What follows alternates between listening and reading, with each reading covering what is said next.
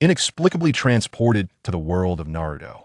Jiang Chuanji, in a disheartening revelation, discovers that he has indeed arrived in the land of mist, a realm notorious for its bloodthirsty inhabitants. Even more unfortunate is the fact that he shares a classroom with the infamous Zabuza Momochi. To compound his misfortune, the Third Shinobi World War is imminent, and soon an array of formidable warriors will grace this stage of carnage. Fortunately, he possesses the Pokémon System as his ally. Skills such as the Sword of the Cliff, Thunderbolt, Ice Beam, Ocean of Origins, Shattered Armor, and Gale Wings. Empowered by the abilities and traits of various Pokémon, Jiang Chuanji begins to navigate this tumultuous shinobi world, struggling to survive against the odds. However, at an indeterminate moment, when Jiang Chuanji looks back once more, he is astonished to find countless comrades, teachers, disciples, and subordinates standing behind him. All of them gaze at Jiang Chuanji with hopeful eyes, imploring, "Lord Mizukage, please grant us your coronation."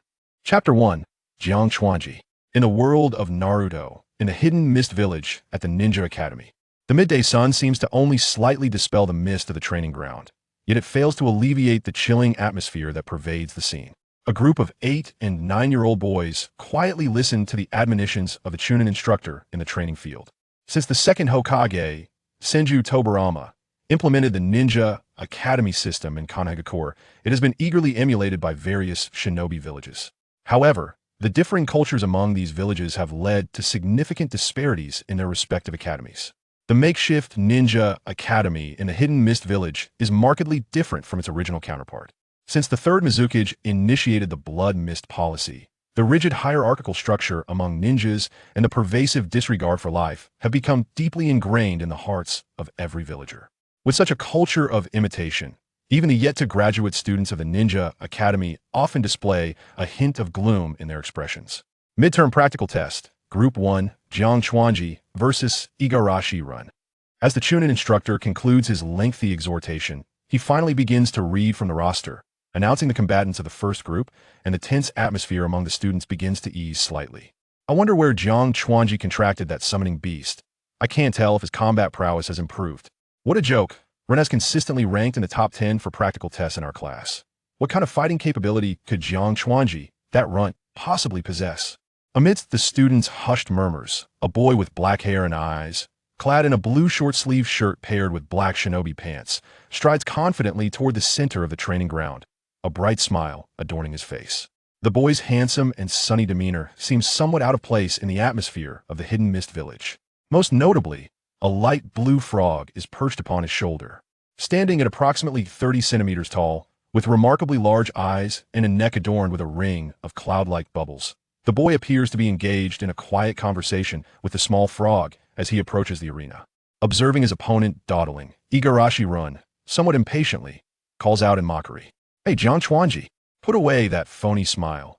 Are you really bringing such a tiny, summoning beast to its demise?"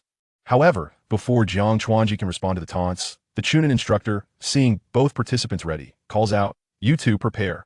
Jiang Chuanji also sheds a smile, drawing a kunai and gazing at his opponent with newfound seriousness. In the village of Misty Hidden, there exists no notion of a mark of opposition or a mark of reconciliation. Once the test commences, any carelessness or hesitation could lead to the forfeiture of one's life. Each practical combat class for the upperclassmen is accompanied by the specter of death. Begin. With the teacher's command, the two individuals surged forward like arrows released from a bowstring. Yet, despite both charging forth, their approaches bore subtle distinctions. The speed of the Igaru man was exceedingly swift, yet his movements were light and ethereal, resembling that of Spectre. Simultaneously, he held a short blade in his left hand, poised for an attack, embodying the distinctive combat style of the Misty Hidden Ninja. In contrast, Jianshijuan's charge appeared rather unremarkable. However, as he propelled himself forward, the blue frog perched upon his shoulder deftly leapt backward, stealthily positioning itself behind Jianshijuan. It was evident that the frog intended to synchronize with its master to launch a surprise assault. Jianshijuan offered no respite for his opponent to ponder. Channeling chakra through his legs, he burst forward, utilizing a kunai to parry the Igaru man's fierce upward strike with a short blade. Skillfully leveraging the force of his opponent's attack, he swiftly sidestepped to the right, evading the powerful kick that followed closely. As Jianshijuan evaded, the small frog that had been concealed behind him naturally revealed itself. Blue water gun. Gua. Zero. A water column, as thick as an arm, spiraled rapidly and shot towards the Igaru man. Simultaneously, Giant Shijuan hurled the kunai from his hand, aimed directly at his adversary's face. However, in the face of such a dual assault, the Igaru man merely relaxed his right hand, tracing a perfect semicircle with a short blade in his palm. With a swift transition from reverse to forehand grip, he executed a rapid downward slash that effortlessly dispelled the swiftly approaching water column. Moreover, his right hand instinctively rose to shield his face, precisely catching the kunai that was less than 5 centimeters from his cheek. With no time for further contemplation, both combatants opted to kick towards one another. Bang! X2. With two muffled thuds resonating, the two individuals struck by the kicks once again chose to distance themselves. After separating, they both rubbed the areas impacted by the other strikes, catching their breath. Giant Shijuan remained relatively composed. Although the failure of the ambush was somewhat regrettable, he was acutely aware of his shortcomings in physical combat even before the battle commenced. Blue was still a recent contract companion, and their level of synergy had yet to reach a harmonious state. Achieving even a slight advantage during this assault was already satisfactory. Conversely, the Igaru man, upon creating distance, felt the fine beads of cold sweat forming at the nape of his neck. In truth, his previous series of actions had been executed instinctively. Whether it was the water column's attack or the kunai aimed at his face, he had not possessed absolute confidence in his ability to intercept either. Although he ultimately managed to evade disaster, he inadvertently nicked his right palm while catching the kunai. That Giant Shijuan, is this all? The ninjutsu of this summoned beast possesses less force than my own fist. You, who can only rely on trifling tricks. The Igaru man suppressed the tension within him and stubbornly retorted. Observing his opponent's demeanor, Giant Shijuan revealed his signature smile without offering a response.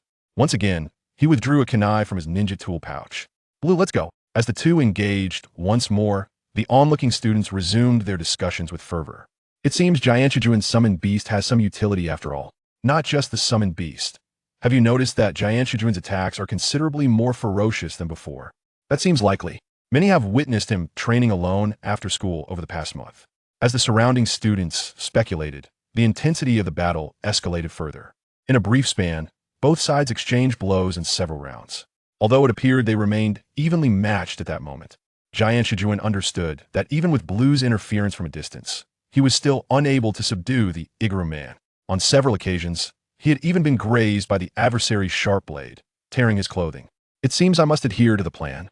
With that thought, Giant Shijuan resolved to hesitate no longer, exerting his feet once more to create distance. Simultaneously, he reached into his ninja tool pouch, as if intending to throw shuriken to disrupt his opponent. The Igaru man, of course, would not allow his adversary to attack unopposed, swiftly launching 3 shuriken first. With a burst of energy from his feet, he swiftly advanced forward, intent on closing the distance and leveraging his close combat advantage. As 3 shurikens flew toward him in a slight arc, they formed a blockade against any escape. However, Jiang Chuanju appeared to be momentarily paralyzed by fear, standing rigidly as one of the shurikens struck him. Yet, before Igaru could reveal any semblance of joy, the impact sent Jiang Chuanju erupting into a cloud of white smoke with a resounding bang. As the smoke dissipated quickly, the figure of Jiang Chuanju was nowhere to be found. Instead, a short wooden stake, affixed with shurikens, abruptly materialized in midair. Substitution technique. When did this happen? Igaru glanced around, visibly astonished. After all, the ordinary substitution technique is merely one of the fundamental 3-body techniques. It requires not only the hand seals to release the ninjutsu, but also the prior preparation of a substitute wooden figure to anticipate the attack. In essence, it is a rudimentary form of misdirection. Typically, this technique is employed discreetly only in confrontations where there exists a vast disparity in strength, allowing the stronger to toy with the weaker. He had completely overlooked when Jiang Chuanju had performed the hand seals to execute the substitution. Just then, a fierce gust of wind surged from behind his head. From behind, Igaru had no time to ponder further. Planting his right foot firmly, he exerted force from his waist and executed a standard upward turning slash, aiming to strike at the neck of his assailant and repel the foe. Simultaneously, his left leg followed suit, feigning a kick. However, Igaru's short blade did not strike true as anticipated. The assailant was, in fact, the blue frog that had been idly splashing water since the beginning. The blue frog extended its diminutive white hand, no larger than that of a cat's paw, poised to strike him. At this moment, having misjudged the target due to the absence of splashing sounds, his counterattack had already missed its mark. It was too late to change his tactics. Igaru could only awkwardly adjust the angle of his kick. As a result of this hasty alteration, the little frog was merely nudged away by the kick that lacked any significant force. Yet, none of this held any consequence now. A sharp kunai had silently been poised against Igaru's neck from behind. The arm gripping the kunai was notably pierced by a bloodied shuriken. First round of the practical test. Victor, Jiang Chuanju. The system notification chime. Ding. You've achieved your first victory over a student from the Ninja Academy. Unlocking the achievement lollipop? Hand it over. Jiang Chuanju naturally disregarded the system prompt, nodding respectfully to the Chunin instructor before sheathing the kunai and approaching her small frog that had been kicked away. Observing that the Chunin instructor had declared the result, Igaru dared not voice any objections. Ultimately, he could only glare resentfully at Jiang Chuanju before returning to his class's ranks in a rather disheveled manner. The outcome of this match was evidently unexpected for the observing students. The gathered Ninja Academy students erupted in a flurry of chatter. They had witnessed the event clearly. Just as Igaru turned to attack the blue frog that had launched the sneak attack, the wooden stake that had fallen to the ground behind him transformed with a resounding bang back into Jiang Chuanju. That stake was not a substitution technique, but rather a transformation technique. The little frog had adhered to the pre-agreed strategy, attacking immediately after seeing Jiang Chuanju employ the transformation technique to draw the enemy's attention. Ultimately, upon reverting from the transformation, Jiang Chuanju disregarded the shuriken still lodged in her arm, charging forward swiftly to subdue Igaru with the kunai, thus securing her victory. Jiang Chuanju actually defeated Igaru? That seemingly weak summoning beast proved so effective. What a misunderstanding. No wonder your grades are so poor. Jiang Chuan's summoning beast merely serves to distract.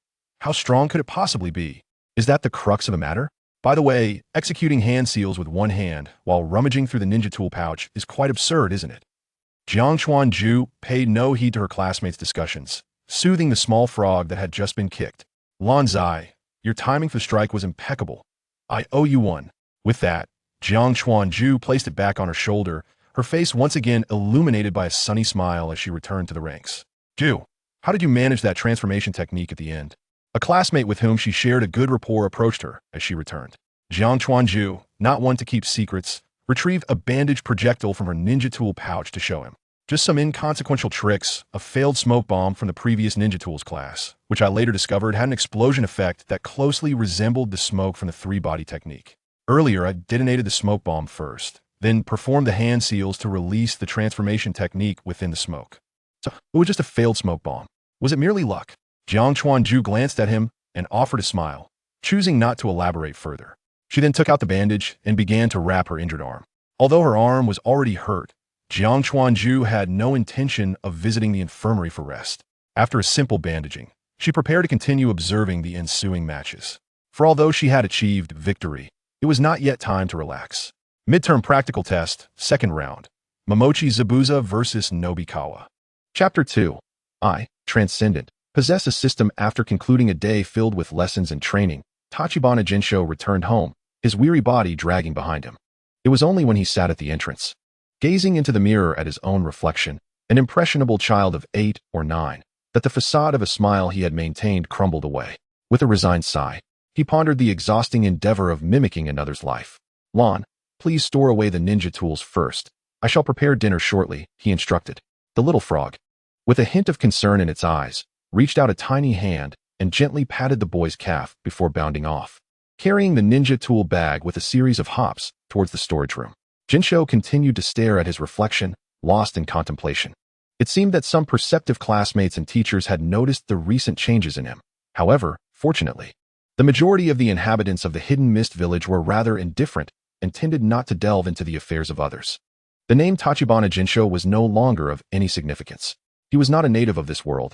Just a month prior, he had been an ordinary person living a mundane 9-to-5 existence. After narrowly escaping 2 accidents involving large trucks, he felt a sense of impending misfortune and had taken an extended leave to rest at home. Yet, upon awakening, he discovered himself transported to the ninja realm, reborn as a 9-year-old war orphan from the Hidden Mist village. Fortunately, upon his arrival, he inherited the entirety of the original owner's memories. As a semi-otaku, While he may not have been intimately acquainted with every detail of the anime Naruto, he had certainly watched the storyline in its entirety and was familiar with its general developments. Jinsho was acutely aware of the nature of the ninja world. Since the conclusion of the Warring States period and the establishment of the ninja village system, which was ostensibly intended for peaceful development and mutual restraint, the actual circumstances had seen little alteration. Ninja world wars erupted approximately every decade, and skirmishes, along with the conflicts instigated by missions, had never truly ceased. Moreover, there were individuals of considerable strength, yet lacking in intellect, intent on extermination, village destruction, and world annihilation. Even the Leaf Village, where the original protagonist Naruto Uzumaki resided, was far from tranquil. While the rhetoric claimed to protect children from the battlefield by establishing villages, the grim reality was that in each war, numerous children, some merely in their early teens or even younger, were dispatched to the front lines to fight. Jinsho's situation was even more dire. At least the Leaf Village maintained an appearance of peace and unity. The Hidden Mist Village, however, had grown apathetic to such hypocrisy, with the implementation of the Blood Mist policy creating an atmosphere of brutality and cold-heartedness throughout the village. Yet, the most pressing danger for Jinsho was the impending graduation examination of the Ninja Academy. All students at the Hidden Mist Ninja Academy were required to kill a fellow student from their cohort during their graduation exam. A cruel test with a mortality rate of at least 50%. Jinsho's class was set to face this examination in merely 4 months. As a reincarnated individual privy to the storyline, Jinsho felt an immense pressure that far exceeded that of his peers. Upon inheriting the original owner's memories, he quickly discovered the existence of a classmate named Momochi Zabuza. Jinsho understood all too well that this individual had, in the original narrative, eliminated all his peers during the graduation examination, forcing the Hidden Mist Village to abolish such a brutal test. In other words, if Jinsho could not triumph over Zabuza, his chances of passing the examination would be precisely zero. As a common person who had traversed from a peaceful world, Jinsho merely wished to live a tranquil life. Ideally, until the era of Boruto. At least by then, the ninja world would have developed technology such as video games and the internet, allowing him to enjoy a life of leisure. Fortunately, fate had not entirely forsaken him. As an ordinary transmigrator, Jinsho had come equipped with a so-called Omni Pokémon lottery system. He sighed, unable to face the absurdity of the system's name. Having spent over a month in this new world, he had begun to grasp the general functions of this system. It currently comprised 3 sections: lottery, tasks, and achievements. Both the tasks and achievements could yield gold coins, though it was regrettable that these coins had no physical form and could only be utilized for lotteries in the system, lacking even a marketplace. Presently, the task section contained only daily tasks, regardless of completion, for tasks would refresh daily at midnight, each worth 10 coins, with an additional 20 coins awarded for completing all of them. Over the course of a month, Jinsho had discerned that these daily tasks were relatively simple, consisting of tasks like throwing shuriken 200 times, answering a classroom question, and helping the neighboring widow fetch soy sauce. Consequently, his classmates often observed him practicing alone after school, not solely due to his urgency regarding the future, but also sometimes out of a desire to complete his daily tasks. Aside from the daily tasks, it remained unclear how to trigger other tasks. Jinsho speculated that perhaps new tasks would become available upon becoming a ninja and undertaking village missions. Next came the Achievements module. The advantage of daily tasks lay in their consistency. However, as he had only recently arrived in the ninja world, Jinsho had triggered various achievements over the past month. Although the only noteworthy achievement thus far was Newcomer to the Ninja World, which granted him 300 gold coins, others, like today's achievement for beating up a child, yielded a meager 510 coins. Nonetheless, the diversity of achievement triggers proved bountiful. For instance, tasting 10 different dishes, conversing with 100 individuals, and even triggering an ambiguous achievement titled, "Apologies, I am on the path of life," for being late to school for the first time yesterday. However, since the conditions for triggering all achievements were unknown, Jinsho had initially experimented randomly, only to realize that active exploration was inefficient. Thus, he opted for a more casual approach to triggering them. Finally, the most crucial aspect was the lottery interface. According to the descriptions within the lottery section, each 160 coins could be exchanged for 1 lottery chance, with a guaranteed purple item from a 10 draw, and an assurance of a golden item after accumulating 90 draws from the same pool, resetting the count upon drawing a golden item. The specific rewards for golden and purple items depended on what was available in the up pool. While the system was touted as an Omni Pokémon lottery, It currently only featured 3 lottery pools. One was an unknown pool that Jinsho had yet to decipher how to access. The second was a general attribute up pool, containing everything from the destructive explosion technique to the nonsensical gold coin on Meowth's head, with rewards of varied significance. Lastly, there existed a novice exclusive up pool that allowed for only 20 draws. Due to the 10-draw discount from the novice up pool, Jinsho had decisively conducted a 10-draw lottery after accumulating 1280 coins over a month and a half ago. The result was the acquisition of Unique Summoning Technique, Golden Item, Master the Summoning Technique and randomly summon a Pokemon as a host, with growth potential and maximum initial intimacy. Although this sounded impressive, it was merely a Froakie that had yet to reach level 5. Other rewards felt rather lackluster, with blue items like Healing Ointment and PP Restorative being the only ones of marginal utility. However, whether due to localization or not, once extracted, the Healing Ointment transformed into a salve, while the PP Restorative morphed into a peculiar military ration pill. Jinsho tested a small portion and found it to be slightly superior to the medicines available at the village pharmacy, albeit with limited effectiveness. The remainder consisted of items such as Pidgeot's Feather, Yellow Pine Cone, Grilled Fruit, Orange Mail, Small Mushroom, Scrap Iron, and Marbles, which were bafflingly devoid of any descriptions. Fortunately, there exists the delightful Froakie, a Pokemon that, despite being a creature from a different realm, serves as a wholly trustworthy companion. Even though its combat prowess is still modest, it provides significant psychological solace to Tachikawa Orange. Thus, Tachikawa decided to name the Froakie Tachikawa Blue, hoping that, even upon evolving into a Greninja, this name would remain a constant presence in its life. He envisioned it as a true partner, rather than merely a ninja beast or Pokemon to grow alongside. Yet, out of a slight sense of embarrassment, Tachikawa often affectionately referred to it as Blue-chan. After a period of diligent effort, bolstered by the rewards from today's achievements of defeating children and completing daily tasks, Tachikawa finally accumulated 305 coins. He glanced at the coin count on the system panel before turning his attention to the now tidied ninja tools and the worried expression on Blue-chan's face. It was prudent to eat first. After all, he had waited all day and need not rush at this moment. Having arrived in this perilous ninja world, Tachikawa consciously endeavored to maintain a sense of composure in all his actions. Those who are impulsive and rash do not tend to survive long in the ninja realm. Regardless, he would undoubtedly have the opportunity to draw a prize today, and patiently waiting a little longer would bear no adverse consequences. Tachikawa forced himself to regain his tranquility. He rose to change his shoes, prepare a meal, and, in a manner akin to his usual routine, completed everything step by step alongside Blue-chan.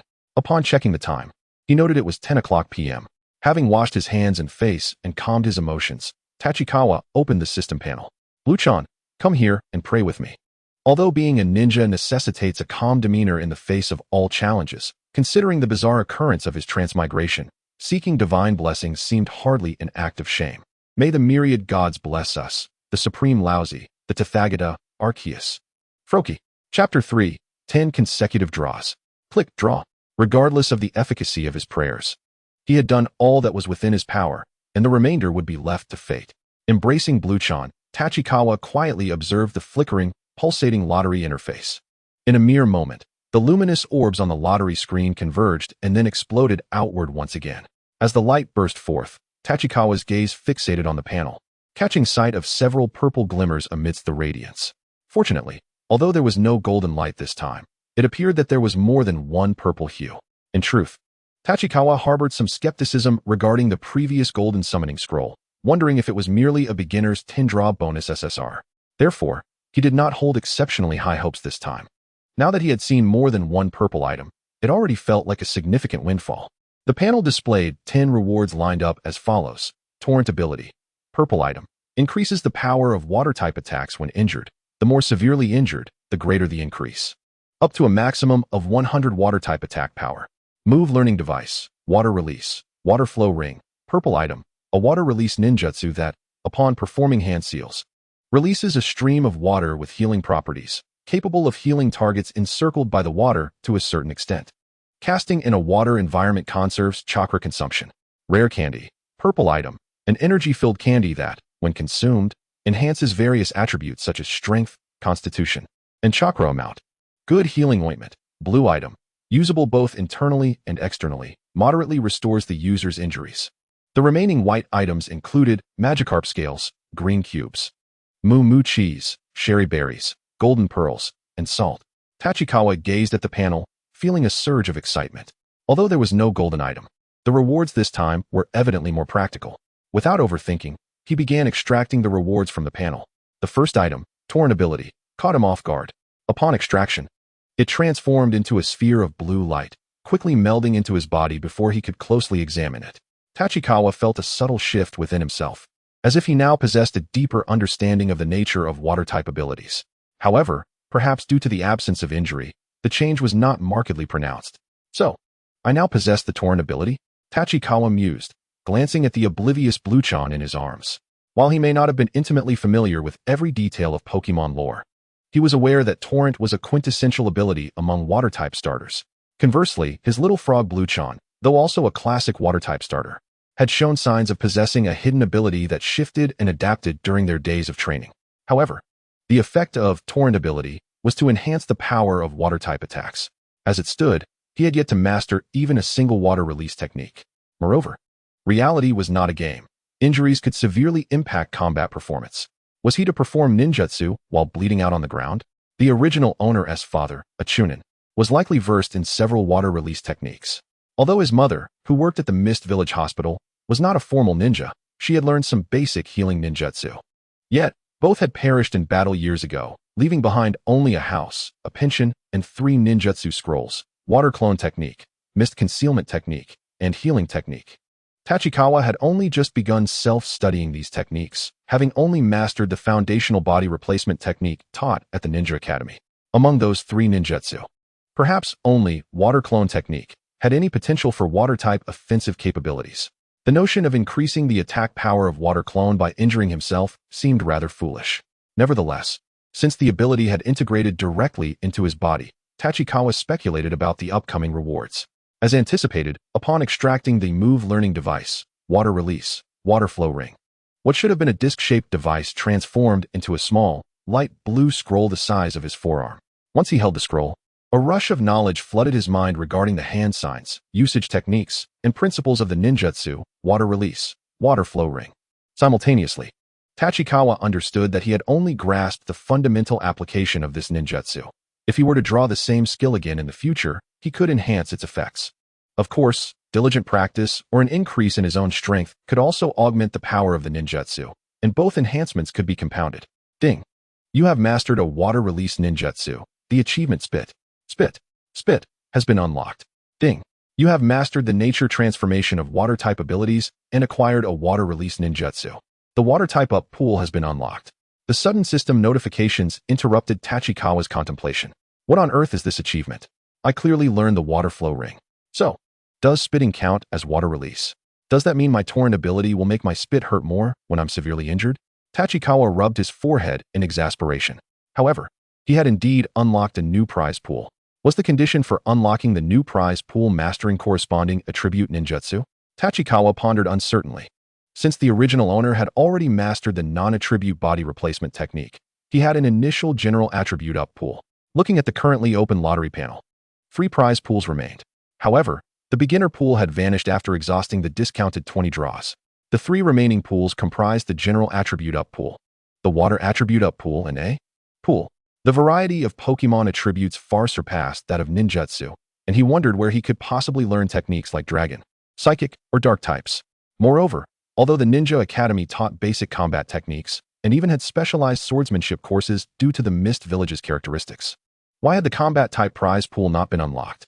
It seemed the system required further exploration. Never mind.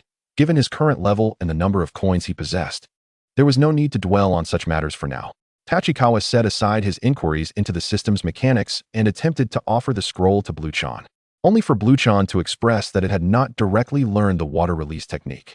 Was it a one-time use? Is it only I who can impart knowledge? Upon unrolling the newly acquired ninjutsu scroll, I was astonished to discover that it indeed contained written content, meticulously detailing the method of release and the operational principles of this jutsu. This implies that others might also be able to learn this ninjutsu through practice, which is certainly promising news. Subsequently, Tachikawa watched the scroll unfurling on the ground, a slight twitch of his lips betraying his amusement. While I am not well versed in the Pokemon series, I find it rather perplexing that the move learning disc has been transformed into a scroll. This localization is remarkably thorough. If both traits and techniques can be utilized, then observing the examples of the first two prizes, Tachikawa opened the interface to claim his rewards and, without much contemplation, promptly consumed the mystical candy in his hand. As expected, with the mystical candy dissolving in his mouth, Tachikawa distinctly felt his chakra limit gradually rising. The enhancement of his physical abilities was less perceptible, but since the system's description mentioned it, there must be an increase. Though lacking a quantifiable data representation, it could very well indicate a level up. Tachikawa lightly clenched his fist. Gua? Blue, observing this individual who unceremoniously utilized Pokémon to elevate his own power, gazed with wide, bewildered eyes. Haha, my apologies. It's simply that I urgently need to strengthen my abilities. Once I have a surplus of candies, I shall let you taste one as well. After gently patting Blue's head to soothe the little frog, he retrieved the remaining items. First, he presented the Sakura berry and the green cube to Blue. Don't be upset. Just have a cube and a berry for now. Since there were no system descriptions for the white items, Tachikawa was uncertain of their specific effects. Thus he offered them to Blue just as he had done with the previously acquired fruit. The green cube seemed to present a dilemma for Blue, yet he scrunched his little face and swallowed it whole. Tachikawa suddenly recalled that the green cube had a bitter taste. Nevertheless, cubes should provide some enhancement in a particular aspect. After all, consuming them shouldn't pose any issues. Pokémon possess a remarkable ability to discern food, not solely based on taste. The healing ointment is also a pleasant find, having tested the effects of the previously obtained potion. This time Tachikawa planned to save it and see if he could unravel its formula. After all, it has already been localized into an ointment. There might be feasibility in that. His satisfaction with acquiring the gold pearl from the assortment of white items was palpable. The physical object was about the size of a standard marble, and Tachikawa intended to find an opportunity to sell it. His original parents had perished in battle, leaving him with a regular pension, and due to the stringent blood mist policies in the Hidden Mist Village, there was a significant emphasis on protecting and compensating war orphans. However, as mere chunin and medical personnel, Tachikawa's current finances were only sufficient to sustain his living and basic training. He decided to temporarily store away the various miscellaneous items, pondering that perhaps in the future he might discover other uses for them. This recent Tendraw was indeed a substantial gain. While the Swift Stream trait holds little utility until he masters the offensive water techniques. The Jutsu, Water Release, Water Flowing Sphere, is potentially teachable to others and conveniently serves as a healing technique. Thus, the prospect of graduating from the Ninja Academy could be reconsidered. Tachikawa glanced at the little frog busily assisting with the tidying up beside his leg. With traits and skills now in his possession, and even the mystical candy proving effective for him, one must ponder who truly is the Pokémon. Chapter 4, Class. The following morning, at the Ninja Academy, the Water Release, Hidden Mist technique is our signature ninjutsu in the Hidden Mist Village. Among you, perhaps only a select few will have the opportunity to learn this technique. Yet I require all of you to comprehend the Hidden Mist technique and learn how to engage in battle within its shrouded confines. At the front of the classroom, the youthful instructor earnestly lectured. However, the majority of the students' attention was evidently not directed towards the teacher. The two students to Tachikawa's right appeared to have yet to recover from the emotional high of yesterday as practical test, animatedly discussing the thrilling duels they had witnessed. Swish!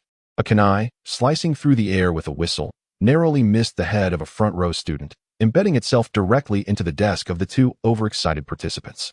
The young teacher cast a cold glare at the startled students, momentarily stunned by the sudden kunai. What? Do you wish to come up and share your insights on the Hidden Mist technique? If you are fortunate enough to graduate as ninjas yet remain ignorant of the Hidden Mist technique, do you intend to stand idly by with the enemy amidst the fog when your team leader employs it during missions? Speak up, as the teacher's voice escalated. Nearly all the students fell silent, obediently redirecting their focus to the front. However, Tachikawa was an exception, for just moments ago, his attention had been entirely captivated by a particular individual seated in the front row, a student notably smaller in stature than his peers, despite having previously appeared disengaged. Staring out the window in a daze, he suddenly turned sharply at the moment the Jonin instructor hurled the kunai, exhibiting a hint of a defensive stance. Could it be that Momochi Zabuza has indeed improved in strength? It seems he did not unleash his full potential during the test yesterday. Since his arrival in this world, Tachikawa had been observing Zabuza, aware that he was in the same class as this eyebrowless executioner and would subsequently participate in the graduation examination alongside him. Tachikawa had inquired about the previous year's examination content, which involved casting all students onto an island, each receiving a token, with only those who obtained 2 tokens permitted to board the ship and graduate from the Ninja Academy at the end of the exam. Based on Tachikawa's estimation, Zabuza's strength at that time must have clearly surpassed that of the other students. Perhaps in 4 months, Zabuza might have attained the rank of a newly appointed Chunin. Only then would it be conceivable for him to eliminate all 100 or so civilian candidates participating in the examination. Indeed, only civilian-affiliated students partake in this brutal graduation exam. The Hidden Mist Ninja Academy exclusively serves civilian students. While the Hidden Mist Village's Ninja Academy mimics the system established by the second Hokage, it starkly contrasts with the likes of Konoha Village, where even the Hokage's offspring and prodigious Uchiha scions attend classes alongside civilians. The Hidden Mist Ninja Academy is populated solely by orphans of war and the children of minor clan ninjas. It is said that when the second Mizukage initially established the academy, some branch members of bloodline or secret technique clans were admitted.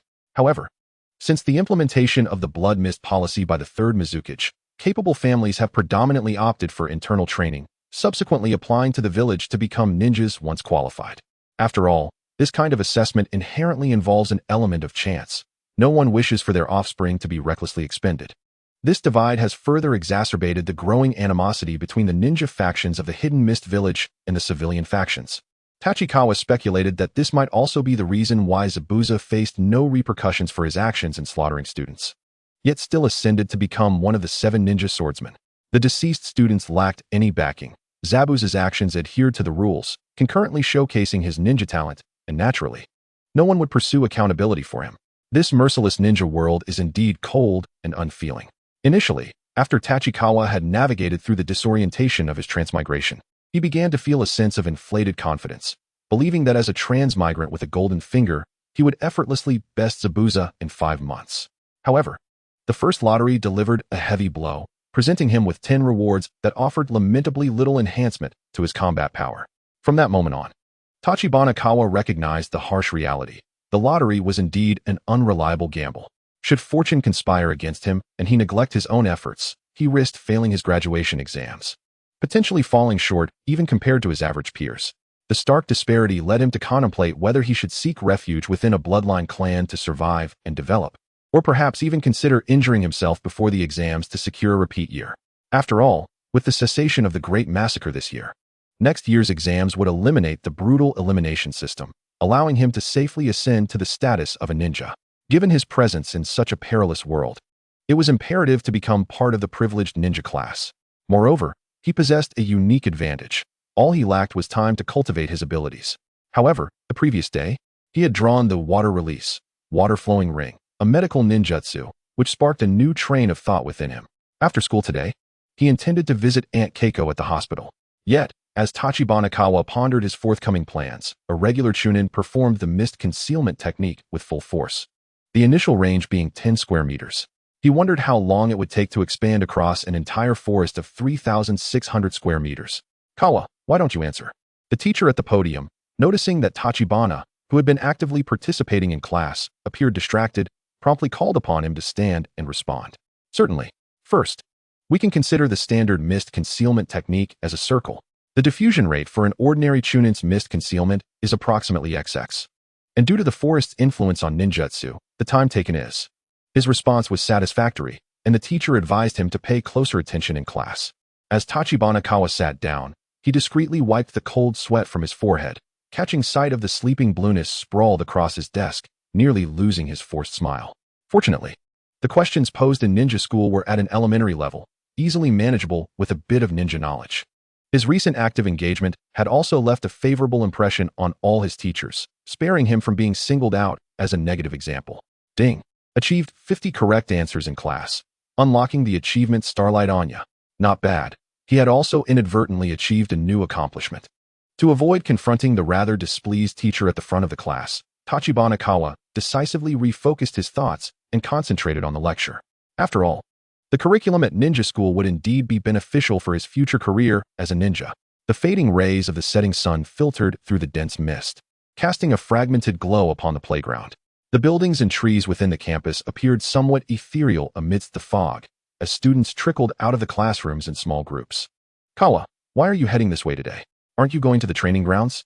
A familiar classmate, watching Tachibana rush out, inquired with a hint of curiosity. I have some matters to attend to today. We'll discuss training another time, Tachibana replied with a bright smile, his feet quickening as he hurried towards the Hidden Mist Hospital. The hospital was not far from the ninja school, reportedly established simultaneously with the Hidden Mist Village. Although both ninjas and civilians from the village received treatment here, the hospital remained somewhat underappreciated due to the prevailing attitudes in the Hidden Mist Village. Appearing quite antiquated compared to the school, the cylindrical stone structure was overgrown with moss, and without the large medical symbol adorning it. One might easily confuse it with the ordinary residential buildings nearby. Most of those coming and going were merely regular villagers. Just as Tachibana was about to step inside, he noticed a figure clad in a white coat conversing with a nurse in front of the building. It was curious. Though the medical technology in the ninja world was somewhat askew, they had long recognized that blood and stains could foster bacteria, leading to patient infections. The easily soiled white attire allowed for the quick detection of such stains, ensuring timely changes and cleanliness in medical practices. Furthermore, white also aided in soothing patients' psychological states. Thus, many years ago, doctors in the ninja world began donning white coats, a practice reminiscent of the medical systems in his previous life. As Tachibana was lost in thought, the doctor, having finished his conversation with the nurse, turned to see Kawa standing idly in front of the building. Little Kawa, what brings you here today? A middle-aged woman with flowing blue hair and a gentle demeanor approached him. Tachibana, upon recognizing her, donned his signature smile and obediently responded, Aunt Keiko. I have some questions I'd like to ask you, so I came directly after school. Chapter 5, Medical Ninjas.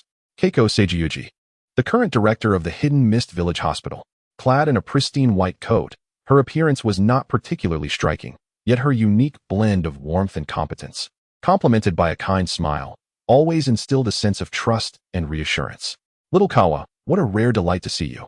It's only been a short while since school let out. You haven't eaten yet, have you? Observing Kawa's slightly disheveled appearance from his hurried journey, Keiko Seiji approached to ruffle his hair, preparing to kneel down to tidy him up. Tachibana smiled with mild resignation. Yes, Aunt Keiko. However, I usually eat after training, so I'm not hungry yet. He did not shy away from her affectionate gesture. Despite being taller than many of his peers and a reincarnated individual, he was still merely a 9-year-old child, accustomed to the treatment of elders. Kawa simply brushed off the dirt on his clothes, indicating that he had already tidied himself. Though in the humid climate of the Hidden Mist Village, it was clear that such actions were merely superficial. Keiko Seiji withdrew her hand, observing the futile efforts of Tachibana with a mildly indulgent smile. However, she was more concerned with the earlier part of his statement. Since you haven't eaten, and I happen to have no patience at the moment, you needn't enter the hospital. Wait for me a moment while I change, and I'll take you out to eat. Without waiting for Tachibana to respond, Keiko Seiji turned and entered the hospital. Kawa had no choice but to obediently wait in place. This Aunt Keiko, since his arrival in this world, he had only seen her twice. From the memories of his former self, he understood that she was his mother's teacher and possibly had some convoluted familial ties. After the passing of his parents, she had taken considerable care of him. Although the ninja world lacked a formal concept of guardianship, Keiko Seiji's actions had effectively made her his guardian. Therefore, he always felt the need to be particularly cautious around her, not wanting this kind elder to notice any differences between himself and his predecessor. From his recollections, while Keiko Seiji served as the director of the Hidden Mist Hospital, she was not a ninja in the traditional sense. In fact, she held no official ninja rank. Despite possessing chakra and mastering various medical ninjutsu, she lacked any combat capabilities and was not registered among the ranks of ninjas, thus could only be referred to as a doctor. In the current societal climate of the Hidden Mist Village, this designation meant that even as the hospital director, she held a certain status but could not ascend to the upper echelons of village authority. Little Kawa, sorry to keep you waiting. Keiko Seiji emerged from the Hidden Mist Hospital, now donned in her casual attire. Not at all, Aunt Keiko. Let us go for seafood ramen. It's been a while since I last had it. Today, it was certain that the elder Keiko Seiji would cover the expenses, so Tachibana, wishing to avoid imposing too much on her, directly expressed his desire as a child. Then let us be off, perhaps due to her background as a doctor. Her demeanor was consistently composed and meticulous, yet, when it came to action, Keiko Seiji was always brisk and energetic. Before long, the two arrived at the ramen shop. Boss, one bowl of tonkatsu ramen. Little Kawa, you want the seafood ramen, right? Keiko Seiji, a regular at this establishment, promptly called out to the owner to place her order without much thought. Yes, Aunt Keiko. I'd like a large bowl, please. Thank you. While waiting for their meal, Tachikawa Orin did not immediately broach the subject at hand, but instead engaged in light conversation with Seiyuji Keiko about her recent daily life and school experiences. Their chat was short-lived, as the owner soon brought out the freshly prepared ramen. Orin placed the little blue frog resting on his shoulder onto the table and, while picking shrimp from his bowl to feed it, Keiko, who was also enjoying her noodles, hesitated before inquiring. I've been meaning to ask you, Orin, is this your summoning beast? I don't believe I've seen it before. Indeed, I recently entered into a summoning contract with Blue, purely by chance, Orin replied. At the mention of its name, Blue turned its head and croaked twice in a rather agreeable manner. Keiko, wearing a serious expression, cautioned, summoning contracts do carry certain risks. Some summoning beasts can even backfire on their masters. You should exercise caution. Rest assured, Aunt Keiko, I found Blue while training at the edge of the village. It doesn't belong to any particular clan. It appears to be a mutated creature, possessing chakra that allows it to perform basic ninjutsu, which is why it became my summoning beast. Orin hastily reassured the slightly irked Blue, who seemed offended by the suggestion of being potentially dangerous. Noticing that Keiko was inclined to continue her admonition, Orin swiftly changed the topic. Aunt Keiko, I came primarily to inquire about the recent initiative in the village regarding the selection of medical ninjas. Do you have any details on the specific process? Keiko, perhaps sensing Orin's intention, continued. This initiative was proposed by me to Elder Jin, and Konoha has already begun incorporating medical ninjas into some of the new teams. It has been confirmed that this indeed reduces the casualties among ninjas, and we in the Mist Village cannot lag behind. Historically, the roles of doctors and ninjas were quite distinct. While some ninjas possessed a modicum of medical ninjutsu, and some doctors had combat abilities, all frontline medics operated within camps, requiring injured ninjas to return for treatment. Doctors did not accompany ninja squads on routine missions, and whether an injured ninja would survive long enough to receive treatment was left to chance. Everything changed with the arrival of a woman named Tsunade, who, possessing remarkable combat prowess alongside her exceptional medical skills, gained considerable renown in the ninja world due to her status as the granddaughter of the first Hokage. When she began fervently advocating for the concept of medical ninjas in Konoha and proposed their inclusion in ninja teams for missions, even as Konoha was still deliberating, other ninja villages swiftly followed suit. To Orin's surprise, the driving force behind this initiative in Mist Village turned out to be Aunt Keiko herself. Are you interested in becoming a medical ninja? Keiko tilted her head, her expression tinged with curiosity. Yes, Aunt Keiko. After the recent midterm combat test, I recognized my inadequacies in combat abilities and wished to make a change. But you performed well in the test and scored quite decently, didn't you? Keiko's expression turned further perplexed. Are you already aware of the scores from yesterday's test, Aunt Keiko? Coincidentally, the school's medic is one of my students, and I had him keep an eye on you. Well, as the director of the Mist Hospital, I may not hold a position of great power, but I certainly enjoy many conveniences in daily life.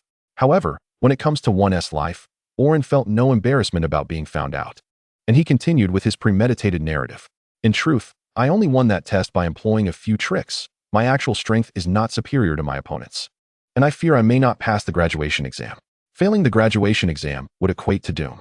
Orin was unafraid of losing face and exaggerated the severity of the situation. Keiko's expression grew serious. This was my proposal to begin with. Elder Jin has already approved it and persuaded Lord Mizukage. Elder Jin holds significant influence in the Mist Village's hierarchy.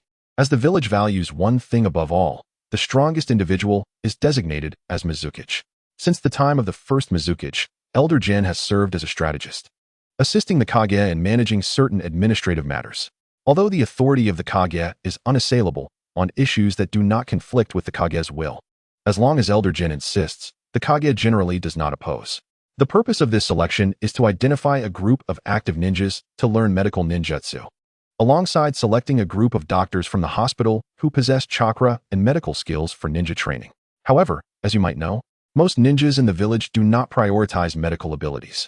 Medical ninjas require a certain level of chakra manipulation and medical knowledge. Hence, the implementation has not progressed smoothly.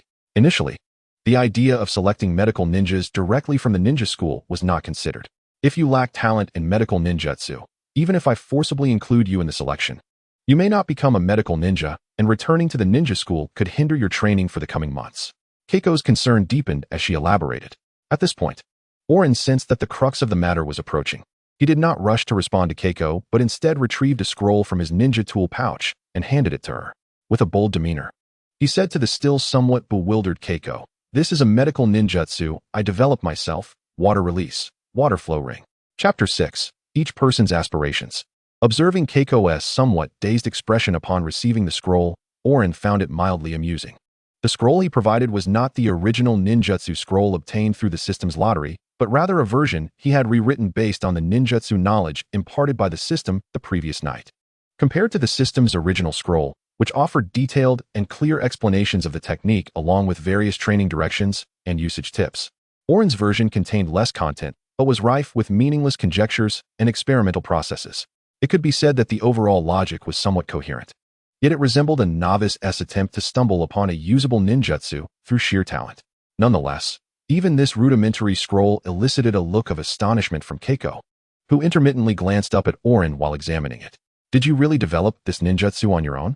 After a cursory review of the scroll's contents, Keiko inquired incredulously. "Absolutely, Aunt Keiko. This was an accidental discovery while I was researching my mother's healing technique and my father's training notes. While luck played a part, it is indeed my own creation." As he spoke, Oren allowed a hint of pride to surface on his face. Yet, this statement was not entirely false. As Oren had indeed been grappling with his parents' training scrolls recently, the technique bore similarities to a basic healing technique, or more accurately, it facilitated the remote transmission of healing energy through water flow. Its advantages were apparent. It was simple to learn, likely falling under the C-rank ninjutsu category, and could be mastered by ordinary ninjas without extensive medical knowledge. However, it was ineffective for treating injuries requiring specialized medical expertise, such as bone dislocations, nerve reconnections, or internal organ repairs. Moreover, in water-rich environments, it would conserve chakra, though for ordinary medical personnel, the manipulation of water's elemental properties might present a challenge. True to her position as the director of the Mist Hospital, Keiko swiftly grasped the essence of the technique after merely a cursory glance at the scroll, prompting Oren to elaborate further. "Aunt Keiko, this technique, although not requiring any medical knowledge to master, is indeed more effective when employed by a trained medical professional. The control of water flow allows for a more intuitive grasp of healing energy. Moreover, once proficient, one can utilize finer streams of water to directly penetrate the body and target the afflicted area." Observing the somewhat silly smile on the face of Tachibana as he enthusiastically elaborated, Seiyuji Yoko found herself momentarily entranced. Had she inherited her mother's talent? Once, a girl had sat before her, beaming with dreams of the future of medical ninjutsu. "This child is a prodigy in the art of medical ninjutsu. I cannot allow her to perish in such a cruel examination." With this thought, Yoko's gaze grew resolute. "Little Kaki, you can perform this ninjutsu now, correct?" "Of course," came Tachibana's reply. Upon hearing this, Yoko concentrated chakra into a sharp surgical blade and, astonishingly, made a cut along her left arm. "Now demonstrate this ninjutsu for me." Kaki, somewhat reluctant, realized that even though his counterpart was not a ninja, the doctors in the ninja world are indeed formidable. Seeing the blood begin to flow from Yoko's arm, Tachibana knew he could not delay any longer and promptly formed the necessary seals to unleash the technique. However, to ensure it was clear for her, he slightly slowed his seal formation. Water release, water flow ring. Upon completion of the seals, an invisible force extracted the moisture from the remaining broth in the bowl, transforming it into a clear stream of water that hovered above Kaki's palm, forming a flowing ring. As the ring grew larger, it flew towards the wound on Yoko's arm, and as the water flowed over it, the wound, not particularly deep to begin with, began to visibly heal at an astonishing pace. Feeling the coolness on her arm, Yoko contemplated and then inquired, "This ninjutsu seems to only extract pure water, so naturally. Bacteria from the environment would not infect the wound, correct?" Yoko clearly recognized Kaki's intention in using the broth to perform the ninjutsu. Indeed, and the chakra compensates for any lack of moisture, allowing it to be performed even in completely arid conditions. This technique is particularly effective for cuts and burns. Observing the impressive results, Kaki feared Yoko might misunderstand, and thus offered a brief clarification. At this moment, Yoko had already formed a plan in her mind. "Little Kaki, come with me to the hospital. I have some medical notes from my youth in my office. Take them back and study diligently. I will arrange for you to become a medical ninja." With that, Yoko, abandoning her usual composure, tossed some money aside and grasped Kaki's hand, preparing to leave. Noticing her urgency, Kaki had no choice but to scoop up the still snacking Lanzi from the bowl and hurriedly follow suit. However, unbeknownst to Kaki, as the two rushed back to the hospital, another pair was engaged in conversation in a different corner of the hidden mist village. Zabuza, have you given thought to what I proposed earlier? A serious-looking, green-haired, purple-eyed child ninja stared intently at the seemingly indifferent Zabuza Momochi. If high-ranking ninjas from the hidden mist village were present, they would be utterly astonished. Recently, the reformist faction had gained notoriety, subtly positioning itself as a representative of the common ninja, and here was Karasuke Yagura making a request to a mere student yet to graduate from the Ninja Academy. This is not merely a personal request. The brutal graduation exams are continually undermining the unity of our village, causing many potential pillars of the village to perish needlessly. So you want me to eliminate all the students during the exam? Zabuza retorted with a disdainful sneer. These sacrifices are necessary. I have repeatedly proposed reforms for the Ninja Academy at the Jonin meetings.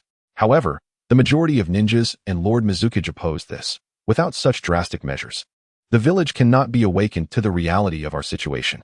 Karasuke Yagura understood that his proposal would inevitably be dismissed. The blood mist policy was first introduced by the third Mizukage, and thus, no one was permitted to question it. Moreover, the majority of Jonin hailed from clan families whose children would not attend the Ninja Academy. They would prefer to see the common ninjas dwindle in number.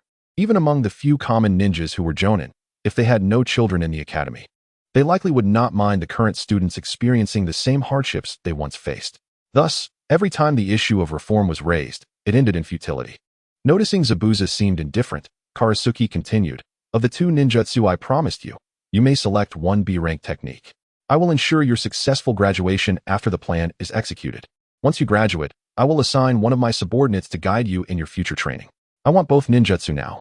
Zabuza himself abhorred the current blood mist policy and wished to alter the state of the hidden mist village through his efforts. However, that was solely his choice. Merely discussing ideals without providing tangible benefits would not sway Zabuza Momochi. Seeing Zabuza agree to his conditions, Karasuke felt a sense of relief. After all, Zabuza was recognized as the strongest student of this cohort. If anyone else were to execute the plan, it would lead to unnecessary complications. No problem. If you have decided on your ninjutsu, you can inform me directly. Until the graduation exams, I will arrange special training for you, and both techniques will enhance your strength. TCH. Although Zabuza expressed his disdain quietly, he did not refuse Karasuke's proposal. I want the water dragon bullet and the hidden mist technique. The hidden mist technique is not particularly suitable for dealing with fellow ninjas from the hidden mist village, and the water dragon bullet may not be ideal either. I suggest you consider two different ninjutsu. Hearing that Zabuza desired those two techniques, Karasuke offered a gentle reminder. However, Zabuza clearly did not appreciate it. Fixating on Karasuke and reiterating, no need, these two ninjutsu will suffice. Observing the stubbornness of this youth, Karasuke contemplated Zabuza's capabilities before ultimately conceding to his request with a nod. Chapter 7. The Shadow of War. Over half a month had passed since Tachikawa Kaki expressed his desire to become a medical ninja. Although during this time, he often met with Seiyuji Yoko to inquire about medical knowledge, she had not brought up the topic of medical ninja selection, and Kaki refrained from pressing the issue, focusing instead on his studies and training. Currently, Kaki's daily routine comprised attending classes, completing daily tasks, practicing ninjutsu, and studying medical knowledge. Perhaps due to having already triggered simpler achievements, Kaki's frequency of achievement notifications had noticeably declined of late. Fortunately, daily tasks remained stable, and Kaki estimated that by the end of the month, he would have amassed 1,600 gold coins for a tenfold draw. However, he was still deliberating whether to draw from the water attribute pool or the general attribute pool. Although the golden prizes in both pools were undeniably enticing, Kaki did not believe his luck would allow him to obtain golden prizes with just 10 or 20 draws. Thus, he prioritized considering the purple items that would enhance his abilities. In the water attribute pool, those water release skills, in conjunction with the traits he had already acquired, should facilitate a smoother elevation of his strength. In the general attribute prize pool, there exists a myriad of peculiar skills and items, some of which are astonishingly powerful. However, if one were to draw a rather frivolous skill such as voice transformation, it would feel like a lamentable waste of precious lottery chances. As Jiang Chuanju contemplated the various pieces of information displayed on his system panel, plotting his future, the conversation of two passers-by, clad in ninja attire, emerging from a nearby dumpling shop, captured his attention. Have you heard? The third Kazakage of Sunagakure has gone missing. Indeed, I have heard. Yet, it hardly concerns us. Does it? It only goes to show that Tsunegakure is so inept that even their own Kage can disappear. Quite true, Tsunegakure's strength has been waning, becoming a veritable disgrace among the 5 great shinobi countries. Who could argue with that? At this moment, having just finished school, Jiang Chuanju was on his way to the Kirigakure Hospital for a supplementary course in medical knowledge. As the 2 ninjas walked further away, their voices faded into obscurity. Nevertheless, Jiang Chuanju's thoughts became tumultuous. He understood that the disappearance of the 3rd Kazekage was not entirely unrelated to Kirigakure. He vaguely recalled that it was precisely due to this incident that Tsunegakure sought to provoke Konoha, igniting the flames of the 3rd Great Ninja War. During the 2nd Great Ninja War, Kirigakure had closed its borders and refrained from participating, resulting in a conflict centered around the Land of Rain, involving fire, earth, and wind. However, the 3rd Great Ninja War was, in every sense, a true melee. With all 5 great nations embroiled in battle, no village could escape its clutches. Reflecting on the multitude of characters, both living and deceased, who had thrived or perished in that war, alongside the sheer brutality of the conflict, Jiang Chuanju, who had previously felt secure in his potential to become a medical ninja without the burden of graduation exams, found a renewed and fervent desire to enhance his own abilities. While he was uncertain how long the 3rd Kazekage had been missing, the mere fact that such rumors had reached the ears of ordinary ninjas in Kirigakure suggested that Tsunegakure's declaration of war against Konoha could not be far off. The weight of this revelation bore heavily on Jiang Chuanju's mind. If war were indeed to erupt, even ordinary medical personnel would be summoned to the battlefield, leaving him no escape, even as a medical ninja. Moreover, if the conflict were to commence prematurely, it might necessitate the early graduation of his cohort, potentially derailing his carefully laid plans. Alas, these were matters beyond his control. He could only pray for a delay, hoping that Kirigakure would join the fray at a later stage. Feeling somewhat despondent, Jiang Chuanju contemplated venting his frustrations to his little frog companion. However, as he reached for his shoulder, he remembered that Lanzai had recently made significant strides in his training, mastering the classic skill of lightning flash. Perhaps sensing the rewards of diligent practice, Lanzai had become engrossed in his training and had not accompanied Jiang Chuanju on this outing. Fortunately, with the existence of summoning techniques, any unforeseen circumstances would not adversely affect their combat effectiveness. Speaking of lightning flash, it bore a resemblance to a teleportation technique that allowed for a secondary directional shift while adding the impact of rapid movement to attacks, rendering it a commendable offensive maneuver. Regrettably, although Jiang Chuanju possessed overall strength far surpassing that of Lanzai, he lacked the unique leg structure that endowed Lanzai with extraordinary leaping ability, rendering him incapable of mastering this technique. Consequently, the 4 skills that Lanzai now commanded, slap, voice, water gun, and lightning flash, were of little utility to Jiang Chuanju, as he found himself unable to learn any of them. Thus, with a heavy heart, Jiang Chuanju made his way to the office of Shijing Temple Keiko. However, upon arrival, he found the office devoid of her presence, a situation he had grown accustomed to, given that the head of the Kirigakure Hospital often had a demanding schedule. He settled himself at her desk, opening a scroll on medical ninjutsu, and resuming his studies from where he had left off the previous day. Thus far, he had only mastered healing technique and water stream ring, both of which sufficed for his current needs. Most of his energy was devoted to honing his chakra control and acquiring knowledge in human anatomy, and during his spare moments, he would seek Keiko's guidance on pharmacological knowledge. This intense focus had led to a certain cognitive overload, causing his progress in ninjutsu practice at home to slow significantly. Not only could he not solidify a water clone, but even the simpler mist concealment technique remained elusive. As time slipped away in his concentrated study, the sun began its descent. Suddenly, the office door creaked open, and Shijing Temple Keiko entered, wearing the marks of fatigue. However, upon noticing the scroll on Jiang Chuanju's desk, a look of mild satisfaction graced her face. "Aunt Keiko, you haven't had dinner yet, have you? I picked up some dumplings on my way home from school." Upon seeing her weary demeanor, Jiang Chuanju inquired with concern. "No need. I have a surgery to attend to shortly. I came primarily to discuss something with you." Jiang Chuanju sensed an impending revelation.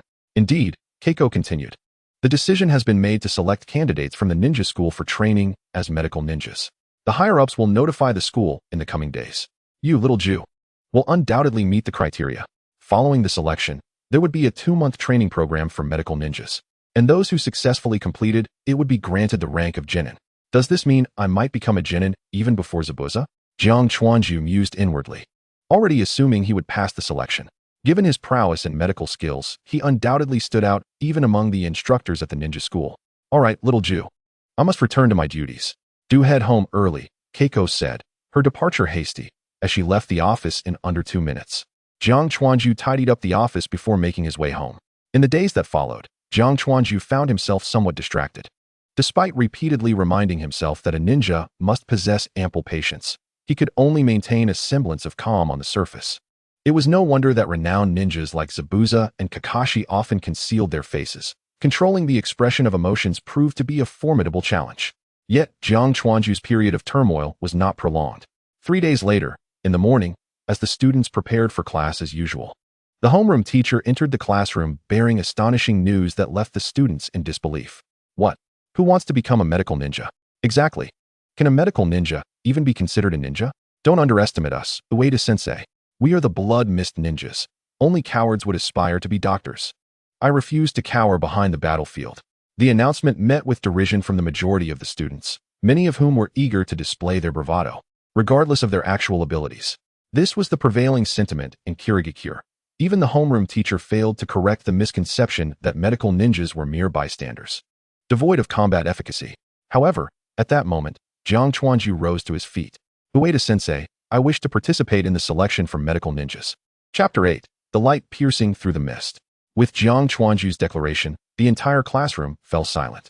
Even the typically indifferent Zabuza turned to gaze in Jiang Chuanju's direction. Ueda-sensei, I wish to participate in the selection for medical ninjas. Upon noticing that his homeroom teacher had not provided any feedback, Tachikawa Orange felt compelled to speak up once more. Tachikawa, you may proceed to the indoor training facility on the first floor for your assessment. At that moment, Teacher Ueda appeared to be grappling with his thoughts. It was hardly surprising. In recent weeks, Tachikawa's theoretical performance had not only improved, but his practical test results had consistently surpassed expectations. Teacher Ueda had tacitly accepted that Tachikawa would secure an additional passing quota for their class in the graduation assessments. Yet now, this hard-earned graduation slot was to be relinquished in favor of becoming a medical ninja. The look in Teacher Ueda's eyes as he regarded Tachikawa was reminiscent of a world from a previous life, where one day, a promising student in class announced, Teacher, I've decided to stop studying and pursue excavator operation. Such was the sentiment. However, Tachikawa did not seek the understanding of others. He merely nodded at Teacher Ueda before striding out of the classroom. As soon as Tachikawa departed, the classroom erupted in a cacophony of whispers. No one had anticipated that he would turn out to be such a coward. Shouldn't he have been more courageous? Hadn't he been diligently honing his skills for over a month? How could he possibly consider participating in such an assessment? Many believed he had grown wiser. Yet he seemed just as foolish as ever. Enough. Class is starting. The more perceptive students quickly recognized that Teacher Ueda was in a foul mood and fell silent. Yet, unable to contain his frustration, Teacher Ueda added, the most crucial aspect of being a ninja is strength. If you do not take this class seriously, you may find yourselves imperiled during missions. Meanwhile, seated at the front, Momochi Zabuza was visibly unsettled, his brow furrowed deeply. Was it possible that Tachikawa had stumbled upon some critical information? Given Tachikawa's impressive performances in recent practical tests, Zabuza had begun to view him as a hypothetical adversary, engaging in multiple simulated battles against him. Now, this individual was silently announcing his intention to become a medical ninja. Or was it possible that his prior mention of Tachikawa to Kurigane Yagura had led to some undue pressure and exclusion? Regardless of Zabuza's suspicions in the classroom, Tachikawa was oblivious. Upon arriving at the selection site, Tachikawa felt a twinge of regret upon discovering that Aunt Keiko was not among the examiners. With only 3 candidates present, including himself, the other 2 were familiar faces, girls from Class 3 and Class 5, likely participating out of fear of failing the graduation exam. Not only was the number of participants sparse, but the supervising instructors seemed to regard this selection process with indifference. The 2 teachers were engaged in light-hearted conversation in one corner of the classroom, and after a while, realizing no new candidates had arrived, one of the younger instructors finally spoke up.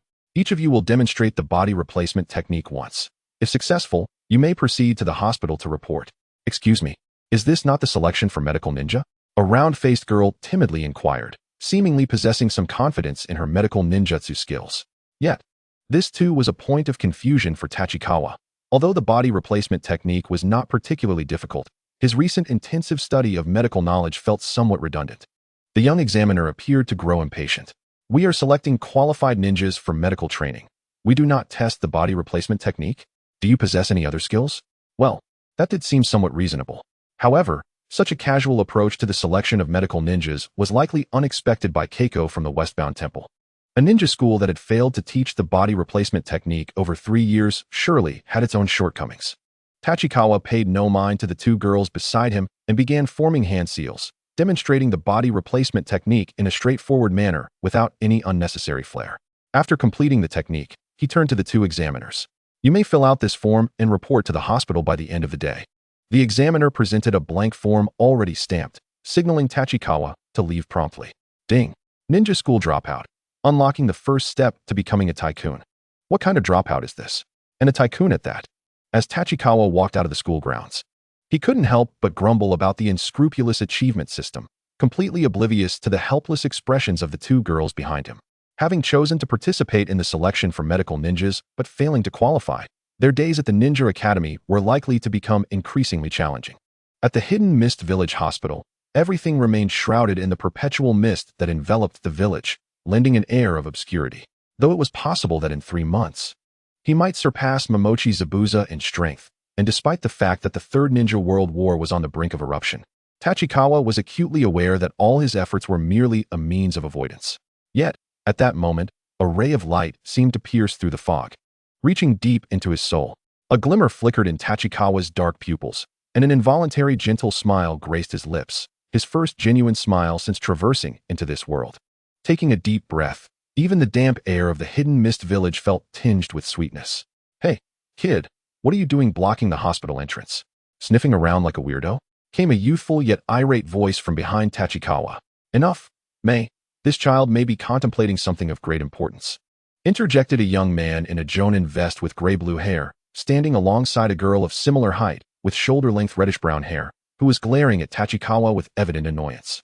My apologies, I'll step inside right away, Tachikawa replied, masking his emotions and donning an awkward expression as he hastily made his way into the hospital. He couldn't resist glancing back, asking, I'm quite familiar with this hospital. Do you two have business here? I could assist. Mind your own business. The girl clearly did not appreciate his offer, ignoring him entirely as she headed toward the hospital stairs. The young jonin could only nod briefly at Tachikawa before following her. Kagami, Mei, and Aoi. They appeared to be a jonin and their subordinate. It was morning, and the first floor of the hospital was relatively empty. Tachikawa stood still, observing the two ascend the stairs, stroking his chin in thought. He had not anticipated that they would be acquainted so early. It made sense that after Mei became the Mizukage, Aoi would serve as her trusted bodyguard. However, he was surprised that the younger Mei presented such a tomboyish demeanor, bearing no resemblance to the mature woman she would later become. Unbeknownst to Tachikawa, the two individuals who had just reached the second floor were also discussing him. Did that kid just recognize us? Aoi remarked, sensing eyes upon them as they climbed. Probably recognized you, considering you are a young jonin in the village. It's not surprising he would notice, Mei responded. Perhaps, but he wasn't wearing a forehead protector, looking more like a student from the Ninja Academy. I wonder what he's doing in the hospital at this hour. Forget it. What's important is that Kanto and Katsukawa ended up in the hospital again. It was a simple task. This time, they must learn their lesson. Mei's evident frustration indicated that she had little time to dwell on the boy from earlier, focusing instead on reprimanding her reckless teammates. Chapter 9, The Lottery Again. 2 months of medical ninja training flew by in a blur as Tachikawa Orange immersed himself in his studies. Had it not been for the reminder to pack up after yesterday's training concluded, he might not have realized that 2 months had already elapsed. Tachikawa, what do you intend to do now that the training has ended? A lower-ranked ninja, slightly older than Tachikawa, inquired as he greeted him. You ninjas must have returned to your original teams. Tachibana should be heading back to the hospital with us to await the village's arrangements, correct? The young man beside him, clad in a white short-sleeved shirt and appearing neither as a doctor nor a ninja, answered on behalf of Jankawa Tachibana. What do you mean by you ninjas? You are a ninja now too. Don't tarnish the reputation of our blood mist ninjas. Observing the imminent quarrel between the two, Jankawa Tachibana promptly interjected to halt the dispute. I intend to return home for a brief visit. After all, it has been 2 months since I last went back. Following that, I will proceed to the village for ninja registration, but ultimately, it depends on the village's arrangements. Before coming here, Jankawa Tachibana had not anticipated that this training would be a closed, intensive session. On the very first day of training, everyone was taken to a miniature island near the Hidden Mist Village, with only the participants and a handful of supervisors present. This training was primarily a mutual learning experience between doctors and ninjas, culminating in several seasoned physicians and elite ninjas imparting the designated courses. Initially, due to Jankawa Tachibana's status as a ninja trainee, he was somewhat looked down upon by others. However, after a few days of study, it became evident to everyone that this 9-year-old boy had made notable achievements in both ninja techniques and medical knowledge. What astonished everyone even more was that the medical ninjutsu they studied in class, the water release, water flow ring, had actually been independently developed by this young ninja who had yet to graduate from the Ninja Academy. The Hidden Mist Village, of course, does not impose a rule requiring ninjas to submit their developed techniques to the village. Otherwise, those secretive clans would undoubtedly rebel. Nevertheless, considering that the water flow ring was not particularly advanced ninjutsu, Jankawa Tachibana decided, after discussions with Seijuji Keiko, to present it to the village as a foundational medical ninjutsu for everyone to learn, serving as his own stepping stone. Subsequently, Jankawa Tachibana's rapport with everyone on the island significantly improved, regardless of whether they were ninjas or doctors. Those attending the medical ninja training were somewhat different from the indifferent atmosphere typically present in the Hidden Mist Village. This training fostered an environment devoid of competition, encouraging mutual learning, resulting in a generally amicable relationship over the 2-month duration. I won't chat with you any longer. I'm leaving. As the small boat carrying the trainees docked, Jankawa Tachibana hurriedly scooped up Aoi and dashed home. Was it truly necessary for him to rush home so eagerly? Of course. Jankawa Tachibana was anxious. He had 120 gold coins on him, eagerly anticipating 2 consecutive 10 draws upon returning home. Previously, due to the closed nature of the training on the island, Jankawa Tachibana had only managed to accumulate enough for a 10 draw shortly after arriving, and he tentatively attempted one. Considering that while there were many excellent items in the general prize pool, there were also plenty of disappointing items and skills. He estimated that if he drew something nonsensical like wagging tail or clapping hands, he might just lose his mind. At this stage, given his comparatively weak abilities, enhancing his skills through the water attribute prize pool seemed far more stable. Hence, Jankawa Tachibana decisively opted for it. After the draws, he realized that if he remained idle while suddenly accumulating a mishmash of items, it would be quite difficult to explain. Ultimately, he decided to claim only one purple item, the magical candy, and consume it, postponing the retrieval of the other prizes, as once claimed, they could not be returned. Naturally, without claiming all the prizes, he could not continue drawing. Fortunately, daily tasks and achievements remained unaffected, and the system kindly provided tasks such as chop 5 trees and catch 1 pound of fish, which could easily be completed even while on the island. Thus, Jankawa Tachibana endured the torment of watching his gold coins grow without the ability to immediately convert them into strength. Upon entering his home, he took a moment to breathe deeply twice to calm his emotions before retrieving the previously unclaimed prizes. Aside from the magical candy that he had already consumed, the other 9 items were Sound Bomb, blue item, when thrown to the ground, emits a loud noise, disrupting enemies and causing minor sound wave damage. Large Pearl, Little Rada's Tooth, 6 Tails Fur, blue mail, yarn ball, orange teacup, oil. After retrieving the prizes, Jankawa Tachibana merely glanced at them before setting them aside, intending to organize everything after completing the 2 consecutive 10 draws. After all, he had already examined these items countless times during the dull moments on the island. Rubbing his hands together and silently praying, Jankawa Tachibana opened the water attribute up pool once more, clicking 20 consecutive draws. The previously observed drawing light now manifested as 2 spheres pulsating simultaneously, although this time, the purple glow was noticeably weaker than the last explosive occurrence. 3 colors of shimmering light shot forth, transforming into 20 prizes displayed one by one.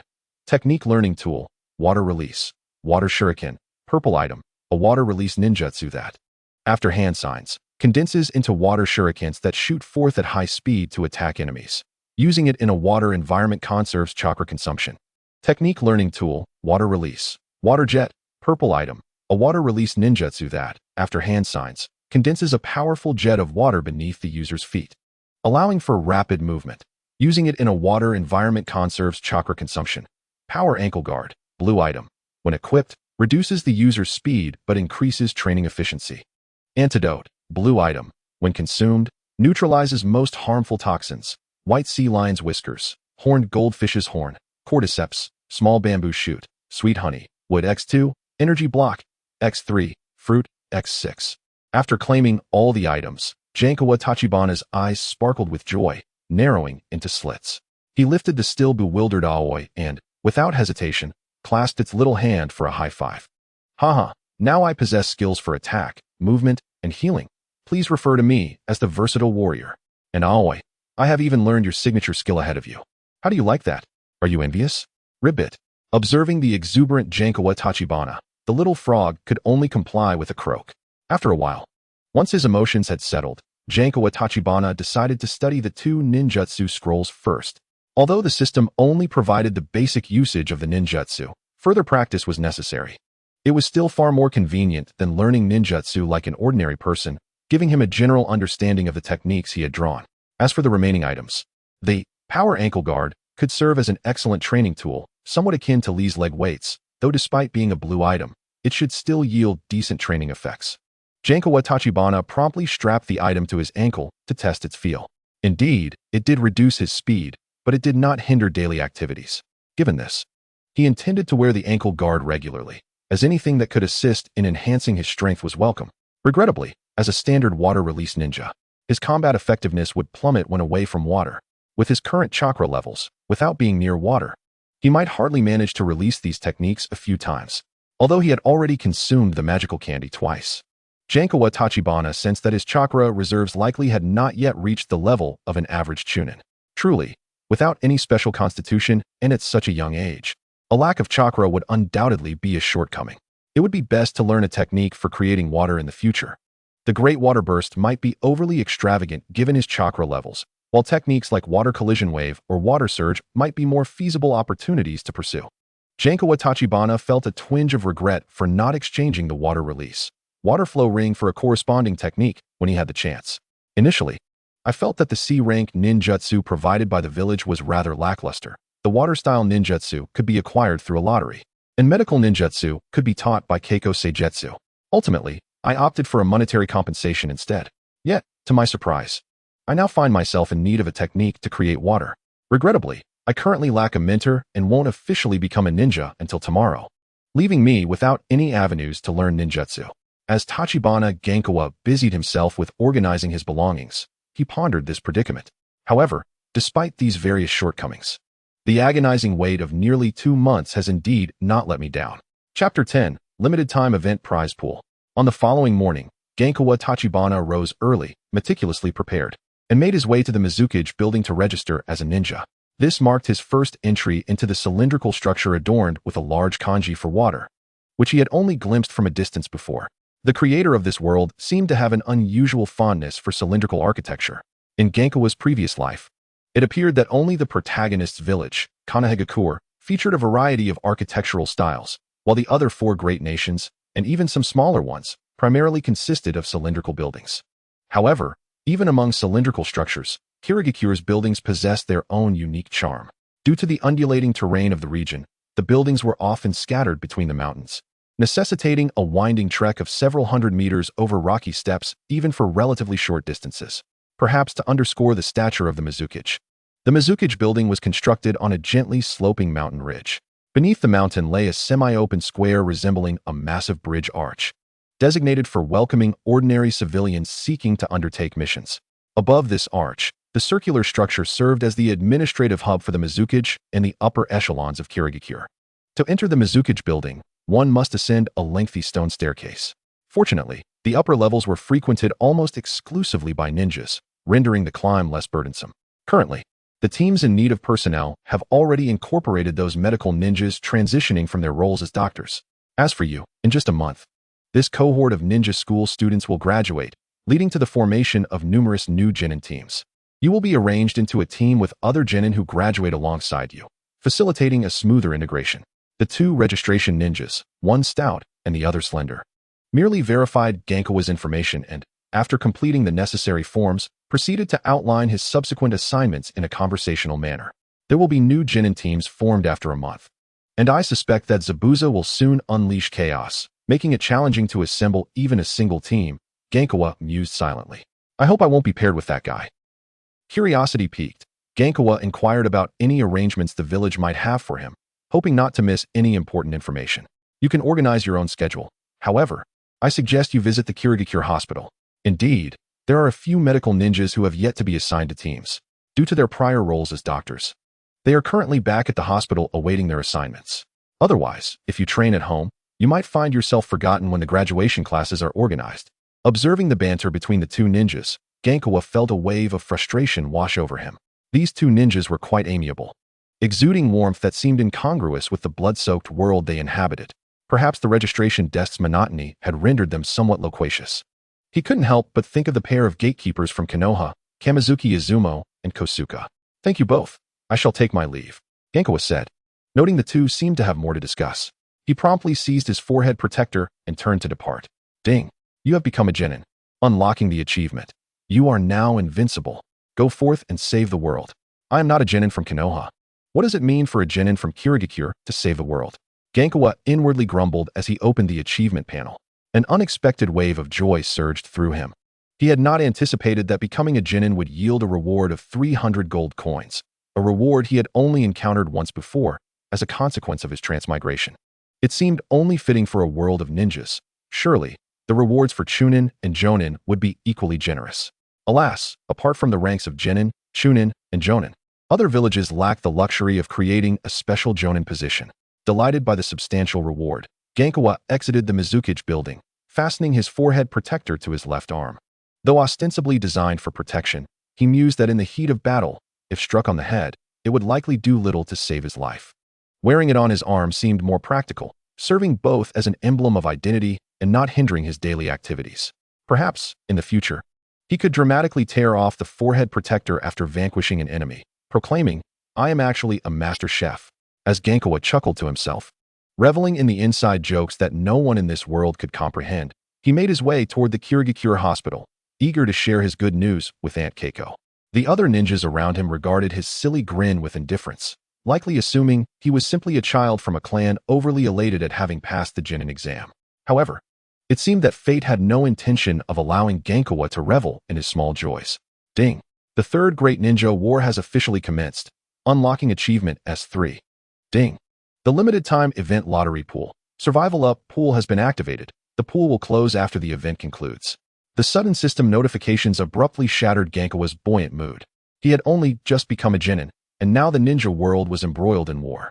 The limited-time event lottery raised a flicker of unease within him, prompting him to quickly access the system panel. Although the achievement unlocked by the Third Great Ninja War granted him an additional 300 gold coins, and the Survival Up pool contained many valuable items, Genkawa found little solace in this moment. Why is the limited-time event restricted to just 30 days? He lamented, scanning through the survival-themed prize pool, which indeed contained a plethora of life-preserving items and skills. Among the purple items were treasures like guard, mirror reflection, and skin change, deemed extraordinary techniques. Even within the golden items, he spotted unyielding shield and prism armor, reminiscent of the legendary Pokémon's attributes. Setting aside the quality of the prizes, Genkawa noted the presence of various skills from different elemental pools. If he could draw several additional skills, he might even unlock new attribute pools. Yet, he recalled that he had just performed 2 tin draws the previous day. With today as 2 achievement rewards totaling 600 coins, his remaining balance stood at a mere 520 coins.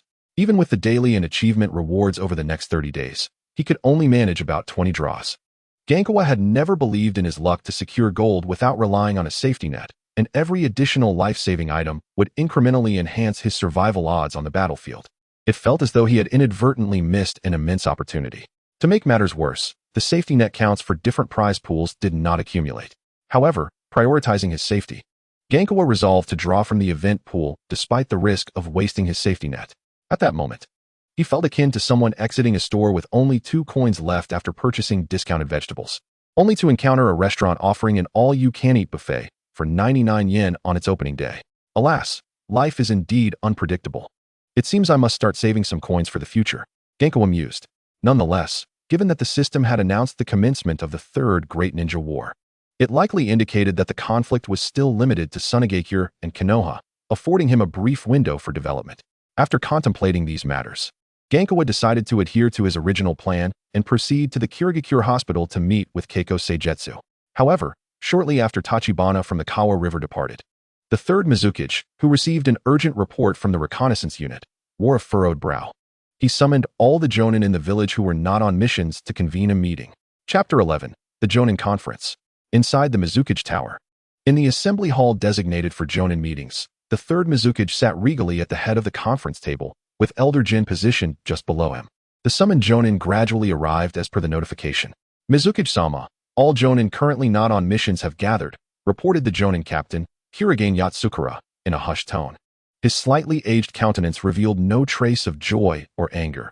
As a participant in the inaugural 5 Kage Summit, the third Mizukage was the oldest among the reigning 5 shadows, having ruled the Hidden Mist Village for nearly 4 decades.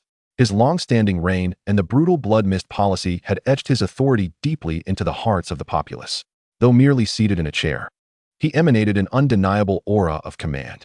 His hair, now graying, was meticulously groomed, reflecting the elder's discipline and rigor. His sharp eyes seemed capable of peering into the hearts of those before him, surveying the heads of prominent ninja clans, the 7 ninja swordsmen, and the youthful Jonin alike. Suddenly, he realized that very few true ninjas from the Warring States period remained, and a sense of melancholy washed over him. Elder Jin, please elaborate on the situation, he prompted. Certainly, Mizukage-sama, Elder Jin replied, rising with the aid of a cane taller than himself. This morning, we received an urgent dispatch. The 4th Kazekage has ascended to his position, and Sunagakure has condemned the assassination of the 3rd Kazekage, urging the Wind Country to formally declare war on the Fire Country. This news did not incite much commotion. After all, the Kazekage's disappearance had occurred over 2 months ago, and subsequent reports had suggested that Konoha was involved. Some astute Jonin had already sensed that war might not be far off. Observing this, Elder Jin continued, just moments ago, a second piece of intelligence arrived. The advanced troops of Sunagakure have already entered the Land of Rivers, and support ninjas from Konoha are expected to arrive at the Fire Country's border shortly. The Land of Rivers, a small nation situated between the Wind and Fire Countries, served as a buffer during peacetime but often became a battlefield during war. Hearing this latest intelligence, the assembled Jonin began to murmur amongst themselves. It seemed clear that Sunagakure had been plotting this declaration of war for some time. Although the Fire Country was the target of aggression, the advanced troops had already crossed into the Land of Rivers, and the Hidden Mist Village had received no prior warning. Evidently, Sunagakure did not intend to limit the conflict to the Land of Rivers, but aimed to penetrate deep into the Fire Country, intending to take a substantial bite out of Konoha. Currently, the Earth Country and the Lightning Country have yet to issue any statements. This meeting serves 2 purposes. Firstly, to relay the intelligence we have gathered in the Hidden Mist Village and our internal opinions regarding this war to the daimyo. Secondly, regardless of the meeting's outcome, the Hidden Mist Village will enter a state of preparedness. Starting tomorrow, we will reduce some of our daily missions to ensure our combat strength is adequate when needed. After stating this, Elder Jin cleared his throat and turned to the 3rd Mizukage. I am familiar with Inoki and the 3rd Reikage. Neither of them are the type to remain passive, and they will undoubtedly take action. The 3rd Mizukage, upon hearing Elder Jin's conclusion, felt compelled to add, however, to refer to Inoki, who is over 50, as a kid is quite amusing. Only you, Mizukage-sama, could make such a statement.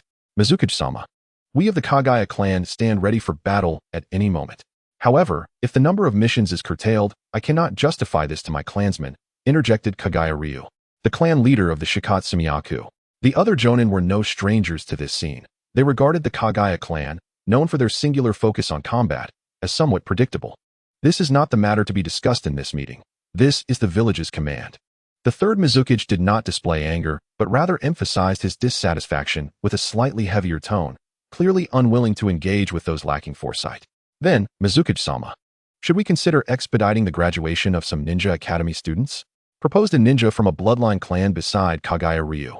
Another month remains until a new batch of genin graduates. With the war not yet commenced, is it truly necessary to escalate to such extremes?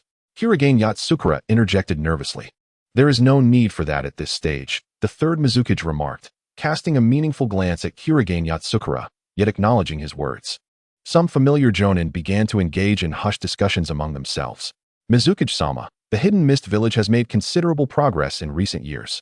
Given our geographical position, it is unlikely that any major nation would attack us. Is there truly a necessity for us to involve ourselves in the battlefield of the Fire Country? One of the younger Jonin, who belonged to a relatively new generation, ventured his opinion. The daimyo has expressed significant displeasure regarding our non-involvement in the last Ninja World War. frequently mentioning a desire for us to seize a few ports in the fire country to expand the trade market of the water country. Elder Jin responded, adeptly handling village affairs and frequently communicating with the daimyo's office. What foolishness are you spouting, Ao? The Second Ninja World War concluded only a few years ago, and Konoha has yet to fully recover. Now is the perfect opportunity for the hidden mist village, retorted the imposing figure of Suigetsu Hozuki, his tone tinged with disdain. Indeed, the Earth and Lightning countries will certainly not miss the chance to take a bite out of Konoha. The Fire country has held those lands for far too long, added Pipajuko with a cruel smile of agreement. As members of the Seven Ninja Swordsmen, despite their mutual disdain, they shared a clear desire for the thrill of battle. Many jonin echoed their sentiments, revealing a lingering resentment regarding the hidden mist village's absence from the previous Ninja World War. However, under the Third Mizukage's imposing presence, they found themselves restrained. Fortunately, it had not been long since the last conflict, and the evident escalation between Sunagakure and Konoha indicated that a full-scale war was imminent. The warlike elements within the hidden mist village were eager to participate. It seems everyone is yearning for war.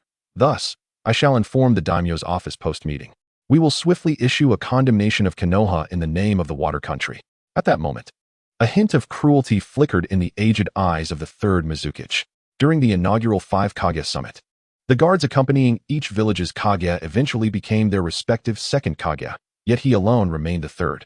Although the second Mizukage, Hiragakure's Kage, was incapacitated due to a clash with his rival, the second Tsuchikage, he had the opportunity to accompany the first Mizukage, Hakuon, to the summit. Had it not been for that fellow, who ended up attending the meeting bandaged from head to toe alongside the first Tsuchikage, the third Mizukage had long harbored a desire to prove himself as the most qualified Mizukage. However, in the First Ninja World War, that little mustached man, who had already assumed the mantle of the second Mizukage, fell in battle alongside his comrade.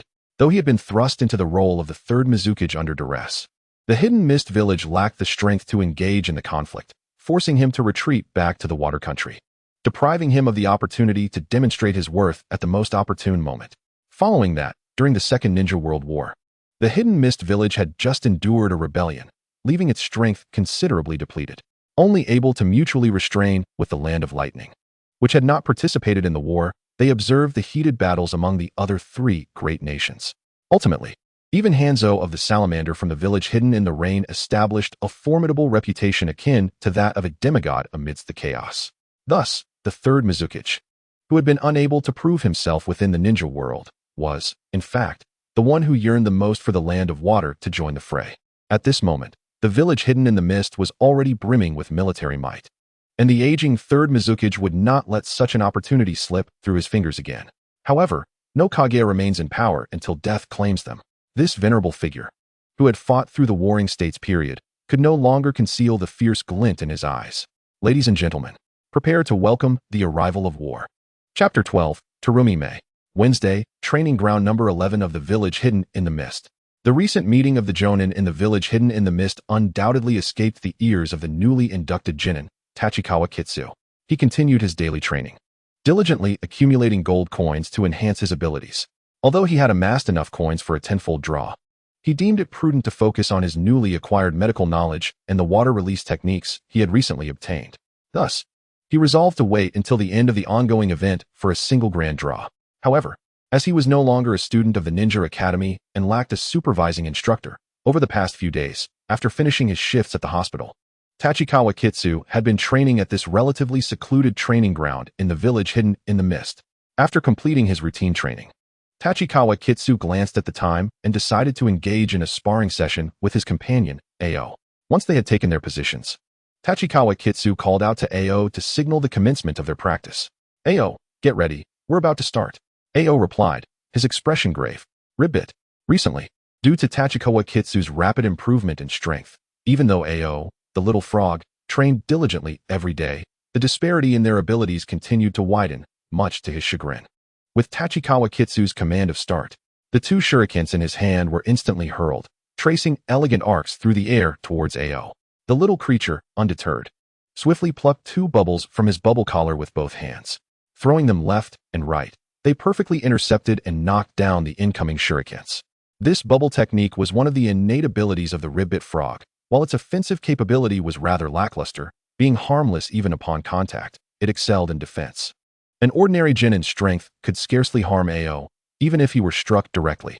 Upon witnessing the shurikens being intercepted, Tachikawa Kitsu remained undeterred. He simply quickened his pace to close the distance. Due to his diminutive size, Ao was consistently at a disadvantage in terms of strength. After a few exchanges, he swiftly altered his strategy, tensing his legs to gather energy and utilizing lightning flicker to create distance. Tachikawa Kitsu, although feeling a tinge of envy, was not without solutions. As he ran forward, he immediately formed hand seals to unleash a ninjutsu. Water release, water jet. Two torrents of water erupted from beneath Tachikawa Kitsu's feet, propelling him forward with newfound vigor, lifting his body slightly off the ground. Yet, this was merely the beginning. Tachikawa Kitsu continued to form seals. Water release, water shuriken. As he unleashed the second ninjutsu, the water jets from his feet miraculously flowed back into his hands, gradually coalescing into a shuriken fashioned from water. As this water shuriken spun rapidly in his hand, it expanded to nearly 30 centimeters in diameter in the blink of an eye. For reference, a standard shuriken is typically less than 10 centimeters for ease of carrying and use. Gazing at the water shuriken, which was nearly the same height as him, Ao's face drained of color. In a flash, he leaped into the air and unleashed a water gun, using the force of the water to propel himself backward. However, Tachikawa Kitsu deftly dodged the water gun with a nimble sidestep and maintained his momentum. To further astonish him, the water stream from the water gun curved in the air, creating a U-shape and merging into the expanding water shuriken. Realizing the situation, Ao propelled himself off a nearby tree trunk and executed another lightning flicker, zipping through the forest like a streak of blue lightning, narrowly evading his master's pursuit. Tachikawa Kitsu, witnessing this, smiled, extending his right arm back as if drawing a taut bow, then forcefully flung the water shuriken towards the tree Ao had just leveraged. However, at the moment the shuriken was released, Tachikawa Kitsu was taken aback. Why is it so large? The massive shuriken, exceeding 60 centimeters in diameter, whirled through the air with a deafening rush, instantly severing several trees as thick as a person's embrace. It then struck a clearing, erupting in a violent explosion that left the area in ruins. Soil flew, and the grass and low bushes were battered by the explosive force and scattering droplets of water. Even as the architect of this chaos, Tachikawa Kitsu could not suppress a quiet click of his tongue. Having focused solely on his forward path, he had only gauged the size of the shuriken through a rough estimate of its heft before launching it. Naturally, he could not direct such a powerful attack at Ao. It was only after Ao had successfully evaded that he had aimed for the open ground. However, he never anticipated the sheer magnitude of its impact. As he sat down, feeling somewhat drained, Ao approached him, wearing an expression of indignation. Haha, Ao, this time you won. I'm out of chakra. Tachikawa Kitsu glanced at Ao's expression, wishing to comfort him with a pat on the head. Ribbit. However, the irate Ao turned away, evading the gesture. My sincerest apologies. I only had the whimsical idea to utilize the abundant water generated by the jets to execute the water shuriken, never imagining it would pack such a punch. Upon seeing his little frog so upset, Tachikawa Kitsu pressed his palms together in a sincere apology, perhaps recalling how his own water gun had been absorbed. Ao ceased to sulk and hopped off to retrieve the two shurikens Tachikawa Kitsu had previously thrown. Taking the opportunity, Tachikawa Kitsu reclined on the grass, gazing up at the sun through the thick mist of the training ground. If only life could remain this simple, it wouldn't be so bad. While Tachikawa Kitsu lay there contemplating life, a shadow loomed above him, blocking the sunlight. Hey, you brat. Were you the one recklessly unleashing jutsu in the training ground? As the figure was backlit by the sun, Tachikawa Kitsu initially failed to recognize the person, although the voice sounded somewhat familiar. Nonetheless, out of caution, he quickly rolled over to his feet. To his surprise, the newcomer was none other than Terumi Mei, whom he had encountered previously, sporting a blue short-sleeved shirt. The black-haired youth brushed off the grass from his clothes, while the girl with chestnut-red hair stood with her hands on her hips, glaring at him with indignation. Why are you here again? Last time you blocked my way at the hospital, and now you're carelessly casting jutsu in the training ground. Did you not check for other people first? My apologies. I haven't noticed anyone around during my visits to this training ground lately, so I wasn't paying much attention just now. Tachikawa Kitsu, wishing to avoid conflict with someone of her age, paid little mind to her tone. Seeing Tachikawa Kitsu's amicable demeanor, Terumi Mei felt a touch of awkwardness. Nevertheless, she stubbornly retorted, I am indeed a legitimate ninja. However, I have been occupied with missions lately and have not had the opportunity to train. Previously, I dedicated myself to this training ground. At this point, Terumi May finally noticed the Mist Village ninja emblem, now modified into an armband, wrapped around the arm of Tachibana Kankawa. Are you a genin from the village? I've never heard of you before. The last time we met, you weren't wearing a forehead protector, were you? She bombarded him with 3 rapid-fire questions, leaving Kankawa momentarily speechless. Are we that familiar? While he had no qualms about cultivating a rapport with this future 5th Mizukage, Terumi May's arrogance as a child was rather excessive, wasn't it? Nevertheless, he decided to let it slide, acknowledging that children often exhibit such behavior. I just recently became a medical ninja, so it's not surprising that you don't recognize me. After uttering this, he sensed that if he did not intervene, Terumi May might continue her barrage of inquiries indefinitely. Just then, Aoi jumped over, clutching 2 shuriken, and Kankawa seized the opportunity to lift Aoi onto his shoulder, preparing to depart. Noticing Kankawa's apparent intention to leave, Terumi May could not quell her curiosity and pressed on. That ninjutsu you used earlier was quite powerful. It doesn't resemble the abilities of a medical ninja. Also, what is your name? Shouldn't you introduce yourself before asking for someone else's name? I am Terumi May, destined to become the Mizukage. Upon being asked her name, Terumi May seemed prepared, proudly proclaiming her ambition, which she must have repeated countless times in her mind. Meanwhile, Kankawa had already turned and taken a few steps away, opting not to look back, merely waving his right hand in farewell. I am Tachibana Kankawa. As for the future, I aspire to live a long life. Observing the figure gradually blending into the mist, Terumi May scoffed. What a letdown. I expected someone formidable, yet he is so lacking in ambition. Chapter 13. I am truly a medical ninja. In the ensuing days, Kankawa continued his routine of arriving at training ground number 11 after his shifts at the hospital, practicing while completing daily tasks. Occasionally, he would spot Terumi May training in water release techniques nearby. It was peculiar that this training ground was seldom frequented, primarily due to its remote location and the absence of water resources such as lakes or rivers. One could only wonder what Terumi May was thinking, choosing to practice water release ninjutsu in such a place. However, throughout this time, Kankawa had never witnessed Terumi May practicing her signature Kekkei Genkai, the dissolution or boil release techniques. Whether it was because she had yet to develop them or due to his presence causing her to conceal them remained a mystery. Although they often trained at the same time, their interactions were minimal, typically limited to occasional greetings. Today was Sunday, and since Kankawa had no hospital duties, he arrived at the training ground in the morning. At that moment, he and Aoi were engaged in strength training, each holding wooden stakes of different sizes, when he suddenly noticed Terumi May approaching him, somewhat shyly. Sensing her approach, Kankawa casually discarded his wooden stake, signaling Aoi to take a break. Once Terumi May arrived, her speech was hesitant and lacked the confidence she previously exuded. I've been practicing a water-release defensive ninjutsu recently. Could you help me test it out? Before Kankawa could respond, she continued, It's just that my teammates and instructor are quite busy, and I noticed the power of your ninjutsu seemed quite impressive. So after trailing off without completing her thought, Kankawa was inclined to assist her with this small favor. After all, this was the future 5th Mizukage. It was wise to build a rapport with her. However, when Terumi May saw that Kankawa was silent for too long, she assumed she was being rejected and began to lower her head in preparation to leave. Hey, it's a trivial matter. Of course, I can help. Consider it a chance for you to assess the strength of your ninjutsu. Observing the girl, who likely seldom asked for assistance, preparing to depart, Kankawa quickly assured her. Aoi, come on, let us train together today. He beckoned the little creature to follow.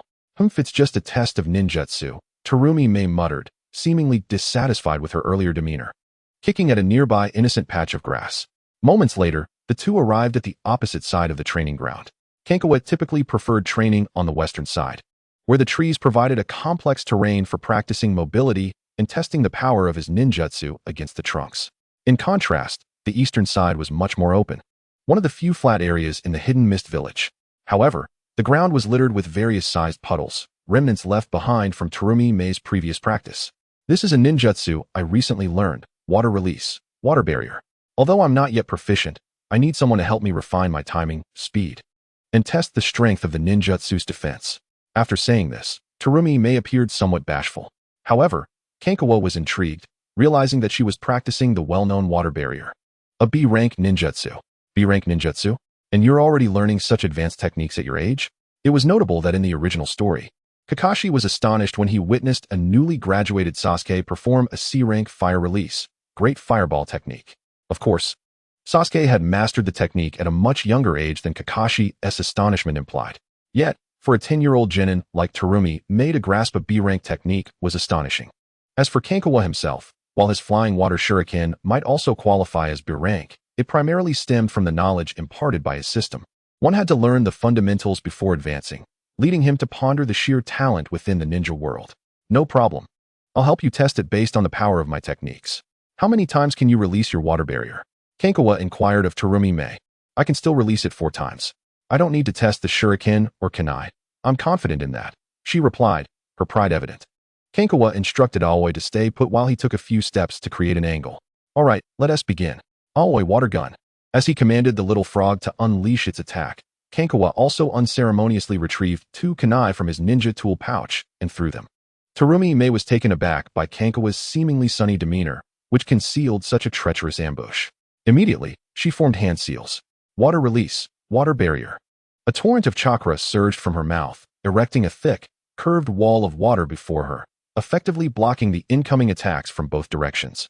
Neither the kunai nor the water gun could breach this formidable barrier. Kankawa hadn't anticipated that Terumi Mei's assertion of being able to release the water barrier 4 times referred to the technique being executed without relying on the environment's water. He had deliberately positioned himself and Aoi to align their attacks with the puddles on the ground.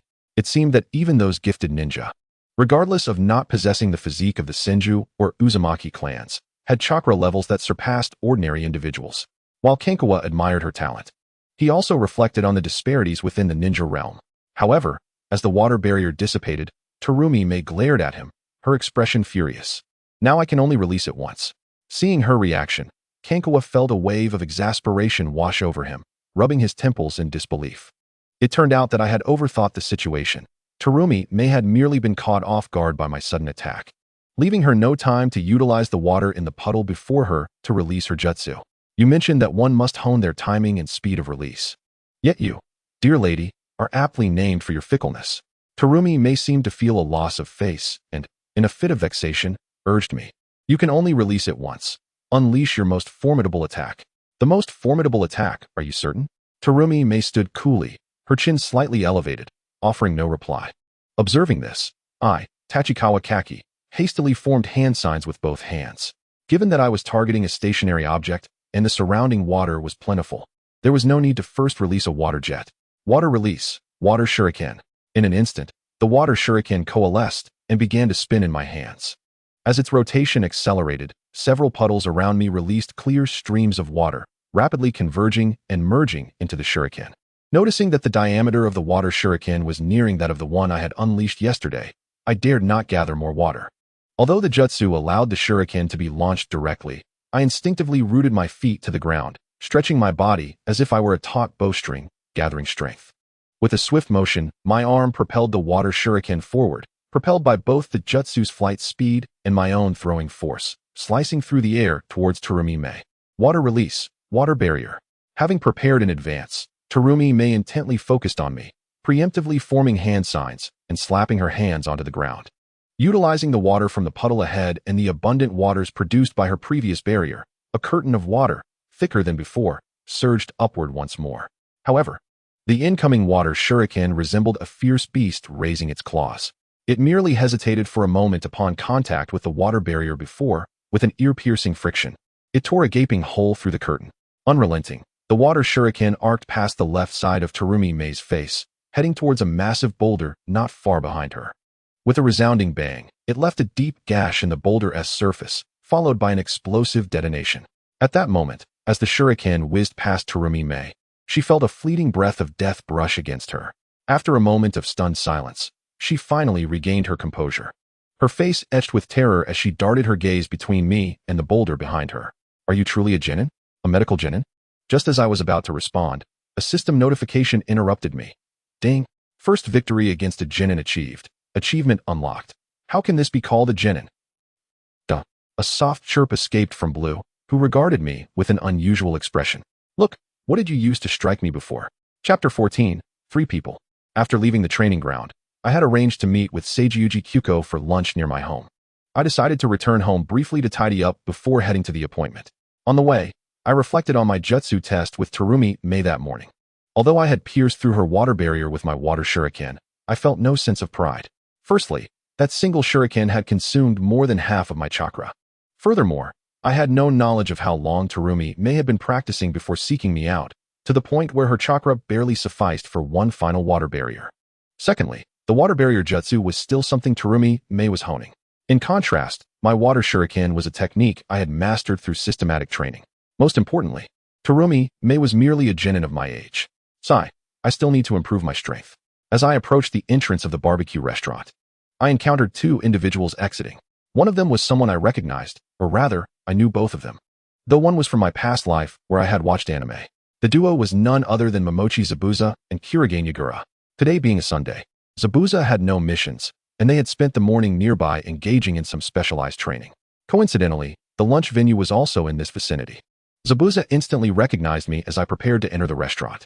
After all, I had been a hypothetical adversary before and had unexpectedly become a medical ninja, leaving a notable impression on him. However, Zabuza later inquired with Yagura whether there was a chance I had become aware of his plans. After a brief investigation, Yagura concluded it was merely a coincidence, and Zabuza had since ceased to pay me any further attention. Unexpectedly, we crossed paths again today. However, given Zabuza's character, he would not greet me.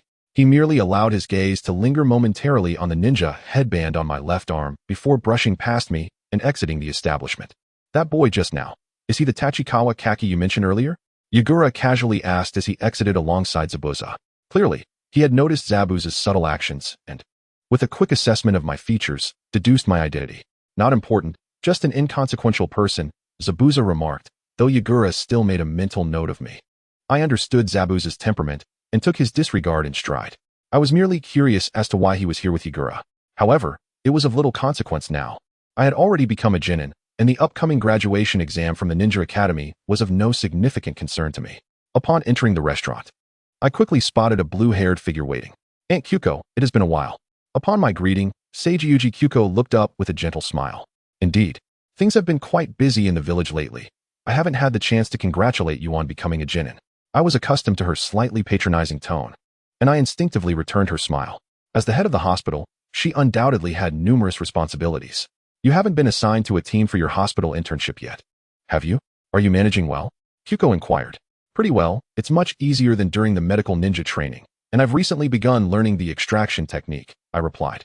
As an elder, Kyuko's concern for me encompassed various aspects, and as we ate and chatted, she primarily asked questions while I responded. We discussed everything from my training on the island to my recent life, and time gradually slipped away in our exchange. Eventually, noticing we had nearly finished our meal, I suddenly asked, Aunt Kyuko, is war imminent?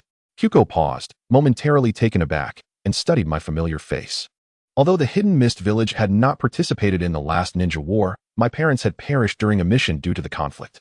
Now, the village had issued a notice that a new war was about to commence. As one of the first batch of medical ninjas in the village, I would inevitably be drawn into this war.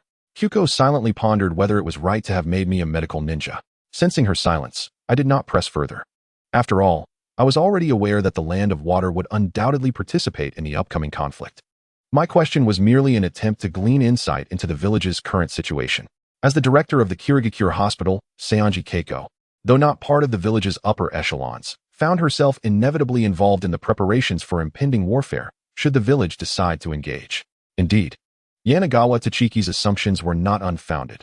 Keiko had recently received directives from the village and was diligently occupied with pre-war arrangements. She chose not to conceal this reality. Addressing Tachiki with a newfound respect, treating him as an adult and stating plainly, yes, war is imminent. The village is in communication with the feudal lord. After a brief pause, she continued, the Land of Fire and the Land of Wind are already at war, and the Land of Earth has issued a declaration against the Land of Fire. Currently, only we in the Land of Lightning are still observing. Yet the sentiment within the village regarding participation in the conflict is overwhelmingly unanimous. Tachiki had anticipated this development, responding to Keiko with gratitude. Thank you, Aunt Keiko. I will make some preparations.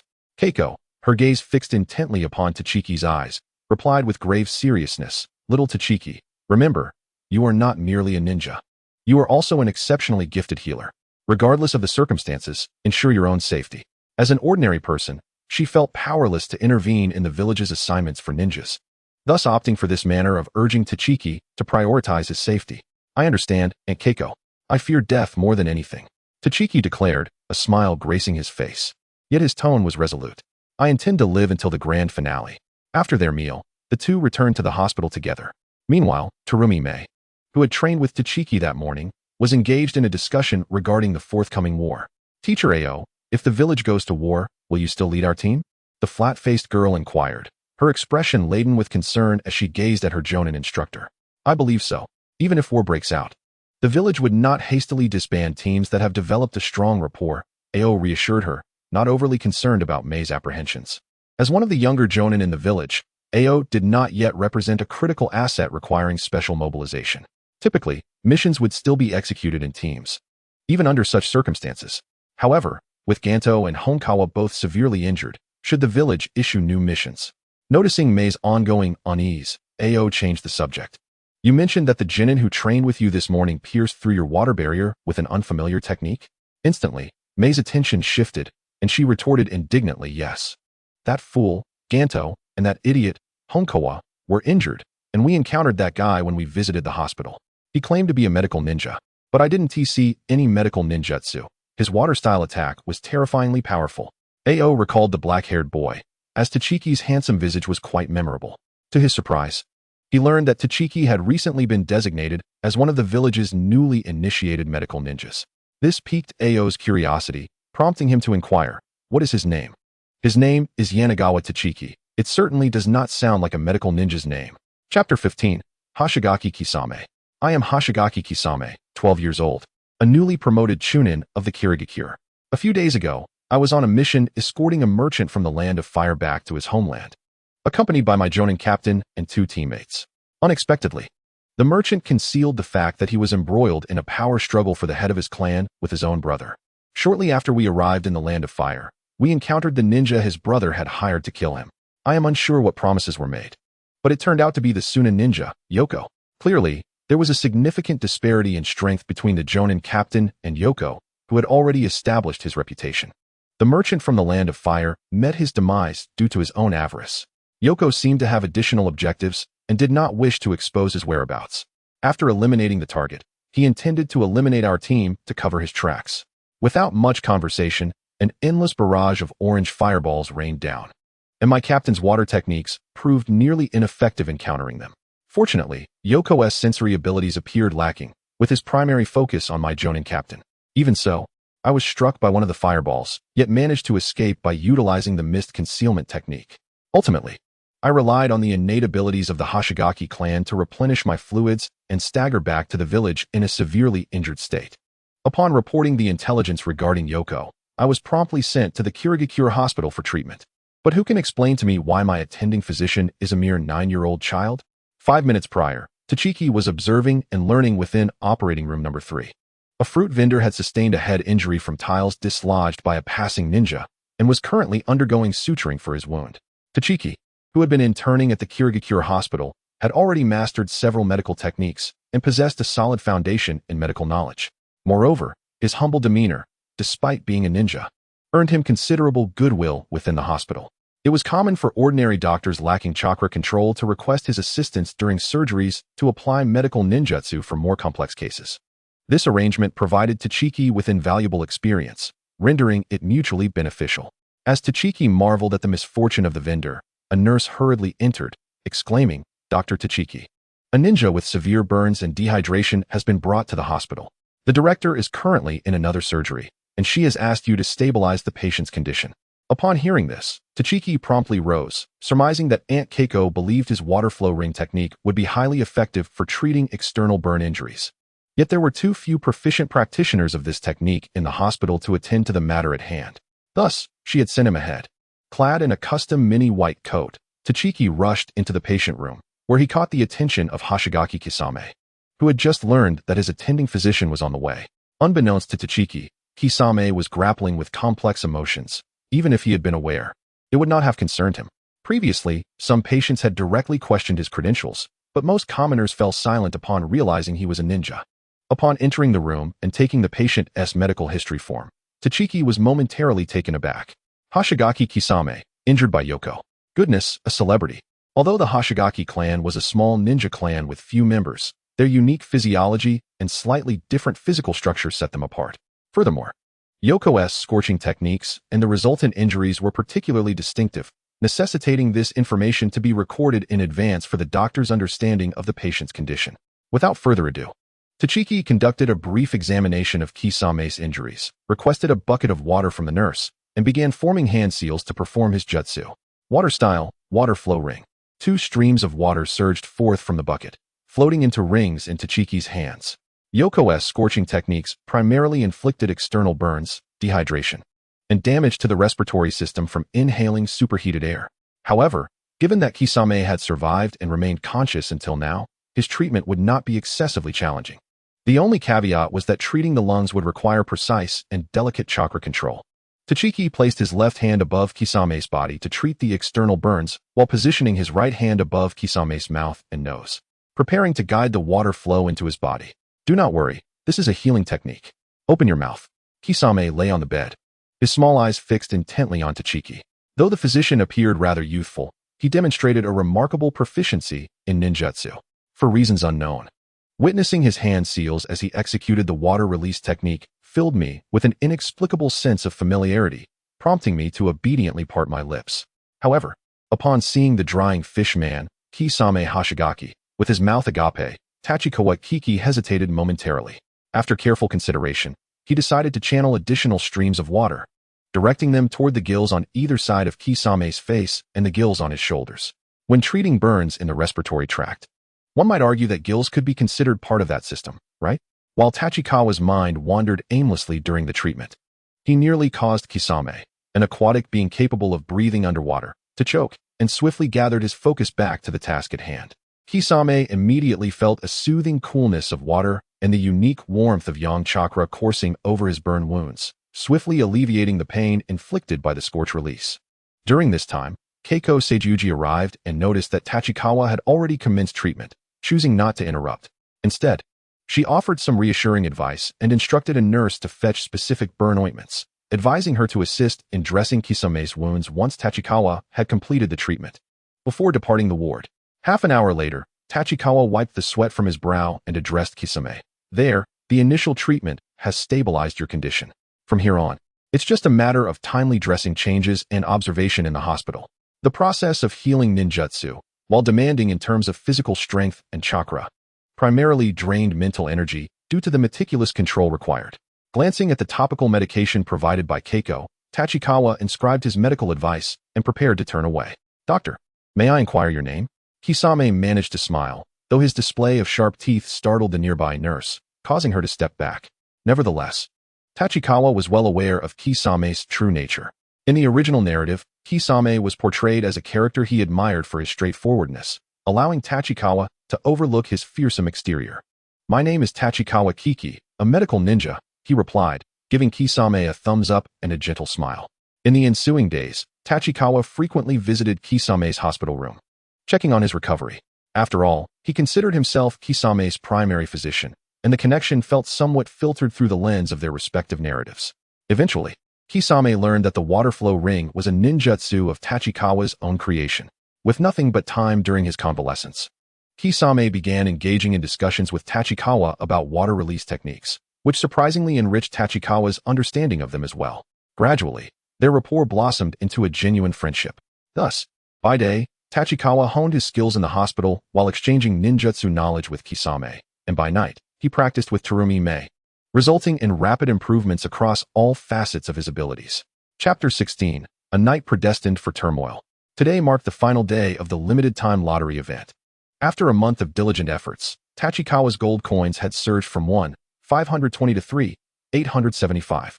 This accumulation was not merely the result of daily tasks. Throughout the month, in pursuit of amassing more gold for the lottery, Tachikawa had employed every means possible, entertaining cats, teasing children, and aiding impoverished neighbors. He dedicated all his free time to triggering system achievements, even venturing to the village's task hall in hopes of accepting ninja missions to uncover new avenues for gold acquisition. Unfortunately, the village had recently experienced a significant reduction in regular tasks, with most junior missions requiring a team. Without a team, Tachikawa was unable to wait around the task hall for suitable missions, ultimately resigning himself to disappointment. As the event was set to conclude the following day, the lottery pool would vanish. Though he hadn't amassed enough for a third tenfold draw, he felt compelled to participate, having drawn numerous times. Tachikawa had grown quite adept at the process. After a ritualistic hand washing and offering a prayer, he opened the system panel. Noting that the water attribute up pool had accumulated a guaranteed 30 draws, he made a decisive choice and selected the survival up pool. Let us go for a 20-fold draw. The system panel displayed 2 luminous orbs spinning rapidly before bursting forth, scattering brilliant streams of light. Alas, no golden prize, he lamented. Though he verbally expressed his expectation of not receiving a golden item, given the absence of a guarantee, a flicker of hope lingered within him. Yet, reality often fulfills one's desires at the most inopportune moments. Ribbit, the little frog, oblivious to Tachikawa's sigh, croaked in harmonious agreement, shaking his head to clear his thoughts. Tachikawa focused on the reward panel, a glimmer of delight illuminating his face. The rewards were as follows: trait, danger precognition, purple item, passive effect with no consumption, allowing the holder to sense surrounding dangers in advance. Technique learning tool, mysterious guardian, purple item, non-attribute secret technique. Casting this technique grants the user immunity to most abnormal states, sustained by mental energy. Aura band, purple item, once equipped, even if subjected to a fatal attack, the wearer will not perish but will succumb to severe injury and unconsciousness. This item has a cooldown period of 1 year after activation. Superior healing ointment, blue item, usable both internally and externally. Significantly restores the user's injuries. Good healing ointment, X3, blue item, usable both internally and externally, moderately restores the user's injuries. White items, X13. Truly, this was a worthy event pool, with 3 purple items appearing quite promising. First and foremost, danger precognition was akin to a divine passive ability, rivaling golden items, often serving as a life-saving tool for protagonists across various narratives. For Tachikawa, who might soon find himself on the battlefield, this trait was exceptionally practical. Without hesitation, he absorbed the trait orb into his being, preparing to test its effects at the first available opportunity. Next, the mysterious guardian, being a secret technique scroll, allowed Tachikawa to grasp its essence immediately after knowledge infusion. Contrary to his initial assumptions, the immunity to most abnormal states was not as omnipotent as he had envisioned. This secret technique primarily targeted abnormal states induced by control-type ninjutsu, such as various genjutsu and the mind-altering techniques of the Yamanaka clan, providing immunity only during the technique's duration. It did not extend to afflictions like burns, freezes, or poisons, as one might expect from Pokémon games. Furthermore, as an active skill, it required prior activation, significantly diminishing its value. It could only be deemed exceptionally useful in specific scenarios. Lastly, the aura band appeared to boast formidable powers, yet its conditions for use were rather stringent. It wasn't merely the once-a-year immunity from death that felt insufficient, rather, the fact that upon activation, it would leave the wearer in a state of severe injury and unconsciousness was concerning. In the heat of battle, such a state might be little different from death itself. One could say it offers a lifeline, albeit not a complete safeguard. Nevertheless, Tachikawa decided to fasten the aura band around his arm. For living was undoubtedly preferable to succumbing to death. He even contemplated affixing his Mist Village insignia onto it, ensuring it would be permanently bonded to his left arm henceforth. Despite the latter 2 items not meeting his lofty expectations, Tachikawa felt that the danger precognition alone justified the effort expended. Following the customary procedure, he stored the blue and white items, selecting those that could be utilized and placing them in his ninja tool pouch for easy access. Jiangchuan Tangerine found herself slightly troubled. With 675 gold coins remaining, she could still conduct 4 single draws, and she was torn about whether to invest them in the current event prize pool. Although she had already drawn 3 purple items today, the sole technique learning scroll she obtained was a neutral attribute, leaving her yearning for other elemental ninjutsu. The prospect of unlocking a new permanent prize pool felt somewhat lacking. Lanzai, do you think I should continue drawing? With uncertainty clouding her thoughts, Jiangchuan Tangerine pitifully sought the counsel of Lanzai. Quack. Lanzai gazed at his master, bewildered, and shook his head, though the gesture did not signify a refusal. It provided Jiangchuan Tangerine with a means to abandon her gambling notion. After all, completing her daily tasks over the next 11 days would require her to make the most of the 4 draws. Investing them in this fleeting event prize pool, which would conclude the following day, offered neither the assurance of a guaranteed purple item nor the opportunity to accumulate chances for golden items. Should she draw 4 common white prizes, the joy of acquiring 3 life-saving tools today would surely dissipate. it would be wiser to remain within the water attribute prize pool, aiming to secure a golden reward that might elevate her combat prowess significantly. With her minor obsessions set aside, Jiangchuan Tangerine finally drifted into a peaceful slumber, content with her decision. However, for some, sleep was an elusive luxury that night. On a petite island near the Hidden Mist Village, the very site where Jiangchuan Tangerine and her fellow medical ninjas underwent intensive training, remnants of temporary structures still stood in the island's center. Despite the throng of activity on the island, no one intended to spend the night within those buildings. Since noon, over 100 students from the Ninja Academy had been engaged in fierce battles, vying for their graduation assessments. Anyone daring to rest in the conspicuous central structure would inevitably become a target. Ironically, 3 months prior, a group of previously unacquainted medical ninjas and ninjas had assisted one another in their learning endeavors to become medical ninjas. Yet now, a cohort of youths, scarcely 10 years old, found themselves compelled to slay a longtime classmate in order to obtain their token and pass the assessment to become genin. According to the Academy's original plan, each student was to receive a token upon arriving on the island, at which point the vessel would depart. When the ship returned the following noon, only those possessing 2 tokens would be allowed to board and officially graduate as genin from the Blood Mist. However, one student on the island appeared to harbor doubts about the Academy's plan. Observing the deepening shadows as night approached, Momochi Zabuza tightened his grip on the kunai in hand, preparing to make his move. Chapter 17. Weapons and Tools. Since stepping foot on the island at noon, Momochi Zabuza had been wandering, surveying the terrain. Though a petite island, it served as an assessment site for over 100 students, encompassing an area of more than 2 million square meters, replete with forests and rocky hills. Even for someone of Zabuza's caliber, annihilating the scattered students across the island posed a considerable challenge. Thus, despite receiving a map of the island from Kuriguchi Yagura beforehand, Zabuza felt compelled to verify several ambiguously marked locations upon his arrival. To avoid being overwhelmed by the student body, Zabuza refrained from striking during daylight, opting instead to eliminate 2 unfortunate souls he encountered along the way. With his formidable reputation at the Ninja Academy, those 2 ordinary students promptly surrendered their tokens upon realizing they faced Zabuza. This response was condoned by the Academy, as the assessment aimed to weed out the weaker candidates.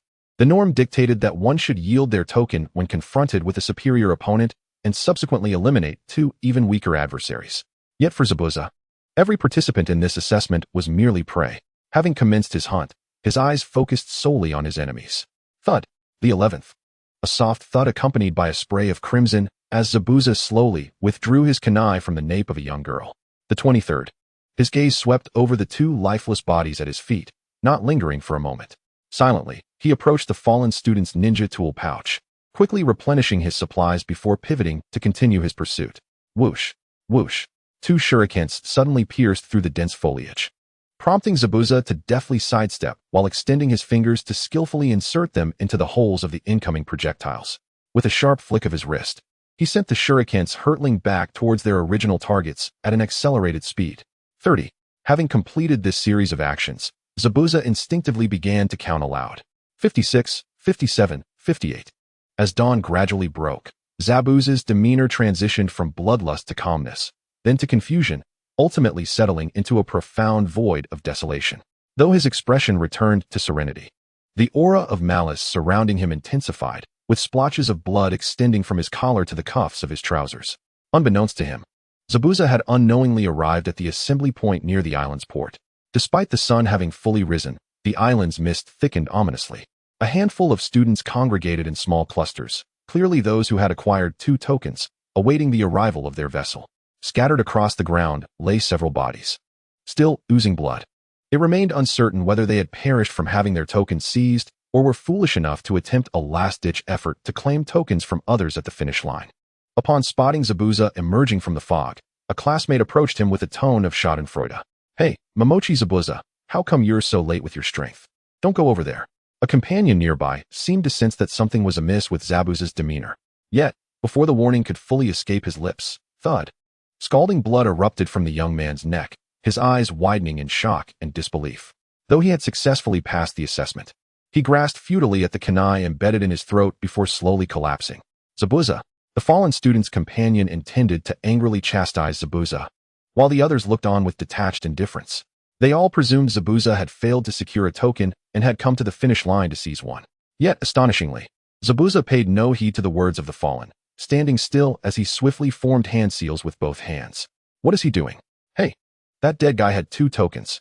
Stop him. The students present at that moment were all of above-average caliber. Some with quick reflexes began to realize the gravity of the situation and rushed towards Zabuza. TCH, as shuriken, kunai, and various attacks came hurtling towards him. Zabuza had no choice but to abandon the water dragon jutsu he was in the midst of casting, drawing 2 kunai, 1 in each hand, and charging into the crowd. Unleashing a massacre. Are you insane? Enough with the chatter, kill him. Regardless of their frenzied shouts, time only saw them being ruthlessly harvested one by one. At this moment, the malevolent aura surrounding Zabuza had grown so palpable that it felt almost tangible.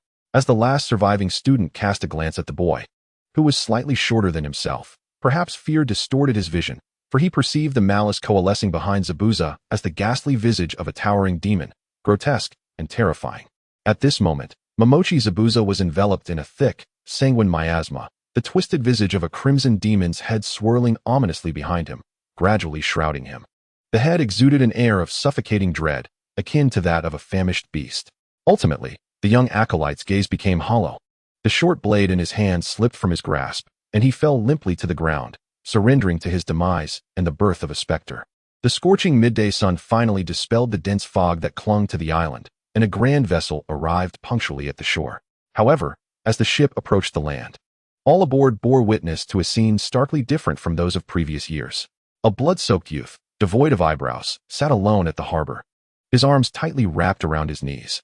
Surrounding him lay over 20 corpses, male and female alike, all students from the ninja academy. Blood, shuriken, and kunai were strewn across the ground, and even the waters near the port were stained a shocking crimson. The boy sat amidst this chaos and death, his expression vacant, as if he were severed from the world. He stared blankly at the approaching ship, his face betraying no emotion, as though he had lost all connection to his surroundings. Quick, go see what has transpired, cried a man clad in a chunin's garb, eager to rush ashore. Yet, a figure with green hair swiftly interposed himself, blocking the man's path. Kagaya Yagura, a figure who should have remained in the shadows, now stood on the ship. His presence was either to ensure the plan proceeded smoothly or to protect the accomplished Zabuza, perhaps both. Everyone, remain on the ship, as Kagaya's command echoed. Several figures sprang forth from the cabin, positioning themselves at the bow of the vessel. Simultaneously, Chunin emerged from the island, including the proctoring teachers who seemed to have been utterly absent throughout the day. Kagaya then leaped ashore alone, approaching Zabuza, who was huddled in a ball. Little ghost. You were merely a weapon and a tool executing orders. All the bloodshed and sin shall rest upon my shoulders, the one who issued the commands. Kagaya bent down, gently ruffling Zabuza's hair, and continued, Thus, your task is complete. Congratulations on your graduation, little ghost. Weapon and tool? Only at that moment did the boy, who had remained in a stupor, seem to awaken slightly, a flicker of light igniting in his eyes. Chapter 18. Aftermath of the graduation exam. At 3 p.m. that afternoon, a high-level meeting was convened in the Hidden Mist Village. The purpose of this meeting was to discuss the appropriate timing for intervention in the war and how to respond to the sudden shift in the Land of Water's Lord's ambiguous stance towards participation in the conflict. Unexpectedly, the attendees were informed of the unforeseen incident during the ninja graduation exam. The atmosphere in the conference room grew weighty. The third Mizukage sat expressionless behind his desk, while Kagaya Yagura stood by, his brow furrowed. Naturally, news of such an event at the Ninja Academy reached the third Mizukage without delay. Elder Jin, the senior advisor, briefly recounted the sequence of events. Yukikase, the clan head of the Snow Clan, wore a dark expression and immediately called for severe punishment for Zabuza. At such a critical juncture, weakening the village's fighting strength is unacceptable. I suspect Zabuza may be a spy from another village and should be interrogated immediately, he declared coldly. As a representative of the ninja clans, during this imminent time of war for the Hidden Mist, the dwindling numbers of lower-class ninjas implied that more clan offspring would need to be dispatched to the battlefield, which greatly harmed the interests of the clans. Furthermore, since Zabuza managed to eliminate all the candidates at such a young age, he must be a prodigious talent. It would be better for such a genius, born of common ninja stock, to perish. Just as Kagaya Yagura was about to defend Zabuza, a hearty laughter interrupted. Yukikase, what are you talking about? We are the Blood Mist ninjas. The weak deserve to be eliminated. I think this kid is rather impressive. Kagaya Ryuya, although verbally praising Zabuza, displayed evident impatience, clearly unconcerned about the situation. The existence of the Ninja Academy is to cultivate ninjas for the village. Those who disrupt the exams must face severe consequences. Seeing Kagaya Ryuya, a fool, contradicting him at this moment, Yukike's felt a surge of anger and chose to ignore him, instead directing his gaze at the unperturbed third Mizukage. Seizing what seemed like a fitting moment, Kagaya Yagura spoke up. While Zabuza's actions were extreme, the exam's purpose was to eliminate other candidates. He did not technically violate the rules. At this point, Kagaya glanced at the third Mizukage, noting his silence, and pressed on. What is crucial is not his punishment, but whether we should reconsider the graduation examination rules of the Ninja Academy. Upon hearing this, the third Mizukage regarded Kagaya Yagura with a bemused smile. Kagaya, are you questioning the rules I have established? For reasons unknown, despite having suggested this before, Kagaya Yagura felt a bead of cold sweat trickle down his back. Not at all, Lord Mizukage.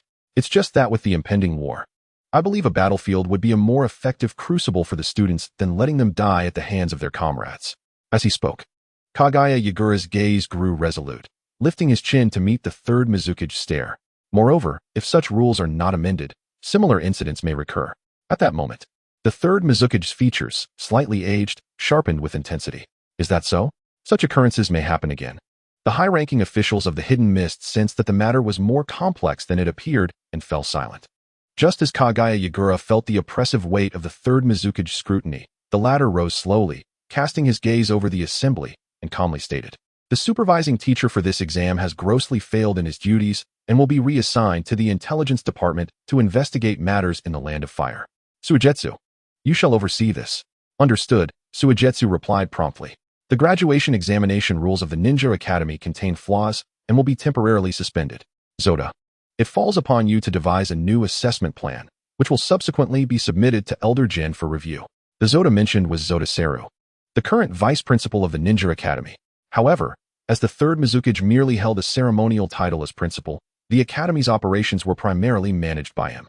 Why yes, the prospect of handling such a thorny issue left Zoda Seru, who had long been relegated to administrative duties and had not undertaken a mission in years, feeling quite apprehensive. Nevertheless, he dared not question the Mizukage's orders and could only tremble as he acquiesced and withdrew. Finally, regarding the boy named Zabuza, the third Mizukage cast a fleeting glance at the visibly anxious Kagaya Yagura and continued, "Elder Jin, I recall that Aoi came to report this morning, expressing a desire to supplement 2 team members from this batch of students, correct?" "Indeed, it is so. Aoi's 2 team members sustained severe injuries during their mission and can no longer serve as ninjas," Elder Jin confirmed with a nod. "Then let Zabuza join Aoi's team." As for the remaining member, the third Mizukage turned to the silent leader of the Kirigakure clan, Akatsuki Aoi. "I have heard that a prodigious youth has emerged from the Akatsuki clan." At that moment, Akatsuki Aoi's mind raced with countless thoughts. Ever since the former clan head, the second Mizukage, perished in battle, the Akatsuki clan's standing had steadily declined with the ascension of the third Mizukage. The mastery of the 7 ninja swords has now become a mere shadow of its former self, and I find myself treading cautiously in high-level meetings, refraining from uttering a single word. Who would have thought that I would find myself in the crosshairs? Our prodigious talent, the young Kitsuki Minatsu, is only 7 years old. While I firmly believe he possesses the prowess of a shinobi equal to any jonin, how could he possibly be assigned to such an inexplicable team? Lord Mizukage, it must be mere gossip. It has been ages since our clan has produced any gifted youths. With trepidation, Kitsuki Akatsuki replied, his mind racing with thoughts. Very few are privy to Minatsu's training, and I must investigate who has carelessly let this slip.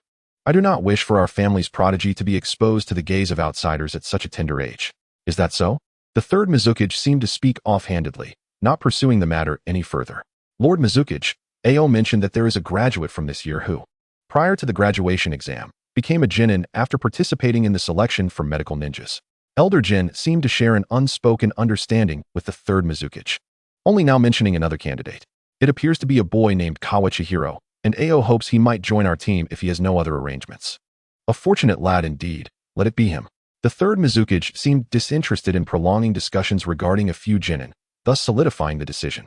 Koki Yagura remained silent throughout, his words caught in his throat, ultimately refraining from speaking. Although the Fortunen Proctors were his subordinates, they were eventually reassigned to the front lines. Even though the talented young Momochi Zabuza did not remain under his command, he had achieved his objective in a manner he could scarcely comprehend.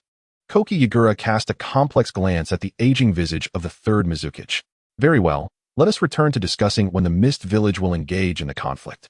The third Mizukage, as though the previous matter had never transpired, deftly redirected the conversation back to the original agenda. Meanwhile, Kawachihiro, still at the Mist Hospital, was oblivious to the fact that his team assignment had been determined amidst the probing exchanges of several influential figures. Chapter 19. Team Assembly. Rising early, Kawachihiro glanced at the calendar and suddenly realized that the day before yesterday was the day of the ninja school graduation exam. However, with the recent days unfolding in a rather routine manner, he had scarcely paid attention to the date. Additionally, having left the ninja school for over 3 months, he had not been particularly concerned about the graduation exam. This date was marked since his initial arrival in this world, a time when he counted the days as if it were a countdown to a college entrance examination. Reflecting on this, Kawachihiro couldn't help but smile. Nevertheless, with the graduation exam now concluded, Zabuza must have officially embarked on his career as a shinobi, right? As a flurry of disjointed thoughts surged through his mind, he contemplated whether he should inquire at the ninja registration office about the arrangements for his team while finishing his breakfast. Blue, do you think I will be placed in a team with Zabuza, or will it happen to be a group composed of clan ninjas who have become genin? Oh, ribbit. The still sleepy little frog hardly registered what its master had said and merely responded instinctively. However, Kawachihiro was only seeking a casual topic to chat over breakfast, not truly expecting an answer. After finishing his meal, Kawachihiro, upon arriving at the hospital for work, was summoned to the office by Keiko Seigetsu. Little Chihiro, the village has finalized your assignment. I hear you will be led by a Jonin captain. Upon entering, he was greeted with good news. Typically, with the overwhelming number of graduating genin, ordinary teams are led by chunin, so he had the third Mizukage to thank for this. However, Keiko Seigetsu's expression did not convey the joy of good news, but rather concern. Sensing this, Kawachihiro's heart began to race with apprehension. Sure enough, Keiko Seigetsu briefly recounted the events of the previous day's graduation exam. That Momochi Zabuza will be in your team, be cautious. Fear not, Aunt Keiko, Kawachihiro assured her with a calm smile. I trust in your judgment. Prepare yourself this morning. Report to Training Ground 9 in the afternoon. After bidding farewell to the still hospitalized Kisame Hashigaki and having lunch with Keiko Seigetsu, Kawachihiro arrived at Training Ground 9, feeling a touch of anxiety. Unlike the frequently visited Training Ground 11, Training Ground 9, though not large, boasted superior facilities, complete with lakes, forests, and rocky hills. Upon entering the training ground, Kawachihiro noticed a tall figure accompanied by 2 smaller ones, who had evidently been waiting for him for quite some time. Interestingly, all 3 were familiar faces.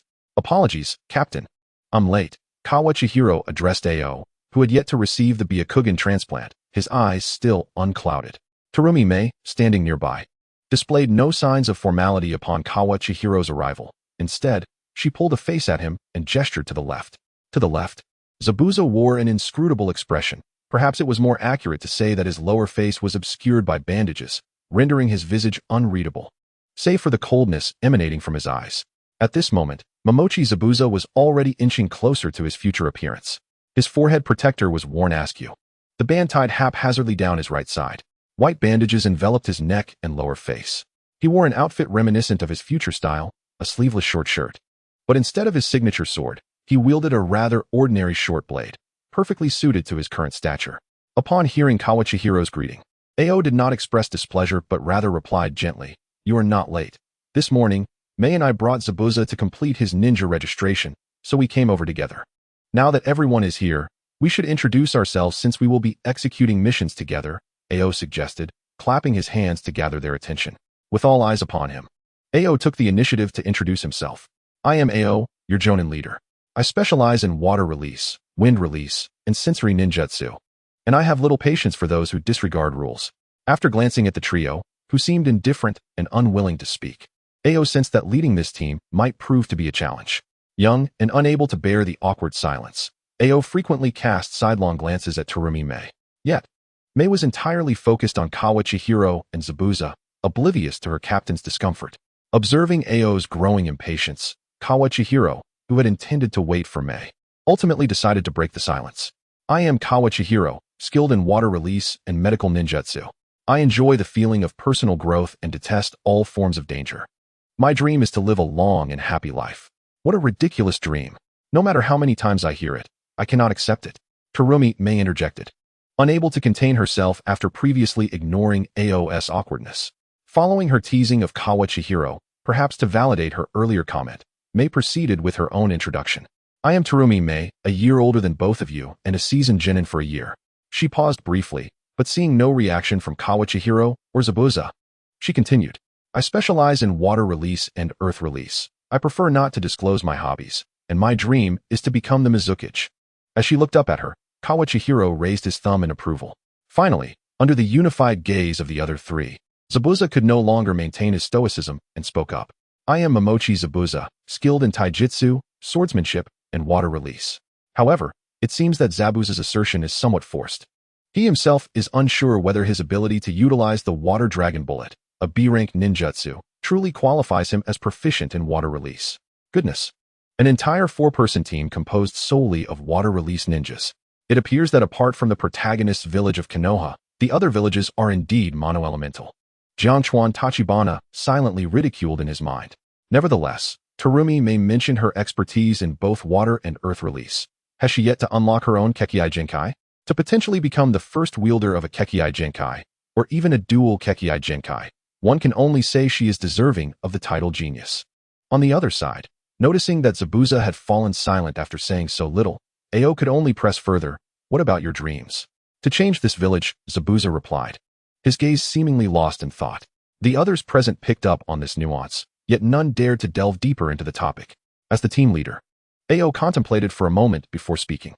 While everyone has introduced themselves verbally, the primary purpose of today's gathering at the training ground is to allow us to better understand our future teammates through practical combat. Mei you, Zabuza, and Tachibana will form the attacking side. You have 3 minutes to devise a strategy, while I will take on the role of the defender. Before the trio could pose any further questions, Ao executed a body flicker technique, dashing off into the thicket of the training grounds without a backward glance. Observing Ao's agile figure, the three of them exchanged bemused glances, still processing the swift turn of events. Jiangchuan Tachibana, somewhat exasperated, turned to Terumi Mei and asked, is this how Captain Ao always leads the team, so efficiently? Though Zabuza's bandaged visage remained expressionless, a glimmer of skepticism appeared in his eyes as he regarded Terumi Mei. She raised a hand to her forehead, feeling a bit embarrassed, yet she deftly shifted the topic. Let us follow orders and formulate our plan. Although Captain Ao has rarely engaged in combat over the past year, I still have some intelligence to share. Chapter 20, Practical Test. At this moment, Ao stood casually beneath the shade of a tree, showing no signs of preparation or defensive posture.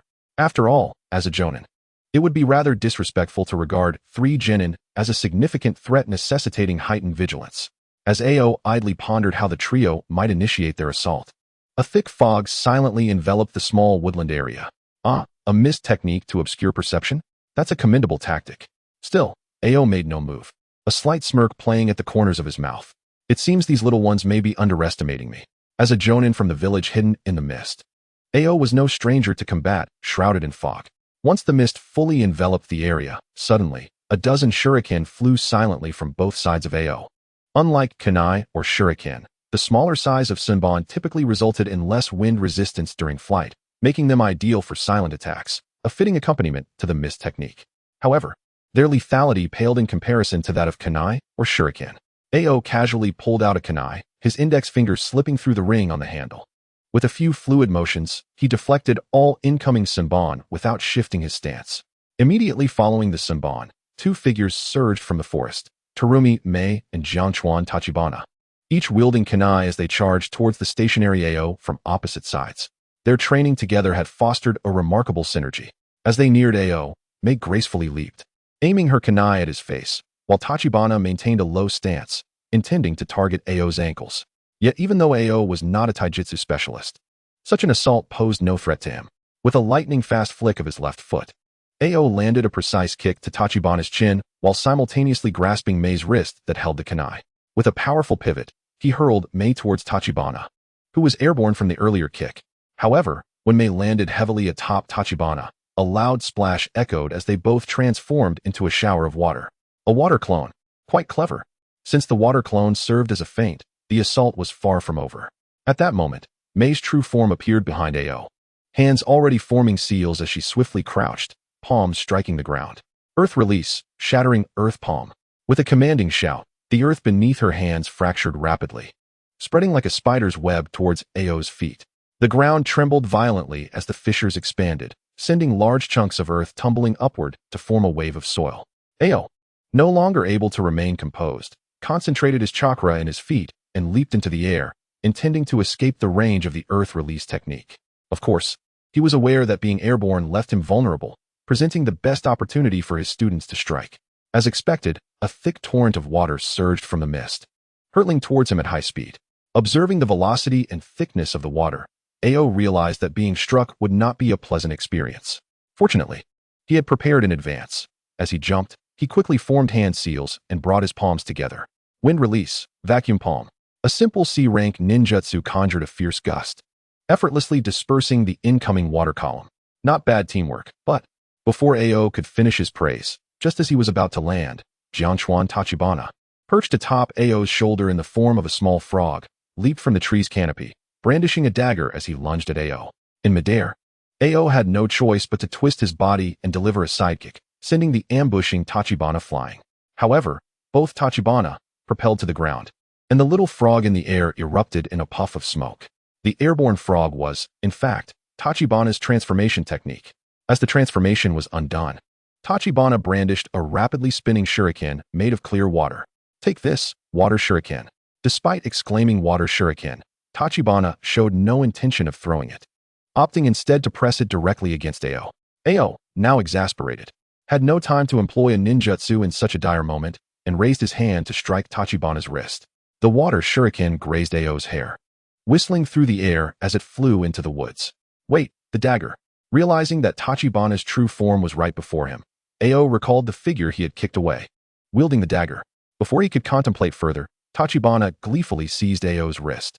Emerging from the dissipating smoke was none other than Zabuza, prepared for this moment. At that instant, Zabuza executed the body double technique, splitting into three and charging towards Ao, who was still held by Tachibana. The three identical Zabuza, each wielding a dagger, attacked Ao from three different angles. Seeing this, Ao had no choice but to grip Tachibana's wrist tightly, using him as a weapon to carve a grand semicircle in midair. Hey, no! Tachibana shrieked in alarm as the impact echoed. Two of the Zabuza clones burst into smoke, while the last, the real Zabuza, was sent sprawling to the ground, dazed from the collision. Meanwhile, Terumi Mei, who had been maneuvering through the crumbling terrain, had intended to assist but, upon witnessing her two teammates incapacitated, decided to take decisive action.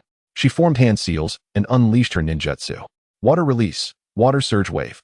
With a commanding cry, a torrent of water surged forth from her mouth, carrying with it a multitude of earth fragments created by her earlier technique, rushing towards Ao's position. As for whether the two who had just been felled by Ao were within the attacking range, it was no longer a concern for Terumi Mei. Lying incapacitated on the ground, Yanagawa Tachibana sensed the impending danger upon hearing Terumi Mei's voice. Even when he had been flung aside by Ao earlier, he had merely offered a subtle warning, but now his mind was in a frenzy, sounding alarm bells. Stretched out and aching on the ground, he turned his head to behold the oncoming waves of water and massive stones, only managing a feeble groan. This was not part of the plan.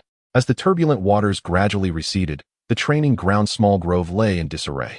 Ao, effortlessly lifting both Tachibana and Momochi Zabuza, dispelled the chakra gathered in his feet and landed firmly on the ground. Just moments ago, he had realized there were no further tricks left for the fallen duo.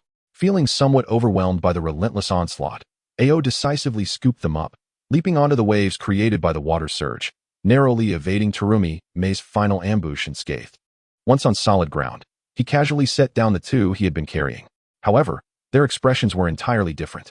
Zabuza, visibly frustrated, averted his gaze, clearly dissatisfied with his lackluster performance in the recent skirmish.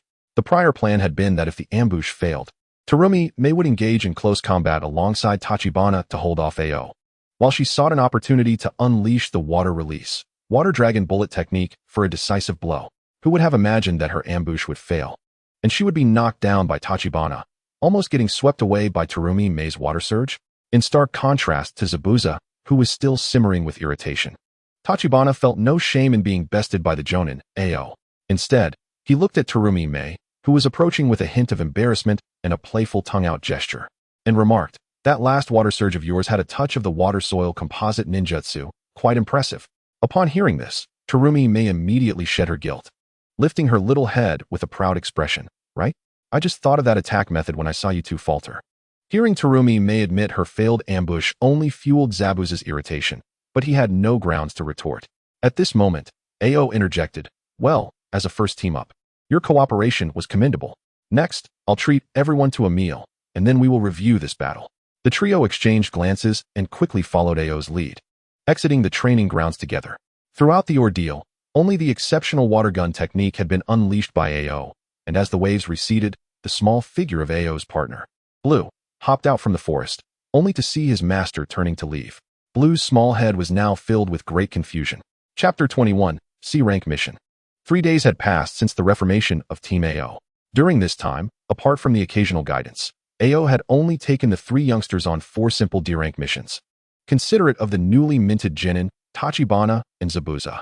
These straightforward tasks were intended to familiarize them with the process of accepting and executing missions. Ninja missions are classified into 5 ranks. D-Rank missions are typically the simplest, requiring no combat, such as taking care of pets, fishing, or farming.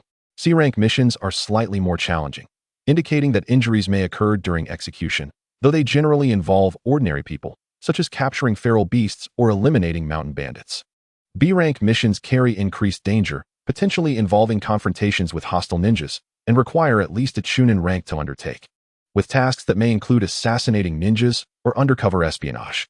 A-Rank and S-Rank missions can only be undertaken by Jonin, often entailing crises and secrets that implicate entire ninja villages or nations, requiring engagement with foreign elite forces or even the annihilation of entire ninja squads.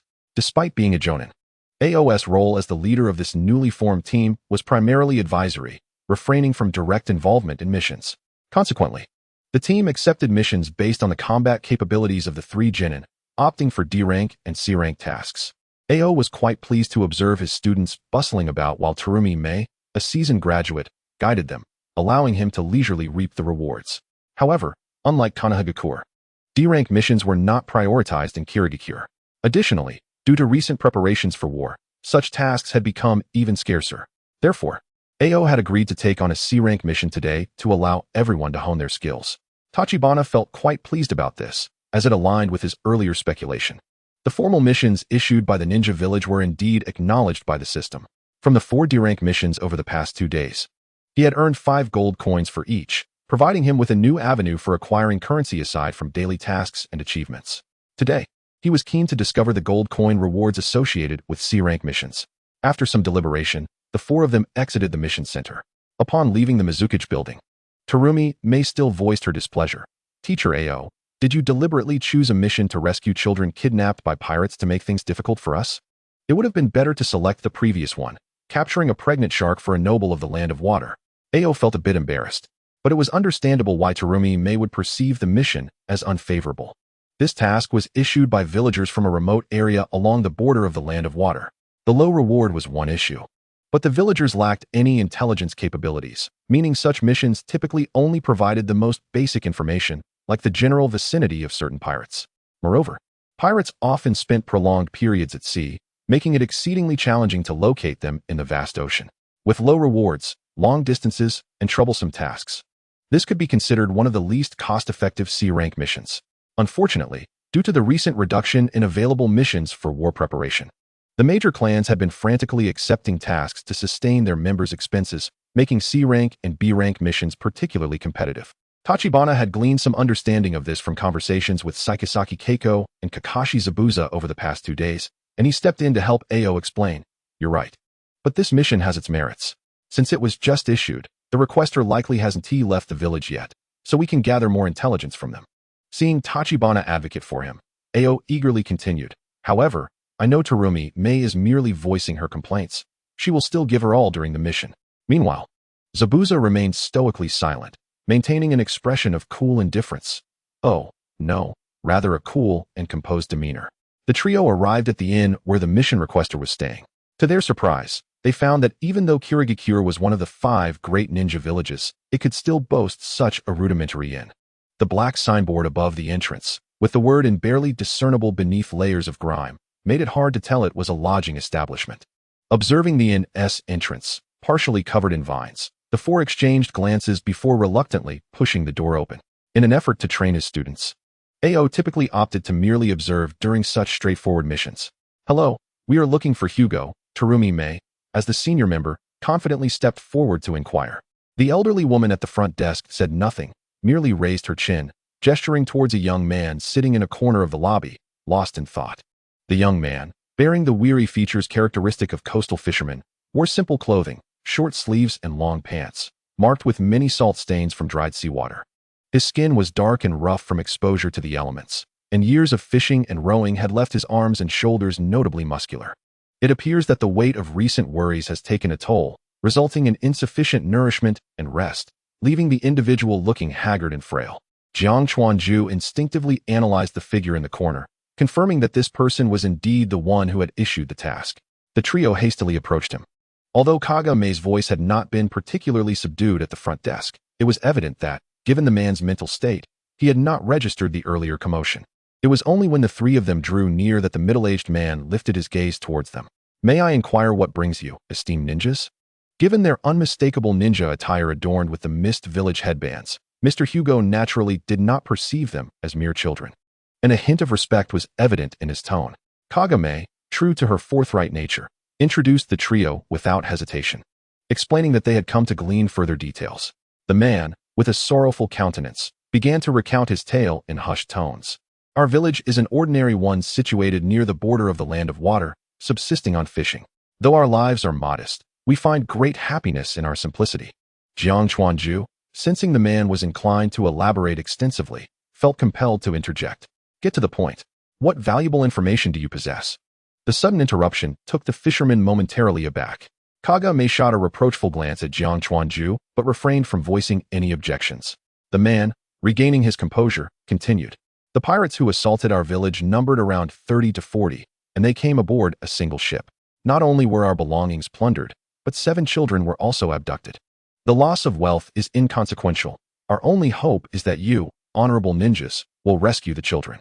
As he spoke, a glimmer of hope flickered in his eyes. Yet the grim reality was that the hostages might not still be alive. Zabuza plainly articulated the crux of the matter. Kagame, however, felt a pang of compassion and remarked, given that the pirates specifically targeted children, there must be a reason. They are unlikely to execute them swiftly. If we can locate the pirate's lair, we might yet save these children. The prerequisite, of course, is to find the pirate stronghold, Jiang Chuanju reminded her appropriately. At that moment, Mr. Hugo timidly spoke up. I may have an inkling of where the pirate's lair is. Chapter 22, Apple Village. Following Mr. Hugo's introduction, the group grasped the full context of the situation. Apple Village is a quaint settlement located at the southern edge of the main island of the Land of Water, near the continent of the Land of Fire. Although it lies by the sea, the terrain is ill-suited for port construction, and the convoluted landscape renders land access rather challenging. This complicated geography has hindered the village's economic development. However, it has also shielded the humble Apple Village from the marauding pirates that plague the surrounding waters. Yet, just over a week ago, fishermen from the village stumbled upon a merchant ship that had run aground on a reef.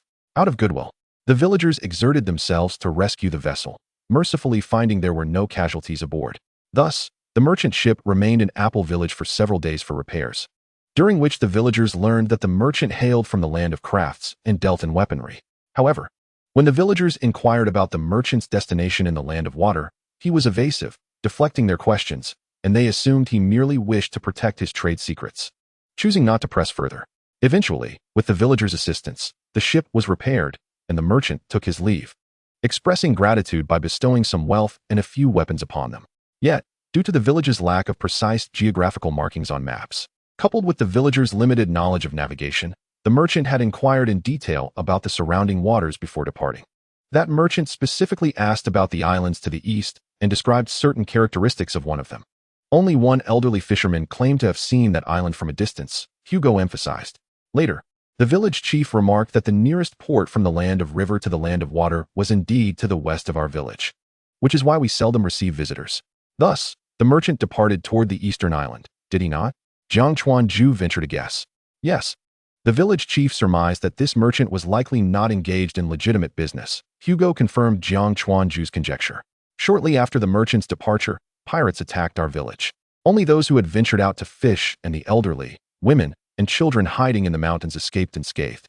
At this point, Hugo's eyes were glistening with unshed tears. Our village possesses little of value, yet those pirates not only robbed us of our money, but also seized our children. My daughter was among those taken. It is clear that the merchant conspired with the pirates, divulging our village's location to them. The survivors noted that the pirates' weapons were identical to those aboard the merchant's ship. Perhaps the merchant simply met with misfortune and was himself a victim of piracy? Zabuza queried bluntly, having observed Hugo's emotional instability. In response, Jiang Chuanju pondered for a moment before countering. That seems unlikely. The merchant's intentions were clearly directed toward a remote island. Moreover, if he were merely a victim of piracy, he would not have mentioned a nondescript village with little to offer, especially one to which he owed a debt of gratitude. Jiang Chuanju stroked his chin, convinced that the merchant was indeed in collusion with the pirates. Yes, that is the consensus among the villagers as well. In that case, let us set forth. Having a target is preferable to aimlessly searching the seas, Kagame declared, having gleaned sufficient information. Nonetheless, Jiang Chuanju felt compelled to inquire further of Hugo. Can the villagers still locate the position of that island? Absolutely. Most of our fishermen and their boats remain. And while none have visited that island, it would be easy to find based on its general location, Hugo assured them. Ultimately, the group decided against bringing Hugo along, choosing instead to proceed directly to Apple Village. After all, this was not a task requiring escort, and as Hugo had mentioned, there were others in the village who could guide them. The urgency of the rescue mission necessitated swift action, and the inclusion of an ordinary person would undoubtedly impede their progress significantly. Qing, throughout the entire exchange, remained silent, quietly observing his disciples as they prepared for the mission. A day later, Qing's team traveled tirelessly to reach Apple Village. Although the village's structures appeared relatively intact, signs of repairs were evident, and traces of uncleaned blood marred the streets. The village was almost devoid of pedestrians, and the few passers-by clad in simple garments exhibited a mixture of numbness and wariness towards the newcomers. Just gazing upon this desolate village painted a vivid picture of the devastation it had endured. However, having arrived under the cover of night, the group felt compelled to press on without delay. Kagame signaled Jiang Chuanju with her eyes. Understanding her intent, Jiang Chuanju approached a middle-aged man and inquired, "We are ninjas from the Mist Village, here on a mission to rescue captives. May I ask where the village chief's residence is?" Upon hearing this, the middle-aged man's eyes momentarily sparkled with a glimmer of hope before swiftly reverting to sorrow. The village chief has been slain by the pirates. His son, Days, is now in charge. I will take you to him. With that, the man turned and led the way. The group arrived at a relatively clean compound, and before they could speak, a robust young man wearing a straw hat emerged from the stone house. The youth paused momentarily at the sight of the unfamiliar faces before recognition dawned upon him, and he spoke. "Are you the ninjas sent by Hugo?" In the land of water, the prevailing attitude ensures that no one underestimates a ninja due to age, especially with the presence of an adult clad in the vestments of a jonin, known as aoi. This circumstance spared Jiangchuan Tachibana and his companions much debate, and after a succinct introduction, their gazes turned towards the young deputy village chief. "Allow me to take you to the island," declared the youth named Daz, his expression resolute as he addressed the group. The middle-aged man who had escorted Team Aoi hesitated momentarily upon hearing Daz's words, but ultimately exhaled a soft sigh and refrained from further comment. To alleviate any potential misunderstandings among the esteemed ninjas, Daz quickly added, "I am our village's finest fisherman and am well acquainted with the nearby waters. I can navigate the boat alone to bring you there." Kagame may spoke up. "That is perfectly fine. Just take us to that small island. After we disembark, you may return immediately. Once the mission is complete, we will bring back the kidnapped children to the village." Today, Kagame may seem particularly reasonable, devoid of her usual haughty demeanor. Sensing the unease of the two ordinary villagers present, Jiangchuan Tachibana reassured them, "Rest assured, as ninjas, we have no trouble dealing with mere pirates." Daz then exchanged a few brief words with the middle-aged man before leading the four out of the courtyard. Thus, the group made their way to the shore where several fishing boats lay anchored, without stirring any of the other villagers. It appeared that the villagers had little desire to fish recently, as the boats were haphazardly moored along the shore, given their purpose was to rescue. And with Daz promising to return promptly, the group assisted in connecting an empty boat for their journey. However, upon closer inspection of the fishing vessels, Jiangchuan Tachibana couldn't help but internally scoff at the sight of these wooden boats equipped with engines and propellers. Fortunately, they had no intention of pursuing the pirates at sea, as one could only wonder if the pirate ships were armored vessels. As the 5th chapter unfolded, the five rowed the fishing boat under the cloak of night, arriving near an inconspicuous, unnamed island. However, before they could draw closer, it became evident to them that they had indeed reached the correct location. For on this remote isle, which bore no markings on the map, there stood a small encampment surrounding a rudimentary harbor. Flickering flames illuminated the port, where several modest vessels were docked. Further in, an assortment of oddly shaped wooden and stone houses were scattered amidst sparse trees, and faint silhouettes could be seen moving within the camp. Noticing the situation, Daz slowed the boat from a distance and lowered his voice. "Ninjas, it seems the pirate ship is not here." Those who survived the previous attacks mentioned that the pirates sailed a medium-sized sailboat. The group observed the port's layout. It was plausible that the pirate ship had set sail. Given the architectural style, they were likely in the right place. Jiangchuan Tachibana frowned slightly, contemplating. It would be more reassuring if the pirate ship had just departed. However, if the pirates have yet to return since raiding Apple Village, then our mission to rescue the target will undoubtedly grow more complicated. After all, it had not yet been 10 days since the attack on Apple Village, and the pirate ship could still be out at sea. "Let us proceed to the island," Alway instructed. "Daz, steer clear of the harbor. Head eastward and find a secluded spot to anchor. There may still be pirates on the island, and we must not alert them." Concerned that his 3 disciples lacked the experience necessary for a successful rescue, Alway made the decision. Although they had formed a general understanding of the situation, further investigation into the encampment's specifics and the whereabouts of their target was essential. With their leader's directive in place, the group offered no objections. Daz cautiously turned the boat around, minimizing the engine's noise as they approached a hidden shoal east of the harbor. Yet, just as the small vessel was about to glide ashore, an urgent warning surged through Jiangchuan Tachibana's mind. The danger level akin to the previous instance when he was enveloped by Kagami Mei's water wave. Without a moment to spare, he urgently called out to Alway, "Captain, danger! Sensory ninjutsu." Without waiting for the boat to halt, he swiftly retrieved a kunai from his ninja tool pouch and leapt onto the shore. As a seasoned jonin who had faced countless perils, Alway wasted no time in action. Noticing Jiangchuan Tachibana's unusual behavior, he closed his eyes and formed a hand seal, channeling his focus to employ sensory ninjutsu. The other two, Zabuza and Kagami Mei, shared a silent understanding and leapt from the boat, forming a protective formation around it with Jiangchuan Tachibana. An unseen ripple emanated from Alway, radiating outward. The hidden adversaries, aware of the trio's vigilant stance and Alway's activation of sensory ninjutsu, remained cautious. Before Alway could launch an attack upon their discovered location, 2 masked ninjas emerged from behind a large rock on the shore. Judging by their figures, they appeared to be a man and a woman, both garbed in the attire of the Kirigakure Umbu, adorned with face masks emblazoned with the village's insignia on their foreheads. Only the Umbu of Kirigakure could be so brazen as to display their village's emblem on their masks, as though they wished to announce their affiliations while committing nefarious deeds. The 2 figures approached unabashedly, lacking any overtly hostile posture, seemingly devoid of malice. Nonetheless, Jiangchuan Tachibana's persistent warning of danger prevented him from relaxing. The male ninja addressed Alway directly, disregarding the trio's wariness.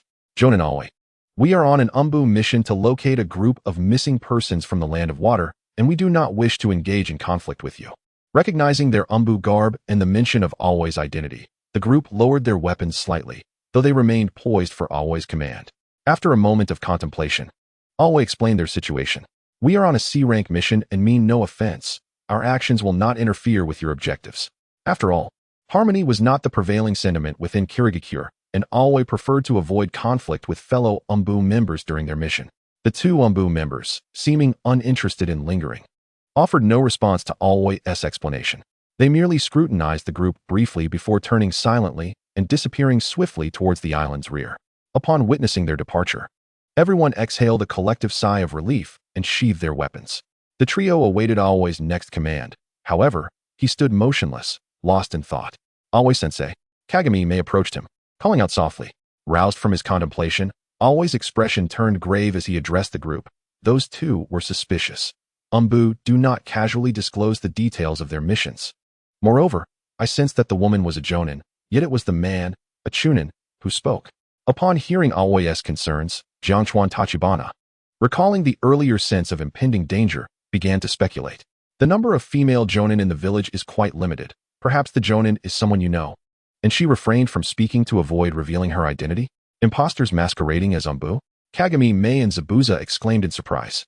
Aoi chose not to delve further into analysis, but turned to Daz, who appeared somewhat bewildered by the unfolding events. Mr. Daz, you should return to the village for now. Leave the rescue operations to us. It is unsafe to remain here. We shall trouble you, esteemed ninjas. Daz, aware of his own limitations as an ordinary person, promptly unshackled himself and departed alone, leaving the empty vessel behind. Upon witnessing Daz activate the engine, Qing immediately ceased his hesitation and commanded his 3 disciples. Ming, you shall lead the team to continue the mission. I will pursue those 2 to ascertain the situation. The number of pirates remaining on the island is unlikely to be substantial. If the mission concludes successfully, await my return near the port, and signal promptly should you encounter any peril. Yes, Captain, the trio replied in unison. However, Qing, still somewhat apprehensive, added, if the target is not on the island, do not fret. Once you have dealt with the remaining pirates, we shall devise a plan to locate the pirate ship upon my return. Rest assured, Teacher Qing, we can handle these ordinary pirates, Koji-mei said with a slight wrinkle of her nose, displaying her discontent. Observing Koji-mei's confidence, Qing chose not to elaborate further and swiftly pursued the direction the 2 had taken. Chapter 24. Let them witness the ninja. As he watched Qing's figure swiftly depart, Zabuza, typically indifferent to the concerns of others, inquired, is it wise for Captain Qing to pursue alone? Could it be dangerous? Yet, upon turning, he found Koji-mei appearing indifferent, making his concerns feel somewhat superfluous. Fear not, Teacher Qing's survival skills are among the finest among the village's elite shinobi. Let us focus on the task at hand. Koji-mei reassured Zabuza, alleviating his worries. Tachibana, hearing her words, silently scoffed, recognizing Qing's formidable ability to survive. A man who had endured a direct hit from the Ten-Tails Jinchuriki and lived to tell the tale. Unbeknownst to Koji-mei, Tachibana's internal musings remained unvoiced, as she believed her role as acting captain was effectively calming her teammates' spirits. She then beckoned the 2 to advance toward the pirates' encampment. However, due to the need to circumvent the port's observation, the fishing boat had docked some distance from the pirates' base. The trio navigated swiftly through the forest. Yet Zabuza's thoughts lingered on the 2 suspicious figures who had posed as Umbu. After a moment's hesitation, Zabuza spoke up. Those 2 seemed to harbor intense animosity toward us. Engrossed in their journey, Tachibana, having leaped to the next tree, was taken aback by Zabuza's perceptiveness. Indeed, they likely intended to ambush us as we landed, Tachibana affirmed, having witnessed various ninjas in the village. Ordinary shinobi do not trigger the alarm of impending danger unless they harbor hostile intentions. Thus, the intensity of the warning was alarming. Had they not sensed the threat and prepared in advance, they might have faced an assault the moment the vessel touched shore. Moreover, upon reflection, the pair did not resemble Umbu at all. The village's Umbu typically wield swords and don hooded attire to conceal their identities. As they pressed on, Koji-mei engaged in the conversation, noting details that Tachibana had overlooked. But what could their purpose be, disguising themselves as Umbu on this remote island? Neither Koji-mei nor Tachibana could provide an answer to Zabuza's inquiry. Although Tachibana harbored a flicker of suspicion, he refrained from voicing it, opting instead to quicken his pace. Let us concentrate on our mission. Tracking those 2 is Teacher Qing's responsibility. Ultimately, it was Koji-mei who ended the discussion. While the 3 deliberated over the 2 ninjas, they did not falter in their advance. It was only as they approached a low hill near the encampment that they began to slow their pace. Contrary to their expectations, despite the hour being well past midnight, they had anticipated that any pirates present would have succumbed to slumber. Yet, to their astonishment, they observed numerous figures moving about within the camp. Illuminated by the flickering torches, they scrutinized the scene from their elevated position. The most striking sight being an open area resembling a training ground surrounded by various structures. To their shock, they spotted over 20 children engaged in fierce mock battles, while several disheveled pirates stood by, offering jeers and taunts. They even witnessed a child, no older than 5 or 6, struck down by a kunai, collapsing in a lifeless heap. One of the guards, displaying a shocking nonchalance, approached and effortlessly lifted the fallen child as if discarding refuse, tossing him aside into a neglected corner where several other lifeless bodies lay unattended. As the guard continued his banter with his comrades, the victorious child, disregarding his injuries, discarded his kunai and staggered toward a table laden with food, ravenously devouring it, prompting raucous laughter from the pirates. The other children, witnessing this scene, paused only momentarily before resuming their brutal skirmishes. Is this a form of combat training? Are the pirates selecting their reserves? Koji-mei seethed with indignation, her voice thick with fury. Tachibana quickly grasped her shoulder, seeking to prevent her from acting impulsively. He could feel her subtle tremors, not of fear, but of rage. Remain calm. These pirates are reckless and have no regard for the future. They certainly won't waste time nurturing children. At his words, Kojime suppressed her fury and cast her gaze downward at the pirates. Zabuza interjected, "The guards are weak. They are merely ordinary men." The trio, not too far from the encampment, could easily discern the pirates' lack of skill, most of whom were inferior even to students yet to graduate from the Mist Academy. Moreover, their attire and weaponry bore no resemblance to that of ninjas. Conversely, the children engaged in battle-wielded kunai and exhibited movements reminiscent of Mist ninjas. The three exchanged knowing glances. "Those two impostors posing as Umbu," Tachibana remarked, his expression grave. "This situation has escalated." Yet, while Kojime acknowledged the seriousness of their predicament, her tone revealed no inclination to retreat. Even Zabuza, though outwardly composed, felt a surge of fury within. He had always considered himself a reformer, disapproving of the so-called blood mist policy of the Mist Village. Having recently endured great hardship to abolish decades of brutal assessments, he was incensed to witness these despicable pirates mimic the very practices that should have been eradicated. "Give the order, Captain," Zabuza urged, reaching for the short blade at his back as he addressed Kojime. Tachibana, too, regarded Kojime with a serious demeanor. Taking one last look at the pirates reveling in their depravity, Kojime's voice took on a tone tinged with bloodlust as she addressed her companions. "Since these pirates are so eager to train ninjas, let them witness what a true ninja is like." Chapter 25, First Blood. As the temporary leader, Terumi Mei fixed her steadfast gaze upon the two companions. After days of intense training, she was acutely aware of her teammates' capabilities and had long realized that Yakawawa Tachiki was far more than merely a medical ninja. Though still young, the trio possessed skills approaching that of a chunin, the only aspect they lacked being experience in combat. With a simple tactical plan established, they began to act in perfect synchrony. Moments later, stealthily leading Aoi, Yakawawa Tachiki silently approached the largest pair of adjacent stone huts within the camp. With a nimble maneuver, he tucked himself beside a window of one of the huts. Indeed, without needing further confirmation, he could distinctly hear the thunderous snores emanating from within. Without uttering a sound, Tachiki gestured for Aoi to investigate the other hut while he gripped his kunai tightly in one hand, the other hand clamping onto the windowsill. With a slight exertion, he agilely slipped into the room. Ignoring the strength of the slumbering occupant within, as soon as his feet touched the ground, he crouched slightly and propelled himself forward, darting to the bedside where the pirate lay asleep. In an instant, the kunai pierced the pirate's throat.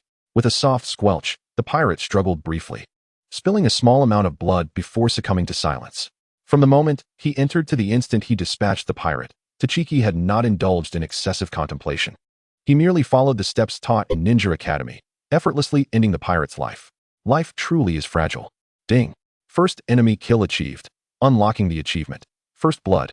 The cold, mechanical voice echoed in his mind, stirring a complex mix of emotions within Tachiki. Having known he had entered this chaotic ninja world, he had long prepared himself for bloodshed. Yet, the system's notification felt almost mocking. At that moment, in the stillness of the room, the absence of the pirate's snoring and the system's alert drew Tachiki's attention to a faint sound of breathing from a corner. Without a moment to ponder, his body tensed instinctively, drawing the kunai from the pirate's neck and hurling it towards the source of the sound. Simultaneously, he spun around, unleashing chakra from his feet, readying himself for a follow-up attack. Thud! The kunai struck a wooden wardrobe, missing its target. However, Tachiki, who had swiftly closed the distance, found himself staring at the enemy, frozen in place.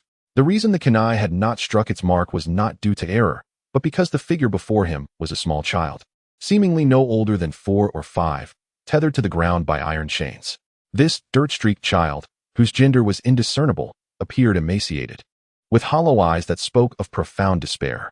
Clearly, the child's spirit had been shattered beyond repair. Neither the kunai, perched less than a centimeter above his head, nor Tachiki's poised fist elicited any reaction. If it weren't for that faint breath, Tachiki might have doubted the child's very existence. "Hey!"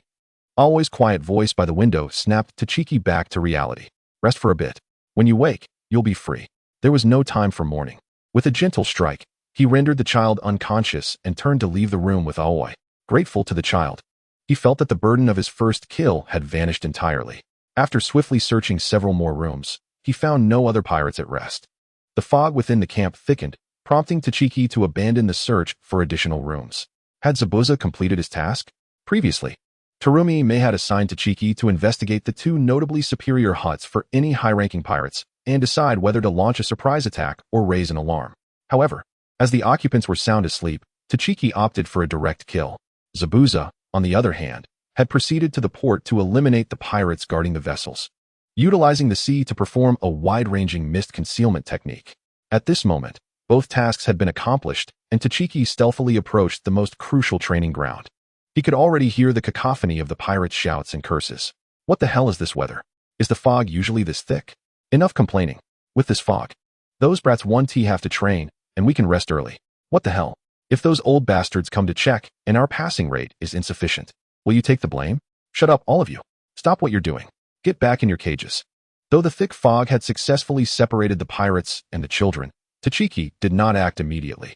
Instead, with a cold demeanor, he continued to advance according to the plan. Meanwhile, on a low hill near the camp, Terumi, observing the fog still enveloping the camp, allowed her furrowed brow to relax slightly.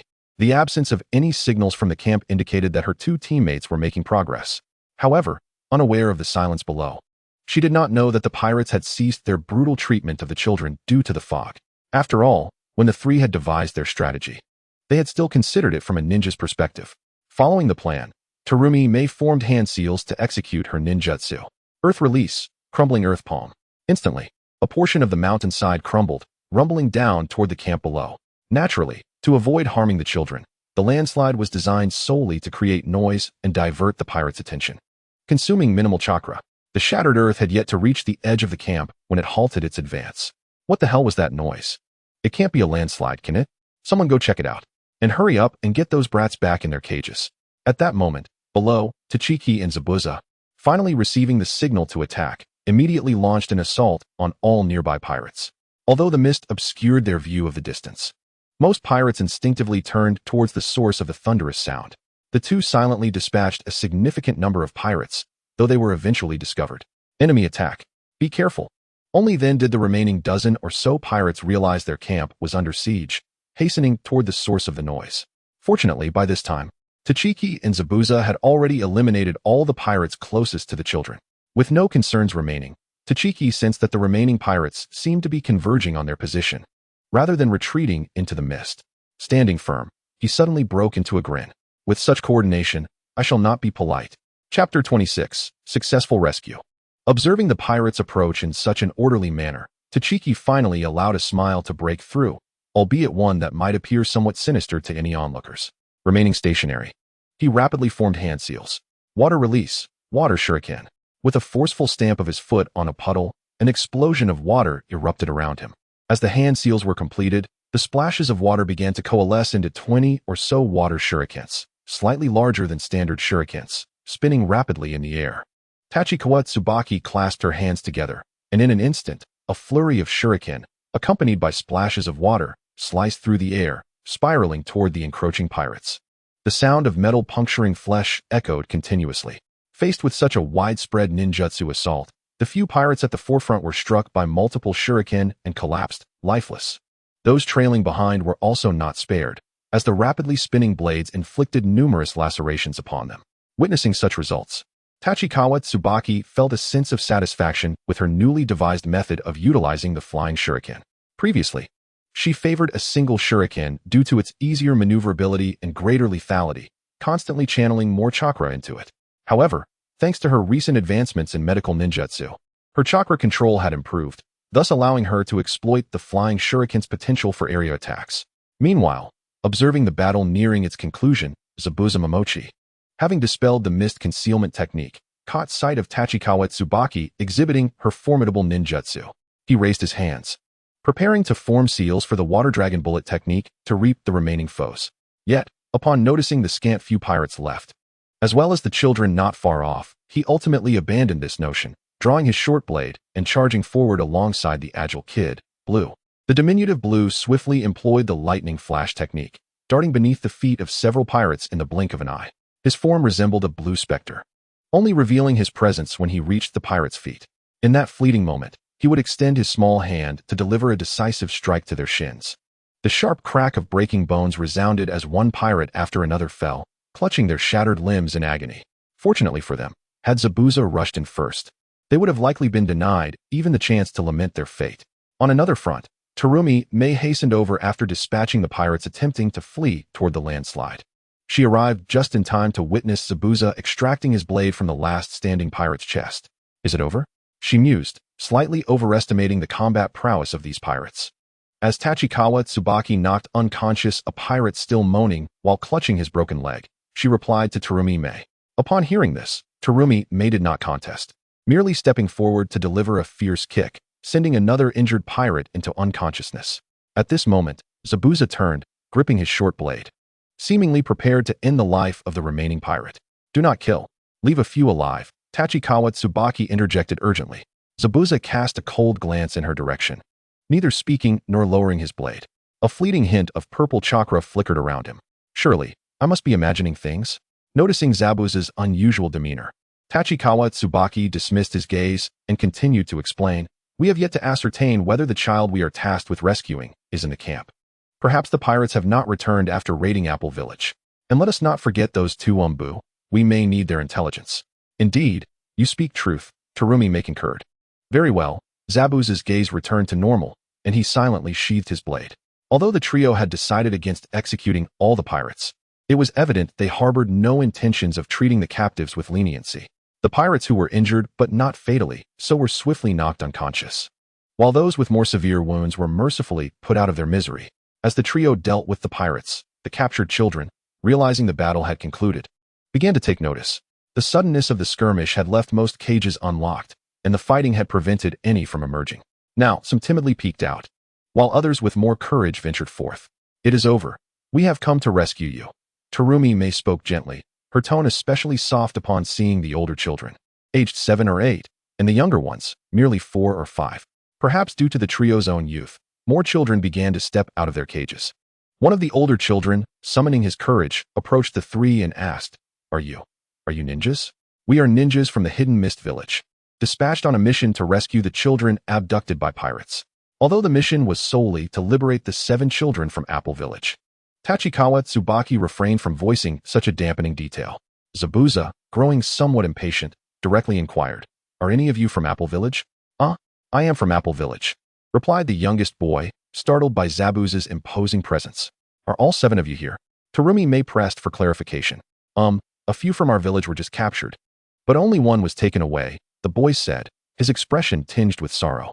Tachikawa Tsubaki suddenly recalled the red-haired child she had previously knocked unconscious and turned to Terumi May, saying, Please discuss the situation with these children while I search the houses for any intelligence or lingering threats. I will join you, Zabuza remarked, seemingly uncomfortable dealing with children younger than himself, and he too headed toward another building. When Tachikawa Tsubaki returned to the central camp after searching all the houses, carrying the red-haired child on her back, she found Terumi May and Zabuza gathering the surviving children, tending to the injured. Approaching, she took over the treatment duties while sharing her findings. There was only this one child. No intelligence or letters were found. Let the people from Apple Village identify him. I found nothing of significance either, Zabuza added casually. Fortunately, after confirmation, it was determined that the red-haired child was indeed from Apple Village, thus marking the successful completion of their mission objectives. Furthermore, Terumi May had gleaned some preliminary intelligence from her earlier exchanges with the children. Chapter 27, Misfortune. From the older children's accounts, it became evident that not only the 7 children from Apple Village had been abducted, others had been taken as well from nearby, more secluded villages. The so-called camp was merely a transit point. The pirates would typically teach the captured children some rudimentary combat techniques before allowing them to fight amongst themselves. Those who excelled had a chance of survival, ultimately being transported elsewhere by ship. The children were only aware that those taken were to serve noble masters, but the specifics of their destination or whom they would be serving remained a mystery. The red-haired child had been a standout performer, but had sought to hide food in hopes of escaping, only to be discovered by the pirates and isolated, leaving the others to believe he had perished. As Terumi May relayed this information, Tachikawa Tsubaki felt a growing heaviness in her heart. Is this truly just a C-rank mission? Must it be this convoluted? The subtle yet pervasive shadowy undertones of the Umbu's operations raised concerns. Did the elusive mist harbor its own sinister roots? Had they inadvertently provoked some dark organization's base of operations? Sensing Tachikawa Tsubaki's unease, Terumi May reassuringly patted her shoulder and said, "These are matters for Teacher Ching to address. For now, let us inspect the vessels at the port and await his return." This was indeed a pressing issue. Team Ching had not anticipated the scale of the abduction, and the small fishing boat left by Daz did not possess the capacity to accommodate so many. Thankfully, several small ships remained docked at the pirate port. Jiangchuan Tachiya suppressed the unease within his heart, rising to walk alongside Terumi May. At this moment, Ao, embraced by the hopeful anticipation of his comrades, sensed the rapid approach of a speedboat several hundred meters away across the sea. Frustrated, he emerged from beneath the water's surface. Initially believing that with his keen perception and tracking technique, he would swiftly catch up to the two suspected imposters from the Umbu. Ideally, he could engage them directly to confirm their identities as members of the Umbu. However, Ao trusted his instincts, suspecting that they were indeed imposters. Following Tachiya's earlier conjecture, he considered that he might recognize the female Jonin and could ascertain her identity through combat. Yet, to his dismay, it appeared that the two had been aware of their pursuit all along. Just as Ao was about to close the gap, they stealthily boarded a small boat at a concealed shore and utilized water techniques to hasten their escape from the island. Given the looming threat of war, the presence of individuals masquerading as Umbu could be a significant concern. Ao was confident that his three subordinates could handle a few ordinary pirates, so he resolved to continue the pursuit of the two. Nevertheless, relying on water ninjutsu to track them underwater proved to be somewhat impractical, especially as their boat continued to accelerate away. Ultimately, the speedboat was nearing the limit of Ao's sensory range. Meanwhile, Jiangchuan Tachiya and his companions, having inspected the small boats at the harbor and confirmed their integrity, began distributing provisions they discovered amongst the children. At this juncture, Terumi May's year of experience as a genin showcased her exceptional organizational skills as she efficiently managed the disarray of the children, employing an entirely different tone of gentleness to soothe their anxieties. This left Jiangchuan Tachiya, possessing the soul of an adult, feeling somewhat embarrassed. Such trivialities were nothing. He had previously undertaken a D-rank mission, playing ninja games with the children of affluent families. That was a true challenge. Seemingly recalling some unpleasant memories, Terumi May involuntarily shuddered. Jiangchuan Tachiya immediately thought of a series of outrageous antics from a gold-style ninja in the original story, casting a sympathetic glance in her direction. "Do put away that peculiar look." As Terumi May adopted the expression of a disgruntled kitten, Jiangchuan Tachiya quickly conceded, shifting closer to Zabuza. Zabuza observed their interaction with disdain, continuing to clean his short blade. Yet, as if struck by inspiration, he raised his gaze to the two once more. "When Captain Ao returns, will he instruct us to pursue the pirate ship?" After a moment's contemplation, Terumi May replied, "I doubt it. It's exceedingly difficult to locate a pirate ship at sea, which is precisely why so many ordinary people form pirate crews around the land of water. Moreover, we are on a rescue mission, and with so many children to escort back, we cannot remain here waiting for the pirates to return to meet their demise."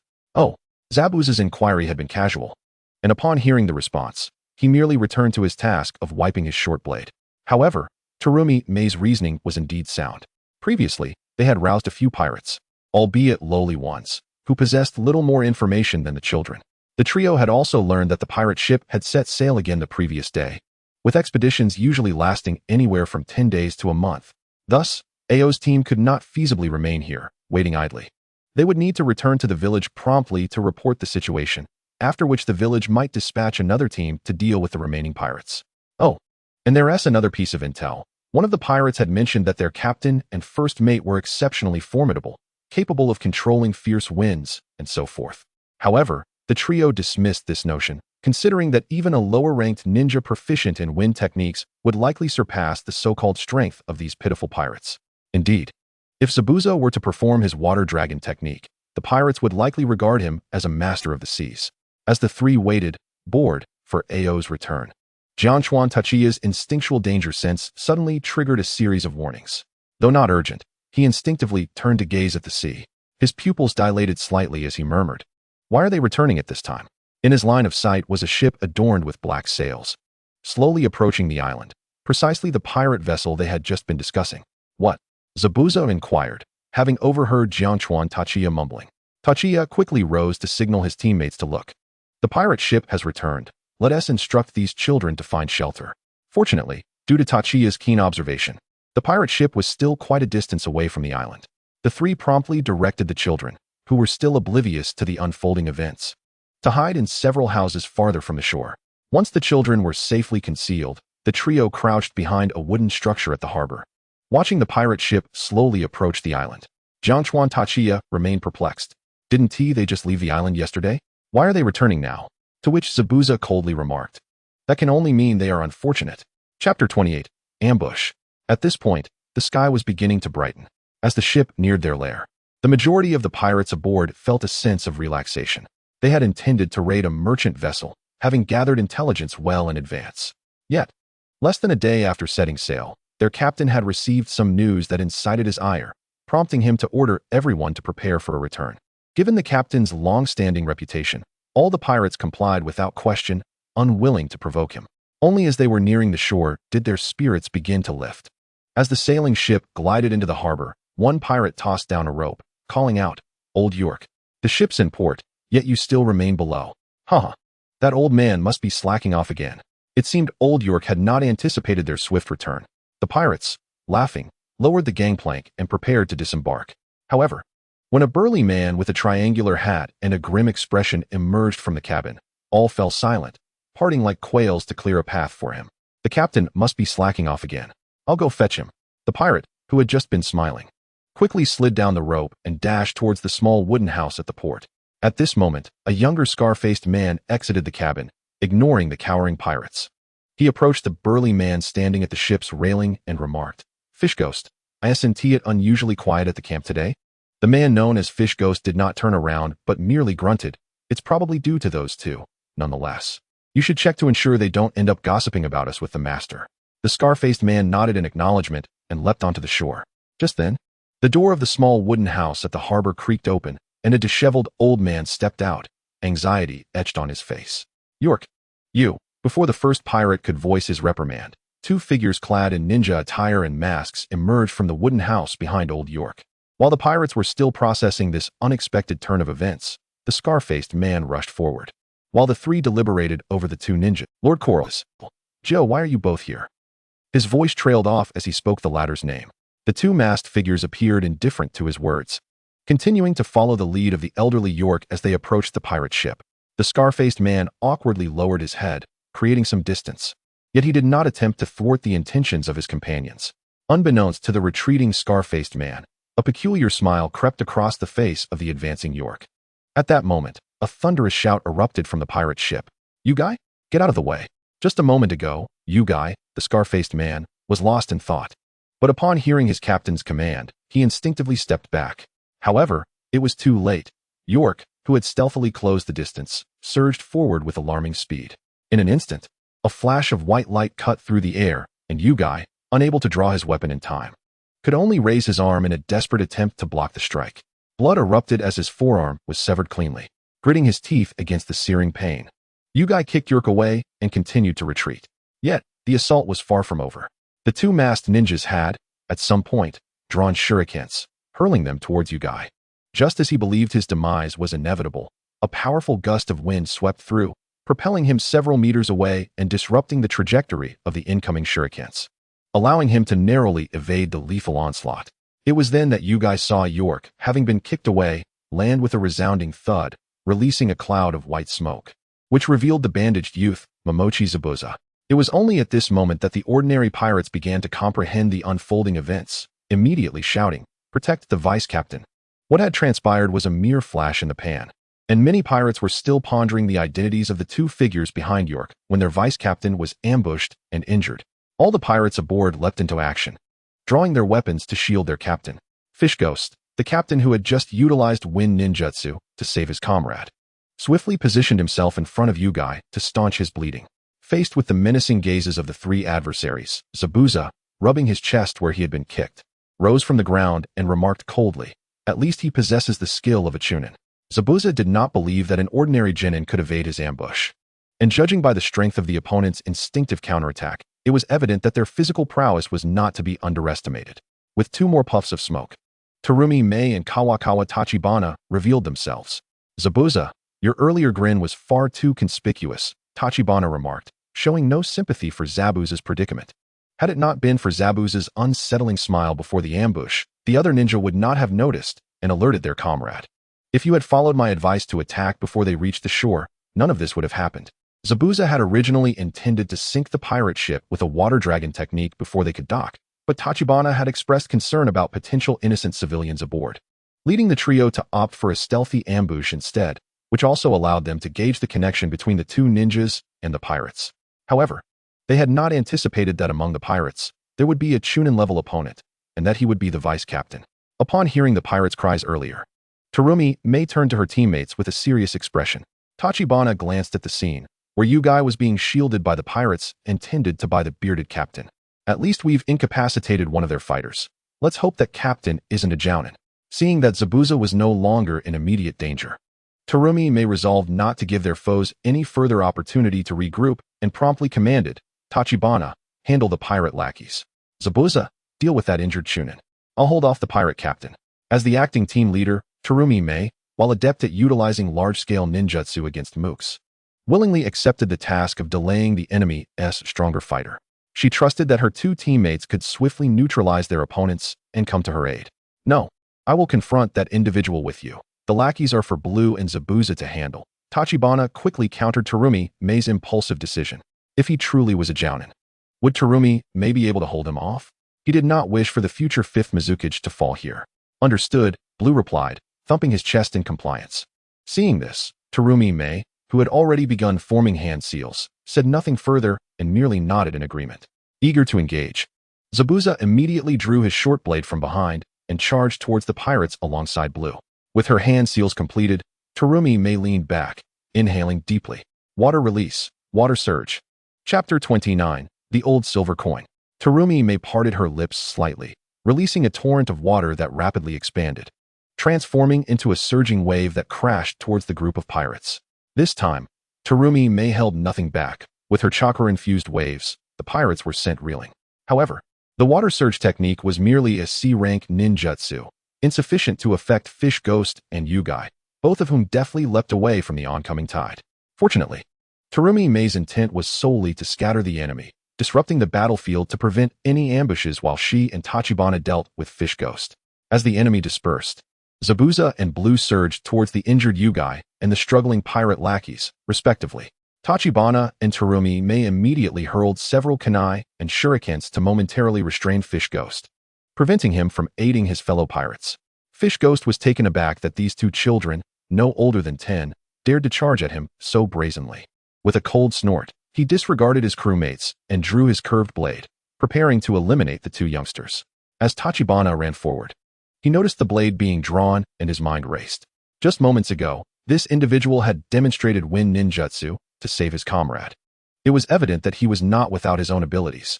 Yet now, faced with the two of them charging directly, his first instinct was not to retaliate with ninjutsu, but to draw a weapon. If it were not for underestimating them, he might simply prefer close combat. Given the earlier distance, a Jounin could have easily chosen to rescue his comrade without needing to resort to wind ninjutsu, which only resulted in further injury to his ally. Was he perhaps a taijutsu specialist? No, the vice captain was indeed a Chunin. Therefore, an elite Chunin? There was a chance, though he pondered all of this. It transpired in the blink of an eye, as Tachibana and Terumi Mei exchanged glances and signaled to each other. Formation B. Terumi Mei instantly understood, retracting her preparation to unleash the water barrier. The two parted ways in perfect harmony, stepping onto the water surface that Terumi Mei had just created, surrounding Fish Ghost from either side. They first threw a few shurikens to create a diversion, then simultaneously formed hand seals, readying their ninjutsu. Humph, arrogant little brats. Fish Ghost quickly discerned their intentions to restrain him with ranged attacks. Seemingly enraged at being underestimated, he drew several throwing knives from his waist, deflecting the shurikens aimed at Tachibana, then charged at Terumi Mei with his curved blade. Fortunately, at that moment, Terumi Mei had completed her ninjutsu hand seals, and the water beneath her surged violently. A dozen water bullets erupted from the surface, launching towards the advancing enemy. The earlier water surge was not just for offense. In this waterlogged environment, both she and Tachibana could maximize their combat prowess. Yet, Fish Ghost was unfazed, effortlessly slicing through the water bullets with his blade as he continued his charge towards Terumi Mei. On the opposite side, Tachikawa Kiri could not simply stand by and watch as his adversary attacked Terumi Mei. A flurry of small, water-style shuriken was unleashed, targeting the entirety of the fish demon's form.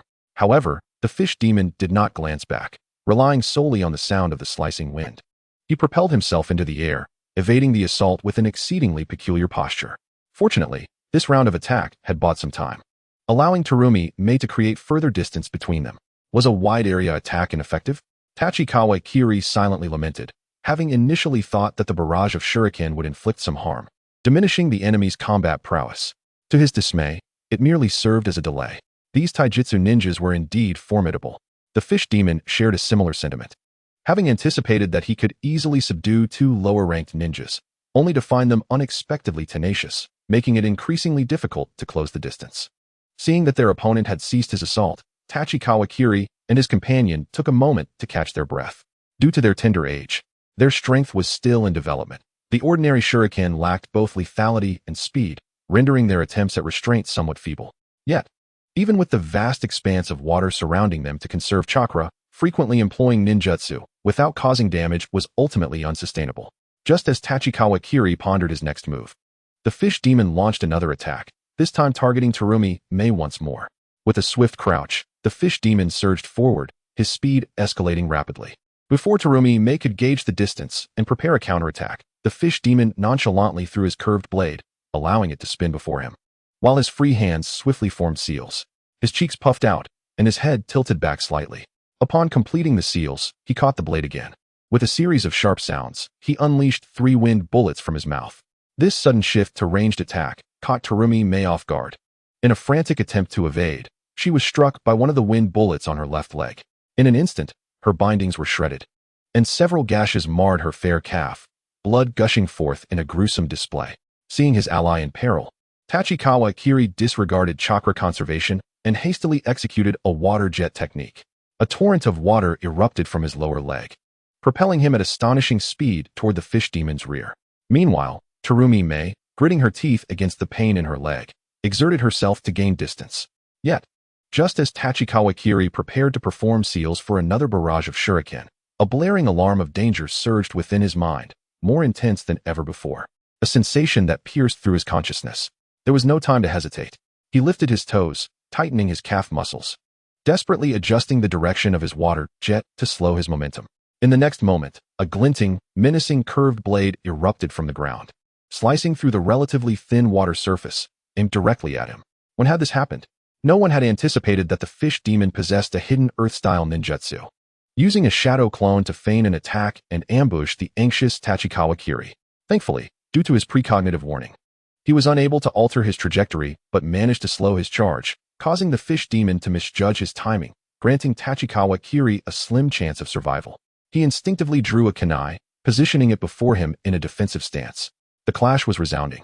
However, the melodious chime of metal on metal did not signify a successful parry against this lethal strike. In that instant of collision, the pirate's curved blade effortlessly severed the kunai, continuing its relentless assault upon Tachikawa-kiri. Blood erupted in an instant. The residual force of the water jet propelled Tachikawa-kiri backward. In the haze of the air, he could just make out that the opponent's blade had extended with a flickering azure chakra, unbeknownst to him until now. That old silver coin. Chapter 30, Counterattack. Tachikawa-kiri fell through the air, blood trailing behind him, tracing an arc before crashing heavily to the ground, splashing water in all directions. The excruciating pain jolted him into clarity. The fish demon had expected his ambush to cleave the young ninja in two, but to his surprise, the boy had demonstrated remarkable awareness and preparedness. Nevertheless, now that the opponent was grievously injured, he was determined not to let this opportunity slip, leaping forward as soon as he landed. At that moment, a sharp short blade sliced through the air, appearing abruptly before the fish demon. Instinctively, he halted, deflecting the blade with a flick. Upon closer inspection, he realized it was Zabuza, who had dispatched the now armless fish tooth and rushed to support his ally. The fish demon's eyes widened in fury. Although he had only a casual relationship with the fish tooth, they had been assigned together to manage these pirates for several years. While he could disregard the lives of other pirates, the fate of the fish tooth was different. Casting one last glance at the fallen Tachikawa-kiri, he abandoned his pursuit and charged at Zabuza. Zabuza, too, found himself in a difficult predicament. Although he had successfully severed the fish tooth's arm, the latter was a taijutsu specialist of the Chunin rank, and other pirate lackeys continued to ambush him, forcing Zabuza into a tough battle. Fortunately, as the fish tooth had lost his right arm, He was unable to perform seals for ninjutsu, and the power of his left-handed strikes diminished significantly, allowing Zabuza to ultimately defeat him at the cost of minor injuries. Now, witnessing the fish demon charging at him in a rage, even a headstrong warrior like Zabuza dared not linger, desperately evading the onslaught. Meanwhile, Tachikawa Kiri, regaining his composure, finally had the chance to assess his injuries. A wound nearly 20 centimeters long marred his chest, deep enough to expose bone, blood completely saturating his clothing. For the first time, he felt the ominous specter of death looming so closely. However, the most intense emotion surging within him was not fear, but rather a fierce desire for vengeance and destruction against all that threatened his life. Just as he finished dealing with the pirate lackeys, his loyal companion, Blue, arrived, hastily retrieving Tachikawa Kiri's ninja tool pouch to search for healing ointments. Ignoring the pain in his body, Tachikawa Kiri hastily applied some salve to staunch the bleeding from his chest and swallowed several soldier pills without casting a healing technique upon himself. Rising once more to confront his foes, though filled with rage, his mind remained remarkably clear. As he ran, he calculated his remaining chakra while swiftly devising strategies for victory under the current circumstances. Then, with rapid hand seals, a water clone emerged from the surface, standing beside him. Without halting his advance, Tachikawa Kiri and his water clone simultaneously hurled several shuriken forward. Blue, water gun, full power. With a powerful exclamation, a robust torrent of high-speed water erupted from Blue's mouth, propelling the shuriken toward the fish demon with even greater velocity. It was only then that the fish demon noticed the seemingly gravely injured boy had risen to his feet. However, he remained unfazed, deftly sidestepping to evade the water column attack, while simultaneously kicking away Zabuza, who attempted to sneak an attack. Yet this assault was far from straightforward. The shuriken, propelled at high speed by the water column, spiraled outward due to the rotation of the water flow, scattering like satellites around the column. Instantly, the once linear attack transformed into a wide-area assault. Despite this unexpected turn, the fish demon remained composed, leaping once more and employing his bizarre posture to evade all shuriken attacks. Just then, a voice rang out from afar. Water style, water whip. A long whip composed of flowing water surged from a distance, instantly ensnaring the fish demon suspended in midair. Unbeknownst to all, Kaori May had arrived to assist, dragging along her injured leg. Yanagawa Tachibana's eyes brightened at the sight, yet he continued to issue commands. Blue foam mousse. Immediately, the small frog began frantically tearing off the foam from around its neck, casting it towards the fish demon bound by the watery whip. The adhesive foam mousse quickly enveloped the fish demon, effectively restraining its movements. Upon witnessing the enemy finally under control, Yanagawa Tachibana wasted no time, stealthily concealing himself behind his water clone. Realizing he was in dire straits, the fish demon let out a ferocious roar. Don't underestimate me, you little brats. Despite being hindered, he twisted his wrist and summoned a chakra wind blade. A cerulean blade of light erupted from his curved sword, severing the watery whip and sweeping away some of the foam in the process. However, due to the angle, he inadvertently inflicted a wound upon himself. Now partially freed, the fish demon, undeterred by his injury, hurled the sword towards Yanagawa Tachibana. Smack! The water clone positioned before Yanagawa Tachibana shattered into a spray, yet the fish demon seemed to have anticipated this, bellowing in rage, Water clone. I knew it all along. After throwing the sword, he immediately began forming hand seals, preparing to unleash a ninjutsu to crush this clever little brat head-on. However, instead of the expected ambush from Yanagawa Tachibana, a clear voice rang out from directly above the fish demon. You guessed it. Now perish. At that moment, Yanagawa Tachibana leaped high into the air, his right hand raised, holding a massive, crystalline water shuriken that sparkled brilliantly in the morning sun. The shattered water clone transformed into multiple streams, merging into the shuriken and expanding its size further. Yanagawa Tachibana had amassed tremendous power, his entire being resembling a taut bowstring. Water release. Flying water shuriken. With a shout, he tensed his body and swung his arm forcefully. The gargantuan flying water shuriken, infused with all his chakra and augmented by the rapid current attribute, shot forth in an instant, slicing through the air at an almost imperceptible speed, spinning viciously towards the fish demon. Sizzle boom. Due to the proximity of the attack and Yanagawa Tachibana's elevation, the shuriken merely grazed the fish demon before crashing into the ground. A colossal column of water erupted from the surface, its explosive force sending both Yanagawa Tachibana and Zabuza, who was poised to ambush with a kunai, flying through the air. Thud, thud. The sound of their landing echoed. Kaori-mei, who had hurried over, first glanced at the now lifeless fish demon before limping toward the two. Is it over? The motionless forms of Yanagawa, Tachibana, and Zabuza turned their gazes towards her. Yes, it's over. Chapter 31. How wonderful. Ding. First victory over a Chunin opponent. Achievement unlocked. Chunin? Like Mizuki, you know? So it really is a Chunin. Are Chunins this strong? The delayed system notification echoed in Yanagawa Tachibana's mind, leaving him with mixed feelings. Though he suspected at the outset that his opponent might be an elite Chunin, the arduous battle led him to believe that the foe possessed Jonin-level strength. He had not anticipated that he had overestimated the situation. As for the mention of Mizuki in the achievement, it almost broke Yanagawa Tachibana's defenses. How could he have been so thoroughly bested by a Chunin who only threw shurikens and engaged in verbal sparring? What he failed to consider was that the fish demon, being nearly 30 years old, represented a ninja in the prime of life, brimming with experience. Although he was limited in abilities and lacked the raw power to reach Jonin status, his actual performance, featuring 2 low-level wind releases, 1 earth release, and a commendable swordsmanship, made him formidable. The only skill he could truly showcase was his wind attribute Chakra Blade, which could barely be considered a signature move. Yet, armed with these ordinary techniques and his seasoned combat experience, he remained a challenging adversary, capable of holding a Jonin position in some smaller ninja villages. If Zabuza had not swiftly dealt with his opponent and provided support, it was likely that all 3 of them would have perished here. Noticing the prolonged silence from Yanagawa Tachibana, Zabuza, though the least injured among them, turned his head with considerable effort to look in that direction. Yanagawa, are you all right? Though he bore the lightest injuries, he lay motionless in a puddle, unwilling to move. His earlier efforts to hold off the enemy had drained his energy and stamina significantly. Don't worry, he won't die. Kaori-mei sat beside Yanagawa Tachibana, rummaging through his ninja tool pouch for medical supplies. Presently, she was in the best condition. Her leg injury notwithstanding, she was otherwise unscathed. Seeing her 2 teammates in such a state, she resolved to tend to their wounds first. Hiss. Yanagawa Tachibana inhaled sharply as he attempted to rise. Until now, he had been in a heightened state of adrenaline, only now feeling the pain wash over him. Not just the tearing sensation at the wound, but also the pervasive weakness throughout his body from overusing chakra. Mei, hold off on the bandaging for now. Pull out all the soldier pills from my pouch, the black ones. All of them. Given your condition, I suggest against it.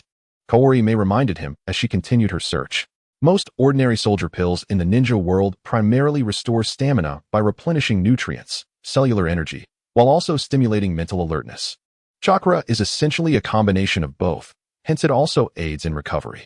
However, ordinary pills are slow to act and often come with side effects. Therefore, in their current safe state, Kaori-mei advised against Yanagawa Tachibana consuming them. Rest assured, these are my specially crafted soldier pills with no side effects. Besides, this medical ninja is right here. You can relax and await treatment. The specially crafted soldier pills Yanagawa Tachibana referred to were concocted from PP supplement, soldier pills he had created after studying medical knowledge and reverse engineering the system's lottery. Although these pills had no side effects and restored chakra almost instantaneously, the recovery amount was still insufficient. The cost of further research and improvement was prohibitively high, leading Yanagawa Tachibana to temporarily abandon the endeavor. After receiving the soldier pills that Kaori-mei had found, Yanagawa Tachibana glanced at them and immediately stuffed them all into his mouth. If a single pill wasn't enough, then he would simply consume more. To create these soldier pills, he had sold off all the gold pearls and large pearls he had previously drawn, so now he always carried some with him. Just in case. I'm back in action. Feeling the chakra rejuvenate, Yanagawa Tachibana gritted his teeth against the pain and pushed himself up, forming hand seals to perform a ninjutsu. Water release, water flow ring. A torrent of water gathered from the ground into Yanagawa Tachibana's hands, splitting into 3 streams that formed circular rings around the trio. However, Yanagawa Tachibana did not fully heal their injuries. He merely stabilized their conditions before beginning to apply bandages and ointments. Medical ninjutsu, after all, operates by stimulating cellular regeneration to heal wounds. Since the battle had concluded, as long as their injuries were stabilized, a gradual treatment with medication would ultimately be more beneficial for their bodies. Upon witnessing the adept manipulation of 3 streams of water by Tachikawa, and recalling the multiple water shurikens he wielded earlier that day, Terumi-mei couldn't help but exclaim, "Tachikawa, your mastery of ninjutsu has indeed advanced." It could be attributed to the practice of medical ninjutsu. After all, the precision in chakra control has evidently improved. In truth, Whether it was the water rings or the variant applications of the water shuriken, Tachikawa had long since conceived numerous ideas. Thus, successfully employing them did not elicit a profound sense of joy. His true concern lay in the ingenuity he displayed during the final battle, where he devised a collaborative attack method using a water gun in conjunction with shurikens, all to conserve chakra.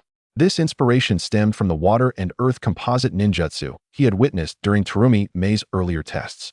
Given that Lanzi's long-range attack capabilities were rather inadequate, simply throwing shurikens would serve as a commendable supplementary offensive strategy from both the perspectives of release speed and chakra conservation. If he were to diligently practice upon returning, it might be possible to time the release of the shuriken just as the water column struck the enemy, catching them off guard. Indeed, he resolved to practice this technique extensively upon his return. Yet, what should he name this technique? Meanwhile, Zabuza glared at Tachikawa, who was lost in thought while tending to his own wounds, wishing fervently to brandish a short blade against him. It was a pity that he had risked his safety to divert attention away from the other, only to find himself in this predicament. Nevertheless, Zabuza refrained from crossing, the only medic of their team. After finishing his bandaging, Tachikawa patted the area with satisfaction, nodding approvingly. "Ah, splendid work. Zabuza, just look at my bandaging skills, and then at the haphazardly wrapped bandages on your face." Infuriated, Zabuza ignored his own pain and weakness, sitting upright on the spot. Subsequently, the trio of wounded comrades leaned against a nearby rock by the port, supporting each other. "Hey, when did that child come over?" The other two turned, only to find the red-haired girl Tachikawa had rescued standing vacantly beside them, gazing at the injured trio. Their eyes drifted past each other, and they observed several other kidnapped children, armed with their training weapons, emerging cautiously from the camp. However, upon noticing that the battle had concluded, all the children solemnly stowed their weapons away. They proceeded to slow their pace and quietly approach the trio. At that moment, the red-haired child who had come over first managed to speak with difficulty. "Thank you. Thank you." The trio exchanged glances, their bodies relaxing slightly. How wonderful. Upon returning to the island, Ching was greeted by a peculiar scene. A circle of over 20 children, varying in size, sat around 3 slightly older ones, chattering animatedly about something. It resembled a typical kindergarten playground where children were at rest. Yet, the chaotic battlefield in the distance, the blood, weapons, and the numerous pirate corpses strewn about, starkly reminded one of the harsh realities of the ninja world. In an instant, Ching appeared amidst the crowd. The sudden appearance of a ninja-clad adult created a stir. Many children hastily retrieved their previously concealed weapons, casting wary glances at Ching. It wasn't until Terumi Mei spoke up that the children eased their vigilance. "Teacher Ching, you have finally returned." "Indeed," Ching replied with an instinctual nod, subsequently summoning the trio aside to ascertain the situation. However, as they walked, he cast a puzzled glance at Tachikawa. Upon his arrival, he noticed that Zabuza instinctively looked in his direction. In contrast, Tachikawa, whom he had believed to possess a keen sense of perception and potentially an innate talent for sensory ninjutsu, seemed entirely oblivious to his presence. Tachikawa, noticing Ching's strange gaze, surmised that he likely had not gleaned the desired information and thus refrained from further dialogue. Coincidentally, one member of Tachikawa's team was known for his disregard for others' opinions. "Captain Ching, how did your pursuit go?" Zabuza asked, breaking the tension. Ching, dismissing concerns regarding sensory abilities, replied with a grim countenance, "I lost track of them."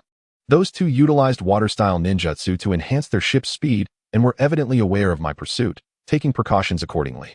After trailing them for a while, Ching realized he could not close the gap and, feeling concern for his 3 disciples, opted to abandon the chase and return.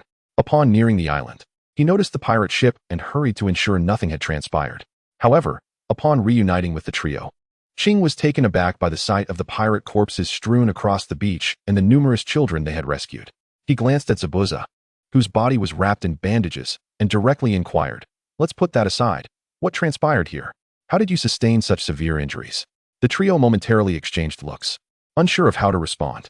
Terumi Mei, having only sustained a minor injury to her left calf, appeared relatively unharmed after treatment. Tachikawa's injury to his chest was mostly concealed beneath his outer garment, with only a few visible scratches and bloodstains indicating he had indeed been wounded. Zabuza, on the other hand, bore multiple light wounds wrapped in bandages, giving him the appearance of having survived a fierce battle. It was Terumi Mei who broke the silence first. "Teacher Ching, after you departed." As the acting captain, she recounted the events of the night in detail. Throughout her narration, Ching remained silent, though by the end, He cast a serious glance at the trio and asked, "Why didn't you fire a signal flare for assistance?" This question rendered the three momentarily speechless, and they felt an acute sense of embarrassment.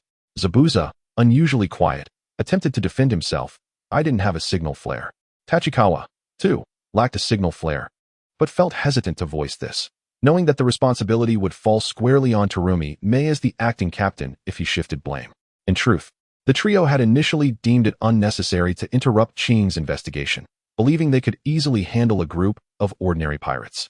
However, upon launching a surprise attack on the pirate ship and realizing the formidable nature of their opponents, they became consumed by the battle, entirely forgetting the possibility of calling for aid. Feeling that her oversight as acting captain contributed to her teammates' injuries, Terumi May spoke with a hint of melancholy, acknowledging her shortcomings. "Teacher Qing."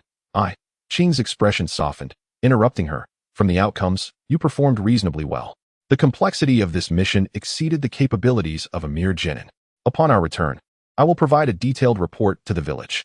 The trio exhaled in relief, promptly handing over the information they had gathered from the camp and the pirate ship. Although none of it proved particularly critical, Qing further examined the bodies of the two Chunin, Yagura and Yagami, and stumbled upon a discovery that had eluded the trio. Holding two teeth inscribed with peculiar seals, he scrutinized them under the sunlight. A rather rudimentary sealing technique.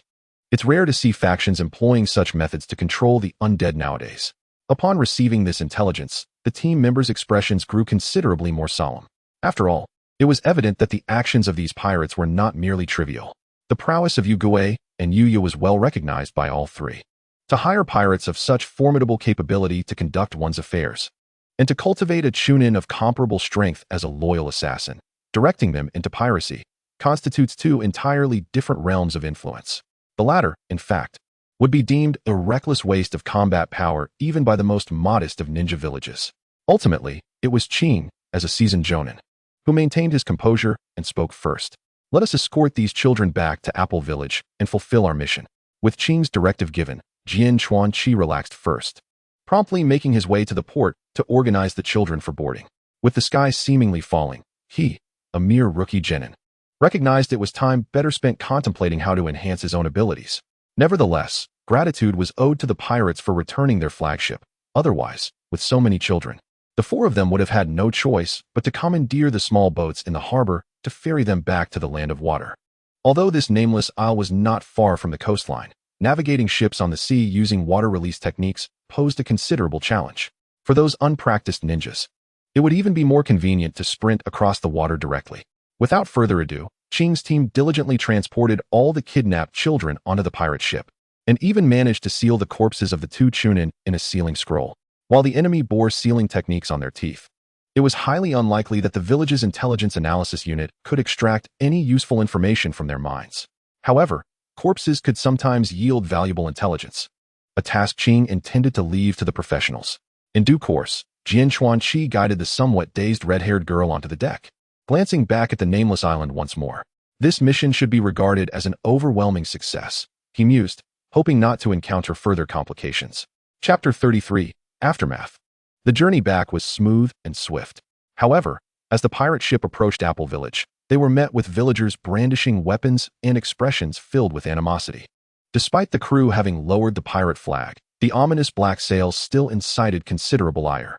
Moreover, it had not been long since the ship had pillaged Apple Village, and had the villagers possessed ranged weaponry, the reception might have been even more fervent.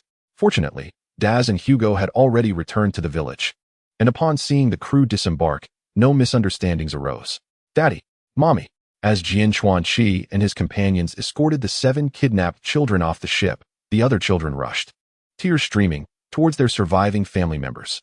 Yet, the red-haired girl who had remained by Jian Chuanqi's side since boarding stood there, seemingly in a daze. Though she exhibited no outward response, her body trembled, tears trickling down her cheeks as her gaze fixated on a figure at the forefront of the villagers. Hugo, in a frenzied rush, dashed to the girl's side, embracing her frail form. "Yuri, my little apple, you're safe, thank heavens." This middle-aged man, who had bravely journeyed alone to the hidden mist village to issue a mission even after his daughter had been abducted, now held her tightly, weeping uncontrollably.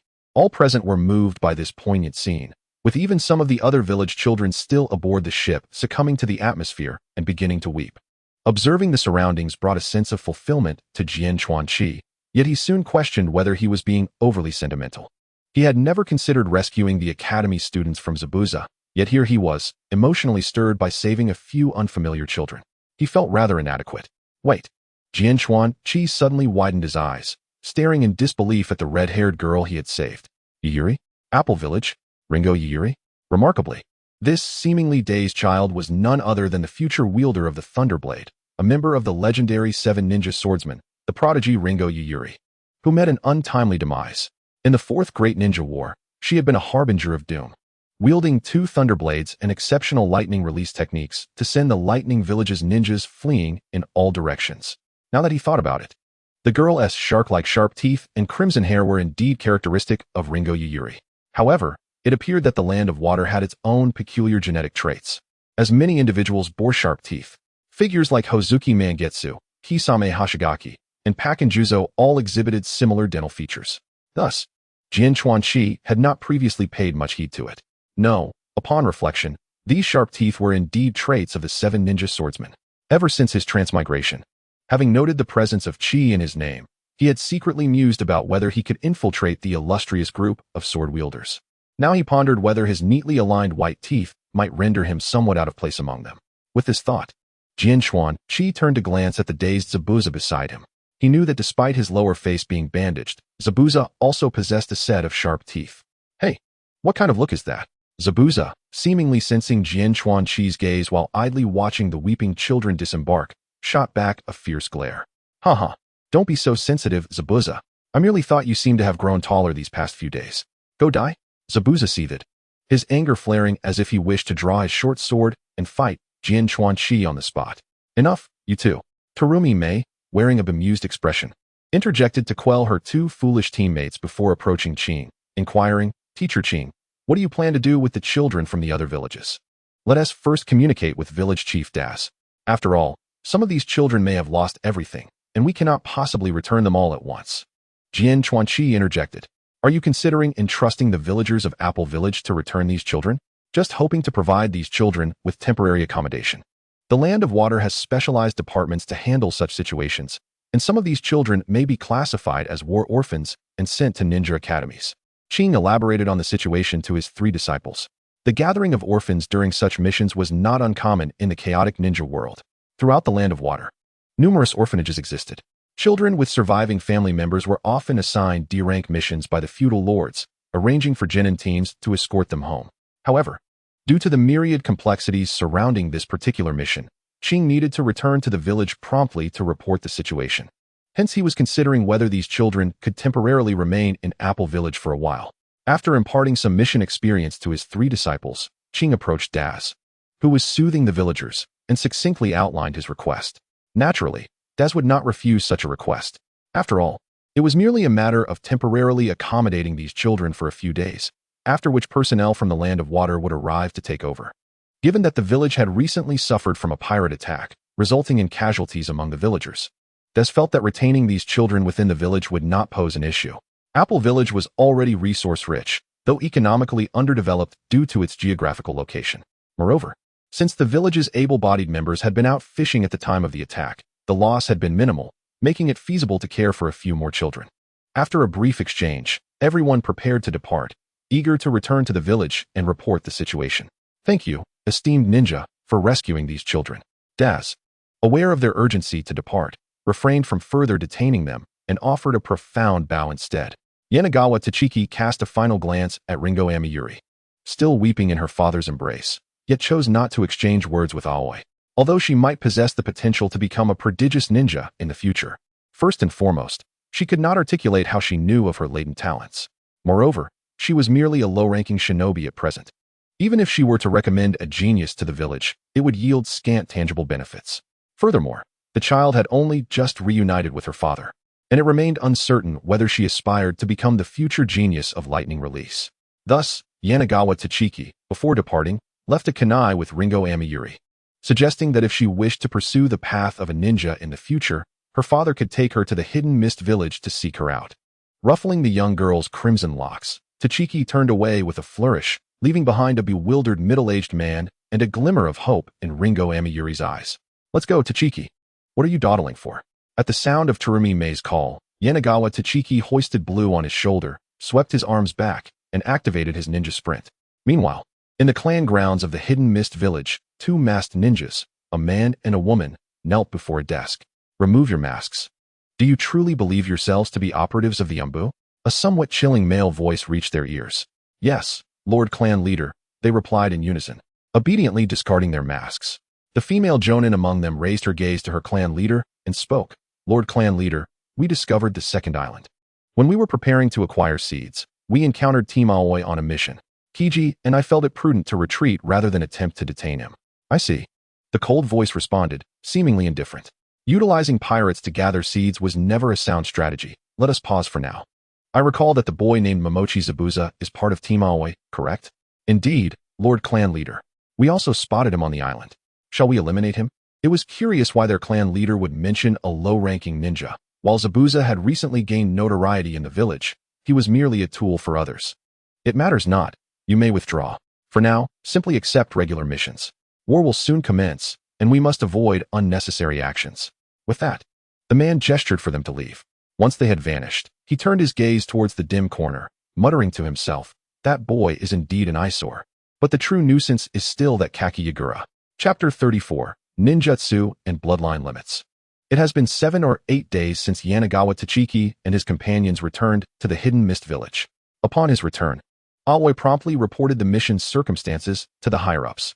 Despite being a time of war, and even considering the abduction of civilians from the Land of Water, the appearance of unidentified ninjas impersonating Umbu from the Hidden Mist Village should be deemed a grave matter.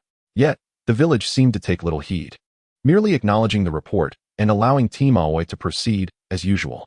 Perhaps the village has already dispatched Umbu to investigate and believes we need not concern ourselves with the follow-up, Aoi explained to his team members. However, the thoughts of the village's higher-ups were of little significance to them, as these matters felt distant from their status as low-ranking ninjas. What troubled Yanagawa Tachiki more was that, despite their confrontation with two Chunin during the mission, the ninja mission record still registered it merely as a completed C-rank task. It was only after this incident that Yanagawa Tachiki learned that for tasks issued by outsiders, if a ninja team found the difficulty to be inconsistent with the information provided, they could opt to abandon the mission.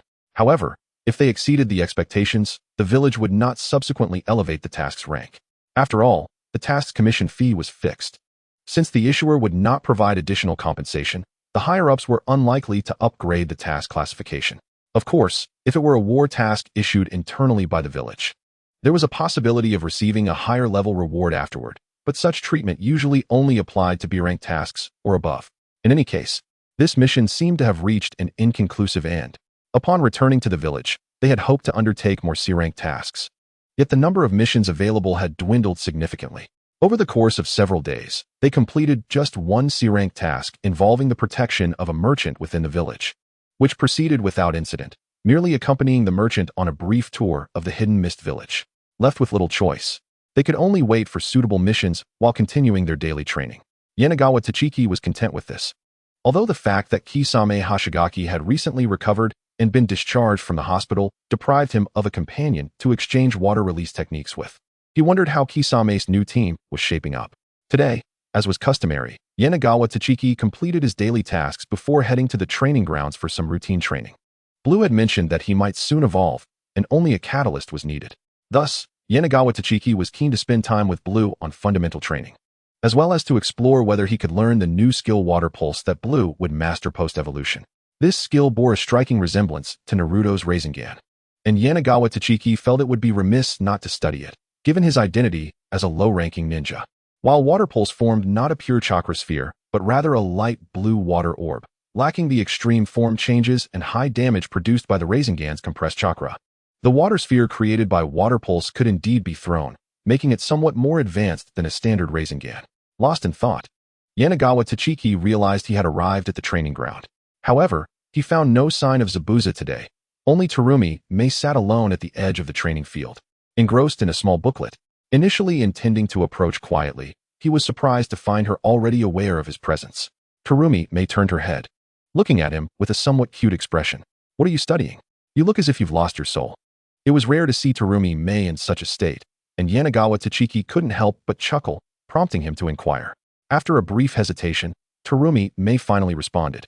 These are my father's research notes. He studied the fusion of water and earth chakra to create a bloodline limit. Yanagawa Tachiki was taken aback by her words. He was aware of Terumi May's father, a once powerful jonin in the village and a mentor to Aoi. According to Aoi, he had taken great care of him as a junior, providing assistance on numerous occasions. However, he had suffered severe injuries in a mission long ago, rendering him unable to continue as a ninja. Fortunately, he was still alive, and his connections remained intact. Thus, Terumi May's life in the village was considerably more favorable than that of orphans like Yanagawa Tachiki and Zabuza. Previously, Yanagawa Tachiki had been puzzled as to how Terumi May, who possessed dual bloodline limits in the original story, was now merely an ordinary ninja.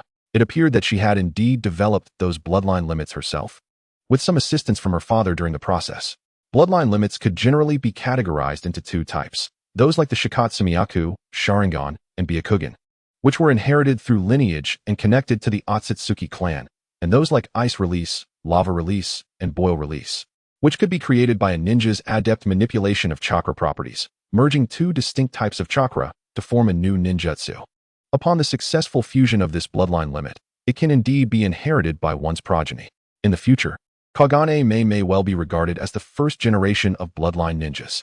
And here you are, a mere genin, already delving into the complexities of merging bloodline limits? While I must concede that Kagane May is undoubtedly a prodigy, beginning to explore the amalgamation of two chakra natures at the tender age of 10 seems rather premature. Upon hearing Jikawa Tachiki's condescension, Kagane May felt a surge of indignation. What of being a lowly genin? Have you not, as a genin, developed several jutsu on your own? It dawned on Jikawa Tachiki that the issue lay within himself. However, it was not prudent to admit that he had an advantage. Such sentiments were best left unspoken to Kagane May, so he opted to clarify, stating that his limited access to learning more jutsu had compelled him to take such measures, which were, in truth, time-consuming and laborious. Conversely, you could swiftly enhance your combat prowess by directly studying established jutsu. This is something you should pursue once you have a more profound understanding of chakra natures, ensuring a more efficient outcome. Kagane May's embarrassment was palpable. Although her father could no longer serve as a ninja, he was at least alive to guide her training. In stark contrast, Jikawa Tachiki's parents had perished during missions, leaving him to rely solely on his own abilities. I am not suggesting that you attempt this right now. I merely took a moment to rest and observe. As Kagane May's tone faltered and her gaze evaded, attempting to maintain her composure in a feeble defense, Jikawa Tachiki found himself somewhat perplexed. What was the matter with this young girl? Just moments ago, she had appeared fierce. Nevertheless, there was no need to dwell on it. As long as she did not fixate on how to develop jutsu, all would be well. Jikawa Tachiki had always excelled at self-encouragement. Thus, this small interlude passed without much thought, and the two resumed their training as usual. Yet, in an effort to avoid further provoking Kagane May, Jikawa Tachiki refrained from hastily investigating how to convert the water wave technique into jutsu, instead focusing on assisting Ran in fundamental training, striving for an early evolution. However, today was peculiar. The two had been training for quite some time, yet Aoi and Zabuza had yet to arrive at the training ground. Ordinarily, Jikawa Tachiki, who typically began each day by undertaking systematic daily tasks, would be among the last to arrive. Nevertheless, they did not dwell on it too much, for they remained within the village, where danger was unlikely. It was likely that unforeseen matters had arisen. Chapter 35, Private Talks. The scene shifts back to the morning. The first to arrive at the training ground, Zabuza, upon seeing Aoi's arrival, promptly approached him. Captain Aoi, Jikawa the Jonin has requested to speak with you. Aoi was momentarily taken aback by Zabuza's unexpected statement. He considered himself a tenuous ally of the elder faction, having minimal interactions with Jikawa, the current leader of the civilian faction. Though they were acquaintances, it was unusual for Jikawa to send Zabuza to relay a message. What matter does Jikawa have? Why not approach me directly? Aoi inquired, his expression darkening. Yet Zabuza, being who he was, could not perceive Aoi's displeasure and answered straightforwardly. I am not certain. It appears he wishes to request your assistance, but prefers it to remain discreet. Thus he asked me to convey his message. Aoi's countenance softened slightly upon hearing this. When shall we meet? Where? Now. I shall escort you. Aoi, whose mood had just begun to stabilize, felt his expression darken once more as he regarded his foolish subordinate, suppressing the irritation bubbling within. Let us go. Aoi followed Zabuza to a more secluded training ground, his head filled with exasperation. Concealing a meeting merely entailed relocating from one deserted training ground to another. For a fleeting moment, Aoi questioned the reliability of Jikawa the seasoned Jonin's handling of affairs. Nonetheless, since they were already present, Aoi resolved to meet and discern the purpose of the conversation. Just as Aoi and Zabuza entered the expansive training ground, a green-haired, cherubic-faced ninja, bearing a colossal hook on his back, materialized before them in an instant. The newcomer was none other than Jikawa. Aoi felt a jolt of alarm, despite not employing any sensory techniques. The ability of this individual to appear before him without a sound clearly indicated that his prowess was significantly superior. I sincerely apologize for the inconvenience of summoning you here, Aoi remarked, noting Jikawa's humble demeanor in such a context, and chose not to address the matter of him commandeering his subordinate. Please, tell me the urgent matter that requires my attention. Jikawa, adopting a serious expression, conveyed his intent. It concerns the pirate mission your team recently undertook.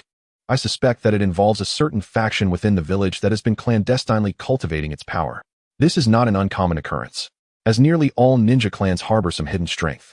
However, to cultivate their power through the abduction of civilians and the smuggling of weapons constitutes a violation of the village's fundamental principles.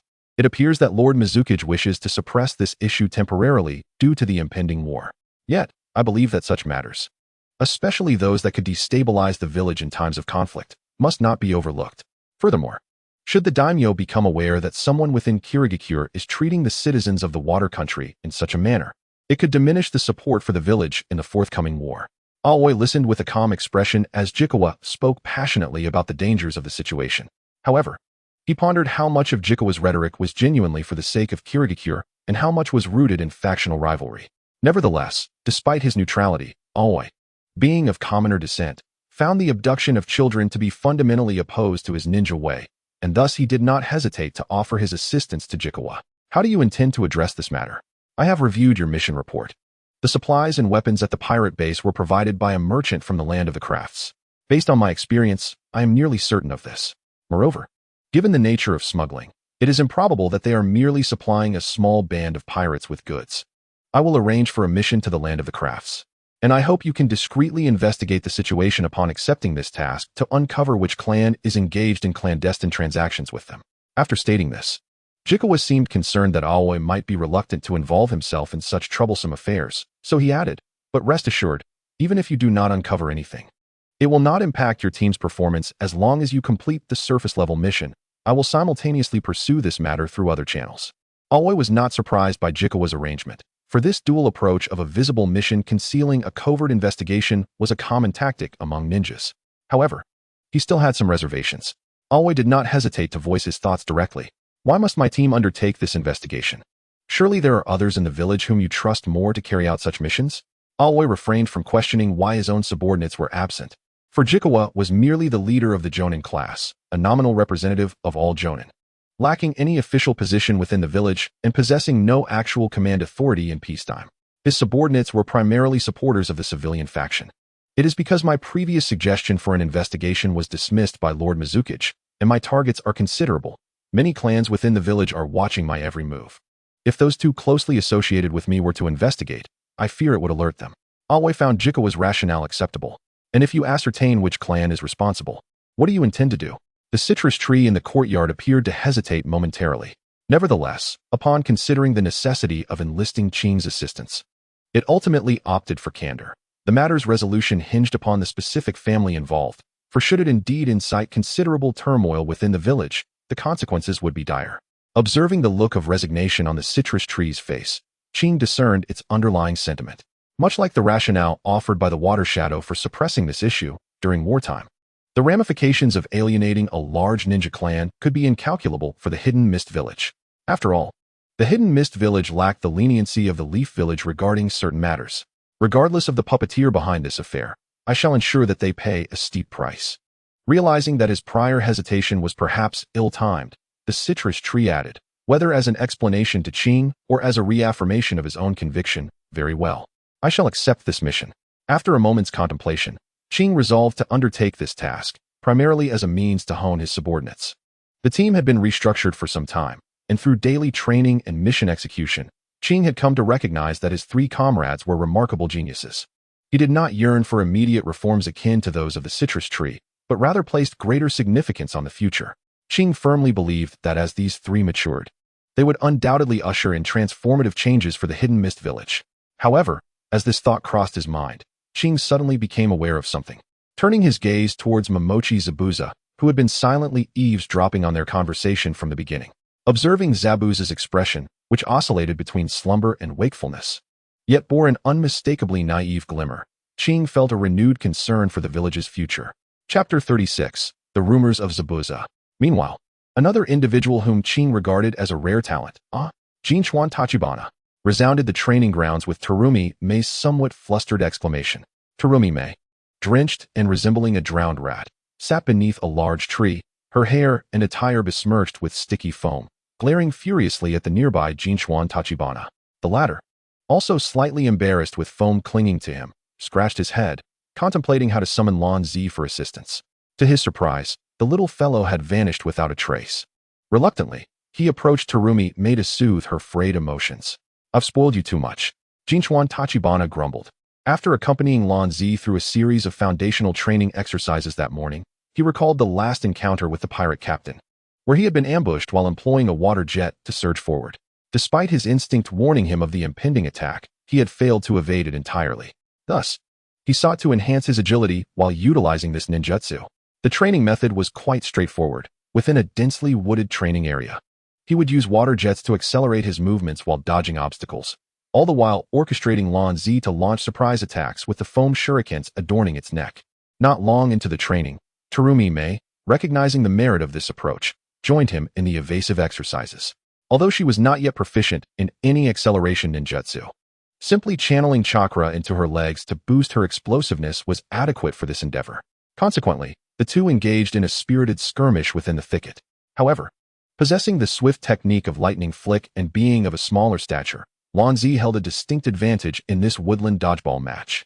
Initially, both Terumi Mei and Jinchuan Tachibana struggled to fend off Lan Zi's projectiles.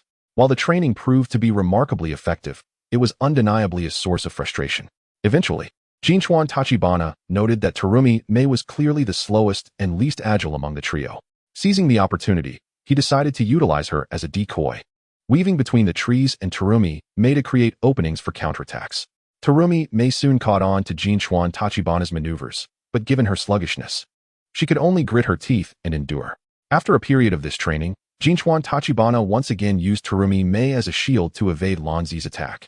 Just as he intended to leap onto a nearby tree to seek another opportunity, a frustrated Terumi Mei retaliated by hurling 3 water balloons in his direction.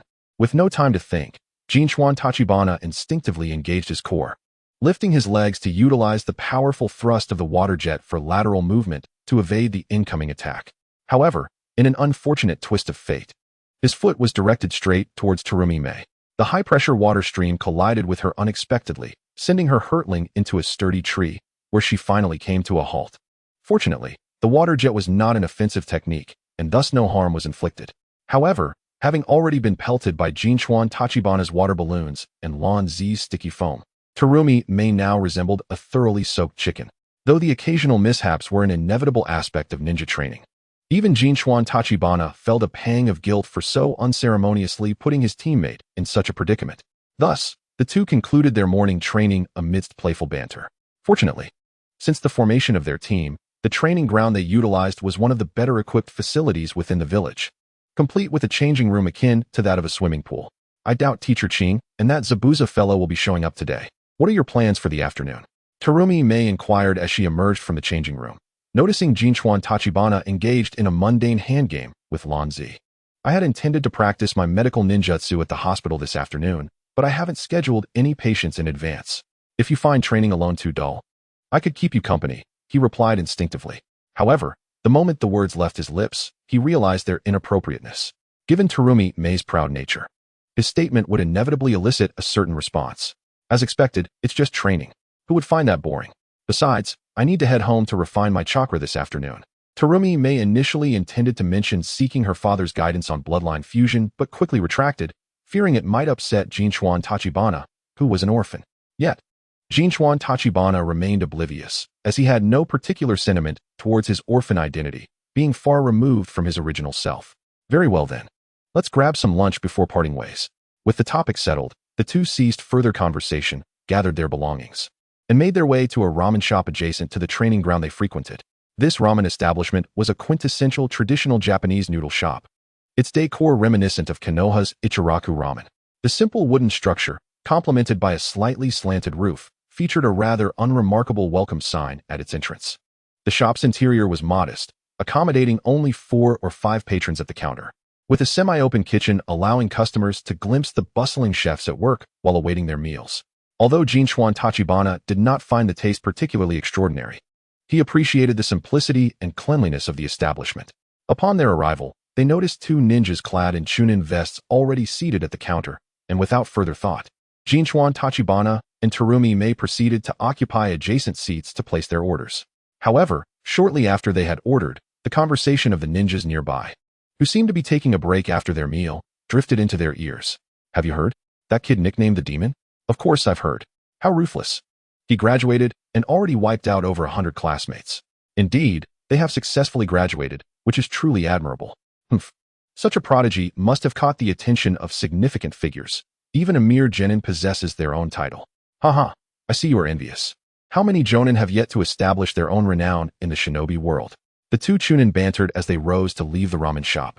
Although Yanagawa Tachibana overheard their conversation, he paid it little mind. From the moment he traversed into this world and learned that he was a classmate of Zabuza Momochi, he had contemplated these matters. Since Zabuza made such a choice, he must bear the ensuing criticism and peculiar gazes alone. Thus, Tachibana simply and quietly retrieved a small bowl, portioning some of the generous serving of ramen for the blue-haired boy. However, he noticed that Terumi Mei was staring blankly at her own bowl of ramen, wearing a heavy expression. "What is the matter? Are you worried about Zabuza?" "Rest assured, that fellow's inner strength surpasses your assumptions." Having read the original narrative, Tachibana knew well that Zabuza was not only unscathed by the rumors, but would later become one of the infamous 7 ninja swordsmen. However, Terumi Mei's response left him somewhat perplexed. "I am well aware of his formidable spirit. At least he is stronger than I." Terumi Mei, her countenance forlorn, gazed at Tachibana and said, "Do you know? Sometimes I envy Zabuza and you." Chapter 37. Terumi Mei's Concerns. Tachibana, scrutinized by Terumi Mei's complex expression, was now utterly bewildered. "Envious of me? Of Zabuza?" "Indeed." Tachibana set down his chopsticks, looking at Terumi Mei with confusion. She was not typically one to dwell in sentimentality. Moreover, what could a girl with both parents possibly envy about 2 orphans like Zabuza and himself? "Do you wish to be an orphan?" Terumi Mei nearly choked on her words, her emotions becoming somewhat disjointed. She shot Tachibana an exasperated glance. "What are you thinking? I envy the manner in which you became a genin." With that diversion, Terumi Mei's mood seemed to recover slightly as she began to articulate the reasons for her envy. "You know, actually, last year, when I graduated, Kakashi-sensei sought me out." "Sought you?" The revelation struck Tachibana like a thunderbolt. He could hardly believe his ears. "Yes, he wanted me to undertake what Zabuza is doing this year. As I was the top of my class, he had no other choice but me.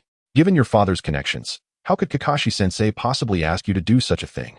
As a veteran jonin, his influence within the village surely extends beyond just the Uchiha clan. If Kakashi were to underestimate him simply because someone opted out of the shinobi ranks, he would undoubtedly face repercussions. He first approached my father. My father allowed me to choose." Terumi Mei paused slightly, seemingly at a loss, gazing down at her bowl of noodles as she continued. "I refused. I didn't know if such an action could genuinely alter the village's policies.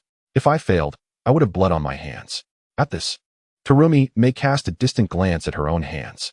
Without waiting for Tachibana to offer comfort, she continued with a trembling voice, "Yet even so, I still shed blood during my graduation exam. I merely intended to seize her badge, but in the end, I accidentally killed her." As someone who has avoided examinations, Tachibana found himself at a loss for words to console her. However, Terumi Mei likely only sought a listening ear. "I once thought this was the fate of a mist ninja, until I met you. You ascended to genin through medical ninjutsu, without tainting your hands with the blood of your comrades." Tachibana mused, reflecting that those from prominent clans typically remained unblemished by the blood of their allies. They were never required to attend the Shinobi Academy. Nevertheless, he was not Zabuza Momochi and refrained from offering explanations at that moment. Later, during this year's graduation exam, Zabuza accomplished what I had dared not attempt, and he succeeded. Therefore, when you 2 became my teammates, I truly envied you. I have often pondered whether someone like me, lacking the courage to bear such burdens and stained by the blood of comrades, is truly worthy of becoming the village's Hokage. You can undoubtedly become Mizukage. This is my assessment based on the original narrative. Observing this 10-year-old girl with such profound concerns, Tachibana silently cheered her on, extending his hand to gently ruffle her red-brown hair. Meanwhile, the blue-haired boy, diligently eating, placed his small hand atop Terumi Mei's. Just believe in the path you tread and stride forward boldly. Mei, I firmly believe you will become the finest Mizukage. The usually fog-laden Kirigakure found itself unexpectedly bright today, as the midday sun poured through the ramen shop's awning, casting warmth upon the two, as if to dispel the shadows of their hearts. With a crisp sound, Terumi Mei blushed and swatted away Tachibana's hand resting on her head. Your greasy fingers are all over my hair. Terumi Mei feigned anger. Yet she swatted away not the hand of Tachibana but the one belonging to the blue-haired boy. Tachibana awkwardly withdrew his hand, ruffling the boy's head instead, signaling him to continue his meal. Haha, eat up, eat up. Perhaps having finally voiced her buried feelings, Terumi Mei's mood swiftly returned to normal, as she quietly consumed her ramen. However, the atmosphere between the two seemed significantly more harmonious than before. They finished their lunch in silence, and Tachibana refrained from mentioning the afternoon training session. After bidding farewell to Terumi Mei at the ramen shop's entrance, they parted ways. Tachibana did not return home, but instead headed directly to the Kirigakure hospital. Aunt Keiko, it has been a while. It has only been a few days, but the village has been rather busy lately. Upon seeing Tachibana, Sakiyama Keiko's fatigue visibly lifted. In recent times, Tachibana had frequently visited the hospital to enhance his clinical experience. Though the timing was often uncertain, Sakiyama Keiko had been preoccupied with the village's preparations for war, and the two had indeed not crossed paths for some time. Tachibana, have you grown taller recently? As she spoke, Sakiyama Keiko gestured with her hand between Tachibana's head and her own. Haha, really? I hadn't noticed. Tachibana replied nonchalantly, though a hint of a smile graced his lips. As an adult reincarnated into a child, how could Tachibana not be conscious of his height?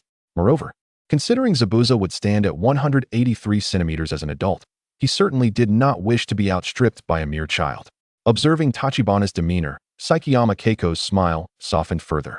It seems you've been eating well lately. Perhaps due to the hormonal changes post-reincarnation, Tachibana felt increasingly youthful in spirit, finding no aversion to the childlike manner of speech. As they conversed, they entered the patient ward, tempering their smiles, as professionalism was paramount when addressing the injured. The patient lying in the bed was from the Yuki clan. And typically, ninjas from prominent families, especially those of bloodline clans, would not be sent to the hospital. However, this ordinary chunin, despite his age, appeared not to have inherited the ice-release bloodline limit and likely belonged to a less esteemed branch of the clan. Yet, while he was a side member of the Yuki clan, his demeanor was exceedingly proud. Just 2 days prior, Tachibana's adept treatment had arguably saved his life. Yet their interaction had been minimal. Today, he merely came to check on his recovery, in a simple inquiry regarding the condition of his patient. And after conducting some routine examinations, Tachikawa Kitsu was preparing to depart from the hospital room. Just as he was about to step out, a young girl entered. Perhaps more accurately described as a young woman, given Tachikawa's age. The girl appeared to be around 16 or 17 years old, which in the world of Naruto would classify her as an adult. With her long, raven black hair and gentle, refined features, she exuded an aura of warmth and kindness. However, judging by her physique and demeanor, she seemed to be an ordinary person, and Tachikawa did not pay her much mind.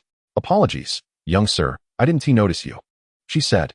Tachikawa, taken aback and about to correct her address, was interrupted by the middle-aged man in the hospital bed, who admonished her. Nanako, this medical ninja is my attending physician. What about your upbringing as a member of the Yuki clan? My apologies, father. Honorable ninja, I was impolite. The girl, identified as Nanako, quickly bowed in respect towards Tachikawa. Caught off guard by the unexpected situation, Tachikawa merely expressed that he did not mind and hastily exited the room. Yet, it was only after leaving that he realized the girl's visage seemed somewhat familiar. However, given her striking appearance, he felt certain he would have remembered if they had met before, particularly since he did not know many ordinary civilians. Unable to recall where he might have seen her, he decided to abandon the pursuit of that thought. Nevertheless, Nanako, the Yuki clan? Could her full name be Yukinako? Tachikawa mused, once again re-evaluating his understanding of naming conventions within the ninja world. Chapter 38. A new mission. The following morning, the ever-present fog shrouded Kirigakure as usual. Tachikawa arrived early at the training ground, as today's routine task seemed peculiar. It was not the typical training mission. Instead, it involved greeting 10 individuals and walking 10 kilometers. Typically, the system assigns tasks that can be easily completed given the current environment. This unusual assignment reminded Tachikawa of his previous excursions from the village. Coupled with the absence of AO at the training ground yesterday, he surmised that there must be a new mission in store. Before long, AO and Zabuza arrived at the training ground. Unlike his usual demeanor of instructing the two in their training, AO indicated that they should wait for Terumi Mei's arrival. Observing Zabuza's knowing expression, Tachikawa became increasingly convinced that today's gathering was not merely for training or collecting mundane tasks. In a short while, Terumi Mei arrived. Casting a somewhat shy glance at Tachikawa, who had confided in her the previous day, noticing the three of them staring at her, she felt puzzled. Why are you all just standing around? Are you waiting for me? AO, initially intending to speak, glanced at his somewhat unruly disciples and fell into a moment of self-doubt. Have I been too lenient with them? Should I adopt a more serious demeanor? However, considering the importance of the day's events, he set aside his conflicting emotions. For safety reasons, AO performed a series of hand seals to activate a sensory ninjutsu, ensuring no one else was nearby before explaining the situation to his two uninformed students. Here's the gist. Today, Jonin Tachikawa will arrange for a mission designated by a civilian-funded ninja tool shop, requiring us to escort a shop assistant to the land of the craftsman to procure ninja tools. While this mission serves as a cover for a covert investigation, we must also fulfill the apparent task to avoid adding a failure record to our mission history. Listening to AO outline the circumstances, Tachikawa found himself pondering the inadequacy of his imagination. How could such a task be assigned to his team? Although AO was a Jonin leading them, the information available was far too scant to determine a starting point for their investigation.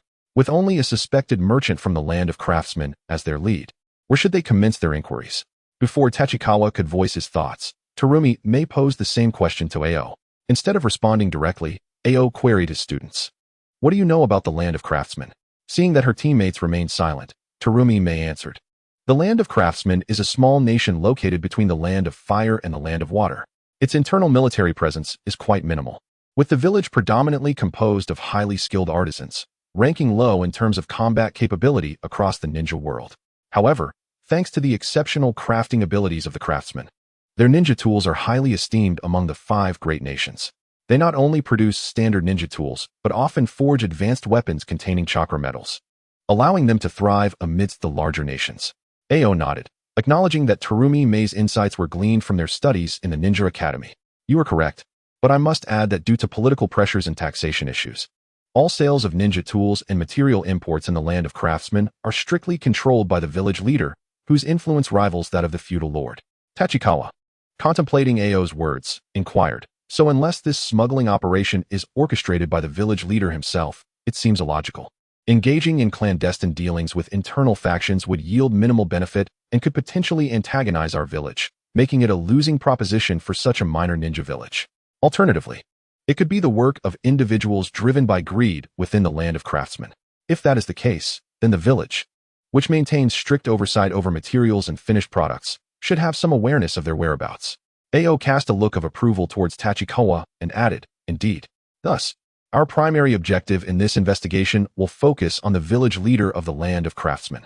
The shop assistant we are to escort will be conducting transactions with the village leader, facilitating our inquiry. Terumi Mei pondered for a moment before raising her own question. What about the duration of our stay? After all, if we cannot derive results from our investigation in a short time, what then? Rest assured, the task is coordinated by Tachikawa Yuzakura, who will ensure we have ample time, AO reassured them. Moreover, if we ultimately yield no substantial findings, it is of little consequence, as this is fundamentally a private commission from Tachikawa Yuzakura. Zabuza, who had been silently observing the discussion between his teammates and AO, slightly raised his head at AO's final remark, but refrained from speaking. In contrast, Tachikawa found himself in agreement with AO's sentiment. Upon witnessing the devastation wrought upon the village by pirates and the sight of children abducted for training as puppets, he had been consumed by a righteous fury to punish the perpetrators. However, as time passed, that indignation faded. In this chaotic ninja world, who was not but a blade of grass in the wind, involving himself in the conflict between civilian factions and ninja clans over individuals he did not know seemed unwise. Of course, had he possessed the strength of a sage, the situation would be entirely different, and he might have brandished the banner of justice against such wrongdoers. You scoundrels! How dare you commit such atrocious acts? The heavens shall not allow it. All right, you are all now informed of the particulars. Let us proceed to the Mizukage Tower to accept our mission, Ao interjected, breaking Tachikawa's daydream of righteous vengeance, signaling for his disciples to follow him towards the Mizukage Tower. Typically, missions assigned to specific recipients are communicated to the task teams after verification by the village. However, since Ao's team had arrived at the task reception point, it spared the village some effort. Though the remuneration for designated escort missions often surpasses that of ordinary tasks, it remains merely a C-rank escort mission price. The Azure team must also conduct investigations in secrecy. Thus, even if they are to escort, none of the team members felt it was inappropriate to earn a bit more from this task. To avoid drawing undue attention, particularly from the clan ninjas, they refrained from hastily departing for the land of crafts after accepting the mission. Instead, they proceeded at a leisurely pace to the ninja tool shop to meet with the mission issuer and gather details about the task.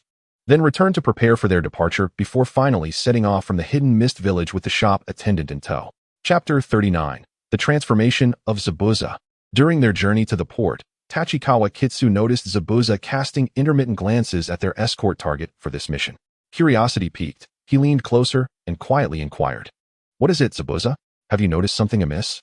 As he spoke, Tachikawa also directed his gaze toward the shop attendant.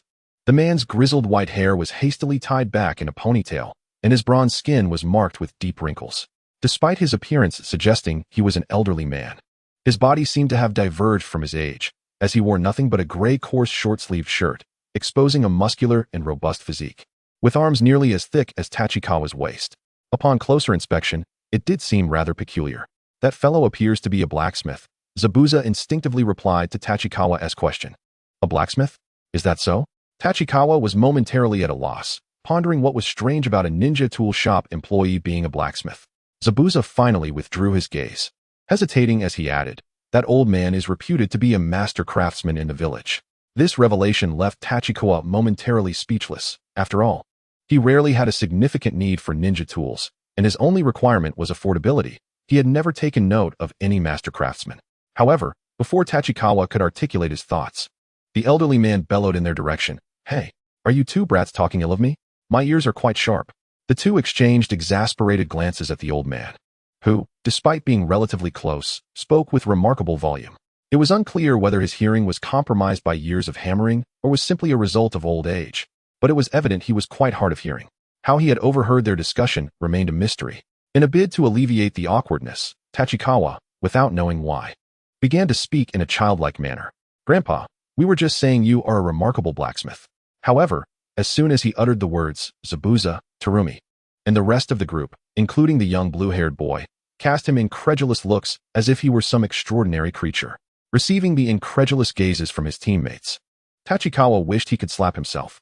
Fortunately, the old man seemed oblivious to their reactions, instead chuckling heartily. "Haha, the lad has an eye for talent. I am the illustrious Shimizuki Aikaru, and my father was a legendary swordsmith who forged 7 of the ninja swords." There was something amiss in the old man's statement. Yet before Tachikawa could ponder it further, Zabuza interjected, "Your father forged 7 ninja swords. Have you crafted any famous blades yourself?"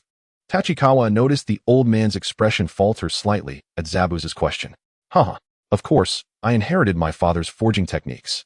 He crafted the Raikiri and the twin blades, which are even among the finest of the 7 ninja swords. What about your own creations?" Tachikawa pressed, seeing the old man's expression almost verge on tears. He quickly covered Zabuza's mouth to prevent him from speaking further, forcibly pulling him aside. "Honestly, despite being wrapped in bandages, this fellow can't seem to control his tongue. Let us keep it brief. Besides the 7 ninja swords, have you heard of any other famous blades in the Hidden Mist village?" Tachikawa quickly glanced back at Shimizuki, relieved to find that this time his voice was sufficiently low that the old man seemed not to have heard him. However, the old man appeared to have lost interest in conversing with the children, resuming his forward march, prompting the rest of the group to hasten their pace to keep up. Zabuza shook his head, breaking free from Tachikawa's grasp, and continued, "Naturally not. Thus, my ambition is to seize one of the 7 ninja swords and become one of the 7 ninja swordsmen." Observing the flame of ambition in Zabuza's eyes, Tachikawa could only envision this fellow in the future wielding a colossal executioner's blade, crouching in the shadows of the mist technique to execute assassinations. It seemed somewhat pitiable, prompting Tachikawa to offer a gentle nudge. "Zabuza, which ninja sword do you aspire to wield the most in the future?" "Undoubtedly the decapitating blade." As expected, This fellow had started down the wrong path from such a young age. Why would you want to use the decapitating blade? You aren't even taller than it. Swinging it would surely be cumbersome. Zabuza, having grown somewhat accustomed to Tachikawa's teasing, merely rolled his eyes in response, appearing disinclined to engage with such a foolish question. Considering Zabuza's future height, Tachikawa felt compelled to shift his approach. You understand the characteristics of the 7 ninja swords, right? Of course I do. Then what do you excel at? Though Zabuza was beginning to feel annoyed by Tachikawa's questioning, he still answered earnestly. Swordsmanship and water-release ninjutsu. Tachikawa regarded Zabuza with a look of incredulity. While it might have been acceptable for an adult Zabuza to claim proficiency in water release, currently, he had only mastered one offensive technique, the Water Dragon Bullet technique, which required 44 hand seals. How could he dare to assert he was skilled in water release ninjutsu? Your combat style leans more towards assassination, correct? The mist technique and silent killing technique. Indeed, Zabuza nodded in agreement without disputing. However, consider that the decapitating blade embodies a grandiose style. Not only is its massive blade ill-suited for stealthy operations, but the tremendous gusts it generates when swung could easily alert opponents long before they are attacked. Just imagine, that door-sized blade would likely disperse the mist itself. Upon hearing Tachikawa's description, Zabuza stood frozen, even halting his stride. I just thought that the guy, Hibiki Shizu, was relatively weak and would be easier to take a ninja sword from. Plus, the bloodthirsty, self-repairing characteristics of the decapitating blade would suit me well. Noticing Zabuza's moment of realization, Tachikawa intensified his persuasive efforts. But have you ever considered that Hibiki Shizu's weakness might stem from the decapitating blade being inadequate? What kind of ninja sword breaks in half so easily?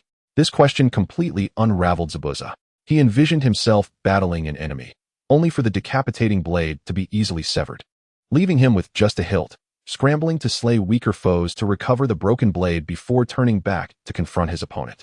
At that moment, Zabuza's worldview seemed to collapse. Then which ninja sword would suit me best?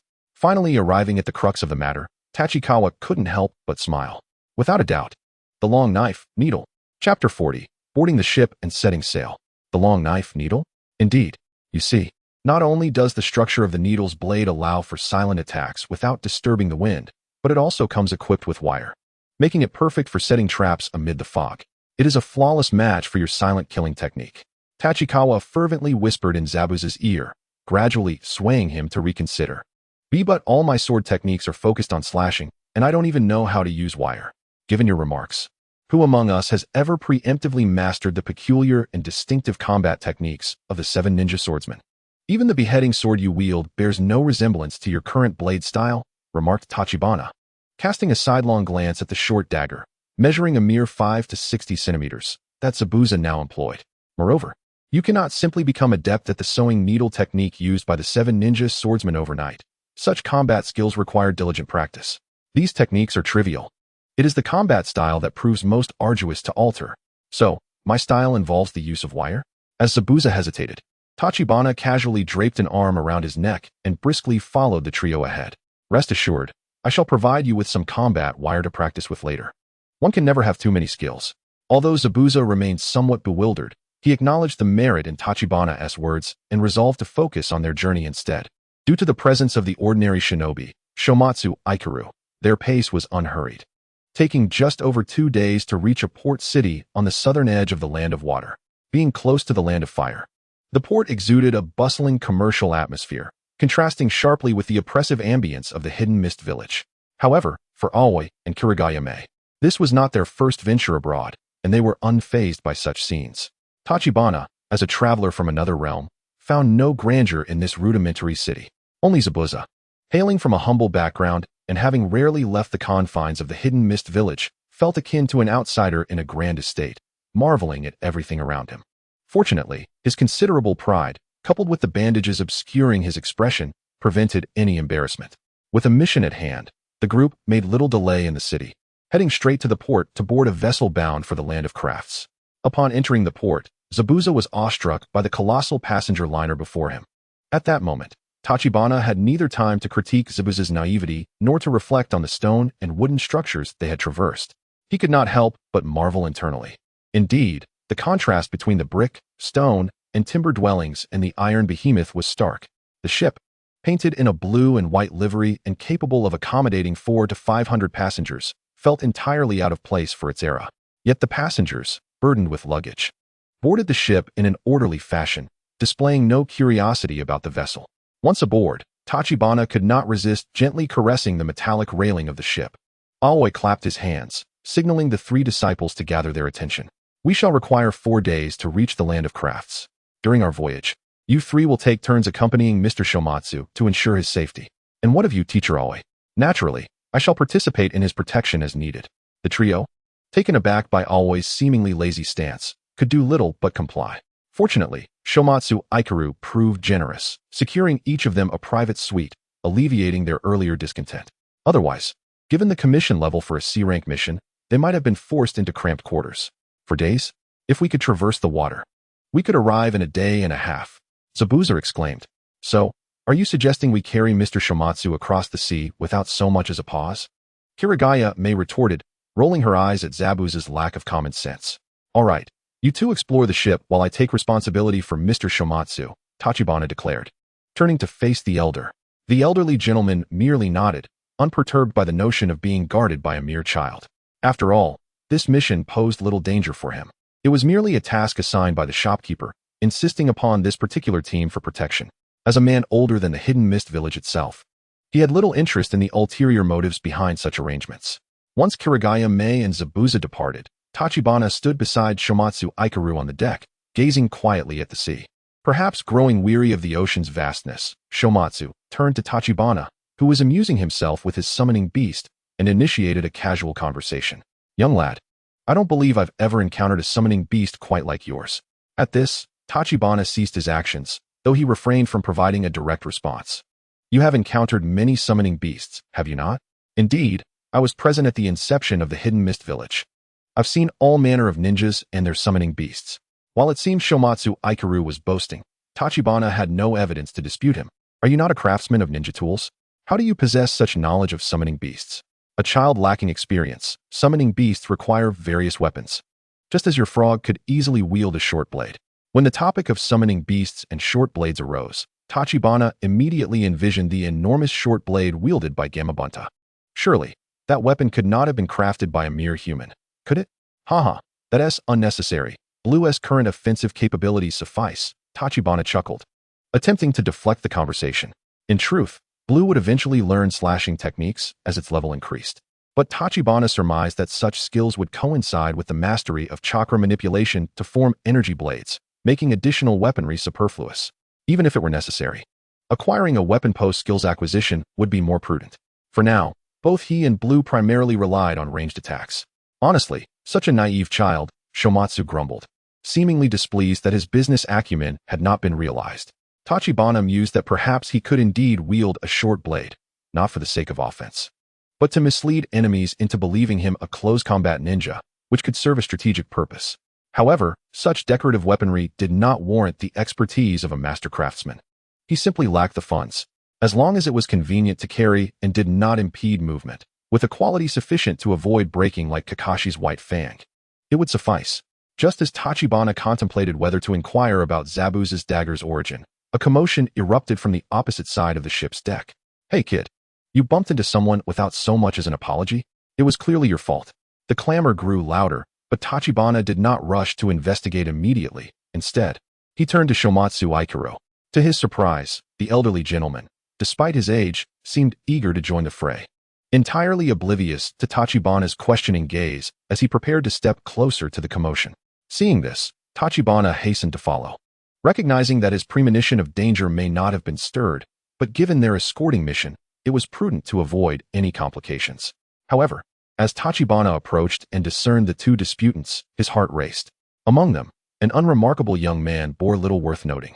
He appeared to be a mere lower-ranking shinobi from the Hidden Mist village, flanked by two similarly garbed companions who were likely his teammates. The focal point, however, was the 10-year-old boy on the weaker side, who captured Tachibana's undivided attention. With disheveled black hair, clad in a deep blue ninja outfit, and two bulging tool pouches at his waist, he seemed ordinary at first glance. Yet, the forehead protector of Konohagakure, the Uchiha clan emblem on his back, and the comically oversized wind goggles on his face unmistakably revealed his identity. Uchiha Abido. What was he doing here? Jiangchuan Tangerine was utterly astonished. However, before he could ponder further, several mist-hidden ninja had already prepared to strike at Uchiha Obito. The leading genin, seeing the audacity of this young boy, swung his fist towards Obito's face. Just as the mist nin's fist was mere inches from making contact with Obito's goggles, a silver-haired figure abruptly appeared between them, firmly grasping the descending fist. The genin struggled to withdraw his hand, but to no avail. Kakashi, you needn't intervene. I was just about to deal with him. Uchiha Obito, who had been momentarily stunned into silence by the opponent's sudden aggression, brazenly refused Kakashi's assistance. Observing their comrade being restrained by a mere child, the two companions of the genin immediately rushed forward to assist him, even reaching for their weapons to retaliate. However, at that moment, a strikingly handsome young man with golden hair smiled as he appeared beside them, grasping their hands just as they drew their weapons. It's merely a misunderstanding. Surely it hasn't escalated to the need for weaponry? At that instant, the three mist-hidden genin were drenched in cold sweat. Witnessing the other party so effortlessly subduing them, they realized that if he wished for their lives, it would be a trivial matter. Yet, constrained by pride, they could only mutter something about not underestimating the blood mist ninja within the land of water. Observing that the adversaries had ceased their aggressive intentions, the golden-haired youth naturally released his grip. All right, Kakashi, let him go. It's just a minor misunderstanding. Yes, Sensei Minato. The three individuals, feeling a sense of humiliation, uttered not another word and swiftly retreated from the deck back to the cabin. Jiang Chuan Tangerine speculated that these individuals would likely remain in the cabin for the next few days. As the surrounding onlookers noticed that the excitement had dissipated, they gradually dispersed. Jiang Chuan Tangerine gazed at the brown-haired girl who had rushed over and was now scolding Uchiha Obito, feeling a turmoil within that belied his calm exterior. Why were the renowned Minato, Kakashi, Obito, and Rin aboard this vessel en route from the land of water to the land of crafts? At this moment, Jiang Chuan Tangerine's mind raced. Currently, Uchiha Obito and Noira Rin had just graduated from the Ninja Academy. Kakashi was still a Chunin, and Minato's team had only recently formed. Although the Hidden Leaf had already gone to war with the sand, it was merely the early stages of conflict with small skirmishes. The Rock Village was still only criticizing the Leaf without deploying forces from the land of Earth. Minato's true glory as the Yellow Flash would only emerge during the Third Great Ninja War, while he might possess considerable strength at this time. His status in the Leaf was likely that of a capable young jonin, not an indispensable force on the battlefield. Thus, he could take his three disciples out to perform ordinary missions to train the newcomers. With clarity restored to his thoughts, Jiang Chuan Tangerine exhaled a sigh of relief. There was no denying that each of these individuals was formidable. Even though they were familiar characters from the original narrative, their sudden appearance was indeed intimidating. Just moments ago, Jiang Chuan Tangerine even contemplated whether he should take advantage of the fact that Uchiha Obito was still a weakling and eliminate him. After all, the future Obito, awakened with the Mangekyo Sharingan, would wreak havoc upon the Mist Village, controlling the fourth Mizukage with Jinjutsu, exacerbating the Blood Mist policy, and slaughtering the bloodline clans, ultimately bringing the Mist Village to the brink of disgrace among the 5 great ninja villages. However, Jiang Chuan Tangerine managed to retain some rationality. The future was uncertain. If he dared to ambush Uchiha Obito now, he doubted that even his mentor, Ching, could protect him. Hey kid, let us go. Noticing that the excitement had waned, Jiang Chuan Tangerine remained lost in thought, prompting Xuangyue Ikaru to gently pat him back to reality. Oh right, Mr. Xuangyue.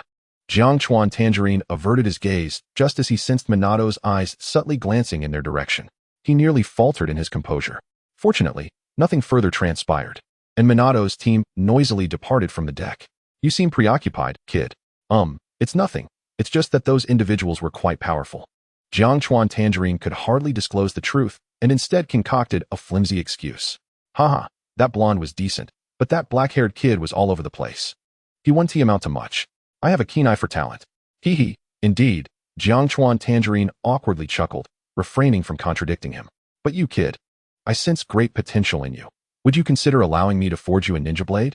I assure you it would enhance your prowess significantly. Free of charge? Upon hearing Jiang Chuan Tangerine's response, Xuangyue Ikaru's eyes widened in disbelief. How could that be? Do you have any idea how precious a renowned blade is?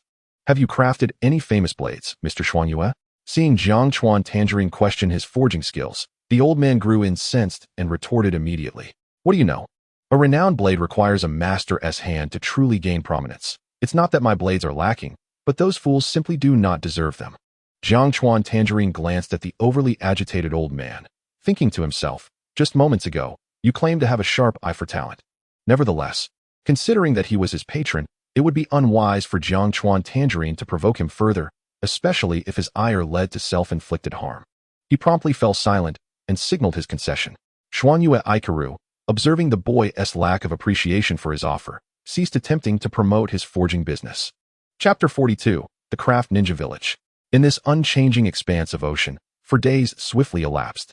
Aside from the minor commotion on the first day of boarding, nothing of significance occurred thereafter. During this time, Jiang Chuan Tangerine did encounter Minato's team several more times. However, despite the fact that the Land of Water and the Land of Fire had yet to engage in open conflict, they were still ninjas from two distinct villages, leading to no communication between them. Nonetheless, due to the frequent need for companionship and protection, the bond between Xuanyue Ikaru and Jiang Chuan Tangerine grew increasingly familiar.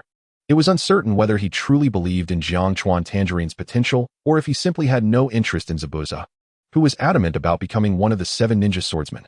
In any case, Xuanyue Ikaru had not abandoned his attempts to promote his custom ninja blade service to Jiang Chuan Tangerine. Ultimately, Jiang Chuan Tangerine could only helplessly express that he would consider it when he had the funds. We have finally arrived. Upon disembarking, Terumi may stretched luxuriously, likely having been cooped up on the ship for too long. Zabuza, though silent, nodded in agreement.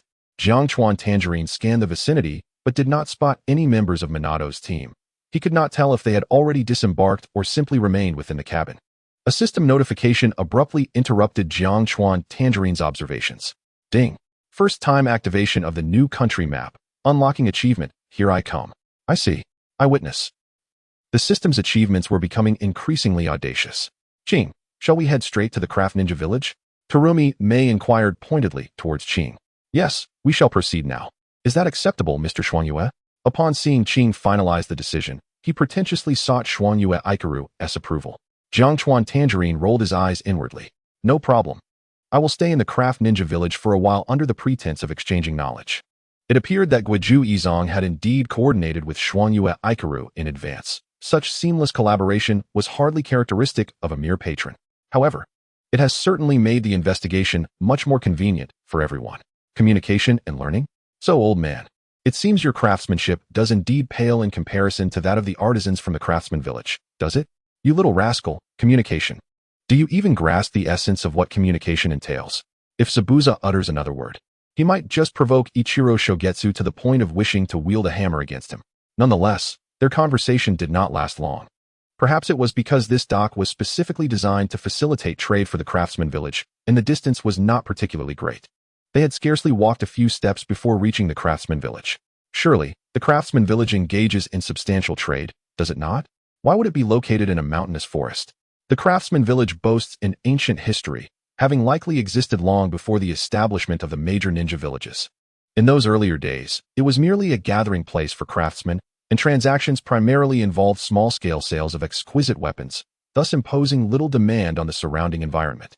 As they conversed, they entered the craftsman village, which, perhaps due to the impending war, appeared exceptionally lively, with merchants clad in various attire bustling through the streets.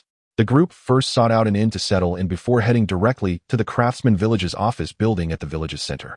Just as Tachikawa Kaki stepped into the building, he was confronted by a group emerging from within, causing his pupils to constrict sharply. It was none other than the 4 from the Namikaze clan, although it was highly probable that their destination was also the craftsman village. He had not anticipated encountering them here once more. Sensei Minato, the message has been delivered. Can we stay in the land of crafts for a couple of days before returning? Obito, shut your mouth. Kakashi, you. This time, Tachikawa Kaki deliberately avoided lingering his gaze on them, merely listening to their banter as he followed the others into the building.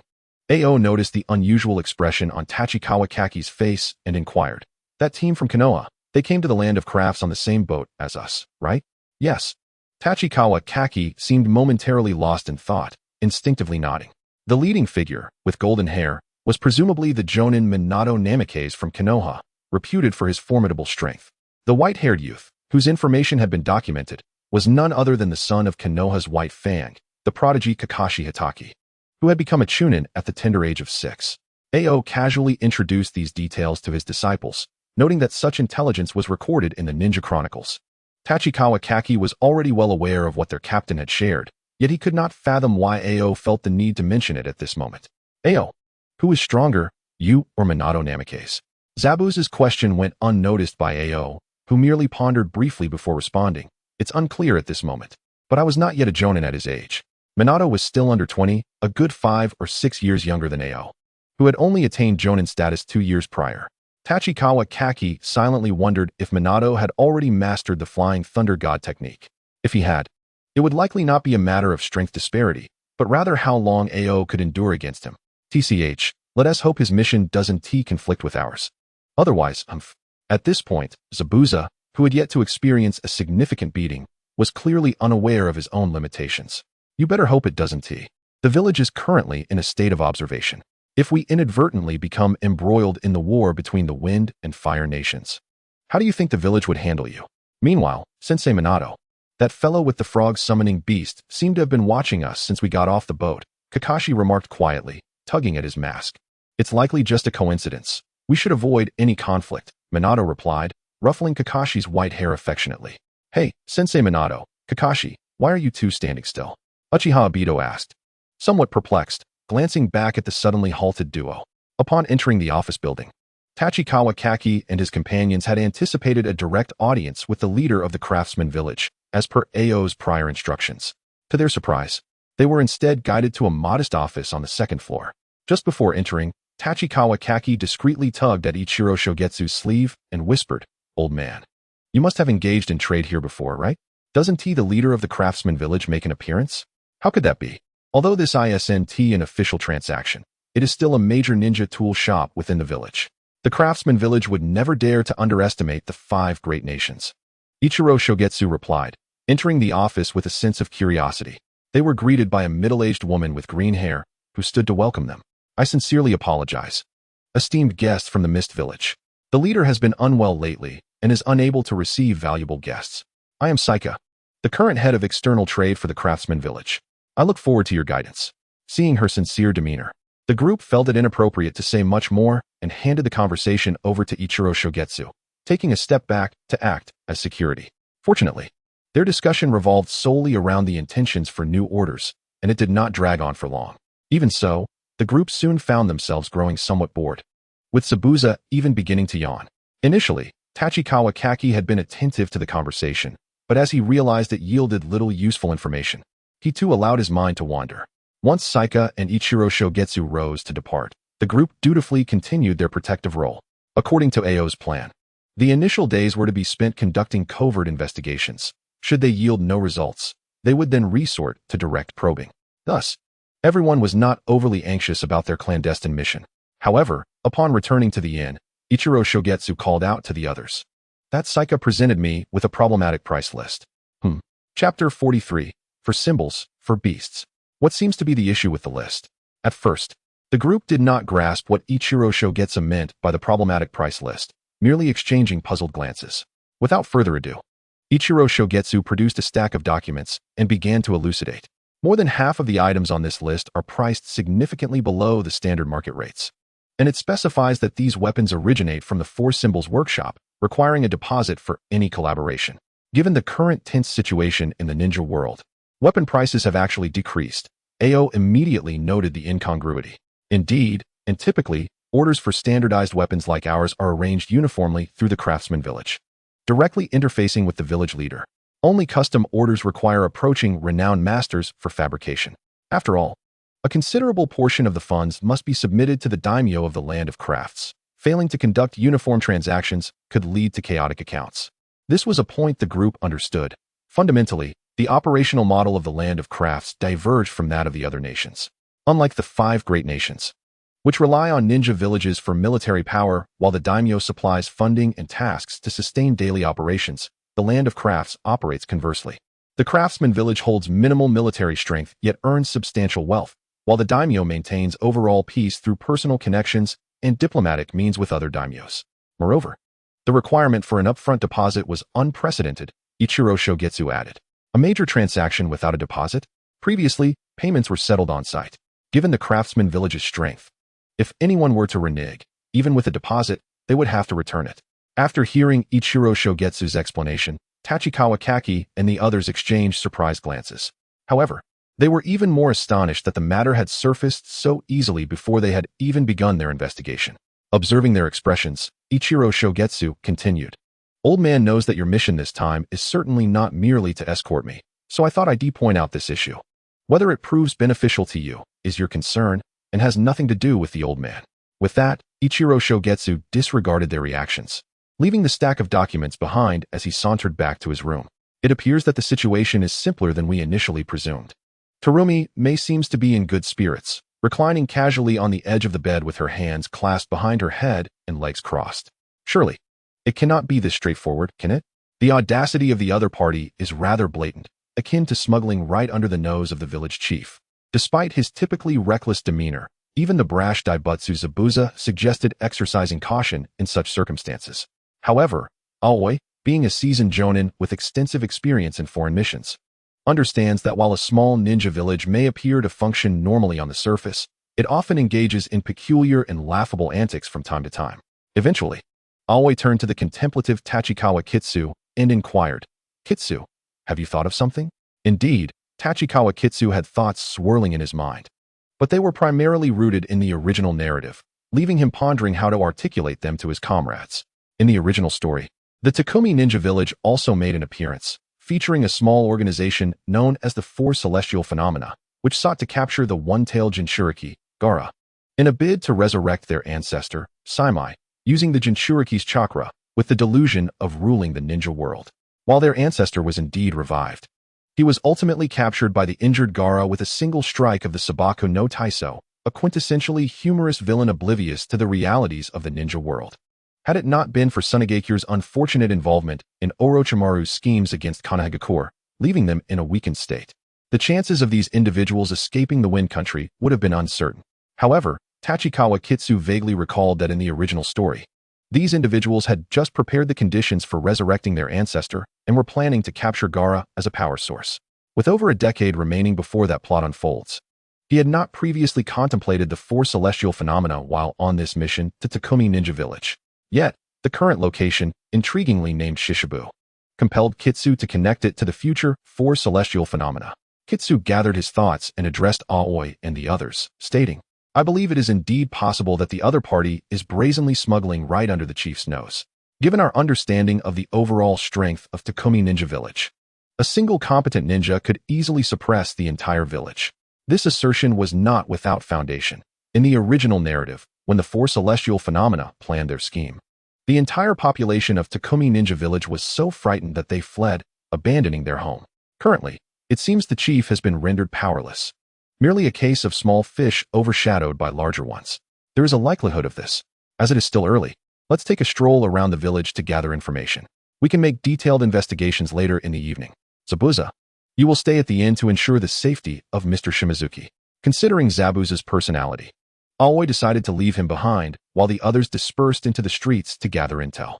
However, despite their intentions to seek information, the modest size of Takumi Ninja Village limited Kitsu's exploration to observing the terrain and casually probing a few shopkeepers for news, leveraging his youth as an advantage. Ultimately, although he did not uncover any particularly useful intelligence, he did encounter a plethora of bizarre ninja tools. One shop even boasted a weapon purportedly modeled after the Uchiha clan's ancestral fan, the Yanto Senbon.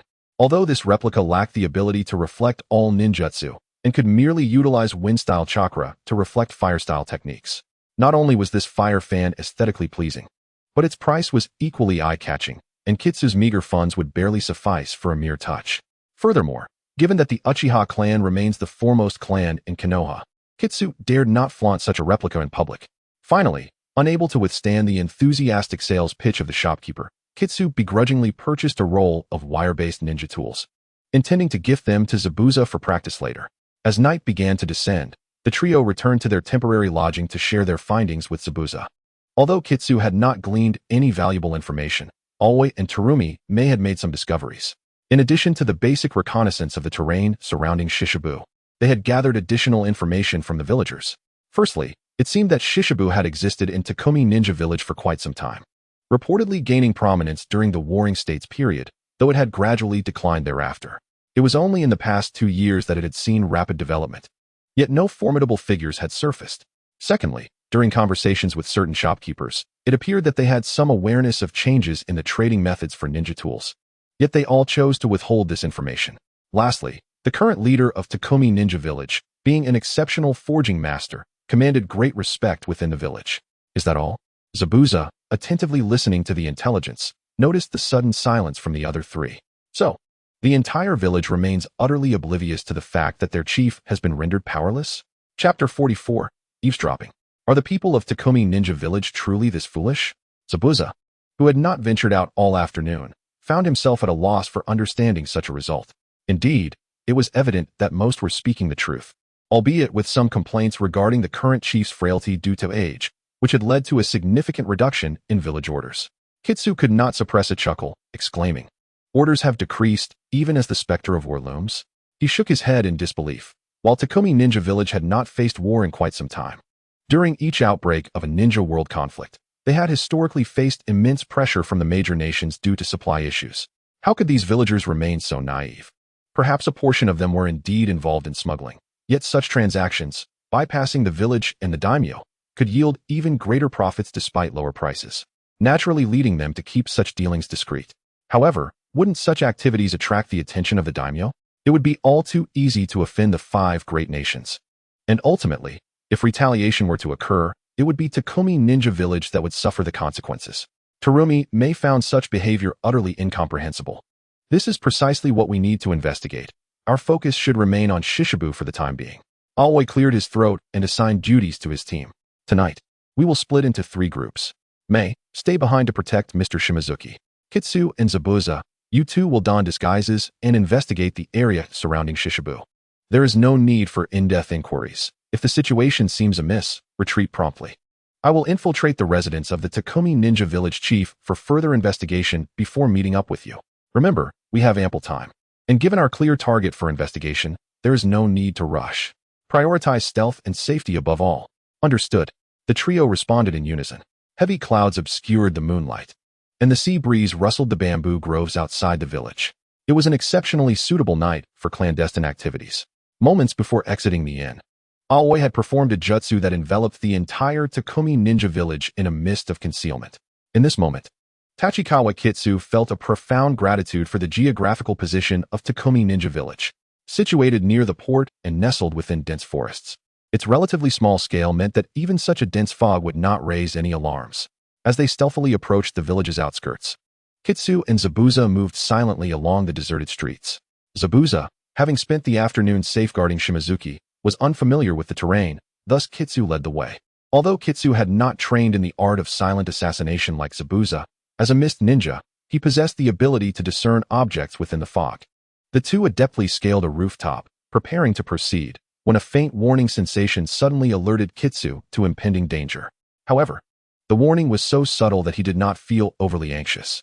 With a mere gesture, he signaled Zabuza to halt their advance. Although Zabuza was somewhat perplexed, he immediately crouched down to conceal himself. As anticipated, a figure emerged from around the corner of the alleyway the very next moment. Had the two continued their forward trajectory, they would have likely collided head-on with this individual. Jiang Chuanqi's heart was still racing with the convenience of foreseeing danger when his attention was drawn to the person stepping out from the shadows. The two exchanged surprised glances, astonished by the coincidence that the figure was none other than the colorful sparrow, who had introduced herself as the trade representative of the Takumi village that afternoon. Moreover, the direction in which she was headed aligned perfectly with the Four Symbols workshop, which the two intended to investigate. Nodding slightly towards Zabuza, they resolved to abandon their initial plan of surveying the terrain and instead decided to follow her to discern her purpose for venturing to the Four Symbols workshop at such a late hour. Jiang Chuanqi carefully surveyed his surroundings, noting that the remote location of the Four Symbols workshop meant that nearby buildings were sparse. To avoid being detected by the woman, they waited until she had moved a reasonable distance away before Jiang Chuanqi quietly instructed his companion, Lanzai, follow her from the rooftops. The little frog, upon receiving the command, leapt gracefully onto the roof of a nearby building, silently trailing behind the colorful sparrow. Jiang Chuanqi and Zabuza cautiously followed Lanzai, whose diminutive size of approximately 30 centimeters made it difficult for anyone to notice his presence. Before long, they arrived adjacent to the Four Symbols workshop. Noticing that Lanzai had halted atop a building, Jiang Chuanqi surmised that the colorful sparrow had entered the workshop. Reuniting with Lan Zai, they could see into the courtyard below, where a remarkably slender young man was conversing with the colorful sparrow as they entered a room. After a brief deliberation, the two decided to take the risk of approaching to investigate the situation inside the workshop. They stealthily made their way to a window that still emitted light, and indeed, they could hear the voices of a man and a woman within. Is that so? The ninjas from Konoha today are not here for the craftsmen or the smuggling business. I have already read the letter they sent. It is merely an invitation from the nobles of the Land of Fire for a few old geezers to appraise some antiques. We must remain cautious. The colorful sparrow's voice carried a hint of excitement. The craftsman has been making fewer appearances. It would be better to deal directly. Enough. We need to keep him around to maintain relations with the daimyo, and besides, reviving our ancestors requires his assistance in researching the remaining blueprints. I fear that if he continues his research, he may uncover something. Regardless, he is already old. Jiang Chuanqi, listening from outside, was taken aback by the explosive content of their conversation. It was increasingly evident that the matter concerning the four heavenly symbols was related to the revival of their ancestors. But he had not expected that the slender young man would be the one in charge. From their dialogue, it appeared that the weapons needed for the revival of the ancestors had yet to be fully crafted. However, it remained unclear how many accomplices the four heavenly symbols possessed beyond the two individuals inside. For reasons unknown, after the slender young man finished his last sentence, silence fell over the room. Jiang Chuanqi exchanged glances with Zabuza, contemplating whether they should withdraw and investigate the surroundings of the workshop, considering they had already exceeded their mission's expectations for the day. To their surprise, Zabuza, upon catching Jiang Chuanqi's glance, abruptly drew his short blade from behind and attempted to leap through the window into the room. Fortunately, Jiang Chuanqi acted swiftly, seizing Zabuza and pulling him back. Yet, they were perilously close to the window, and it was improbable that the occupants inside had not noticed their commotion. Who? The man's voice inside was calm. Yet Jiang Chuanqi, having received a warning from his danger sense, would not remain frozen in place. He swiftly grabbed Lan Zai and forcibly pulled back Zabuza, channeling chakra into his legs to leap onto the courtyard wall. Let's go? Chapter 45, Confirming the Target. As Zabuza followed Jiang Chuanqi onto the wall, he instinctively glanced back at their previous hiding spot, only to see three oddly shaped ninja tools flying out of the window. These three tools landed with remarkable precision on 3 points, forming a triangular formation that surrounded the location where the two had just been. In the next instant, a violent explosion erupted, accompanied by a wave of heat that surged toward the center of the triangle. Zabuza could scarcely fathom the severity of the situation. Had Jiang Chuanqi not led him to safety, they might have sustained grave injuries. Even more astonishing was the fact that this evidently powerful explosion exhibited no energy leakage. The flames, sounds, and shockwaves were all firmly contained within the triangular area. Even the nearby lawn was merely singed, showing no signs of destruction from the blast. Jiang Chuanqi, witnessing this scene, was equally astonished, exclaiming, "What on earth?" A Koken landmine. Though he did not comprehend the mechanism behind the explosion being confined to a fixed range, the sight of the ravaged ground sent a chill down his spine. With no time to ponder further, the alarm from his danger sense continued to blare. Jiang Chuanqi tightly grasped Zabuza and jumped off the wall, sprinting toward the workshop's exit. Just as they left the wall, the slender man burst through the window. Wielding a black longsword, he swung the sword with force, unleashing a torrent of searing flames from its tip, resembling a burning dragon soaring skyward, leaving behind air that was stifling in its heat. Watching as the dragon scorched a portion of the courtyard wall, the two ceased hesitating and quickly dashed into the fog. Making their escape, the slender youth did not pursue them further, instead standing in the workshop's courtyard, contemplating the scorched section of the wall he had just attacked. It was only then that the colorful sparrow emerged from the building, 2 long swords in hand. "Bao Gui, are we not pursuing them? There's no need. They are merely 2 children. I suspect they might be a decoy." The colorful sparrow pondered for a moment, but did not dwell on the issue, shifting her inquiry. "2 children? Did you catch a glimpse of their appearance?" "Not really. I only saw their silhouettes, 2 kids around 10 years old. However, one had white hair and carried a short blade." "Indeed," she replied, recalling that prior to their departure, Qing had advised them to disguise themselves. Thus, Jiang Chuanqi, brimming with clever ideas, had persuaded Zabuza, and they had both utilized transformation jutsu to become Kakashi Hitaki and Obito Uchiha. Upon hearing Bao Gui mention the white-haired child with the short blade, the colorful sparrow's pupils dilated, her tone darkening. Could they be those ninjas from Konoha? I remember one of them was a white-haired child carrying a short blade. It's a possibility, Perhaps their so-called antique appraisal was merely a cover. Bao Gui contemplated their earlier discussion about the letter from Minato's team, nearly falling into their trap, his eyes revealing a hint of malice. We must find a way to eliminate them. Konoha is currently at war, and no one would notice them. Regrettably, we have yet to gather all the conditions for reviving our ancestors. Otherwise, it might have been an opportune moment to declare war on those despicable 5 great nations. At that moment, having completed his mission and considering it was his first time bringing his disciples abroad, Minato was preparing to extend their stay for a few days to broaden their horizons, blissfully unaware of the inexplicable blame that had been placed upon them. Furthermore, 2 naive children were plotting to eliminate them. Of course, even if he were to learn of this, Minato would likely not be overly concerned about such presumptuous fools. Meanwhile, after running for a while, Jiang Chuanqi gradually slowed his pace, realizing that no enemies were in pursuit. Jiang Chuanqian came to a halt, abruptly seizing Zabuza, who was poised to leap onto the next rooftop. It's all right. There's no need to take a detour. No one is following us. At that moment, relieved from the throes of battle, Zabuza finally had the opportunity to engage his mind, feeling a flicker of gratitude towards Jiang Chuanqian, who had twice pulled him out of the enemy's striking range. However, recalling the earlier exchange of glances by the window, he cast a peculiar look at his comrade. Why did you initiate an attack just now? Caught off guard by such a sudden inquiry, Jiang Chuanqian found himself momentarily speechless. When did I say I was going to attack? Earlier, when there was silence in the room, didn't you signal us to enter and capture those 2? It was only then that Jiang Chuanqian realized why Zabuza had prepared to retreat and had even drawn his short blade. That was a signal to retreat. Would a signal to capture involve turning one's head backward? Zabuza was left somewhat speechless.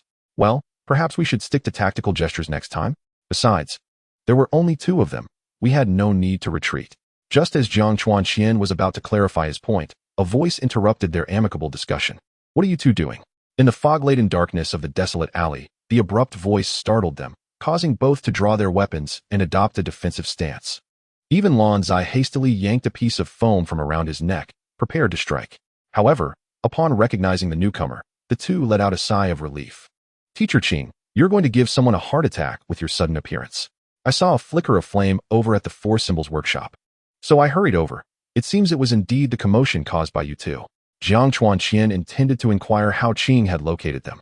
But before he could utter a word, he remembered that as a sensory-type Jonin, Qing would find it effortless to locate them in such a small village. Noticing the silence from the 2, Qing decided to forego any further delay.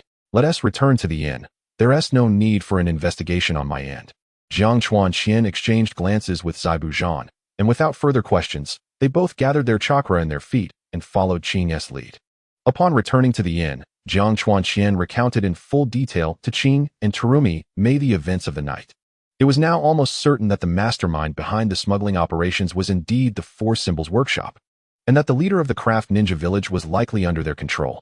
After listening to Jiang Chuanqian's account, Qing appeared unfazed, merely nodding before continuing.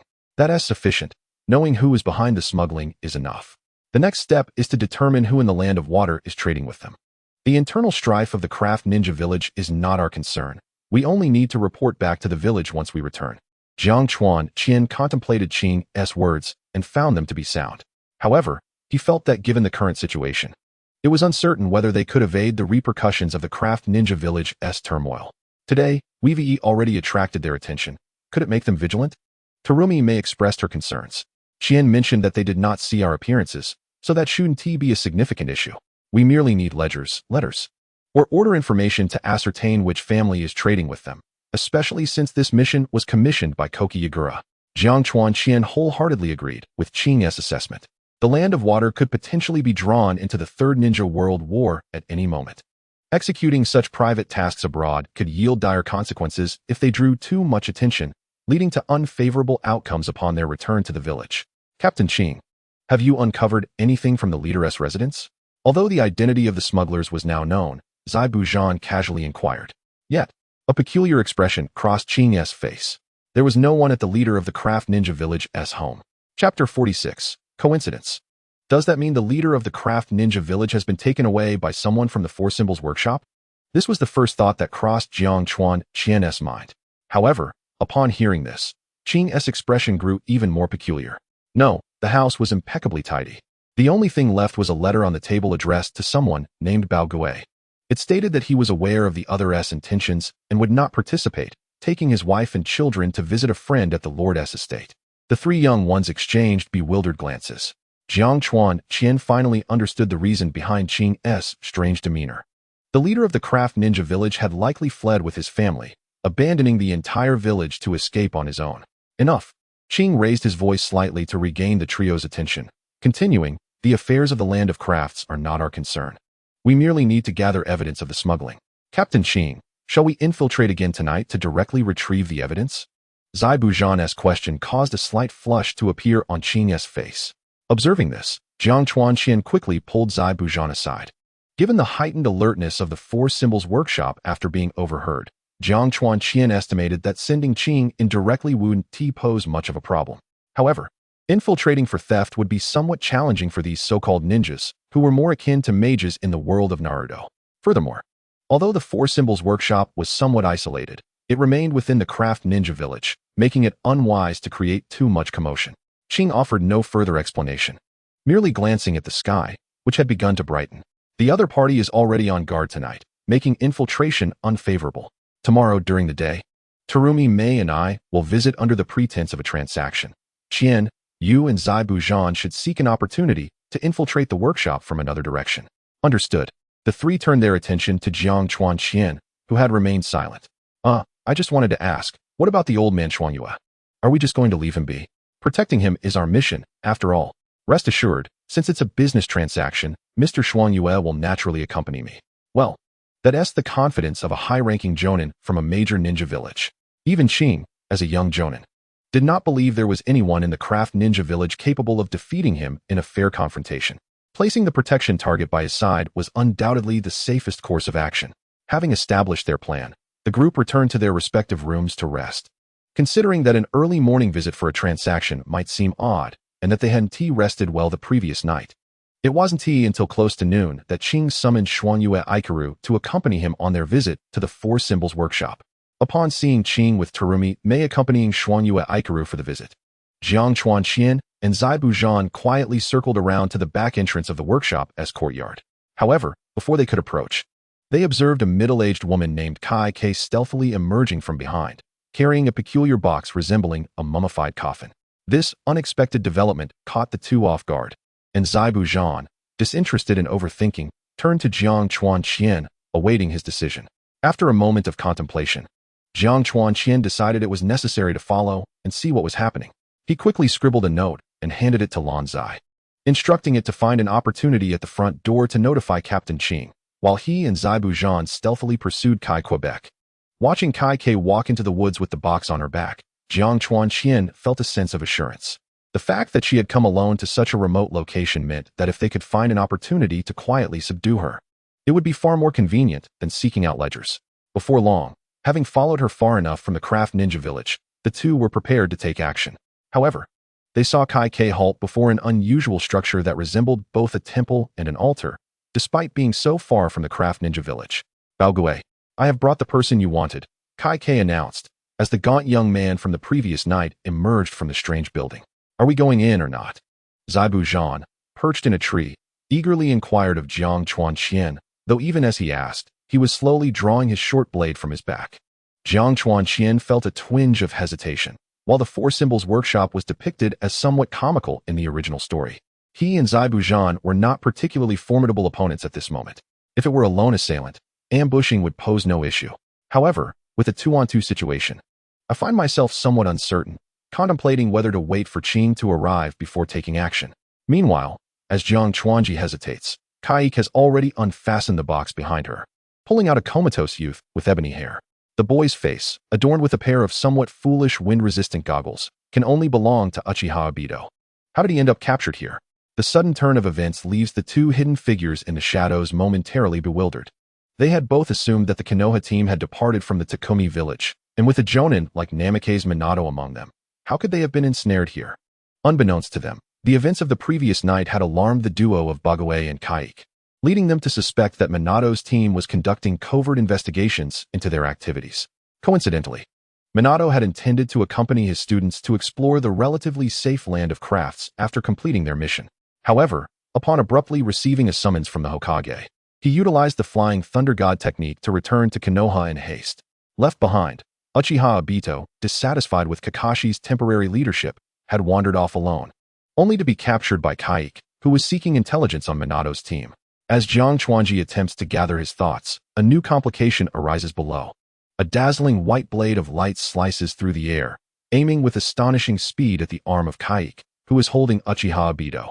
However, Bagaway, positioned opposite her, perceives the attack first, drawing his black sword and swiftly countering with a fiery slash to repel the assailant. The newcomer is none other than Hitaki Kakashi, who has come to rescue his foolish companion upon realizing the latter's disappearance. After taking a stance, Kakashi grips his sword defensively, eyeing the two adversaries adorned with the Takumi Village forehead protectors, and speaks slowly. "Ninjas of Takumi Village, why have you kidnapped my comrade?" "Huh, just another brat."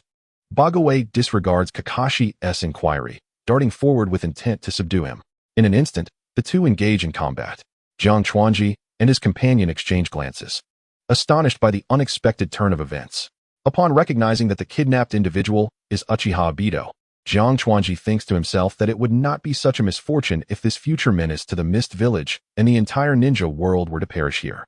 Yet, he also considers that all of Obito's deeds are ultimately influenced by Uchiha Madara.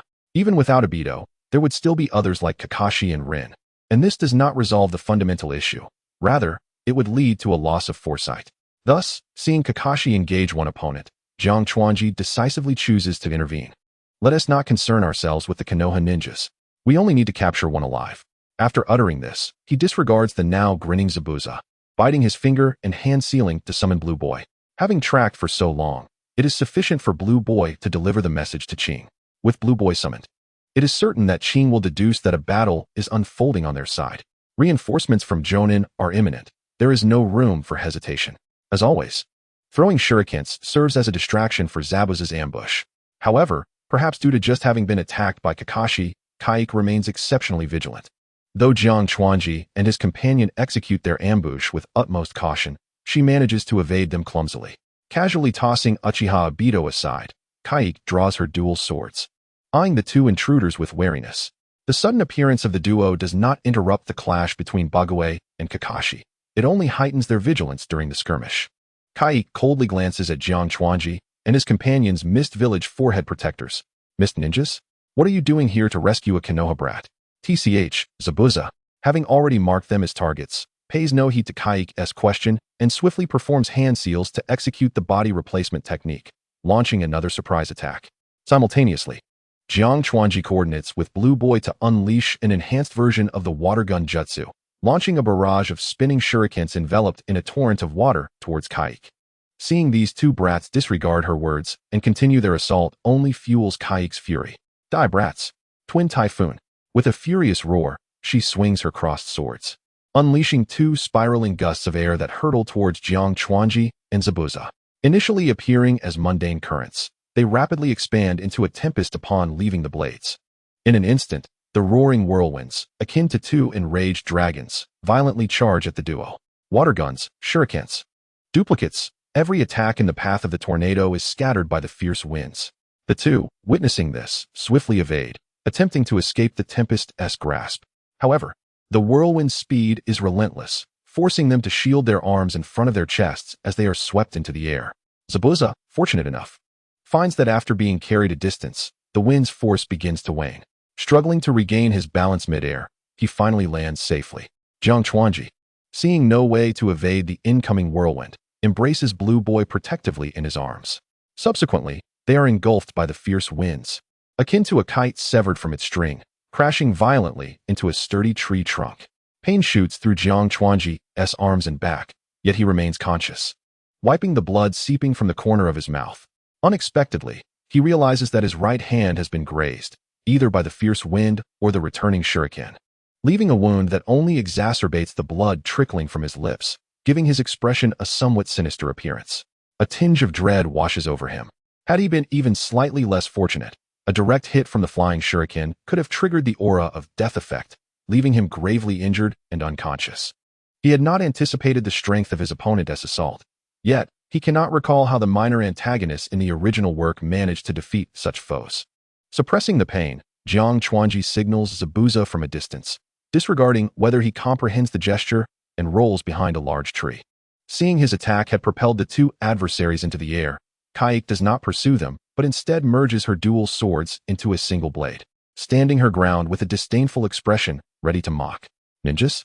Without superior ninja tools, a ninja is nothing.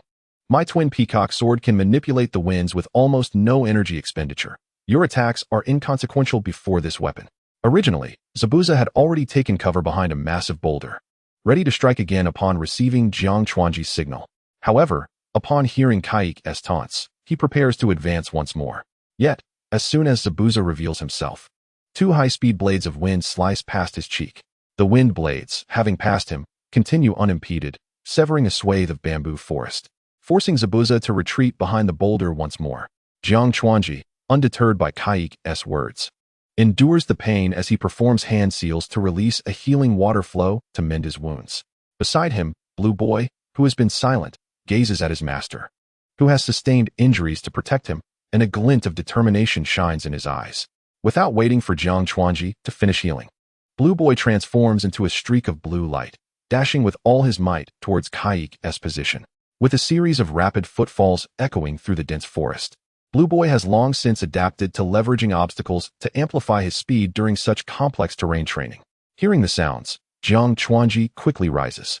Before he can take a step, he sees Blue Boy almost reaching Kaik. With a whoosh, another gust of wind erupts, sending Blue Boy, who was nearly upon the enemy, flying back once more. Fortunately, Blue Boy's small stature and light weight prevent him from sustaining any harm. Jiang Chuanji leaps to catch Blue Boy, swiftly hiding once again. It seems that the near miss has left Kaik feeling somewhat flustered and enraged. With both hands moving in rapid succession, an innumerable array of wind blades and tornadoes swept through the entire bamboo grove. Countless trees and bamboo stalks were severed and sent flying, clearing a vast expanse of land in mere moments. During this time, Tachikawa Kaki and Zabuza Momochi engaged in multiple attempts to breach the defense. However, any effort to get close was thwarted by being blown away, while long-range attacks were scattered by the fierce winds. Even when attempting to attack simultaneously from blind spots, they repeatedly failed as their opponent merely needed to pivot and retaliate. Even Tachikawa Kaki's desperate attempt to unleash a charged water shuriken in this arid environment was deflected by the colossal tornado generated by the opponent's 3 successive swings, missing its intended target. As their attacks proved futile, both must remain vigilant against the high-speed onslaught of wind blades, which could leave gaping wounds at a moment's notice. Observing the relentless barrage of such powerful attacks, it seemed their adversary suffered no depletion of energy whatsoever. Thus, Tachikawa Kaki called for Lanza to regroup with Zabuza once more. Fortunately, the two had gleaned a rough understanding of their opponent's attack range. Although they could not strike the enemy, they were no longer fearful of being pursued. In a place like the Hidden Craft Village, encountering such a formidable foe was astonishing. Zabuza cast a resentful glance at the vigilant Sai, gritting his teeth in frustration.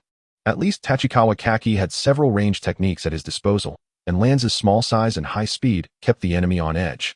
Yet, Zabuza found himself utterly suppressed. The mist technique was somewhat countered by this formidable wind release. While the Water Dragon bullet was too taxing on chakra in this dry environment, and might not even surpass Tachikawa Kaki's water shuriken. Moreover, hand-to-hand combat was utterly impossible. It was truly exasperating. But this wasn't the only adversary they faced. While treating Zabuza's wounds, Tachikawa Kaki tilted his head, signaling him to look elsewhere. Over there, towering columns of fire occasionally erupted, indicating that Kakashi Hitaki's opponent was equally formidable. However, due to mutual wariness, both sides were deliberately keeping their distance from one another, making it impossible to discern the specific circumstances of that battle. Who would have thought that the ninja of the Land of Crafts could wield such strength through their tools? Hearing Zabuza's complaints, Tachikawa Kaki chuckled. Now you understand just how inadequate the decapitating sword truly is, don't you? Observing their predicament, Tachikawa Kaki remained in a teasing mood, much to Zabuza's irritation. So, can the long sword and needle technique be any better? Zabuza's question prompted a rather peculiar smile to grace Tachikawa Kaki's face. I think I have an idea worth trying. Chapter 48, Evolution. The healing process did not take long. Armed with kunai, Tachikawa Kaki and Zabuza Momochi surged out once more from their flanks. Meanwhile, Lanza forcefully lodged a shuriken into a tree stump that had been severed by the wind blades. Initially, Sai mistook the two for merely running circles around her, believing they were unwilling to accept defeat and scheming to ambush her from the blind spots. She made a token gesture of swinging her dual swords, but Tachikawa Kaki and Zabuza maintained a safe distance, never approaching.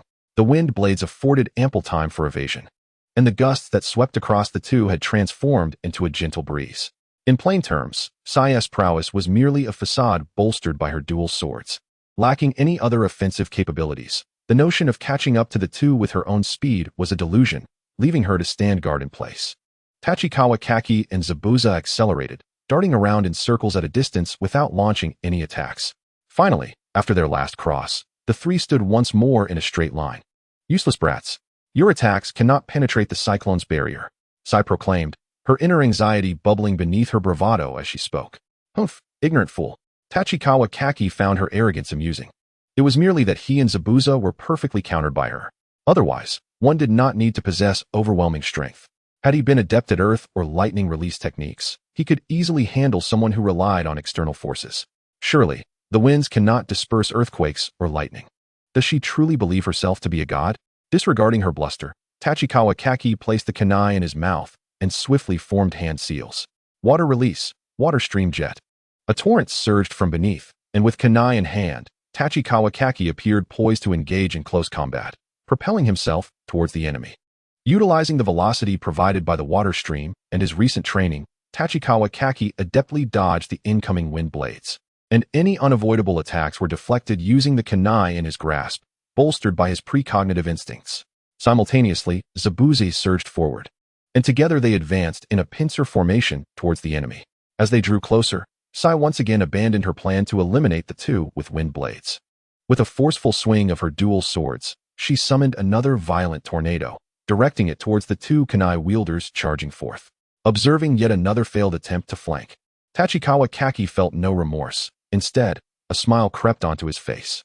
Without attempting to evade the expansive tornado attack, he promptly released the water stream beneath him to slow his charge, raising his arms to shield himself against the oncoming tempest. Yet, he steadfastly held onto the kunai, refusing to let go. As the two were swept away by the tornado, a piercing sound of frantic friction emanated from Lanza's position. The shuriken, lodged in the stump, quivered violently before, with a muffled thud, it detached and shot towards Sai with astonishing speed. However, this was merely a distraction. Tachikawa Kaki's true intent lay elsewhere. A glimmer of cold steel flashed, and at that moment, Sai finally discerned that the shuriken was connected to a slender steel wire. The wire's ends were tied to the kunai held by both Tachikawa Kaki and Zabuza, and as the two were propelled away by the whirlwind, the wire tightened rapidly towards her. By this point, evasion was futile. A shrill scream erupted from Sai's lips. Tachikawa Kaki, having landed smoothly after a flip, turned to witness Sai's agonized cry. To his surprise, in a last-ditch effort, she had plunged her dual swords into the ground beside her, thus mitigating some of the steel wire's cutting damage. Nonetheless, even with this precaution, the rapidly retracting resilient wire still penetrated deeply into Sai's leg bone after severing her swords. She collapsed to the ground, writhing in pain, blood gushing from her wounds. It was evident that without the swords to cushion the blow, the sharp wire would have likely severed her legs entirely. Watching Sai writhe in agony from a distance, Tachikawa Kaki exhaled a sigh of relief, preparing to approach and apply first aid. At least she was alive. It would be advantageous to keep a survivor for intel. Yet, the moment those words escaped his lips, Tachikawa Kaki found himself momentarily stunned, realizing that despite the gruesome scene, his first thought had been to complete the mission. I am indeed becoming more and more like a ninja. Shaking his head, Tachikawa Kaki sought to cast aside these unnecessary emotions. Just as he managed to shake off this dazed state, an alarm blared in his mind. "Be careful." Zabuza's booming voice rang out as he sprinted towards Tachikawa Kaki, brandishing his short blade. However, due to the prior tempest, the distance between them was already considerable, and Zabuza's full sprint could offer little assistance. Following the warning echoing in his mind, Tachikawa Kaki turned to look back. A torrential wave of heat surged towards him, and blinding flames filled his entire field of vision. At that moment, Tachikawa Kaki could only think one thing. Thank goodness the momentum boost has yet to activate. I should be safe from harm. On the other side, witnessing their master in peril, Lanzai immediately unleashed a flash of lightning and dashed toward this direction. Although his speed far surpassed that of Zai Bujan, he still could not reach Jiang Chuanju in time. Memories of Jiang Chuanju colliding with a tree and spitting blood to protect him flooded his mind, as did the realization that his own lack of speed had prevented him from attacking the opponent before Kai Kei could react. Now, once more, he found himself powerless to protect his master due to his swiftness. A fierce sense of unwillingness morphed into raw anger and strength, causing Lan Zai's sprint to accelerate dramatically. With each step came the rhythmic sound of his feet striking the ground, the blue light upon his froggy form pulsating in synchrony, flickering in and out like a heartbeat. In that instant, time seemed to stand still. The peculiar sound of dripping echoed in Jiang Chuanju's ears. The next moment, time resumed its normal flow. Lan Zai left a long afterimage in the air, appearing before Jiang Chuanju as if by teleportation. His slender blue figure raised a massive azure water sphere high above, unflinchingly launching it toward the searing column of flame. A substantial cloud of white steam billowed from the point of collision between the water sphere and the flames. Yet, despite enduring such a force, the water sphere did not diminish. Instead, it grew larger. The roaring flames seemed to recoil in fear, parting in all directions and failing to budge the water sphere in the slightest. Gazing at the figure standing before him, Jiang Chuanju noticed the hue of its back deepening and its form becoming significantly taller and more graceful, causing his vision to blur slightly. Lan Zai evolved. Chapter 49. The battle concludes. As the fiery serpent before him gradually dissipated, Jiang Chuanju, now alert and poised, was surprised to find not a continuing assault from the enemy. Instead, he beheld Qing, who had somehow appeared, casually standing on the back of the emaciated man known as Bao Gui. The latter lay serenely on the ground, utterly motionless and offering no resistance, creating a remarkably harmonious scene. Of course, this harmony could have been enhanced had they been able to overlook the spiderweb-like cracks and the white froth emanating from Bao Gui's mouth. Sensing something, Jiang Chuanju turned to see Terumi Mei, who had also appeared behind him at some point. She wrinkled her nose and retracted the water barrier she had completed but not yet unleashed. With the arrival of their captain, Jiang Chuanju, relieved of any safety concerns, promptly picked up Lan Zai, who had just shielded him from harm, for a thorough examination. Quack! After inspecting him and finding no burns from the previously vaporized steam, he noted that Lan Zai seemed exceedingly animated, likely due to his recent evolution. Having transformed from quacking frog to quacking toad, Lan Zai not only grew from over 30 centimeters to over 60, but also became more slender and elongated. Compared to his previous form, which resembled a small, round ball, he now possessed limbs that were much more agile and extended. Furthermore, the deep blue line that had previously adorned his brow now spread across his entire face and back, changing from a light blue frog to a striking blend of deep and light blues. After examining Lan Zai from various angles, Jiang Chuanju smiled and affectionately patted his little head. "You look even more dashing than before." Quack! At that moment, Zai Buzhan, who had just arrived, breathed a sigh of relief upon seeing that Jiang Chuanju was unharmed. Terumi Mei, however, regarded the evolved Lan Zai with a mixture of surprise and intrigue. How did Lan Zai grow so much in an instant? Is this some kind of ninjutsu? As she spoke, she reached out, eager to touch the significantly altered Lan Zai. Smack! Jiang Chuanju swatted away Terumi Mei's hand with mild disdain. "Don't be so astonished. The frogs of my Obokuzen can grow from the size of a thumb to giant toads as tall as mountains. Yet that growth is gradual. It doesn't happen in an instant."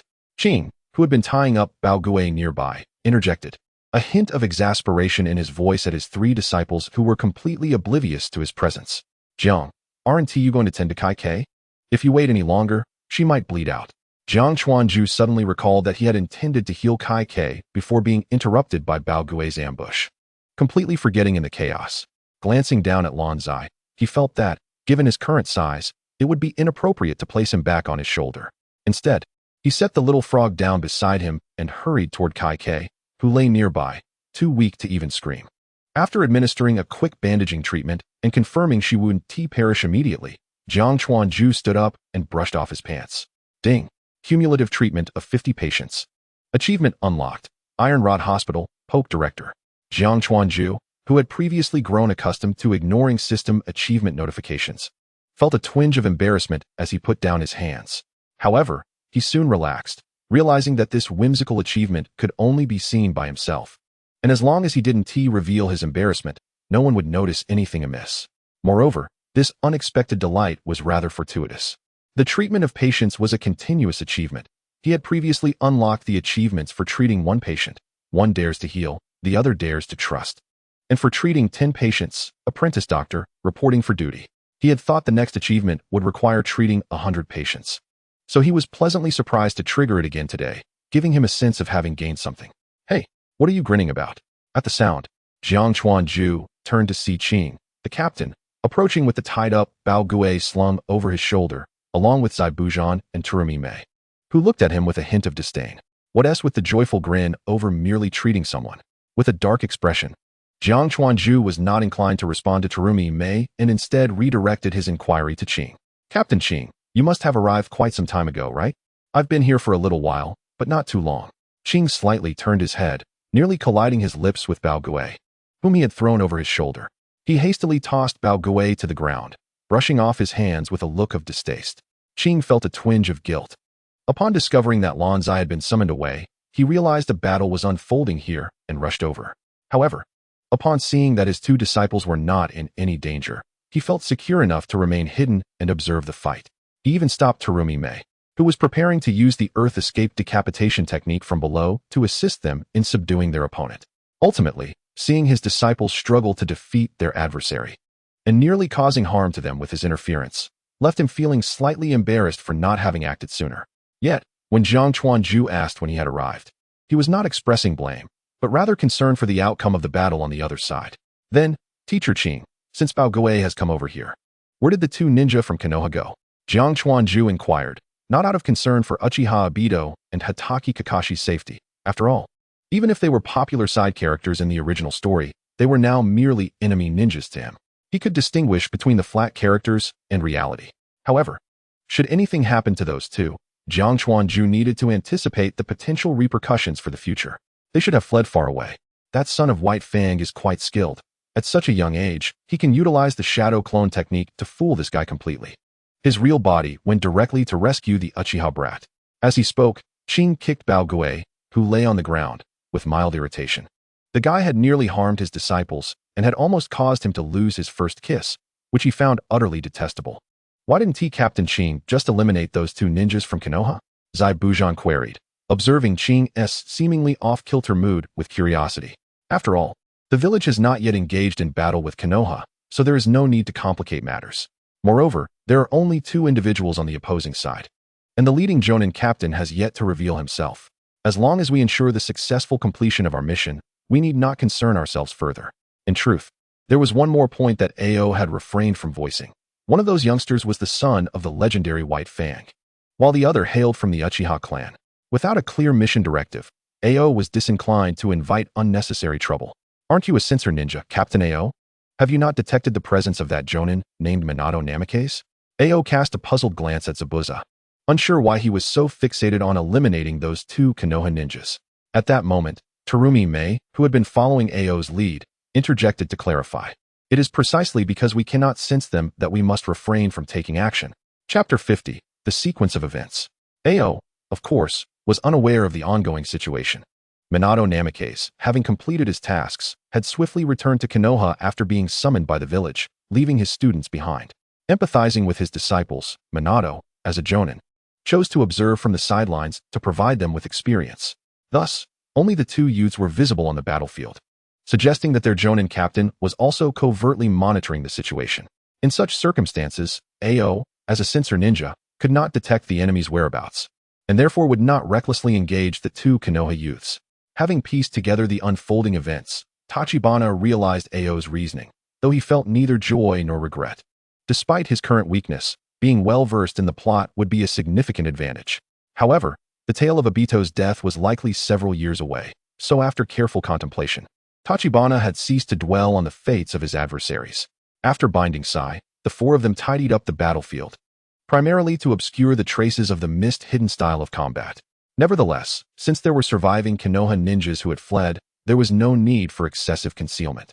The four congregated within the peculiar temple, where Ao had initially contemplated using the two captives to instruct his three disciples in interrogation techniques. To his surprise, the kunoichi named Sai quickly divulged everything, as if pouring out beans from a bamboo tube. The so-called Four Symbols Workshop was a craftsman workshop that had been passed down from a millennium ago in the land of crafts. Their ancestors, Saimai, had left behind a scroll that purportedly contained the means to resurrect the dead through 4 unique ninja tools. However, due to the passage of time, the previous heirs of the Four Symbols Workshop had merely regarded this as a legend, gradually allowing it to fade into obscurity. Now, as the Four Symbols Workshop faced decline, a young man named Baokai had inadvertently discovered the scroll detailing the legendary resurrection of their ancestor and had become a firm believer. He aspired to unify the ninja world by resurrecting the invincible Saimai. Since then, Baokai had devoted himself to studying the scroll's contents, cunningly gathering funds to purchase materials. Ultimately, he succeeded in forging one of the ninja tools recorded in the scroll, the Shin Turtle Flame Sword, at which point Sai had joined Baokai's scheme. However, Sai's intentions were not to resurrect their ancestor Saimai. She was rather disdainful of Baokai's ambition to unify the ninja world. Instead, she recognized the power of the legendary ninja tools and sought to exploit them for her own gain. Subsequently, with Sai's assistance within the village's hierarchy, Baokai misappropriated a considerable amount of materials, and together they crafted the Peacock's soaring twin swords, which were entrusted to Sai. Unfortunately, while the first 2 tools controlled fire and wind, they still shared many similarities. The latter 2 tools, however, deviated entirely from the previous forging techniques. And despite their considerable investment of time and materials, they could not produce a finished product. Not to mention, the resurrection of their ancestor required not only the creation of 4 ninja tools, but also a chakra-absorbing vessel and a complex formation necessary for the final resurrection. Eventually, feeling cornered, the 2 decided to leverage the combat strength provided by the ninja tools to seize control of the leader of the craft ninja village, the most skilled artisan, to continue their research on the scroll. Simultaneously, they engaged in smuggling ninja tools across various nations to gather funds and rare materials to further their plan. As they listened to Sai's tale, the 4 exchanged glances, and Zabuza, incredulous, asked, "Can this thing really resurrect the dead? Surely it must be merely a legend?" Terumi May hesitantly replied, struggling to comprehend how this fire-breathing sword could relate to resurrection. However, Tachibana knew better. Over a decade later, Baokai would indeed accomplish the resurrection of their ancestor through the 4 ninja tools and the 4 heavenly symbols he had established. Regrettably, the resurrected Saimai turned out to be woefully inadequate, easily dispatched by Gaara, who had yet to become the Kazekage. Moreover, it remained uncertain whether Baokai had been deceived by the leader of the craft ninja village, as the first sacrifice in the resurrection of their ancestor was none other than Baokai himself. "Ao-sensei, what about the smuggling issue?" "No need for concern. After you instructed Ran to inform me, I confirmed that there were no ninjas in the workshop, and I hypnotized everyone with Jinjutsu, locating their transaction ledger." Well, although Ao was not a Jinjutsu master, he certainly possessed some basic techniques capable of controlling ordinary individuals. In a workshop devoid of any ninja defenses, he could indeed search as he pleased. However, leaving these 2 in the craft ninja village could pose a problem. We should bring them back to the village. The others had no objections to Ao's decision.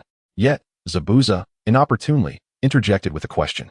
"Captain Ao, which clan is behind the smuggling and the manipulation of the pirates?" Upon hearing Zabuza's inquiry at such a moment, Tachibana felt an urge to fly over and cover his mouth. This matter, concerning the internal struggles of the village, was not something he wished to know. After all, what he needed most was ample time to develop in peace. Undertaking such tasks was already sufficiently troublesome, and he preferred to leave the other matters to the village's higher-ups. Fortunately, Ao seemed to share this sentiment, as he refrained from answering Zabuza's question. "Merely relying on the ledger cannot provide complete confirmation. Our mission objective has been accomplished. The remaining matters will be left to Jonin Karuki to handle." Ao's reply indicated that the mist-hidden clan involved in the smuggling with Baokai was likely not the only one. However, based on Sai's earlier remarks, the ledger undoubtedly contained evidence of smuggling activities linked to factions from the other 4 great ninja villages. If that were the case, the significance of this ledger would undoubtedly be magnified. Since the situation had been thoroughly resolved, Ao decided it was best to return to the mist-hidden village promptly. As for the peculiar temple, after hearing Sai's account, they realized it was the tomb of the ancestor Saimai from the land of crafts. Regrettably, since none of them were adept in advanced sealing techniques, they feared that direct destruction might yield adverse consequences. Thus, they opted to disregard it for the time being, waiting to see if the village would dispatch a sealing team to address the matter after their return. "Ao-sensei, have you forgotten something?" "What?"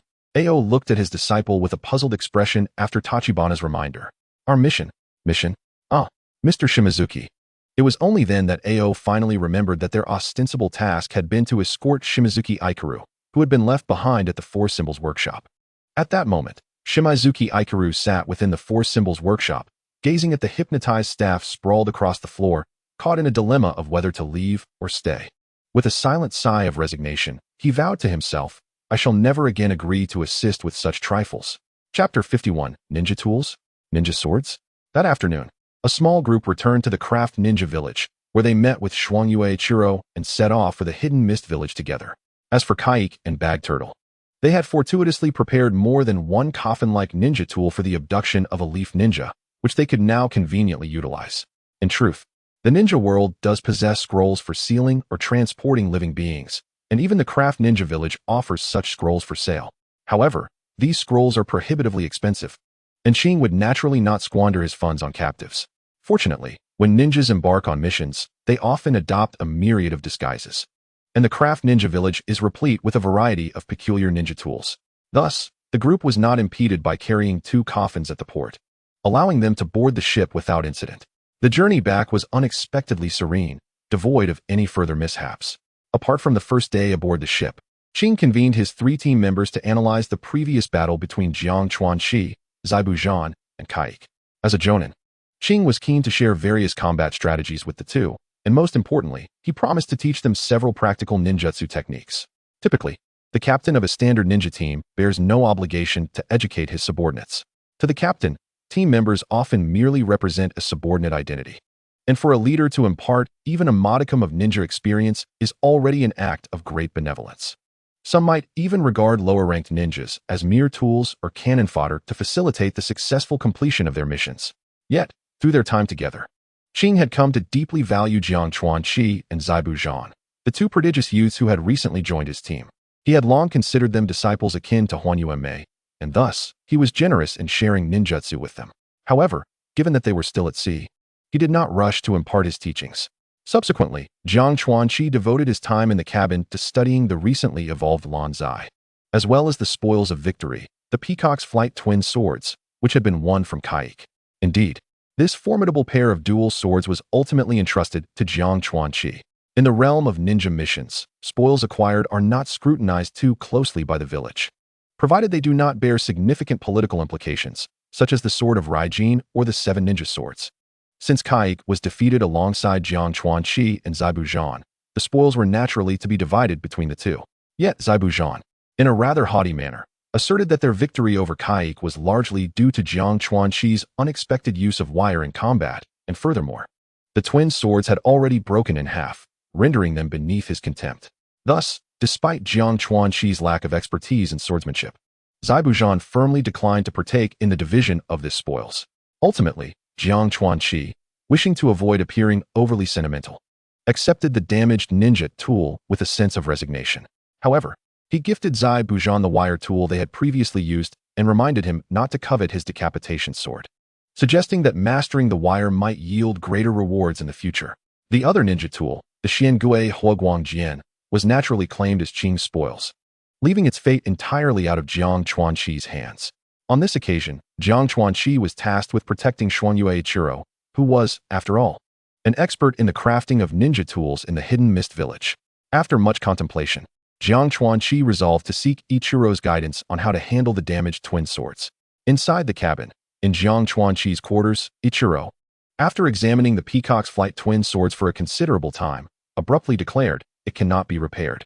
Taken aback by this pronouncement, Jiang Chuanxi nearly stumbled, almost injuring his back. He had anticipated that Ichiro would produce various tools and offer some sagacious insight after meticulous examination, only to receive a swift verdict of death for the twin swords. Gazing at the smooth break in the blades, Jiang Chuanxi expressed his bewilderment with a question. "Do you believe this weapon is too severely damaged, Mr. Xuanyue?" In response to the inquiry, Ichiro immediately glared, his irritation palpable. "What do you know, young man? This object is less a weapon and more an artifact, merely shaped like a sword." "An artifact?" "Indeed, you may refer to it as a ninja tool or an artifact. According to your perspective, these twin swords could allow the user to command storms. However," Ichiro continued, tapping the blade lightly, "the very design of this ninja tool did not consider strength, clearly rendering it unsuitable for slashing or impact, which is why it broke so easily." Jiang Chuanxi found himself at a loss. "So, what does that have to do with its irreparability?" Ichiro merely rolled his eyes in response. Have you ever heard of the Six Path Sage's ninja tools? The crafting techniques for artifacts have long been lost, and what remains are but crude imitations. As a blacksmith, I cannot forge artifacts. Thus, I am unable to repair it. Jiang Chuanqi struggled to contain his retort. Then, does this artifact serve no purpose? Not entirely. Although I am unfamiliar with the construction of artifacts, the materials of these two swords are still quite precious. Ichiro gazed hopefully at Jiang Chuanqi, awaiting a response. However, Jiang Chuanqi remained silent, wearing an expression that suggested he was indifferent to Ichiro's musings. Ichiro, sensing the awkwardness, forged ahead. Ahem. If you require it, I could certainly assist you in transforming it into a fine sword. Though, I must retain half of the materials. After making his proposition, Ichiro glanced at Jiang Chuanqi, but upon seeing his unimpressed demeanor, he grew somewhat anxious. At least grant me a third. In truth, Jiang Chuanqi was not particularly concerned about the compensation. Rather, he recognized that his combat style did not heavily rely on melee weapons. Of course, it wasn't that he was incapable of wielding swords. Given the unique characteristics of the Hidden Mist Village's ninjas, the Ninja Academy did provide some foundational training in swordsmanship. Nevertheless, Jiang Chuanqi identified himself primarily as a ninjutsu practitioner, even a medical ninja, and the use of weapons could potentially hinder his ability to weave hand signs. When close combat was truly necessary, kunai sufficed. He could simply toss a kunai to disrupt the enemy, feeling no pangs of regret for its loss. His initial desire to repair the twin swords stemmed entirely from their quasi-broken ability to replicate the effects of a powerful technique. However, the notion of reforging them into swords left Jiang Chuanqi feeling conflicted. Ichiro seemed to discern Jiang Chuanqi's internal struggle and offered some counsel. Do not be deceived by the apparent power of artifacts. In my many years, I have witnessed countless ninjas who, in their pride over possessing a powerful or peculiar ninja tool, ultimately stagnated in their growth. Conversely, a superior ninja sword evolves alongside its wielder, enhancing your capabilities.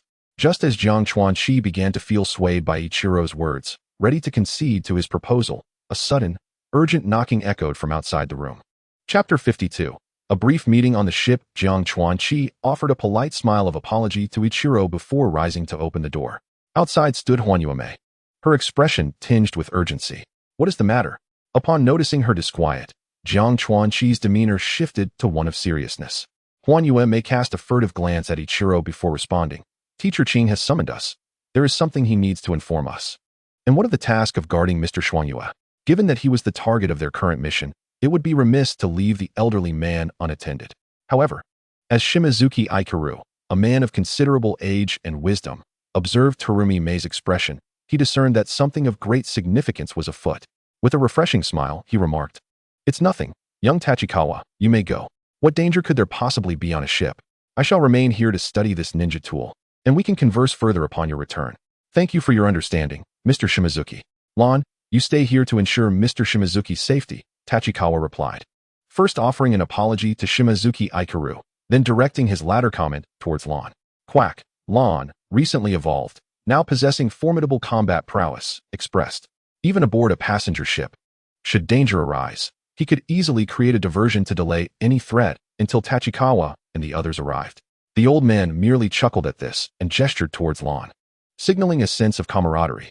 Nevertheless, as Tachikawa exited the cabin, Shimazuki felt a thrill of excitement. "Mr. Shimazuki, I will consider the weapon forging matter. You may use this time to contemplate the direction of your crafting," Tachikawa stated before closing the door behind him, disregarding Shimazuki's animated expression, and hurriedly following the seemingly anxious Terumi Mei. "What on earth has transpired? Come inside, and I shall explain." Since the team had purchased tickets and boarded the ship together, their rooms were adjacent, and it took only a few steps for them to reach Ao's quarters. Upon entering, Tachikawa's gaze did not immediately settle on the seated Ao and Zabuza, but rather on the two small coffins standing in a corner of the room. To think that two living individuals have been sealed within ninja tools for so many days. How can Teacher Ao possibly rest? Seeing that Terumi Mei had brought Tachikawa, Ao did not immediately disclose the situation. Instead, he instinctively formed a series of hand seals to release a sensory ninjutsu, ensuring they were not being eavesdropped upon. Only then did he turn to his three disciples and speak. "Just now, I received intelligence via a ninja hawk from Kurama Ikizukura. The Land of Water has officially declared war on the Land of Fire." After a brief pause to gauge his disciples' reactions, Tachikawa felt his heart race slightly, but otherwise exhibited no significant response. Initially, he had been anxious upon learning that the Third Great Ninja War was imminent, yet the prolonged delay in Kirigakure's official involvement had allowed his nerves to settle. Thus, upon hearing the news, he felt as though a stone that had been suspended in the air had finally dropped. Zabuza, on the other hand, rested his hands behind his head, nonchalantly retorting, "The village has been preparing for 2 months. It's hardly surprising that they've only just declared war." Ao, hearing Zabuza's somewhat brash remark, felt no displeasure. Rather, he was reassured. He was most concerned that his 2 freshly graduated disciples, still under a year out of the academy, would struggle to maintain their composure. However, seeing Tachikawa and Zabuza's demeanor, Ao's worries were alleviated, and he continued, "The message from Kurama was that if we have not yet completed our mission, we should return to the village as swiftly as possible.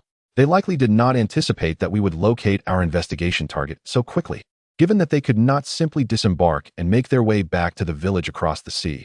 And with Shimizuki Ikaru needing escorting, the notion of returning quickly was, for all intents and purposes, a futile statement. So, upon returning to the village, will we be assigned war duties?" Terumi May inquired, her initial anxiety resurfacing. This was also a matter of great concern for Tachikawa, as the village would not deploy all its ninjas to the battlefield at the onset of war. Additional time for development would be ideal. At present, it remains uncertain. However, the first wave of forward units may have already been dispatched. Even if we do receive war assignments, they will likely be independent tasks in a squad format. In truth, Ao did not fully convey the reality of the situation. By conventional standards, a newly promoted jounin like Ao was not considered a key combat asset and would not be specifically reassigned. Yet, as a sensory-type ninja, Ao's role was pivotal. Unlike Konohagakure, which boasted numerous sensory clans such as the Hyuga, Yamanaka, and Inuzuka, Kirigakure did not have the luxury of readily assembling a specialized sensory unit. If the village required a sensory team and pulled Ao from his current position, it could very well lead to the disbandment of their squad. However, to prevent his disciples from worrying, Ao refrained from mentioning this possibility. As the disciple who had been with Ao the longest, Terumi may sense some of the underlying circumstances but chose to remain silent after some contemplation. Nevertheless, since their participation in the war would only be a concern upon returning to the village, Ao decided to shift the topic. "I summoned you here for another matter. I have already sent the general information regarding this investigation back to Kurama via Ninja Hawk. Initially, I did not intend to disclose which clan was involved in the smuggling. Captain Ao is concerned we might get entangled in the village's internal conflicts," Tachikawa interjected, providing timely affirmation. "Indeed, but considering you may need to exercise caution moving forward, I felt it prudent to alert you." At this point, Ao rubbed his temples, his voice lowering a notch. The records indicate that both the Yuki clan and the Taijutsu clan are involved in the smuggling. However, it remains uncertain which clan was responsible for nurturing the pirates. "The Yuki clan, you say?" Tachikawa remarked, a hint of surprise in his tone. While he had little impression of the Taijutsu clan, the Yuki clan was renowned as a prestigious bloodline family in Kirigakure. Given the popularity of the character Haku from the original narrative, Tachikawa harbored a certain bias towards this clan. Yet, upon reflection, it was reasonable to assume that within such a large ninja family, not every member could be as pure and innocent as Haku.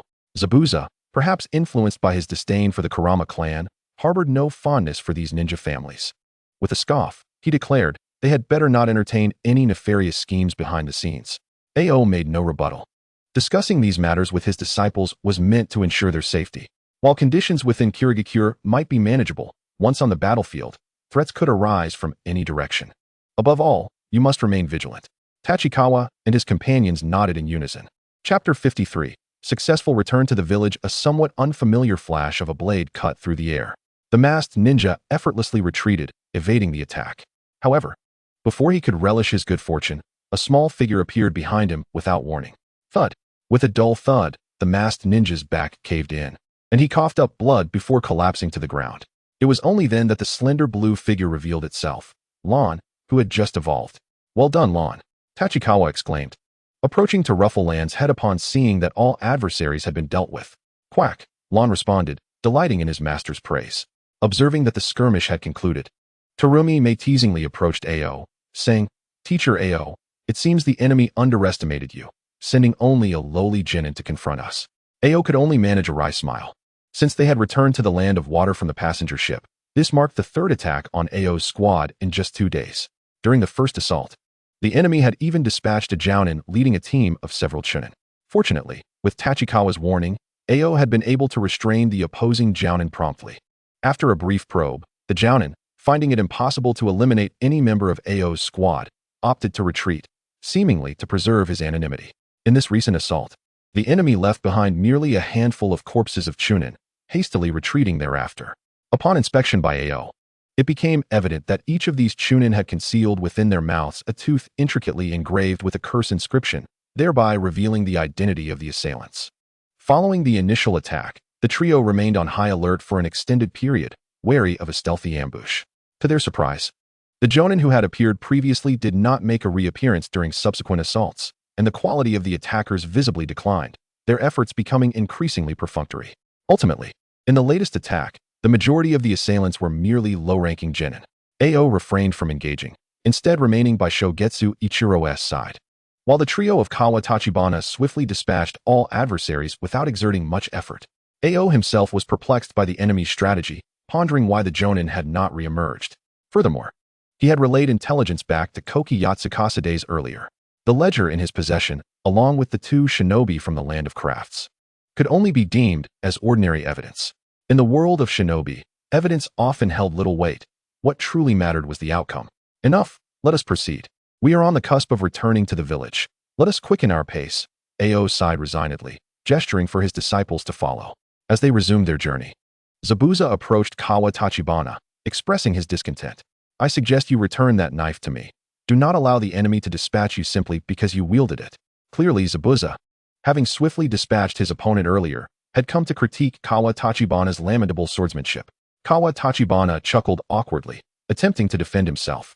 Well, it was only because teacher Ao was there to cover me that I dared to give it a try.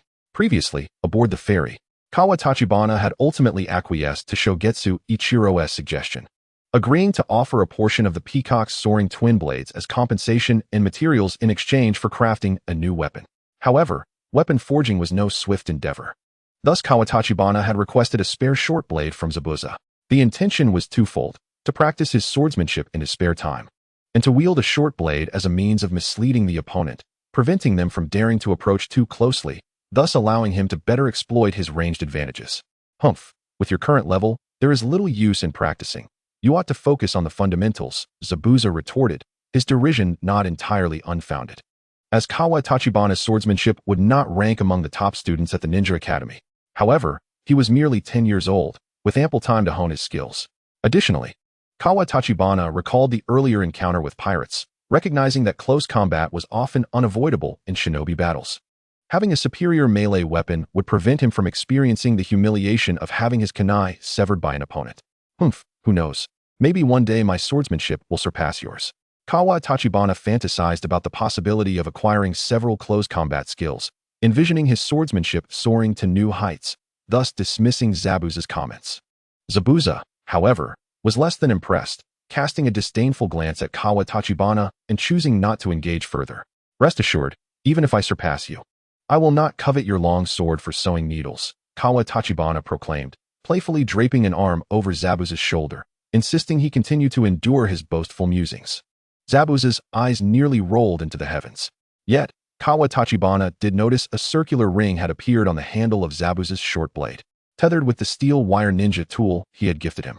Those two, up ahead, Ao and Terumi may exchanged glances, somewhat exasperated by the incessant bickering of their two teammates.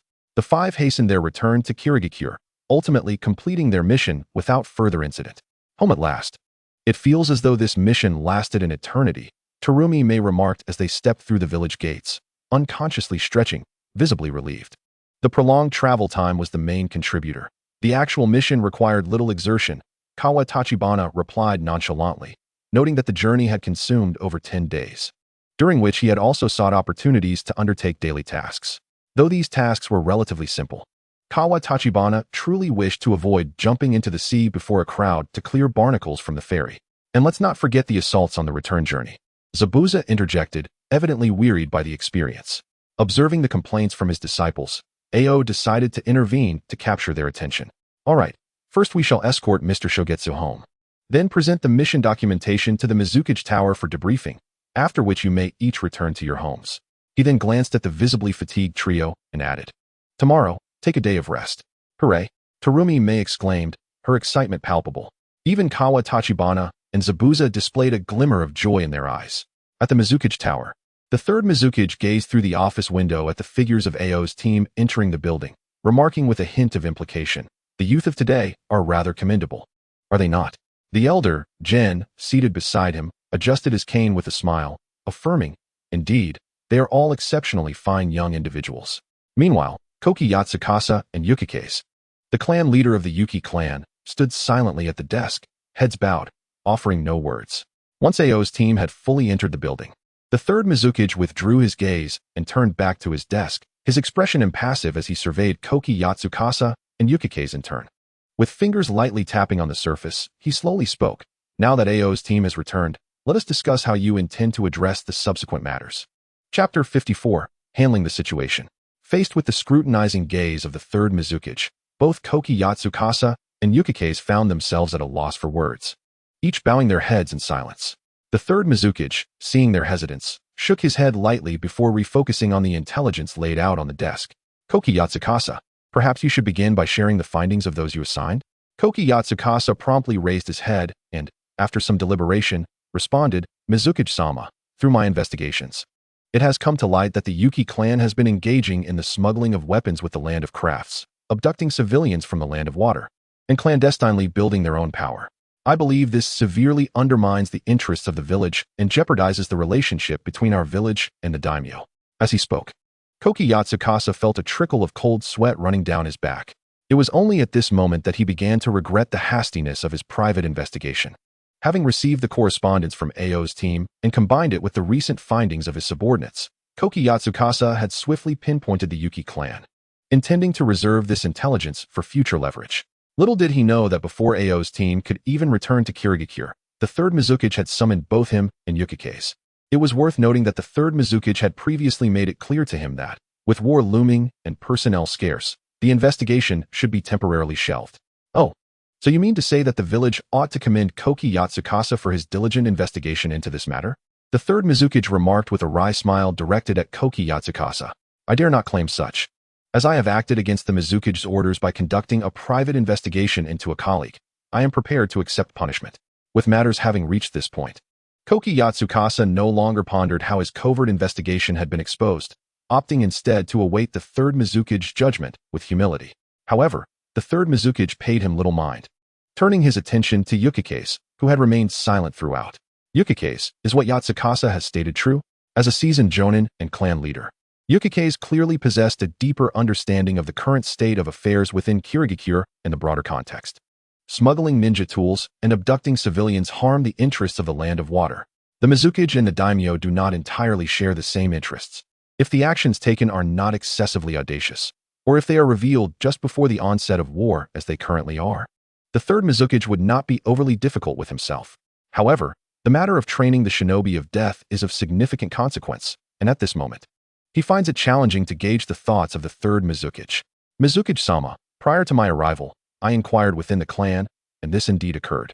This incident was orchestrated by the clan's upper ninja, Yuki-shan, who has since been apprehended by the family and can be handed over to the village for appropriate action at any time."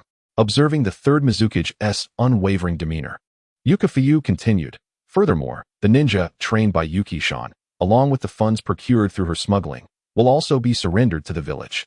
Upon hearing this, the third Mizukage waved his hand dismissively. "What does the village need them for? Let them accompany the next batch heading to the front lines. Yes, let the Yuki-shan clan continue to take the lead."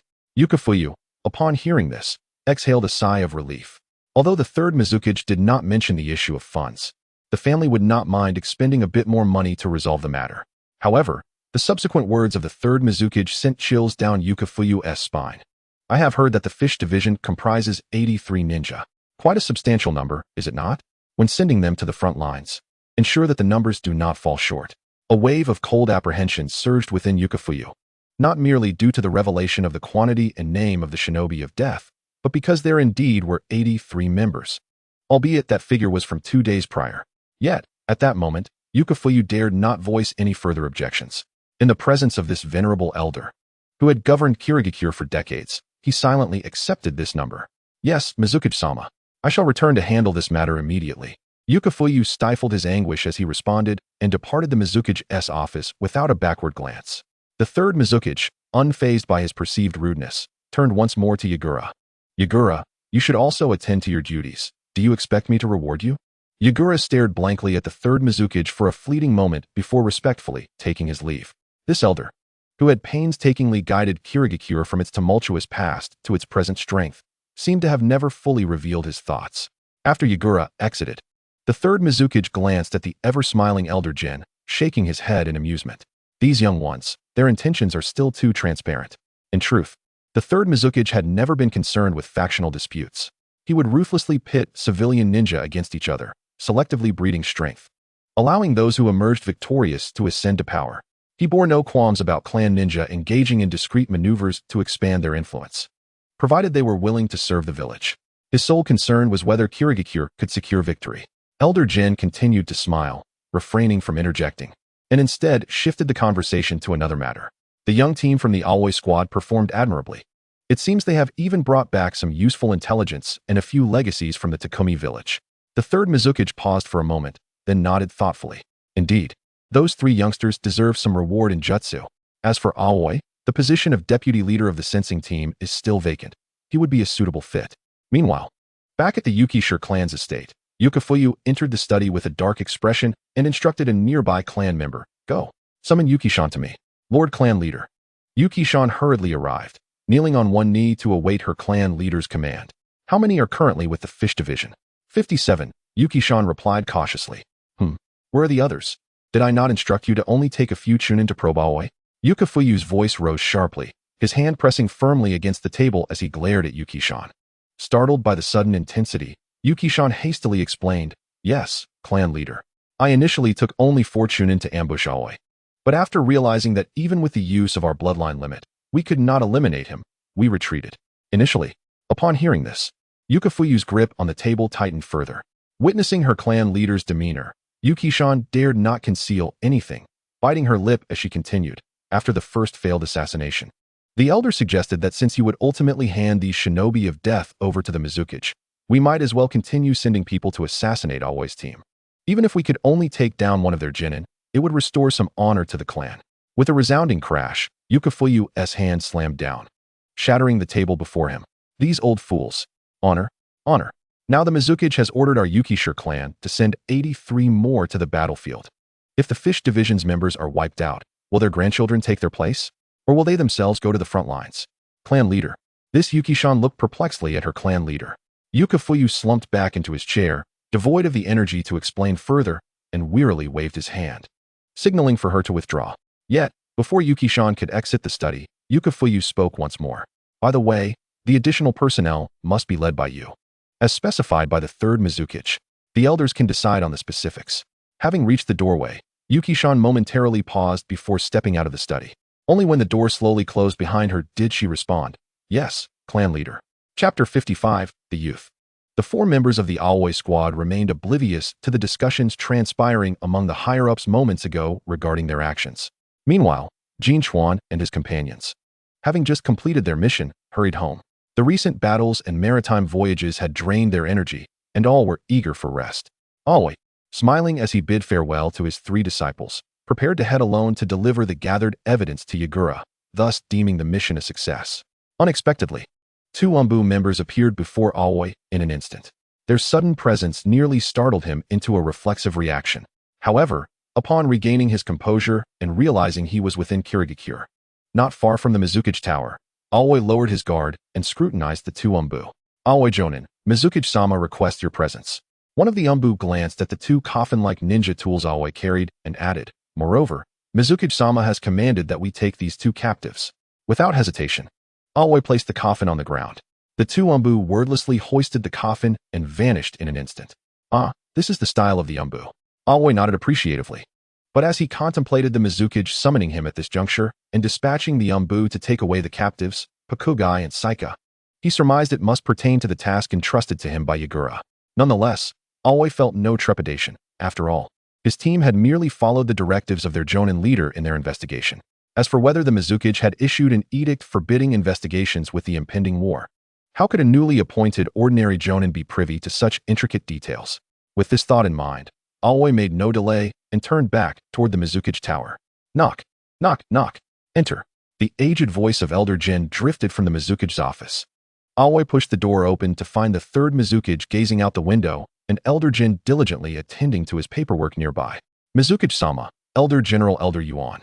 The esteemed leader spends the majority of his time working here, a fact that does not surprise Qing, as his presence is indeed beneficial for her. After exchanging pleasantries, Qing obediently stands by, awaiting further instructions. Elder Yuan regards Qing with a gentle gaze and nods, saying, Qing, you have performed commendably this time. The Land of Water has officially declared war on the Land of Fire, and the intelligence you have brought back may assist our village in gaining leverage over certain high-ranking officials in other ninja villages. Thank you for your kind words, Elder. Qing responds appreciatively. There is no disputing Elder Yuan's remarks, for the smuggling of ninja tools from the Land of Crafts was not limited to Kirigakure. All 5 great ninja villages have records of families or organizations documented in the ledger of the Four Symbols Workshop. However, due to the geographical proximity of the Land of Crafts to the Land of Water, Fire, and Lightning, as well as the convenience of maritime smuggling, these 3 nations naturally have a greater volume of orders. If Kirigakure possesses this evidence, whether through threats or negotiations, it may indeed be possible to infiltrate other villages with a few spies. For instance, the ledger records an unnamed pot shadow, who likely would not object to engaging in certain transactions with the Land of Water. Even if these individuals ultimately reject Kirigakure's overtures, they could still release evidence at a critical moment, causing unrest within other ninja villages. Yet, Qing instinctively touches the ledger tucked under her arm. Should I remind Elder Yuan that I have yet to submit this evidence? She muses, cursing the unreliability of Kuzu Yamazaki. She had only transmitted the detailed mission intelligence to him via Shino. It now appears that both the Mizukage and Elder Yuan are more informed about the mission than she is. Surely, it cannot be that her 3 subordinates reported this matter to the village hierarchy. Just as Qing wrestles with the decision of whether to produce the ledger, the third Mizukage turns to her, his expression calm. Jonin Qing, in light of your performance, the village has decided to appoint you as the deputy leader of the sensory unit. What are your thoughts on this? Upon hearing this, Qing's heart skips a beat, and she cautiously replies, Mizukage-sama, if I take on this role as deputy leader, will my team need to be disbanded? You seem quite concerned about your comrades. The Mizukage observes. Noting the absence of anger in his tone, Qing steels herself and continues, all 3 members of my team are exceptionally talented young individuals. However, Mei Terumi is not yet ready to assume the role of Chunin captain, and both Zabuza Momochi and Tachikawa Kaki have only recently become Genin. I worry that changing their guiding instructor at this juncture may hinder their future development. For reasons unknown, Elder Yuan suddenly chuckles at Qing's words, and even the previously expressionless Mizukage allows a slight smile to grace his lips. After clearing his throat, the Mizukage looks at Qing and states, very well. You shall continue as the leader of these 3 young ninjas. He places particular emphasis on the phrase young ninjas. As for your duties with the sensory unit, you will need to balance your time accordingly. In the near future, the village should dispatch another squad of sensory ninjas to the front lines, and it will be upon you, as their captain, to decide whether to take them into battle. Thank you, Mizukage-sama. Qing expresses her gratitude upon accepting the appointment. As for your 3 subordinates, they will each receive a C-rank ninjutsu as a reward. When you have time, please take them to the merit office to select their techniques. After this, Elder Yuan gestures for Qing to take her leave. Regarding the so-called C-rank ninjutsu, Qing is not overly concerned. She possesses a considerable repertoire of techniques herself. Additionally, having already recognized the trio as her disciples, she naturally intends to impart some foundational ninjutsu to them. As Qing departs respectfully, Elder Yuan nods slightly at the Mizukage before returning to his work, seemingly prompted by the mention of war. The Mizukage wishes to discuss the situation at the front with Elder Yuan. What is the current reaction from Konoha? Without hesitation, Elder Yuan replies.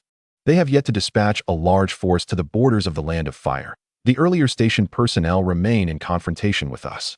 However, several attempts to scout the frontline camp have been thwarted by Suigetsu and his team. Currently, Suigetsu and Kiri no Kyomo continue to establish a frontline camp at the ruins of the Land of Whirlpools, while Kurocho and Nakajima are executing the plan by leading small units to the coastline of the Land of Fire to investigate the terrain and gather intelligence. The Mizukage ponders for a moment. Everything appears to be proceeding according to plan, though Kirigakure had not anticipated Konoha's sluggish response. Logically, Only Sunagakure is currently engaged in full-scale warfare with Konoha, while Awagakure is merely in the initial probing phase, and Kyomogakure has yet to formally enter the fray. It seems inconceivable that Konoha could not spare forces to defend against Kirigakure. It is as though they are convinced that Kirigakure will not impulsively invade the Land of Fire. Had they foreseen this scenario, Kirigakure might have established their frontline camp directly within the Land of Fire. Let us proceed as planned. The island of the Land of Whirlpools is sufficiently close to the mainland, providing ample room for both defense and offense. After deliberation, the Mizukage decides against altering the strategy. After all, the Land of Water did not participate in the Second Shinobi World War, although they have never relaxed their intelligence-gathering efforts regarding the Land of Fire. It is prudent to conduct further reconnaissance before the conflict escalates. Moreover, the Mizukage is reluctant to advance aggressively at this early stage. Declaring war prematurely serves primarily to assert their stance and entice other villages to commit more forces to the Land of Fire. However, if they were to launch a large-scale invasion at the onset of hostilities, it would only provoke Konoha to send more ninjas to defend Kirigakure, ultimately benefiting Awagakure and Kyomogakure. However, if Konoha continues to maintain this attitude, then let Suigetsu and his team not be overly courteous. As he speaks, a hint of ruthlessness glimmers in the Mizukage's gaze. Chapter 56, The Sensory Ninja. The following morning, Tachikawa Kaki rises early to check in on Keiko at the hospital. Aunt Keiko insists on keeping him for a series of medical knowledge assessments. In her own words, the field of medicine is one that demands perpetual exploration and learning. Even as you have become a medical ninja, any misstep or gap in your knowledge could cost your comrades their lives. Thus, as their support, you must remain in a constant state of learning. Thus, after completing Aunt Keiko's evaluations at the hospital, Tachikawa Kaki participates in 2 surgeries, only leaving in the afternoon with a hefty stack of materials. Upon returning home and setting down the documents, Tachikawa Kaki, now entirely devoid of any inclination to rest, resolves to take Aoi for a leisurely stroll around Kirigakure. In fact, since the last time he had drawn from the limited time event pool, Tachikawa Kaki has managed to accumulate enough coins for 2 draws. However, concerned about encountering another sudden event pool without sufficient coins, he decides to save up for a while longer. If no event pool appears again, he will draw all at once. After all, the water attribute's increased chances are still some distance from guaranteeing a golden prize. And acquiring an additional water attribute ninjutsu or an item at this stage would not significantly enhance his capabilities. As Tachikawa Kaki wanders aimlessly, he suddenly comes to an abrupt halt, feeling somewhat exasperated. I truly lack a leisurely life. How did I end up here? He scratches his head in resignation. Standing before training ground number 9, where Qing's team typically trains and assembles. Well, since I'm here, with no particular purpose in mind, Jiangchuan Chisua decided to step into the training ground, intending to engage in some simple exercises with Lanzai. However, upon entering, he was taken aback to see his 2 teammates and their captain all diligently practicing within the arena. Did we not agree to take a break today? You all gathered here without so much as a notification to me, he remarked, noticing that the trio seemed entirely oblivious to his presence. They turned their gazes toward the entrance. Haha, I knew Chisua would show up, Terumi May exclaimed, setting down the kunai in her hand and approaching him with evident delight. So when did you all conspire to meet here secretly? Not at all. Zabuza has been training here for quite some time. I was practicing at home this morning and came after lunch. As for teacher Qing. At this point, Terumi May stuck out her tongue at Qing, indicating that he should elaborate. Qing, somewhat embarrassed, chuckled and explained, I arrived not long ago. I had some matters to attend to this morning. In reality, Qing had been reporting to the sensory class, but the class leader, Nakaguchi, had already departed with the first batch of ninjas to the front lines for intelligence work. The remaining members of the sensory class were busy with their respective duties, leaving Qing, who had just been assigned, feeling somewhat out of place. After gathering some basic information about the sensory class, he made his way to the training ground. Upon Jiangchuan Chisua's arrival, Zabuza merely paused his training, turning his head away without approaching to converse.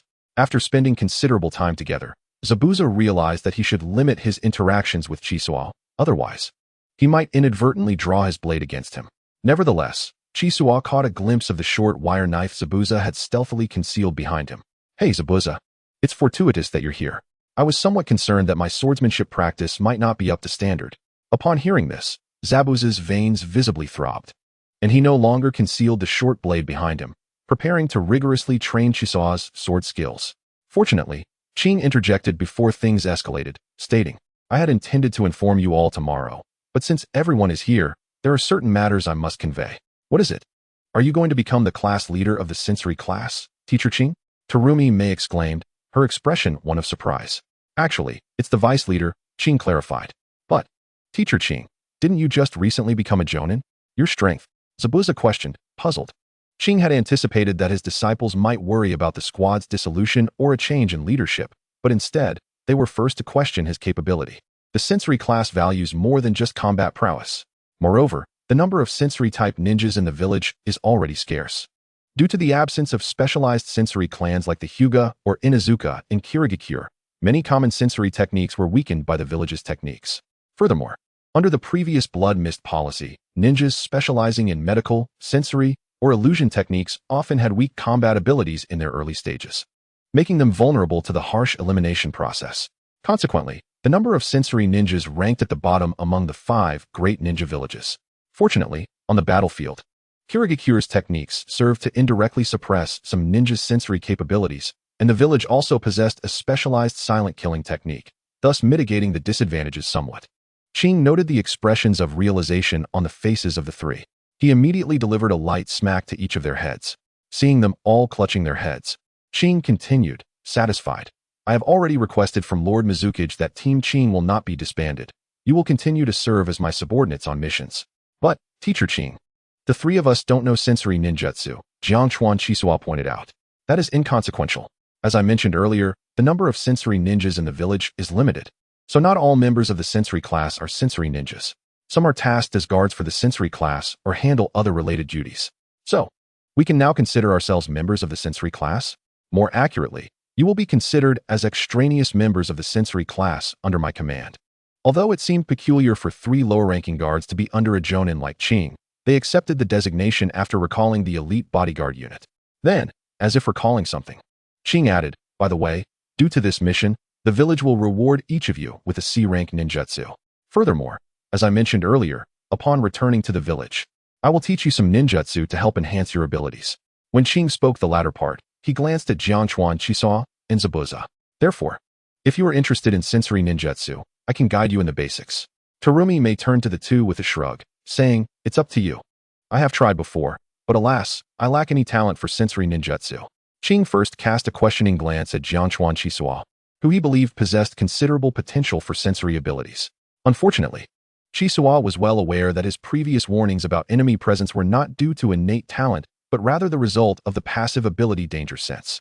He lacked the sensitivity to chakra and innate spiritual acuity that sensory ninjas required. Thus, Jiangchuan Chisua politely declined Ching's offer. Teacher Ching, I am already a medical ninja, and my primary training focus is on water-style ninjutsu. Recently, I wish to delve deeper into swordsmanship, so it may not be wise to spread my efforts too thin. While it was true that he could not afford to be distracted, Jiangchuan Chisua also considered that perhaps one day he might acquire a skill similar to perception or scent detection and suddenly become a sensory ninja. For now, he preferred not to dilute his concentration across multiple endeavors.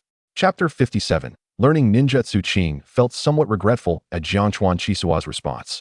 However, it was indeed the truth. And Ching recognized that Chisua often expended considerable energy developing new ninjutsu, so he decided not to press further. At that moment, all eyes turned to Zabuza. I will use the mist concealment technique. Zabuza's cold declaration shattered Ching's last glimmer of hope. It was lamentable that as a sensory ninja, none of his 3 disciples seemed inclined to inherit the skills. However, recalling his observations of Zabuza, Ching believed he might possess a notable aptitude for sensory ninjutsu and resolved to make one last effort.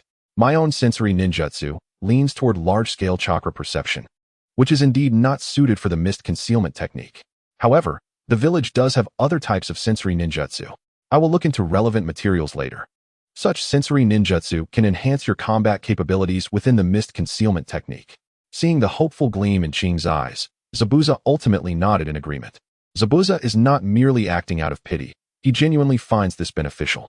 Finally satisfied, Ching began to explain the principles of ninjutsu to his 2 freshly graduated disciples, enabling them to select suitable ninjutsu for their studies. Both of you have already learned some water-style ninjutsu, so you should have a grasp of chakra principles. To learn advanced ninjutsu, you must master the techniques of 2 types of chakra. At this point, Ching raised 2 fingers, posing a question. You should know which 2 techniques I am referring to, right? Jiangchuan Chisua glanced around. Terumi Mei, being the senior disciple, surely understood. But Qing was not inquiring of her this time, so she merely watched quietly. Zabuza, on the other hand, either could not answer or feigned indifference, showing no intention of responding. Jiang Chuanqiu had no choice but to play the supporting role himself. Teacher Qing, it pertains to the nature and transformation of chakra. Precisely. Immediately afterward, Qing opened his palm, and a stream of water materialized out of thin air, continuously flowing to the ground. This exemplifies the nature transformation of chakra, which involves converting the chakra within one's body into the 5 distinct elemental attributes: water, fire, lightning, earth, and wind. Subsequently, without any further movement, all the water gathered together in a manner that defied the laws of physics, forming a pale blue sphere. This represents the form transformation of chakra, the ability to manipulate the released chakra to take on a specific shape. As he finished speaking, Qing elegantly waved his hand, dissipating the water sphere and allowing it to fall to the ground, ready to bask in the adoration of his disciples. It is worth noting that this technique, which does not rely on hand seals but solely on the manipulation of chakra to generate and control water flow, although lacking in offensive power and impractical for combat, is still an exceedingly sophisticated skill. However, what awaited Qing was a puzzled inquiry from Jiang Chuanqiu. Teacher Qing, I wish to know, is it truly necessary for some chakra form transformations? For instance, my water shuriken technique enhances the cutting effect. But what purpose do multiple dragon heads serve when they merely strike the enemy with water? This query had lingered in Jiang Chuanqiu's mind since his past life of watching anime, which could justify such embellishments as mere flashy effects. Yet in reality, ninjas would not squander their actions in such a manner. Jiang Chuanqiu was well aware of the extreme form transformation represented by the Rasengan, which could yield immensely powerful spiral explosive damage. However, transformations like the water dragon and Kirin, apart from their flamboyance, how do they differ from straightforward water flow or lightning strikes? Beside him, Zabuza's face turned green upon hearing Jiang Chuanqiu's question. Ahem.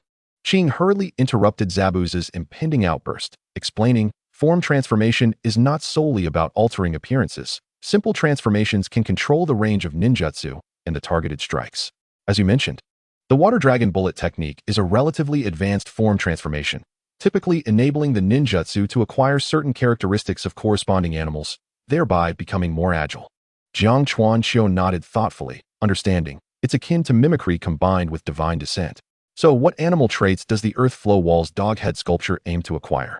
Observing that Jiang Chuanqiu had moved on from this line of questioning, Qing continued, what I demonstrated earlier were relatively simple applications. In practice, when releasing ninjutsu, it often requires the integration of specific chakra flows and corresponding hand seals to achieve a series of effects such as enhancing the power of ninjutsu, increasing release speed, and conserving chakra. Typically, ninjas are innately endowed with 12 types of chakra properties. However, this does not impede the later acquisition of ninjutsu of other attributes. Generally, ninjas who reach the Jonin level will have mastered at least 2 different types of ninjutsu. Qing glanced at the 2 disciples who had resumed their earnest listening and pulled out 2 square pieces of paper, inquiring, have you 2 previously tested your chakra attributes? Jiang Chuanqiu exchanged glances with his companion. I possess only the water attribute. So do I. Qing was not surprised by this revelation, due to environmental factors. Most ninjas from the land of water primarily possess the water attribute.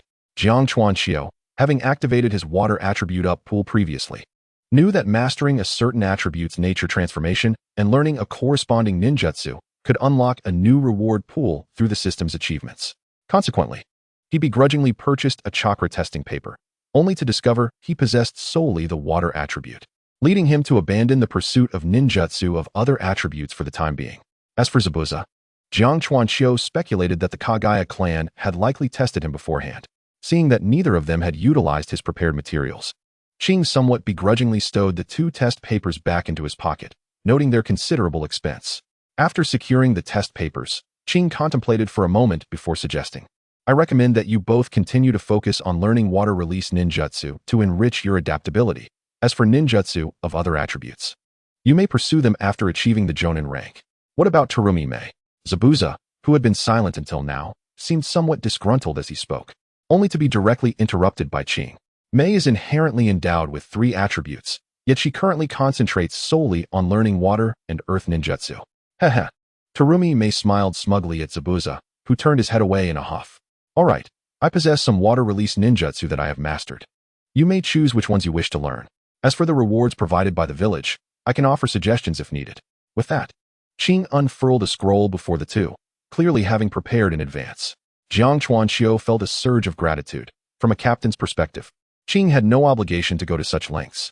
Thus far, he had only received some ninjutsu teachings from his deceased parents and his elder, Kyuka Nishikigoi.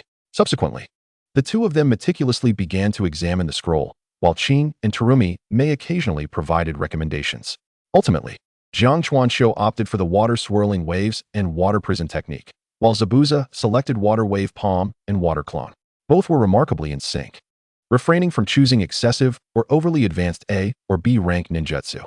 After all, their combat styles were essentially established, and having mastered B rank techniques such as water shuriken and water dragon bullet, there was no need to reach for unattainable heights or attempt to bite off more than they could chew.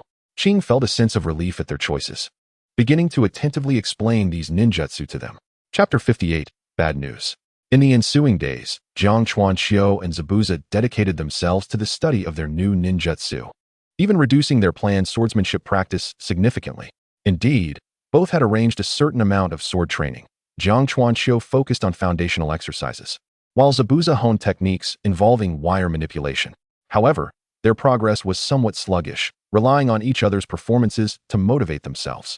Qing, in the meantime, was shuttling between the sensory class and the training ground, familiarizing himself with his new duties while also guiding his disciples in their training. All three were exceedingly busy. Thus, the task of visiting the Mizukage building to check for suitable missions fell solely to Terumi Mei. She had no complaints about monitoring the mission board, yet she was determined to engage the two in practice every afternoon. Currently, their strengths were evenly matched, with each side alternating victories, making such sparring sessions evidently beneficial for their skill enhancement. Oh, and due to the recent evolution of Blue, all attributes had seen an improvement, resulting in a significant boost in overall strength. Blue now possessed the prowess of an ordinary Chunin, particularly excelling in speed, with combat capabilities rivaling those of the trio. Consequently, Terumi Mei and Zabuza refused to regard Jiang Chuanxiu and Blue as a single entity. During their training sessions, they typically fought in 4 separate corners or engaged in pairs. Water release, water swirling waves. This ninjutsu, while akin to Terumi Mei's frequently used water release, water surge, bore slight differences. Its impact was weaker, failing to generate water waves. The stream Jiang Chuanxiu expelled formed a parabolic arc, creating a small pond on the ground. Nevertheless, this technique required only 3 hand seals, allowing for swifter release and lower chakra consumption, perfectly aligning with Jiang Chuanxiu's current needs for creating a water environment. As the water swirling waves completely enveloped the ground, Terumi Mei emerged helplessly from the surface. Indeed, they were currently engaged in a combat training session, as all 3 members of Team Qing are adept in water release techniques. Since the commencement of their training, Terumi Mei has consistently employed earth release ninjutsu to prevent the creation of a combat environment advantageous to her opponents. Regrettably, her mastery of earth release is rather limited. Just moments ago, while attempting to execute the decapitation technique from within to ambush Tachikawa, she was thwarted, nearly succumbing to a torrent of water. As Terumi Mei resurfaced from the water, a mocking voice reached her ears. Water release, water prison technique. A vast expanse of water spiraled upward, enveloping Terumi Mei. And as the swirling currents swiftly converged, she found herself encased within a sphere of water, trapped inside the water prison. However, before Tachikawa could utter a few words of pleasantry, a diminutive blue figure darted lightning fast behind him, one hand raised with a crystal-clear water sphere, while the other playfully patted his thigh twice. Tachikawa, somewhat resigned, glanced down to find it was none other than the blue-clad companion assigned to battle alongside Terumi Mei. All right, you win. With a decisive motion, Tachikawa withdrew his arm, releasing the water prison's hold. Yay! Once freed from the prison, Terumi Mei joyfully approached the blue figure for a celebratory high-five. As for Zabuza, he had been eliminated from the training match almost immediately when Terumi Mei and the blue figure launched a combined ambush as he prepared to utilize the mist concealment technique. Hey, Zabuza, did you learn that you must remain stationary and strike a pose with one hand raised while casting the mist concealment technique? I seem to recall you didn't do that before. Upon hearing this, Zabuza's face turned crimson, though his bandaged appearance concealed his embarrassment. Nevertheless, his gaze wandered. Avoiding direct eye contact with Tachikawa, he certainly couldn't admit that he recently observed Terumi Mei's mist concealment technique, which also involved puffing out mist. Viewing it from an outsider's perspective, he found the technique's execution rather foolish, leading him to devise a more impressive pose for himself. From now on, I shall no longer raise my hand while performing ninjutsu, Zabuza silently vowed to himself. Well then, today you've lost, so dinner is on you. Terumi May cheerfully picked up the blue figure and smiled at Tachikawa. The blue figure readily chimed in, "Ribbit. Let me treat you this time." At some point, Ao had arrived at the training ground, appearing before the group in a flash. "Ao-sensei, you're quite early today." Ao shyly glanced up at the sky, choosing to ignore Terumi May's teasing and continuing with his topic. "Let us go. It's time for dinner. It's been a while since I treated all of you." The group had no objections, and as the time was right, they began to gather their belongings in preparation to depart. In truth, Ao had only treated everyone to a meal a few days prior, but perhaps due to his recent role as a leading instructor, he felt compelled to offer more. Subsequently, they all made their way to a favored barbecue restaurant. Engaging in conversation about recent training while awaiting their food, the trio, likely due to the rigorous training and their growth spurts, consumed a considerable amount of food. Once they finished, Ao remained silent, quietly observing his three disciples eat. Only after Zabuza finally set down his chopsticks did Ao appropriately speak up. "Have you all finished eating?" Seeing the three nod in confirmation, Ao's expression turned serious. After a brief pause, he continued, "I have some unfortunate news to share with you. In 3 days, our team will be dispatched to the front lines." The trio paused in shock. Tachikawa had sensed something amiss earlier, noting Ao's subdued demeanor during their meal and anticipating that he had something important to convey. Yet he hadn't expected that their team would be heading to the battlefield so soon. The other two were equally astonished. Their recent, overly regimented training and rest had allowed them to forget that the Hidden Mist Village and Konoha were currently in a state of war. Moreover, they had often overheard other ninjas complaining.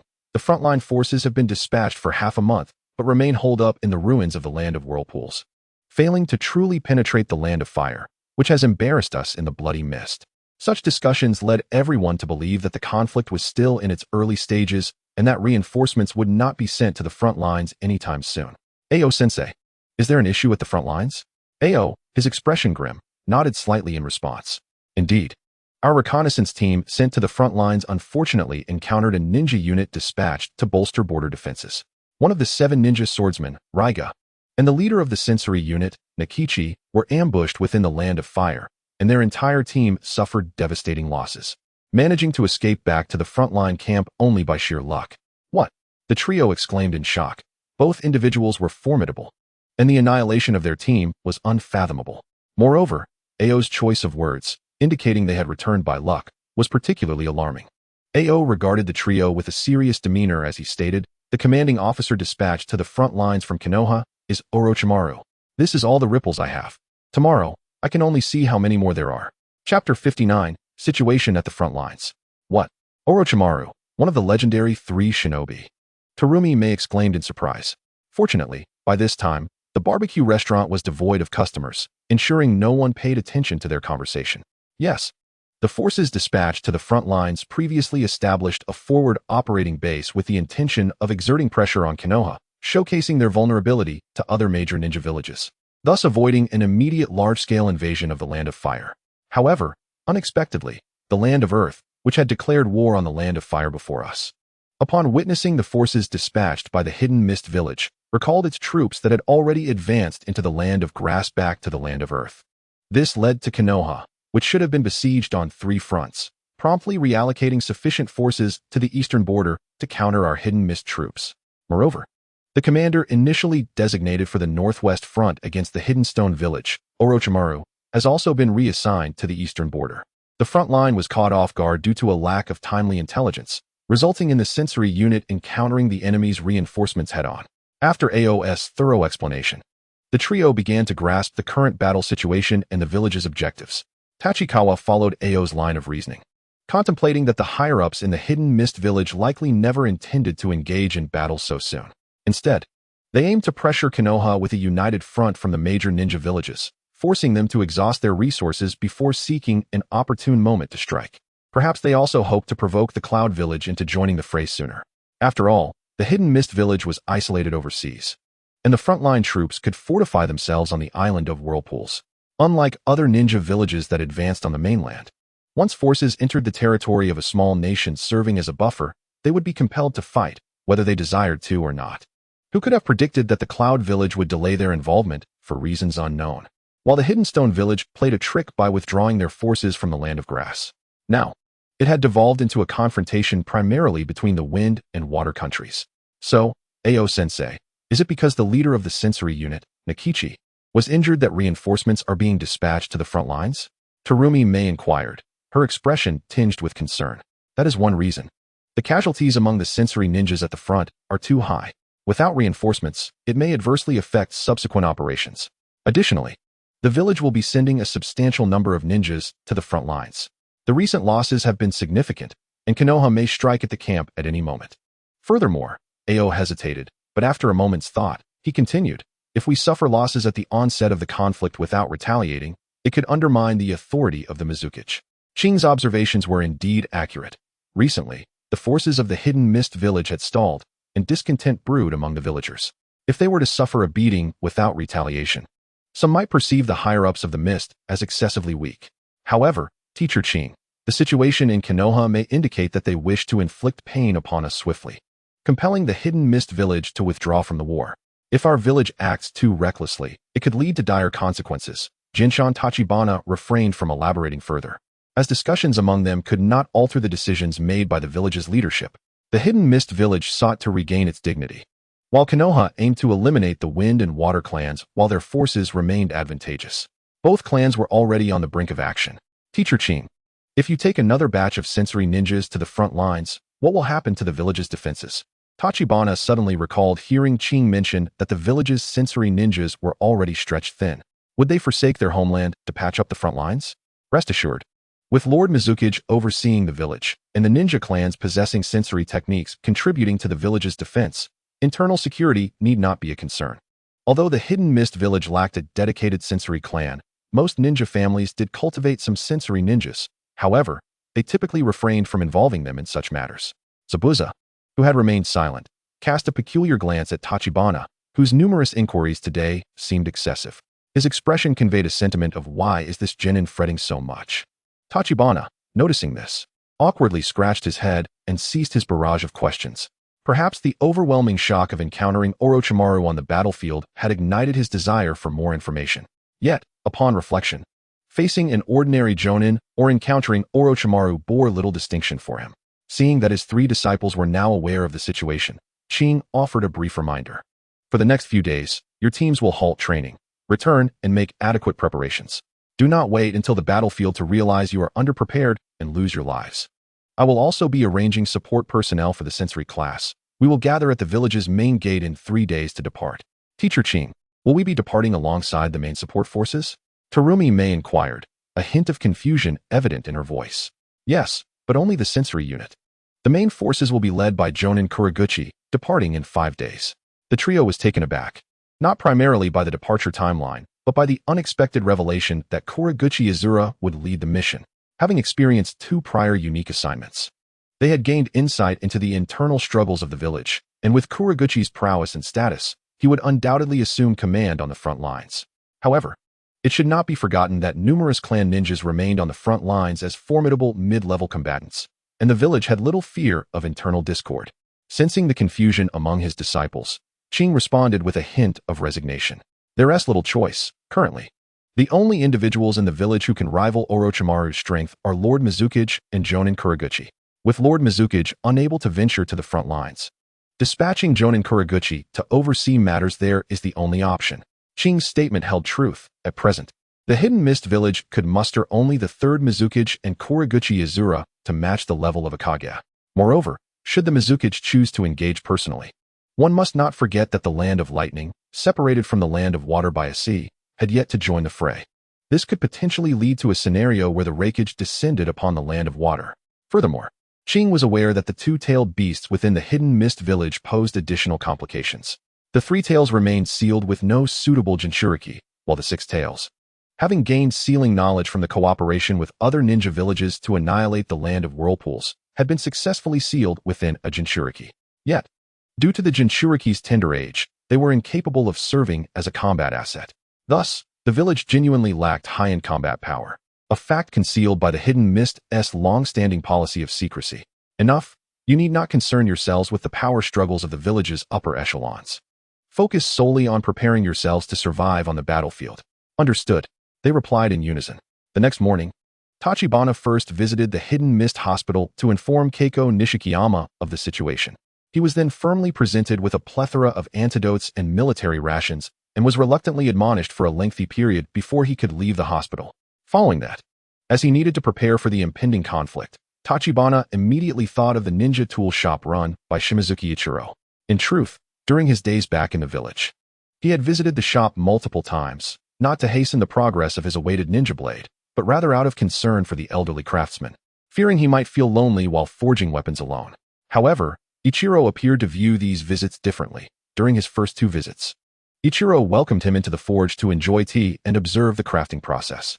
Yet, by the 3rd and 4th visits, he was unceremoniously ejected from the front desk, informed that if he wished to acquire the ninja blade, he should cease his interruptions. Now, with the battlefield on the horizon, Tachibana was determined to procure the blade he had longed for.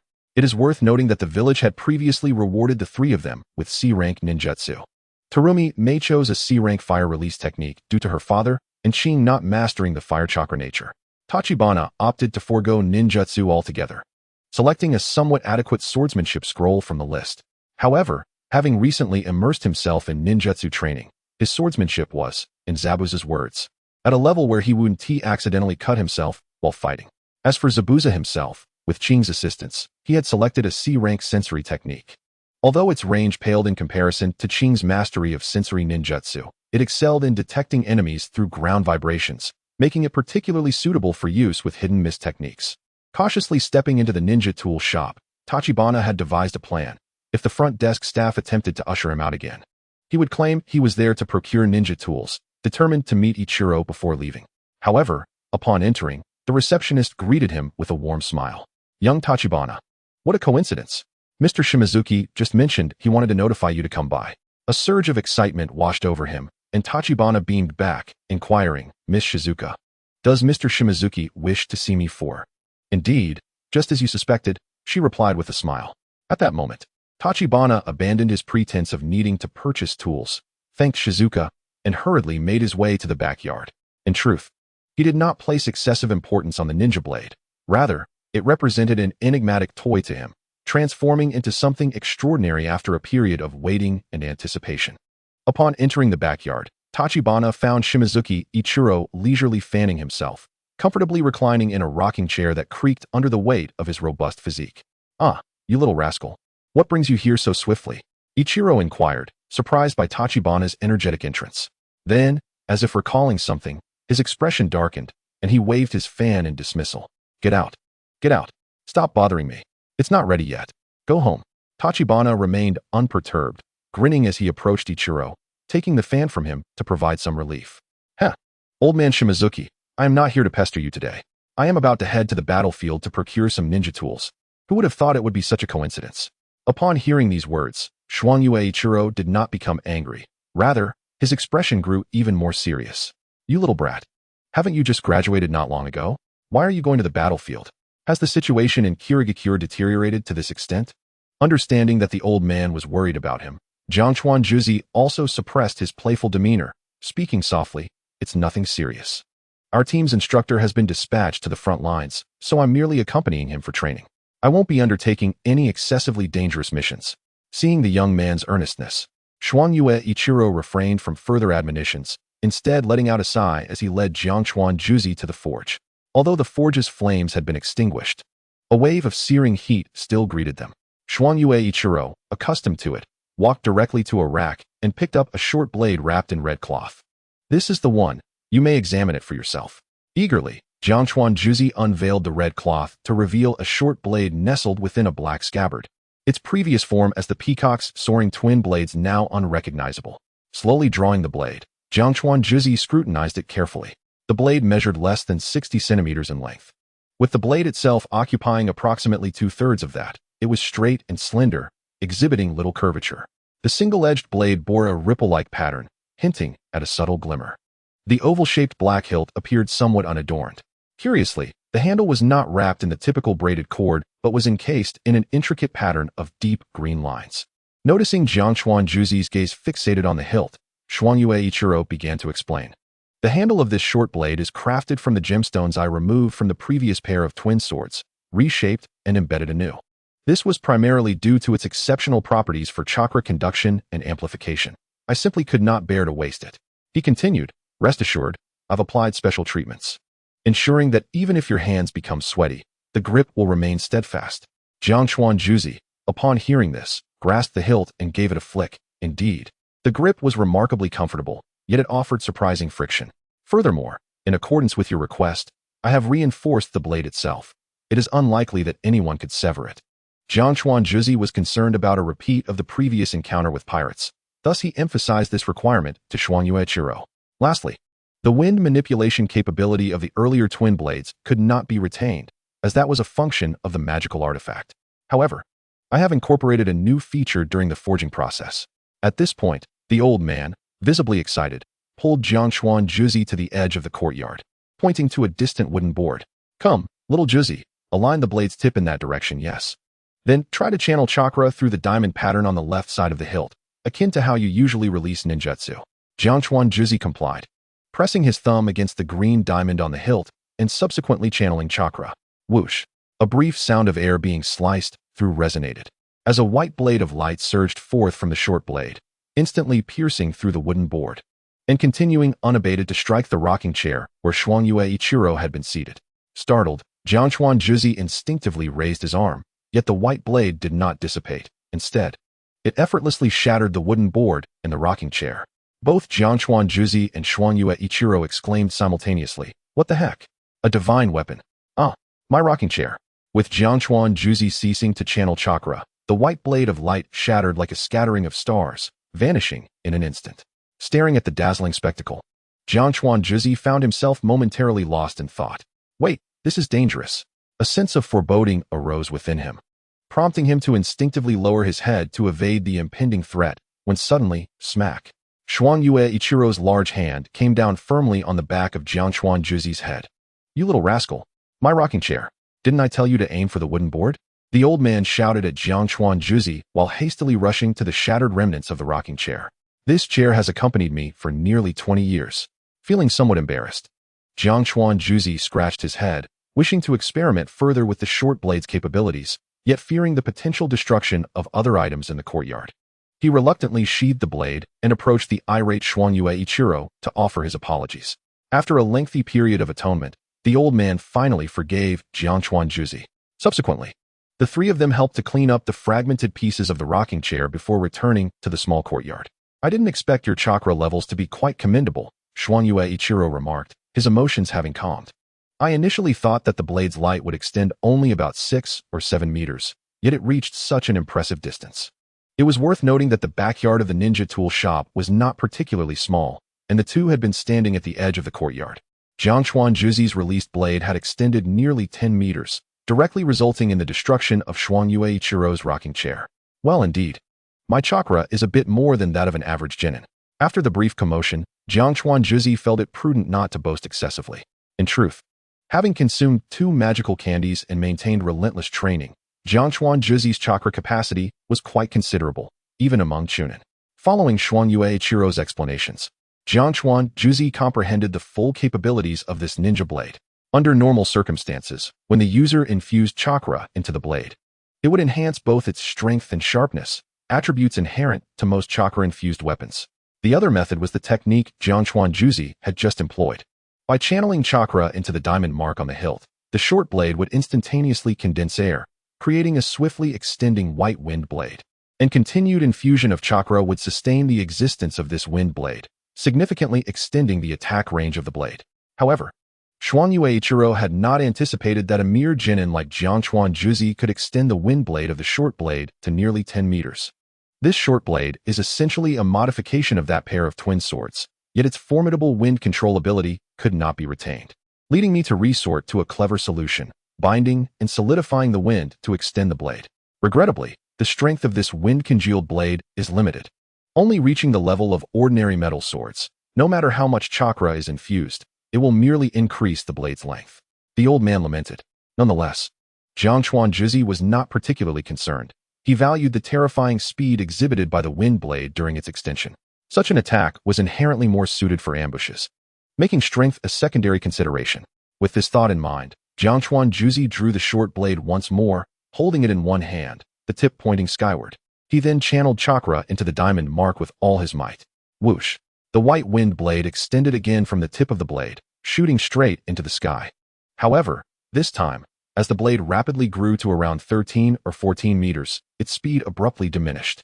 Ultimately, despite Jiang Chuanjuzi's efforts to increase output, the white wind blade did not exceed a length of 15 meters. This is how it is. The length of the blade formed from condensed wind consumes increasing amounts of chakra, and it cannot extend indefinitely. Xuanyue Ichiro explained at an opportune moment, clarifying why he had been so astonished by Jiang Chuanjuzi's previous wind blade length. Jiang Chuanjuzi did not feel overly disheartened. However, it seemed unnecessary to conjure a blade longer than 12 meters, as the considerable chakra consumption was one aspect. But the diminishing speed of the wind blade's extension ultimately negated its ambush potential. With a gentle sweep of his arm, perhaps due to the blade formed from the very essence of the wind, he felt no weight at all as he wielded it. The elongated blade, even with the slightest movement of his arm, sliced swiftly through the air. After another round of testing, Tachikawa Kaki was thoroughly satisfied with this ninja blade. He ceased the flow of chakra, dissipating the blade, and turned to face Shomatsu Ichiro. "Thank you, Mr. Shomatsu. I truly adore this knife." Observing the boy's sudden formality and expressing gratitude, the old man felt a twinge of embarrassment, waving his hands dismissively. "This is merely a routine transaction, young lad. I've received your payment. As long as you wield this blade and make a name for yourself in the ninja world, I shall be content." "Huh, you can count on me, old man," Tachikawa Kaki replied cheerfully as he stowed the short blade away. Initially, he had only sought Shomatsu Ichiro's assistance in crafting a sturdy melee weapon. He had not anticipated receiving such an exceptional ninja knife. Though it may be a budget version of Shoot, Divine Gun, it was only natural that Ikamaru Jin's was the Soul Reaper's Zanpakuto and thus stronger. Tachikawa Kaki felt no envy. Seeing Tachikawa Kaki so enamored with the ninja blade, Shomatsu Ichiro felt his efforts were not in vain. Knowing that Tachikawa Kaki was soon to head to the battlefield, the old man retrieved several explosive tags and kunai from the ninja tools shop, gifting them to him. "Young lad, the remaining materials are quite valuable. You should take them. Be cautious and stay alive. I am counting on you to make my name renowned." Unable to refuse, Tachikawa Kaki accepted the items, albeit with a hint of embarrassment. Just as he was about to depart, Shomatsu Ichiro suddenly called out to him. "Young lad, this ninja blade is yet to be named. What do you intend to call it?" Without much thought, Tachikawa Kaki affixed the short blade to his back and boldly declared, "Naturally, it shall be called Divine Gun." In that very moment of naming his blade, a system prompt echoed in his ears. "Ding! You have acquired a unique ninja blade." Unlocking the achievement onward towards the pillar. "Ding! A limited time event lottery pool strike-up pool has been opened. The pool will close after the event ends." Another achievement unlocked? And a new lottery pool. Tachikawa Kaki was taken aback by the sudden surprise. He had not expected that a ninja blade could also unlock a limited time lottery pool. However, standing at the entrance of the ninja tools shop, he suppressed his joy, maintaining a composed demeanor. "Divine Gun? A splendid name," Shomatsu Ichiro mused. Repeating the name Tachikawa Kaki had just exclaimed, his eyes lighting up. "Young Kaki, your naming skills are quite commendable." Chapter 62. Exclusive weapon. At the entrance of the ninja tools shop, Tachikawa Kaki was immensely grateful to Shomatsu Ichiro for crafting this ninja blade and gifting him several consumables. Thus, he restrained his impulse to check the panel immediately and replied with a smile to Shomatsu Ichiro. "Haha, rest assured, old man. I will certainly make this ninja blade famous in the ninja world. Alright, you must be eager to test your new weapon at the training ground. Off you go." Mistaking Tachikawa Kaki's enthusiasm and impatience, Shomatsu Ichiro inadvertently encouraged him to leave. This, however, was precisely what Tachikawa Kaki desired. After expressing his gratitude once more, he hurried home. Upon entering his home, Tachikawa Kaki immediately scooped up his Pokémon, Blue, and planted a kiss on it. Quack. Hee hee, a delightful surprise. A new lottery pool has emerged. Though Blue did not pay much heed to the new lottery pool, it mirrored its owner's joy. Tachikawa Kaki decided to hold Blue in his arms and sit at the table, beginning to open the system panel for a review. First, he casually glanced at the achievement onward towards the pillar, which rewarded him with 15 gold coins. Although this amount paled in comparison to the coins awarded at the onset of the last Ninja World War, Tachikawa Kaki had grown accustomed to it, feeling that this was a more reasonable achievement reward. However, his attention soon turned to the newly acquired ninja blade. In the ninja world, Pokémon System, Weapon name is Zanpakuto. Onward towards the pillar of Demon Slayer. Shaking off the stray thoughts in his mind, Tachikawa Kaki refocused on the more pressing matter of the new lottery pool. The limited-time event lottery pool strike-up pool was available. Perhaps due to the nature of acquiring the weapon, it was not comparable to the onset of the Ninja World War. This time, the duration of the pool was a mere 5 days. Fortunately, Tachikawa Kaki had amassed 4,215 coins. Had it not been for the previous limited-time pool reminding him to save coins, he might have been left relying solely on a stroke of luck for a miraculous draw. Upon closer inspection, he noted that this lottery pool not only had a shorter duration but also contained fewer items. The best prize appeared to be the golden item void splitter. Wait, what is this? Is the cliff sword also considered a strike-type prize? Tachikawa Kaki quickly wiped away the non-existent drool from the corner of his mouth, abandoning any futile fantasies. In such an event lottery, unless he truly accumulated enough for 8 or 9 10 pulls, it was unwise to expect a stroke of luck to yield a golden prize. But with so many coins, why not draw from the water attribute pool to further enhance his strengths? In the ninja world, there was no concept of the bucket theory. One could shatter 6 paths with mere physical prowess, as exemplified by the likes of the Kai Emperor. After careful consideration, Tachikawa Kaki resolved to approach this lottery draw with measured investment, especially since it was not a life-saving item like the previous occasion. As he had previously stated, he still identified himself as a long-range ninjutsu-type ninja. Drawing from this strike pool was primarily to augment his melee capabilities, but more importantly, to see if he could unlock a new attribute up pool. With his resolve firm, Tachikawa Kaki prepared to conduct a 10 pull to assess the outcome. Opening the lottery interface, he clicked to draw. After a long absence, the familiar orbs of light danced once more, bursting forth like shooting stars, revealing 10 items lined up on the lottery panel. Skill learning tool, Iato / purple item, attribute-less sword technique, capable of condensing chakra into a blade for a single slashing attack. Using chakra-infused metal weapons significantly reduces consumption when the blade is sheathed. Charging it greatly enhances slashing speed and power. Skill learning tool, swallow return, purple item, wind attribute sword technique, capable of condensing wind-based chakra into a blade. When using swallow return, one gains the benefits of wind attribute chakra, enhancing both movement and attack speed. Using chakra-infused metal weapons significantly reduces consumption. Green onion, attack pill, blue item, upon use. It slightly enhances the physical strength of the consumer for a duration of 5 minutes. White item X6. Oh, Tachikawa Kaki exhaled deeply, feeling a wave of relief wash over him. Initially vexed upon seeing the first purple prize, he was disheartened to find it was another attribute-less skill. He even questioned whether the event lottery pool was incapable of yielding skills outside his mastered attributes. Thankfully, the next purple item was a wind attribute skill. Tachikawa Kaki stroked his chin, contemplating. Indeed, flying corresponds to the wind attribute. I just wonder how the flying skill operates. Flight is quite a rare ability in the ninja world, having drawn multiple times.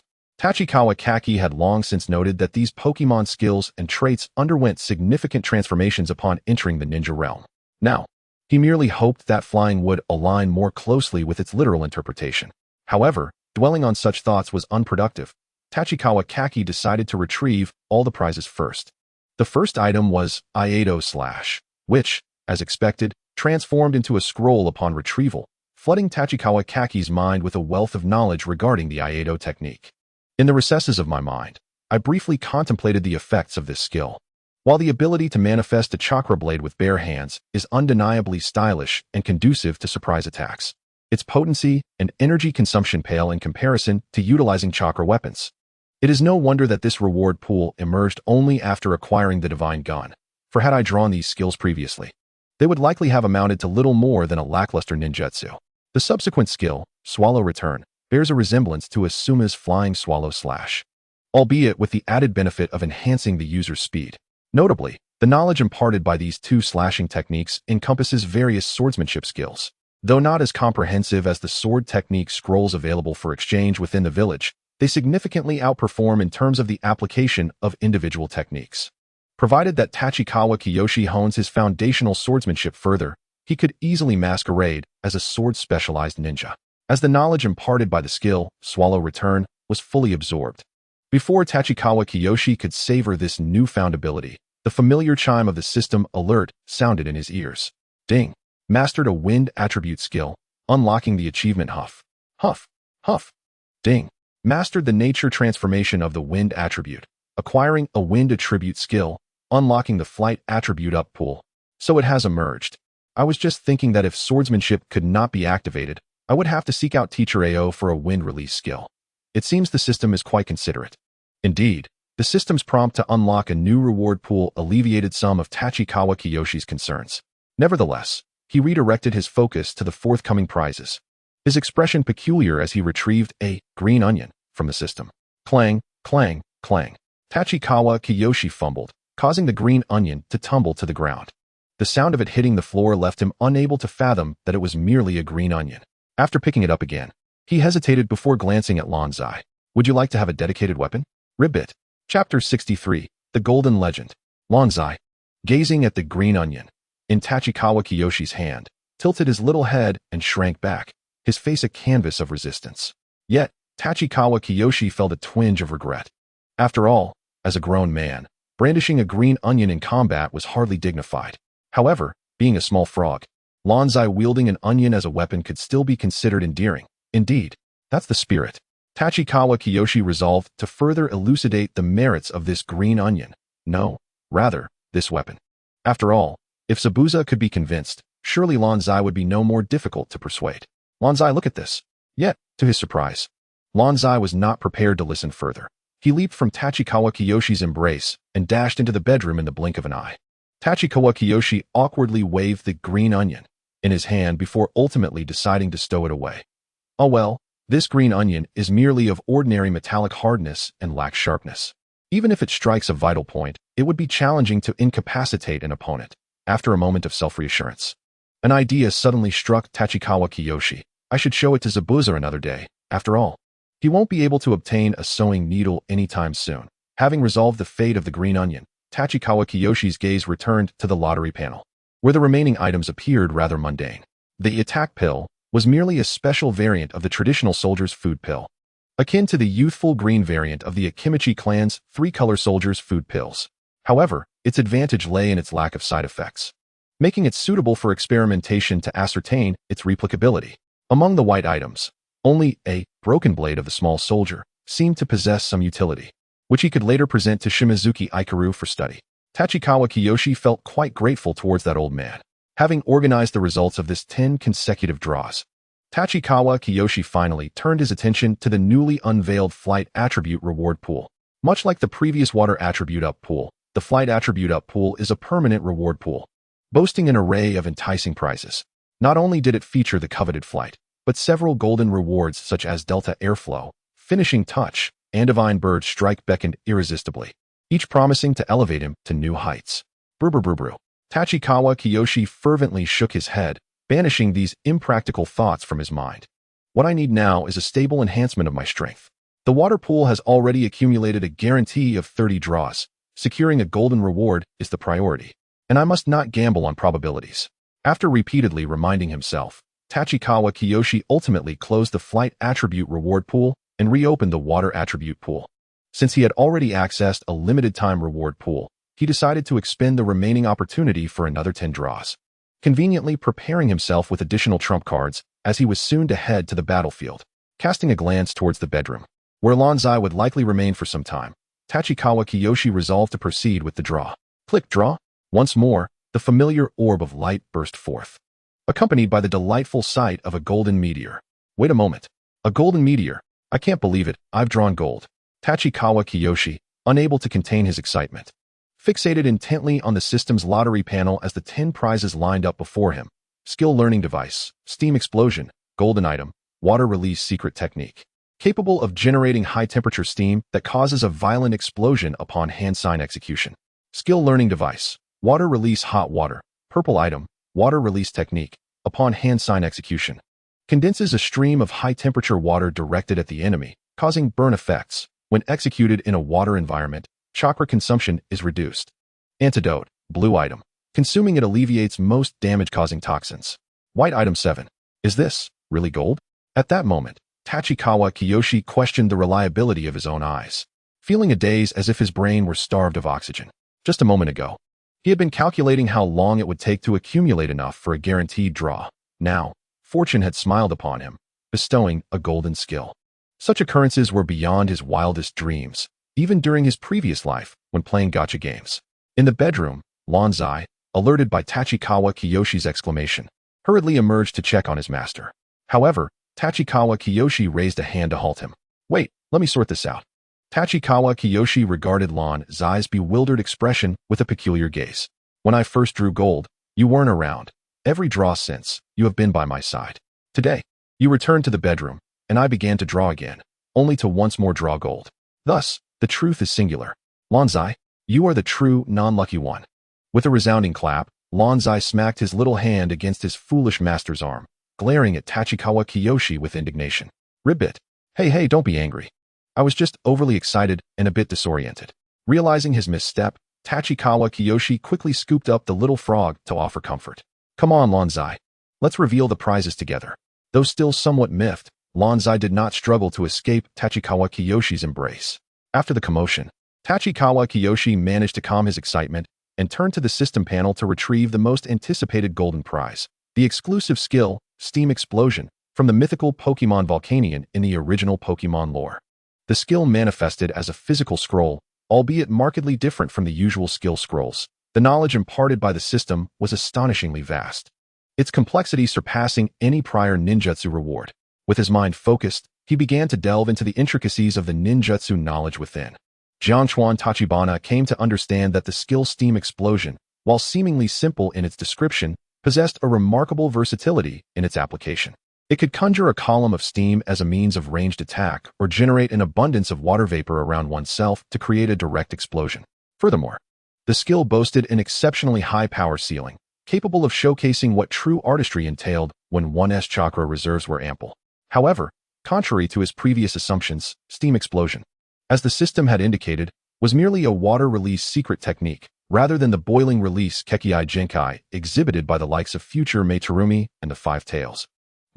Although mastering this technique allowed Jiangchuan Tachibana to grasp the nature transformation of fire release chakra, its practical application resembled using fire release chakra to heat water, rather than a true fusion of the two chakra types. If one were to draw a parallel, it might be likened to the steam mist explosion of the second Mizukage Terumi Mei, as both were singular water release secret techniques. Fortunately, equipped with the knowledge imparted by the system and the theoretical ninjutsu scrolls acquired through lotteries, Jiangchuan Tachibana had not entirely abandoned the prospect of evolving this technique into a Kekei Genkai in the future. Moreover, this golden skill inherently possessed the nature transformation of fire release, promising the potential to unlock a new permanent lottery pool upon learning another fire release ninjutsu. Alas, while I have mastered the use of Steam Explosion, it is rather taxing on my chakra, he mused. Initially, Jiangchuan Tachibana believed his chakra reserves to be sufficient. However, the nature of Steam Explosion did not allow for the environmental savings that previous water release techniques afforded, rendering this powerful ninjutsu particularly draining. Nevertheless, this did little to dampen his joy, and after thoroughly examining the technique, he shifted his attention back to the lottery panel. Although he had drawn a golden prize, the allure of the other items seemed rather lackluster in comparison.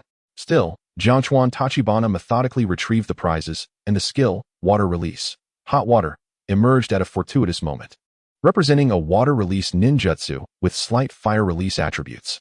Currently, due to the chakra consumption of Steam Explosion, it would not serve as a conventional means of attack. Thus, utilizing hot water to guide others made the development of Steam Explosion appear less jarring.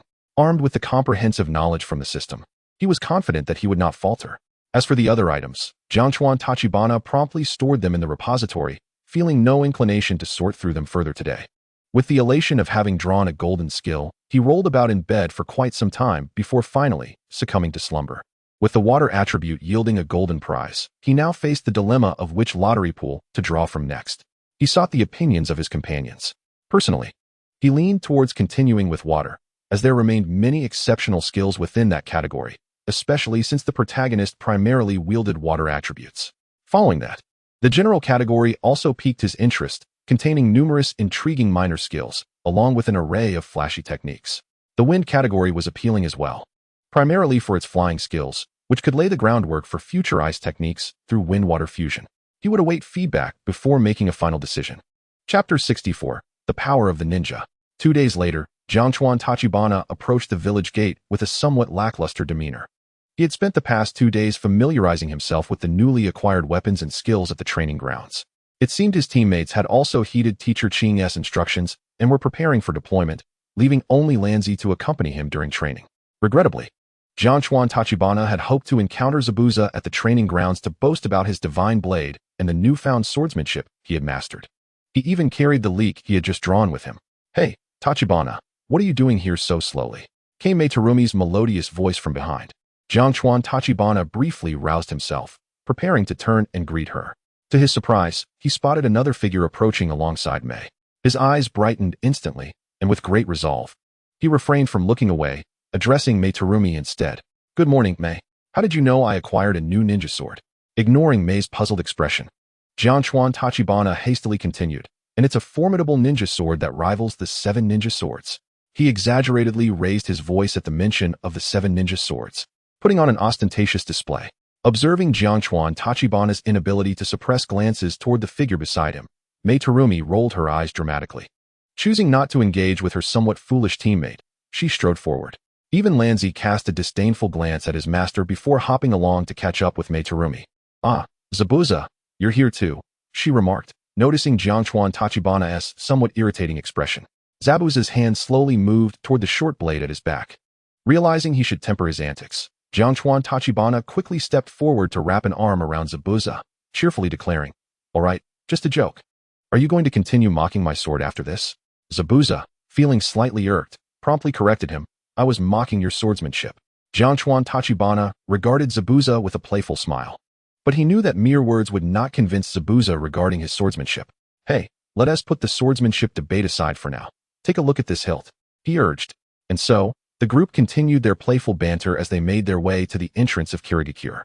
Outside the village gate, at least 50 ninjas of various appearances had gathered, yet the trio quickly spotted Teacher Ching engaged in conversation with several Jonin-styled ninjas. Rather than rushing forward to greet him, they opted to stand back and wait a moment.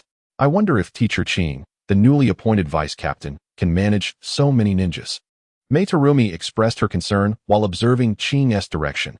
None had anticipated such a considerable number of participants in this so-called sensory support team.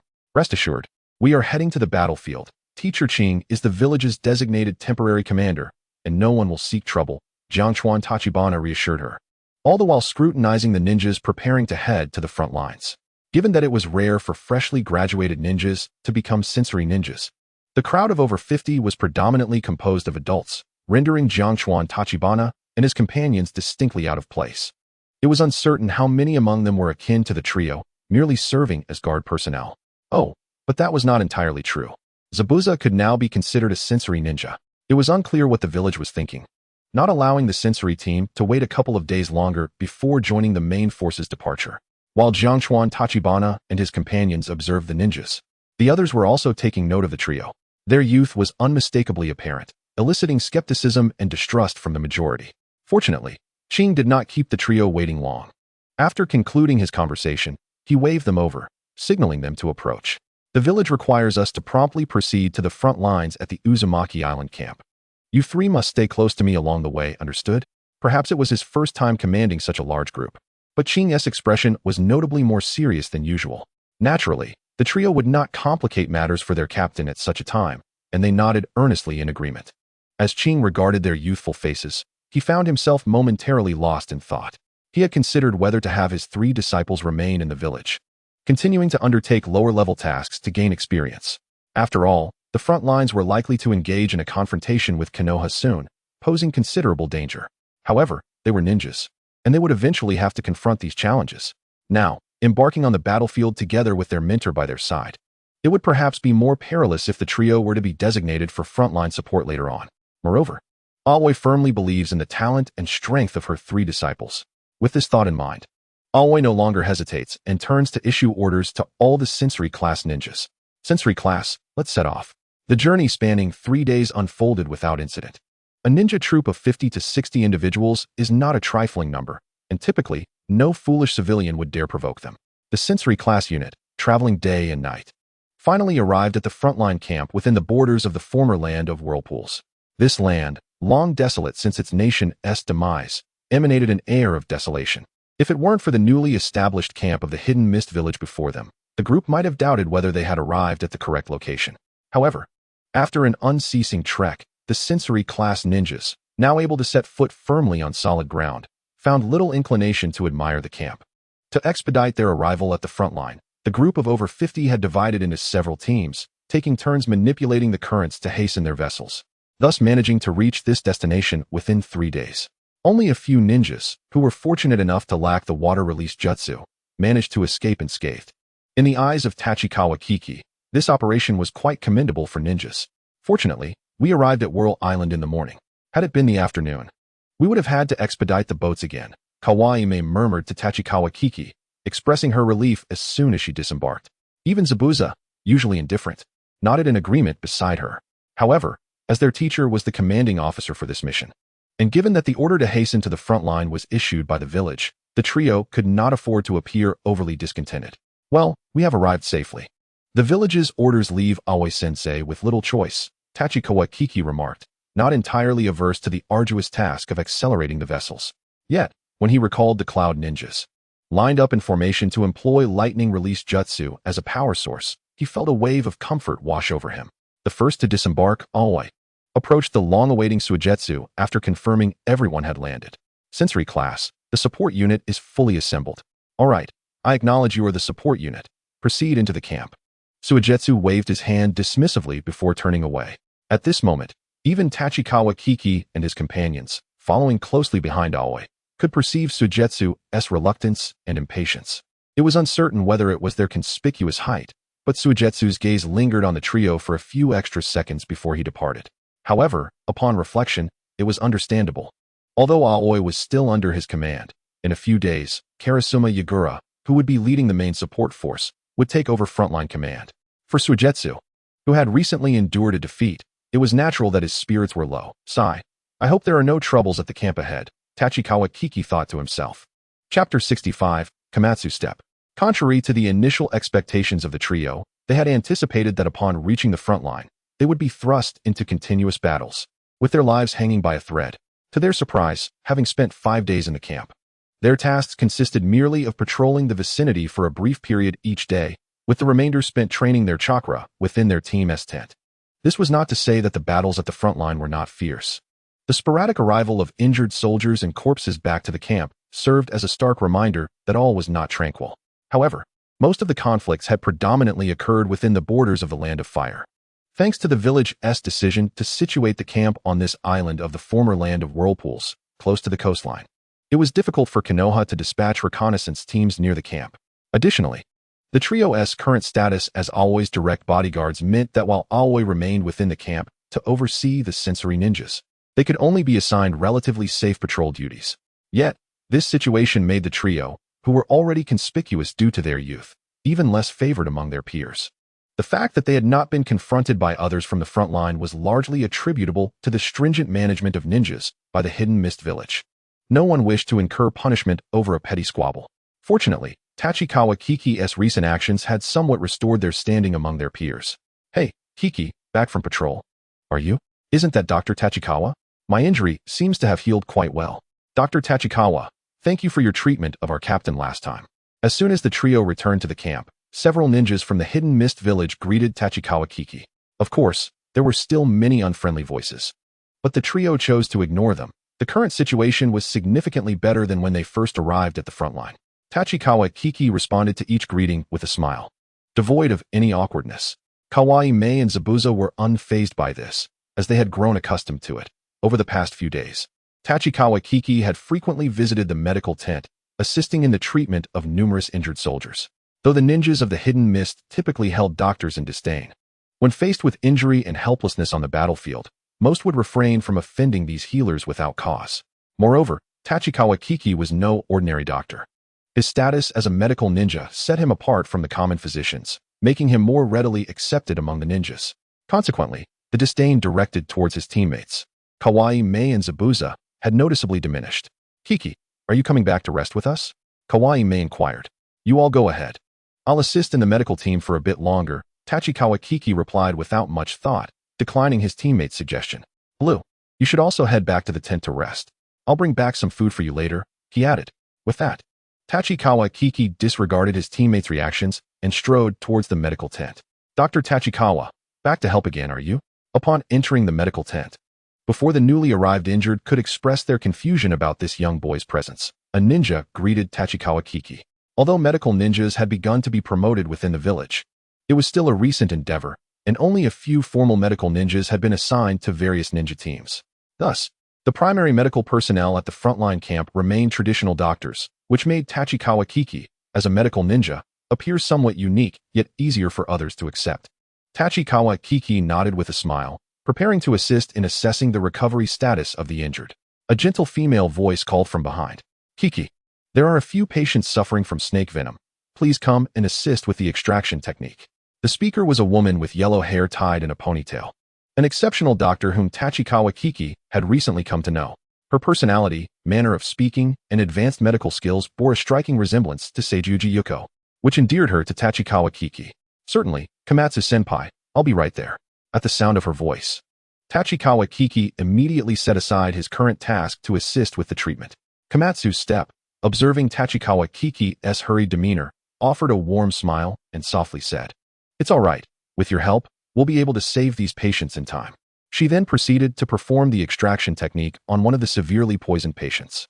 Like Seiji Yuko, although Komatsu's step was not a ninja in the traditional sense, she had mastered a considerable number of medical ninjutsu and had recently provided Tachikawa Kiki with guidance in this area. This is also one of the reasons why Tachikawa Tachibana has been volunteering his time to assist here whenever he has a moment to spare. No way. This kid is a doctor too? Can he really do it? You're not just stringing us along, are you? A round-faced ninja, whose poisoning was not yet critical, immediately questioned Tachibana's abilities upon seeing him approach with a basin of medicinal liquid to treat his teammate. Before Tachibana could even begin to explain himself, Hazamatsu Ayumu, standing nearby, interjected to defend him.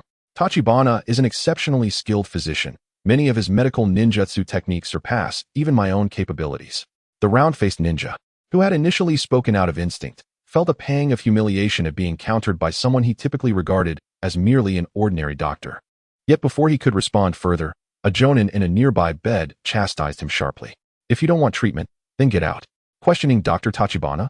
"Who do you think you are?"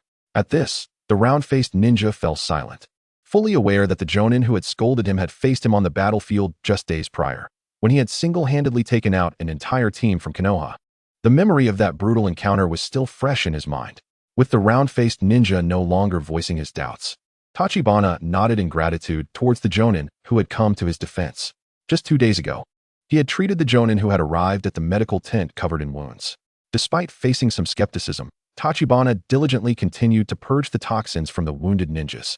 However, when it came to the round-faced ninja, his technique seemed a bit too forceful, causing the latter to grimace in pain.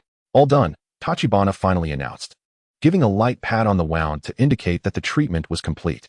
Hazamatsu Ayumu wiped the sweat from his brow and sighed in relief. It seems the number of casualties has been increasing lately. His observation resonated with a nearby familiar injured ninja, who responded with a hint of resignation. "What can we do? Small-scale infiltrations tend to lead to this, but Konoha is having a rough time too." The jonin who had previously defended Tachibana chimed in. Now Konoha is forced to play defense. Once the reinforcements arrive in a couple of days, we will certainly show them the might of our blood mist." Several injured ninjas, still in relatively good spirits, quickly engaged in lively conversation on the topic. After all, those who remained in the medical tent during such a tense time either had just received treatment or were too severely injured to leave. Some were even so wrapped up in bandages that only their mouths remained free to talk, leaving them with little else to do but chat. Chapter 66, Mastering Medical Ninjutsu. Listening to the injured ninja's converse, Tachibana gained a deeper understanding of the situation at the front lines. Previously, due to the frontline troops underestimating the enemy, all reconnaissance teams dispatched into the Land of Fire had concentrated their landings before scattering to gather intelligence. The commanders likely believed that with their concentrated forces landing, Konoha's weak defenses at the border would not pose an effective hindrance, and they might even establish a landing point directly. However, when Akatsuki's Raiga and Nakaji led their teams ashore, they were met with a formidable ambush from Orochimaru's reinforcements, resulting in near-total annihilation at the landing site. Learning from this dire experience, Aoi led a new batch of sensory ninjas to ensure that all reconnaissance teams operated in small units from the outset. Numerous mist ninja squads dispersed from the Isle of Whirlpools, each opting to traverse the sea to the coast of the Land of Fire, landing at various points to conduct infiltration, reconnaissance, and sabotage. Nevertheless, these small-scale confrontations gradually escalated the intensity of the conflict, inevitably leading to a surge of casualties. Infiltration, counter-infiltration, and intelligence gathering became the prevailing themes at the frontline in recent days. Hazamatsu Ayumu seemed to enjoy observing the injured ninjas chatting. With his work temporarily complete, he did not seize the moment to rest, but instead sat beside Tachibana, listening to the battlefield gossip. However, feeling somewhat inappropriate for indulging in such idle chatter in front of a younger individual, Hazamatsu soon shifted the discussion towards medical ninjutsu. I never imagined that you possess such a profound understanding of medical ninjutsu, Hazamatsu-senpai. After all, I am a dedicated physician, unlike you, Tachibana, who must expend energy on combat as a medical ninja. Hazamatsu appeared quite proud of his identity as a doctor and willingly shared various insights into medical techniques. For Tachibana, who was currently studying medical ninjutsu, this proved to be a significant aid, deepening his understanding of this vital skill. Hazamatsu even produced a live fish from somewhere, demonstrating hands-on techniques for Tachibana to practice medical ninjutsu. Watching the fish in Hazamatsu's hands, flailing between life and death, Tachibana felt that his proficiency in medical techniques rivaled that of Kizaki Keiko, not to mention her remarkably skilled use of the chakra scalpel and the delicate extraction techniques she had previously demonstrated. Yet, the more he observed, the more puzzled Tachibana became, prompting him to ask directly, Hazamatsu-senpai, such an outstanding ninja like yourself, why have I never heard of you during my time at the hospital in the village hidden in mist? Hazamatsu seemed accustomed to such inquiries, responding gently, for a long period, I was dedicated to helping at an orphanage, so I haven't returned to the village in quite some time. Really? You chose to abandon your work at the hospital to care for orphans? Tachibana had not anticipated such an answer. Yes, perhaps I felt that in saving lives, it was more meaningful to assist those orphans who cannot survive due to the war. Observing the inner radiance that shone from Hazamatsu's expression, Tachibana felt a twinge of shame. You truly are a kind person, Hazamatsu-senpai. Perhaps, but everyone has their own causes worth dedicating themselves to. For some reason, Hazamatsu appeared somewhat melancholic at that moment, and Tachibana refrained from pursuing the topic any further. Perhaps he worries that if he goes to the battlefield, no one will care for those children? Yet, with such high-level medical skills, the village would surely not neglect to summon him. Tachibana deftly redirected the conversation back to medical ninjutsu, seizing the opportunity to absorb various medical knowledge efficiently. Until new injured ninjas arrived for treatment, the two resumed their work, pausing their examination of the fish. Inside the main tent of the camp, Aoi sighed upon observing the somewhat lazy Suigetsu Hozuki. Lord Suigetsu, all available sensory ninjas have already been dispatched into the Land of Fire. If we continue sending out sensory ninjas, our defensive forces around the camp and on the Isle of Whirlpools will be severely undermanned. The reconnaissance operations at the front lines are direct orders from the 3rd Mizukage. You merely need to carry out the command, Suigetsu replied dismissively, flipping through the scroll in his hand as if he had not grasped Aoi's intent. What I mean is, can we possibly send additional combat ninja teams to assist with intelligence gathering? Suigetsu's expression grew even more disdainful at this suggestion. As the self-proclaimed foremost among the 7 ninja swordsmen, Suigetsu held a natural contempt for younger sensory ninjas like Aoi. Sending more combat teams? You should wait until Karui arrives and discuss it with him. Hearing this response once more, Aoi could only remain anxious and frustrated. Perhaps due to the recent defeat on the front lines prompting the village to immediately send Karui to take command, Suigetsu had developed a grudge, leading to his recent apathetic demeanor. Fortunately, the daily operations at the camp were being managed as usual by Suigakuzen Haido and his team. However, due to the injury of the sensory squad leader Nakajiji, who had returned to the village, the responsibility of reconnaissance command had largely fallen upon Ao. As a young jonin who had only recently joined the sensory squad, it was exceedingly challenging for Ao to effectively direct the ninjas within this unit. Gaining support in other areas without the approval of Suigakuzen Haido was nearly impossible.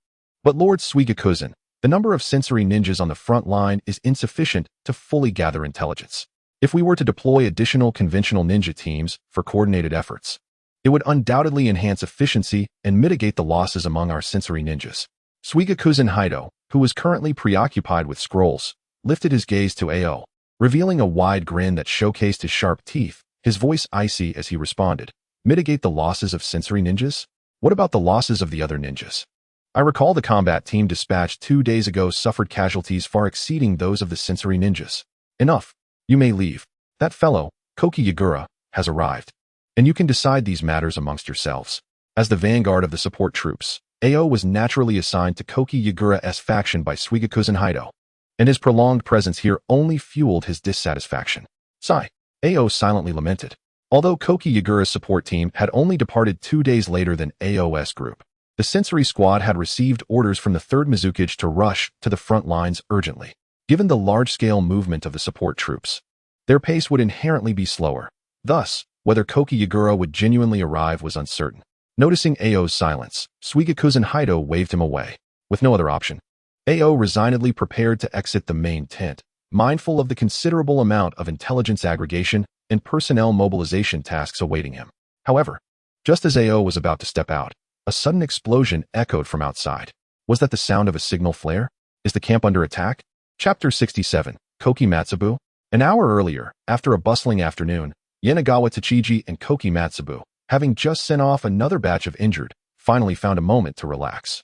However, today's daily tasks included the preparation of 5 doses of medicinal potions, compelling Yanagawa Tachiji to muster his energy and approach the potion station nestled in the corner. Tachiji, why don't you take a break? Koki Matsubu expressed gentle concern upon observing Yanagawa Tachiji's actions. I'm fine, Senior Matsubu. I'll prepare a few antidotes and then rest. They might be useful on the battlefield later. Very well, just be sure to take care of yourself. I'll step outside for a bit to unwind. With that, Koki Matsubu refrained from further persuasion, lifting the tent flap as he exited the medical tent. Although the usage of poison was not as prevalent on the battlefield of Konoha as it was in Sunagakure, the proficiency in antidote crafting was markedly inferior. Moreover, with the presence of Orochimaru, a master of serpents, many of the recent casualties had resulted from unintended snake bites during infiltration. The variety of snakes along the border of the Land of Fire was astonishingly diverse, and those unfortunate enough to be bitten by venomous snakes could perish en route. Thus, the patients they received were relatively fortunate, having suffered only mild poisoning. It's a pity that the types of toxins are overwhelmingly numerous. The antidotes I can concoct only serve to suppress severe poisoning. Still, it's better than succumbing immediately. Yanagawa Tachiji murmured to himself while referencing the different toxins he had encountered in the recent patients to prepare the antidotes. This task was not particularly daunting for him at this stage. The medicinal supplies and soldier pills now carried by Ao's squad were largely crafted by Yanagawa Tachiji himself. And today he was merely making additional antidotes for future contingencies. As time passed, after completing the potions, Yanagawa Tachiji stood and stretched, satisfied with the products on the table. He had just made the requisite 5 doses. He had prepared a few extra. I should return these potions first. Leaving them here is not prudent.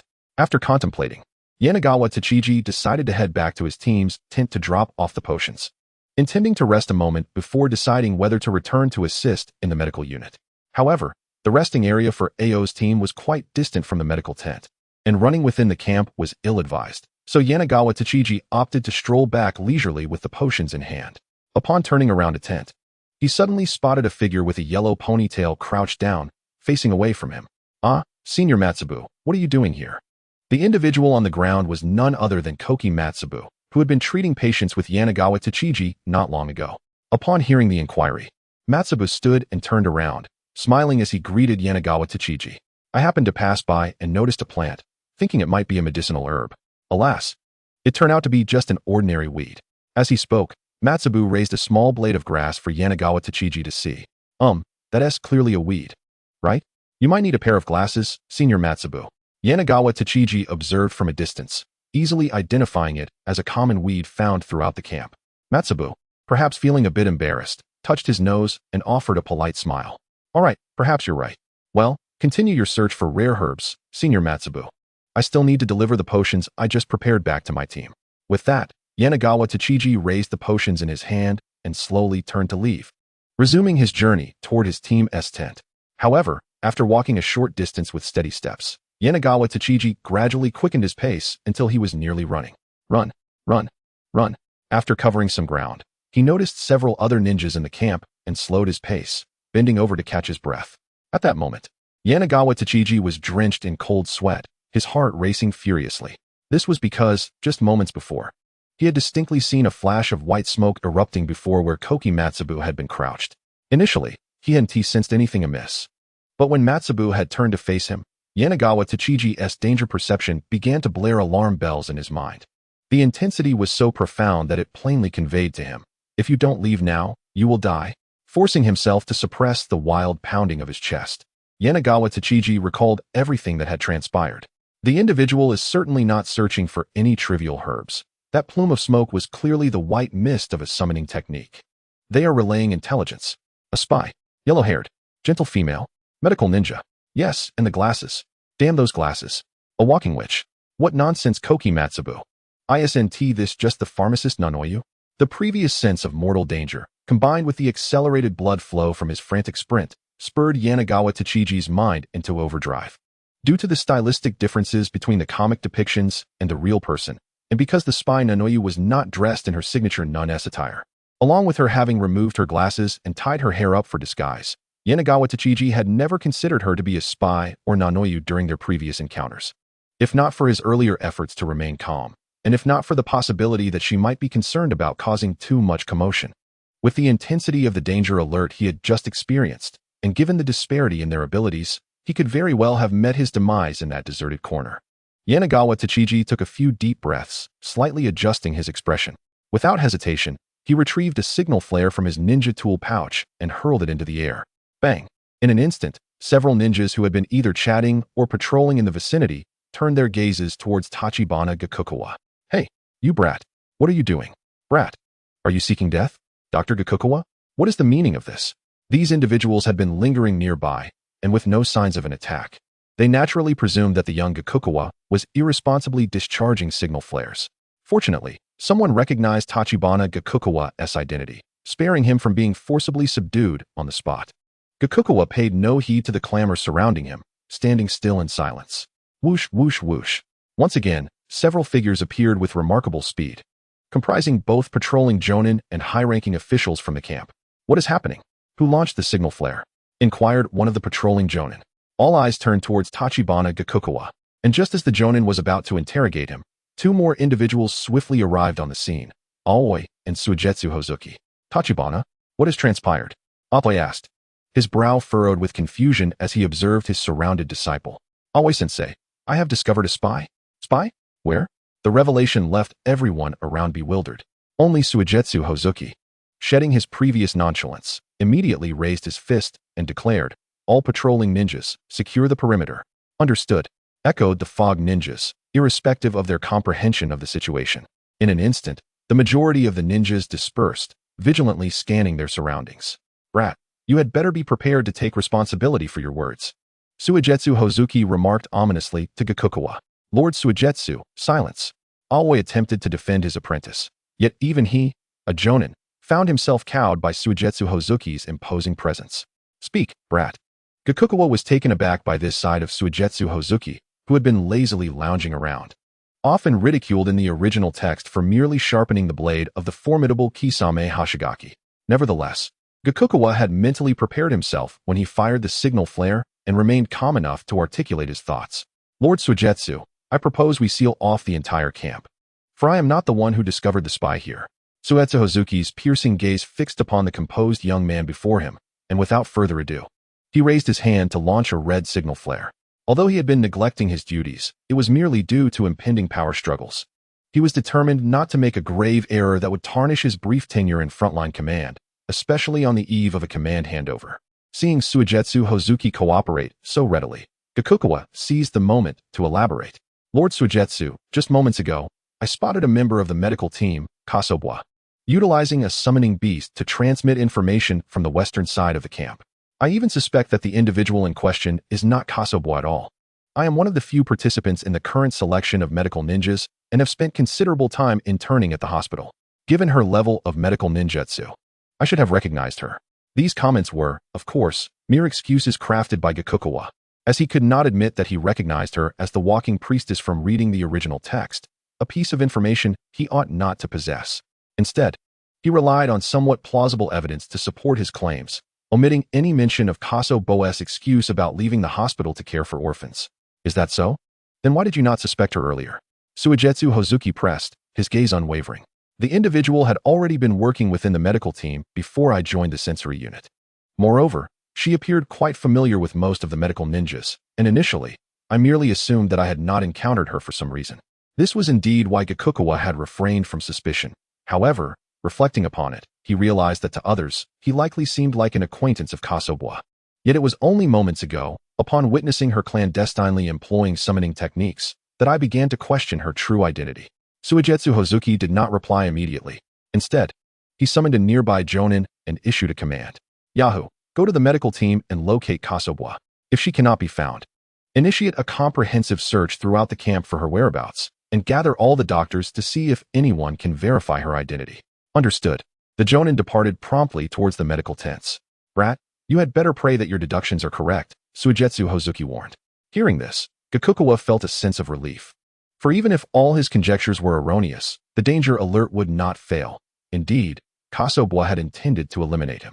Thus, Gakukawa had no regrets about triggering the signal flare that caused such a commotion. In truth, he could have reported this matter to Aoi first. But after ensuring his own safety, Gakukawa's first instinct was to escalate the situation, hoping to apprehend her before she could flee the camp. Regardless, since she had sought to end his life, it mattered not whether she was a character from the original text or if she had orphans to care for. Gakukawa was determined to find a way to eliminate her. And now that he wore the Mist Village headband, those from Konoha were his enemies. Even the gentle, sunny Minato Namikaze from the original narrative had earned his title of Yellow Flash not simply through amiable relations. At that moment, a sinister voice broke through. Kid, since you have identified her as a spy, why did you not raise the alarm on the spot?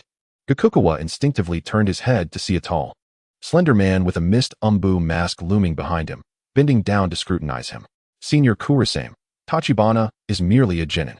If he had raised the alarm in front of her, she could have easily thwarted him. Aoi interjected hastily, positioning himself protectively beside his disciple. Is that so? But delaying even a moment could allow her to escape. Kurasame's emphasis on escape implied that Gakukawa could have stalled her with his life, granting the others a chance to capture the spy. Lord Kurasame, I did not immediately realize her identity. I was rushing back to deliver medicine when I arrived here. And it was only then that it struck me, prompting me to sound the alarm. Gakukawa replied calmly, raising the antidote in his hand as an explanation, indifferent to whether Kurasame believed his account. Whoosh! A figure materialized beside the observing Suigetsu Hozuki, whispering something. Suigetsu Hozuki glanced towards Gakukawa's direction before announcing, confirmed. Kasobwa is an unidentified spy, and she has fled from the west side of the camp. Kurasame, you and Yahoo will lead the pursuit. Regardless of whether she possesses any untransmitted information, attempt to capture her alive. Kurasame offered no verbal response, merely nodding lightly to accept the task. Then, as if recalling something, Suigetsu Hozuki added, Aoi, since it was a member of your team who uncovered this spy, your team shall also partake in the pursuit. Beside him, Aoi immediately contemplated refusing, for he still had to manage the perception team, and his 3 disciples were merely genin. Lord Sugimiyama, my subordinates. However, Sugimiyama the pufferfish demon did not even spare Aoi a glance, his voice icy as he commanded, Aoi jonin, this is an order. Without waiting for Aoi's response, he turned to Kurasame Shirenui and continued, if there are any unforeseen circumstances, at the very least, bring back her corpse. Realizing that the situation was set in stone, Aoi had no choice but to return immediately to summon Terumi Mei and Zabuza Momochi. At this moment, Tachikawa Kiki felt a twinge of irritation. Initially, he had assumed that the pharmacist Yaoshir Nanoyu had refrained from silencing him because she believed her identity was still concealed. Afterward, with Sugimiyama the pufferfish demon promptly sealing off the campsite, there was a possibility of capturing her directly. To his dismay, not only did Yaoshir Nanoyu manage to escape the camp, but it also forced his team into a perilous and uncertain pursuit mission. I can only hope she hasn't fled from the Isle of Whirlpools yet. Chapter 69, A Single Finger to the Sky. The pursuit team gathered on the western side of the camp, a peculiar assembly of 3 jonin, 3 chunin, and 3 genin. Fortunately, among them were Kurasame Shirenui and the team, led by Yohaku, all 5 being members of the Hidden Mists Assassination Unit. Aoi's extensive perception abilities also somewhat aligned with the requirements of the chase. Nevertheless, it was evident that Kurasame Shiranui harbored dissatisfaction towards Aoi's 3 genin.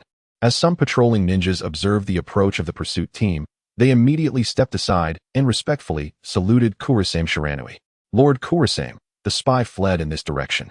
There is also a corpse of a perception ninja and a sentry here. The time of death is no more than 10 minutes ago. Kurasame Shiranui approached, crouched down, and examined the two corpses, one punctured through the heart, the other with a slit throat, all clean, lethal strikes. A chakra scalpel, huh? Heh. Kurasame Shiranui casually brushed off non-existent dirt from his hands, disregarding the bodies on the ground, and gestured for the pursuit team to follow. Though reluctantly involved in this mission, Aoi resolved to do his utmost. After catching up with Kurasame Shiranui, Aoi immediately activated his perception ninjutsu for reconnaissance and spoke, "Lord Kurasame, there are no enemy figures within my perception range, but the opponent has not concealed their escape route, suggesting a possible ambush." Kurasame Shiranui merely nodded, showing little concern. Aside from Orochimaru, he did not regard the rest of Konoha as significant threats. Even Orochimaru, as the frontline commander, would not personally venture out to ambush for an ordinary spy and uncertain pursuers. Do not dwell on it. Maintain your perception ninjutsu and continue the chase. The western side of the camp faced the borders of the Land of Fire, allowing the pursuit team to pursue without any directional concerns. Hastening towards the seaside following the traces left by Yao Shiranayu. Along the way, the others were somewhat astonished by the speed of Aoi's 3 genin. Initially assumed to be mere hindrances, yet they were keeping pace with Yohaku's 3 chunin subordinates. However, Kurasame Shiranui did not comment further, considering them just 3 relatively competent youngsters. Not worth his attention. Tachikawa Kiki did not bring along Aoi this time for the pursuit mission. Currently, the chakra consumption of summoning Aoi was minimal, allowing the little frog to remain at the camp, ready to be summoned for battle when needed. In case of emergencies, he could also release the summoning technique to send information back to the camp, serving as a precautionary measure. Not long after departing the camp, Aoi suddenly signaled, continuing his stride as he spoke. 2 kilometers ahead, the target is moving rapidly. No, wait. There are 2 targets dispersing. It is suspected to be a shadow clone. Yohaku, take your team to pursue along the traces. Aoi, lead the way and chase the other one. Without hesitation, Kurasame Shiranui ordered the division of forces. Tachikawa Kiki sensed something amiss from the conversation ahead, initially believing that the pursuit team was destined for futility. Although the speed of his 3 members was not inferior to that of ordinary chunin, Yao Shiranayu was undeniably a legitimate jonin. If she discovered the pursuers, she could easily escape with her superior speed. Conversely, if she had not noticed them, why would she use a shadow clone to confuse the enemy? Before Tachikawa Kiki could ponder further, Kurasame Shiranui, leading the charge, had already spotted the fleeing figure with blonde hair. No longer accommodating the pace of Aoi's team, he unsheathed his sewing needle and, with a few shunshin, closed in on the blonde figure from behind. Die. A bloodthirsty smile flickered across Kurasame Shiranui's masked face as he raised the sewing needle to stab at the figure, never caring for Sugimiyama the pufferfish demon's order to capture a live target. For him, as long as he could return with a corpse, it would suffice to complete the mission. Thud. Before Kurasame Shiranui could relish any joy, the figure pierced by the sewing needle erupted into a cloud of smoke. Damn it. In a fit of rage, Kurasame Shiranui disregarded whether Aoi's team had kept up and swiftly turned to flee in another direction. Bang! At that moment, a signal flare shot up from Yohaku's direction.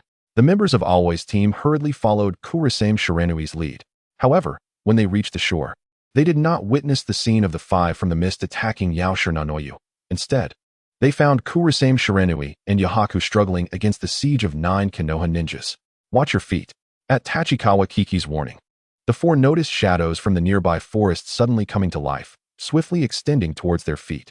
Fortunately, thanks to Tachikawa Kiki's prior warning, all 4 leaped aside to evade the ambush.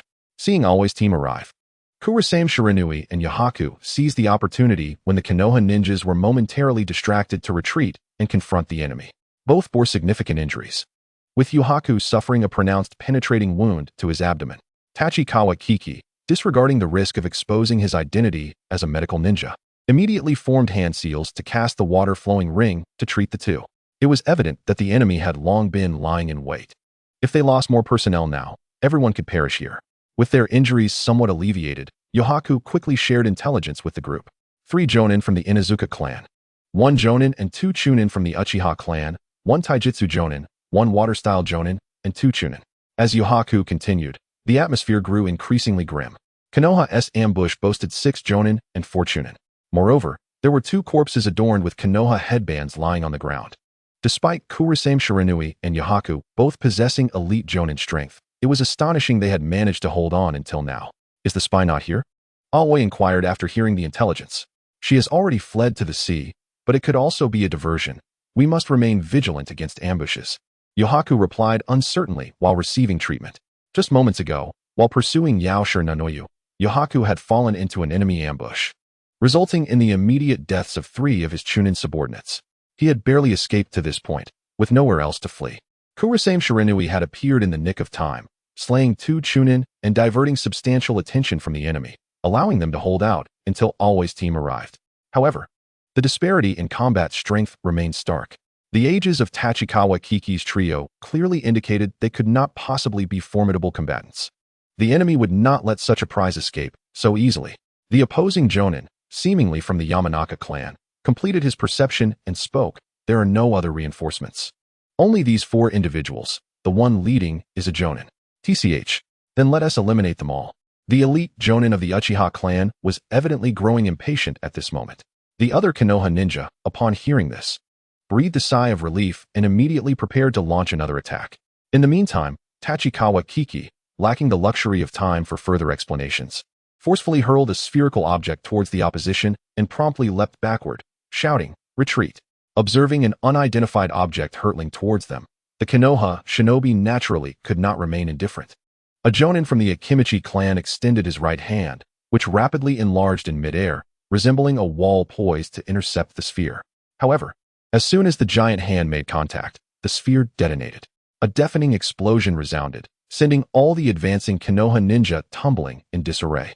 Yet, Kiki was acutely aware that the projectile he had thrown, a sound bomb, was more of a distraction than a serious threat, likely only to momentarily disrupt the enemy without inflicting significant damage. While launching an attack at that moment might have taken out a couple of Konoha ninja, it could not guarantee their collective victory. With little time for contemplation, Kiki opted to call out loudly to his teammates. However, due to the proximity of the mist ninja to the explosion's epicenter, they too were rendered momentarily deaf and could not discern his words. Kiki immediately made a one-handed hand sign while pointing skyward at Zabuza. Although Zabuza was momentarily perplexed, he quickly grasped Kiki's intention. Struggling against the dizziness caused by the overwhelming noise, he swiftly formed hand signs to execute a jutsu. Water release, hidden mist technique X4. Kiki's eyes widened in astonishment as he glanced at Kirigakura's Chojuro. While he was not surprised that Terumi Mei, their comrade, understood his intention like Zabuza, he was bewildered as to how Chojuro, an elite Umbu Jonin, misinterpreted the one-handed gesture as a signal for the hidden mist technique. However, reality did not grant Kiki the luxury of further observation. The quadruple hidden mist technique immediately shrouded the beach in an impenetrable fog. Several mist ninja leaped back from their original positions. Now it was the mist's home turf. Once the mist completely enveloped them, Chojuro and Yukihira vanished. Evidently believing that engaging in solo combat suited them better at that moment, Kiki intended to conceal himself and seek an opportunity for a surprise attack. But he was abruptly pulled back by Kiki. "Teacher Ao, I recall that the Yamanka clan's sensory techniques can pierce through the hidden mist technique. Be cautious, or find an opportunity to eliminate him first," Kiki warned. Ao did not express dissatisfaction at being directed by his student, but instead cautioned his 3 disciples. "You 3 must not act separately. The opposition primarily consists of Jonin. Prioritize your own safety." After saying this, Ao's figure also vanished into the mist. It seemed both sides were on high alert, searching for an opportunity, and the fog momentarily fell into an eerie silence. Suddenly, a somewhat hoarse voice echoed from all directions. Throat, spine, lungs, liver. It was Chojuro's voice, and Kiki thought to himself, "Goodness, is this a tradition passed down through the 7 ninja swordsmen?" However, his internal musings did not interrupt his actions. Kiki swiftly pinned an intelligence scroll and handed it to the recently summoned Aoi, before promptly releasing the summoning. "For now, we're relatively safe. Once the information has been transmitted, if the battle is still ongoing, I can summon Aoi again." Seeing Kiki had completed his task, the trio moved quietly, shifting their positions. At that moment, distant sounds of battle could be heard, but it was unclear who had engaged the Konoha ninja. Suddenly, several whistling sounds sliced through the mist, followed by a barrage of shuriken that collided and changed trajectories midair, ultimately aimed at Kiki and his companions. The trio barely managed to evade the incoming projectiles when they were immediately pierced from behind by 3 Uchiha ninja wielding weapons. "Not good. Be careful," one of the Uchiha Jonin quickly warned, realizing the danger. However, it was too late. Steel wire traps had risen from the ground, swiftly ensnaring the ankles of the 3 attackers. At that moment, the assailants discovered that the wounds of the 3 young shinobi were gushing forth clear water. With 3 loud pops, the water clones simultaneously burst into splashes. The first Jonin who sensed the anomaly leapt away to evade the trap. However, the 2 Chunin were not so fortunate. Their slower reactions led to the wires wrapping tightly around their legs. Fortunately, Kiki, possessing a kind heart, did not wait for the 2 Chunin to cry out in agony. He swiftly drew his short sword and delivered a fatal blow. Subaim Geishi, with a soft whisper. A cerulean white blade of light sliced through the air, leaving behind a fleeting afterimage in the fog. Had it not been for Kiki's rapid movement stirring the dense mist, one might have doubted whether an attack had even transpired. As Kiki sheathed his blade, his figure was once again concealed by the swirling mist, and torrents of blood erupted from the necks of the 2 Chunin. This scene left the Uchiha Jonin in midair with eyes wide in disbelief. However, Kiki and his companions had also prepared for a counterattack. A barrage of earthen blocks surged forth, completely obscuring the Jonin's form. Yet, the opponent was, after all, a Jonin. Suspended in midair, he rapidly formed hand signs, tilting his head slightly upward. Subsequently, a massive fireball erupted from his mouth. Fire release, great fireball technique. This signature jutsu of the Uchiha clan incinerated all the approaching earth blocks. Zabuza, come back. A loud shout halted Zabuza, who was poised to launch a surprise attack from behind.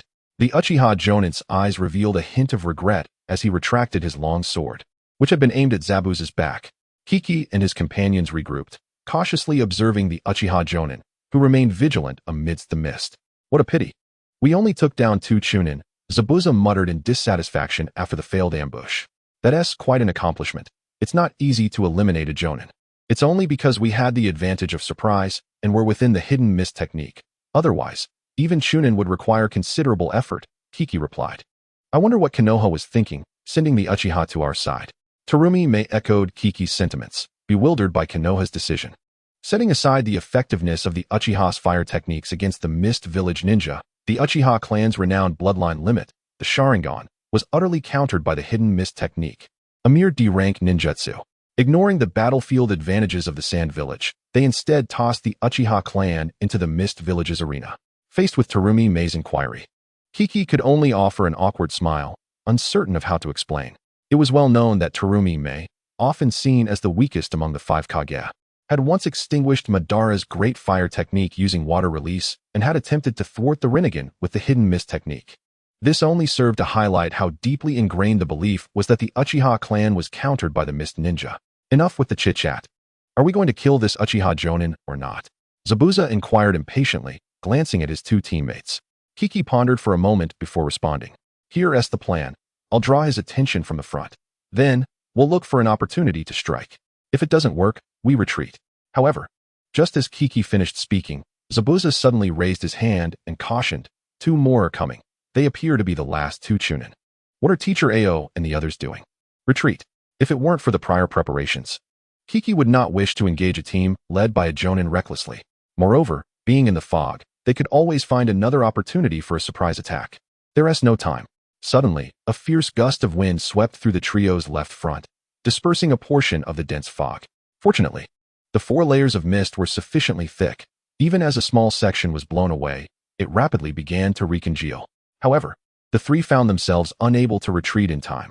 You 2 handle those 2 Chunin. Leave the Jonin to me, declared Jiang Chuanju, taking advantage of the moment when the enemy trio had just noticed their presence. While hastily forming hand seals to perform a summoning technique, he communicated with his teammates. Seeing that the summoned creature, Blue, was devoid of any intelligence scrolls, Jiang Chuanju felt a slight sense of reassurance. There was no time for tactical discussions with the little frog. He exchanged a glance with it, and they would have to rely on their instinctive understanding. Blue, let's go. Chapter 71, Shrouded in Shadows. Uchiha Yenhua looked disdainfully at the small figure charging towards him with lowered head. Are you willing to sacrifice yourself for your comrades? He taunted. You little brat, you don't even have the courage to look me in the eye. What makes you think you can hold me off alone? Little did Uchiha Yenhua anticipate that his mockery would provoke the boy into drawing a short blade from his back and glaring at him with fury. Don't underestimate us. Mist ninjas. Foolish child. Uchiha Yenhua was elated at the sight, his dark pupils transforming into a vivid crimson, revealing 3 rapidly spinning tomo. Illusory binding technique. In an instant, the boy, still in motion, froze in place and collapsed to the ground. Ha ha ha. Everyone will fall before these eyes. Uchiha Yenhua laughed heartily, forming hand seals to unleash a fire technique to obliterate the foolish child. However, from the right side, the opponent's summoned beast swiftly emerged, launching several water balloons as distractions. Uchiha Yenhua, unperturbed, sidestepped and released his fire technique to intercept the incoming attacks. Useless. You. Before he could continue his taunts, a flash of white light caught his peripheral vision. Uffed. Uchiha Yenhua struggled to reach for the white light piercing through his chest, yet blood uncontrollably spilled from his mouth. In disbelief, he turned to look at the boy who should have been incapacitated by his Jinjutsu. How is this possible? The Sharingan is invincible. Jiang Chuanju disregarded the astonished expression of his opponent, casually waving his divine spear, the extending white wind blade slicing through Uchiha Yenhua's form without hesitation. Ding! Achieved victory over a Jonin for the first time, unlocking achievement 1500 points. Is it enough to have hands? Jiang Chuanju typically ignored the system's absurd achievement prompts. Watching the white blade of light dissipate into shimmering particles and Uchiha Yenhua's lifeless body fall, he smiled and dusted himself off as he stood up. The Uchiha clan truly is easy to understand. With Jiang Chuanju's fearful disposition, it was unthinkable for him to recklessly charge at an adversary without preparation. Nor would he allow himself to be provoked into exposing weaknesses by mere taunts. Prior to the battle, Jiang Chuanju had preemptively cast the mystical guardian immunity Jinjutsu upon himself. He had intended to seize an opportunity for a surprise attack, never anticipating that his opponent would be so overconfident in his Sharingan that he would leave Jiang Chuanju defenseless while down. This oversight granted Jiang Chuanju the chance to adjust the angle of his divine spear and eliminate the Jonin. Are you alright? Zabuza and Terumi May quickly reached Jiang Chuanju's side. Both bore several wounds, clearly having taken some damage in their haste to support him. I've already taken care of it. The opponent was somewhat careless, Jiang Chuanju replied with a smile, forming hand seals to heal their injuries. The two exchanged complex glances with their medical ninja teammate, before Terumi May spoke first. Should we go assist Teacher Ao and the others? Unbeknownst to them, since Ao's absence, their trio had begun to look to Jiang Chuanju as their leader. Jiang Chuanju pondered for a moment. There were still 5 Jonin left on the Konoha side, all of whom were likely still alive. Considering the strength of Kurasame Samaru and the elite Jonin from the Yuka clan, plus the hindrance posed by Teacher Ao, they could likely manage an even fight within the fog. However, it remained uncertain whether Yakushi Nono would return to support Konoha's contingent. If the 3 of them proceeded to provide aid, they might indeed make a difference, and given that their camp had received the intelligence he relayed, support would likely arrive soon. Contemplating this, Jiang Chuanju resolved to take the risk and investigate further. Before Jiang Chuanju could voice his decision, a warning from his danger precognition technique echoed in his mind once more. However, this time, the warning seemed somewhat superfluous. A colossal shadow loomed above, prompting all 3 to instinctively look up. Yet, the shadow was so immense that they could only make out a vague humanoid silhouette, which continued to grow as it ascended. There was no need for further speculation. A distorted roar echoed from above. Super enlargement technique. As he beheld the sky-darkening figure, a fleeting thought crossed Jiang Chuanju's mind. Who has died to incite such madness in the Akimichi clan, disregarding even their comrades? However, he quickly realized that this was not the moment for such musings, and he shouted while forming hand seals. See formation. His teammates snapped out of their shock and hurriedly formed hand seals as well. Earth release, groundquake core. Terumi May thrust her hands toward the ground, causing the earth to collapse into a cubic void of around 4 to 5 meters. Zabuza and Blue followed suit, using water wave palm and water gun to create a pool of water within the square space. Simultaneously, Jiang Chuanju completed his hand seals, clapping his hands against the water's surface, causing a torrent of water to spiral around the 3 of them, swiftly coalescing into 3 closely knit giant water spheres that encapsulated them. There was no time left for Terumi May to further reinforce their defenses with a water barrier. The 3 watched in trepidation as the Akimichi clan's Jonin, having utilized the super enlargement technique, crashed down towards the ground without hesitation. In the next moment, the walls of their subterranean space shattered as the immense force from above crumbled the earth, sending rocks flying in all directions, relentlessly pummeling the protective water prison encasing the trio. If one were to elevate their gaze, they would behold a giant, resembling a mountain, sprawled across the beach below. The impact generated a colossal shockwave that instantly kicked up a cloud of dust and debris, propelling seawater and trees from the shore into the air. Not to mention, the mist concealment technique that Jiang Chuanju and his companions had jointly released was instantaneously dispersed, Fortunately, this attack arrived swiftly and departed just as quickly. It seemed the Akimichi Jonin had no awareness that Jiang Chuanju and his team had also been caught in the collateral damage. Once the shadow obscuring the pit above vanished, Jiang Chuanju released the water prison technique, revealing that the cubic space had largely collapsed and fractured. With a lingering sense of dread, Jiang Chuanju patted his chest, nearly bursting into expletives. If a few more Akimichi Jonin showed up, they could easily trigger a national disaster. With the size of this super enlargement technique, no ordinary ninja would stand a chance. Spitting out the muddy water in his mouth, Jiang Chuanju surveyed his surroundings. Zabuza and the others appeared fortunate, having avoided significant splash damage. Yet, with the fog entirely dissipated, the trio dared not emerge from their subterranean refuge, lest they encounter a Konoha ninja by ill fate. Zabuza, ever perceptive, utilized his sensory ninjutsu to gather intelligence. For remain alive, but I can only confirm that one is Teacher Ao. Jiang Chuanju and Blue sighed in relief upon hearing this, simultaneously thinking, Teacher Ao truly has a remarkable knack for survival. Chapter 72, A Blunder. The trio exchanged glances, each silently contemplating their next move. Given that Ao has successfully survived, regardless of the current circumstances outside, the trio must venture forth. The most favorable scenario would be that all three Jonin from the Mist Village are alive, while the opposing Akimichi clan's Jonin has met with failure in a desperate counterattack. However, it is also possible that only Ao remains, now besieged by three Jonin from Konoha. Nevertheless, even under such dire circumstances, the trio led by Kankawa Tachibana could never abandon Ao, who has always looked after them. The four of them have yet to change positions, which suggests this is not the worst case, Zabuza observed after carefully sensing the surroundings. Let us head towards Teacher Ao. Without further hesitation, the three leapt out of the collapsed pit, accelerating towards the direction indicated by Zabuza. Fortunately, it was not the worst outcome, though the scene before them was still harrowing. Among the four surviving Jonin, the Akimichi clan's member had succumbed to unconsciousness, shielded by a Nara clan ninja. Behind him lay the lifeless body of a Yamanaka clan ninja, pierced through the abdomen by a weapon. On the side of the mist, only Ao and Kurasame Shizuma remained, both in dire straits. Kurasame's right arm was twisted grotesquely, injuries marring his body, forcing him to lean on his long sword, half kneeling and gasping for breath.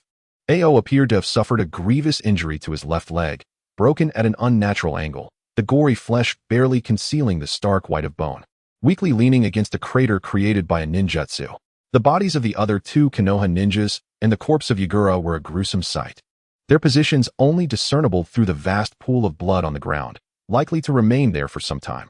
Upon seeing that Kankawa Tachibana and his companions had arrived relatively unscathed, Ao's tense spirit finally relaxed, causing him to faint promptly. The Nara clan Jonin, upon their arrival, immediately clasped his hands together, observing the trio with caution. Meanwhile, Kurasame, gasping for breath, managed to speak with a hint of exhilaration. That guy has nearly depleted his chakra. He is merely trying to intimidate you. Go on, take him down. Yet, possibly due to his excitement aggravating his wounds, Kurasame collapsed onto the ground. However, Kurasame was not held in high regard by the trio, who collectively opted for ranged attacks as a test. Zabuza, being somewhat unconventional, gripped a wire with one hand while forcefully throwing a short blade with the other. Nara Shijaku, witnessing this, fell into despair. As Kurasame had indicated, he was already on the brink of chakra depletion and near exhaustion. His survival was only thanks to his teammate, Akimichi Shibi, who, in a fit of rage before utilizing the super expansion technique, had not forgotten to hurl the corpse of Yamanaka Chi into the air alongside him. Having exhausted his last reserves of strength to assume a defensive posture, he thought, at least I stood in front of Shibi before I died. Suddenly, a peculiar bar-shaped object shot toward him from a distance, flailing wildly in the air, and after deflecting all attacks, fell to the ground. Upon closer inspection, it was a thick snake pinned to the earth. All eyes turned towards the shore, where two figures were racing toward them from the sea. Spotting the one in the lead, clad in a Konoha Jonin vest with long black hair, Kankawa Tachibana felt the chilling aura of death without needing a danger prediction warning. The newcomer was none other than Orochimaru, one of the legendary Sannin and the frontline commander of Konoha. Ignoring the trembling trio, Orochimaru landed beside Nara Shijaku, gently patting his shoulder before speaking in his signature raspy voice. Fear not, I have arrived. It was hard to fathom that the legendary Orochimaru, a man so close to the upper echelons of Konoha, could exhibit such a gentle demeanor. Upon hearing Orochimaru's words, Shijaku relaxed, his body giving way as he collapsed. The medic, Kabuto Yakushi, quickly stepped forward to support him, unperturbed as he began to treat the injuries of the two remaining Konoha ninjas.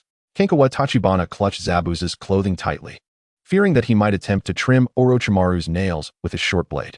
Only then did Orochimaru slowly turn to face the mist ninjas, casually remarking, "Truly, the village hidden in the mist has some spirited youngsters." As he spoke, he extended his unusually long tongue to lick his lips. The trio dared not glance back at Kurisame's condition, silently praying that this jonin of the 7 ninja swordsmen would step up and confront Orochimaru. However, a sense of suspicion began to stir within Kenkawa Tachibana, not for any particular reason, but because the intensity of the danger prediction in his mind had suddenly diminished significantly. How to explain this? The feeling was even less intense than the sense of impending danger he felt when strolling down the commercial street, where a flower pot was about to fall from above. Kenkawa sensed that even if he did nothing and simply stood still, he might only sustain minor injuries. Is it that Orochimaru has no intention of dealing with us lowly genin, or has my danger prediction ability malfunctioned? Just as Kenkawa Tachibana pondered this, still harboring a flicker of hope, a sudden thud echoed 3 times. His 2 teammates and Kurisame fell to the ground without warning. Realizing that he seemed to be a beat slow, cold sweat began to bead on the back of Kenkawa's neck. Am I late to the party of collapsing? Observing Orochimaru's expression filled with curiosity and amusement, Kenkawa wished he could slap himself. Previously, he had been overly concerned, fearing the presence of the Yamanaka clan member among the surviving Konoha jonin, which prevented him from lifting the mystical guardian enhancement. Now, he had completely overlooked Orochimaru's genjutsu attack, making him seem rather conspicuous. What an interesting little brat. Do you possess some special constitution? Orochimaru remarked, leisurely approaching Kenkawa Tachibana. As Kenkawa contemplated whether he had the chance to perform seals and unleash steam explosion before Orochimaru, and whether he could escape afterward, Orochimaru, seemingly casual in his movements, suddenly raised his hand toward him. Countless snakes of various shapes surged forth from his sleeve, rapidly lunging at Kenkawa Tachibana. Chapter 73. Intrigued. Realizing a multitude of venomous snakes were charging towards him, Kenkawa had no time to perform seals. Gripping his short blade tightly behind him, time seemed to slow as he focused intently on Orochimaru's attack trajectory, preparing to use Iaedo to sever the serpentine onslaught. However, the snakes twisted and turned in the air, their erratic movements leaving Kenkawa uncertain of his ability to intercept them all. At that moment, a sharp voice rang out from behind Kenkawa. Water release, water mirror technique. The next instant, an oval-shaped mirror formed of clear water appeared abruptly before him. Before Kenkawa could react further, a long black iron hook extended from his side, catching the edge of the water mirror. With a gentle tug, the mirror tilted back at a 45-degree angle, reflecting a figure strikingly similar to Orochimaru, who unleashed the same technique of multiple snake hand to collide with Orochimaru's original form. Subsequently, the serpentine swarm summoned by Orochimaru erupted in a cloud of white smoke, while the reflections of his clones in the water shattered, sending droplets cascading everywhere. Orochimaru appeared unperturbed by the ineffectiveness of his attack. Instead, he gazed with keen interest at the green-haired ninja who emerged slowly from behind Yukikawa Tachibana, a smile gracing his lips. "Kiri's Koki Shikura. I did not expect you to arrive even earlier than anticipated," he remarked. Koki Shikura paid no heed to Orochimaru's somewhat mocking tone. With a casual flourish, he thrust the iron hook he wielded firmly into the ground, fixing a serious gaze upon Orochimaru. "The information may not be entirely accurate, Orochimaru." As Koki's words fell, a dozen figures swiftly descended onto the beach, subtly encircling Orochimaru. Yukikawa Tachibana, witnessing the timely arrival of Kiri's reinforcements, particularly led by the unexpected Koki Shikura, felt a sense of relief wash over him. Earlier, when Orochimaru had appeared, Tachibana had pondered whether the team from Suigetsu might arrive to support him, or merely bring more trouble to Orochimaru. Seeing himself seemingly surrounded, Orochimaru displayed no signs of panic, instead gesturing for Yakushi Nono to continue with the treatment without concern. Koki Shikura, sensing an opportunity to provoke Orochimaru, spoke up.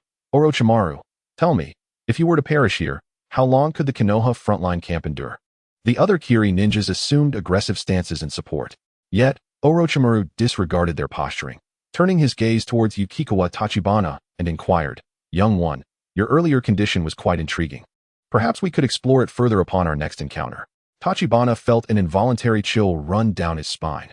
What's this guy implying in front of so many Kiri ninjas? Is he truly inviting my demise? He quickly interjected, "No need for a next time, Orochimaru-san.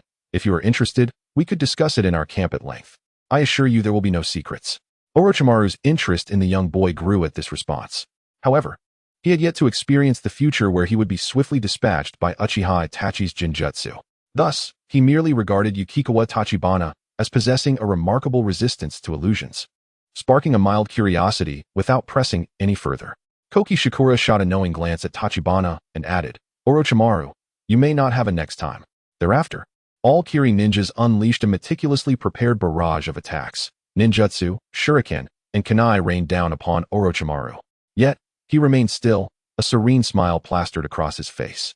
In an instant, a massive, grotesque serpent's head erupted from the ground, engulfing Orochimaru, Yakushi no, and several fallen Konoha shinobi, leaving no one unscathed.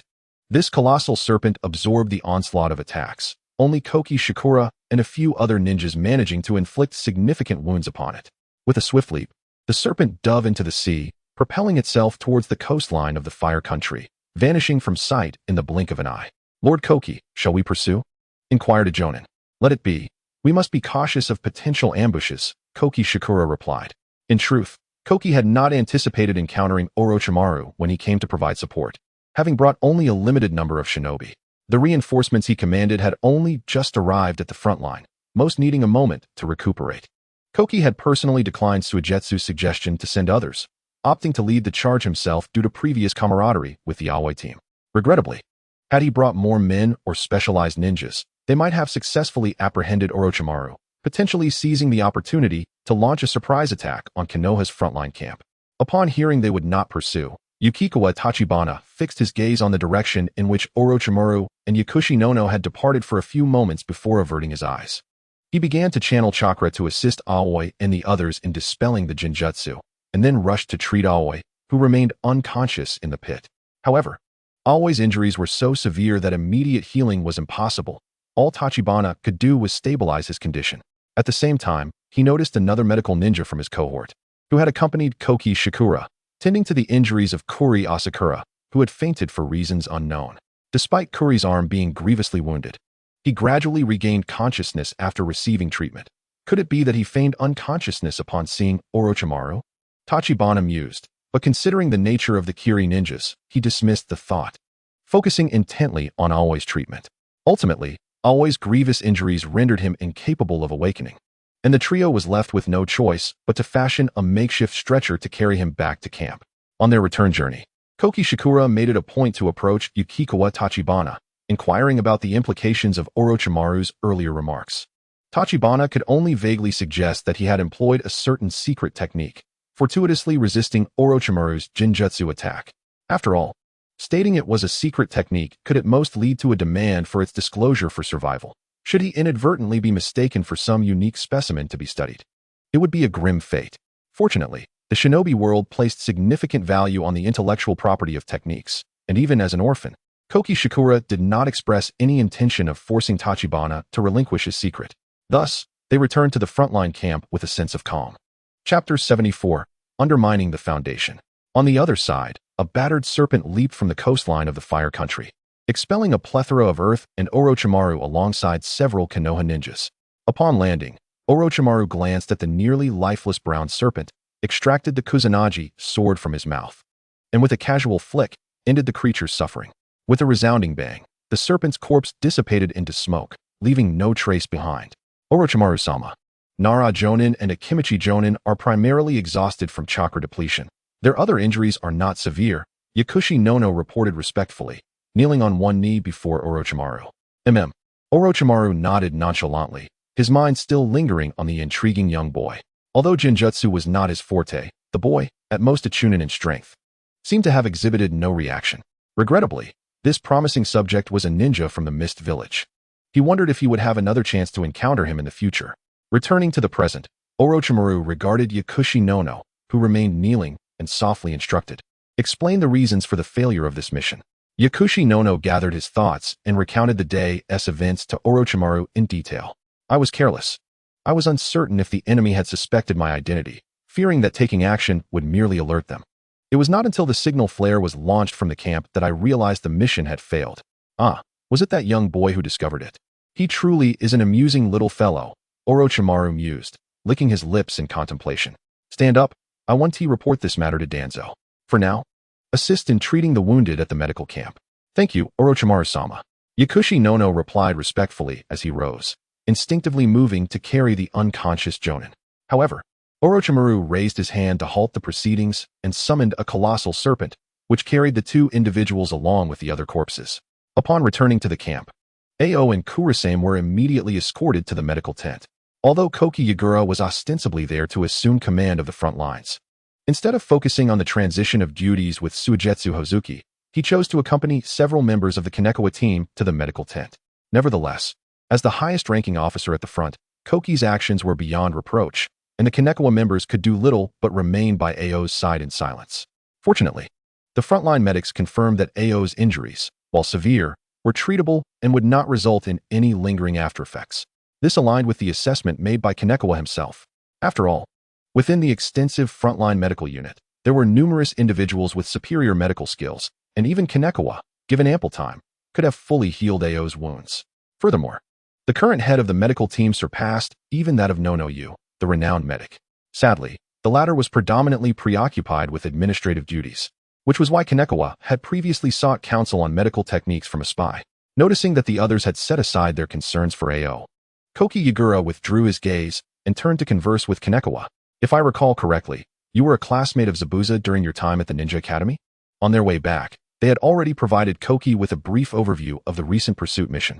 So Kanekowa was puzzled as to why he was inquiring about his identity now. It's as if you don't recognize me at all. However, Kanekowa dared not voice his thoughts directly and simply replied, Indeed, but I did not graduate from the Ninja Academy. I transitioned midway to participate in medical ninja training, ultimately becoming a genin as a medical ninja. I've heard that you have developed quite a number of jutsu yourself. Well, they are merely minor techniques. Nowhere near as formidable as your water mirror technique, Koki-senpai. Kanekowa began to engage in awkward small talk with Koki Yagura. That's quite impressive. I didn't realize that a genin like you could independently eliminate a jonin. It seems a shame that someone with your talent is still merely a genin. You flatter me, Koki-senpai. It was simply luck. It appears you aren't a sensory ninja, are you? Have you considered transferring to the sensory class? At last, Kanekowa comprehended the underlying motive behind their conversation. Koki was probing into the possibility of him switching teams. Although Koki Yagura was currently a representative of the civilian faction and the frontline commander, with the potential to become the Mizukage in the future, he was entangled in too many controversies. Moreover, with their captain currently injured and unconscious, Kanekowa feared that switching allegiances might lead to a future surname change to Liu. He resolved to firmly decline Koki's offer. However, Koki Yagura preempted him. This matter is not urgent. You can wait until Ao-senpai recovers to discuss it with him before making any decisions. With that, Koki Yagura turned and exited the tent, leaving the trio in the corner to exchange glances. Does Koki-senpai wish to have you transferred under his command? Asked Terumi Mei skeptically after having listened to the entire exchange. Perhaps, but I have no intention of switching teams. Although Ao had never formally taken any of his team members as disciples, his actions had far exceeded those of a mere captain, and Kanekowa had no desire to change his allegiance. He opted to express this directly to avoid any unnecessary speculation from his teammates. Zabuza, standing nearby, wore an odd expression but ultimately chose not to voice any thoughts. After a flurry of activity from the medical team, Ao awoke from his unconscious state. However, his heavily injured left leg had not fully healed, rendering him unsuitable for missions in the near future. Unfortunately, since the leader of the sensory class, Nakaguchi, had already returned to the village for treatment after sustaining injuries, Ao had no choice but to limp around the front lines, continuing his responsibilities in coordination and deployment. The fact that both recent commanders of the sensory unit had been ambushed and injured was indeed rather ironic, leading some higher-ups in the camp to harbor doubts about the current capabilities of the sensory class. Fortunately, with Koki Yagura now at the helm of the front lines, and having some rapport with Ao, both men shared a certain understanding in handling various matters. At the very least, it was significantly more comfortable than when Suigetsu Hozuki was in charge of the camp. Thus, Kanekowa refrained from mentioning Koki Yagura's earlier attempts to recruit him to Ao, to prevent any potential rift between the two. In the subsequent days, perhaps due to the impressive performance of Kanekowa and the others during the pursuit, Ao began to develop a degree of confidence in their abilities. In light of his own injuries and limited mobility, Ao no longer merely assigned routine patrols but entrusted the trio, alongside other sensory ninjas, with more perilous missions within the Land of Fire. However, the escalating conflicts along the borders of the Land of Fire instilled a sense of foreboding among them. Chapter 75. Omen. Ao-sensei, perhaps you should set aside what you're working on for now? Terumi Mei remarked, exasperated, as she watched Ao handle intelligence reports while peeling an apple. Today, Ao needed to undergo a re-examination and change his bandages. Naturally, this task fell to Kanekawa, the sole medical ninja of the team. The trio had just returned from a mission within the Land of Fire, but whether it was sheer luck or misfortune, they had traversed the territory for 2 days alongside another team of sensory ninjas without encountering any Leaf Ninja squads. Ultimately, they returned safely to the Uzumaki Island camp. As they were currently in a resting phase, Terumi and Zabuza chose to accompany Kanekawa to visit Ao. However, they did not anticipate that Ao would be working with an intelligence scroll even while redressing his wounds over the span of a mere 10 minutes. Receiving certain intelligence even a second earlier could directly determine the life or death of the frontline ninjas. The trio simultaneously rolled their eyes. Despite his youth, Ao had grown increasingly stern and meticulous since assuming command of the sensory class. In truth, Ao's work primarily involved assisting Koki Yagura with personnel adjustments within the sensory class. If there were truly any urgent intelligence, it would undoubtedly reach Koki Yagura first, leaving Ao with no opportunity to lie there perusing reports. Although the pursuit mission ultimately failed, the achievement of eliminating a Jonin will not go unrecognized. I have proposed to Koki-senpai that you be temporarily promoted to Chunin. As for a formal promotion, we will have to await the village's appointment. Ah, so it's Chunin already? Terumi Mei exclaimed, surprised as she gazed at her captain. Mei, are you alright? After all, it's been over a year since graduation. Zabuza and I have only been genin for a few months. Kanekawa teased Terumi Mei. By the standards of promotion speed, even in the original work, Nara Shikamaru was promoted to Chunin just 9 months after graduation during peacetime. By age, Kakashi achieved Chunin status at the tender age of 6 several years prior. It was puzzling why Terumi Mei seemed so astonished. Regardless, the missions you undertake from now on will adhere to the standards of Chunin squads. As for the captaincy, I suggest Kanekawa take on that role. Ignoring the banter of his 2 disciples, Ao provided his recommendation. Terumi Mei and Zabuza exchanged glances, both slightly pouting, but ultimately refraining from opposition. Currently, they both recognized Kanekawa's abilities and conduct as commendable. Teacher Ao, once your injuries have healed, will you still lead our team on missions? This was the question that weighed heavily on Jiangchuan Tachibana's mind. Although he had managed to eliminate a Uchiha Jonin, the factors of surprise and chance had played a significant role in that victory. If they could still have Jonin Ao leading them, it would undoubtedly bolster the team's safety considerably. Moreover, since he had yet to disclose the proposal from Koki Chosai to Ao, he harbored concerns that perhaps Ao had been informed about it, leading to misunderstandings. Upon hearing Tachibana's inquiry, Terumi Mei and Zabuza both turned their gazes towards Ao, who was resting in his sickbed. Well, you will still remain my subordinates, but most of the upcoming missions will primarily be carried out by the 3 of you.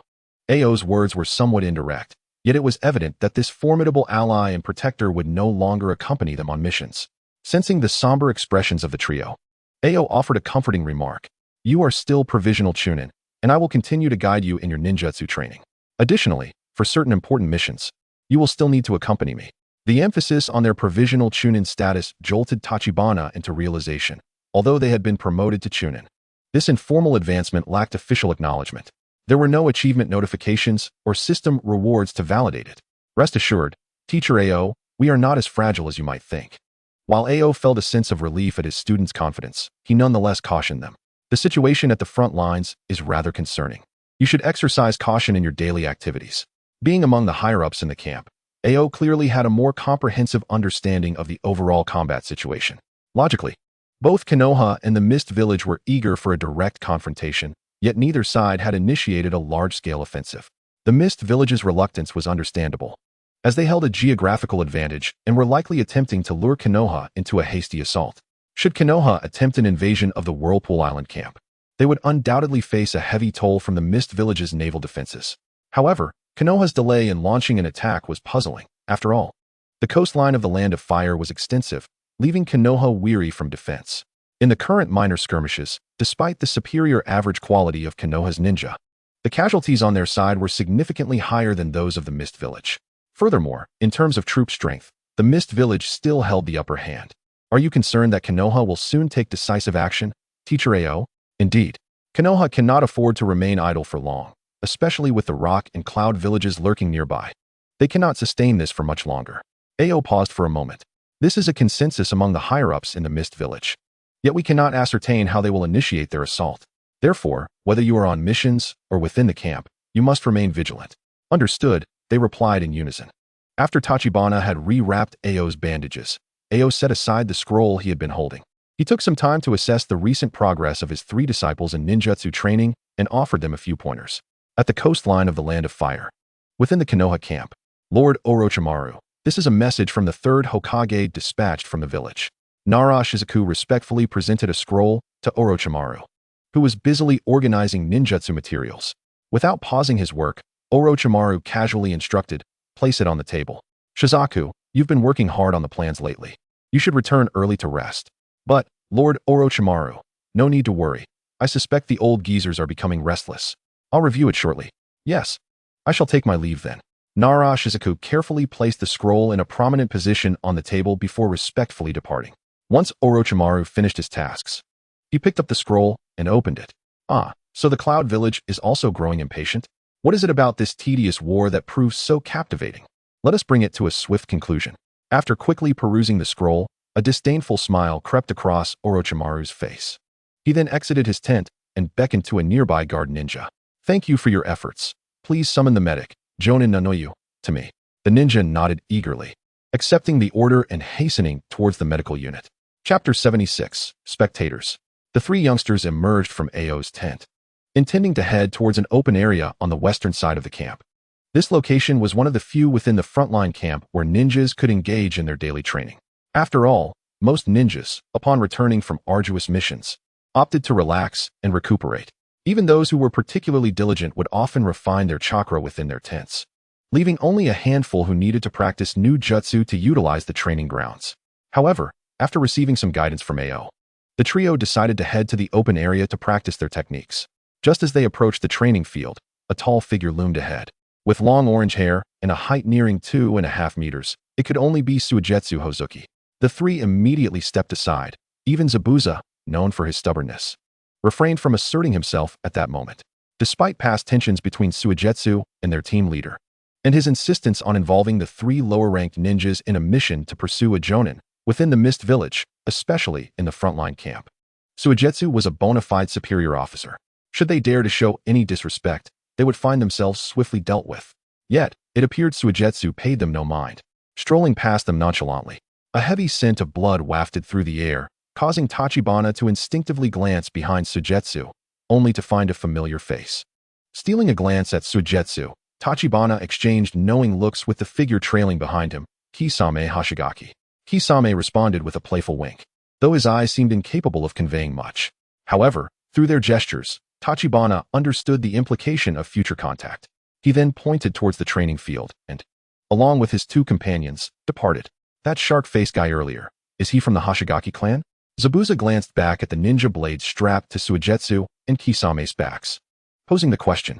Yes, I treated his injuries during my internship at the hospital. He is quite a formidable chunin.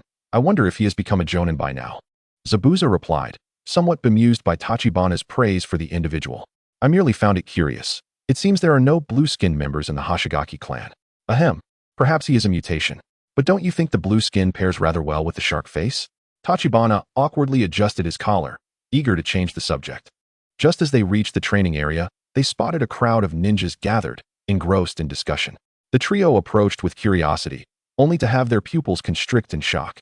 Before them lay a 2-meter-wide pit, blood splattered everywhere, with a mangled corpse lying within. Standing at the edge of the pit were several similarly attired black-haired ninjas, their faces twisted in grim expressions as they gazed at the body. Terumi May discreetly tugged at Tachibana's sleeve, whispering, how could anyone be attacked within the camp? Tachibana, equally oblivious to the situation, noticed several patrolling ninja squads nearby who did not seem overly alarmed, suggesting that it was not a case of Konoha attempting a stealth attack. As the pungent scent of blood lingered in the air, brought forth by the passing of Sugikyu's pufferfish ghost, Tachikawa Kaki began to piece together the unfolding events. He scanned the crowd of onlookers and soon recognized a ninja he had previously treated, recalling that the individual was generally amiable. Thus, Kaki approached him for a conversation. Hey, that fellow is nothing but a fool. I heard he is a Chunin trained by the Yuki clan. For some inexplicable reason, he dared to provoke Lord Suigakure. Only to be dispatched on the spot, the middle-aged ninja mocked, his tone dripping with derision. It was evident that he belonged to the faction that harbored disdain for the clan's ninjas, relishing in the misfortune of a prominent clan like the Yuki. Kaki, too, felt a similar sentiment, having not forgotten the earlier ambush by a Yuki-trained ninja while returning from a mission with the Aoi team. However, given the Yuki clan's esteemed standing in Kirigakure, Kaki found himself currently lacking the means for retribution. Now, witnessing the unfolding drama, Kaki was eager to partake in the spectacle and shared the gist of the situation with his companions, Terumi, Mei, and Zabuza Momochi. Unfortunately, prior to the incident, the other trainees had not paid particular attention, leaving the reason for the Chunin's demise a mystery to all. They merely witnessed the swift execution dealt by Suigakure. Yet, despite their limited understanding of the events, the trio joined in the excitement with the rest of the crowd. After a considerable time, a furious woman, evidently an elite from the Yuki clan, stormed into the training ground and escorted her clan's ninjas away, effectively ending the onlookers' curiosity. However, Kaki noticed that the woman cast a glance in their direction before departing. It would be quite entertaining if the Yuki clan and Suigakure engaged in a life-and-death struggle. Terumi Mei remarked with palpable resentment. Enough. With so many people around, let's find a more secluded spot to practice our ninjutsu, Kaki decisively interrupted, sensing the need for discretion. Though the training area was merely a patch of open ground, its vastness allowed for all the gathered ninjas to spread out without interference. The trio moved to a more isolated location, employing Doton and Swait-un techniques to create a small puddle for practice. Yet, it was Kaki's released ninjutsu that captured the attention of both Mei and Zabuza. With swift hand seals, Kaki extended his right hand, fingers splayed, and a torrent of water erupted from the puddle, cascading forward. At first glance, it appeared unremarkable, lacking the potency to topple an adversary. However, this was no ordinary water. As it soared into the air, it began to emit steam, showing signs of boiling. Upon striking the ground, the water hissed and released a cloud of white vapor, hinting at the terrifying damage it could inflict upon an enemy. What is this ninjutsu? Zabuza inquired, his eyes wide with intrigue. As the transition chapter unfolded, Kaki explained to his companions, "This is a technique I have recently been developing, Swait-un, boiling water. It can produce scalding streams to burn foes. Regrettably, the effects are rather pronounced in winter. It would be more discreet in other seasons." Kaki boldly proclaimed it as his own invention, even giving boiling water a more palatable name. "Are you developing new ninjutsu again?" Zabuza asked, his expression one of disbelief. Kaki, of course, refrained from disclosing that this was a new skill bestowed upon him by an external source, opting instead for a premeditated explanation. "I had previously discussed some techniques for developing bloodline abilities with Mei, so I thought I'd give it a try. Unfortunately, even with the incorporation of fire nature chakra, I couldn't achieve a bloodline limit, and this was the only technique I could develop." "You've mastered fire nature chakra transformation?" Mei's expression was a mixture of admiration and envy. It was she who had felt a sense of rivalry due to Kaki's independent development of various techniques, prompting her to delve into her father's research on bloodline limits, only to find Kaki had achieved results first. I've been somewhat stuck in my recent attempts to develop new ninjutsu, so I explored other avenues," Kaki said, scratching his head awkwardly, silently vowing to create his own techniques in the future. Relying solely on gifts from a system would tarnish his reputation as a genius, regardless of how thick-skinned he might be. Nevertheless, given his current limited strength, he recognized the need to prioritize efficiency over extensive experimentation, focusing instead on creating variant techniques. Kaki then attempted to release boiling water several more times. This technique could be utilized similarly to fire ninjutsu, allowing him to expel water without scalding himself. However, doing so would require all the chakra to be sourced from his own reserves, making it less efficient compared to drawing from the natural environment. Mei once again consulted her father's notes, engaging Kaki in a fruitful dialogue. With Kaki's understanding of ninjutsu principles, he was eager to collaborate with Mei. It was advantageous for her to develop her own bloodline limit to enhance their team's strength, and Kaki was keen to explore whether Mei's research could transform Steam Explosion into his own bloodline limit, potentially merging wind and water elements to create an ice-release bloodline limit, thus unlocking a new elemental affinity. Kaki was quite curious about the expressions of the Yuki clan when faced with his ice techniques. As night deepened, the group prepared to return to their camp for rest. After all, they had just completed an external mission, and it was unlikely that new assignments would be issued in the coming days, allowing them to take their time with training. However, Just as Kaki stepped out of the camp, he encountered Kisame Hoshigaki approaching him. Kisame, are you looking for me? Doctor. Kaki, it's been a while, Kisame greeted politely, though his toothy grin could be somewhat unsettling to those unaccustomed to it. Weren't you supposed to be forming your own team? Why are you now serving under Suigakure? Well, it's a family arrangement, Kisame replied, not wishing to elaborate further. Perhaps for a small clan like the Hoshigaki, aligning with Suigakure was far more advantageous than leading a low-ranking team on missions. I came today primarily to seek your guidance on some new research I've conducted regarding hand seals. Kaki hesitated at the sight of the scroll Kisame produced.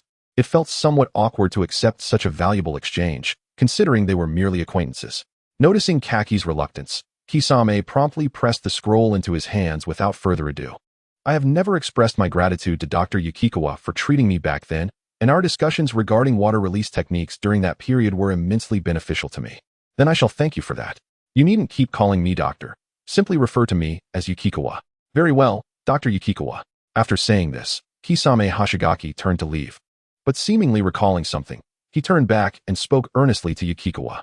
Please exercise utmost caution if you are accepting missions within the Land of Fire. Observing Kisame's serious demeanor, Yukikawa's expression also grew solemn. After all, for this notoriously blunt individual in the ninja world to offer a reminder indicated that he truly regarded him as a friend and was privy to some insider information.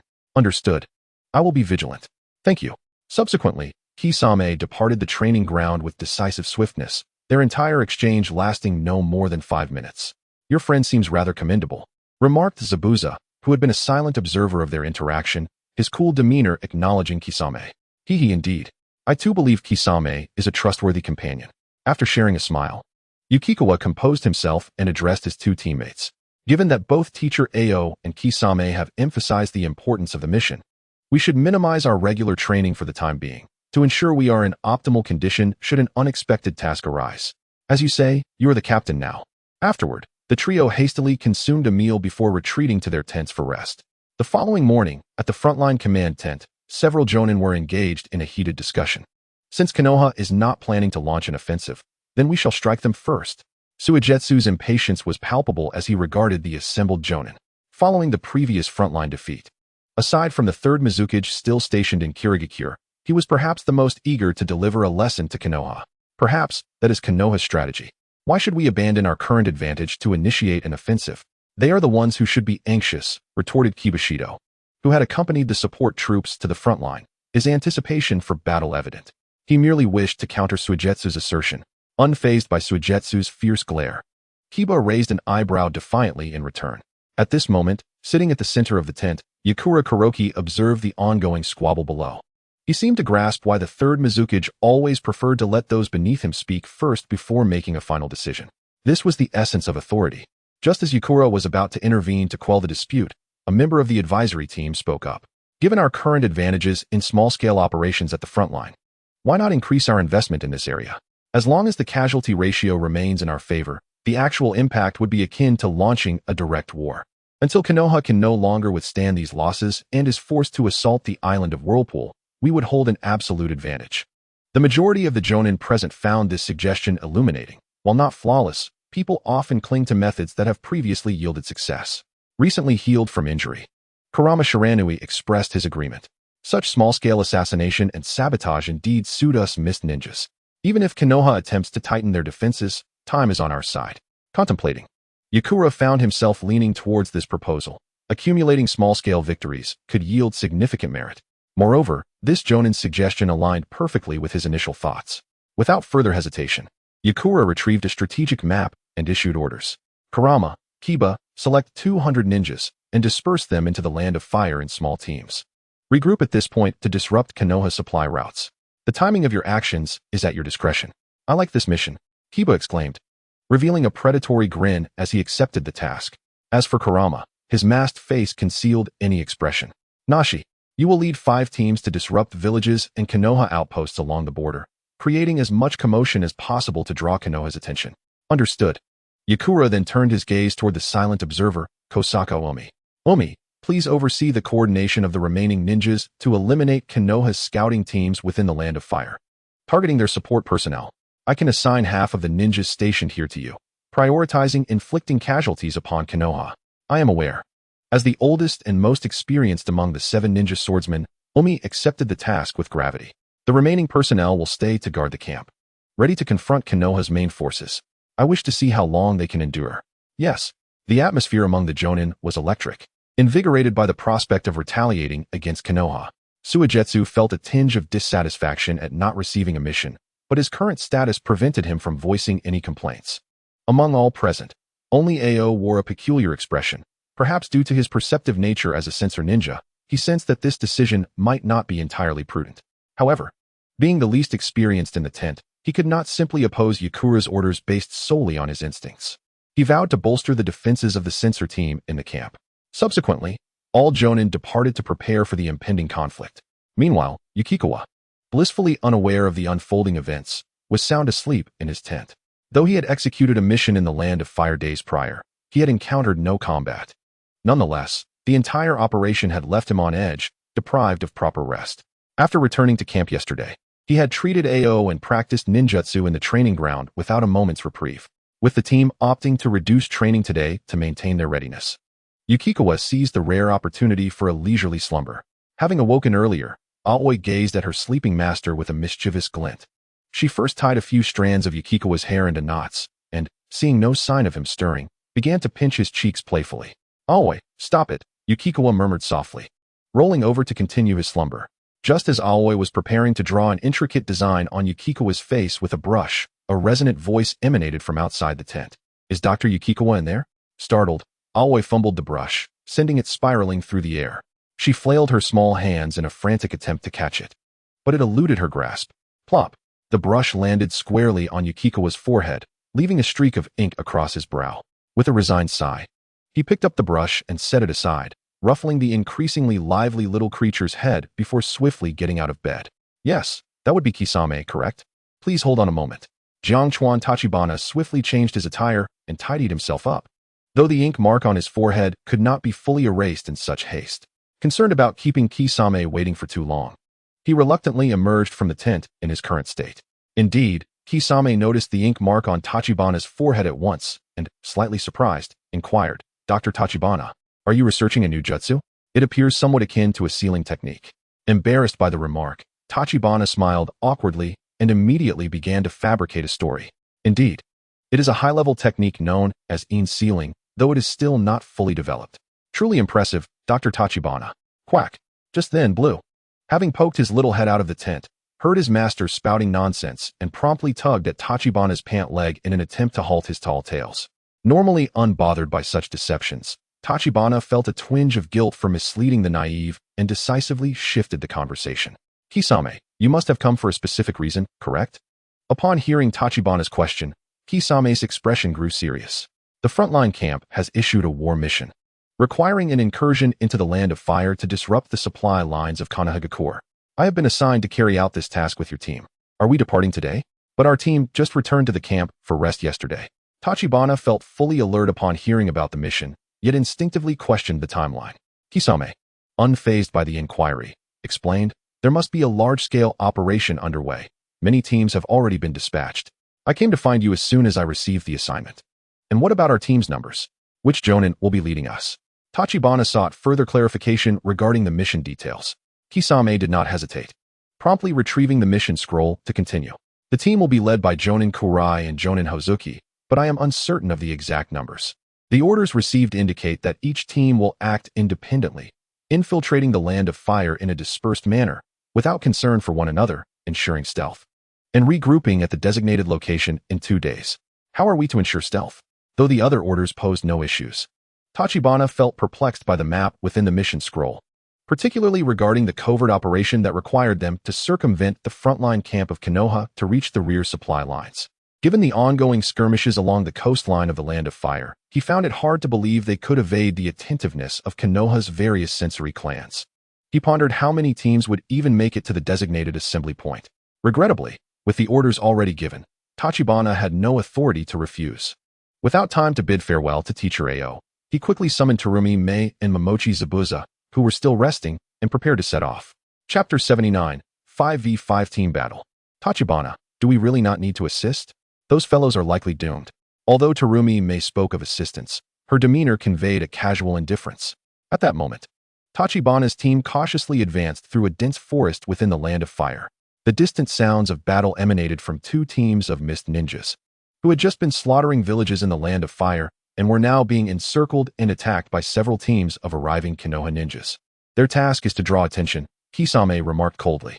In this mission, Kisame seemed to have transformed completely, starkly contrasting with his previously polite and gentle demeanor in the camp.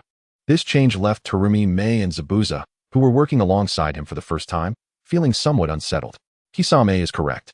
We must focus solely on our own objectives and ignore those individuals. This was not the first time the team encountered clashes between Konoha and Mist Ninja squads near the border. Upon entering the Land of Fire, they realized why the frontline command had confidently stated they could ignore and maintain stealth. The number of teams dispatched by the Mist's frontline command to invade the Land of Fire far exceeded anyone's expectations. Most of these ninjas were engaged in a series of actions, such as wantonly destroying village facilities and ambushing Konoha ninjas to distract the attention of their adversaries. As for teams like Tachibana's that quietly infiltrated, unless they were unfortunate enough to cross paths with Konoha's sensory ninjas, no one would have the time to pay them any mind.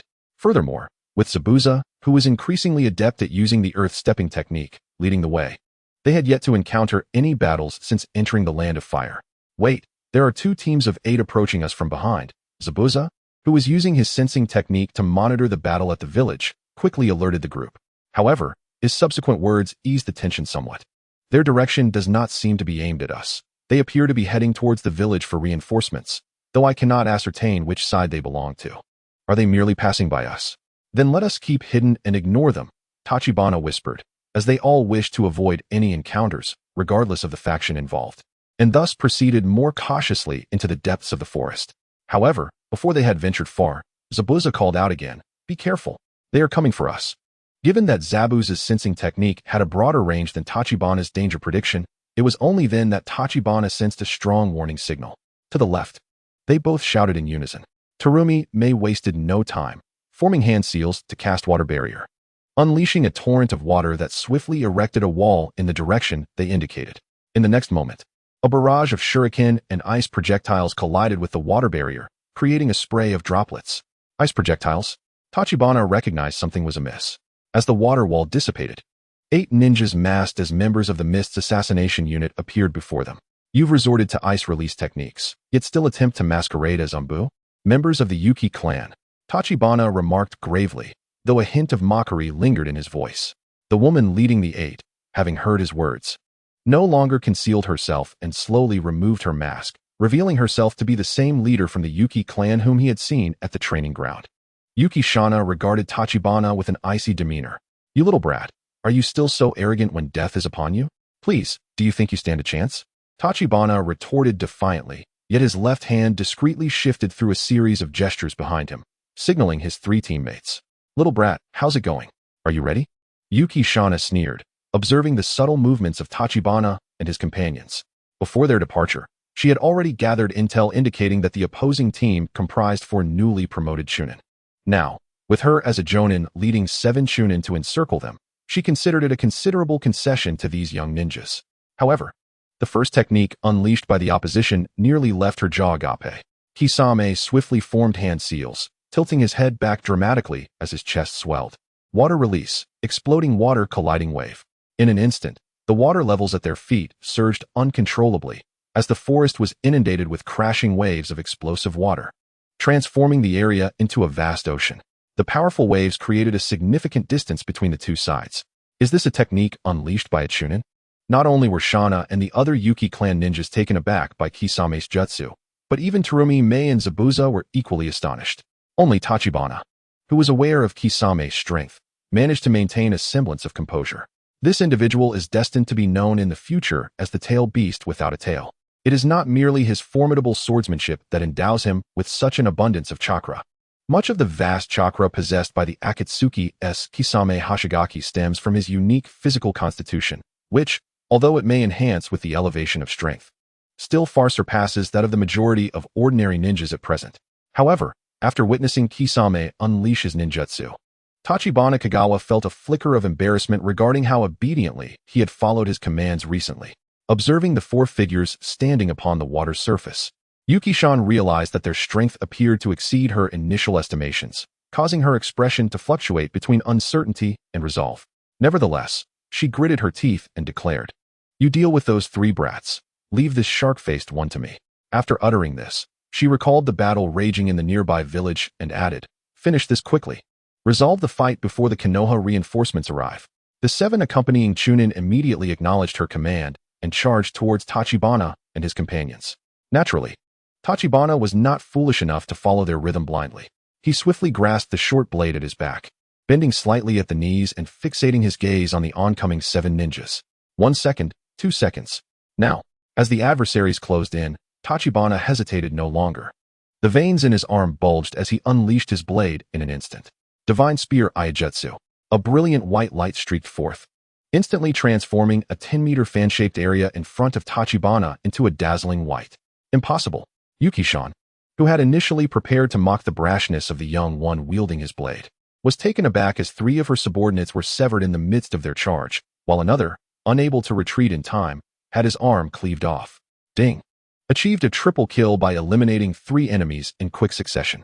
Ignoring the system notification, Tachibana slowly sheathed his blade, surveying his achievements with a smile, and remarked, "Now it's 5 against 5. Chapter 80. Understood. Yuki-san's face darkened as she fixed her gaze on Tachibana. She had not anticipated that the wary little brat she had encountered on the pirate island would grow to such an extent. Determined, she vowed to ensure that these brats remained here today. Otherwise, their continued growth would pose a significant threat to the Yukishire clan in the future. With this thought, she no longer hesitated and swiftly formed hand seals. Demonic mirror ice crystal. Dozens of enormous, translucent ice mirrors rapidly materialized, enveloping the entire battlefield. Yuki-san focused on Tachibana and the remaining Chunin who were momentarily detaining him, slowly merging into one of the ice mirrors. Whoosh! A figure erupted from the side of the ice mirror, and thanks to the warning from his danger prediction, Tachibana managed to raise his blade just in time to block the attack. However, the force of the high-speed collision sent him hurtling backward as if struck by a cannonball, creating a series of ripples on the water's surface. Ultimately, Tachibana, utilizing chakra to enhance his grip, managed to slide several meters before finally coming to a stop. Tachibana. Quack. Both Zabuza and Suigetsu, witnessing Tachibana being flung away, immediately forced back their opponents to assist him. However, Tachibana called out to stop them. "It's fine. Leave this one to me. Little brat, don't underestimate me." The reflections of Yukishin's figure echoed from all directions within the ice mirrors as she roared. Following this, a relentless barrage of rapid attacks descended upon Tachibana like a torrential storm. Yet, having prepared in advance, Tachibana focused intently on blocking. Yuki-san seemed to have fixated solely on Tachibana, ignoring the others entirely as she unleashed her full might upon him. The clashing sounds of metal rang out repeatedly. After deflecting yet another of Yukishin's kunai, Tachibana was finally sent flying by a swift kick, allowing her assault to momentarily pause. Ignoring the numerous superficial wounds on his body, Tachibana casually wiped the blood trickling from his mouth and gazed at Yuki-san, who had once again merged into the ice mirror, murmuring, "Truly formidable, Jonin." Though he acknowledged her strength, a smile crept onto his face. She might be concerned that the demonic mirror ice crystal would be breached by his teammates from the outside, so she had enveloped everyone within its confines. However, this also meant that the distance between the mirrors was too great, rendering her attacks not as swift as she had anticipated. In truth, if Tachibana and his companions merely submerged themselves in the water, they could significantly diminish the speed of her attacks facilitated by the mirror's reflections. Nevertheless, as long as he could rely on his danger prediction to deflect her strikes, the outcome of this battle was already determined. "Still able to smile, are we?" Yukishin's voice echoed once more from the ice mirrors. However, Tachibana merely twirled his blade mockingly. "Your subordinates are nearly all dead. Naturally, I can afford to smile. Let us see how long you can keep that smile."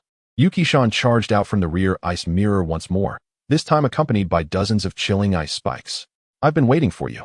Tachibana had already completed his hand seals, anticipating this moment. Following the guidance from his danger prediction, he made a sweeping motion with both hands. Water release, boiling water. A vast wave of water surged forth from beneath his feet, splashing toward Yukishin's direction. Sizzle. The scalding water instantly melted the oncoming ice spikes, subsequently drenching Yuki-san in its relentless cascade. In the next moment, she clasped her face in agony, letting out a pained scream. Observing this, Tachibana prepared to draw his blade to finish her off. However, as expected of a jonin, Yuki-chan gritted her teeth through the pain and performed a one-handed hand seal, slapping her palm against the water's surface. Several ice spikes shot up rapidly from the water, forcing Tachibana to retreat once more and granting her a chance to slip back into the ice mirrors. "Brat, I will have your head." With heavy breaths, Yuki-chan's voice echoed like a demonic wail from within the ice mirrors, causing all the surrounding ice mirrors to shatter simultaneously. In the next instant, a dense array of ice mirrors encircled Tachibana, forming an enormous polyhedron that enveloped him entirely. Seeing this, Tachibana attempted to use Divine Spear Iajutsu to probe for a weakness.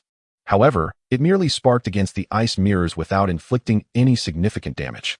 Even the blade's edge, which boasted hardness comparable to metal, was repeatedly shattered into motes of light. As Tachibana appeared to be at his wit's end against the ice mirrors, Yuki-chan finally revealed a satisfied smile. "Stop wasting your energy. Accept reality, little brat."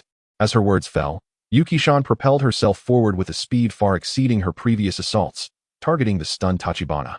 Yet this time, he would not need to exert himself to defend. Water release, 5 feeding serpents. Water release, rainstorm. Quack. 0. 3 At this moment, Tachibana's teammates, who had each dealt with their foes, arrived just in time, unleashing a barrage of ninjutsu that shattered the ice mirrors and surged toward Yuki-chan. Adjusting her form mid-air to defend and evade, Yuki-chan ultimately succumbed to a water shark, which tore away a piece of her flesh. Just as she contemplated retreating back into the ice mirrors, an exuberant voice resonated from afar. "Water release, water dragon bullet technique." A dragon composed entirely of flowing water coiled and twisted as it lunged toward Yuki-chan. The water dragon enveloped Shueishan, who was still suspended in midair, and then twisted its form, swirling with tremendous force until it shattered all the ice mirrors before finally coming to a halt. As the water dragon dissipated, Shueishan plummeted to the ground, splashing a considerable amount of water and subsequently floating upon the surface. At that moment, her body was punctured with shards of ice crystals. Her front severely scorched, and multiple fractures marred her form, rendering her utterly wretched. "The clan of Snow will avenge me." A voice, reminiscent of a malevolent spirit, coughed up a copious amount of blood as it escaped Shueishan's lips. Until her dying breath, she maintained a piercing gaze fixed upon Jiang Chuanju and his companions. All right, we understand," Jiang Chuanju replied, concerned that she might employ some form of feigned death. He drew his divine spear and, with a swift motion, severed Shueishan's head cleanly from her body. As her head and torso parted ways, she seemed to lose all strength, sinking into the depths of the water. "Humph. Do you think I won't retaliate against the clan of Snow?" The expressions of the remaining 3 were peculiar as they observed Jiang Chuanju's actions. Dry Persimmon Zabuza was relatively unfazed, having not previously executed missions alongside Jiang Chuanju, though he found it odd that Jiang Chuanju had murmured something before her demise. However, his teammates, Zabuza and Terumi-mei, could not help but feel a sense of melancholy. Since arriving at the front lines, this individual, who had always emphasized his role as a medical ninja, was increasingly resembling a true shinobi of the blood mist. "All right, everyone, stop dawdling. We must retreat swiftly, otherwise the leaf ninjas may soon surround us," Jiang Chuanju declared, disregarding the stunned expressions of his companions as he took blue and dashed off into the distance. Chapter 81. Orochimaru's tactics. Everyone understood that the commotion they had caused was rather excessive, making it unwise to linger in the area. They promptly followed suit, continuing their discreet journey. As they advanced, Dry Persimmon Zabuza could not help but inquire, "Dr. Jiang Chuan, why does the clan of Snow seek trouble with you?" Jiang Chuanju pondered briefly before opting for transparency and recounted the events that had transpired. However, he was unaware that the previous assault by the fish team had led to dozens of Snow Clan ninjas being dispatched to the battlefield. Believing instead that the clan sought revenge due to the earlier investigation conducted by Team Qing. Ninjas are merely tools, indeed. The existence of such clans distorts the essence of a ninja, Jiang Chuanju remarked, taken aback by Zabuza's perspective. After all, despite the Dry Persimmon clan's diminutive size, it was still a quintessential ninja family, and he was surprised to find Zabuza harboring such thoughts. It was no wonder that in the future, he would resort to eliminating all his comrades to protect information. Yet, perhaps it was precisely individuals with such mindsets who, upon feeling sorrow, could swiftly transform their ideologies. Unlike Kakashi Hatake, who had undergone an earlier transformation without being led astray, Zabuza had fallen prey to Uchiha Obito's deceptive quest for false peace. Nearby, Zabuza instinctively turned his gaze upon hearing Zabuza's words, but regrettably, the bandages obscured any expression Jiang Chuanju might have discerned. Just as they were prepared to delve deeper into this topic, a ninja seagull soared swiftly overhead. Terumi Mei, who had been silent throughout the discussion, immediately spotted the ninja seagull and pressed her hand to her mouth, emitting a series of weo-weo sounds. Upon hearing the noise, the seagull promptly dove down, landing on Terumi Mei's arm. Jiang Chuanju and the others noticed the commotion and ceased their conversation, converging towards Terumi Mei. What intelligence do you have? Upon seeing Terumi Mei retrieve a small scroll from the seagull's leg, Jiang Chuanju rushed forward to inquire. In the battlefield, such seagulls were typically employed to relay intelligence only in dire circumstances. After all, they could not pinpoint a specific team, and the information carried by these flying ninja beasts was easily intercepted by enemy ninjas, potentially exposing the frontline team's position. Furthermore, Jiang Chuanju observed that the seagull bore not one, but multiple scrolls on its feet, indicating that the frontline camp aimed to disseminate this urgent intelligence to all teams currently on missions as swiftly as possible. Terumi Mei was also aware of this.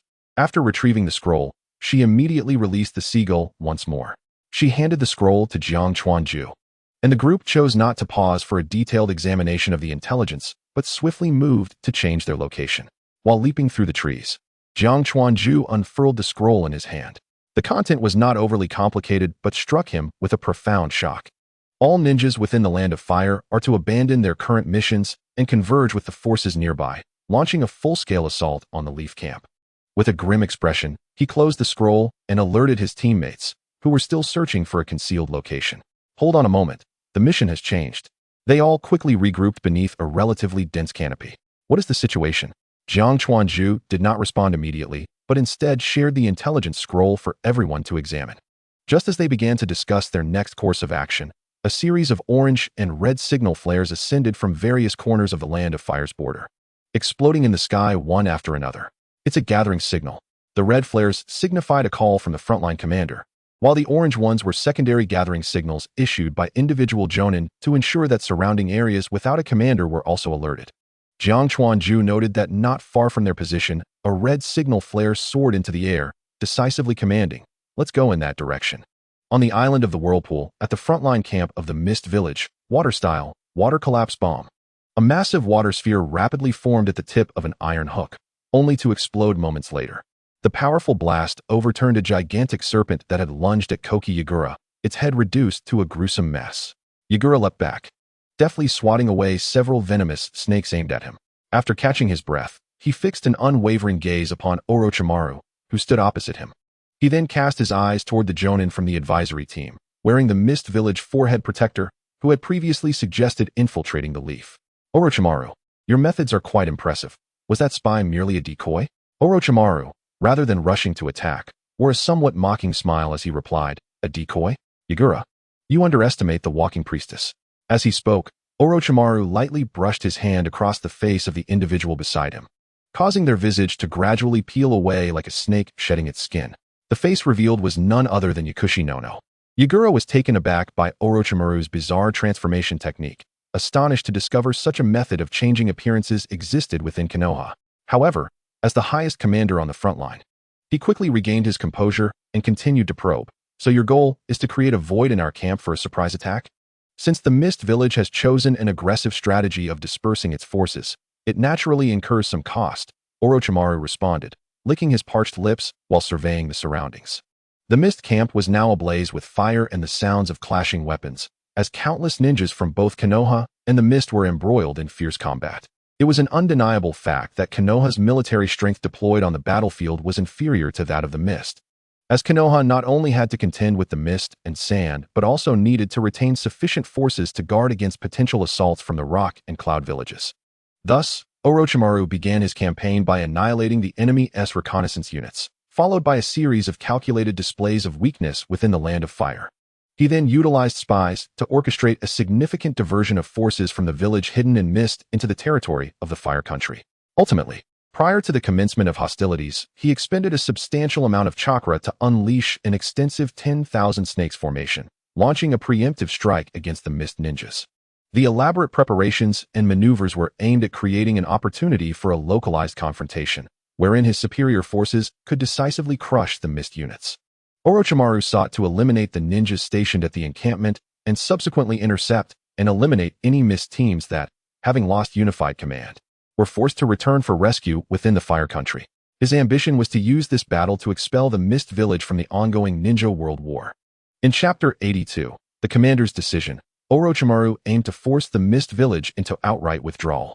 Experienced Commander Kurigane Yashiro discerned this strategy with keen insight. He understood that the teams deep within the Land of Fire had been absent for over a day. Thus, attempting to recall them for aid would yield uncertain results. Even if a sufficient number of ninjas were able to return, the absence of organized command would render them ineffective in combat. Gritting his teeth, Kurigane Yashiro raised his right hand, clenched into a fist, and issued a command.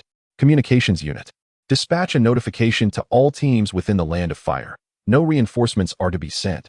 Abandon current missions and advance towards the Konoha encampment. All Blood Mist Ninjas. Focus all efforts on exterminating the approaching Konoha ninjas. Understood, echoed the response. Although Kurigane Yashiro's orders would leave the Mist Ninjas at the encampment without subsequent support, forcing them to confront greater numbers, the fervor ignited within the ranks of the Mist Ninjas propelled them into battle with even greater tenacity against the encroaching Konoha forces.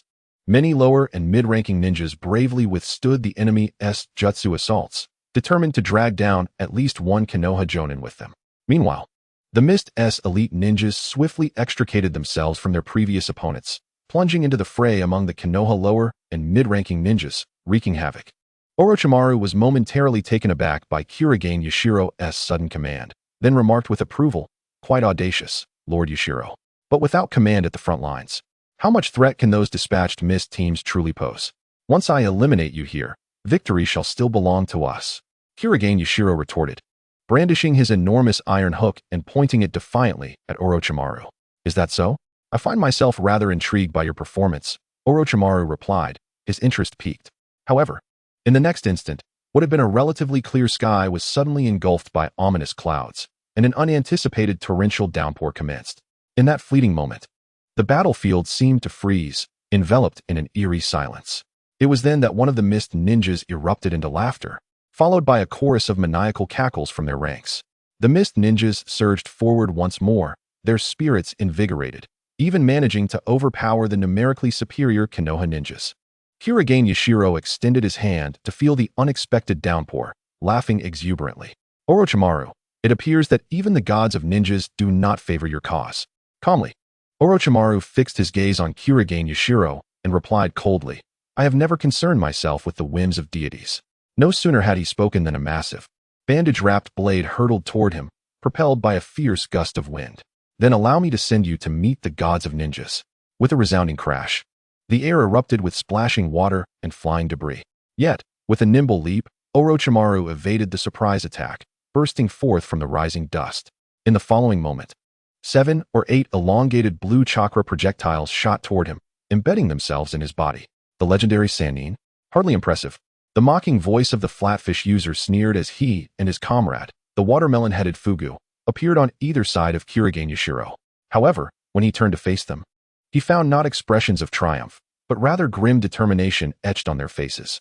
Casting his gaze back to the fallen Orochimaru, he saw the man disregard the projectiles embedded in him, his mouth widening grotesquely as a new, slick, and mucus-covered Orochimaru emerged from within. Witnessing this repulsive spectacle, the flatfish user involuntarily shuddered as he watched Orochimaru casually brush off his body and rise, his expression indifferent as he regarded his 3 opponents. In his distinct raspy voice, Orochimaru announced, "Not bad, a 1 against 3, but I must clarify, I do not favor the title of Sannin." With those words, Orochimaru formed hand seals and unleashed his jutsu, plunging them into combat once more.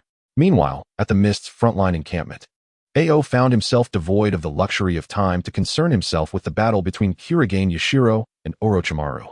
Behind him, the enraged Akimichi Chohei had transformed into a small giant, relentlessly pursuing him with a barrage of super push strikes that pounded the ground like a game of whack-a-mole, leaving huge palm prints in their wake. Ao's leg injury had yet to heal, had it not been for the fact that Nakajii returned to the Mist Village to recuperate. Ao would not have remained on the front lines with such an injury. At that moment, he could only evade Chohei's relentless pursuit in a desperate scramble. While running, he unleashed a wind-style jutsu, swiftly dispatching 2 Konoha lower ninjas attempting to intercept him. Internally, Ao lamented, "That jonin from the Yamashiro clan was not slain by me. I merely restrained him, and it was Kurasame Tsukimaru who ultimately delivered the killing blow." Of course, Akimichi Chohei could not hear Ao's inner grievances, nor was Kurasame Tsukimaru present at the mist encampment. To Chohei, Ao was still the perpetrator responsible for his comrade's demise. Fortunately, although Ao's speed was hampered by injury, Chohei's use of multiplication techniques in such a chaotic battlefield subjected him to numerous unforeseen attacks. In the brief time, numerous jutsu and explosive tags had already landed on Chohei, leaving him battered and bruised. At this juncture, Chohei's physical condition could no longer support a forced transformation into his disc form using the red pills, risking his life in the process. After his final attempt to extend his arm using localized multiplication, only to grasp at empty air as Ao narrowly dodged his attack, Chohei seemed to realize that he could no longer avenge his fallen friend. His towering form slowly succumbed to a daze and despair. In his final moments, it appeared that Chohei beheld countless birds ascending in flocks from the distance, rapidly soaring towards the land of fire. As the battle raged brutally at the mist encampment, the Jinchuriki team of 4, upon seeing the signal flare rise in the distance, hastened towards it. Upon their arrival, they found hundreds of mist ninjas already gathered, with additional teams continuously arriving. Scattered around were only a few fallen Konoha ninjas, but no further opposition emerged to impede the convergence of the mist forces. Dr. Yukikawa called one of the familiar ninjas. "Tachibana, over here. Is this the medical ninja we heard about?" Several ninjas greeted Yukikawa Tachibana warmly as he led his team to their side. Since the news of Takigawa Tachibana's independent defeat of the Uchiha Jonin spread, he, already somewhat renowned for his care of numerous ninjas, gradually became familiar to a portion of the individuals at the frontline camp. Moreover, the ninjas present were well aware that they were about to launch an assault on the Konohagakure camp, and acting alongside a medical ninja possessing commendable combat abilities, who would not hinder their progress, undoubtedly augmented their chances of survival. Takigawa Tachibana, however, did not overly concern himself with the enthusiasm of these ninjas, merely responding with a polite smile and a nod. He then directed his gaze towards the rather impatient wary Shinbachi, who was perched on a large boulder, one leg slightly bent, brandishing the explosive blade, and mused, "So it was his signal flare? Yet his posture seems rather ominous." Tachibana began to hesitate, contemplating whether to lead his trio to depart at this very moment. After all, the mission was to assemble for the assault on the Konohagakure camp, and there were no explicit directives regarding which frontline commander's subordinates they were required to join. However, wary Shinbachi did not afford Tachibana much opportunity for deliberation. Observing a considerable gathering of ninjas and the diminishing numbers of reinforcements, he decided against further delay and issued a command. "Everyone, move out. Crush the Konohagakure camp." Chapter 83. Follow me. Witnessing the devastation at the Konohagakure camp, it was less an assault and more a blatant massacre. A cursory glance revealed the absence of both Yakushi Nanoyu and the Akimichi clan's jonin, causing Tachibana to abandon any thoughts of participating in the attack. En route, all the mist ninjas became aware of their frontline camp being ambushed by Konohagakure, yet given the High Command's orders forbidding any rescue attempts. These mist ninjas could only vent their suppressed fury upon the Konohagakure camp before them. At this moment, the number of defenders within the Konohagakure camp was even less than 1,000, with over half being medical or logistical personnel, utterly incapable of withstanding the onslaught of the bloodthirsty mist ninjas. Most of the reinforcements that arrived subsequently had already begun to wreak havoc on the various resources and facilities within the Konohagakure camp, gathering intelligence and capturing key members.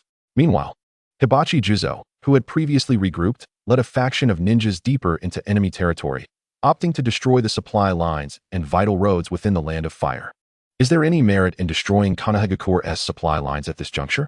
queried Terumi Mei, who also refrained from participating in the carnage, her brow furrowed in confusion. The higher-ups at the front line likely aimed to prevent the Konohagakure ninjas from maintaining a substantial presence along the border for some time, Tachibana replied, after a moment's contemplation. "If we cannot inflict numerical losses upon the Konohagakure ninjas, then we shall render their forces incapable of remaining at the front line for an extended period, creating a temporary vacuum in their military presence before their supply lines are restored. In contrast, our mist supplies rely on maritime transport, even in a momentary setback. As long as we retain sufficient ninjas, we still possess the capability to fight." This perspective resonated with several mist commanders within the Land of Fire. who believed that even if Orochimaru achieved a fleeting victory, it would ensure that Konoha Corps, encumbered by logistical issues, could not continue to confront the Mist Village along the borders, thereby preserving the Mist Village's control over the island of Whirlpools. At present, there remained a significant number of unengaged ninjas within the Mist Village, and over half of the ninjas at the frontline camp were scattered throughout the Land of Fire, indicating that the actual losses were not as severe as anticipated. Should Konoha find itself in a precarious position, as long as the island of Whirlpools remained intact, the Mist Village would still have the opportunity to launch an offensive against the Land of Fire. Terumi May nodded thoughtfully, yet her concern surfaced as she voiced, "I hope Teacher Ao is safe." Rest assured, Teacher Ao possesses exceptional survival skills, Tachibana reassured her, though inwardly, he too harbored worries for Ao. After all, Ao was still in a wounded state, making the battlefield exceedingly perilous.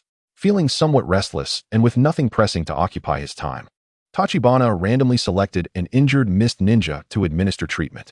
Before long, Momochi Zabuza and Kisame Hashigaki returned from their skirmish. Seeing that both were relatively unscathed, Tachibana paid them little mind and continued tending to the wounded. Among them were several unfortunate souls who had sustained injuries while wreaking havoc in the Land of Fire, having merely bandaged themselves without receiving effective treatment. Now that a doctor was present, they hastened over in search of assistance. "Not bad at all, young doctor," exclaimed a fair-haired youth with a somewhat delicate appearance, flashing a grin that revealed sharp teeth. However, before he could finish his sentence, a nearby burly jonin swiftly delivered a blow that shattered the youth's head. Startled, the onlookers nearly drew their weapons in response. Yet, they soon witnessed the white-haired youth's head morphing into a stream of clear water, gradually restoring itself. The burly jonin, visibly exasperated, reprimanded, "Shinichi, Takigawa-sensei is treating Azusa. Show some respect." "Understood, Captain. My apologies, Takigawa-sensei." The member of the Hozuki clan responded sincerely, first addressing his captain before promptly apologizing to Tachibana. Tachibana opened his mouth slightly, ultimately deciding against any explanation. "Never mind, a doctor is a doctor. Why should I stoop to the level of these bloodthirsty ninjas from the mist?" Although he did not cease his treatment, Tachibana took a moment to scrutinize Hozuki Shinichi, a character who has not appeared in the original work. "I wonder what his relation is to Hozuki Mangetsu and Hozuki Suigetsu." After treating several more injured individuals, though many awaited treatment, the remaining Mist Ninjas had thoroughly dismantled the Konoha camp and began to clear the battlefield. One of the 7 ninja swordsmen, the user of the Sword of the Thunder, stood atop a wooden post in the camp center and bellowed, "All Mist Ninjas, heed my command. Form into teams of 3 and disperse immediately back to the island of Whirlpools." Most ninjas had yet to recover from the recent frenzy of slaughter, with only a few squads beginning to strategize their return, opting for a dispersed retreat, quite characteristic of ninjas. Tachibana pondered while treating the ninjas. Despite the Mist forces having a numerical advantage and successfully dismantling the Konoha camp, many ninja squads remained scattered near the borders of the Land of Fire, yet to converge. Some had not received communications from the front line, while most had initially been given orders to cause as much destruction as possible to draw Konoha attention, resulting in them moving in directions far from the camp and thus unable to arrive in time. Therefore, if the assembled ninjas were to act in unison, they might encounter Orochimaru's returning main force head-on, potentially leading to their complete annihilation. At that point, all previous efforts would be rendered futile. Conversely, a dispersed retreat would more effectively preserve their combat strength. Forming teams of 3 would also ensure they would not be easily dispatched by Konoha reconnaissance squads, allowing them to maintain a foothold for future confrontations. While Tachibana was still contemplating the frontline situation, the burly jonin, seeing that Tachibana had completed his treatment, pulled him aside with a smile. "What do you say, Takigawa-sensei? Would you consider leading your squad to act alongside us?" The nearby ninjas, who were awaiting treatment, were initially hopeful that their superior's order for an immediate withdrawal would not impede Tachibana from continuing his work, feeling somewhat regretful. At this moment, upon hearing the words of the browed jonin, a spark of realization illuminated the surroundings. However, among those present, he was the only jonin, and the others dared not voice their desires for the company of Kawa Tachibana, instead waiting anxiously for these two to make a decision. Only Zabuza, after staring at the jonin's eyebrows for a considerable time, eventually turned his head away. Kawa Tachibana, on the other hand, did not mind returning with the jonin, as it provided a greater sense of security. He nodded in agreement. "No problem, then another small team will suffice." Just as Kawa Tachibana's words fell, a voice resonated from above. "Then both of your teams shall accompany me." Chapter 84. A most unpleasant sight. A 9-man team was sprinting with all their might along the coast of the Land of Fire. Indeed, a 9-man team. Perhaps it was due to witnessing Kawa Tachibana's healing abilities during the previous mission to pursue the medic, Nono Yamanaka, that Kurasame Shiranui forcibly included Kawa Tachibana's team in the retreat. The 7 ninja swordsmen generally operated independently and did not lead teams on missions, resulting in this seemingly incongruous 9-man formation. Fortunately, Kurasame Shiranui did not refuse the company of the team. By the way, Ken was the name of the burly taijutsu jonin. The first thought that crossed Kawa Tachibana's mind was whether he bore the surname Might. Fortunately, the man had no surname, merely a commoner ninja background. This led Kawa Tachibana to reflect that perhaps thick eyebrows indeed conferred some innate talent in taijutsu. As for his 3 team members, aside from the recently promoted Shunin, Kagaya Shingetsu, the other 2 were merely common genin from ordinary ninja families. It remained a mystery how such a team had been assembled. Kid, how long are you going to keep your gaze on that sewing needle? Kurasame Shiranui, visibly irritated, pointed his long blade, the sewing needle, at Zabuza. Everyone immediately halted, puzzled gazes shifting between Kurasame Shiranui and Zabuza. After contemplating, Zabuza replied earnestly, "It's nothing, just found it somewhat unsightly." Fortunately, Kawa Tachibana, well aware of his teammate's stubbornness, knew that if Kurasame Shiranui did not inquire, Zabuza would not provoke him. However, at this moment, he was certain that Zabuza could not utter any pleasant words. Swiftly, he tugged at Zabuza's clothing, pulling him behind himself. "Jonin Kurasame, my teammate merely wishes to express his admiration for your use of the sewing needle." As he spoke, Kawa Tachibana nonchalantly drew the short blade tied behind Zabuza's back, waving it casually. "You see, he is also practicing the techniques of the sewing needle." Kurasame Shiranui cast a skeptical glance at the short blade in Kawa Tachibana's hand, then simply replied, "If you're not afraid of dying, you may challenge me anytime." Having said that, he disregarded the reactions of the others and resumed his journey. Although Zabuza was somewhat displeased with Kurasame Shiranui's tone, he understood that this was not the time to cause trouble.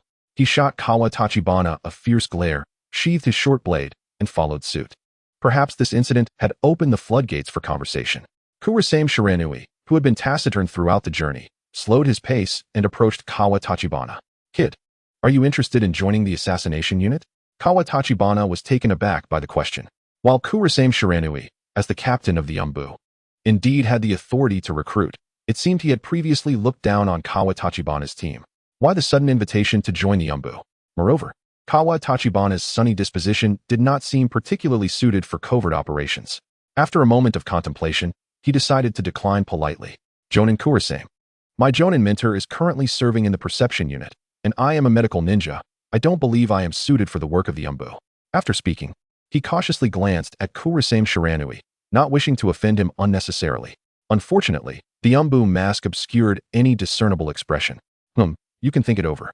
No need to rush with your answer."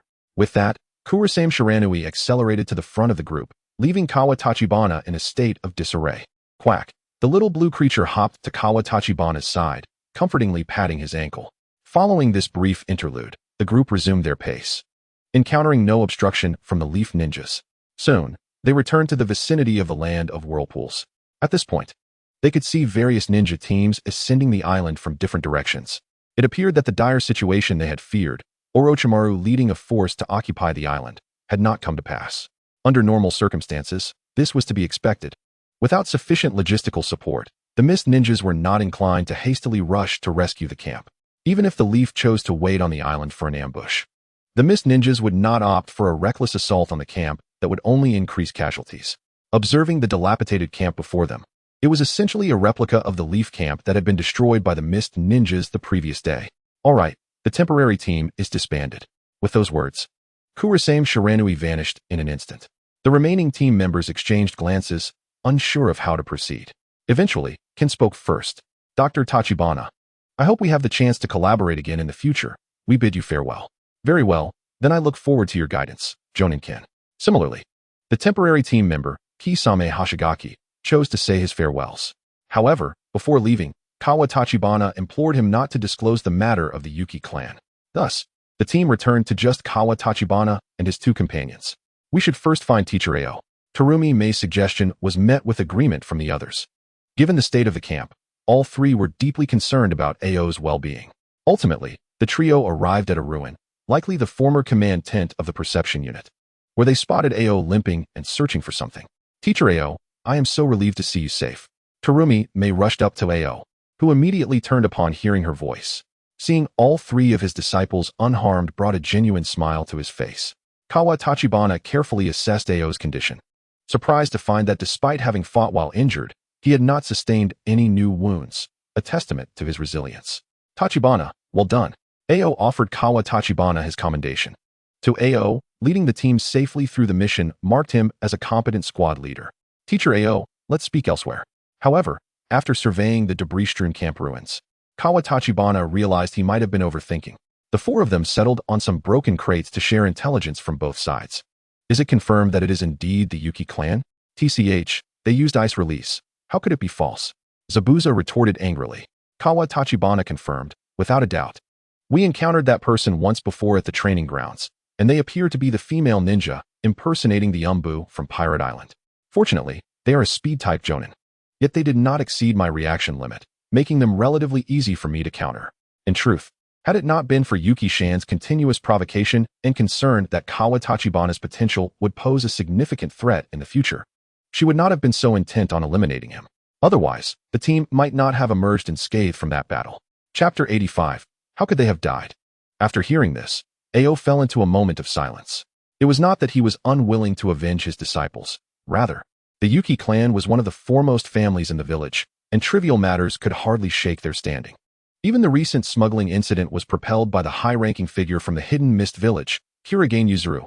Yet ultimately, the last 3 generations of Water Shadows did not impose any particularly severe penalties.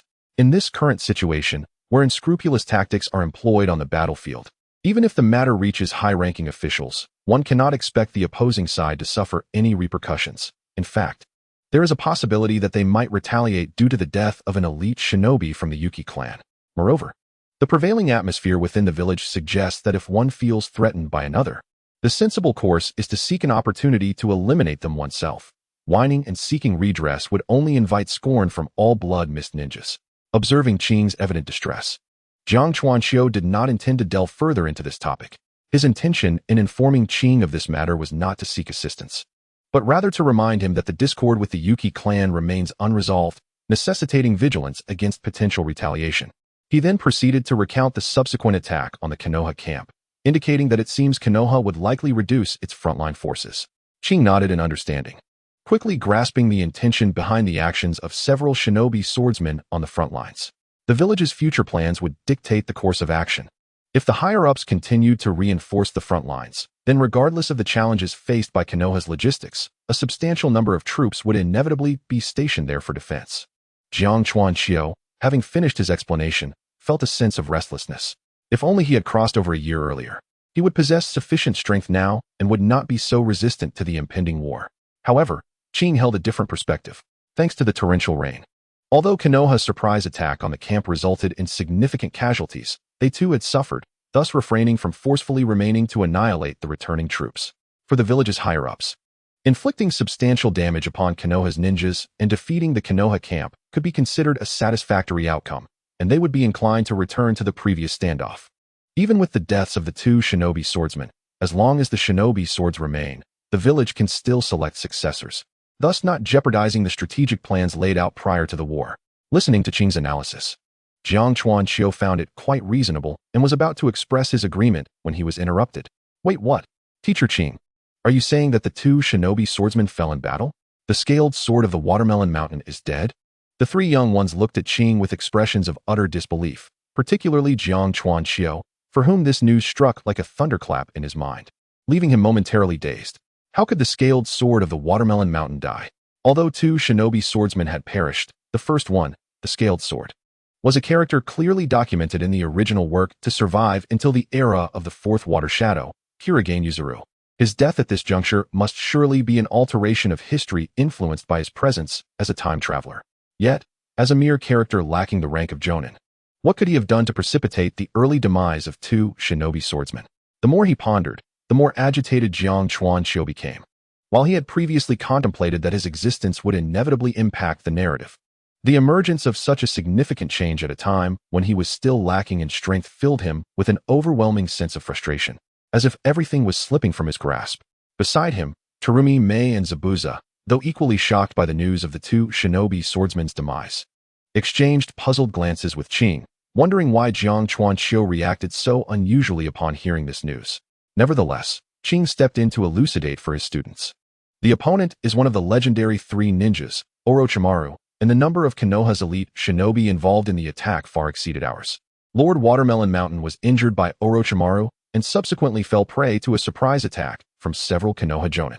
Even Kurigane Jonin sustained significant injuries while covering the retreat of other ninjas to the sea. Upon hearing Qing's words, Jiang Chuanqiu began to regain his composure, not because of Qing's explanation, but simply because the events had already transpired, and he had no choice but to reconcile with them. The crux of the matter was still to enhance his strength. As long as he was powerful enough, the collapse of the original plot would hold little significance. Jiang Chuanqiu felt a renewed urgency to improve his abilities. Teacher Qing, will the village also withdraw some troops next? Indeed. What I've gathered so far is that approximately half of the ninjas will be recalled to the village. As for how many additional forces the higher-ups will send to replace them, that remains uncertain. However, I suspect it will be a modest increase in personnel, allowing more ninjas to hone their skills in the upcoming low-intensity confrontations. Terumi Mei's eyes brightened at this. Does that mean our team might also return to the village for rest? Precisely. Moreover, I've heard that Lord Nakaji's injuries have healed, and he may return to continue overseeing the sensory unit. Just as Jiang Chuanqiu and the others were discussing their future plans amidst the ruins of the camp. Within the sole intact tent at the front lines of the Hidden Mist village, Kurigane Yuzuru was wrapped entirely in bandages, rapidly perusing information relayed by summoning beasts. Are they really propagating this as a great victory? How absurd. Kurigane Yuzuru shook his head, revealing a hint of a wry smile. The intelligence contained only two pieces of information. One commended Kurigane Yuzuru for his accomplishments in breaching the Konoha camp, allowing him to continue serving as the frontline commander, while the village would rotate a portion of combat ninjas to alternate with the forces stationed at the frontline camp. The second piece was of greater significance. Both the Land of Lightning and the Land of Earth had issued statements declaring an alliance and jointly declaring war on the Land of Fire. The higher-ups instructed Kurigane Yuzuru to maintain a posture of strategic pressure upon the arrival of subsequent reinforcements, but to avoid engaging in large-scale conflicts, focusing instead on training troops and minimizing losses, all while waiting for the Land of Fire to falter. For Kurigane Yuzuru, it was ideal that this decision, although flawed, would not tarnish his reputation. Moreover, it would aid him in pursuing his ambitions and ideals. Yet, for someone like Kurigane Yuzuru, who lacked sufficient cunning and experience, this distortion of the truth caused him to question whether his aspirations were indeed justified. After reading the intelligence regarding the declaration of war from the Land of Lightning and the Land of Earth against the Land of Fire, Kurigane Yuzuru found himself contemplating.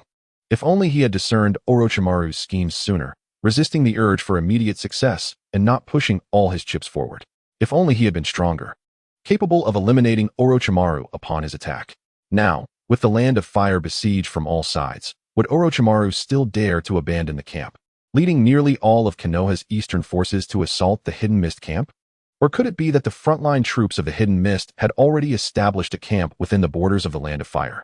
However, such possibilities remained unknown to anyone. Kurigane Yuzuru clenched the intelligence in his hand, silently resolving himself. Next time, I shall certainly triumph over you, Orochimaru. Chapter 86. You step outside for a moment. Ribbit. At Jiang Chuanqiu's call, the distant blue immediately extended its little hand and hopped over. As it dashed forward, a cerulean water sphere coalesced in its left hand. When Jiang Chuanqiu's right hand made contact with the water sphere, it rapidly expanded, ballooning to nearly 2 meters in diameter in an instant. Subsequently, both the boy and the frog shouted in unison, exerting their strength to hurl the massive water sphere. The Konoha ninja, who had just been kicked away by Zabuza, was unable to evade in time and was struck directly by the water sphere. However, rather than exploding or causing any impact, the water sphere simply enveloped the ninja within its watery embrace. Following closely behind, Tachikawa Kaki swiftly plunged his hand into the water sphere, executing the final control. Success in capturing. The Konoha Chunin struggled aimlessly within the water sphere for a brief moment before succumbing to unconsciousness due to asphyxiation. After waiting a few seconds to ensure his opponent had truly lost the capacity to resist, Tachikawa withdrew his arm, dispelling the water prison. Water splashed everywhere as the Chunin collapsed heavily to the ground, where he was promptly bound by Terumi Mei, who approached with a rope in hand. Meanwhile, Tachikawa crouched down to exchange a celebratory high-five with the leaping blue frog. The water prison wave technique has been a resounding success. Ribbit. Just as the two were reveling in their triumph, Zabuza Momochi, who had just arrived, began to dampen their spirits. TCH, all show and no substance. Enraged, the blue frog clenched its tiny fists and waved them defiantly at Zabuza. It had been over a month since the Mist Village frontline camp was attacked. Everyone had anticipated a swift return to the village for much-needed rest, but while some inexperienced young shinobi were dispatched to the frontline for rotation, the village opted for a strategy of limited, phased exchanges, sending only small squads of a few dozen to ensure frontline strength. Consequently, Tachikawa's team had yet to be granted a return for rest, forcing them to continue executing missions at the frontline. Fortunately, both the Water and Fire nations had tacitly agreed to de-escalate, resulting in a relatively low frequency of actual combat. This allowed the team ample time for training within the camp. The so-called water prison wave technique was, in fact, a newly developed combination ninjutsu by Tachikawa. By harnessing the chakra vibrations from the blue frog's water waves, the confinement effect of the water prison technique could be maintained even after it departed from his palm, enabling remote control over the enemy. Furthermore, the unique vibrational frequency of the water waves inherently disrupted chakra, making it nearly impossible for anyone touched by this technique to evade subsequent control. This was merely one of the innovative applications Tachikawa had devised during his spare time, a consequence of the extensive ninjutsu knowledge imparted by the system.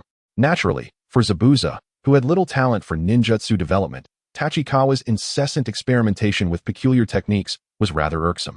Has teacher Ao already returned to the village?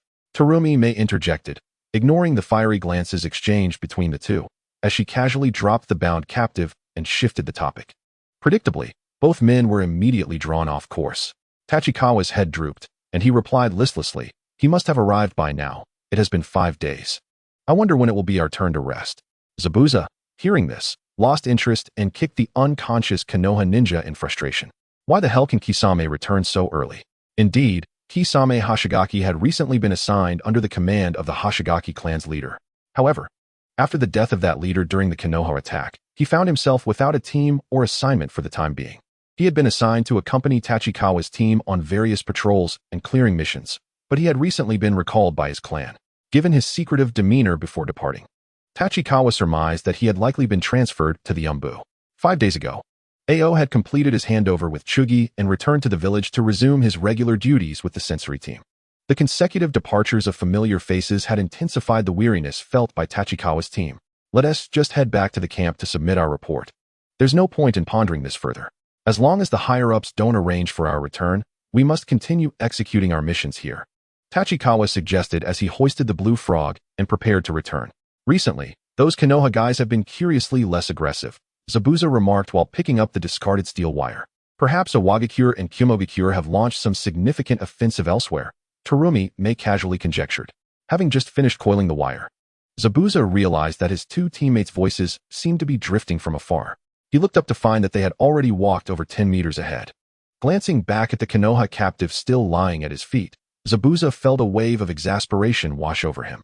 Ultimately, he had no choice but to begrudgingly lift the incapacitated shinobi. As the combat frequency gradually diminished, the merit of capturing enemies could not be squandered. "Hey, slow down," he called out to his teammates. The trio pressed on without pause, finally returning to the mist camp before nightfall. The camp had been swiftly rebuilt following the attack, and it appeared almost indistinguishable from its prior state of destruction. After submitting their mission report and the captured shinobi, the three felt a wave of relief wash over them. We can finally rest for a few days. Ribbit. Since entering the frontline camp, the three had been plagued by an inescapable fatigue. Even as many shinobi greeted Tachikawa along the way, he could only muster a tired response. "Tachikawa, you really are popular," Terumi Mei remarked with a hint of admiration. "What good does that do? I don't get to enjoy the luxuries of a regular medic who doesn't have to go out on missions." Despite his complaints, Tachikawa had spent considerable time assisting the medical team during his downtime over the past month.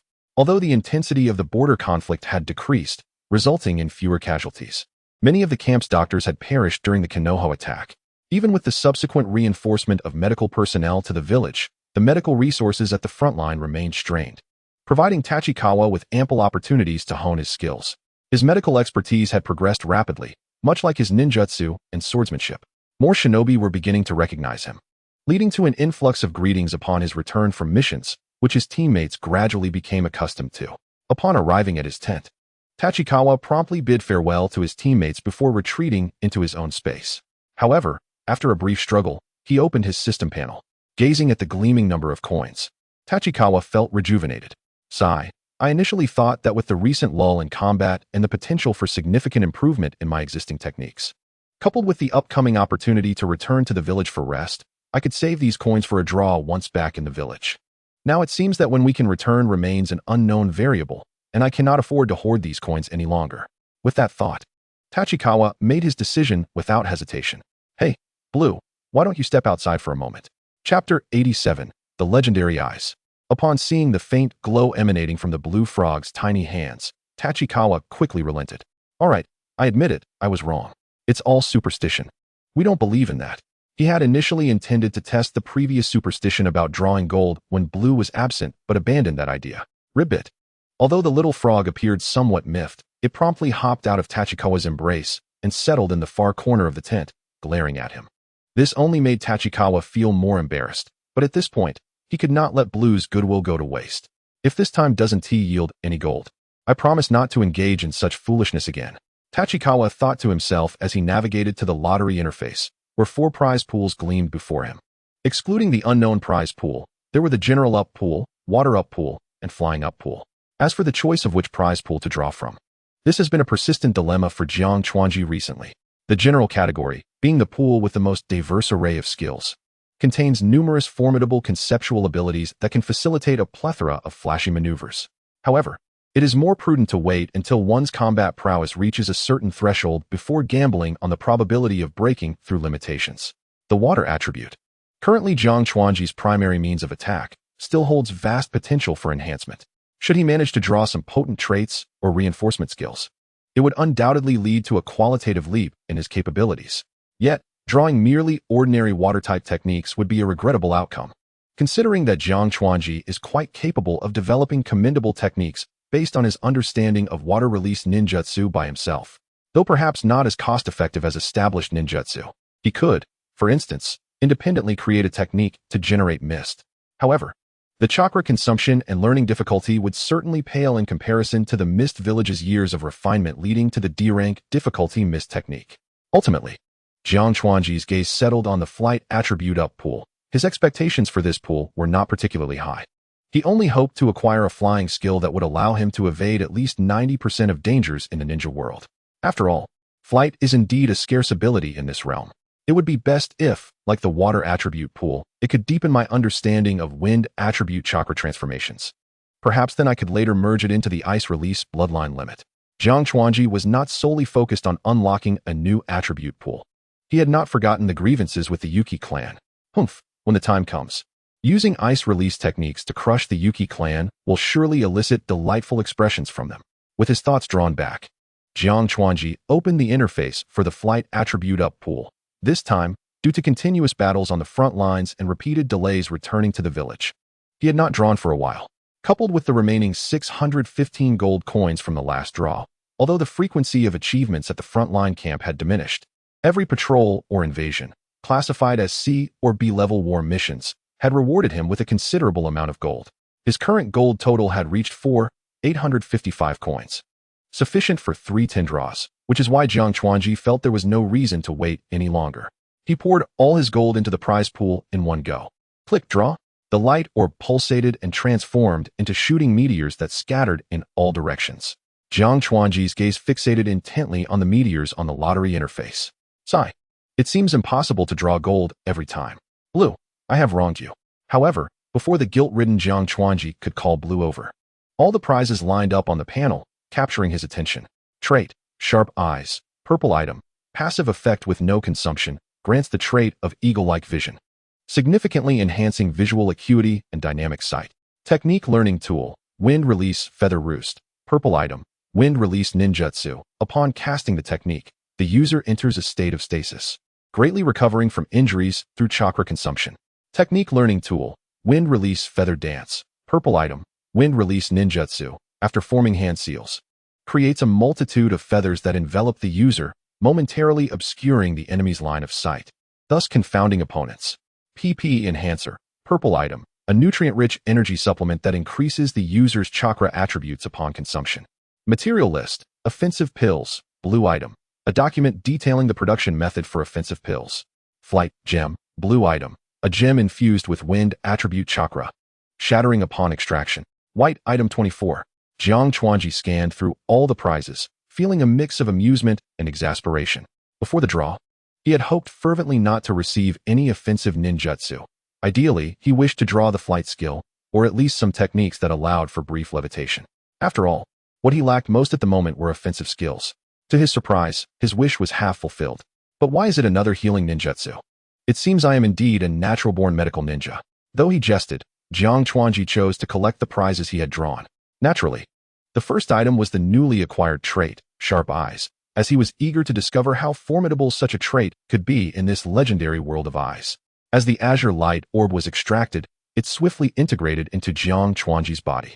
The first sensation was a refreshing coolness around his eyes, followed by the involuntary shedding of a few tears.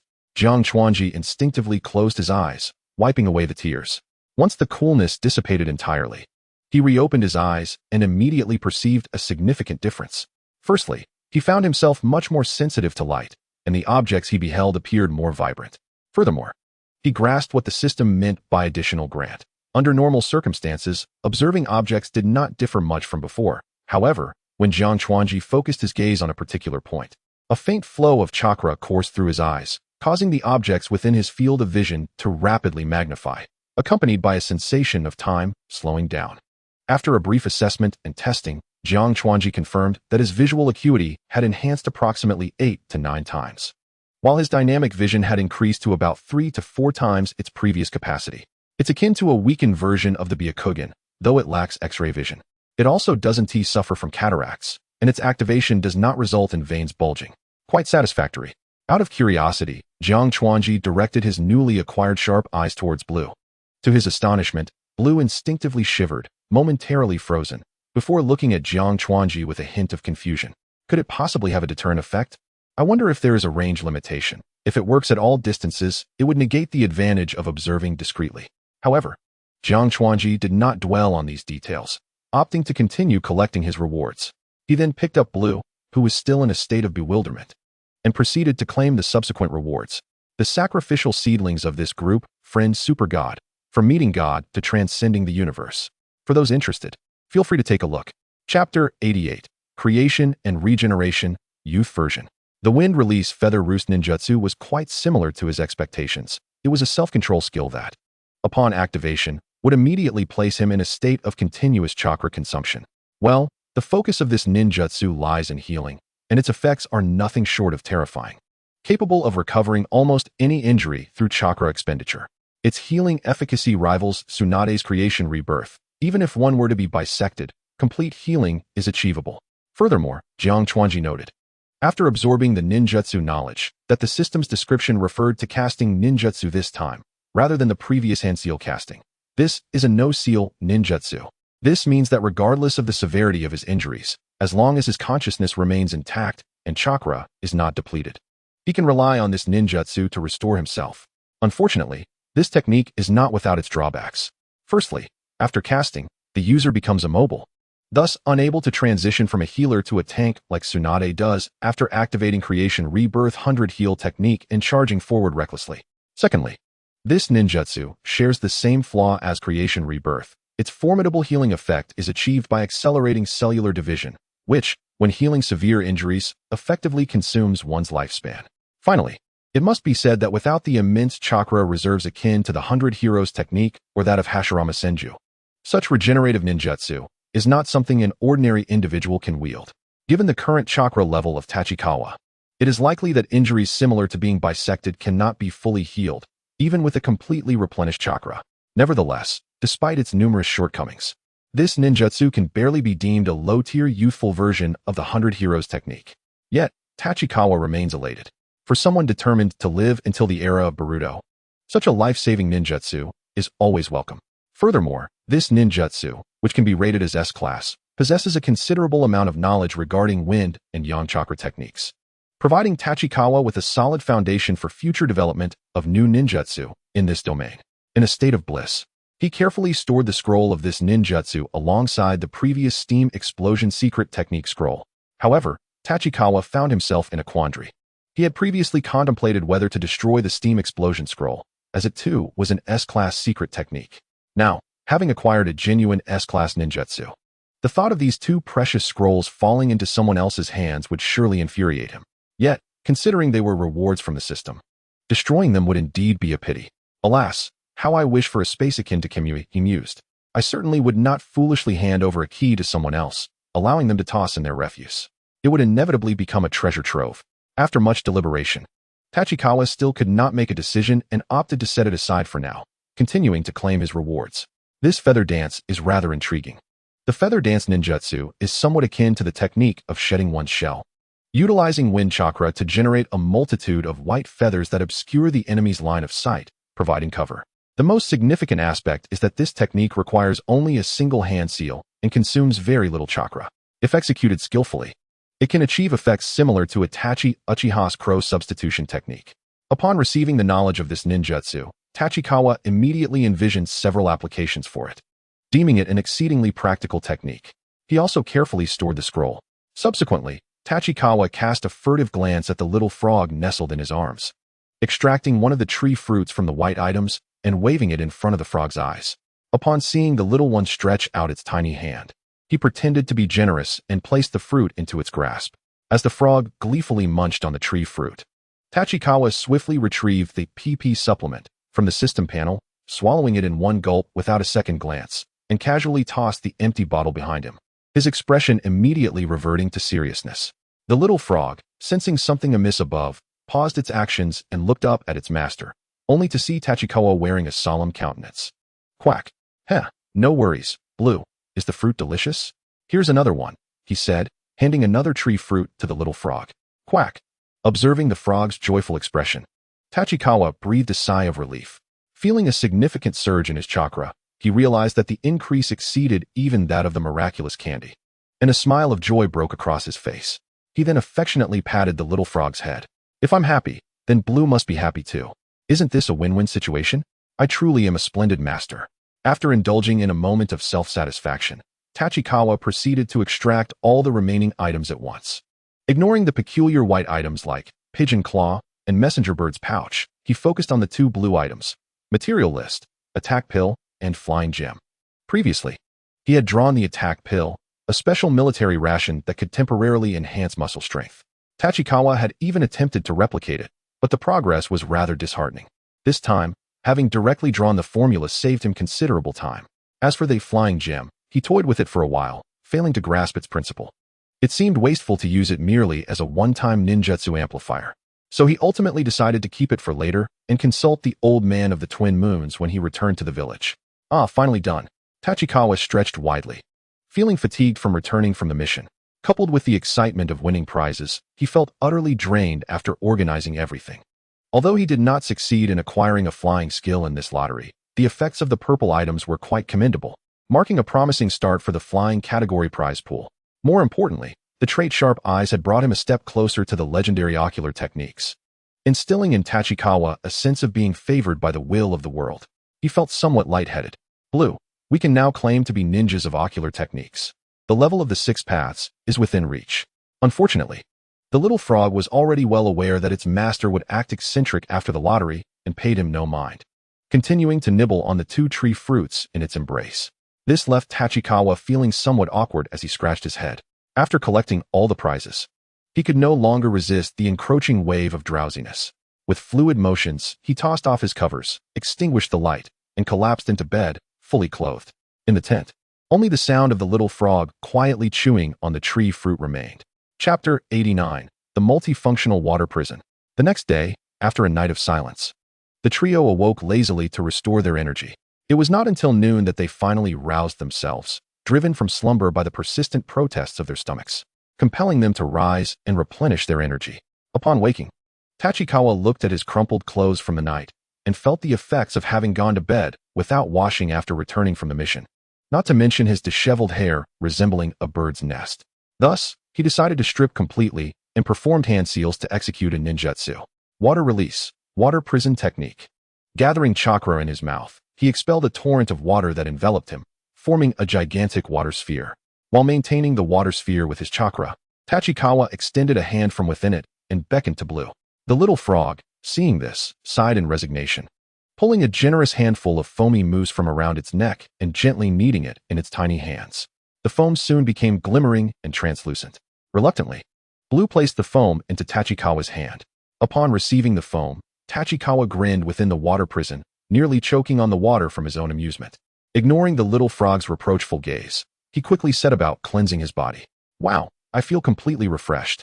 After washing himself and changing into clean clothes, Tachikawa felt rejuvenated, as if he were shimmering with starlight. Unable to contain his excitement, he scooped Blue into his arms, rubbing his cheek against the little frog's head. Oh dear, Blue, what will I do if you evolve again? Quack. After indulging in some affectionate moments with Blue, both Terumi, Mei, and Zabuza completed their personal grooming, and the three of them made their way to the camp's dining hall. Although referred to as a dining hall, it was merely a larger open tent where many ninjas resting in the camp would come to eat. After exchanging greetings with some familiar ninjas, the trio took their seats.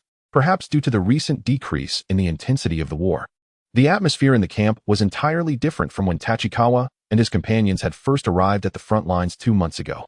Despite the fact that the group of mist ninjas could not resist discussing some rather inappropriate and bloody topics, with a few tables even brimming with tension, ready to erupt at the slightest provocation, the overall atmosphere was notably less grim compared to before. Konoha is doomed this time. I hear the Iwagakure forces are nearly fully occupying the land of grass, one remarked. That is likely. The brutes from Kumogakure must have reached the land of hot water by now, right? Another speculated. That's hard to say. I heard Konoha recently won a few battles in the land of river, someone interjected. Uft, Sunagakure is nothing special. It doesn't mean much, came the dismissive reply. Jiang Chuanju, engrossed in listening to the latest gossip from these mist ninjas, found it a perfect opportunity to catch up on the current state of affairs in the ninja world, especially upon hearing the term restless. His eyes lit up immediately. The three exchanged glances and, without further ado, began to devour their meal, hastily finishing lunch. Setting down his utensils, Jiang Chuanju addressed his two teammates with a serious expression. Let us go take a look. Both Terumi, Mei, and Zabuza wore equally grave faces, their demeanor no less serious than that of a mission into the land of fire. The trio trudged heavily towards the bulletin board beside the mission dispatch office. They gazed at the wooden board that they eagerly scrutinized after each mission's conclusion. Counting down from the top, Jiang Chuanju finally exclaimed, at last. He cautiously clenched his fists and waved them in a restrained display of excitement. While he felt a surge of exhilaration at having his wishes fulfilled, there was also a sense of relief. The relentless cycle of combat training and training for combat, coupled with the sense of defeat each time others returned to rest while he remained, had worn him down. Even Zabuza, usually brash and reckless, felt a tinge of fatigue. Let alone Jiang Chuanju and Terumi Mei. Tomorrow morning, we will return to the village with the supply ship, Terumi Mei remarked, resting her hands behind her head with a relaxed demeanor. So what is the plan for this afternoon? Jiang Chuanju inquired. What else is there to arrange? This afternoon we disperse and head back to pack our belongings. He replied, slightly taken aback by Zabuza's unexpected diligence. Could Zabuza be contemplating further training at the training ground? Have I been slacking off lately? He pondered. Is Jiang Chuanju secretly planning to train on his own? If so, Zabuza would never catch up to him. Both thought simultaneously. Terumi Mei, however, paid no mind to her teammates' thoughts and cheerfully returned to her tent. Jiang Chuanju did not actually seize the afternoon to train further. Instead, he took Blue to the medical unit to bid farewell to the familiar doctors there. After all, he had frequently visited them for guidance, and, perhaps due to his age, had mingled quite well among the medical staff. Furthermore, Blue often charmed his way into treats with his adorable appearance. Not saying goodbye before leaving seemed rather improper to him. Meanwhile, Zabuza truly went to the training ground alone, practicing his swordsmanship diligently until late into the night before returning to his tent to rest. Zabuza, are you so excited about going back to the village that you couldn't sleep all night? Jiang Chuanju teased. Why do you look like you have dark circles under your eyes? Is there a girl in the village waiting for you? He quipped, observing Zabuza, who had reverted to a state of listlessness after having seemed revitalized just the day before. He began to wonder if Zabuza might have some unattainable crush. After all, children in the ninja world mature quickly. Even Itachi Uchiha had his own devoted admirers by the time he was 5 or 6. Although Zabuza may not possess striking looks, There was no telling if he had ever played the hero in some romantic escapade. While Jiang Chuanju pondered these thoughts, Zabuza, filled with irritation, stealthily reached for his ninja sword. Upon arriving at the training ground the previous afternoon, he had scanned the area for Jiang Chuanju, assuming he had yet to arrive. After training for a while amidst the growing crowd, he had forgotten to seek him out, only to realize later that Jiang Chuanju had already returned and gone to sleep. Now, hearing him chatter away was infuriating Zabuza even further.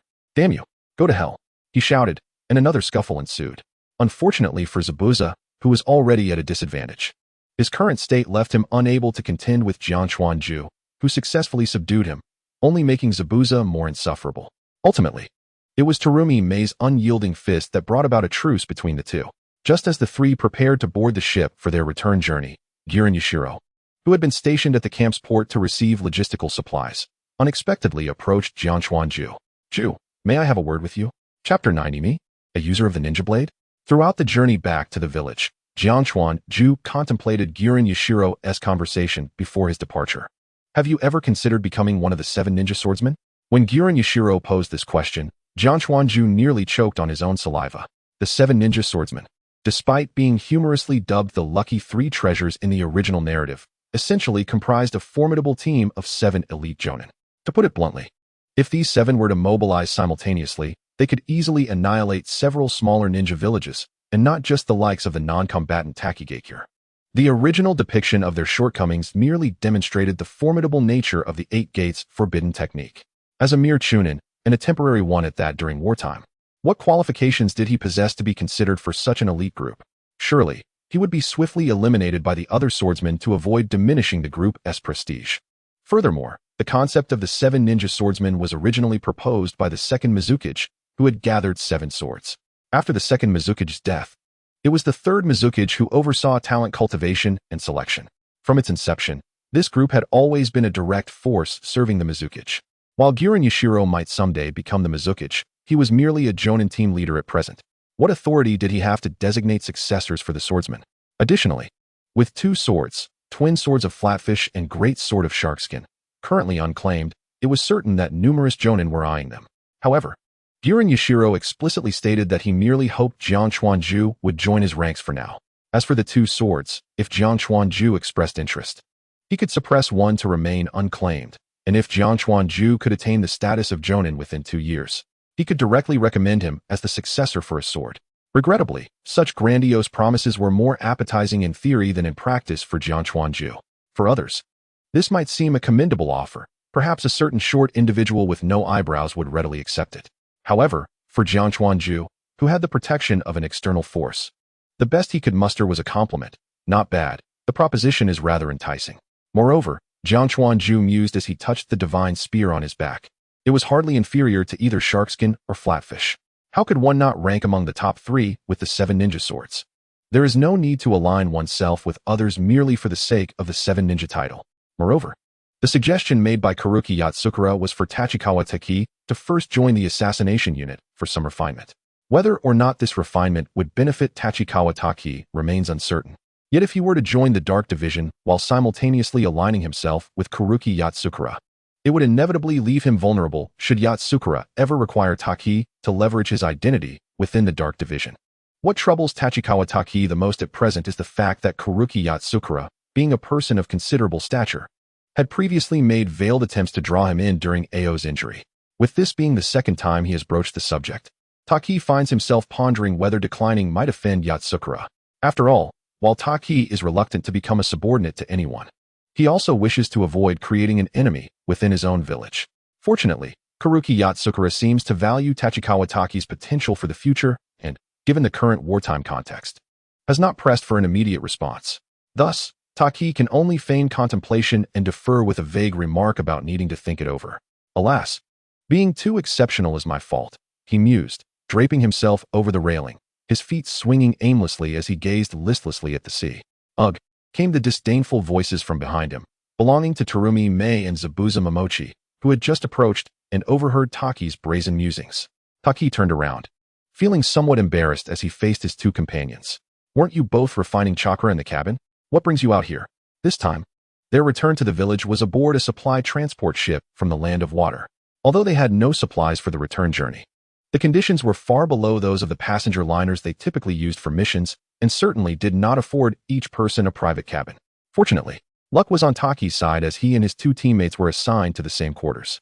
Previously, the trio had been refining chakra within the cabin.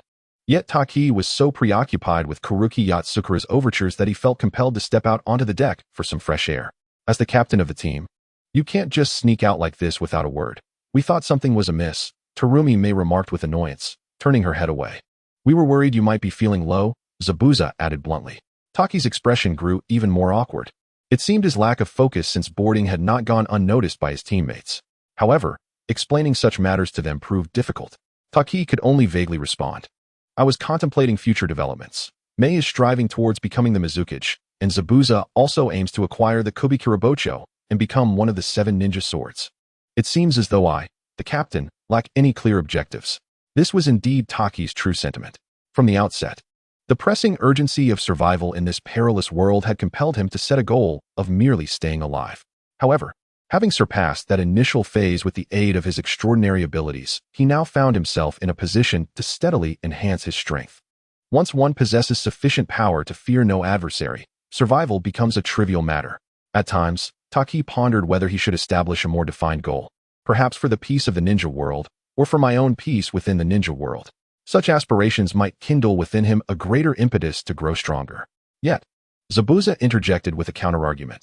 "I can also set my sights on becoming the Mizukage, and my aspiration isn't the Kubikirabocho."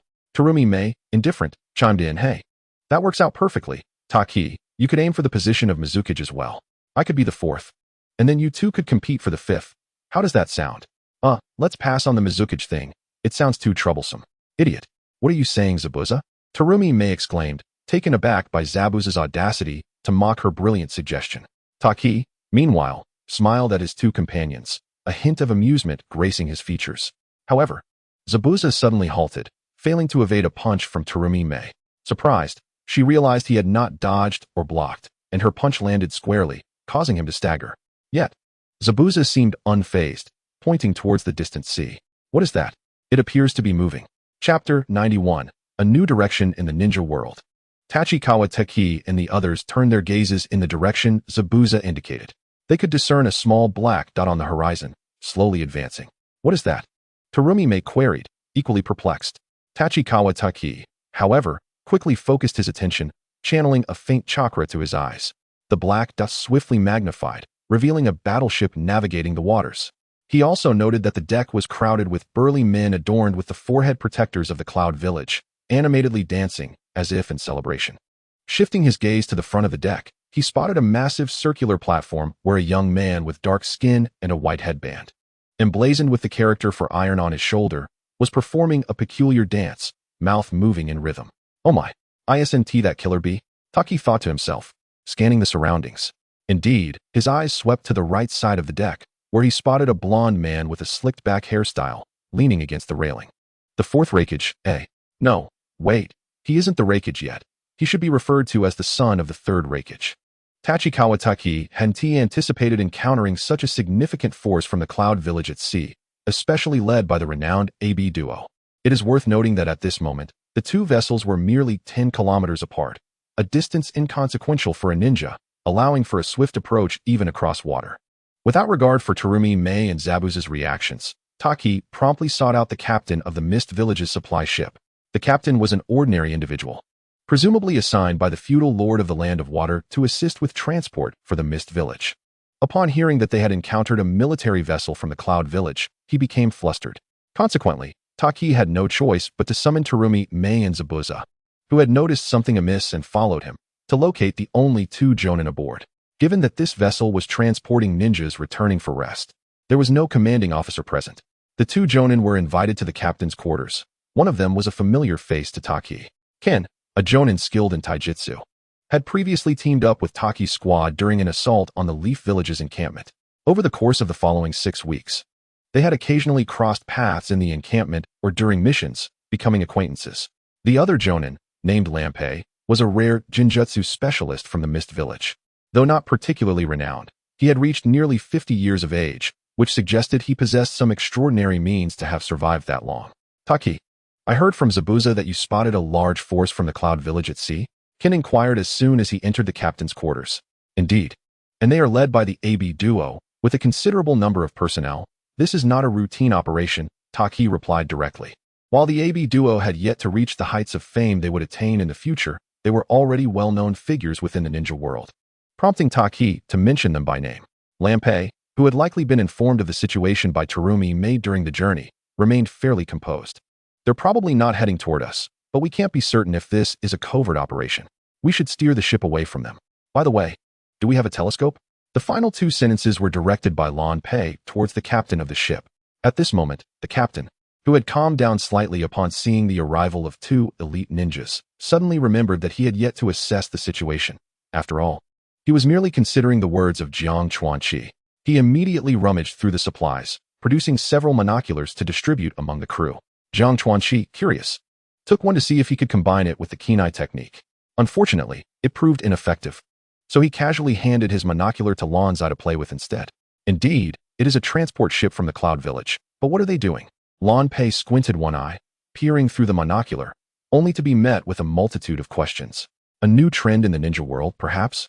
I wonder why Killer Bee is so popular at this time. Jiang Chuanqi silently mused, yet spoke seriously. Perhaps they are engaging in some collective recreational activity while at sea? Lampei, a traditional ninja, clearly could not comprehend such matters and chose not to dwell on it. Well, that is of little importance. It seems they have yet to notice us, and judging by their direction, they are likely headed towards the land of fire or the land of water. They must be reinforcements for the front line. But I cannot fathom why they would approach by sea. The others immediately recalled the recent intelligence circulating within the camp. The Cloud Village is currently engaged in a tug-of-war with the Leaf Village within the land of water. I wonder why they have chosen this route. It could very well be a force preparing for a stealthy ambush, Ken speculated. That indeed seems plausible. We should maintain our distance to avoid being silenced, he added. Although our village is not at war with the Cloud, should they annihilate us at sea, no one would seek vengeance for us in Cloud Village. The group unanimously agreed with Lampei's assessment, and the captain of the logistics ship had already begun to order a change of course the moment Lampei suggested distancing themselves. Although it appeared unlikely that a confrontation would ensue, the two elite ninjas still commanded all ninjas aboard to remain vigilant. In such circumstances, even if a battle with the Cloud forces did occur, the Blood Mist ninjas would not simply resign themselves to fate. Fortunately, perhaps due to Killer Bee hosting a concert at sea, the Cloud ninjas remained oblivious to their presence. Or perhaps they were aware, but indifferent to the exposure of their troop movements. Ultimately, the ship safely distanced itself from the Cloud vessels, which vanished from the horizon. Phew. Dr. Chi, I truly owe you one, Ken said, smiling as he patted Jiang Chuanqi on the shoulder. Please, don't call me a doctor, Jiang Chuanqi replied, seemingly resigned to the nickname. Meanwhile, Lampei, who had been rather talkative earlier, quietly exited the captain's quarters without further interaction with the others. Jiang Chuanqi held no particular opinion on this. After all, Lampei was an elite ninja, and having spent ample time in the Mist Village, he had encountered all sorts of peculiar personalities. A slightly aloof demeanor was certainly above the average mental level in the Mist Village. After casting a brief glance at Lampei's retreating figure, Jiang Chuanqi resumed the previous conversation.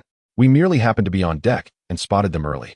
It was fortunate you did. Had we been too close, we would have undoubtedly faced some trouble, Ken responded. The two exchanged a few more words before returning to their cabins. Chapter 92, Reverse Upgrade. After this brief episode, the remainder of their journey proceeded without incident. The group safely returned to the Mist Village. The trio first reported to the Mizukage Tower, where they not only received their mission rewards for the recent conflict, but also some good news. Their formal appointments as Chunin had long been finalized. However, their time on the front line meant that the temporary appointments had not affected anything, and they could now be officially registered. Both Terumi, Mei, and Zabuza displayed no reaction to the words of the ninja at the mission office. As their squad had already been treated as Chunin while on the front line, this was merely a formality. Only Jiang Chuanqi silently raged within, thinking, how could it not have affected anything? If I had been officially promoted to Chunin earlier, I might have had an extra 4 or 5 days to draw rewards. Regrettably, he could only voice these thoughts in his mind, due to the numerous items associated with being a Chunin. The three proceeded to the logistics office to collect their equipment, officially becoming Chunin of the Mist Village. Ding! You have become a Chunin, unlocking the achievement. Reverse upgrade. Upon hearing the system notification, Jiang Chuanqi promptly opened the system panel to check. Indeed, this time he received a reward of 300 gold coins. He felt no disappointment that the achievement reward for Chunin was the same as that for Jinin, as he had anticipated this outcome. Given the system's usual stinginess, Jiang Chuanqi noted that none of his achievements had surpassed 300 gold coins thus far. In fact, he was pleased to receive such a substantial reward, as he typically received rewards of only 5 or 10 gold coins. Closing the panel, he noticed that both teammates were busy organizing their gear, so he decided to count his own items. A brand new mist forehead protector, a set of black clothing, 2 shoulder guards, a Chunin vest, and thoughtfully, 2 cotton arm sleeves were included. Overall, the items were quite comprehensive. However, it must be said that the Chunin vest from the Mist Village was remarkably unattractive. Moreover, it bore an uncanny resemblance to the ninja vest from Konoha over a decade ago, being a simple, flat gray composite armor. Beyond providing a modicum of defense, it had no additional features. In contrast, Konoha's current Chunin vests at least included several pockets for storing small scrolls or ninja tools, proving somewhat beneficial in combat. Only the 2 cotton arm sleeves displayed a hint of uniqueness, reflecting the commendable cultural sensitivity of the Blood Mist. Fortunately, the village did not mandate the wearing of standard equipment, and Jiang Chuanqi did not view his Chunin status as something to flaunt. Thus, he chose to reject the attire, much like Terumi Mei beside him. This left Zabuza, who had been preparing to don the Chunin vest right there, feeling slightly awkward. Noticing that both teammates were preoccupied, Zabuza decisively halted his action of lifting the vest. Forcefully folding the relatively defensible Chunin vest several times, he feigned tidying up his belongings. This elicited a fit of suppressed laughter from Lan Zai, who was idly squatting at Jiang Chuanqi's feet. All right, we just returned to the village today, so everyone should head home to rest. However, since the rewards from the war mission have been distributed, and we are now officially Chunin, how about we gather tomorrow and invite teacher Ao for a treat? Jiang Chuanqi proposed, observing that both teammates had finished organizing their gear. Terumi Mei and Zabuza pondered for a moment before agreeing. Although they had only been apart for a little over 10 days, they had only just come off the battlefield, and it was good to meet and assure each other's safety. The following morning, in the Mist Village, at a barbecue restaurant, Teacher Ao, you are now practically in charge of the perception class, so does that mean you won't have to go on missions anymore? Terumi Mei joked with Ao, even while eating. You can't keep your mouth shut. What do you mean by practically in charge? It's just that Senior Nakachi primarily handles frontline duties. Moreover, missions still need to be completed. Although it is Chi leading the team now, until I take on new recruits, I will still need to bring you along for certain tasks, Ao replied, playfully flicking Terumi Mei's forehead, which elicited a chuckle from Jiang Chuanqi. Moreover, the number of ninjas available in the village to undertake missions is currently limited. Although the daimyo is supportive of this war, a certain quota of routine tasks must still be maintained. It is indeed logical, as during times of peace, these tasks are fundamental to sustaining a ninja village, even though the number of missions will be correspondingly reduced during wartime to ensure the village's combat effectiveness. The ninjas capable of taking on missions are also relatively diminished. If they fail to consistently execute daily tasks to perfection, it may lead potential clients to underestimate the village's prowess. As the captain, Tachibana Kawakawa also voiced his agreement. Rest assured, Teacher Ao, the 3 of us have just returned from the battlefield and will be taking on some lighter missions for the time being. If you need our team's collaboration, we are always available. Don't worry, Teacher Ao, we won't let you descend into the depths of solitude while completing your tasks. True to form, another sharp rebuke was directed at Terumi Mei. This time, even Zabuza, who was standing nearby, nodded in agreement, his lips curling into a faint smile. The team had been formed for nearly half a year, and through their daily interactions, Zabuza had seamlessly integrated into the group. Although he still referred to Ao as captain, he had long regarded him as a mentor, occasionally revealing his true nature. He was increasingly distancing himself from the image of the demon that Tachibana had once held. After the 3 finished their meal, they did not part ways immediately. Seizing the rare opportunity when the busy vice-captain of the sensory unit, Ao, was free, he decided to take the 3 young ones to the training ground to evaluate their recent progress in training. However, the outcome startled Ao. Tachibana, you've already mastered the transformation of wind chakra and developed a new ninjutsu? Both Terumi Mei and Zabuza gazed at Tachibana with expressions of shock. After all, while Tachibana had previously utilized the swallow return, it had not been particularly conspicuous, as it was merely swordsmanship. This was the first time they learned that Tachibana had also developed wind-style ninjutsu. Well, it's nothing much. I wanted to develop a water substitution technique, but later felt that wind style suited me better, so I gave it a try. What Tachibana had demonstrated just now was the wind release, feather dance, a ninjutsu they had never encountered before, leaving AO momentarily speechless and halting the evaluation. Fortunately, I haven't used the feather roost yet, otherwise, Teacher AO would probably faint. After all, S-rank ninjutsu are exceedingly rare, and Tachibana suspected that AO might not have mastered any. Regrettably, AO lacked the ability to wield yang chakra and possessed no talent in medical ninjutsu. Otherwise, Tachibana would not have minded teaching AO the feather roost technique in the future. That way, AO might truly be able to emerge unscathed from a tailed beast bomb. Chapter 93. I fear death most. At this moment, AO genuinely wished to pry open Tachibana's head to comprehend how he developed such abilities in such a short span as a ninja. Most of his ninjutsu had been independently developed. AO had encountered some so-called genius ninjas, but those prodigies either possessed formidable physiques, vast chakra reserves, or exhibited rapid growth in ninjutsu and taijutsu. However, Tachibana, at such a tender age, could independently develop multiple ninjutsu, spanning categories as disparate as water release, wind release, and medical ninjutsu, left AO utterly astonished.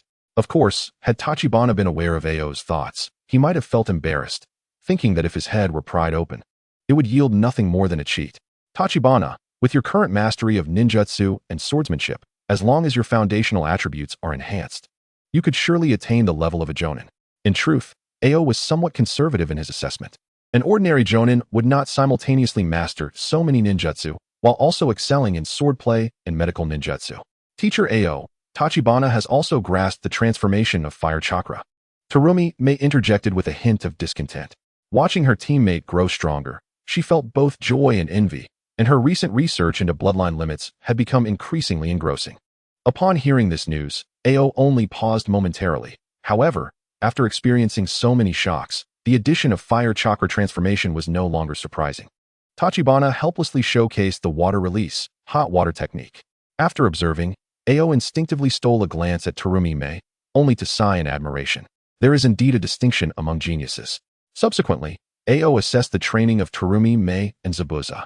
While both exhibited commendable strength among the Chunin, with Tachibana as a benchmark, AO was not overly astonished. He provided a brief guidance, but the three youngsters had already charted a clear path for their future. The assistance AO could offer was limited. Before departing, Tachibana called AO aside to discuss the invitation from Kakuzu. To be honest, I don't place much importance on the so-called 7 ninja swordsmen. However, refusing such an invitation too bluntly may lead to unnecessary offense. Tachibana expressed his thoughts. AO pondered for a moment, recognizing the complexity of the situation. Based on my understanding of Jonin Kakuzu, you shouldn't incur his displeasure. Yet, your reasoning is sound, given Kakuzu's strength and the current esteem he holds on the front lines. He may very well inherit the position of Mizukage. There is no need to leave a bad impression over such matters. Actually, during my recent report back to the village, I frequently discuss you with Elder General. He greatly admires talented children like you. Tachibana found AO's earlier remarks quite normal, but the last 2 sentences felt somewhat off. Reflecting on his status as an orphan, he thought, this can't be leading to a proposal for me to take him as a foster father, can it? Tachibana quickly interjected, guiding the conversation. Teacher AO means to suggest that Elder Jin could help facilitate a connection with Jonin Kakuzu? AO paused slightly before nodding. That's more or less the gist, but in reality, it's to have your trio become the protective detail for Elder General seemingly concerned about Tachibana misunderstanding, AO elaborated. This protective position does not entail any actual tasks. Before I joined the sensory unit, I was also considered part of Elder Jin's guard. This position is more of a form of protection for talented and capable ninjas who prefer not to engage in the internal conflicts of the village. Only then did Tachibana fully comprehend. He had previously thought that AO and Aunt Keiko, as part of the so-called neutral faction aligned with Elder Jin, were merely ideological titles. Believing that the neutral faction referred solely to ninjas who had not joined the commoner or clan factions, he had not realized that such a position existed to consolidate factions. However, the fact that he had previously been unaware of AO's additional role as a guard indicated that it was merely a nominal position without any significant impact. Thank you very much, Teacher AO. However, what about Zabuza? Tachibana suddenly recalled that Zabuza's current identity was somewhat awkward. Clearly a talent discovered by Kakuzu, who had also assisted in reforming the graduation exams for the Ninja Academy. Zabuza bore deep ties to the commoner faction yet remained obedient to AO's team. Even this time, Kakuzu had only sought out Tachibana. You need not concern yourself with Zabuza's situation. The decision to not allow him to join the commoner faction was also the third Hokage's intent. Jonin Kakuzu will not say much about this matter. In due course, I will take the three of you to meet Elder Jin. He is quite eager to learn more about you. Then I shall trouble you, Teacher Ao. Tachibana bowed sincerely in gratitude, appreciative of Ao's continuous care. No need for that. After all, you are my disciple, Ao replied with a warm smile. However, regarding the matter of joining the Umbu, as mentioned by Jujutsu, I believe it is worth your consideration. This is not merely a matter of factional allegiance. I see it as a splendid opportunity for your personal development. Furthermore, the assassination unit is, in essence, a direct subordinate of the Mizukage, which would serve as a significant stepping stone for your future endeavors. Understood, Teacher Ao. I will give it due thought. Nevertheless, my primary objective at present remains the enhancement of my own strength. Jinchuan Tachiko responded thoughtfully. The rank of Chunin still felt inadequate to him. He believed he must attain the status of Jonin to firmly establish himself within the Umbu. Ao, possessing his own aspirations for his disciple, wholeheartedly acknowledged this sentiment. Very well. It would be prudent for you to return home. You have only just returned to the village, and I presume there are numerous matters awaiting your attention? Then, farewell. Teacher Ao, Tachiko replied. After departing from the training grounds, he chose not to head home, but instead redirected his path to the Hidden Mist Hospital to pay a visit to Seijuji K.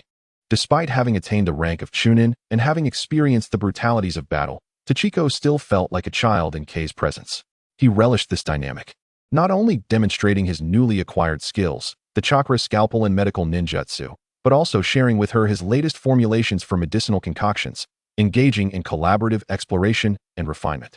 K, a seasoned practitioner within the medical field, offered invaluable suggestions for improving these formulas. By the way, Aunt K, while on the front lines during my mission, I encountered a spy from Kanahagakure. Tachiko recounted briefly about the incident involving Yakushi Nanayu. Naturally, K, being an ordinary doctor, was only privy to this tale as it related to his medical ninjutsu advancements, and Tachiko wished to share his experiences with an elder. Upon hearing this, K affectionately patted Tachiko's head. This is the reality of war, but remember, Tachiko, your life is the most precious thing on the battlefield.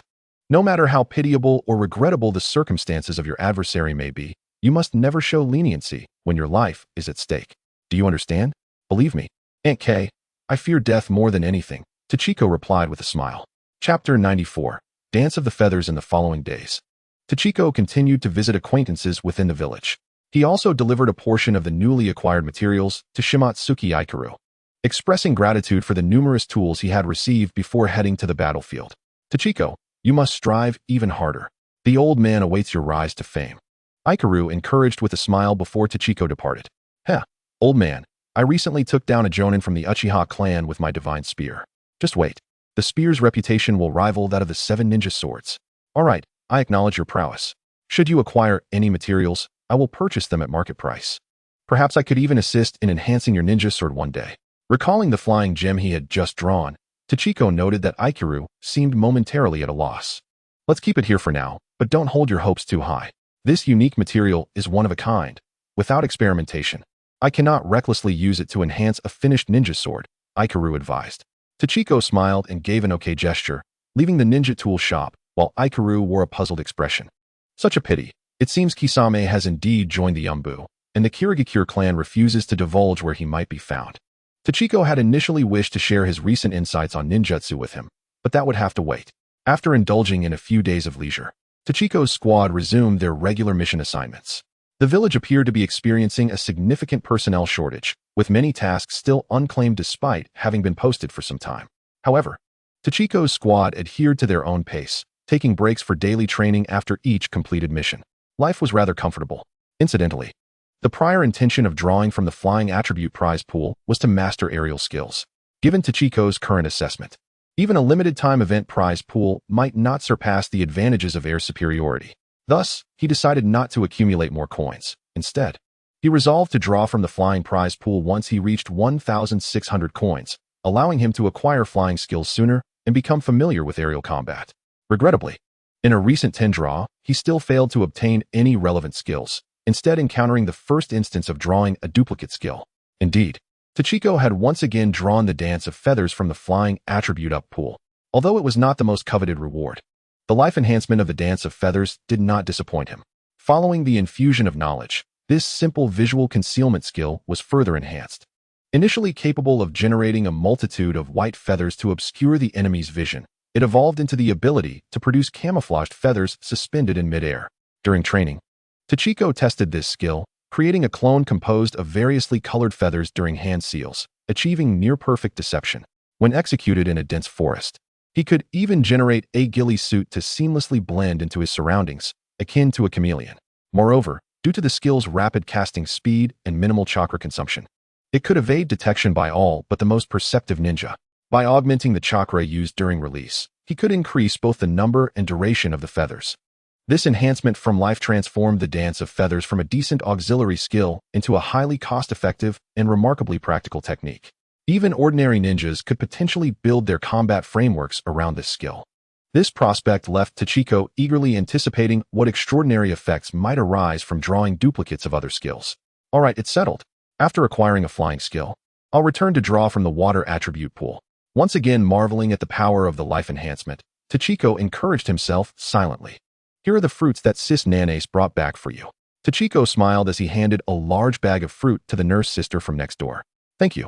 Tachiko, you've become a chunin, yet you remain so warm-hearted. Miss Nanace accepted the package somewhat bashfully. It's just a small gesture. I must also express my gratitude for your care, Sis Nanace. Tachiko beamed with a sunny smile. There was no way around it. To participate in the lottery, he needed to accumulate coins. Daily missions remained his primary source of income, and he could not afford to slack off. Today, one of his tasks happened to be running errands for the nurse sister next door, and Tachiko had to plead extensively to persuade his neighbor, who was reluctant to trouble him, to agree to let him help. Just as Tachiko completed today's task and prepared to return home to refine his chakra and rest early, an Umbu ninja suddenly appeared beside him. Miss Nanace, who had been chatting just moments ago, cast an apologetic glance before hastily retreating into her home and shutting the door. The Umbu ninja paid no heed to the ordinary person, addressing Tachiko directly. Chunin Tachiko, Elder Jin requests your presence. Tachiko paused momentarily. While he was aware of Elder Jin's considerable influence within the Kirigakure, he had not anticipated that an Umbu would be dispatched to convey such a message. However, after a brief moment of surprise, he quickly replied, "Very well, thank you for your trouble. I shall go at once." Upon witnessing the other party vanish once more, Tachibana decided against returning home and resolved to head directly to the Mizukage building. "Lon, you may return home. Dinner will likely be your own responsibility. I shall investigate the matter at hand." With that, Tachibana swiftly leaped onto the rooftops, making his way towards the Mizukage building. Earlier, not long after returning from the front lines, Tachibana team had met with Elder Jin, accompanied by Aoi. In general, he was an elderly man whose demeanor easily invited warmth. He neither harbored disdain for the identity of Zabuza nor expressed discontent regarding Tachibana intent to seek his assistance against Koki Yagura. Instead, he graciously offered words of encouragement to the trio and subsequently consented to their nominal appointment as his guards. Perhaps due to his neutrality, Tachibana had not interacted with Elder Jin since, let alone participated in any missions or patrols, as if such a position had never existed. However, since the Umbu had specifically sent word to him today, it was evident that this was not an ordinary matter.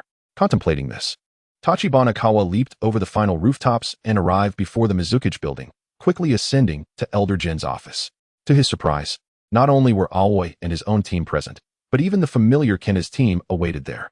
"My apologies, Elder Jin, for my tardiness," Tachibana said, noting the multitude gathered and choosing to acknowledge his supposed lateness. "It is of no consequence, for I only troubled Lord 3rd Mizukage to assign one Umbu to notify you." "You must be the last to receive the message," Elder Jin replied. "Please, have a seat, young Kawa." With a warm smile, he gestured towards an adjacent chair, inviting Tachibana to sit and converse. Chapter 95. S-Rank Mission. Tachibana merely nodded towards the two jonin, foregoing greetings with his teammates, and promptly took his seat. "Do not be overly formal. The reason I summoned both your teams is to request your assistance," Elder Jin continued. "Elder Jin, please feel free to give your orders." One jonin interjected. "You are too courteous, Elder Jin," the other jonin added hastily. The elder paid their politeness no mind and proceeded with his discourse. Previously, young Kawa discovered a substantial force led by the AB combination from Kumogakure at sea, a matter of which you are certainly aware. "Indeed, Elder Jin, I witnessed it myself," Tachibana affirmed. Elder Jin nodded and refrained from elaborating, instead retrieving a map and beckoning everyone closer.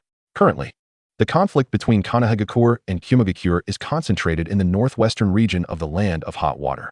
However, according to Umbu intelligence personnel, the landing point of the maritime forces you previously detected is situated along the southeastern coastline of the Land of Hot Water. As Elder Jin pointed out the locations on the map, the group focused their attention on the two marked spots. The Land of Hot Water lies northeast of the Land of Fire, separated from the Land of Lightning by the Land of Frost. Given its feeble strength and proximity to the Land of Lightning, the Land of Frost could not impede Kumogakure's advance. Thus, the primary battleground between Kanahagakure and Kumogakure had remained in the northwestern region of the Land of Hot Water, near the borders with the Land of Snow. However, due to the elongated geography of the Land of Hot Water, only about a third of its land borders the Land of Frost. The remaining two-thirds, specifically the southeastern territory, consists of a narrow coastline. When the higher-ups of Kurogakure learned of Kumogakure's forces departing from the sea towards the Land of Hot Water, they initially suspected a covert operation aimed at launching a surprise attack on the rear of the Land of Fire. Yet, subsequent investigations by Umbu personnel revealed that upon landing in the Land of Hot Water, Kumogakure did not directly assault the Kanahagakure forces to the west, but rather consciously avoided engaging with our troops and supply lines. In the nearly 20 days since, this contingent of 200 from Kumogakure has dispersed throughout the southeastern region of the Land of Hot Water, seemingly in search of something. At this point, Elder Jin circled an area on the map and gently tapped it twice. The village is keen to ascertain what exactly could warrant Kumogakure to disregard the intense battles at the front and allow an elite unit to search the outskirts for such a prolonged period. The other 8 individuals present exchanged glances, uncertain of how to respond. Ultimately, Aoi broke the silence with a query. So, Elder Jin, do you wish for our two teams to investigate this matter? Precisely, Elder Jin confirmed, nodding at Aoi. Aoi, you are currently the best sensory ninja we can spare from the village, and Kenta. Kenta raised his thick brows, casting an expectant glance at Elder Jin. Kenta is the most suitable to guard you. Therefore, I hope you two will lead the teams into the Land of Hot Water to uncover what those brutes from Kumogakure are up to. Observing Kenta's somewhat bewildered expression, Tachibana could not help but sigh. It seems the village truly cannot spare anyone else at the moment. This operation will be led by Aoi, with Kenta assisting. Your teams need not approach the battlefield between the two nations. You are only required to operate in the southeastern part of the Land of Hot Water and investigate the intentions of Kumogakure's 200 personnel. Additionally, while most of our intelligence operatives within the Land of Hot Water are stationed near the main battlegrounds, I will also dispatch some personnel to help you understand the broader situation over there. Is there anything unclear? Elder Jin inquired, retracting his hand and gazing at Aoi. After some contemplation, Aoi hesitantly addressed Elder General, given that both we and the Land of Lightning are currently engaged in conflict with the Land of Fire. If we were to encounter the forces of the Land of Lightning during our investigation, without a moment's hesitation, Elder Jin responded, if the situation becomes urgent, I permit you to engage with the Kumogakure ninjas, or if you deem it necessary, to directly disrupt their operations. Just ensure your actions remain discreet. Of course, even if discovered, as long as you are not captured, it should not pose a significant issue. The group nodded in understanding, grasping the implication. As long as there is no concrete evidence, Kumogakure is free to challenge us. Very well. Additional details regarding the mission are documented in this scroll. You may review them on your way. This will be an S-rank mission directly issued by the village, but I have faith in your abilities to successfully complete it. Understood, came the chorus of affirmations. Aoi solemnly accepted the scroll. Clearly, Elder Jin intended for the two teams to depart without delay. The group wasted no time in preparing, exiting the Mizukage building to make their respective arrangements. An hour later, at the entrance of the Hidden Mist Village, Aoi addressed the fully armed 7 members. While this task is designated as an investigation, unless we wait until the Kumogakure forces achieve their objective and withdraw, there is a significant likelihood of conflict with their ninjas. I trust one need not emphasize the danger associated with S-rank missions, he continued. Thus, there are only 2 requirements during this operation. Follow orders. Exercise caution. Yes, they echoed in unison, including Kenta. Despite being fellow Jonin, the village's clear delegation of command established a hierarchy. Moreover, Kenta was among the more agreeable types and would not contest Aoi's leadership during the mission. As they journeyed, the group exchanged insights regarding their circumstances, primarily to familiarize Aoi with Kenta's team. Given their previous familiarity from the front lines, the members of Kenta's team were already somewhat acquainted with Tachibana and his companions. Kagaya Shingetsu is a quintessential member of the Kagaya clan, proficient in the art of water transformation and possessing formidable swordsmanship. Upon returning to the village, the other two members of the team have also been promoted to Chunin. One of them, named Azusa, who previously received treatment from Tachibana during the raid on the Konoha camp, is also a practitioner of taijutsu. With his black hair cropped short and a massive iron staff slung across his back, he embodies the physique of a youthful Shaolin monk, exuding an air of reliability. The final member is a somewhat effeminate boy named Tamura Yuka, who is taciturn and not particularly fond of conversation. He is an exceptionally skilled genjutsu user, adept at setting traps and deploying hidden weapons. In the Land of Mist, he stands out as a ninja with a rather unconventional fighting style. Due to the urgency of their mission, the two squads have had little time to harmonize, which has resulted in Aoi, the captain, finding himself less in sync with Ken's team. Fortunately, as a jonin, Aoi is not lacking in similar experiences. His primary duty involves reconnaissance and sensing, which mitigates the impact of their disconnection. The group marches tirelessly, arriving at the borders of the Land of Hot Water. Chapter 96, Day / Within the borders of the Land of Hot Water, none of the 8 are wearing the headbands of the village hidden in the mist, and their attire is merely that of ordinary warriors. The 3 young samurai appear somewhat peculiar. Zabuza, feeling uncomfortable with the short blade hanging at his waist rather than strapped to his back, continuously adjusts it. Aoi-sensei, the small town ahead should be where the informant is located. According to our intel, Tachibana remarks, vigilantly scanning the surroundings while confirming with Aoi. Having landed on the coastline of the Land of Hot Water, they encountered 2 squads of ninja from the village hidden in the clouds along the way.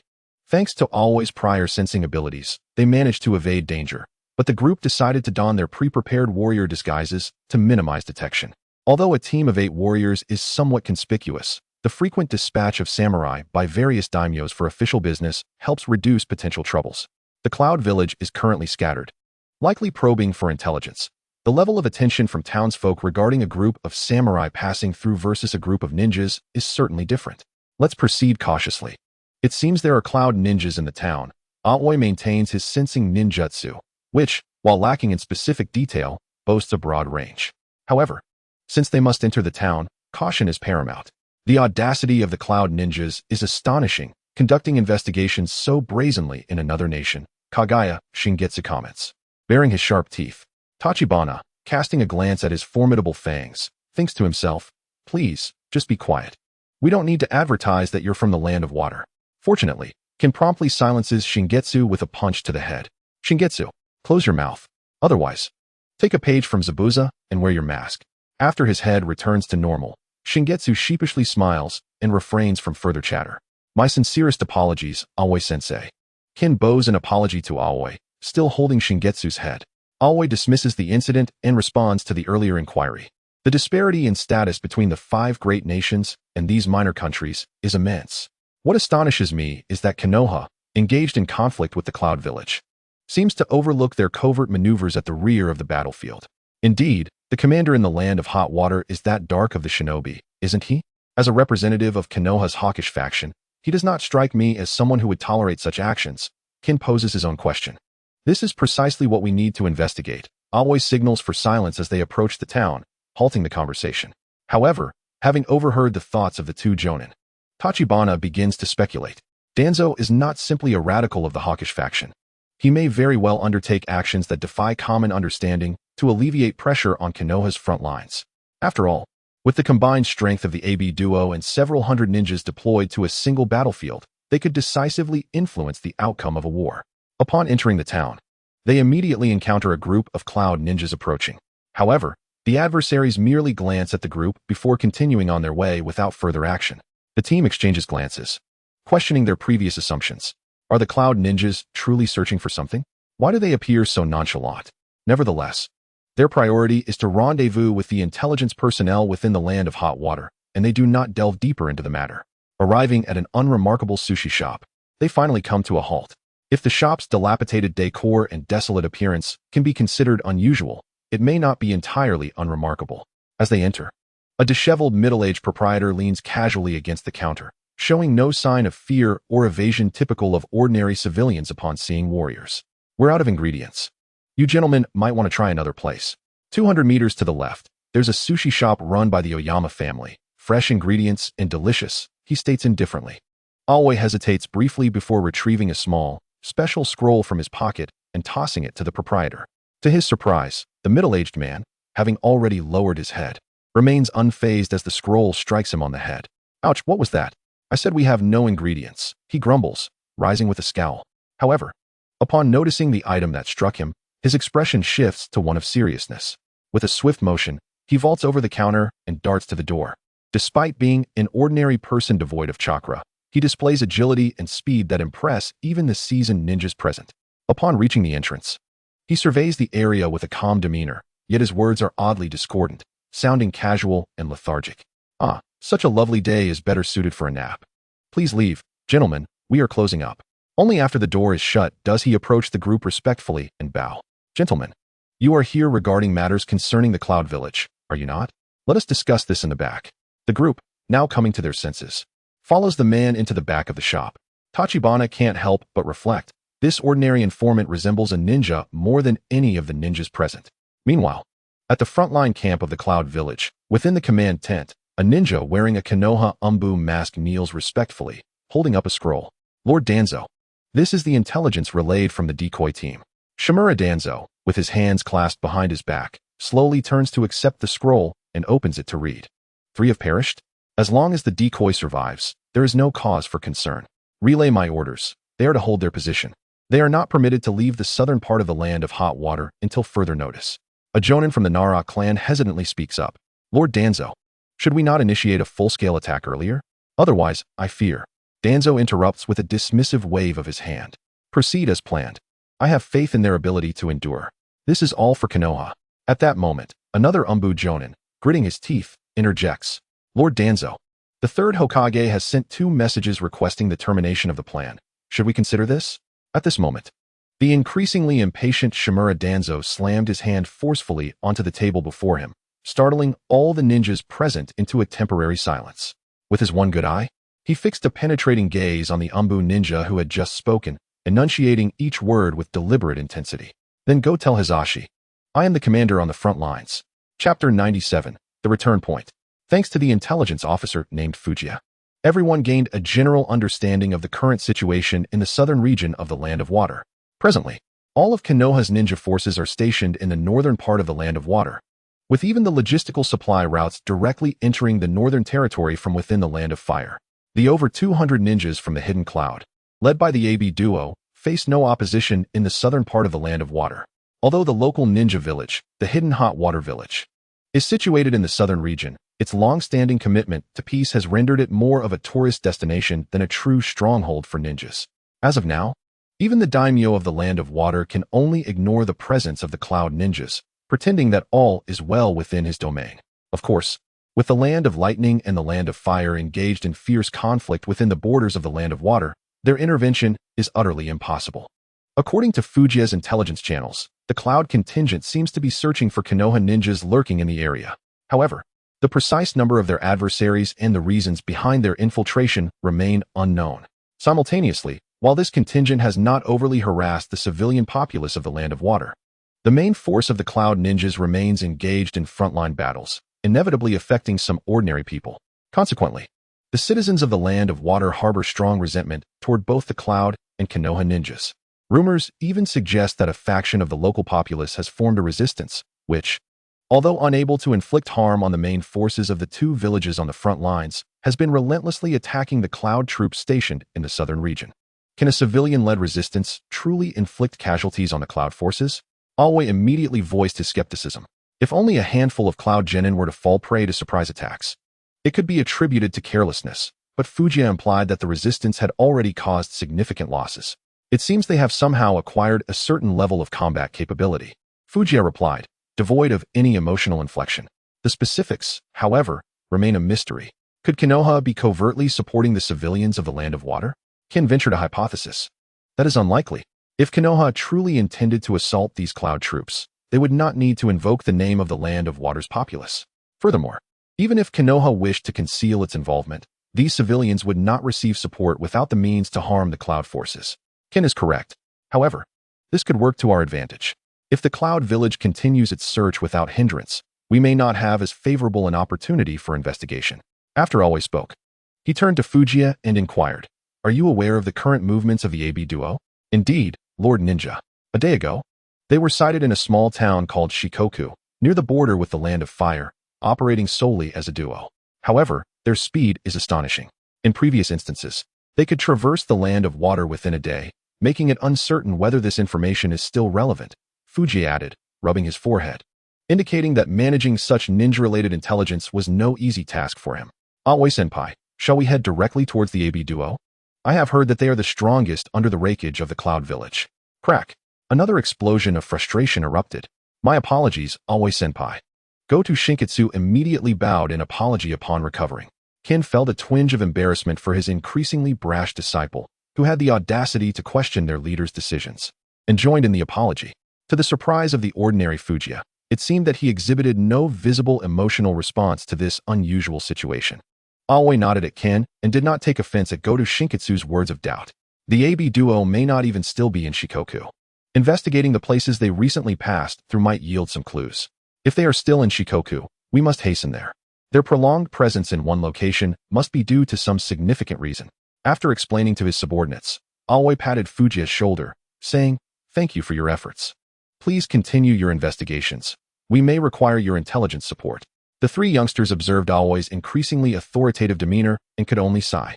However, Jankawa Tachibana promptly added, "Aoi-sensei, shall I summon Banzai here as well? It would facilitate future intelligence transmission." Previously, as they needed to disguise themselves as samurai, bringing a summoning beast, an obvious symbol of a ninja, was not practical. Tachibana decided to dispel the summoning technique and return Banzai to the village. Since Banzai did not have a fixed lair like Myobokuzen or Shikatsu Forest, each time he was unsummoned, he would return to the location of the summoning scroll provided by the system. By allowing Banzai to hold the summoning scroll when summoned, it effectively altered the return point. Communicating with the intelligence personnel here became much easier, and it also reduced the risk of exposing this intelligence station. That sounds good. This way, if we need to learn anything in the future, it will be more convenient, Aoi agreed. Upon receiving Aoi's consent, Tachibana bit his finger and summoned Banzai. Just as Banzai appeared, he was holding an apple, perhaps sensing the summoning. He dropped it and assumed a defensive posture upon landing. Quack. However, after surveying his surroundings and finding no signs of conflict, he hurriedly picked up the fallen apple, brushing off the dust. Tachibana felt somewhat embarrassed as he pulled Banzai aside and whispered something in his ear. After dispelling the summoning technique once more, he waited a minute before summoning Banzai again. This time, Banzai returned clutching a scroll about the same size as himself. Tachibana carefully took the scroll and handed it to Fujiya. "Please keep this summoning scroll safe. I will communicate any intelligence through the summoning beast from now on." Fujiya received the scroll with due seriousness, ensuring its proper storage. In truth, the scroll Tachibana entrusted to him was not the actual system summoning scroll, or rather, it was more than just a genuine summoning scroll. Banzai's actual summoning scroll was only about a few inches long, roughly the size of Tachibana's palm when rolled up. However, considering the need to change the return point, Tachibana had specially ordered a larger scroll for disguise and concealed the real scroll within a metallic rod. Previously, at the frontline camp, Tachibana had also kept this larger scroll, measuring over 60 centimeters, in his tent for convenient intelligence transmission. After the Konoha attack on the camp, the scroll in the tent had been torn and ruined, leaving only the central metallic rod intact. This new scroll was something Tachibana had remade recently. All right, let's set off. First, we will investigate that Shikoku town. Chapter 98, Taking Action. Not long after leaving the small town where the intelligence station was located, Aoi, who was leading the group, suddenly halted with a grave expression. "Someone is following us. 15 in total, 2 Jonin, 3 of whom are the cloud ninjas we encountered in the town earlier." Upon hearing this, everyone immediately came to a halt, adopting a defensive stance, awaiting Aoi's next command. "Remain vigilant and proceed as usual. Let us discern the intentions of the opposing party. A confrontation may not necessarily ensue." "Understood," came the chorus of responses. Instantly, everyone reverted to their previous demeanor, seemingly continuing their advance with nonchalance. However, it was not long before the cloud-hidden ninjas accelerated to close in, swiftly surrounding the 2 squads with 15 of their number. "What is the meaning of this? My friends from the land of clouds?" Ching expressed a hint of wariness, taking the initiative to inquire. A seemingly authoritative figure among them, a robust man with dark skin, stepped forward and directed his gaze toward Ching. "Identify yourselves and declare your purpose in the land of soup." Have the cloud-hidden ninjas now taken on the responsibility of maintaining order in the land of soup? Qing retorted, placing his hand on the hilt of his blade, presenting an air of readiness to unsheath at a moment's notice.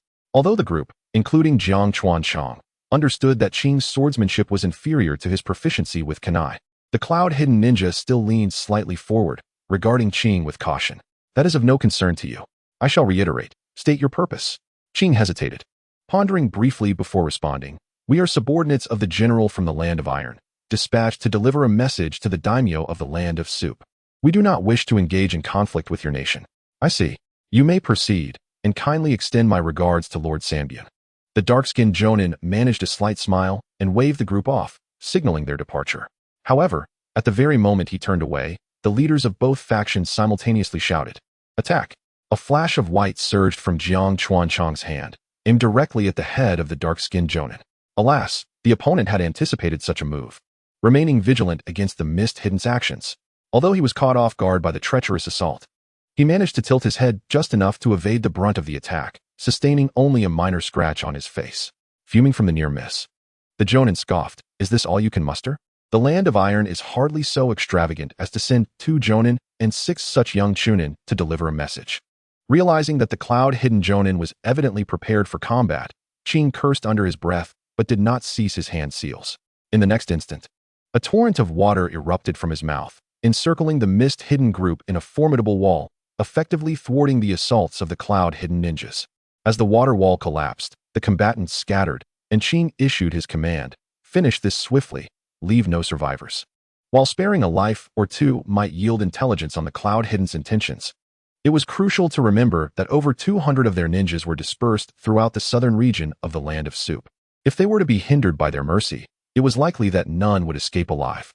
However, to the ears of the cloud-hidden ninjas, this sounded like an underestimation of their capabilities.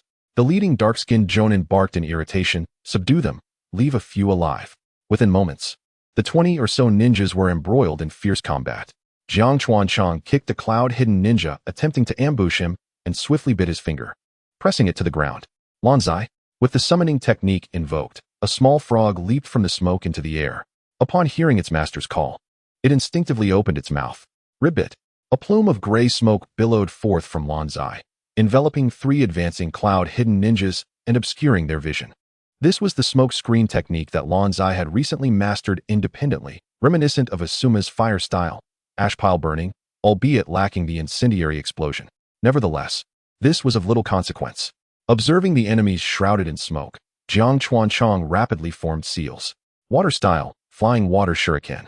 Dozens of water shurikens rapidly formed around him and, in the blink of an eye, were unleashed into the mist. "Ah!" came the cries from 2 of the ninjas. Yet, another cloud-hidden ninja burst forth from the smoke, wielding a blade crackling with electricity aimed at Jiang Chuanchang. Regrettably for him, he only heard a crisp whisper behind him, "Swallow return." Jiang Chuanchang swiftly maneuvered past the assailant, sheathing his blade, as the sound of a heavy body collapsing echoed behind him.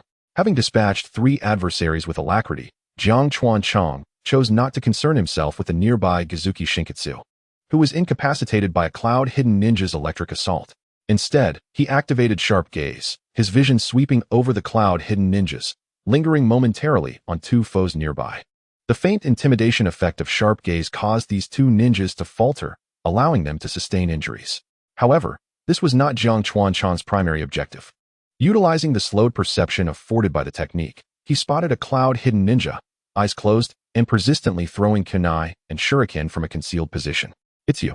Jiang Chuanchang had been seeking the sensory ninja among their ranks. If this individual were not neutralized, the mist-hidden team would inevitably be pursued even if they attempted a retreat. Once again, he formed seals, the water beneath him roiling violently. Gripping the short blade at his back, a faint azure chakra of wind coursed around him. Fixating on the suspected sensory ninja, Jiang Chuanchang muttered to himself, "Without dynamic vision, I wouldn't dare to engage so recklessly." In the next instant, a surging torrent of water erupted from beneath him. The wind-infused force from his swallow returned, propelling him forward with great speed. In the blink of an eye, he traversed 30 meters, confronting the sensory ninja. With his formidable dynamic vision, Jiang Chuanchang precisely swung his blade across the opponent's neck. He then propelled himself forward several more meters before finally halting. However, this burst of speed had its consequences. The force of the strike was so great that the head of the sensory ninja soared into the air. And had Jiang Chuanchang remained stationary, he would have been drenched in blood. Though this technique lacks a name, I should refrain from employing it until my control over my body improves, he reflected, stretching his slightly stiff legs. It seemed that since he began honing his swordsmanship, he had increasingly ceased to regard himself as a ranged, ninjutsu-oriented ninja. Yet, in truth, his physique was not comparable to those who had undergone rigorous training as taijutsu specialists. Immersing himself in the adrenaline-fueled chaos of close combat was a perilous signal for him, just as Jiang Chuanchang was regaining feeling in his legs. A blade glimmering ominously lunged silently toward his back. Swish! The long sword pierced through Jiang Chuanchang's form, emerging from his chest. As the blade penetrated Jiang Chuanchang's figure, the cloud ninja who had launched the ambush instinctively hesitated. No way. The absence of the expected resistance confirmed his doubts, and he discerned a dissonance upon closer inspection of the silhouette. In the next moment, Jiang Chuanchang's figure and the surrounding environment erupted into a flurry of feathers, obscuring the Jonin's view. Water style, boiling water. In that fleeting instant, Jiang Chuanchang, alerted by his danger sense, had already joined his hands to perform feather dance. Executing a timely escape, he then crouched low, evading the attack, and swiftly formed seals to unleash his ninjutsu. He opened his mouth, releasing scalding torrents of water that cascaded through the feathers still suspended in the air, dousing the thwarted adversary. Damn you, little brat. The sudden searing pain, even for the mentally resilient ninja, was unbearable, eliciting a sharp gasp. Yet, he steadfastly gripped his long blade and swung it forward. Boom! In that fleeting moment of distraction, a blue figure materialized above him, executing a powerful downward kick that sent him crashing into the earth, causing the ground to fracture and debris to scatter. Kenta, who was poised to launch a follow-up ambush after the boiling water assault, gazed at the immense crater before him and the disheveled enemy within it, his lips twitching involuntarily. Indeed, close combat is ill-advised. Had I rushed in earlier, I might have been taken down alongside him. He scratched his head awkwardly. My apologies, Dr. Tachikawa. I was momentarily delayed by the opponent's lightning clone, but thankfully, you are unharmed. Although Kenta had lost sight of the Jonin he was engaged with, had it been anyone else caught off guard, their life would have been in jeopardy. However, observing the enemy's disheveled state, it was evident that dealing with him had not been an easy task. Given the urgency of the situation, there was no time for further discussion. With several of their ninjas having perished, the balance of power swiftly tilted against the Cloud Village. In the blink of an eye, more of their shinobi fell. The enemy seemed to realize the gravity of the situation, and several pulled signal flares from their pouches, launching them into the sky. Stop them! Ao shouted immediately. Simultaneously, he expelled a massive water projectile, striking down a flare that had yet to ascend, along with the Cloud Jonin who had thrown it. Kenta, too, sprang into action, propelling himself into the air with a powerful leap, delivering a lightning-fast kick that sent another flare plummeting to the ground. Beside him, Tachikawa, who had been on guard, swiftly activated his dynamic vision, utilizing his marksmanship to destroy yet another flare. However, despite their efforts, 2 flares ultimately detonated in the sky. The fallen Cloud Ninja wiped the blood from his lip, glaring menacingly at Ao. You're from the Mist Village, aren't you? You can't escape. Ao, his expression dark with determination, ignored the threat from the struggling Cloud Jonin and ordered, eliminate them and retreat swiftly. The Mist Ninjas, already holding the upper hand, wasted no time in dispatching the last Jonin from Cloud, ensuring that no others escaped. Before their departure, Terumi Mei unleashed a vast earth shatterpalm technique to obscure the battlefield's traces, and the group hastily vacated the area. Yet, this cover-up could only serve as a temporary distraction. Ao led the way with his sensory techniques, while Kenta provided rear support. After all, the enemy's numbers were nearly double that of their own. Among the 8 Mist Ninjas, aside from Tachikawa and the one adept in water transformation, the rest bore injuries. Azusa, with a grievous wound to her abdomen and a half-broken blade embedded within, struggled to keep pace. With the threat of being surrounded by the remaining Cloud Ninjas looming, there was no opportunity to halt and administer medical ninjutsu. Tachikawa quickly retrieved the healing salves he had concocted from his pack, tossing them to his comrades before invoking a water flow technique to staunch the bleeding and seal the wounds of the injured. However, this merely served as a temporary measure. In such rapid movement, only a medical ninja of Tsunade's caliber would dare to treat injuries. After all, healing is a meticulous task, and in a state of distraction, misaligning a nerve or blood vessel could turn a rescue into a fatality. Captain, Azusa can barely hold on. The usually reticent Tamura Yuka voiced her concern, her urgency palpable.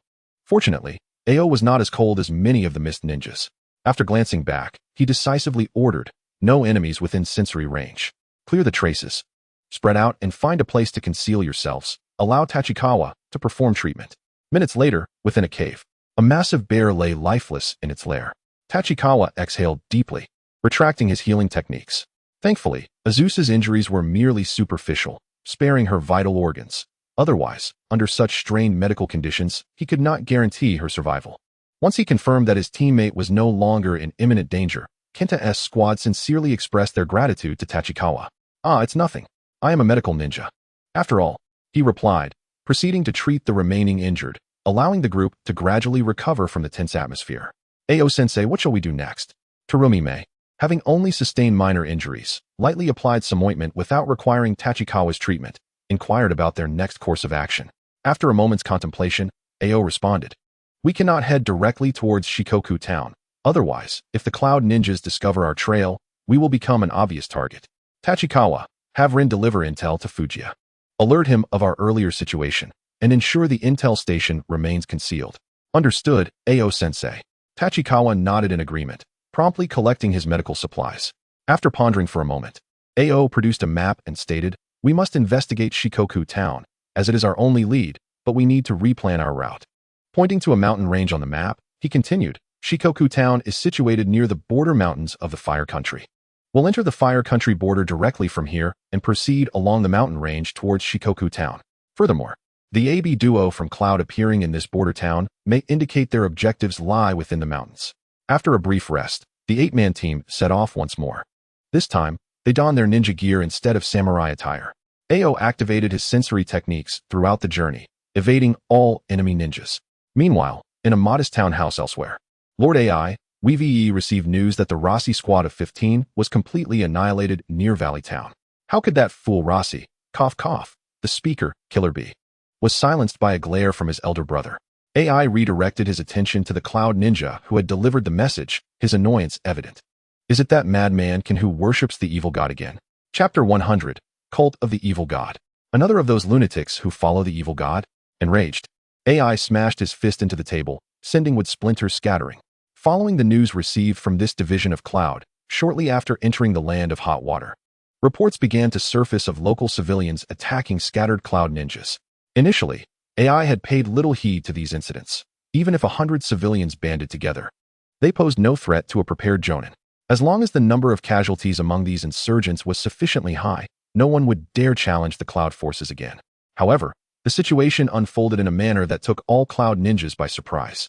At first, this was indeed the case. After suffering heavy losses without achieving any results, the resistance in the land of hot water had seemingly vanished for several days. The ninjas from Cloud assumed the matter was resolved and resumed their search for mission objectives with ease.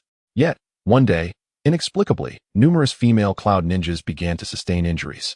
And shortly thereafter, several of them died gravely wounded even under heavy protection from their comrades.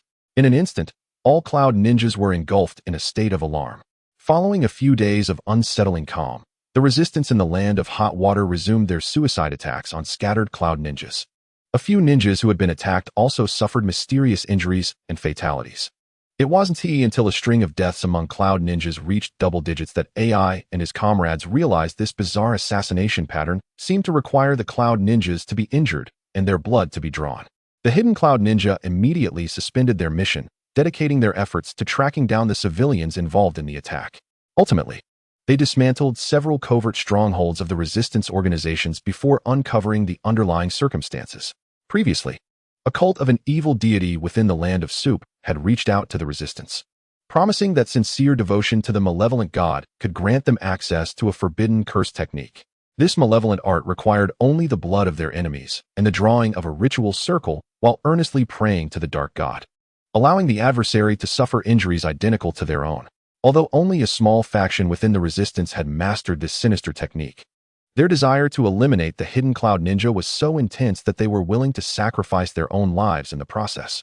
Despite this, these increasingly fanatical cultists, along with the civilians harboring deep-seated hatred for the invasion of the hidden Cloud, were still prepared to pay the ultimate price in blood. trading the life of a practitioner of the technique to slay the hidden cloud ninja. Fortunately, after days of relentless searching and tracking, and after eradicating numerous resistant strongholds, these individuals once again vanished from sight. Little did AI anticipate that such a brief interval would pass before they re-emerged to attack the hidden cloud ninja, even managing to obliterate a search team led by a Jonin, as AI pondered whether to once again halt their mission and cleanse the remnants of the evil cult. A communications ninja, having just recovered from AI's furious pounding on the table, cautiously spoke up. Lord AI, it appears this time it is not the work of those deranged cultists. Upon hearing this, AI ceased his contemplations, fixing his gaze intently on the ninja before him. Aware that the situation was amiss, the ninja recognized that his previous delay in relaying information had prevented AI from grasping the complete picture. He promptly divulged all the intelligence he had gathered. The search team near Valley Town had responded to a distress signal, and the remnants at the scene indicated that the Jonin Rossi and his team of 15 had seemingly clashed with ninjas from another country. The traces left behind suggested significant use of ninjutsu, predominantly water style, although earth and wind techniques were also evident. Moreover, the investigation into Valley Town revealed that 8 individuals resembling samurai had entered the area. Descriptions indicated 2 adults and 6 youths, resembling the configuration of 2 standard ninja teams. After hastily relaying this torrent of information, the communications ninja promptly lowered his head and fell silent, fearful of incurring AI's wrath, much like the unfortunate table. However, someone present seemed oblivious to the awkward atmosphere. "Hey, brother, let me take a shot," came the voice of Karabi, followed by a resounding crash. AI slowly released his tense left leg. The communications ninja gaped in astonishment at the gaping hole that had suddenly appeared in the wall, along with Karabi's figure retreating into the distance, unable to close his mouth for quite some time. As if nothing had transpired, AI turned to the communications ninja and stated, "Understood. Inform all teams to monitor the movements of those 8 suspicious individuals. Upon discovery, release a signal flare immediately and notify me directly." "Why yes, Lord AI. I shall inform them at once." With that, the ninja hurriedly departed, trembling as he hurried away. Left alone in the breezy chamber, AI pondered. Water-style ninjutsu? Could it be the Mist Village? Or perhaps ninjas from the Leaf were masquerading as saviors? Regardless of AI's speculations, the group led by Tachikawa was stumbling into the mountainous border between the land of soup and the land of fire. Thanks to Ao's sensory ninjutsu, they had narrowly evaded several squads from the hidden cloud. However, once they entered the mountains, Ao began to falter. The prolonged use of sensory ninjutsu drained both chakra and mental energy significantly, and Ao had already boasted enough about lasting this long among sensory ninjas.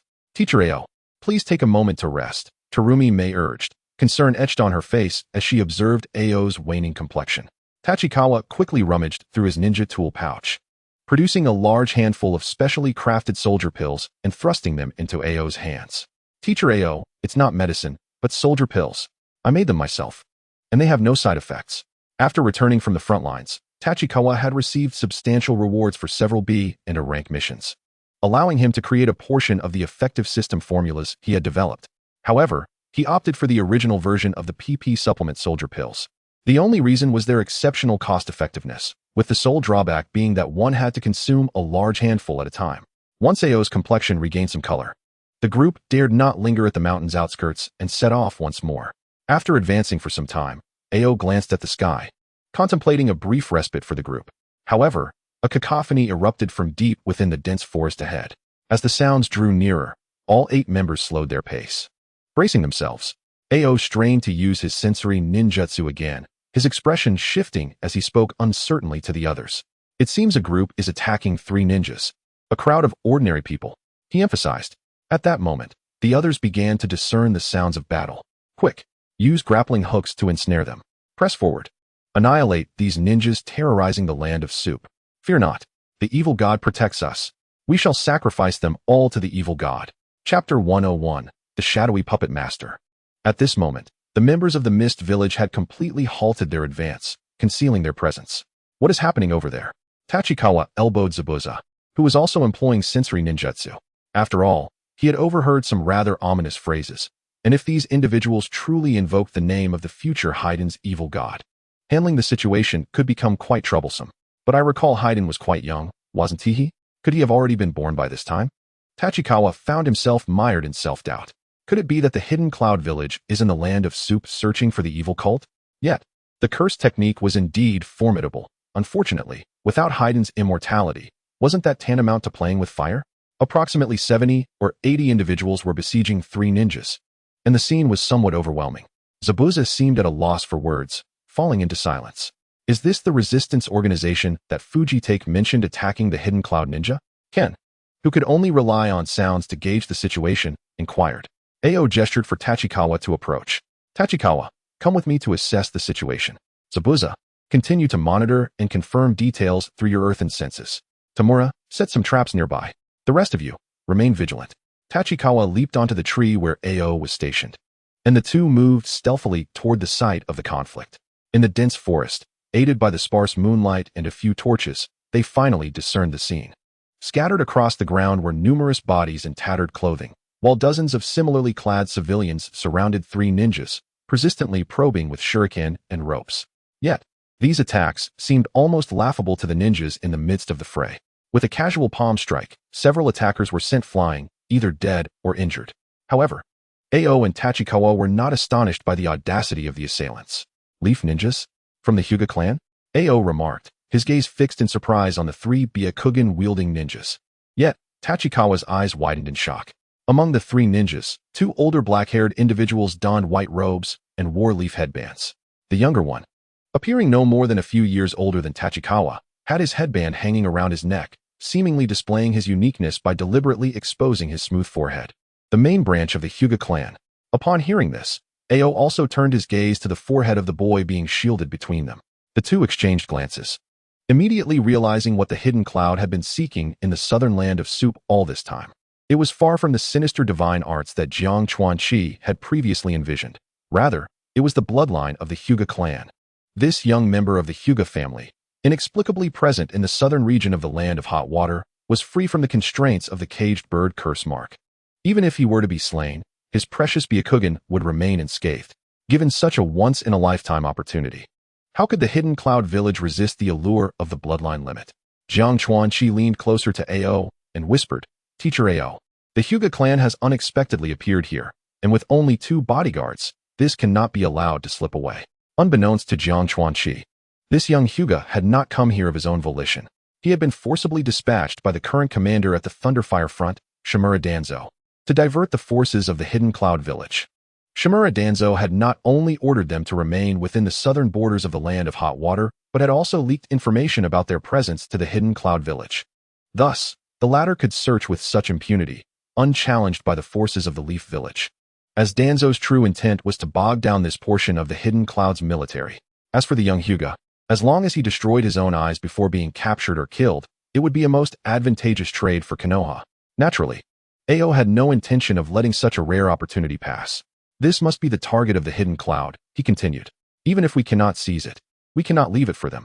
Although everyone was engaged in war against Konoha, the Land of Water and the Land of Lightning had never maintained a neighborly relationship. Chi, keep an eye on things here. I will summon the others and strive to take them down directly. Understood. Without further ado, Ao vanished in an instant. Just as Ao departed, Jiang Chuanqi noticed that 3 Hyuga ninjas below were in distress. One of the branch family ninjas, either in an effort to protect the young boy or perhaps due to a momentary lapse, was slightly delayed in his movements and was struck on the arm by a retracting grappling hook. The injury was not severe and would not impede his subsequent actions. However, a group of civilians suddenly erupted into cheers. Come quickly, Oda. Offer him as a sacrifice to the Lord of Evil. Subsequently, the grappling hook was tossed to a figure who was drawing circles on the ground with the blood of his comrade. The 3 Hyuga ninjas seemed to sense something amiss. The elder branch family ninja surged forward, shoving aside several obstructive civilians. Just as he reached the individual named Oda, a strange smile spread across Oda's face as he extended his tongue to lick the blood from the grappling hook. In the next moment, the middle-aged ninja unleashed a powerful strike upon Oda's chest. From Jiang Chuanqi's perspective, Oda's entire chest caved in, and he was launched backward like a cannonball, crashing into several civilians behind him, leaving no chance for survival. Regrettably, it was too late. The ninja who had previously shielded the clan's young heir now inexplicably suffered a similar fate, his chest collapsing as he spat blood, falling lifelessly to the ground. Silence. The young heir of the clan cried out in anguish upon witnessing the death of his protector. The middle-aged ninja, having rushed out, turned back to assess the situation. Both men, their eyes bulging with rage, transformed from their earlier indifference into a state of fury, launching a fierce counterattack against their assailants. Disaster. Jiang Chuanqi, concealed in the branches of a tree, felt a surge of panic. He was acutely aware that the Byakugan provided a 360-degree field of vision. There was no way for him to remain hidden. Indeed, Jiang Chuanqi abruptly lowered his head as a palm strike barely missed him. You cowardly thing. You are the puppet master behind this. The enraged middle-aged ninja unleashed another palm strike. Jiang Chuanqi dared not linger in place and swiftly dodged again. He had observed clearly that this Hyuga was undoubtedly of Jonin caliber. Previously, the three members of the Hyuga clan had dismissed the attacks of these civilians, regarding them as beneath contempt, thus delaying their swift resolution of the skirmish. But now, fueled by rage, they struck without hesitation. And Jiang Chuanqi dared not confront them directly. Moreover, he had no explanations to offer. He had initially intended to target the Byakugan of the Hyuga clan, but his plans had merely been accelerated. Die, little brat. Before the Hyuga ninja could reach him, he unleashed a relentless barrage of palm strikes aimed at Jiang Chuanqi. In midair, Jiang Chuanqi found himself with no means of escape. Chapter 102. The Failure of Danger Prediction? At that moment, Jiang Chuanqi realized that his ability to predict danger was not infallible. Even while airborne, with alarms ringing in his mind, he found himself unable to evade the impending threat. In a desperate bid, Jiang Chuanqi could only shrink his body as much as possible, drawing his divine spear to shield his chest. A resounding impact echoed as he was struck by the formidable palm, the spear crashing into his chest, sending him hurtling backward. Clutching the spear tightly to avoid losing it, he found himself violently coughing up blood. The alarms in his mind persisted, and after a strenuous adjustment of his position, he caught sight of the Hyuga ninja swiftly pursuing him toward his landing spot. Ignoring his injuries, Jiang Chuanqi hastily formed hand seals. Water release, water shuriken. The clear water mixed with blood transformed before him into numerous crimson shuriken, scattering toward his adversary. Watching the enemy's frantic attempts to evade the shuriken, Jiang Chuanqi couldn't help but smile. TSK, branch family members who don't know how to use the hack. The Hyuga ninja, incensed by the taunt, retaliated with another palm strike infused with rage aimed directly at Jiang Chuanqi. However, reinforcements arrived just in time. A figure appeared in the air, catching Jiang Chuanqi while deftly avoiding the attack. In rapid succession, multiple ninjutsu were unleashed upon the enraged Hyuga. Jiang Chuanqi paid no heed to the battle of his comrades and immediately invoked Yushi to heal his wounds. Although it had seemed like a mere palm strike, such an attack could indeed prove fatal. Fortunately, Jiang Chuanqi had used his spear for defense. Nonetheless, his internal organs had been injured, and several ribs had fractured. This was hardly the time to contemplate his longevity. The healing effects of Yushi were undeniably formidable. Even before Jiang Chuanqi touched the ground, his injuries had been mended. Embarrassed, he addressed Ken, who was still cradling him in a princess carry. Ken-senpai, I've already healed myself. Could you please set me down? Ken instinctively loosened his grip.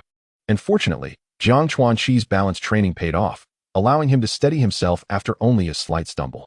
Dr. Chi, you should tend to yourself first. I'll go assist over there, Ken said, patting Jiang Chuanqi's shoulder with a broad smile. Unaware of the remarkable efficacy of Jiang Chuanqi's Yushi, he assumed he had merely stabilized himself and, after a brief admonition, dashed off to support Ao and the others. Jiang Chuanqi watched Ken vanish in the blink of an eye, somewhat speechless. He had intended to caution him about the civilians, but now he had no choice but to hasten back to the fray.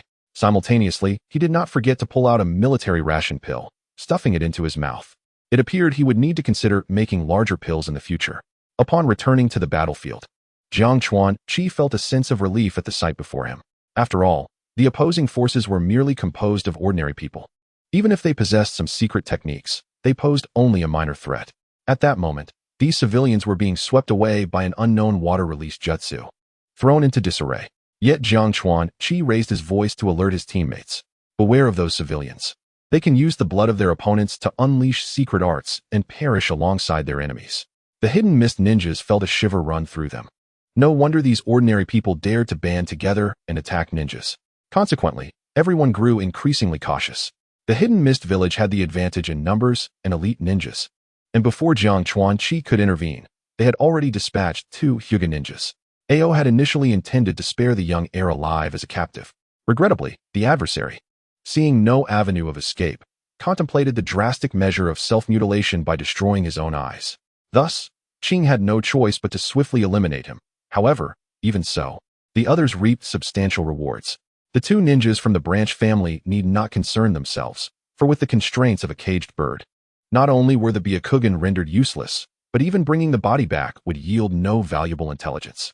Yet, the corpse of this clan heir proved to be of significant utility.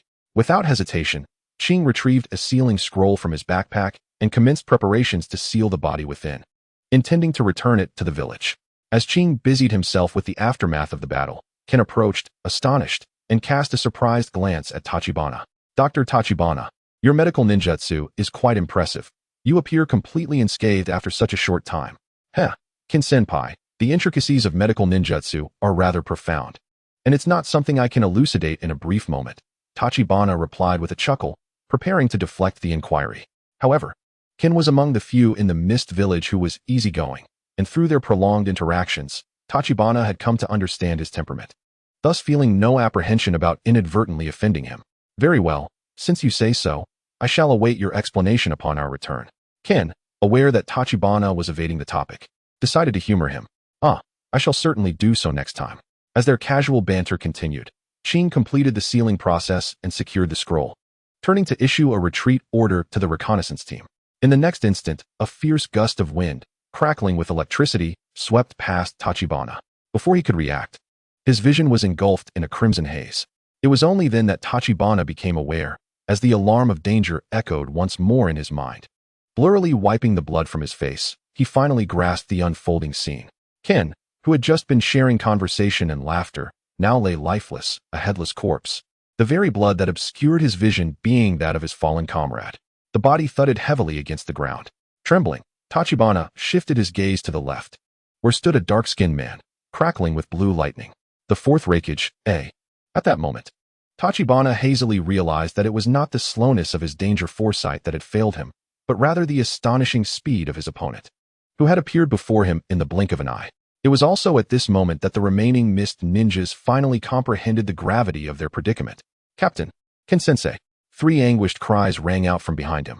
Yet, Tachibana dared not divert his gaze, fixating instead on the electrifying figure before him. Ninjas from the Mist Village? Quite audacious, aren't you? A.S. fists collided, disregarding the expressions of fear and anger from those surrounding him. The Mist ninjas merely tightened their grips on their weapons, refraining from making the first move. A casually gestured towards the scroll in Qing's hand. That blue-haired one. The scroll contains the corpse of the Hyuga clan, correct? Hand it over. His nonchalant demeanor resembled that of a commander instructing subordinates to retrieve an item. Qing clutched the scroll tightly in one hand while gripping a kunai in the other, neither rejecting the demand vehemently nor pleading for mercy. He merely fixed his gaze intently upon A. Chapter 103, Unmatched. So, did he prioritize Ken as a target because he noticed the scroll in Qing's hand? Despite the turmoil of fear and anger swirling in his mind, Tachibana forced himself to regain a semblance of calm and re-evaluate the situation. Perhaps due to their youth, he surmised that they were not perceived as threats. Yet, all of that became inconsequential. Did the original narrative reveal any weaknesses of the fourth raikage? Tachibana's mind raced, seeking a strategy for victory, or at the very least, a means of escape. Before him stood A, harnessing the power of lightning chakra. In close quarters, his speed rivaled that of the flying thunder god technique's spatial displacement. His defenses formidable enough to withstand tailed beast attacks, and his strength comparable to Tsunade's, with an offensive capability potent enough to shatter Susanu's defenses. This adversary, a veritable engine of slaughter, despite not being at his peak, already stood solidly at the level of a Kage. Perhaps Jinjutsu could bypass the defenses of his lightning armor, but only Tamura specialized in Jinjutsu among them. And even his abilities seemed unlikely to affect A, who might even retaliate with lethal swiftness upon exposure. The singing of Blue's technique might also penetrate his defenses. Yet A's physicality was equally formidable. Damn it, why must I face such an enemy? No matter how he pondered, an overwhelming sense of helplessness enveloped Tachibana. Having read the original story, he felt a despair deeper than that of his companions. Just as Tachibana was lost in thought, growing increasingly impatient from the lack of response, spoke with a brusque tone. If you refuse, I'll take it myself. The initial part of his statement remained relatively composed, but the latter half bore a disjointed, ferocious edge. A's form surged forward once more, the raging lightning cleaving through the air as he charged at Qing. With his eyes locked on A, Tachibana, relying on the keen dynamic vision granted by his sharp gaze, could barely perceive A's movements. As they sprinted at high speed, his left hand formed a fist while his right hand extended into a claw, evidently intending to snatch the scroll directly. Stop! Qing's furious roar halted A in his tracks, leaving deep gouges in the earth as he skidded to a stop, his expression darkening. It was not that A had simply obeyed at that moment. Qing was not in a defensive or retaliatory stance, instead gripping his kunai tightly, firmly planted against the scroll containing the Hyuga's body. Yet, before Qing could negotiate any terms with A, the ever-eager Kirigakure ninja, Shingitsuki, could no longer contain his fury, wishing to avenge his teacher. Die!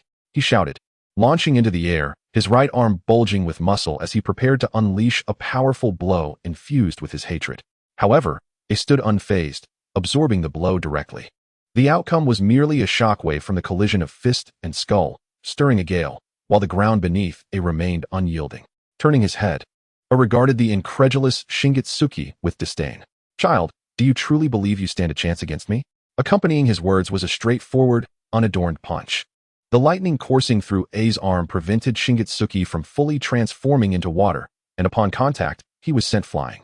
Shingitsuki crashed through a grove of trees before exploding into a splash of water, struggling to reassemble his form. Just as A was poised to charge again and finish off the young member of the Mizuno clan, Qing's voice boomed once more. I command you to stop. Although A suppressed his inner fury to halt, his overwhelming presence continued to instill fear in all present. Fixating his gaze on Qing, he slowly spoke. Mist Ninja, do not grow too arrogant. Only then did Qing regain a modicum of initiative, though his kunai remained steadfastly against the scroll. I will give you the scroll, but first, let them leave. Qing-sensei. Mei. Silence. Qing's sharp rebuke cut off Terumi Mei's words, his eyes still locked on A, awaiting a response. A, too, ignored the pleas of the young ninja, coldly regarding the resolute expression on Qing's face. By what right do you believe you are worthy to negotiate with me? That depends on whether you value the Byakugan's bloodline limit more than their lives. After a moment of silence, A slowly replied, Very well, the children may depart. Qing let out a breath, his form still refraining from any movement, as he swiftly commanded, Jiang, take them away first. I will handle things here. Understood, Teacher Qing. Please take care of yourself. However, just as Jiang Chuanji finished speaking, AI suddenly appeared beside him, reaching for Jiang Chuanji's neck. This time, thanks to AI remaining within the range of danger perception and Jiang Chuanji, keeping his dynamic vision focused on his opponent, he adeptly ducked to evade the grasp, rolling forward to escape. Just as AI attempted to seize Jiang Chuanji again, a stream of water finally arrived, wrapping around Jiang Chuanji's waist and pulling him away from the spot. Witnessing Jiang Chuanji being rescued by the water whip of Terumi Mei, AI refrained from advancing again, as if nothing had transpired. Nevertheless, the tension among everyone escalated once more. What do you intend to do? Qing glared at AI, his voice filled with indignation. AI first cast his gaze upon the agile Jiang Chuanji. Not bad, little brat. Your name is Jiang, isn't it? He then shifted his attention back to Qing. He will stay, the others may leave. Qing remained silent, understanding that his intentions had been thoroughly discerned by his opponent. He had initially planned to destroy the scroll containing the Byakugan after ensuring the safety of his disciples. Such scrolls inherently demanded confidentiality. Once destroyed, the contents would naturally be obliterated. Even if he were to perish here, he would ensure that the Byakugan did not fall into the hands of the Cloud Village. However, if Jiang Chuanji were to remain, could he truly suppress his heart and allow his disciple to sacrifice alongside him? At that moment, a voice reached Qing's ears. I can stay to accompany Teacher Qing. Let the others depart. Do you have any additional conditions this time? Jiang Chuanji's gaze was icy as he calmly addressed AI. Previously, when Qing had instructed him to leave, Jiang Chuanji, who should have been grateful for the chance to survive, felt no joy whatsoever.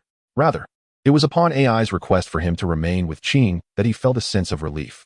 It was only then that Jiang Chuanji realized he was not as afraid of death as he had believed. While he would not willingly sacrifice himself for the village as Qing would, if it were for his teacher or teammates, those he held dear, then perhaps there was nothing to fear. I must have died before crossing over, right? Yet I have lived on in this fascinating world for so long, it feels like a gain. Today is a bit busy. There will only be 2 chapters. My apologies. Chapter 104. I will stay. Everyone was astonished, staring at Jiang Chuanji, the one who had spoken. Even AI took a moment to appraise this young boy anew. You are impressive. The first compliment had been about Jiang Chuanji's skills, the second regarded his character. Would you be interested in joining the Cloud Village? Lord AI, perhaps you should fulfill your promise first. Jiang Chuanji did not respond, but instead reminded AI once more. AI waved his hand dismissively. I have no intention of stopping them. The other four fell silent, glancing at Jiang Chuanji. You should go, do not linger. Return to the village directly. I will stay here with Teacher Qing. The four exchanged glances and said nothing further. Remaining now would only be a burden. Ji went to lift the still recovering Suigetsu, while Tamura Yuka sorrowfully began to collect Ken's remains, and Terumi may cast a worried glance at Qing and Jiang Chuanji. Only Zabuza remained, fixated on AI, as though he intended to etch AI's visage into his memory. In return, he was met with AI's somewhat mocking smile. Lon, you should return with them. Yet, the little frog remained motionless, stubbornly gazing at Jiang Chuanji. Ribbit. Jiang Chuanji knelt down, gently ruffling the little creature's head, whispering, trust me. Go ahead. If you do not accompany them, who will relay information to me? Once they are safely gone, I will summon you back. Hearing this, Lon reluctantly nodded in agreement and leaped to Terumi Mei's side. When Ji and Tamura Yuka returned, carrying their teammate and teacher, the four cast one last glance at Jiang Chuanji and Qing before hastily retreating into the depths of the mountains. Rather than risk the encirclement of the Cloud Village by returning along the coastline of the Land of Water, they seemed determined to traverse through the Land of Fire to reach the village hidden in the mist. You can hand over the sealing scroll now. AI spoke impatiently. Qing ignored AI's words and called out to Jiang Chuanji, Jiang, come here. At this juncture, Jiang Chuanji hesitated no longer, swiftly appearing by Qing's side. Qing fixed his gaze on AI while cautiously handing over the kunai and scroll to Jiang Chuanji. Jiang, your reflexes are quicker than mine. If anything arises, destroy the scroll immediately. Receiving the scroll, Jiang Chuanji felt a slight tremor in his heart, but masked it, replying, yes, Teacher Qing. Subsequently, Qing formed hand seals to employ sensory ninjutsu, presumably to ascertain whether the others had safely departed. However, as he began to activate the sensory ninjutsu, his expression faltered, and he slowly spoke. Lord AI, you are not here specifically to seek us out, are you? With your speed, you could easily catch up to them. Once my subordinates have distanced themselves sufficiently, I can hand over the scroll. AI regarded the exchange between Qing and Jiang Chuanji with an unconcerned expression, nodding slightly. Indeed, it is unfortunate for you, but I can't afford to wait. My matters are not urgent. With that, AI casually removed his lightning armor and settled into a cross-legged position. In truth, AI had come to search for his brother, Killer Bee. Previously, he had kicked Killer Bee out of the town and, having waited for his foolish brother to return, realized he must have gotten restless and wandered off to play, prompting AI to personally follow the trail. Who would have thought that upon arriving, he would stumble upon the fight here, where the bloodline of the Hyuga clan, which they had been searching for, had fallen into the hands of the Mist Village's team? Seeing AI sit down so casually, Jiang Chuanji likewise adopted a natural demeanor and sat down as well. Though he still harbored a strong desire to survive, the fear and tension had dissipated, replaced by a sense of relaxation. It seemed that after making a decision, things were not so daunting after all. Thus, only Qing remained standing, maintaining the sensory ninjutsu. If it weren't for the numerous civilian corpses and signs of battle surrounding them, Jiang Chuanji and AI might have appeared as leisurely travelers on an outing. In the original story, Qing had obtained a Byakugan. Now, although he possessed two, he found himself trapped in this deadlock. That fellow was not one to honor promises. If he secured a Byakugan, he would undoubtedly eliminate both me and Teacher Qing. Yet, with the fourth rakeage speed, dying might not be too painful, right? By the way, I recall that the Cloud Village also had a strategist with a single eye. While reading the original work, I felt he resembled Teacher Qing quite a bit. Would this Byakugan ultimately fall into his hands? Just as Jiang Chuanji's mind began to wander, AI, observing the seemingly dazed boy across from him, was almost unable to resist the urge to launch a surprise attack to seize the scroll. However, after considering that this boy had previously evaded his surprise grasp, he abandoned the notion of taking the risk. At this moment, Jiang Chuanji's emotions had shifted from a fear of death to an entirely different extreme, completely oblivious to AI's peculiar expression. Since he had to wait anyway, Jiang Chuanji decided to open the system panel. Confident that only he could see the panel, Jiang Chuanji boldly began to contemplate a lottery in front of his enemy. Gazing at the pitiable 350 gold coins above, Jiang Chuanji couldn't help but feel a mixture of amusement and despair. 2 draws? While it's true that miraculous outcomes can arise from single draws, can these 2 attempts, devoid of even a minor safety net, truly alter my fate? Despite such thoughts, Jiang Chuanji refused to surrender. It was, after all, an opportunity. However, the flying type was best left alone. It felt as though even if he were to draw the ability to soar, he would be obliterated the moment he left the ground. Even if fortune favored him with something like the dragon's touch or wings of ascendance, with his current chakra levels, a comeback seemed unlikely. Perhaps he should focus on the general category instead, not hoping for a golden prize like Destruction Ray or Crystal Star, but merely wishing for something like Breath of Life or Song of the End, which could aid in turning the tide, at the very least. Drawing harmonious coexistence might ensure his survival. Jiang Chuanju's eyes swept over the potential life-saving prizes in the general pool, his mind swirling with thoughts. He genuinely regretted not having drawn from the general up pool previously. While the water and flying prizes could enhance his strength steadily, it seemed only these peculiar items from the general category could allow the weak to triumph over the strong in moments of crisis. Sitting opposite Jiang Chuanju, AI observed the boy's ever-shifting expressions, one moment filled with anticipation, the next with frustration, completely baffled. What was this child up to? Was he perhaps underestimating her? Yet, considering the boy's lack of other actions, AI suppressed her irritation and maintained a poised demeanor. Even Qing, who was employing sensory ninjutsu, cast a curious glance at the two seated individuals. Ignoring their scrutiny, Jiang Chuanju focused intently on the lottery button, brimming with anticipation. Let us go for it. Chapter 105 Draw? Here comes the first. Filled with hope, Jiang Chuanju was abruptly doused with cold water as the first white light orb appeared. The orb on the lottery interface merely pulsated twice before releasing a solitary white meteor, as though the system itself mocked his frugality. Meow Meow's golden coin, white item. How should one articulate this? The first single draw yielding such a result left Jiang Chuanju feeling disheartened. Sigh. Knowing it might turn out this way yet still feeling a tinge of disappointment. What was that about? No, there's still one more chance. One more time. Defiant against fate, Jiang Chuanju resolved to continue drawing. However, he suddenly recalled that if he did not retrieve the prize from the lottery panel, he would be unable to draw again. Yet AI was still staring at him intently. Extracting a tangible item like the golden coin might provoke an adverse reaction from her, leading to his untimely demise. How unjust that would be. Had he known, he would have opted for a double draw instead of chasing a miracle with a single one.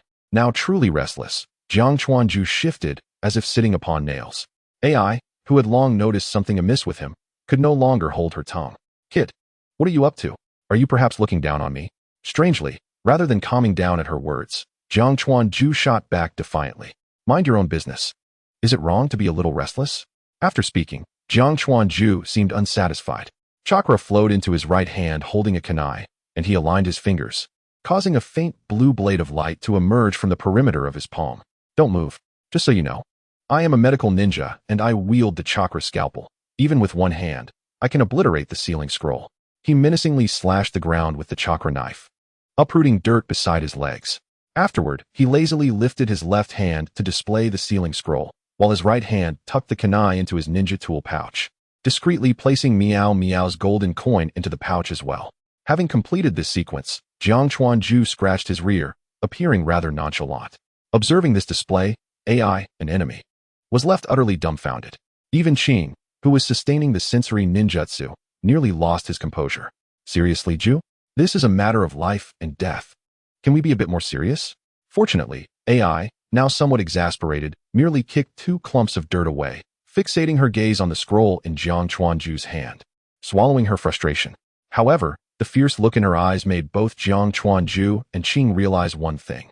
Even if they surrendered the scroll today, AI would not let them off easily. Yet, with the chance to draw again, Jiang Chuanju felt a sigh of relief escape him. May the gods bless me.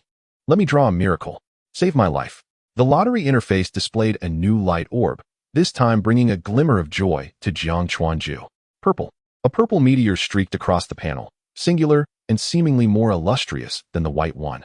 Master of techniques. In that moment, Jiang Chuanju found himself at a loss for how to react. This prize seemed to embody a paradox of having drawn something, yet not completely drawn it. Had this been any other time, drawing a purple item without a safety net, especially a rare ability type prize, would have had him ecstatic, likely bouncing with joy. Moreover, this purple prize belonged to a category of great utility. Although he couldn't recall the exact effects of the Master of Techniques ability from the original Pokémon, the system's prompts showcasing various intricate hand seals compelled him to exclaim, "Huzzah for localization!"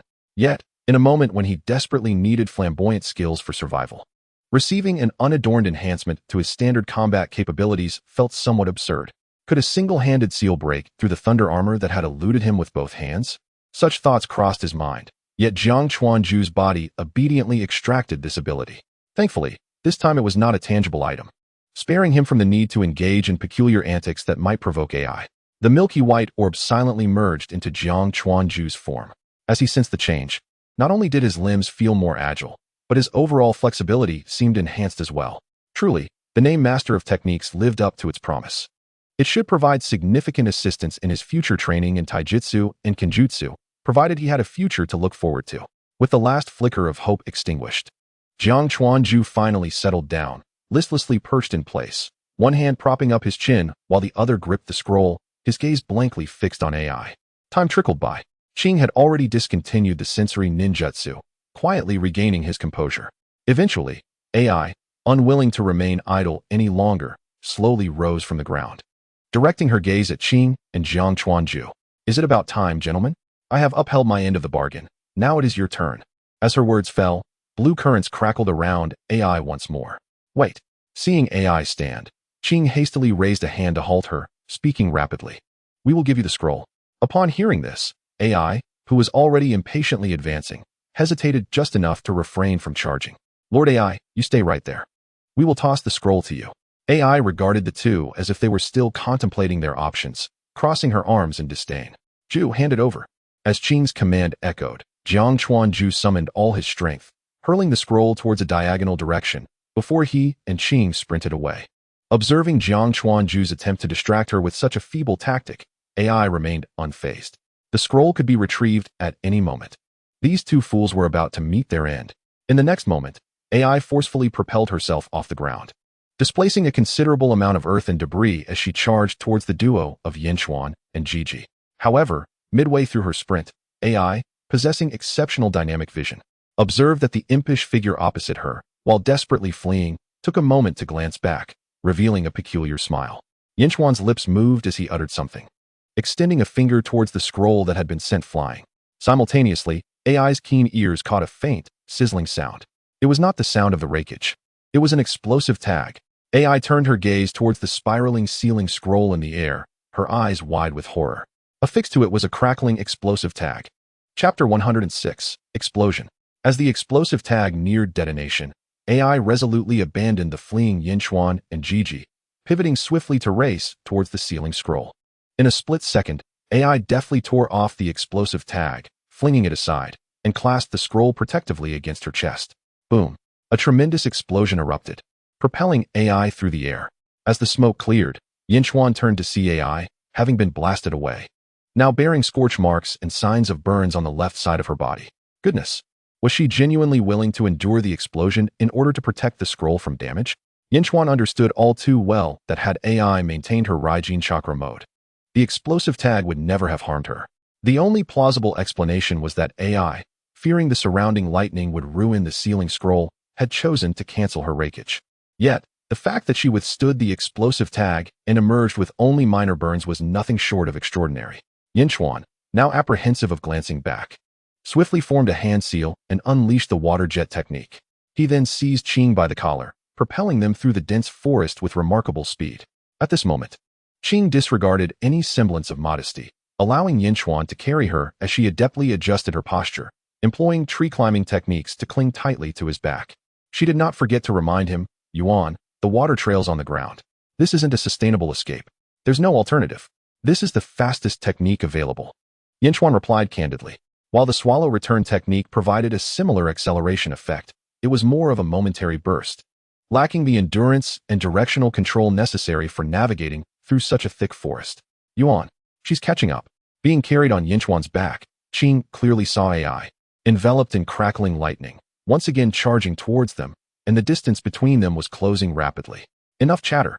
Water release ninjutsu," Yinchuan shouted, disregarding any notions of respecting his elders. It was crucial to note that the water jet technique he was employing consumed his own chakra, while Qing's water release ninjutsu would not only impede their pursuer, but also conserve her chakra.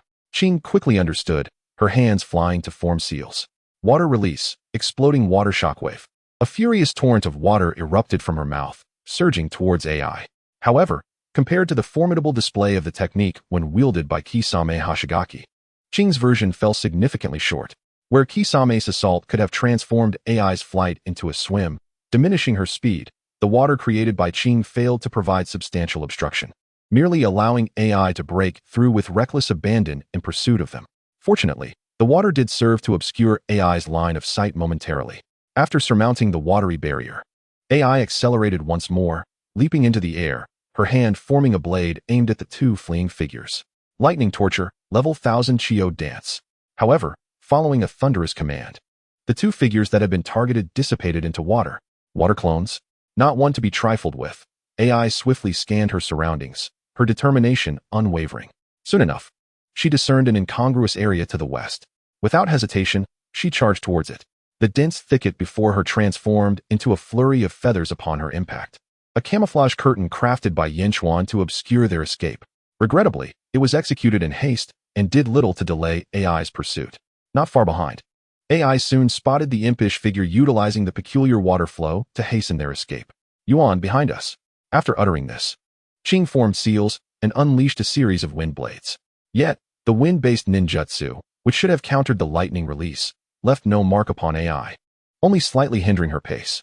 Without needing Qing's warning, Yinchuan, endowed with precognitive awareness of danger, sensed the incoming attack, deftly altering his course to evade it at the last moment. However, given the close proximity of AI, it was futile to hope to shake her off with mere speed. Gritting his teeth, Yinchuan turned to face AI, who had raised her arm once more. At this juncture, they were mere feet apart, and AI could distinctly perceive the malevolent expression on the imp's face, along with an almost imperceptible hint of madness. Yinchuan swiftly formed seals with one hand while stuffing a handful of military rations into his mouth. Die! Steam explosion. Two sweltering masses of high-temperature steam coalesced beside Yinchuan, pulsating violently as they expanded. In an instant, they erupted like a long-dormant volcano. Two torrents of raging steam surged forth, aimed directly at the shadowy figure before them. The moment the steam collided with AI's rakeage, a deafening explosion resonated throughout the mountain range. Boom! Countless trees of varying heights succumbed to the shockwave, splintering under the force. A vast cloud of white water vapor, mingled with the debris kicked up by the explosion, swiftly enveloped the forest. AI's form was launched into the air as if struck by a heavy hammer. Yet, upon closer inspection, the formidable blast had not breached her rakeage. It was merely the powerful thrust of the shockwave that had lifted her. However, the trickle of blood from her ears and the corners of her mouth hinted that she was not entirely unscathed. Meanwhile, Yinchuan, seeking to exploit the explosion's force to create distance, also failed to fully control the explosion's trajectory and was similarly hurled away by the shockwave.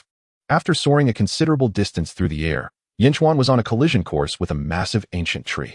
Fortunately, Qing, who had been clinging to his back, did not bear the brunt of the explosion and managed to maintain her consciousness, executing several fierce wind palm techniques in quick succession. She managed to halt their descent just before they crashed into the tree, preventing further injury. Once they landed safely, Qing hurriedly set Yinchuan down from her back.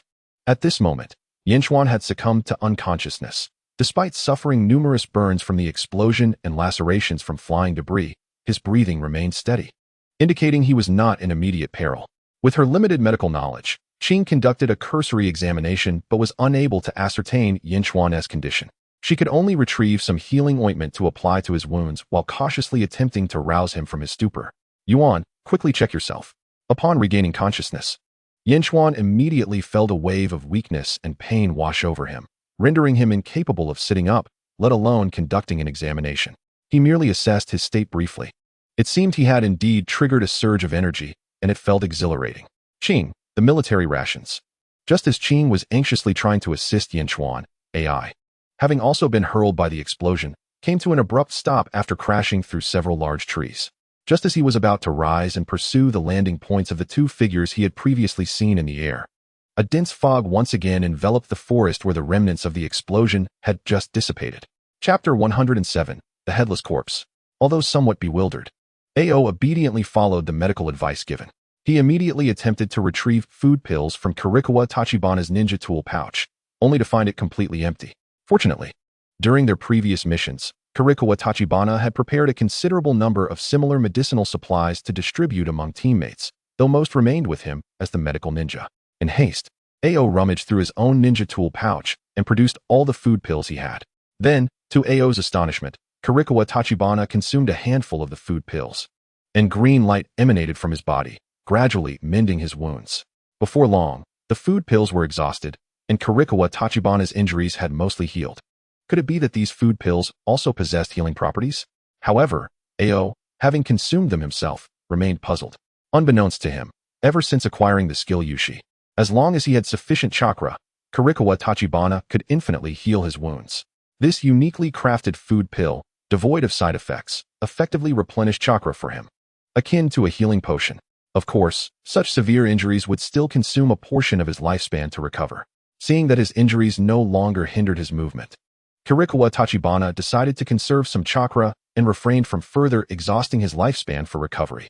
At that moment, both of them noticed the mist gradually spreading. After exchanging glances, they realized that Zabuza and his companions must have heard the explosion and were approaching. It seemed the ordeal was nearing its end. After narrowly escaping death, both felt an immense relief. Indeed, Zabuza and his group had not fully retreated. During the standoff with Ao had employed a sensory ninjutsu to confirm the withdrawal of his teammates before seeking an opportunity to escape. However, within Ao's sensory range, Zabuza and his companions had only retreated to the very edge of his perception and chose to remain stationary. Though Ao's sensory range was sufficiently vast, it clearly did not signify a safe departure. Zabuza's group was evidently signaling to Ao, "We will not withdraw alone, nor will we recklessly take risks. We will await you here." Ao felt a touch of gratitude in his heart. From then on, he ceased using sensory ninjutsu and focused on recovering his strength to increase the odds of a successful escape. For the remainder of their journey, Ao was carried by Kirikawa Tachibana, who naturally conveyed this information to him. This was also the reason why they did not significantly alter their direction while fleeing. Unfortunately, they had not managed to create a sufficient distance from Ai behind them. Even employing the mist concealment technique would not allow them to completely erase their traces immediately. It was not until Kirikawa Tachibana's final steam explosion that they managed to create some distance from Ai, allowing for a brief respite. "Teacher Kirikawa, we should relocate first," Ao suggested. "We cannot ensure that the enemy won't pursue us to where we land." Having reached a consensus, the two fell silent and quietly blended into the fog. Meanwhile, Ai, upon witnessing the emergence of the thick fog, had already abandoned the pursuit of the two. After all, with the Byakugan now in his possession, chasing them was merely a means of venting frustration. The likelihood of capturing them was evidently low, so he decided it was more prudent to return and regroup before heading back to the Hidden Cloud Village. However, that little brat's final technique, could it also be a bloodline limit? Ai silently noted the reckless and undaunted nature of this little imp. At that moment, Kirikawa Tachibana, undeterred by death, was still evading detection with Ao amidst the fog. Yet, given that Zabuza had specifically mastered the Earth Release sensory ninjutsu to complement the mist concealment technique, it did not take long for him to locate the two. "Teacher Kirikawa," Terumi Mei exclaimed excitedly as she rushed over and embraced Ao, her voice tinged with emotion. For Terumi Mei, who had spent more time with Ao, he was both a mentor and a family figure. Seeing him safe brought her usual pride to a halt. "Gu." Beside Terumi Mei, Ao's companion, the blue-haired boy, also tearily clung to Kirikawa Tachibana's leg, seemingly reproaching him for not adhering to their agreement to summon him for battle. All right, it's all right," Kirikawa Tachibana said, bending down to lift the boy while casting a glance at Zabuza. Zabuza immediately understood and remarked with a smirk, "There's no one else in the mist concealment technique now. The enemy must have given up." Meanwhile, Tamura Yuka, Azusa, and the now-recovered Kirigakure Shin, who was carrying Ken's corpse, gazed at the reunion of Ao's team with a complex expression. Ao noticed the expressions of Ken's team and gently patted Terumi Mei on the back before addressing everyone. "We should leave this place for now. After all, there are still many ninjas from the Hidden Cloud Village within the Land of Water, and we are not entirely out of danger yet." He then retrieved a sealing scroll and, with a hint of regret, handed it to Kirigakure Shin, who was shouldering Ken's body. "We should seal Ken's body within the scroll for now. We can deal with it properly upon returning to the village." Observing the three who were silently preparing to collect Ken's body, Zabuza spoke somewhat inappropriately. "What a pity that the Hyuga Byakugan has fallen into the hands of the Hidden Cloud." Zabuza's comment stemmed from his recognition of the sealing scroll, as he acknowledged that it was a remarkable feat for Kirikawa Tachibana and Ao to have survived their escape. To his surprise, Kirikawa Tachibana shot Zabuza a peculiar glance before deftly producing a small scroll from his hand. What is this? Zabuza exclaimed, drawing the attention of everyone as they turned to look at the scroll in Kirikawa Tachibana's hand. Only Ao's expression remained unchanged. This should contain the eyes, correct? Kirikawa Tachibana tossed the scroll slightly and asked Ao. Ao nodded in agreement. It's the head.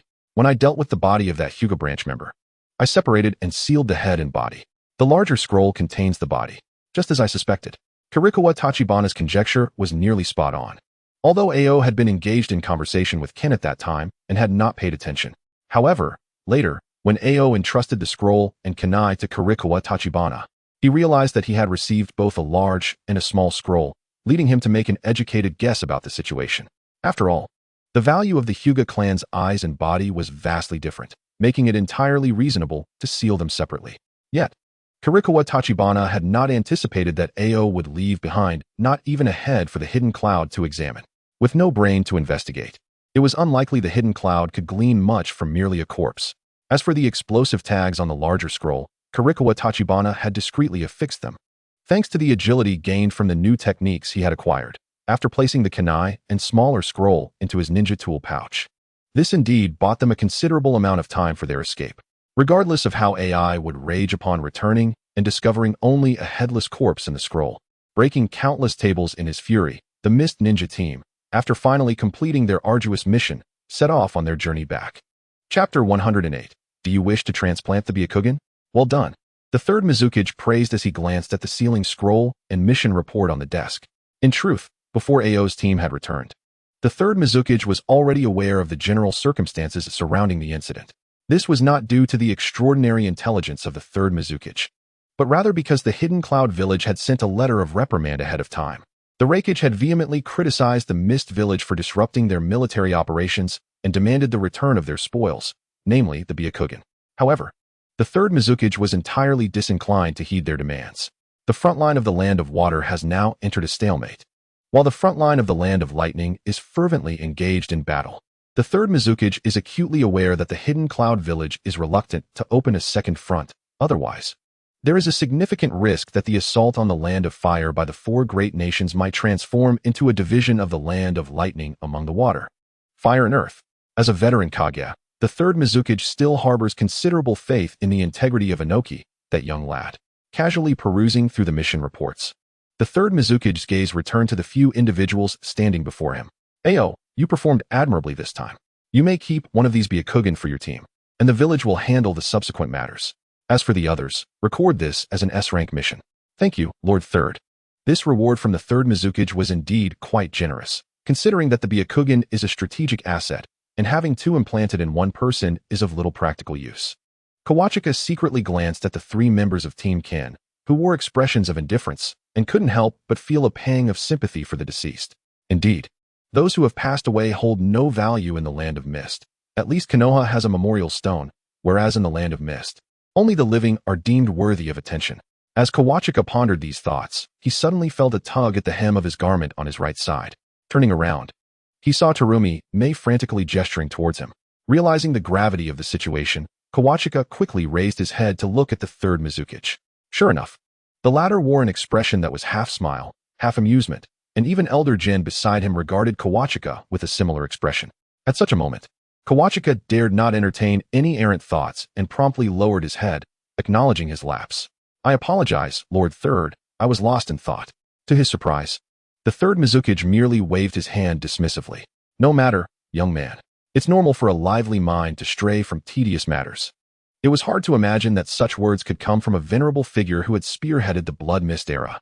I reviewed Ao's mission report, and you played a vital role. Do you have any rewards in mind? The third Mizukage's inquiry left Kawachika momentarily speechless. While he had indeed made a significant contribution, it was merely a part of an S-rank mission. What reward could a mere chunin like him expect? If he were to express a desire to become the Jinchuriki of the Three Tails, would the Mizukage simply swat him down?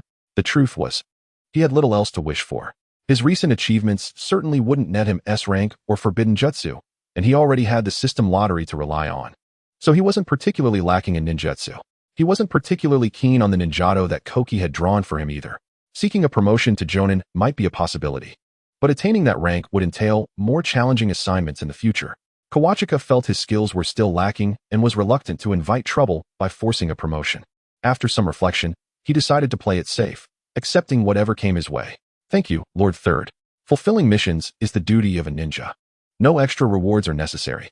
You are quite an interesting young man. Go ahead and choose a ninjutsu later. Thank you, Lord Third. Seeing the boy who had just claimed he did not want a reward now, so readily accepting one, the third Mizukage couldn't help but chuckle. He opened his squinting eyes, taking a renewed interest in Kawachika. All right, you may leave now. With that, the third Mizukage disregarded their reactions and resumed his examination of the mission report. Once the others had entirely exited, he turned to Elder Jin, who had begun to attend to his paperwork. That lad, Kawachika, is rather intriguing. Elder Jin did not look up from his documents, but quickly responded. He is a very talented child. Seemingly recalling something, Elder Jin lifted his gaze to meet the third Mizukage. Are you considering transferring him to the Umbu, Lord Third? The third Mizukage pondered for a moment, but shook his head. Let us observe him further. A somewhat gifted youth is ultimately a minor matter. Their conversation circled back to the recent mission. Lord Third, regarding the cursed techniques possessed by the cult of the evil god in the land of hot water mentioned in the mission, should we send someone to investigate further? Do not concern yourself with them. They are likely just some antiquated relics, since they reside within the borders of the land of hot water. Let Konoha and the hidden cloud deal with the headache. The third Mizukage responded nonchalantly. Even if certain esoteric skills that existed before the age of ninjas have persisted, they ultimately cannot become mainstream. However, since the hidden cloud has dispatched troops, the conflict in the land of hot water should soon reach a boiling point. Indeed, Lord Third. However, Konoha's main forces are still focused on the Sand Village, and unexpectedly, they are proving quite resilient, continuing to clash with Konoha near the land of rivers. Useless. The Sand Village has too few inhabitants. They cannot sustain themselves for long on mere wooden frames and poison. The third Mizukage clearly held a low opinion of the Sand Village. Shall we take action then? If Konoha's forces in the land of rivers are drained, they might redirect them towards us. No need. Even if the Sand Village surrenders, Konoha would not dare to withdraw too many troops. Inform Yakura to keep those fools of the Kagaya clan in check. The front line is not yet in a position to exert themselves. Konoha has not shown signs of fatigue. We must keep an eye on that Inoki boy. Have the intelligence officers pay close attention to the movements of the Rock Village. Understood. I will arrange it immediately. Thus, the two most powerful elders of the Hidden Mist Village determined the course of action for their village with each utterance. Meanwhile, Ao, having just exited the Mizukage's tower, glanced at the members of Team Ken, hesitating to speak. However, it was the usually taciturn Zai who spoke first. Ao, we will take our leave now. Teacher Ken has no family. We need to assist in handling his affairs. Ao sighed inwardly. Then go ahead. If you need any assistance, feel free to reach out to me. Watching the three depart, the team's mood lightened considerably. After all, death was an all too common occurrence for ninjas, whether for themselves or others. Moreover, in the land of mist, they merely felt a twinge of regret for Ken, one of the few decent jonin in their village. However, Kawachika was taken aback when Ao's next words nearly caused him to stumble at the entrance of the Mizukage's tower. Does anyone among you wish to implant that Byakugan? Chapter 109. The military ration pills are a good thing. Does anyone among you wish to implant that Byakugan? Ao's question caught the three youngsters off guard, as they turned to gaze at their teacher in astonishment. Although the third Mizukage had stated that one Byakugan could be left for Team Ao's disposition, it was implicitly assumed that Ao would be the one to utilize it. After all, as the Jonin team leader and a sensory ninja, the Byakugan would serve him perfectly. Seemingly noticing his student's surprise, Ao shrugged and casually remarked, I am already a Jonin. I do not necessarily require this Byakugan. Besides, I could not have completed this mission on my own. Upon hearing this, Kawachika and his companions exchanged glances. Zabuza was the first to speak. I do not need it. I did not contribute much to this mission. In truth, Zabuza was the one among them most suited for the Byakugan, possessing sensory talent and excelling in close combat and mist techniques, making it a perfect match. However, since Zabuza had voiced his disinterest, the others felt no need to press the matter. Terumi may also expressed her agreement without hesitation. Neither do I. This mission relied mainly on teacher Ao and you, Kawachika.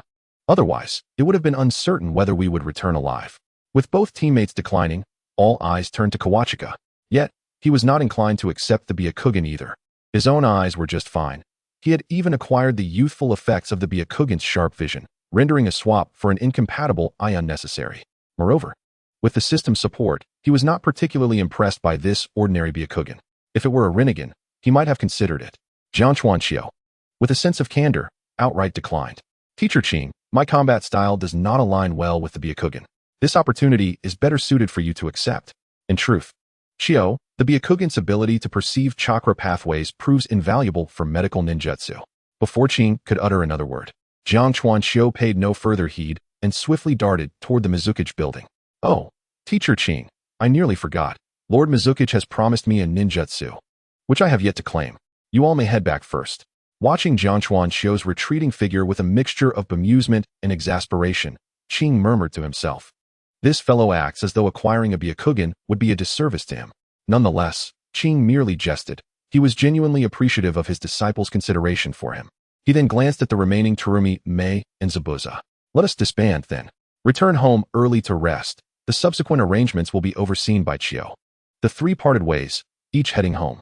Oh, but Qing, the beleaguered leader of the sensory class, upon returning from his mission, had to promptly attend to his duties at the sensory class. While the other two returned home to rest, Jiang Chuanxiu, now within the Mizukage building, found himself in a quandary. The third Mizukage had promised him the selection of a ninjutsu, and the notification had come swiftly. Upon arriving at the merit office, he was escorted to the underground ninjutsu storage room of the Mizukage building. However, as Jiang Chuanxiu had anticipated, given his recent achievements, S-rank ninjutsu or forbidden techniques were entirely out of reach.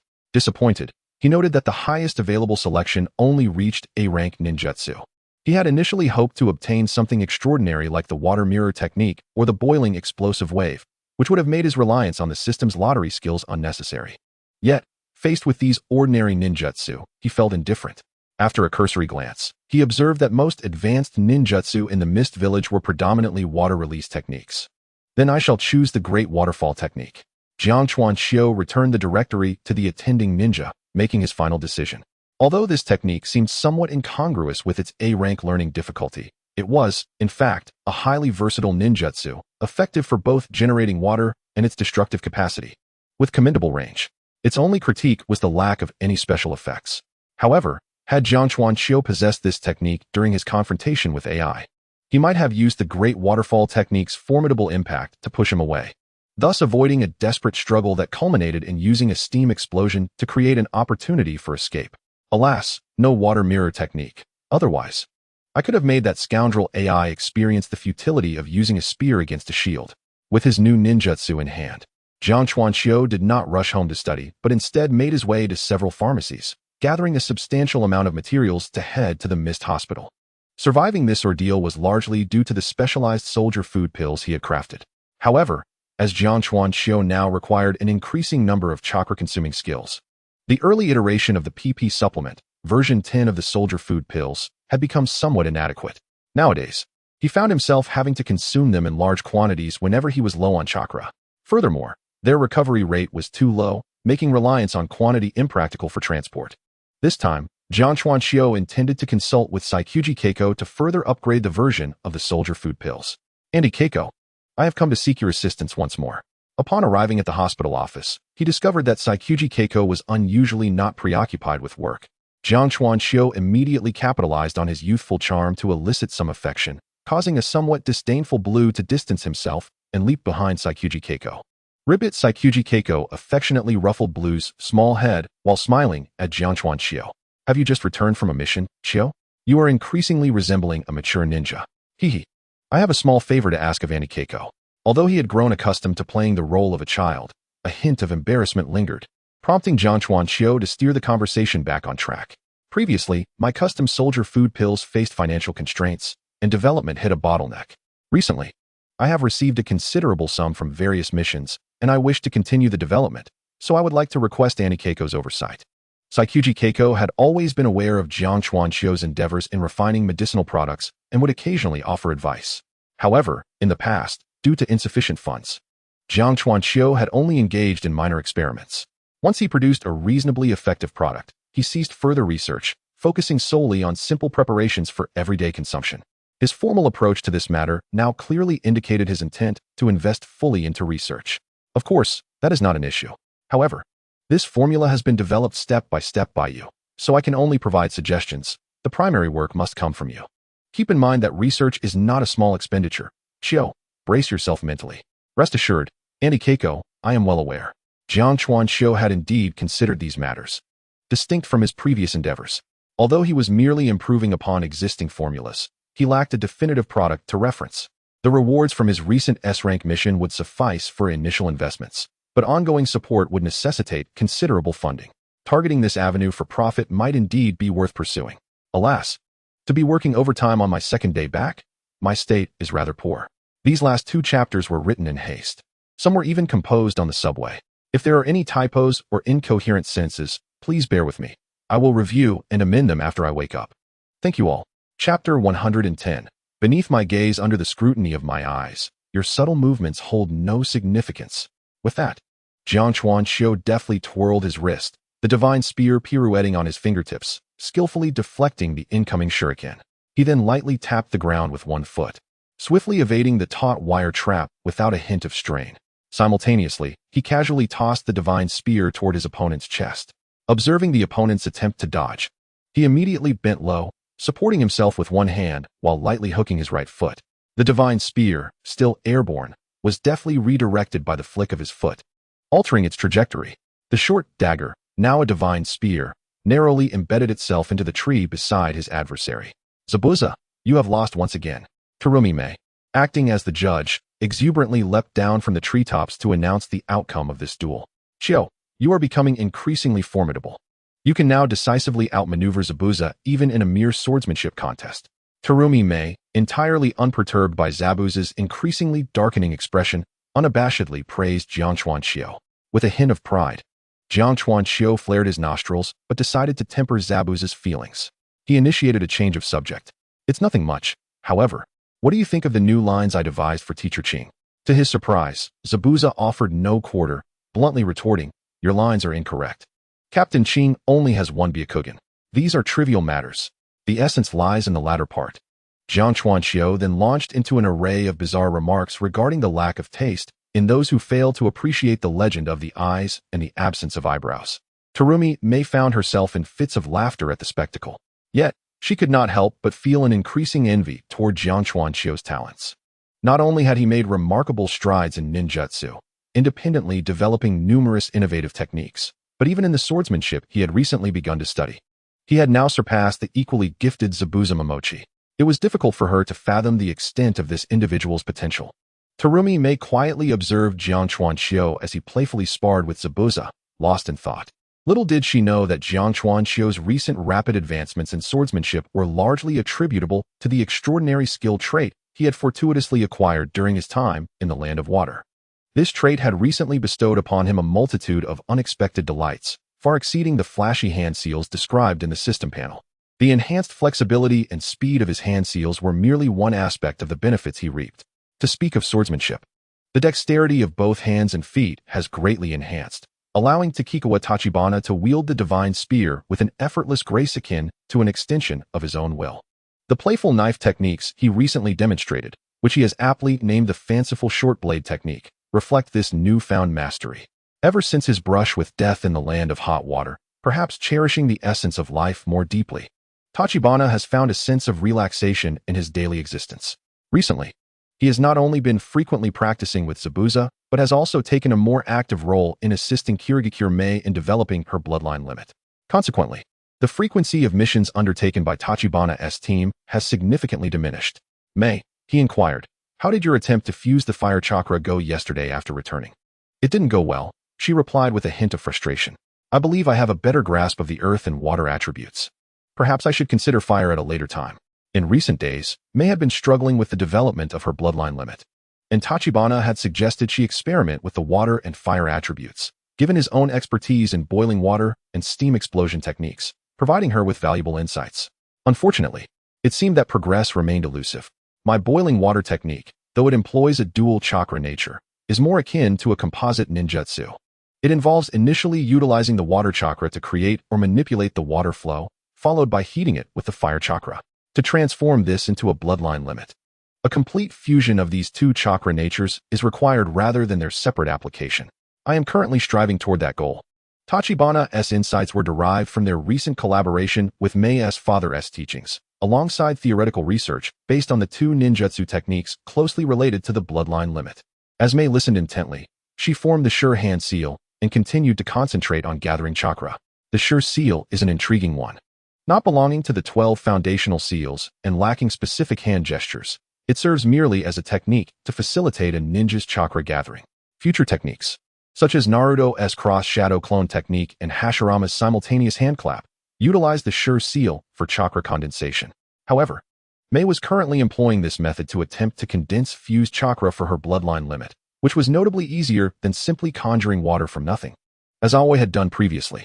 Observing Mei practice, Tachibana also formed seals to experiment with the fusion of chakra natures, while Zabuza, at a distance, was diligently striking wooden posts to refine his swordsmanship. Initially, it seemed that today would yield no significant results, merely an exercise in experience for Mei. Suddenly, without warning, she began to retch. As Tachibana and Zabuza approached, concerned that Mei was unwell, they witnessed her expel a viscous beige liquid that, upon contact with the ground, emitted a hissing corrosive sound. Startled, Aoi, who was attempting to practice the yen return technique, swiftly retreated with a flash of lightning. Is this a success? Tachibana pondered in disbelief as he gazed at the smoking puddle on the ground. Is the development of a bloodline limit truly this grotesque? While Tachibana mulled over this, a revitalized Mei rushed forward to embrace him, exclaiming, "I did it. I finally succeeded." However, the sound that emerged from her was a strange, raspy voice. Startling even Mei herself. The two quickly realized that the recently developed bloodline limit possessed a strong corrosive quality, and Mei's lack of control had resulted in vocal cord burns. Yet, such trivialities could not dampen her elation. She continued to leap joyfully, still clinging to Tachibana. It was not until Tachibana began to form seals to execute the water flow ring technique that Mei momentarily regained her composure. However, recalling her earlier actions, he was acutely aware that the Byakugan provided a 360-degree field of vision. Her face flushed crimson, reminiscent of a ripe tomato, as steam seemed to rise from her head. Meanwhile, Tachibana, who was tending to Mei's injuries, couldn't help but cast furtive glances at the slowly spreading, blackened puddle of corrosive liquid that marred the training ground. He inwardly lamented. It's no wonder this girl might struggle to find a suitor in the future. Chapter 111, Acid Release. Tachibana, I did it. I finally succeeded. Mei exclaimed, her voice still buoyant after her throat had been treated. In the eyes of both the similarly regarded prodigy Mei and Zabuza, Tachibana appeared as an ever-growing mountain of talent. Now, even a single achievement felt monumental to Mei, given her youth and the fact that she had developed her own unique bloodline limit. Indeed, Mei, you are remarkable. Tachibana praised, prompting her eyes to sparkle with joy. Such progress is also thanks to your own hard work and your father's notes. Have you decided on a name for your bloodline limit? The mention of a name caught Mei off guard. She had not anticipated that she would genuinely develop a bloodline limit today. However, Zabuza, who had been silent until now, looked at the puddle of viscous liquid and quipped. Given its strong corrosive nature, why not call it acid release? Unexpectedly, Mei reacted like a cat whose tail had been stepped on, jumping up in protest. What do you mean, acid release? What is so acidic about it? You're the one who is acidic. Zabuza, unfazed, merely rolled his eyes and darted back to the wooden posts, muttering, Humph, it's just a bloodline limit. What is so special about it? I think acid release sounds just fine. Fuming, Mei was ready to chase after him, but Tachibana swiftly restrained her. It's merely a name. There's no need to rush. You can continue experimenting and observe the effects before making a decision. I will ensure that you remain unharmed during this process. In reality, Mei was still merely at the initial stage of mastering her bloodline limit, lacking corresponding ninjutsu. To draw a parallel, it was akin to Naruto having just grasped the transformation of wind chakra to the extent of cutting through small leaves. Tachibana questioned whether her bloodline limit even possessed any hereditary capabilities at this stage. After all, while ninjas often disregard scientific principles, modifying genetic information surely requires time. What followed was a series of retching sounds from Mei, akin to a novice fire release user scalding their mouth. She was repeatedly burned by the unique chakra produced by her bloodline limit. Fortunately, Tachibana was present to offer healing support. However, the continuous vomiting began to make Tachibana feel queasy himself, prompting Aoi, who normally enjoyed being close to Mei, to cover his nose and retreat behind Tachibana. After a considerable duration of this, Mei gradually acclimated to her new chakra nature. By this point, her earlier excitement had faded, and she gazed at Tachibana with a pale complexion. Let us leave it at this for now. As for developing corresponding ninjutsu, that can wait for another time. Tachibana could see that Mei was quite mentally drained. Very well, you can return to share the good news with your father. This will serve as a testament to the fruits of his long years of effort. Upon hearing Tachikawa's words, Terumi Mei's spirits were briefly lifted once more. I've decided to name it the Dissolution Bloodline Limit, dissolving. Tachikawa chuckled at this, realizing that Terumi Mei had likely developed her bloodline limit much earlier than in the original narrative. Though the name remained unchanged, it's quite admirable. Your Dissolution Bloodline Limit exhibits formidable power, boasting both the malleability of water and earth fusion, alongside a corrosive effect that enhances its lethality. The name Dissolution suits it perfectly. Right? There's no way I would call it Acid Release. What a dreadful name, Terumi Mei remarked, playfully wrinkling her nose towards Zabuza, who was practicing his swordsmanship nearby. Yet, in truth, a name is merely a label. It holds little significance. After all, each individual's bloodline limit manifests with its own unique characteristics. Unless one possesses extensive developmental experience with a bloodline limit, even those with similar elemental fusions will exhibit considerable differences. For instance, while both represent the fusion of earth and fire, Orochimaru's lava release is molten, while Kuratsuchi's is lime. And the earth release from the village hidden in the clouds resembles rubber. Not to mention, the wood release of Yamato and Terumi Mei's water and earth fusion are entirely distinct entities. Watching Terumi Mei exuberantly dash home to share her excitement, Tachikawa shook his head with a smile. It seems I must strive harder. With such an example before me, if not to achieve boil release first, I should at least master ice release, right? Of course, it was easier said than done. Tachikawa resolved to first address the issue of funding for his pharmaceutical research, as his recent schemes for profit had encountered minor setbacks. Lost in thought about these trivial matters, Tachikawa cradled the blue-haired figure and departed the training grounds with haste. In the hidden mist village, outside an unassuming publishing house, Tachikawa overheard two voices engaged in a heated argument before even stepping inside. Impossible. Absolutely out of the question. I will never allow such a book to be published under my watch. Takagi, wake up. We haven't released a bestseller in ages. Trust me. This book will undoubtedly be a sensation. Masakazu, it's you who needs to come to your senses. Our Dream Publishing's mission is to uncover more exceptional works for the ninja world. I will firmly refuse to publish such a book. Tachikawa, seated idly at the entrance of the publishing house, listened intently to their quarrel. With keen ears and sharp vision, he grasped every detail without needing to step inside. The two had escalated their disagreement from the new book to the recent flop, The Chronicles of Perseverance, from the Land of Fire, and then to the cultural significance of the water country and the spirit of the samurai era, as they delved into the divine ninja who saved the world. Tachikawa could no longer tolerate their bickering and boldly pushed open the door, striding into the publishing house. Indeed, the book they were debating was Tachikawa's recent masterpiece. The two disputants were none other than Takagi, the chief editor of the publishing house, and Masakazu, the financier and president of the company. The publication of this book was a crucial part of Tachikawa's plan to gather funds for his research. Just as Jiraiya had become a best-selling author in the ninja world with his Aika Aika series, Tachikawa aimed to break into the market with Is the Water Dragon Merely a Creature of the Pond? And amass a fortune, establishing himself as the premier tycoon of the Land of Water. Chapter 112, The Return of Zabuza. Oh, if it isn't Teacher Zabuza, here to check on the progress of the new book's publication? Rest assured, we are already making arrangements. Your grand work will be printed and released shortly. I am convinced that this book will ignite a sensation throughout the ninja world. Masakazu, the president of the publishing house, greeted Tachikawa with great enthusiasm upon his entrance, even bordering on flattery. As for the Teacher Zabuza moniker, it was Tachikawa's pen name. While he was eager to earn money, he preferred to avoid the limelight. I'm not particularly concerned with fame. Let the title of best-selling author belong to Jiraiya, he mused. In fact, before arriving at the publishing house, Tachikawa had utilized a transformation technique to appear as a youth devoid of eyebrows, wishing to avoid future burdens associated with notoriety. Masakazu, you mentioned arranging publication within 3 days. So I thought it was time to inquire about when I could obtain a finished copy to keep as a memento. Teacher Zabuza, you flatter us. Once printed, you can request as many copies as you'd like. It would be a wonderful gesture to share with friends. No need to send copies to friends, Tachikawa replied, his normally bold facade revealing a hint of awkwardness. His circle of friends was already limited, and he had no desire to lose any more. Just as their cordial exchange continued, an exceedingly discordant voice intruded.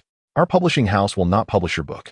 Takagi emerged from the office, face stern, slamming a stack of manuscripts before Tachikawa. Before Tachikawa could respond, Masakazu leapt from his chair. Takagi, what are you doing? This is not your place to speak. Masakazu, this gentleman seems rather disapproving of my book, Tachikawa noted, his tone sharp. Masakazu quickly waved his hands and bowed in apology. Teacher Zabuza, you misunderstand. He is merely a temporary editor here. He has no standing to voice his opinions. Tachikawa regarded Masakazu with a bemused expression. Is that so? Given his demeanor, I had assumed he was your chief editor. If that were the case, I would have to seek another publisher.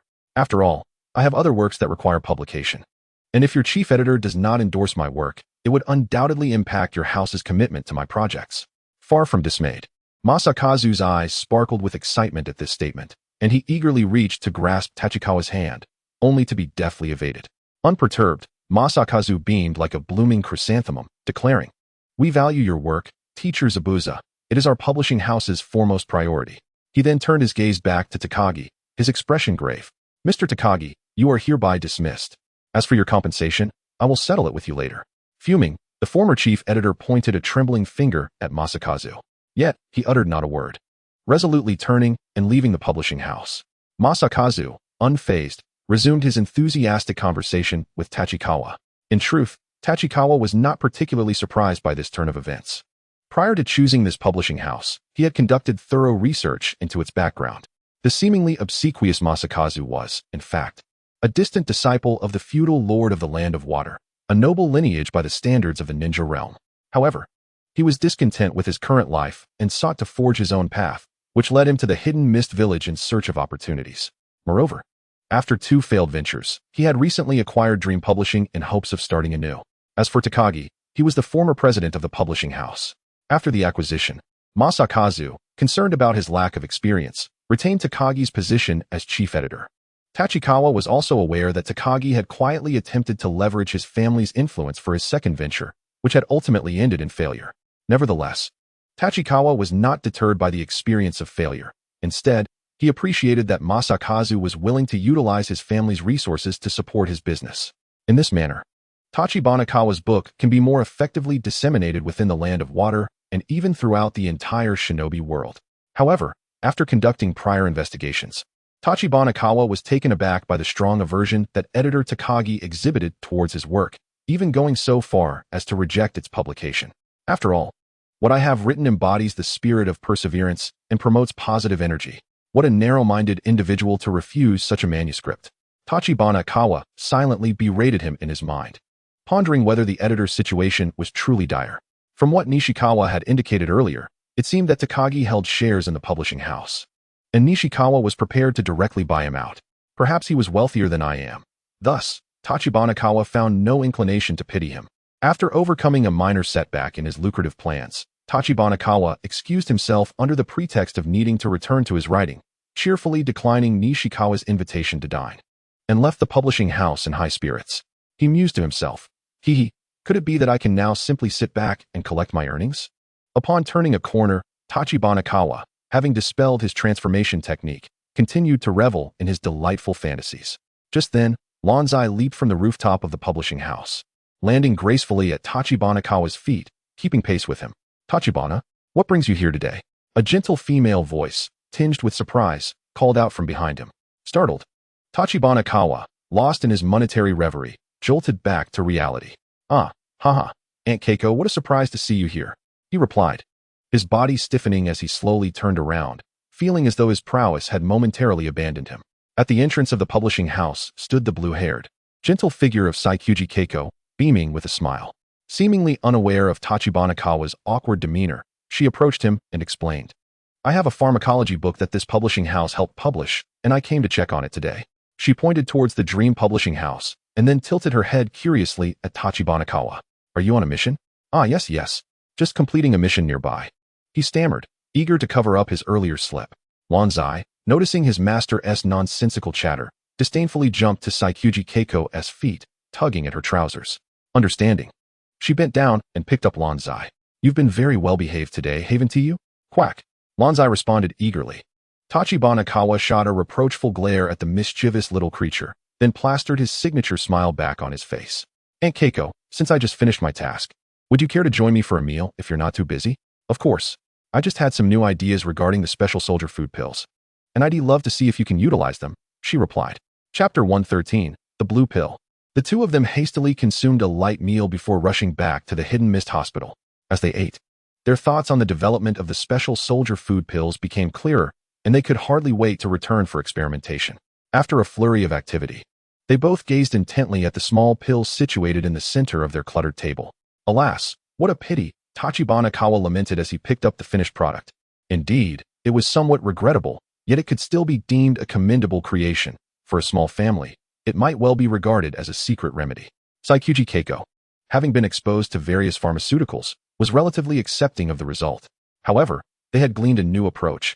Next, they could experiment with substituting different ingredients to observe the effects.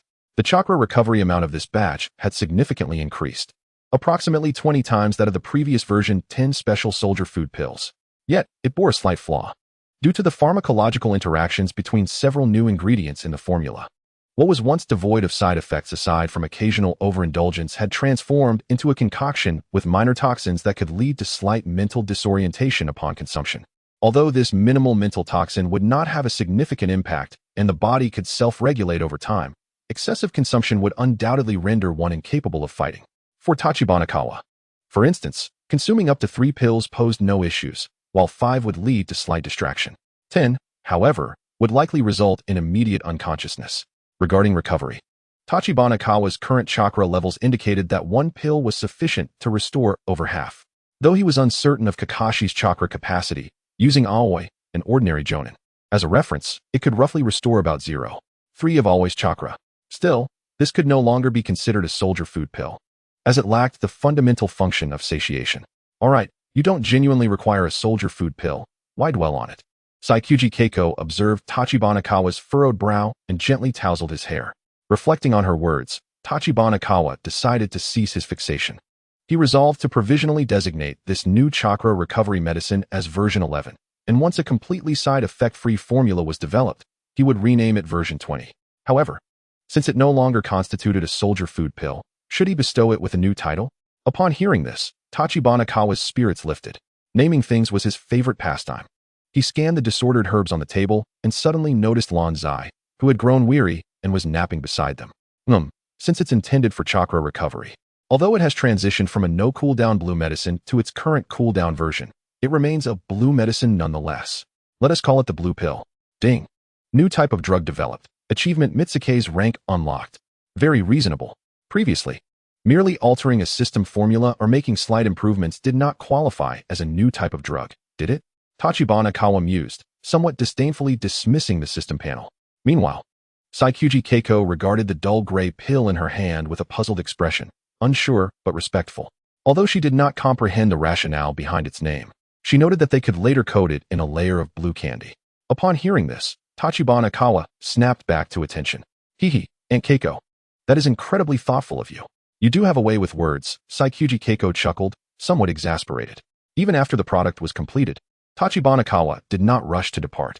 Utilizing the remaining materials from their previous research, he crafted additional blue pills version 11 and meticulously coated these products in blue candy.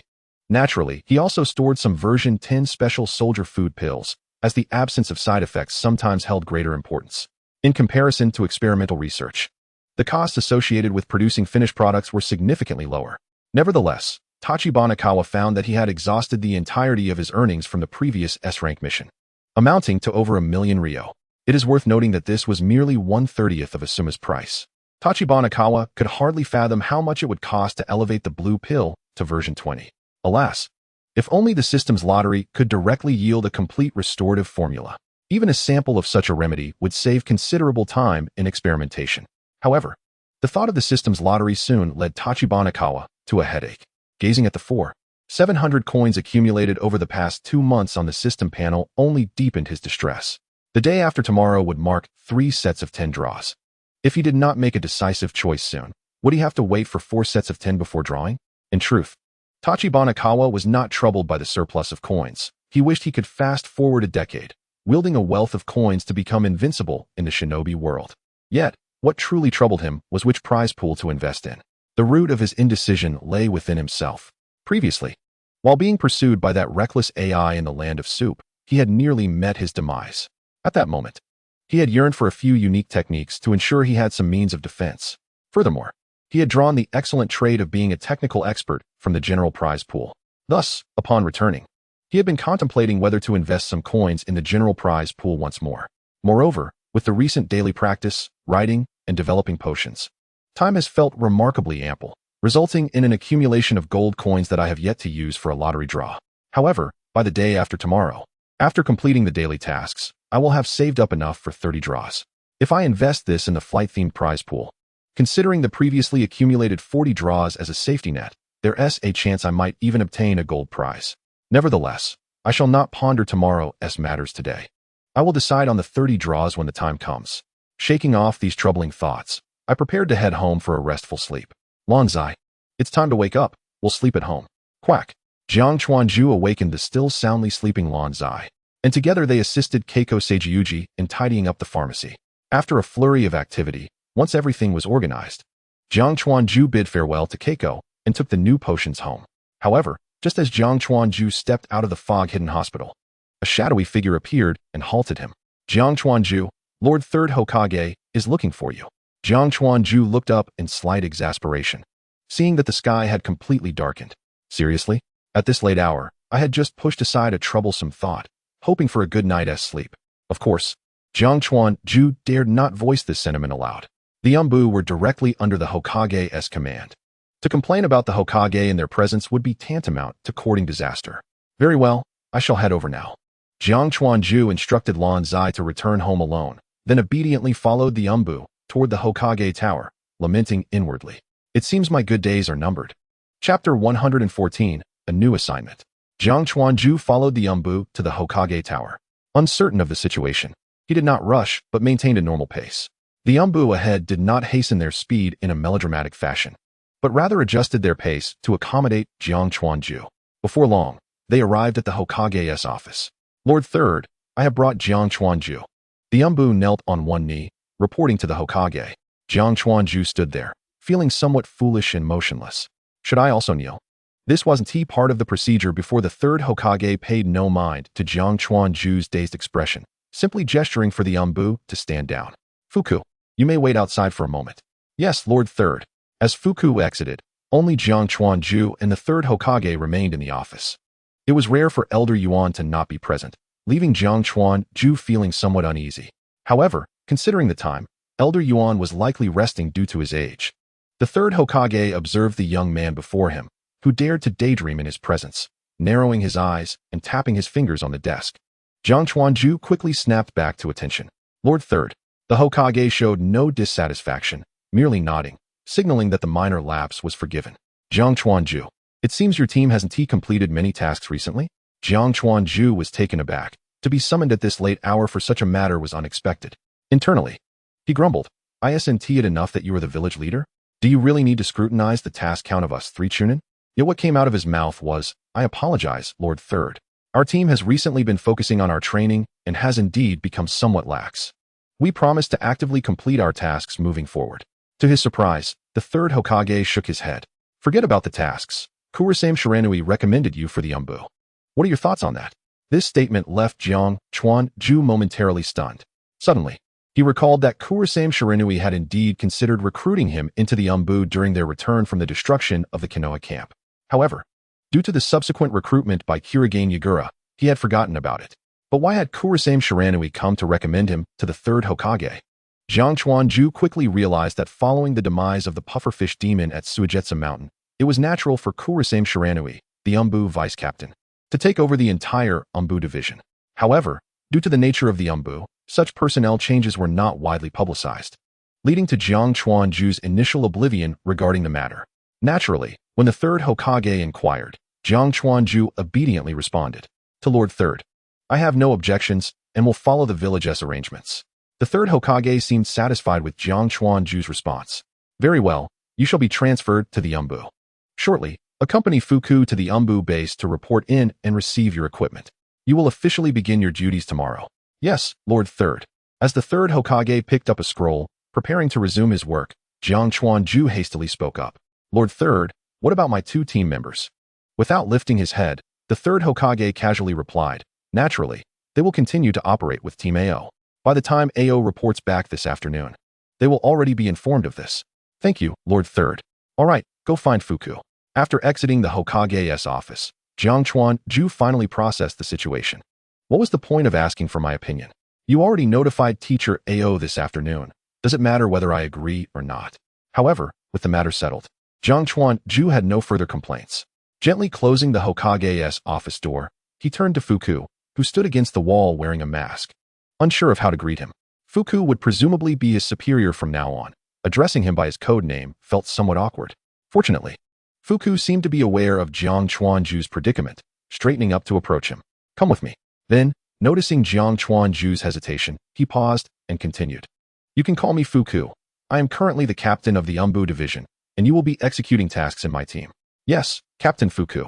At the back of the Hokage Tower, within a hollowed-out mountainside, Fuku led Jiang Chuan-ju through a winding passage while introducing him to the duties of some Umbu members. Currently, the Umbu is divided into 3 sections: tracking, surveillance, and assassination. Of course, the scope of work extends beyond this. Any task assigned by Lord Hokage must be completed unconditionally. Most ordinary teams undergo rotations after a while, but if someone is particularly suited for a role, they may remain in that position for an extended period. Remember, obedience to superior orders is the utmost priority in the Umbu. Hokage, Minister, Team Leader. Your sole responsibility is to obey. As Fuku elaborated, Jiang Chuan-ju gained a general understanding of the daily life of Umbu members. Although Umbu work appeared quite prestigious, it was not drastically different from that of regular ninjas. The tasks were simply more clandestine, necessitating masks for anonymity. During their downtime, they could still lead the lives of ordinary chunin. After traversing the labyrinthine Umbu base for what felt like an eternity, they finally arrived at the logistics and equipment area. All right, you should collect your gear. Tomorrow, I will introduce you to the other members of our team. Thank you, Captain Fuku. Jiang Chuan-ju approached a small window with metal bars, looking at the Umbu member on duty. Hey, newcomer, right? Wait a moment. It seems no one has picked up gear in your size for a while. I'll have to look for it. Thank you. What is wrong with my size? Joining the Umbu at such a young age is a testament to my talent. Does being short bother you? Jiang Chuan-ju took a deep breath, releasing his clenched fists, choosing not to stoop to the level of this rude Umbu member. After a while, an Umbu member returned, carrying 2 large trays, and unceremoniously dumped them in front of Jiang Chuan-ju. Here is your equipment. Try it on and see. Then you may select a mask from this array. After surveying the row of masks adorned with the Mist Village insignia, Tachibana Kagawa relinquished his desire to voice his thoughts. Unlike the animal masks of the Leaf Village, the Umbu masks of the Mist Village predominantly followed the aesthetic of peaking opera facial makeup. Ultimately, Tachibana chose the most flamboyant mask, which bore a striking resemblance to the mask of Ichigo Kurosaki in his hollow form. Reluctantly, he then tried on the vest that he had previously despised when he became a chunin. It's not entirely unmanageable, given my looks. I suppose I can indeed pull off this hideous attire. By the way, Captain Fu, may I use my own blade? Chapter 115, The Dark Tachibana Kagawa. Kagawa raised the divine spear in his hand and gestured towards the long knife that accompanied the Umbu ensemble. Recently, due to the presence of skilled practitioners, Kagawa's swordsmanship had become increasingly refined, and naturally, he wished to wield a more familiar weapon. Certainly, Fu replied with a casual glance, nodding in agreement. It made sense. The Mist Village was known for its arsenal of ninja swords. Many ninjas honed their skills with those peculiar blades, and using a standardized weapon would, in fact, diminish their combat efficacy. However, the downside of using his own ninja sword was that it might reveal his identity during missions. Yet, contemplating that in the future, Kakashi Hitaki would earn the moniker of cold-blooded Kakashi while undertaking Umbu missions, it was evident that the Umbu's requirements were not as rigid as one might assume.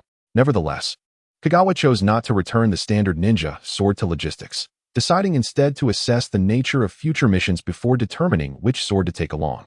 After all, for particularly odious tasks, maintaining anonymity suited his style better. After Kagawa finalized his equipment, Fu, who had been leaning against the wall, posed a significant question. Have you settled on your code name? Kagawa confidently nodded. He had devised this code name the moment he exited the Mizukage's office. I intend to call myself Kotobuki. What do you think, Captain Fu? Ever since he learned of his integration into the Umbu and the presence of a captain named Fu, Kagawa had resolved upon the code named Kotobuki, which fortuitously aligned with his aspirations for longevity. Little did he anticipate that Fu's next remark would plunge Kagawa into despair. The code named Kotobuki is already in use. It belongs to a member of our team. I shall introduce you to them soon, and you may consider another. Who? Who is it? Which scoundrel dares to usurp my fortune? Kagawa seethed inwardly, his teeth clenched. Yet, he ultimately refrained from inquiring further, knowing he would encounter this rogue the very next day. After cursing the interloper named Kotobuki in his thoughts, Kagawa casually suggested another code name. Then let it be Roku. Surely, that name has not been taken? Acceptable. Fu directed his gaze towards the on-duty Umbu, offering a reminder. Ban, please make a note of this. Watching the Umbu dutifully record the information, Kagawa's pupils widened in shock. Wait, my good sir. How dare you? This impolite Umbu bore the code name Ban. Did he truly believe Madara would not wield a blade? At that moment, Kagawa, through his mask, could perceive the other's fleeting fate, causing him to dismiss the earlier rudeness. Ding. You have become an Umbu ninja, unlocking the achievement. Dark Kakashi. The system notification interrupted Kagawa's preoccupation with the Umbu's codename. Almost forgotten, being part of the Umbu should indeed qualify him as a ninja, right? Would there be a reward of 300 gold coins? Kagawa hastily opened the system panel to check the achievement tab. Indeed, it was another 300 gold coins. Now, he had enough for 30 draws. It seemed he would not enjoy a peaceful night's sleep tonight. Fu, oblivious to Kagawa's inner turmoil, observed that all matters had been settled, and once more guided Kagawa through the winding passageways, leading him away from the Umbu base. Before parting, Fu reiterated, tomorrow morning at 7, gather here. I will introduce you to the other members of our team. Understood, Captain Fu. After Kagawa's affirmation, Fu did not linger, vanishing in an instant. A 7 o'clock assembly? It seemed he would have no time to inform Zabuza and the others. However, Kagawa quickly recalled that Ao was already aware of his impending Umbu membership, and would likely assist in explaining to Zabuza and Terumi Mei.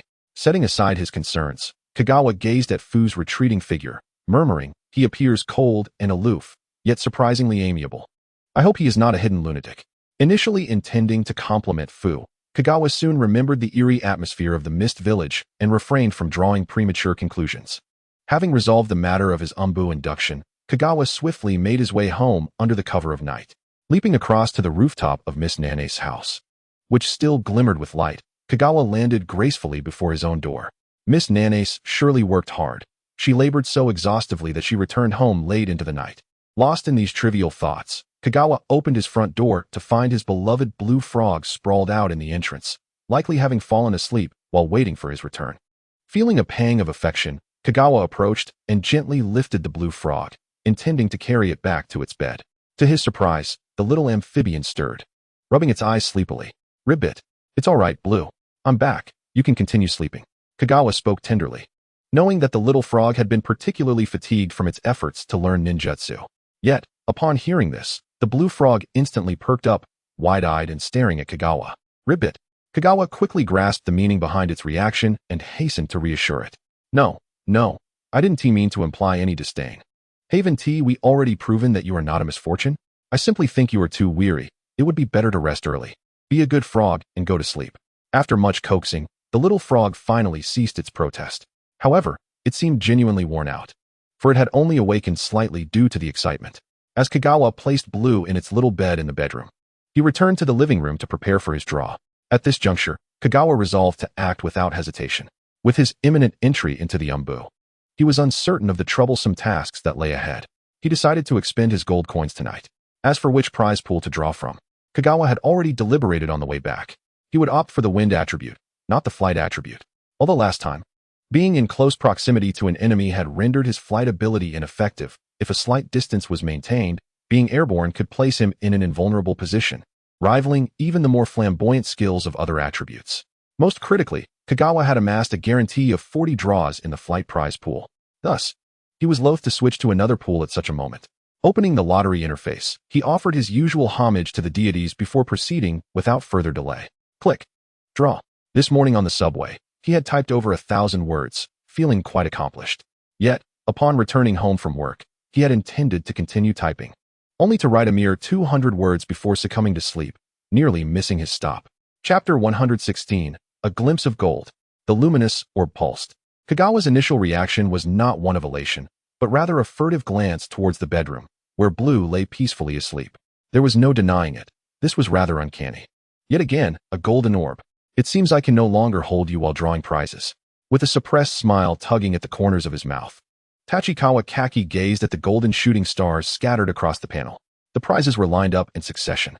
Skill Learning Scroll, Wind Release, Wings of Heaven, Golden Item, Wind Release Ninjutsu. After forming hand seals, it releases a stream of particles composed of wind chakra directed at the enemy, petrifying those hit and reducing their life energy. Ability, Gale Wings, Purple Item. When chakra coalesces at the back, a pair of wings made of wind chakra forms, granting the wielder the ability to fly. Skill Learning Scroll, Wind Release, Free Fall, Purple Item, Wind Release Ninjutsu. After forming hand seals, it generates a cyclone that traps the enemy and lifts them high into the air, causing fall damage. Skill Learning Scroll, Wind Release, Peck, Purple Item, Wind Release Ninjutsu. After performing the technique, it releases a sharp wind spear towards the opponent, inflicting damage. Smoke Bomb, Blue Item. When thrown to the ground, it produces a large amount of smoke, obscuring the enemy's vision. Speed Enhancement, Blue Item. Upon use, it slightly increases the user's leg strength for a duration of 5 minutes. There were 24 white items. Tachikawa Kaki beamed at the sight of the 4 items displayed on the panel, 1 gold and 3 purple, and excitedly pumped his fist. However, he refrained from laughing out loud, fearing it might awaken the sleeping Blue. Yet, at this moment, his smile was almost impossible to contain. Even more so than the tailed beast ball. Not only had he obtained the flight ability he had long desired, but he had also acquired a coveted golden ninjutsu. Although this was already the 70th draw, Tachikawa Kaki felt he had struck a significant gain as long as he didn't hit the 90 draw guarantee for gold. Moreover, he immediately recognized the origin of this golden item's ninjutsu without needing to extract it. It was the renowned Wings of Heaven, the signature skill of the destructive deity Yveltal, also known as the Wings of Death. However, Tachikawa Kaki recalled that this skill originally had a lifesteal effect. He was puzzled as to why it had transformed into a life reduction effect, now accompanied by petrification. With a mixture of excitement and curiosity, Tachikawa Kaki retrieved the scroll for the Wings of Heaven from the system panel. After a brief infusion of knowledge, he was utterly satisfied with the effects of this ninjutsu. He chuckled to himself, thinking that he now possessed his very own exclusive light cannon skill. If this were in fate, it could arguably be considered a 5-star servant, right? As Tachikawa Kaki himself stated, the Wings of Heaven was a quintessential light cannon ninjutsu. If Inoki's dust release, world dissolution technique was a light cannon that decomposes all things, then wind release. Wings of Heaven was a specialized light cannon targeting life. Anyone struck by this light cannon would immediately fall into a petrified state, and the life energy reduction mentioned in the system description essentially meant a shortening of lifespan, making it a divine technique specifically effective against the elderly. Moreover, once petrified, wouldn't the target lack the physical form needed for Edo Tensei? Tachikawa Kaki mused with a hint of malice. It seemed that aside from its significant chakra cost and the need for hand seals, this technique could be deemed a perfect single-target attack skill. However, for someone like Tachikawa Kaki, who possessed the technical mastery trait, seizing the opportunity to form hand seals would not be an issue. Contentedly storing the scroll for the Wings of Heaven, Tachikawa Kaki continued to extract the next item from the system panel. Next, he quickly retrieved the green ability orb, which swiftly merged into his body.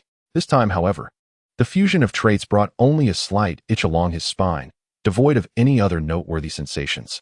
To be honest, Tachikawa Kaki had not anticipated drawing the Gale Wings ability. He had thought it would be quite rare to obtain a ninjutsu related to flying or wings. Instead, he had directly drawn a flight ability that did not require hand seals. This meant that in future battles, his flying capability would be even more versatile and adaptable. Furthermore, he sensed that the Gale Wings provided more than just the ability to fly. In ground combat, he would not need to form chakra wings. A small amount of chakra concentrated at his back would suffice to create a wind propulsion effect akin to the swallow return technique. It was a pity that there was no knowledge infusion for this trait. Tachikawa Kaki sighed, feeling somewhat disheartened. This was precisely why he had initially longed for a ninjutsu that allowed for flight. While ground acceleration was manageable due to his experience with the swallow return, he still needed to practice extensively to maneuver fluidly in the air, suppressing the impulse to rush outside for flight practice. Tachikawa Kaki continued to retrieve the next prize from the panel. Before extracting wind release, free fall, Tachikawa Kaki had an inkling from the system description. Sure enough, wasn't this the ninjutsu version of the falling lotus? He grimaced slightly, expressing his disdain. Free fall was somewhat of an eccentric close-range wind ninjutsu. Upon execution, chakra would gather in his limbs. However, the effects of the chakra on his hands and feet differed.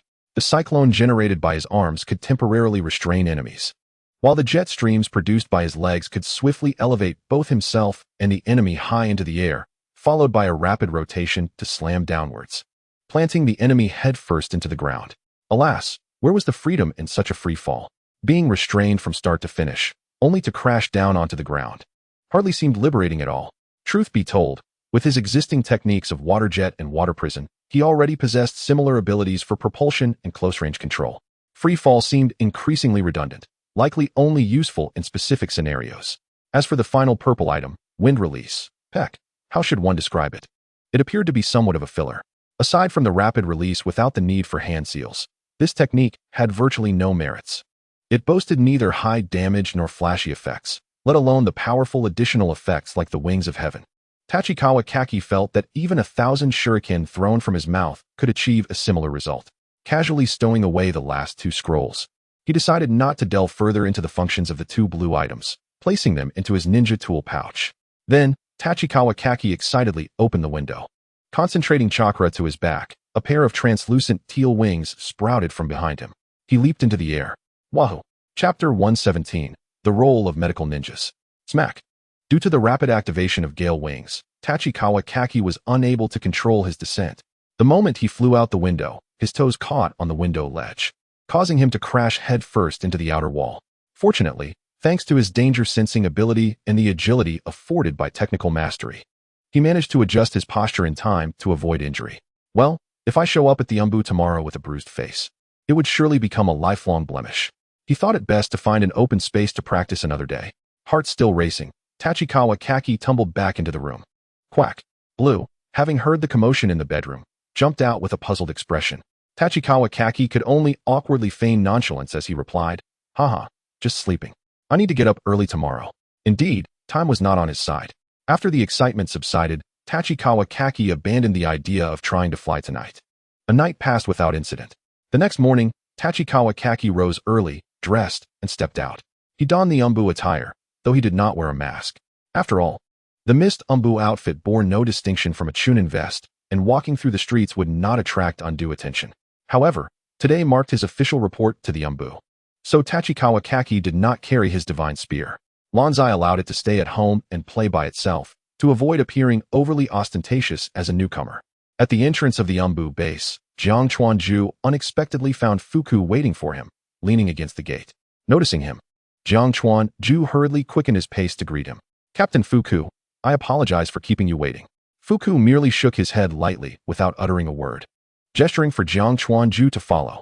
Although he did not comprehend the meaning behind the head shake, he understood the gesture to follow.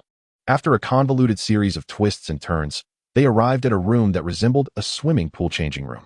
Jiang Chuanju immediately spotted the tall figure sitting to the right at the entrance. It was none other than his old acquaintance, Kisame Hoshigaki.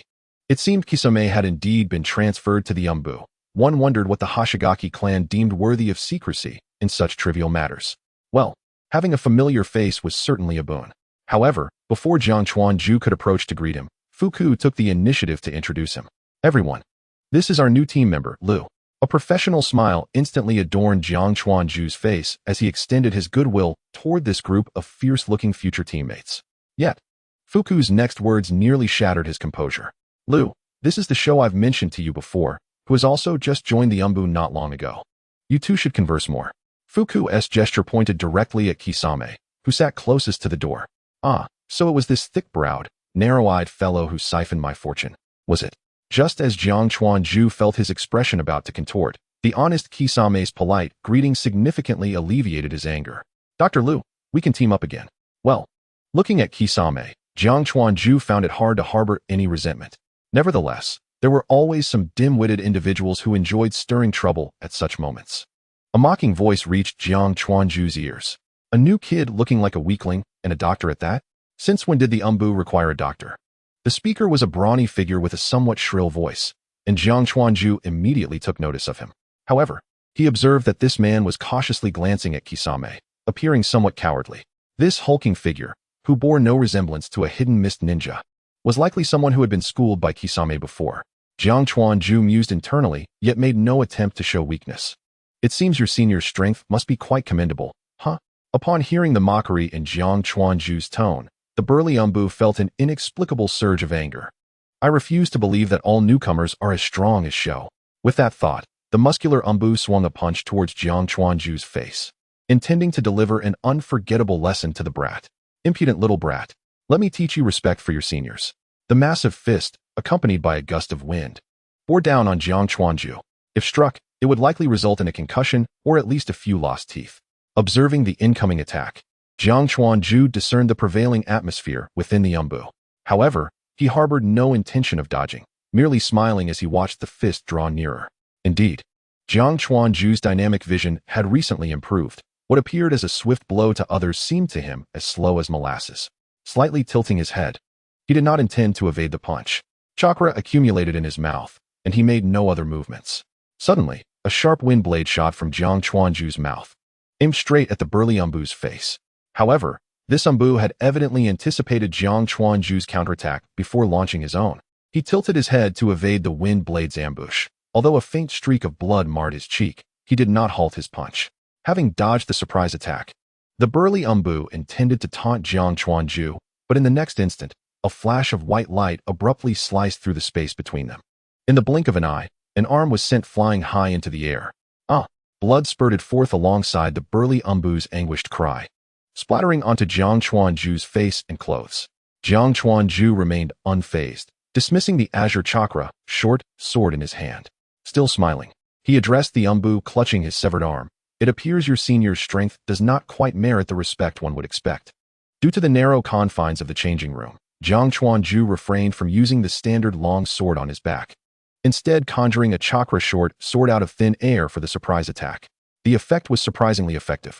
Observing the man grasping his wound, his eyes blazing with fury directed at him, Jiang Chuanju casually turned to Fuku, who still stood at the entrance.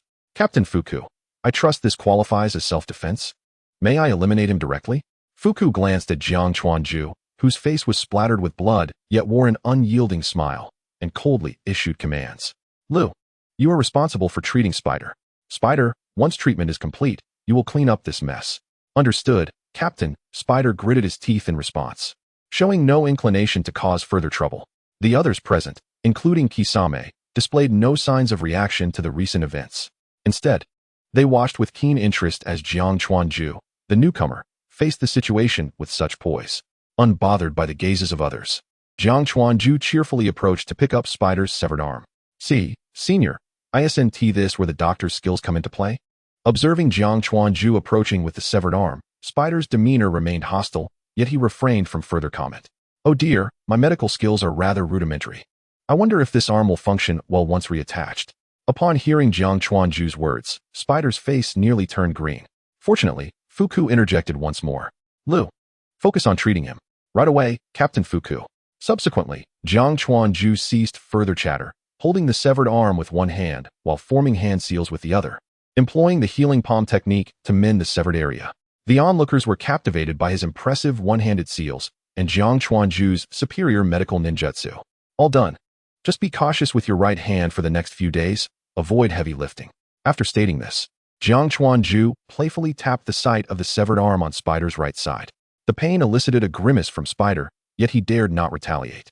Witnessing this cunning little brat maintain a smile throughout the ordeal, no one dared to underestimate him due to his age. Fuku, seeing that the treatment was concluded, disregarded Spider, who was about to begin the cleanup, and continued introducing the remaining members of the squad to Jiang Chuanju.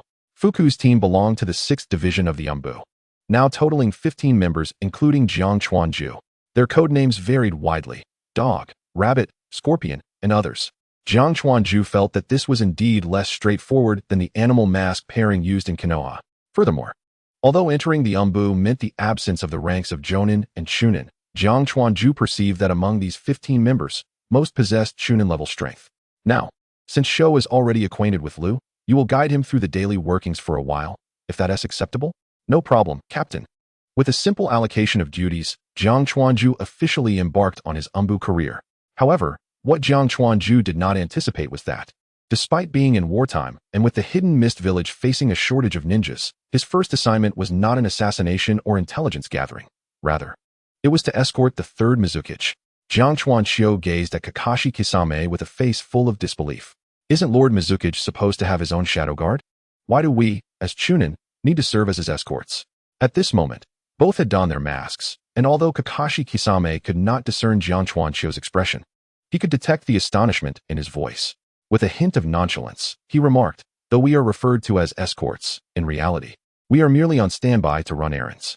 Surely we cannot expect the shadow guards to convey messages for Lord Third, can we?" Jiang Chuanqiu found himself at a loss for words, his expression a mixture of incredulity and resignation. While he had indeed been summoned by the Mizukage a few times through the Umbu, it felt surreal to him that he, now an Umbu himself, would be tasked with such menial duties. Couldn't they have assigned this to a couple of genin instead? Why must it fall upon the Umbu to undertake such errands? Kakashi Kisame pondered for a moment before elucidating. Given that we are to stand guard at the Mizukage's office, and considering the confidentiality of many messages, it is not suitable for just anyone to handle them. All right, you make a valid point, Jiang Chuanqiu conceded. Although the prospect of standing guard for an entire day was rather tedious, at least it was relatively safe. As they made their way to the Mizukage's office, Kakashi Kisame elaborated further, revealing that guarding the entrance to the Mizukage's office was, in fact, a privilege for Umbu members.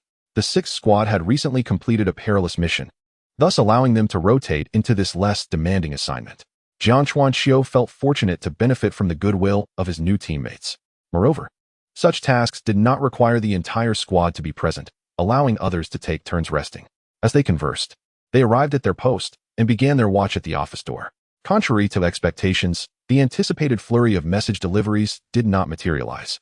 It was possible that teammates stationed at other positions around the Mizukage's office had already taken care of that. Regardless, Jiang Chuanqiu and Kakashi Kisame stood vigil at the entrance for the entire morning, perhaps due to his height, or perhaps because of the flamboyance of his mask. Every individual entering the office to meet the Mizukage cast him peculiar glances before stepping inside, much to his chagrin. In contrast, Kakashi Kisame, owing to his imposing stature, became less distinguishable in age once he donned his mask. The afternoon brought no change in their duties. They merely shifted their post from the office door to the eaves outside the office window. Sitting in such a position makes me want to leap down and test my flying abilities, Jiang Chuanqiu sighed, gazing listlessly at the bustling entrance of the mission hall below. He then resumed his stance, focusing his chakra, as it was the only fitting way to train under the circumstances. Regrettably, his water clone could not stray too far from his main body. If only he had a shadow clone, he could send it out for further training. Just as Jiang Chuanqiu delved back into his chakra practice, a metallic bell at their feet suddenly chimed. Exchanging a glance with Kakashi Kisame, they promptly sprang into action, entering the Mizukage's office through the window. Also present were 2 other Umbu members on duty, and upon entering, they heard the commanding voice of the 3rd Mizukage. "Fetch Kurasame Tsumaru and the sensor team, SAO." "Yes," came the unified response from the 4 Umbu, including Jiang Chuanqiu, who swiftly departed using body flicker technique. However, they did not head straight to fulfill the task. Instead, they congregated on the rooftop of the Mizukage's building. Alas, reality is rather mundane. The life of an Umbu is not as swift and elusive as one might imagine, Jiang Chuanqiu reflected, realizing that they needed to distribute the tasks, as it would be inappropriate to discuss them right in the Mizukage's office. Fortunately, both Kurasame Tsumaru and AO held official positions as jonin and typically worked in their own offices. Had the 3rd Mizukage sought to summon an unknown subordinate, they might have had to locate him through the sensor team first. After a brief exchange, Kakashi Kisame returned to the rooftop to remain on standby, while Jiang Chuanqiu proceeded to inform AO. In a flash, Jiang Chuanqiu appeared before the engrossed AO, lowering his voice deliberately. "Jonin AO, the 3rd Mizukage requests your presence." Yet, to his surprise, AO, engrossed in reviewing scrolls, did not lift his head but replied, "Oh, it's you, Chiyo. Why are you the one notifying me?" Jiang Chuanqiu stared in exasperation at AO, who was still buried in his work, yet he could see the veins pulsing in AO's right eye, leading him to wonder if AO had developed a habit of ignoring others after acquiring the Byakugan's 360-degree vision. He had no choice but to call out again. "Jonin AO, the 3rd Mizukage requests your presence." Only then did AO finally glance up, his gaze landing on Jiang Chuanqiu, whose mask was adorned with flamboyant designs. Embarrassed, AO set down the scroll he was holding, scratching the back of his head. My apologies, I mistook you for someone else. I'll head over right away." In truth, AO was well aware he had not mistaken Jiang Chuanqiu. It was merely that he had only now realized that his disciple had joined the Umbu. The unspoken rule among ninjas was to conceal one's identity by wearing a mask when not in Umbu attire. Observing AO's flustered demeanor, Jiang Chuanqiu's lips curled slightly beneath his mask, though he chose not to call him out. With a swift movement, he vanished once more. Wiping the sweat from his brow, Ao glanced around before hastening towards the Mizukage's office. Returning to the windowsill, Jiang Chuanqiu looked at Kakashi Kisame, who stood as still as a statue, and couldn't he help but admire his composure. He then settled down, entering into a meditative state for training. However, it was not long before the sounds of conversation from within the Mizukage's office prompted both of them to cease their training and look at each other. The latest news has arrived. Sunagakure has been defeated and has retreated back across the borders of the Land of Wind. The third Mizukage dropped this bombshell, not only shocking Kurasame Tsumaru and Ao, who had just entered the office, but also startling Jiang Chuanqiu, who estimated that the other Umbu stationed nearby were equally taken aback. It was no wonder that even routine messages could only be handled by Umbu members standing by.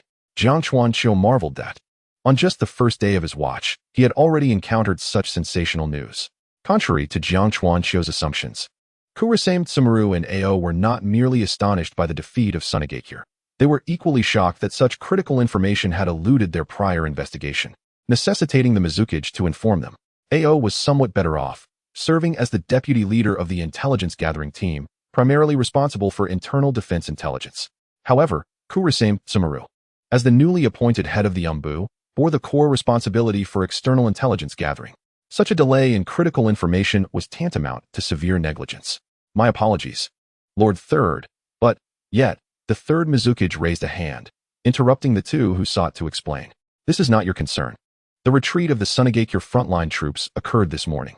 The third Mizukage offered no details on the source of his intelligence, yet given his long tenure in leadership, it was unsurprising that he had his own channels of information. Seeing the two remain silent, the third Mizukage leaned back slightly, signaling for Elder Yuan to elaborate on his behalf. Having assisted the Mizukage for many years, Elder Yuan immediately understood and continued. Although Sunagakure has faced setbacks on the battlefield, their fundamental strength remains intact. Their retreat is likely a strategic maneuver to conserve their forces and await a more opportune moment. This sentiment was equally recognized by Konohagakure, which would likely refrain from a mass withdrawal of border troops. Ao, select a contingent of elite sensory ninjas to temporarily assist the Umbu in their operations. To incite the wrath of both the Wind and Fire nations at their borders, we must not allow Sunagakure to withdraw from the war so easily. As Jiang Chuanqiu listened intently from outside the window, he suddenly found that standing guard for the third Mizukage was not as tedious as he had initially thought. Wasn't this merely fanning the flames of conflict? The village's upper echelons were rather cunning, and he found it quite amusing. However, their concerns were not entirely unfounded. In such a barren land as the Land of Wind, should they withdraw their troops, Konoha would likely refrain from pursuing the invaders. At that moment, a hesitant voice from within the office interrupted. Elder Yuan, the current number of sensory ninjas in the village is somewhat. The third Mizukage tapped his desk, cutting him off. Haven't a considerable number of sensory ninjas been recalled from the front lines recently? Qing, now silenced, obediently fell quiet. Yet, as Qing's disciple, Jiang Chuanqiu was well aware of the current status of the sensory unit. Although some sensory ninjas had indeed been pulled back from the front, it merely compensated for previous shortages. If they were to deploy a large number of personnel now, it would inevitably require borrowing a contingent of ninjas from the clans to participate in the village's daily defense. However, with the third Mizukage having spoken, further discussion was rendered futile. Elder Yuan glanced at the third Mizukage's expression and continued, there is one more matter. Although Konoha has achieved victory on the battlefield against the Wind and Fire, Tsunade, one of the legendary Sannin, has yet to make her presence known on the front lines. According to our intelligence, she is indeed at the frontline camp in the western region of Konoha and has intervened multiple times to neutralize the specialized toxins of Sunagakure's puppet troops. However, during today's confrontation between Sunagakure and Konoha, Jiraiya, another of the Sannin and the commander of the western battlefield, found himself in peril but still did not see Tsunade engage in battle. Ultimately, it was a mere jonin by the name of Minato Namikaze whose remarkable skills rescued Jiraiya from the clutches of the fourth Kazekage, Raza, and the combined onslaught of his allies, turning the tide of battle. Jiang Chuanqiu, listening to this information from outside the window, couldn't help but marvel silently. Elder Yuan, you truly dare to say that a mere jonin, Minato Namikaze, has made such a formidable impact? Has our village of Kirigakure grown so audacious? Nevertheless, Jiang Chuanqiu instinctively glanced at Kisame Hashigaki, recalling that their initial acquaintance stemmed from the latter being gravely injured by Raza during a mission. Yet, with his Umbu mask on, Kisame appeared utterly unremarkable. Is Elder Yuan suggesting we investigate Tsunade's current condition? Kurasame Shiranui, who had remained silent until now, inquired on behalf of Jiangchuanjiu. Indeed, but your primary focus must remain on inciting conflict between the two sides. Investigating Tsunade is merely an auxiliary task, Elder Yuan emphasized. The third Mizukage then straightened his posture, fixing his gaze upon the two. If there are signs of peace talks between Tsunagakure and Konoha, I want you to thwart those negotiations at any cost. Understood, Lord Mizukage. Both responded in unison, bowing their heads in acknowledgement. Very well, how you choose to allocate personnel is up to your discretion. I only demand results. You may leave. Kurasame Shiranui and Qing prudently withdrew, likely to deliberate over the number of personnel needed. While it was probable that only a small contingent from the sensory unit would be required to assist the Umbu in scouting or evading the forces of wind and fire on the battlefield, it would certainly give Qing a headache for a while, as silence once again enveloped the Mizukage's office, interrupted only by the rustling of scrolls. Jiangchuanjiu refocused and resumed his guard training. Chapter 120, The Working Class. Time slipped away unnoticed. Bored and staring at the now pitch-black night, Jiangchuanjiu lazily leaned against the outer wall of the Mizukage building.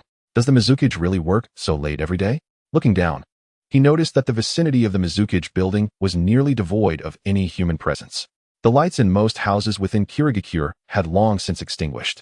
Yet, the third Mizukage remained diligently occupied in his office. Ironically, it was Elder Yuan, who seemed the more responsible figure, who had already retired for the evening. Jiangchuanjiu lifted his mask and listlessly tossed a soldier's ration ball into his mouth. This was merely a standard ration for staving off hunger. After all, he was on guard duty, and with no shift change, there was no time for a meal. To be honest, he had scarcely consumed such unpalatable rations even during battles. However, just as Jiangchuanjiu swallowed the soldier's ration, the third Mizukage rose from his seat, seemingly preparing to take a rest. What? I feel as though something sinister is out to get me. Just when Jiangchuanjiu thought he could finally relax, Kisame Hashigaki, standing stiffly, gestured for him and spoke. Come, follow me. Jiangchuanjiu was taken aback, but seeing Kisame leap onto the roof of the adjacent building, he hastily followed suit. What are we doing? He asked. A bit perplexed, Kisame seemed equally baffled by the question and turned to Jiangchuanjiu. Naturally, we continue our guard duty, Lord Mizukage. Didn't I mention to Dr. Roku that the guard rotations occur daily? Upon hearing Kisame's explanation, Jiangchuanjiu nearly lost his balance and fell from the edge of the Mizukage building. Do Umbu ninjas not require sleep? To his surprise, Kisame answered matter-of-factly, tomorrow, there will be time for rest and training. Afterward, we will continue rotating to patrol or guard other areas of the village. After a moment's thought, Kisame added, this arrangement is a form of welfare for the Umbu during their off-duty hours. Welfare? Jiangchuanjiu suddenly felt less enamored with his role in the Umbu. Indeed, the drudgery of labor was most detestable. Jiangchuanjiu silently lamented this peculiar work system. It was worth noting that, not long ago, life in his squad had been quite liberating. While their training was rigorous, they had approached mission selection quite casually, often waiting several days of rest and training before choosing a relatively uncomplicated task to undertake. The plight of a working-class individual, he sighed. Kisame, bemused, regarded Jiangchuanjiu's lamentation, unsure of how to respond. Fortunately, at this moment, the third Mizukage emerged from the Mizukage building. The two fell silent and, alongside others stationed Umbu, quietly followed suit. They had not strayed far from the Mizukage building when they arrived before a relatively open dwelling. Is this the residence of the Mizukage? Jiangchuanjiu asked incredulously as he gazed at the house below. It was not that the home of the third Mizukage was particularly strange. Rather, Jiangchuanjiu had never expected that the illustrious leader of Kirigakure, who had governed for decades, would reside in such humble quarters. Indeed, this is the abode of Lord Mizukage. Fu, who had appeared beside them, remarked with a hint of admiration in his voice. Lord Mizukage has no family, no relatives, and often sleeps directly in the Mizukage building. Fu seemed to be explaining the simplicity of the third Mizukage residence, while also conveying a certain sentiment. Jiangchuanjiu, upon hearing this, felt as though he had gained a renewed understanding of this elderly man who had single-handedly shaped the village's blood mist policy. No wonder, despite its various flaws, so many of the shinobi from Kirigakure took pride in their identity within the blood mist. Captain Fu. Both Jiangchuanjiu and Kisame called out in unison. Turning to pay their respects, Fu paid no mind to their response, his tone once again becoming detached. Continue your tasks. I am here to inform you that the subsequent guard schedule has changed. Report to the Umbu base at 10 o'clock tomorrow evening. Understood, they replied in unison. After confirming their understanding, Fu vanished in an instant. It seems that it is necessary to inform the other duty personnel as well. After observing the departure of the other party, Tachikawa Orange pondered while stroking his chin. Could it be related to the mission assigned to the Umbu by the third Hokage in the afternoon? However, Captain Fuku mentioned that there were changes in the duty schedule, not in the tasks themselves. It appears that our sub-team is not required to head to the front lines of the wind and fire countries. Perhaps it is due to a significant redeployment of Umbu personnel, resulting in an increased workload for those remaining behind. Tachikawa Orange found himself in a somewhat bemused state, unsure whether to feel relieved about avoiding a perilous mission or to be vexed by the potential lack of rest to come. He had been planning to discuss the situation with Mei and the others after his day off tomorrow. Alas, the flying practice schedule is bound to be delayed once more. Tachikawa Orange continued to indulge in his thoughts. Beside him, the silent Kakashi Kisame remained wordless. After all, everyone wore masks, making it impossible to discern the expressions of others. A night passed in silence. The third Hokage likely took the opportunity to rest. He did not call upon the Umbu to relay any further messages. Thus, Tachikawa Orange endured the night like a diligent gatekeeper. As dawn broke, he yawned and exchanged the secret code with the incoming Umbu, bidding farewell to Kakashi Kisame before heading home to rest. Upon entering his house, he was pleasantly surprised to find the little frog preparing breakfast, an unusual occurrence. Tachikawa Orange smiled as he approached and took a peeled egg, popping it into his mouth. Ribbit. All right, let me peel another one for you. Ruffling the little one's hair, he skillfully spun another egg on his fingertips. In mere moments, a smooth, pristine egg appeared in his hand. Dispelling the chakra from his fingertips like a surgical knife, he handed the egg to the delighted Blue, continuing. For the next few days, you should practice with Mei and Zabuza. The upcoming Umbu missions will likely be quite demanding, and it won't be ideal to bring you along. Blue examined the egg with curious eyes, nodding indifferently as a sign of understanding. Tachikawa Orange paid little mind to it. While enjoying breakfast, he lamented to Blue about the monotony of the Umbu's duty work. All right, stop playing with the egg and finish your breakfast. Gently nudging Blue, who had barely touched his food, Tachikawa Orange pushed the plate closer to him. Reluctantly, Blue stuffed the egg into his mouth, then swiftly polished off his breakfast like a whirlwind. Watching Blue head off to wash the dishes, Tachikawa Orange stretched and made his way into the bedroom. Blue, remember to wake me up when you return from training tonight. Chapter 121. Who will explain this to me? For several consecutive days, Tachikawa Orange led the life of an overworked employee, enduring shifts of over 10 hours each day. It now seemed that the infamous 996 work schedule was indeed a blessing in disguise. Nonetheless, due to the busy schedule, the relatively new Tachikawa Orange had already encountered most of the Umbu's duties, from standing guard to patrolling, and even covertly surveilling the ninja clan's encampments. He had become quite familiar with the tasks within the village. However, what Tachikawa Orange did not expect was that today would introduce a new twist. Roku, you are with me today. Early in the morning, having just finished his rest and arrived at the Umbu base, Tachikawa Orange was retained by his squad leader, Fuku. Captain Fuku, is there a special mission? Tachikawa Orange glanced at Kakashi Kisame, who appeared equally bewildered, and turned back to Fuku with his query. Do not speak unnecessarily. Just follow me, Fuku instructed brusquely, adding a note to Kakashi. Sure, you have the day off. Manage your time as you see fit. Understood, Captain. Tachikawa Orange watched with envious tears as Kakashi Kisame exited the changing room without hesitation. Alas, the Umbu masks concealed his tears. Fuku gestured for Tachikawa Orange to follow him. Along the way, there was no explanation regarding the upcoming mission. Fuku led the way in silence until they reached a secluded valley on the outskirts of the hidden mist village, where he gradually slowed his pace. Tachikawa Orange curiously surveyed the hidden valley. Although he had not been a ninja for long, he had completed numerous tasks within the village. Not to mention, during his recent patrols as an Umbu, he had witnessed various places, both overt and covert. Yet, he had never visited this particular valley. Even knowing that Fuku might not provide an answer, he still inquired again. Captain Fuku, what exactly is the mission we are to undertake? Fuku remained tight-lipped, instead emitting a peculiar bird call. Were it not for the absence of any foreboding from his danger-sensing abilities, Tachikawa Orange might have suspected that Fuku intended to harm him. After all, the conflict with the Yuki clan had yet to be fully resolved. However, as Fuku signaled, two masked Umbu emerged, which somewhat eased Tachikawa Orange's apprehension. Hand sign. The newly arrived Umbu stated coldly, showing no sign of relaxation despite Tachikawa Orange's attire. Without hesitation, Fuku produced a scroll from his pocket and tossed it toward the two. The Umbu examined Tachikawa Orange and Kakashi before meticulously reviewing the scroll, then swiftly vanished into the shadows once more. Tachikawa Orange's curiosity about their purpose grew stronger. As the two entered the valley, he could distinctly sense a slight sense of stagnation, as if an unknown barrier enveloped the area. Yet, within the valley stood only a few humble thatched huts. It was only at this moment that Fuku began to elucidate the purpose of their visit. The first sentence he uttered, however, startled Tachikawa Orange considerably.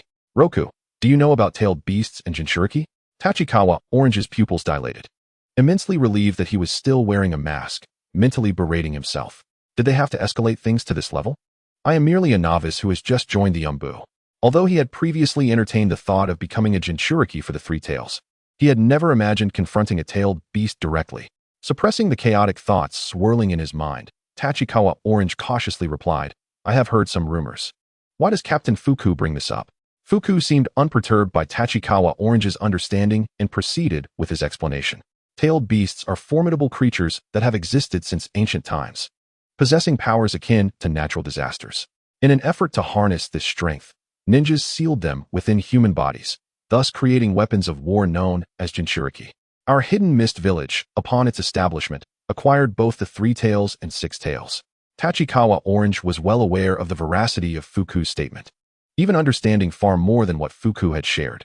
The notion that the village acquired two-tailed beasts at its inception was an embellishment of monumental proportions. It was merely a case of outsmarting Senju Hashirama due to his lack of intellect, thus securing the benefits of a weaker entity. Oblivious to Tachikawa Orange's inner musings, Fuku continued at his own pace. "As for the current condition of the Three Tails, I am not privy to that information. However, the Six Tails was sealed within a child over a year ago, and that individual is being safeguarded here as the Jinchuriki of the Six Tails." Upon hearing this, Tachikawa Orange subtly exhaled in relief. At least he was not being sent to confront a fully realized tailed beast. Moreover, from the sound of it, it did not seem like a battle was imminent. Following Fuku's line of thought, Tachikawa Orange inquired, "So, Captain Fuku, what exactly is our purpose for coming here today?" Yet, before Fuku could respond, a brown-haired child clad in an ill-fitting blue haori emerged from the central thatched hut. The child appeared to be no older than 4 or 5 years. Interestingly, the child's long bangs completely obscured his left eye, yet he reached beneath his bangs with his chubby little hand, rubbing his slightly drowsy eyes. "Is it my teacher coming to see me?" The young boy evidently had just awakened, yet within his crisp and lively tone, a hint of joy could still be discerned. Gazing at this adorable little imp, Jiang Chuanji confirmed the identity of the child, none other than the six-tailed Jinchuriki, Yutaka, who had made an appearance in the original narrative. Beside Jiang Chuanji, Fuku appeared to have softened considerably after the child's arrival, even his speech taking on a gentler, more subdued tone. "It's me. Didn't we agree earlier that I would teach you how to become a competent ninja?" Upon hearing these words, the youthful Yutaka instantly perked up. "Really? Teacher, you've finally consented to my ninja training. That is wonderful." However, curiously, despite his evident excitement, Yutaka merely bounced on the spot a few times, not venturing any closer to Fuku. Fuku seemed to regard this behavior as perfectly natural. Removing his Umbu mask, he approached Yutaka. "All right, before we commence your ninja training, I must first explain some fundamental knowledge about ninjas." Watching as Captain Fuku took Yutaka's small hand and entered the thatched hut, Jiang Chuanji found himself at a loss. "What on earth is going on? Why did you call me over? You should finish speaking before leading the child away." Unfortunately, no one paid Jiang Chuanji any mind, leaving him to stand there obediently, awaiting further instructions. Given that this valley was intended for the confinement of the six-tailed Jinchuriki, it was reasonable to assume that there were more than just the two Umbu who had recently appeared. It was quite possible that countless eyes were watching him at that very moment. Without any orders from his superiors, Jiang Chuanji felt it unwise to wander about aimlessly. Can someone explain what is happening here? Chapter 122, The Power of the Six Tails. Reluctant to move about recklessly within the valley, Jiang Chuanji remained stationary, staring vacantly at the thatched hut into which Fuku and Yutaka had disappeared. Wasn't this just like the tasks from a couple of days ago? Jiang Chuanji found himself inwardly lamenting once again. Initially, when he had heard Fuku mention teaching Yutaka to become a ninja, he had thought he was summoned to serve as a training partner. However, it soon dawned on him that he might, like other Umbu, have been called to act as a guard. Such routine surveillance tasks were not unusual within the Umbu. Yet, as the two had been inside for quite some time, no one had come to assign him a task. Surely, they didn't just bring me over to familiarize me with the place? Just as Jiang Chuanji was contemplating this, a series of resounding crashes emanated from within the thatched hut. Before he could ponder why the novice instruction was so intense, a strong sense of impending danger surged through his mind, a warning of imminent peril. Without a moment's hesitation, Jiang Chuanji unleashed his chakra, propelling himself away from the ground. In the next instant, a peculiar blue orb shot forth from the hut with remarkable speed, crashing into the very spot where Jiang Chuanji had just stood. Boom! The blue orb detonated upon impact with the ground, producing a fierce explosion, though it lacked the formidable power of high-level ninjutsu. The crater left behind led Jiang Chuanji to estimate that it was at least equivalent to the simultaneous explosion of a dozen explosive tags. So, they indeed summoned me here with the intent to eliminate me? While his mind frantically criticized Fuku's unreliability, Jiang Chuanji couldn't help but worryingly direct his gaze toward the thatched hut, which was still emitting wisps of white smoke. However, there was no need for him to take action. Swish, swish, swish. For Umbu appeared in an instant at the corners of the hut. Subsequently, one of the Umbu utilized an unknown wind technique to disperse the white smoke enveloping the hut, revealing the situation within. The remaining 3 Umbu took on tense postures, ready to react at a moment's notice, prepared to subdue the Jinchuriki if necessary. Fortunately, the worst-case scenario did not unfold. As the smoke dissipated, even from a distance, Jiang Chuanji could clearly see that both Fuku and Yutaka had collapsed to the ground, seemingly unharmed. The leading Umbu dispelled the defensive barrier he had prepared and gestured for another Umbu to step forward and assess the condition of the two. However, almost immediately, the lead Umbu seemed to have recalled something and turned to Jiang Chuanji, who was still standing at a distance. "You're the medical ninja Fuku brought along as a supplement, right? Why are you still standing there? Come help with the treatment." "Supplement? What happened to the previous medical ninja?" Jiang Chuanji finally grasped the reason for his summons and, feeling utterly exasperated, rushed forward. What kind of shoddy sealing technique is this in the hidden mist village? Just how much chakra must the six-tailed Jinchuriki have leaked to knock out an Umbu of Jonin rank with the strength of a mere 4-year-old child? As he approached, Jiang Chuanji noticed that Fuku bore a circular wound the size of 3 fingers on his shoulder, while his chest was severely burned, still emitting faint sizzling sounds. Was this the corrosive attack of the Six Tails? It resembled Kagaya's dissolution technique somewhat. Without hesitation, Jiang Chuanji swiftly formed hand seals, using the healing palm technique to stabilize Fuku's penetrating injury, while applying the water flow ring to treat the extensive burns. Just as he was about to admonish the several Umbu who had been waiting for him to check on the Jinchuriki, they were taken aback by his ability to multitask and directed their gazes toward the leading figure. "Kid, first protect the Jinchuriki." Hearing this, Jiang Chuanji did not cease his actions, but turned his attention to the similarly unconscious young Jinchuriki. Yutaka's condition appeared to be rather poor. Large areas of his skin resembled burns, with patches of skin peeling away, exposing muscle tissue to the air. However, Jiang Chuanji surmised that this damage was not inflicted by Fuku. Could it be the tailed beast transformation's erosion?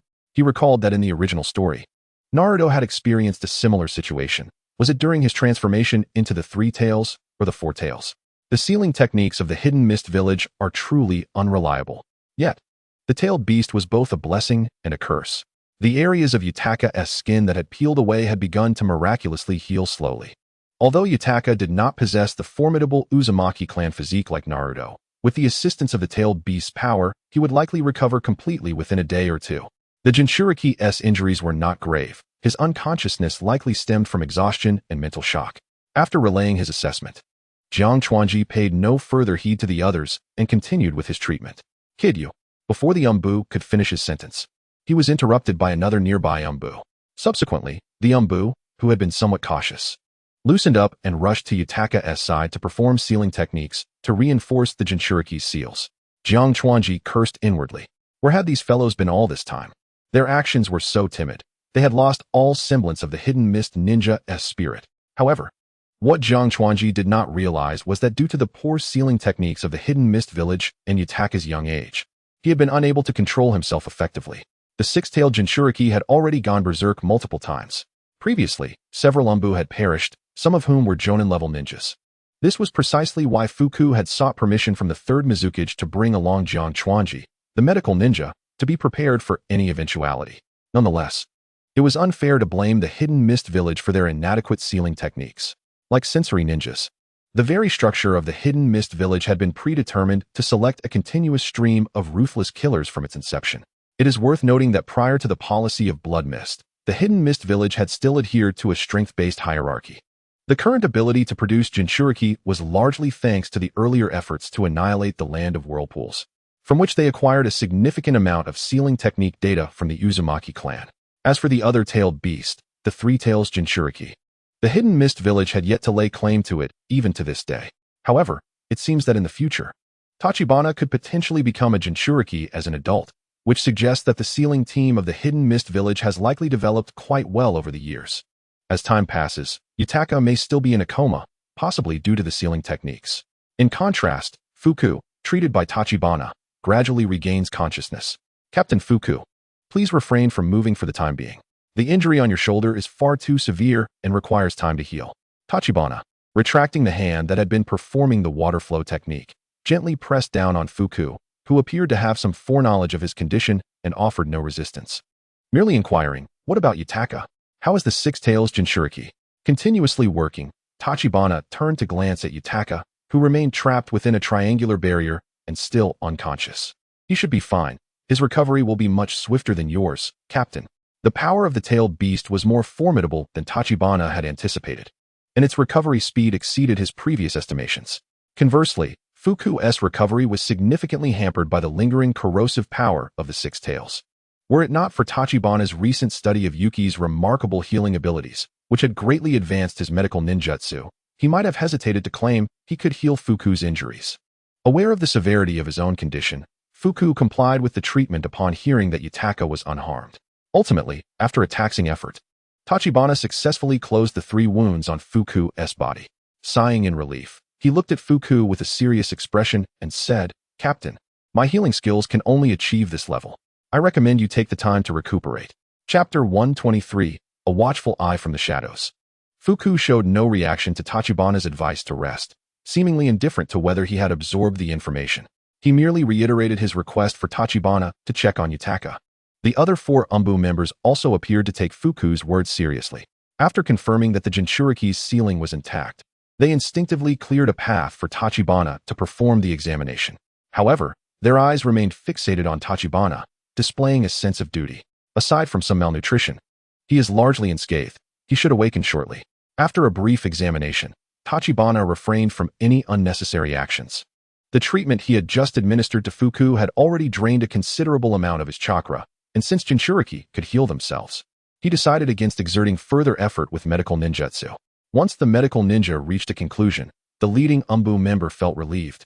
Hoisting Yutaka and carrying him into a nearby intact thatched hut, Tachibana paid no mind to their actions and returned to Fuku, asking, "Captain Fuku, what are our next arrangements?" Fuku glanced at Tachibana, pausing for a moment before responding. "I had previously requested your assistance to aid the Six Tails Jinchuriki in training from Lord Third. All your other Umbu duties will be temporarily suspended. However, it appears that the subsequent training may be delayed for a few days. You may choose to return to your tasks or remain on standby. I will notify you when your assistance is required." Tachibana's eyes brightened at this. Is such a fortunate arrangement possible? Remaining on standby equates to a holiday. These past few days in the Umbu had been incessantly busy. Upon arriving home, Tachibana would collapse into bed, hardly finding time to practice his long-desired flight abilities.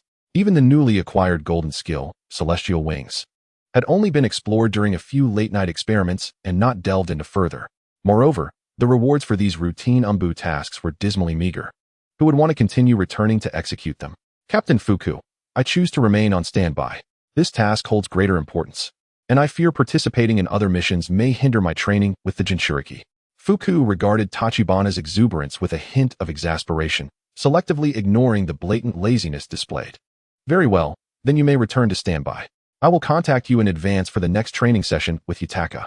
Observing Fuku gesture for him to leave, Tachibana cheerfully turned to depart. However, he suddenly recalled something and halted, looking back at Fuku. "Captain, becoming overly emotionally invested in the Jinchuriki may not be advisable." After saying this, Tachibana retrieved 2 packets of ointment from his ninja tool pouch and tossed them to Fuku. "Your injuries are still somewhat grave. This is a concoction I prepared myself. half for internal use and half for topical application. Ensure you take proper care of your recovery. Without waiting for Fuku's response, Tachibana strode towards the valley's entrance. Too much emotional investment? Fuku pondered as he stared at the ointment in his hands, lost in thought. After departing from the valley that contained the Jinchuriki, Tachibana felt a twinge of regret for his earlier meddling. Primarily, he had come to find Fuku to be quite a commendable individual over their interactions. Tachibana vaguely recalled that in the original narrative, Yutaka ultimately betrayed the hidden mist village due to some misunderstanding involving his master. Though he could not remember what Yutaka's master looked like, he wondered if it was indeed Fuku. Nevertheless, Tachibana felt compelled to offer a cautionary remark. Never mind, why worry so much? The future remains uncertain.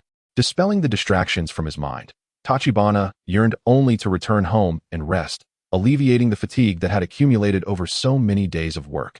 However, unbeknownst to him, after his departure from the valley, a pale-skinned figure with green hair slowly emerged from the ground, peering at his retreating silhouette and muttering to itself, "Ah, here comes that intriguing little brat again.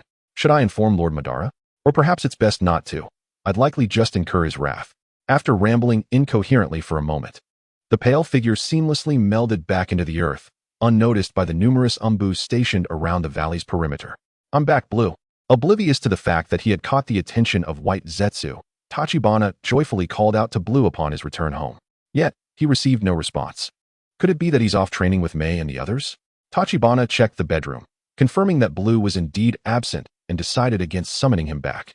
After several consecutive days of overtime and having expended a considerable amount of chakra treating Fuku's injuries, Tachibana ultimately abandoned the idea of visiting the training grounds. He flopped onto his soft bed and succumbed to slumber. It was not until nightfall that the sound of the door opening roused Tachibana from his dreams. Ribbit, Blue, clutching a small dried fish, entered the room, somewhat surprised to find his master home early for rest. Still somewhat bleary-eyed, Tachibana, upon confirming that it was Blue who had entered, remained in bed and mumbled a greeting before drifting back to sleep.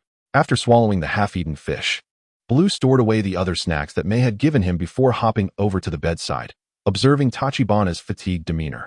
Blue gently smoothed out the frown on Tachibana's brow, then tidied his own little bed before quickly falling asleep. Tachibana stretched widely and promptly sprang up. The lingering drowsiness evaporated upon catching the enticing aroma of breakfast wafting through the air. "Blue, your culinary skills have truly improved." Tachibana praised his increasingly versatile little frog with a grin. It seemed that at some point, the responsibility of cooking had shifted from Tachibana to Blue. However, as Tachibana stepped out of the bedroom, he was taken aback by the sight before him. Ribbit, ribbit, ribbit. Tachibana rubbed his eyes. Yet before him were still three busy blue figures. "Blue, have you mastered water clone technique?" As the words fell from his lips, the figures of the three blue frogs swiftly became ethereal.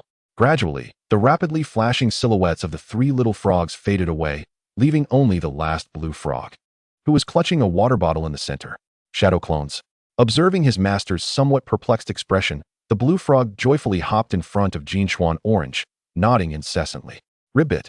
Seeing the little frog's eager desire for praise, Jinchuan Orange promptly scooped him up and affectionately rubbed his head. The blue frog had truly become increasingly remarkable. "Allow me to report the current situation. Today I pinned 8,000 words. However, I must reserve a bit of draft material. This week, in my relentless pursuit of updates, I have strained myself, and I feel the quality has somewhat declined. Previously, before any chapter was published, I would always read through it once more to make adjustments. Now, time is so tight that I occasionally skip this step. By reserving some draft material over the weekend, I can afford myself a slight reprieve. Writing at present brings me immense joy. I do not wish for it to prematurely transform into a burden. I kindly ask for your understanding." Chapter 124, Surprise Attack. Jinchuan Orange had not anticipated that the blue frog would master this skill so early, and it appeared to be quite effective. Well, at least it would enhance his ability to assist with household chores. The blue frog, being patted on the head by his master, inexplicably shivered and looked up at Jinchuan Orange with confusion. However, the little frog's gaze was evaded by the guilty Jinchuan Orange. Time for a meal. After enjoying a delightful breakfast, Jinchuan Orange set off with the blue frog to the long-neglected training ground number 9. At the entrance to the training ground, seeing the thick white mist that enveloped it, and glancing at the rare clear weather outside, Jinchuan Orange found himself momentarily bewildered. Could it be that Mei and Zabuza were training for combat in the mist? Entering the training ground with uncertainty, Jinchuan Orange was suddenly jolted by an alarming realization. Danger. Following the instinctive warning in his mind, Jinchuan Orange instinctively crouched and leaned back, narrowly avoiding several incoming shurikens. However, the enemy's assault did not cease there. A gleaming blade of cold light silently slashed towards his waist. Fortunately, Jinchuan Orange was not reliant on auditory cues to sense attacks and possessed the agile skills bestowed by a master. He forcefully pushed off the ground with his right foot, leaping into the air and executing a somewhat awkward lateral somersault to evade the ambush once more. Subsequently, Jinchuan Orange supported himself with one hand to adjust his stance, attempting to discern the identity of his assailant, but a familiar, crisp voice resonated from the other side. Dissolution technique, dissolution bomb. Well, that settled it. The identity of the person attempting to ambush him was now all too apparent. Jinchuan Orange chuckled helplessly. All right, so that's how we're playing it? In the next moment, Jinchuan Orange ceased evading and instead prepared to counterattack. Chakra converged along his spine, and two streams of wind attribute chakra erupted forth instantaneously, like two fiery turbojet engines. They propelled Jinchuan Orange rapidly sideways. This maneuver not only allowed him to evade the dissolution attack from Mei, but also brought him directly before Zabuza, who had yet to remerge into the mist. Without hesitation, Jinchuan Orange delivered a textbook knight's kick aimed at Zabuza's chest. However, this powerful attack, charged with the force of the air currents, failed to yield the desired effect. The Zabuza who was struck exploded into a splash of water. Denying Jinchuan Orange the opportunity to change tactics, the water clone burst apart, revealing Zabuza emerging from a seemingly innocuous puddle below. Jinchuan Orange clearly observed Zabuza tightening his grip on the short blade, pulling the handles wire taut. The wire trap, set up who knows when, ensnared Jinchuan Orange from all sides. Simultaneously, two pale hands emerged from the ground, reaching for his ankles. In this precarious situation, Jinchuan Orange had numerous ways to extricate himself. Yet in a moment of impulsiveness, he increased the chakra concentration in his back. In the next instant, a pair of turquoise chakra wings sprouted from his back, unfurling rapidly. With a mere thought, these grand wings flapped vigorously, instantly dispersing the surrounding thick mist. Not only that, but Jinchuan Orange shot upwards like an arrow, propelled by the immense lift generated by the wings. So swift was his ascent that neither Mei nor Zabuza realized what had occurred, rendering their ambush entirely futile. However, it was somewhat embarrassing that not only were Mei and Zabuza caught off guard, even Jinchuan Orange himself was astonished by the overwhelming thrust generated by his fully activated Gale Wings. Launched into the air, Jinchuan Orange flailed his limbs futilely, attempting to adjust his flight direction through balance. Yet, even the slightest flap of his wings sent him careening uncontrollably through the sky, utterly unable to regain his equilibrium. At this juncture, Jinchuan Orange had no choice but to retract his chakra wings decisively to prevent himself from plummeting towards the ground uncontrollably. Blue Frog. After retracting his wings and barely stabilizing his form, Jinchuan Orange called out for assistance. The Blue Frog, who had been silently observing his master's blunders, facepalmed in disbelief. Nevertheless, he acted without hesitation, swiftly calculating Jinchuan Orange's landing spot before darting forward with a flash of lightning. Thud! Jinchuan Orange, descending from the sky, crashed onto the springy bed of foam mousse that the Blue Frog had prepared, bouncing back up again. He ultimately landed heavily on the training ground floor. Ouch! Jinchuan Orange rubbed his posterior as he stood up, yet the system's prompt in his mind made him feel somewhat less embarrassed. Ding! First flight completed, achievement unlocked. Congratulations. You have surpassed certain deities. At this moment, Mei and Zabuza had already dispelled their mist technique and approached, astonished at the sight of Jinchuan Orange falling from the sky.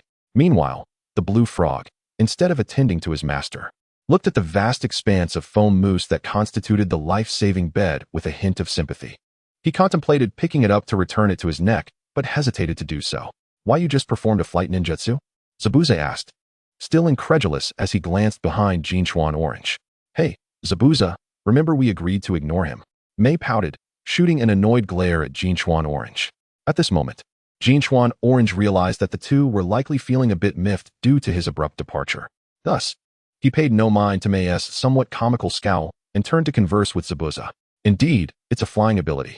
I'm not sure if it qualifies as ninjutsu. Hee, but I'm still a bit clumsy with it. Your ninjutsu development is becoming increasingly fantastical, Zabuza remarked, a hint of envy in his tone.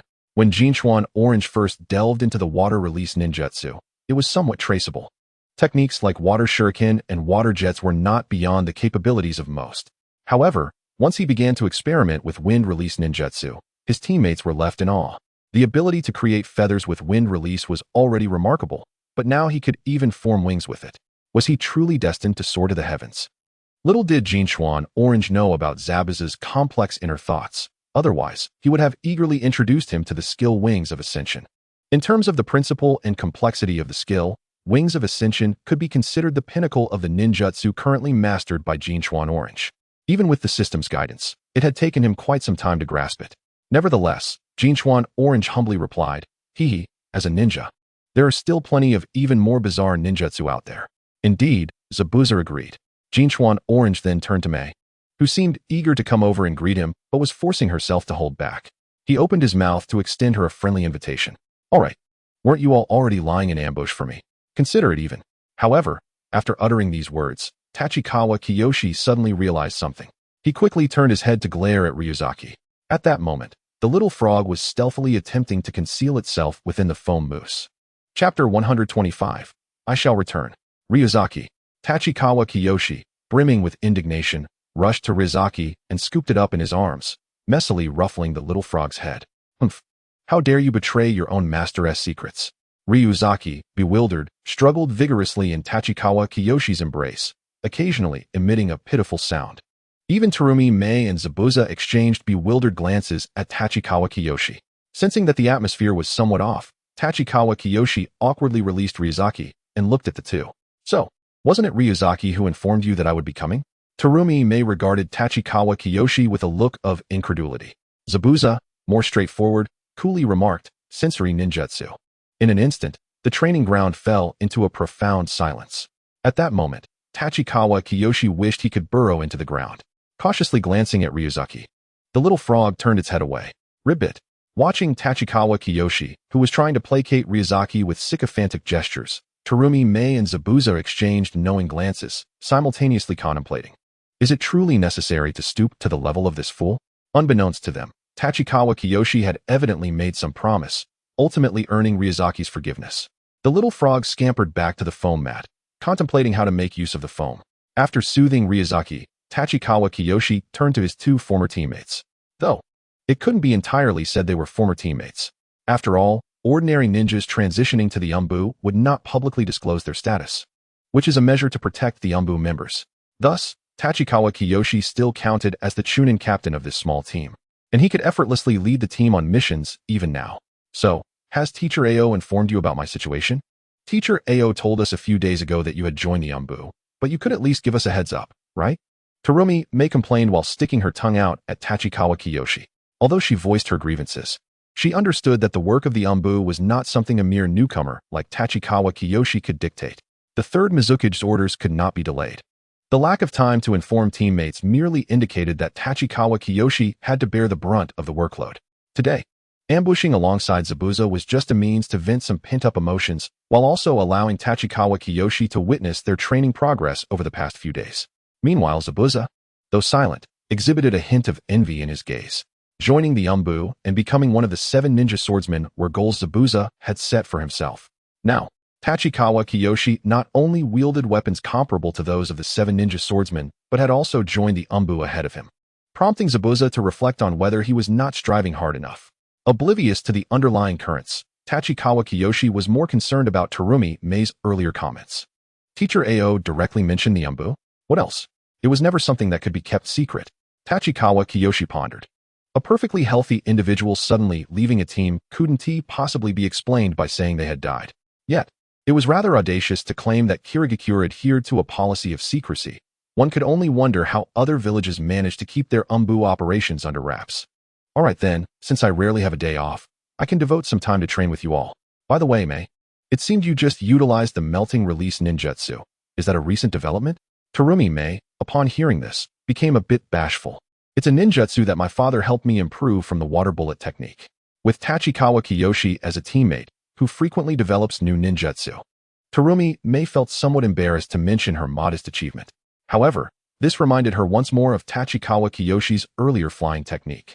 Kiyoshi, About that ninjutsu of yours, however. As she began to speak, Terumi May instantly regretted it. Inquiring about another's abilities was evidently not polite. Tachikawa Kiyoshi, unfazed, channeled chakra into his spine, and the turquoise chakra wings reappeared behind him. Having learned from the previous two experiences, Tachikawa Kiyoshi carefully controlled the wings, refraining from soaring directly into the sky. Beautiful! Terumi May exclaimed, her eyes sparkling as she admired the softly glowing wings. Zabuza, having been taken aback earlier, averted his gaze and mumbled, "It's just average." Hee. Tachikawa Kiyoshi chuckled, not taking offense. This was also his first time observing the Gale Wings closely. Although they were composed of chakra, they bore the delicate feather-like appearance of bird wings. Were it not for their semi-transparent nature and the faint glow they emitted, one might struggle to differentiate them from actual wings. Tachikawa Kiyoshi reached out to gently touch them. His palm passed through them, as if they lacked physical substance. If one were to close their eyes, they might only faintly feel a breeze brushing past their hand. It seemed these wings were not suited for offensive or defensive maneuvers. Tachikawa Kiyoshi mused silently. Nevertheless, such wings had their advantages. At the very least, one need not worry about unnecessary collisions in complex environments during low-altitude flights. Yet, Tachikawa Kiyoshi still wished to test them further. He turned to his two teammates, seeking their assistance. May, Zabuza, I'll attempt flying again shortly. Could you please throw shuriken at me? Are you aiming to practice dodging? But shouldn't you first focus on stable flight before progressing? Terumi May inquired. Tachikawa Kiyoshi could only respond vaguely, sort of. Don't worry, I possess healing ninjutsu. You can attack me without concern. Since the Gale Wings did not impart knowledge, Tachikawa Kiyoshi himself was only vaguely aware of their principles. He decided against making excuses for himself. All right, I'm ready to take off. He gleefully looked at his teammates, preparing to make another attempt. Terumi May and Zabuza drew their shuriken, ready to unleash their pent-up energy. In the next moment, Tachikawa Kiyoshi made slight adjustments to his wings. He had barely begun to flap when his feet gently lifted off the ground. Although he aimed to test whether the fully unleashed Gale Wings would become more substantial, thus providing some defensive or offensive capabilities, the fact that he could hover in midair elicited a delighted smile from Tachikawa Kiyoshi. Indeed, this form of flight was utterly unscientific. Yet I adore it. However, before Tachikawa Kiyoshi could revel in his joy, Zabuza, who had been waiting for the opportune moment, swiftly hurled a shuriken at the still hovering Tachikawa Kiyoshi. Don't. Not now. Upon seeing Zabuza's peculiar expression as he threw the shuriken, Tachikawa Kiyoshi hastily attempted to intervene. In a moment of desperation, he once again flapped his chakra wings with full force. Instantly, the powerful gust generated by the flapping not only deflected several shuriken, but also sent Terumi May and Zabuza staggering backward. Of course, the most unfortunate was Tachikawa Kiyoshi himself, who was once again shot into the sky without any defenses. Fortunately, having learned from previous experiences, Tachikawa Kiyoshi did not recklessly adjust his posture this time. He merely allocated a portion of his focus to slightly control the wings, gradually adjusting his direction to avoid crashing into trees or plummeting to the ground. However, his cautious demeanor could not halt his trajectory, sending him soaring skyward like a rocket. Zabuza, I shall return. I can't believe I managed to write 10,000 words today. I can hardly believe it myself. Chapter 126. The pool of important items. Just as the spirited Jiangchuan Tangerine seemed poised to soar out of the training ground, he ultimately managed to stabilize himself just in time. Despite Lan Zai hastily catching up, there appeared to be a hint of reluctance in his creation of a spring mattress, which was evidently much smaller this time, perhaps due to his concern for his own creation. Fortunately, having learned from his previous experience, Jiangchuan Tangerine made minute adjustments to the Wind Wing S controls at the last moment, allowing him to land smoothly on the mattress. Afterward, returning to the center of the training ground, Jiangchuan Tangerine drew forth his divine weapon and, with great camaraderie, provided guidance on the no more slash technique before resuming his practice of flight. Over the next 2 days of respite devoid of missions, Jiangchuan Tangerine relentlessly endeavored to hone his skills.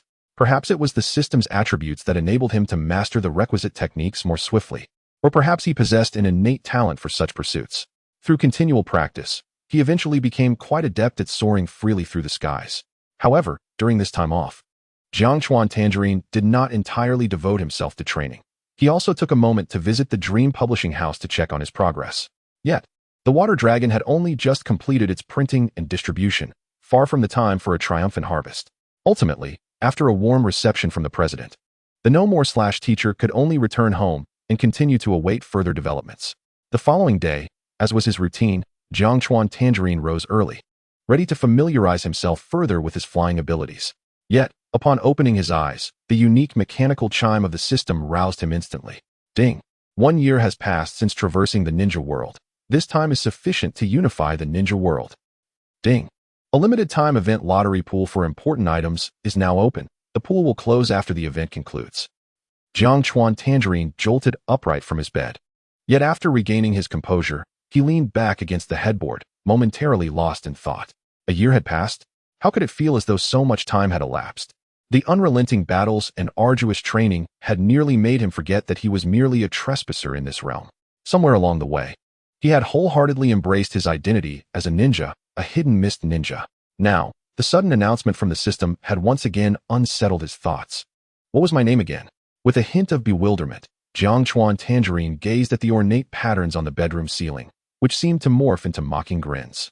Damn it, there's no time for such sentimentality. He slapped his cheeks a few times, shaking off the lethargy. With slightly swollen cheeks, he collected himself and promptly opened the system panel, muttering a few irritable complaints. What a ridiculous system. If you were more competent, wouldn't I have unified the ninja world by now? Grumbling about this disruptive system, Jiangchuan Tangerine prioritized checking the achievement rewards. A mere 100 gold coins? Is this what it means to unify the ninja world? He grimaced in disdain, recalling that the achievement for first arriving in the ninja world had granted him 300 gold coins. He was astonished that this similar achievement yielded such a paltry sum. Subsequently, he opened the lottery panel to examine the limited time event pool. The event duration was slightly longer than the previous weapon pool, lasting a full 7 days. However, the prizes left much to be desired. Most items appeared utterly useless at first glance. From the top down, they included a dilapidated fishing rod, a makeup bag, a ticket box, so-called important items that were actually worthless junk. The few items of potential value, such as the massive wristband and keystone, were all classified as golden prizes. Gazing at his system, which included the recent 100 gold coins, he found himself contemplating whether to take a chance on this lottery pool. Sigh. If only there were a bizarre candy lottery pool, I would surely sell everything I own for a chance to draw. Oh well, since I have just enough for a 10 draw, I might as well give it a shot. Jiangchuan Tangerine, having momentarily escaped his identity crisis, was reluctant to overthink it. Now that the event pool was available, he decided to try his luck. If he won a golden prize, it would be a stroke of luck. For the next few days, he could resolutely refrain from going out to avoid any backlash of misfortune. Lost in a whirlwind of thoughts, Jiangchuan Tangerine hesitated no longer and clicked to draw. As expected, he only received a purple item. Transparent bell, purple item, an ancient bell that emits soothing sounds, capable of calming the mind. Stability charm, white item, a worn fishing rod, a boat ticket, gold dentures. A sticker bag, room key, handsome guy coupon, blue petals, regular monthly ticket. After extracting all the prizes, Jiangchuan Tangerine found himself utterly perplexed. The descriptions this time were so convoluted. Picking up the 2 non-white items, he scrutinized them closely, his mind swirling with question marks. He shook the transparent bell a couple of times, and it immediately emitted a clear, melodious sound. Upon hearing the bell's chime, Jiangchuan Tangerine indeed felt a wave of tranquility wash over him, alleviating the chaotic emotions he had harbored since waking. He felt an overwhelming urge to lie back and become a lazy fish. But was that all? After all, it was a purple item. Its effects seemed rather singular. Jiangchuan Tangerine had hoped that shaking the bell might summon something grand, like a phoenix. Alas, if its powers were stronger, it could serve as a shield against combat, allowing him to calm the fray by merely shaking it when faced with formidable foes. Of course, these were merely his fanciful musings. In the heat of battle, even with the transparent bell, enemies would remain undeterred, carrying on with their ruthless skirmishes. Carefully storing the bell away, Jiangchuan Tangerine resolved to treat it as his ice heart technique. Whenever he faced troubles or felt unsteady, he would simply take it out and shake it a few times. Next, he turned his attention to the blue item, the stability charm, whose system description was even more baffling. What did it mean to enhance stability? And what was this about triggering a critical capture? I don't even have a pokeball. He attempted to hang the charm around his neck, yet felt no discernible change. Wanzai, come here for a moment. The little frog, who had been anxiously peering through the bedroom door, obediently hopped in front of Jiangchuan Tangerine. Unexpectedly, Jiangchuan Tangerine scooped him up in a sudden embrace. Hey, critical capture. Wanzai looked up at his master, bewildered by the antics, unsure of how to respond. Quack. It seemed that was not the right interpretation. Oh well, it was just a blue item. He could investigate further later. By this time, having been awake for a while, Jiang Chuan Tangerine felt his stomach protesting. He hastily shoved the other odd items into a cluttered box full of miscellaneous trinkets and cradled the little frog as he prepared to exit the bedroom for breakfast. However, as he took a step, he paused and turned back to tuck the handsome guy coupon and regular monthly ticket into his pocket. Yes, these two are valuable items. I mustn't carelessly misplace them. Having completed these tasks, Jiang Chuan Tangerine joyfully carried Lan Zai out of the bedroom, and they began their breakfast together. Just as they were halfway through their meal, a series of urgent knocks at the door interrupted their little fish-drying contest. Who could be so eager this early in the morning? Chapter 127. The Jinchuriki under attack. With a tinge of confusion, Jiang Chuan Tangerine rose to answer the door. The urgency in the visitor's demeanor suggested an important matter at hand. Kisame, what brings you here? The visitor was none other than the notorious Kisame Hoshigaki, though currently masked as an umbu, prompting Jiang Chuan Tangerine to address him by his code name. Dr. Jiang, the captain has summoned you. You are to quickly change your gear and proceed to the valley. The captain referred to by Kisame Hoshigaki naturally indicates the umbu captain, Fu. However, Tachibana Yukikawa did not anticipate that it would be Kisame who would come to inform him. Captain Fu mentioned the valley? Indeed, Dr. Yukikawa. It is time for you to quickly change your gear. Hearing the somewhat grave tone of Kisame, Yukikawa wasted no time and swiftly returned indoors to don his umbu attire. Meanwhile, he pondered silently. Such urgency in calling me over does not seem to pertain to the routine training of Yutaka. Could something be amiss? Moreover, it is Kisame who has come to summon me. Did not Captain Fu say he would deliver the message himself? After a moment's contemplation, he glanced at the two weapons hanging on the wall and decided it prudent to take the divine spear, just in case. Once he donned his mask, he reminded the little frog before departing. Ran, refrain from training today, remain on standby at home. Ribbit. Upon seeing Ran comprehend his intent, Yukikawa promptly exited, following Kisame towards the secluded valley. Along the way, Yukikawa reflected and ventured to inquire of Kisame. Do you know the purpose of the valley? I do, Kisame replied, his response somewhat surprising to Yukikawa. The Jinchuriki must possess a high level of confidentiality within the village. How could Kisame possibly be aware? Sensing Yukikawa's confusion, Kisame considered that Yukikawa would soon learn of the matter and decided not to conceal it. Just moments ago, the Six-Tails Jinchuriki was ambushed, prompting Lord Mizukage to temporarily deploy 2 umbu squads for reinforcement. What? The Jinchuriki was attacked? Though Yukikawa managed to suppress his voice, he could not mask the astonishment in his tone. It is well understood that a Jinchuriki is the most vital asset to any village. The valley Yukikawa had previously visited was heavily guarded by numerous umbu ninjas, both overtly and covertly. What sort of adversary possesses the capability, or perhaps the audacity, to launch an assault there? As he mulled over this, Yukikawa felt the situation to be increasingly peculiar, prompting him to press further. What is the current situation there? Do you know who attacked the Jinchuriki? The assailants caused the deaths of several patrolling umbu during their infiltration. However, as they approached the Jinchuriki's rampage alerted other monitoring umbu. Yet, it was precisely because of the Jinchuriki's outburst that most umbu were preoccupied, leading to the eventual escape of the assailants, leaving their identities unconfirmed. After hearing Kisame's account, Yukikawa found himself even more perplexed. Logically, even with some umbu distracted, there would certainly be others to intercept the attackers. In such circumstances, allowing the assailants to flee raises questions about whether they were exceptionally strong, or if the missed umbu were simply inept. Moreover, this was before the 20th version of the Akatsuki had even emerged. Who exactly would dare take such a significant risk to provoke a Jinchuriki? Yet it appeared that Kisame's knowledge on the matter was limited, and Yukikawa opted not to inquire further. The two hastened towards the valley. After undergoing a security check by the outer patrolling umbu, Yukikawa re-entered the now exposed valley. In this instance, all umbu had ceased to conceal their presence. A cursory glance revealed a dozen umbu members on high alert. In the center, Fu was reporting to the 3rd Mizukage. Lord 3rd, Captain Fu. Yukikawa and Kisame promptly approached to salute. The 3rd Mizukage maintained an expression of indifference, yet everyone could sense his palpable dissatisfaction. He offered no acknowledgement of their arrival, continuing to focus on Fu. Fu, this matter is entrusted to you. I only require the final outcome. Yes, Lord 3rd. Fu knelt on one knee, accepting the command. The 3rd Mizukage turned and, with a wave of his sleeve, departed the valley accompanied by several umbu. Once the figure of the 3rd Mizukage vanished from sight, Fu turned to Yukikawa and instructed, Yukikawa, Go check on the Jinchuriki. Understood, Captain. Yukikawa complied obediently, though inwardly he could not help but grumble. Does the Umbu truly lack other medical ninjas? The attack occurred quite some time ago, and they are just waiting for me to arrive to provide treatment? With a hint of exasperation, Yukikawa stepped towards the few Umbu maintaining the ceiling barrier.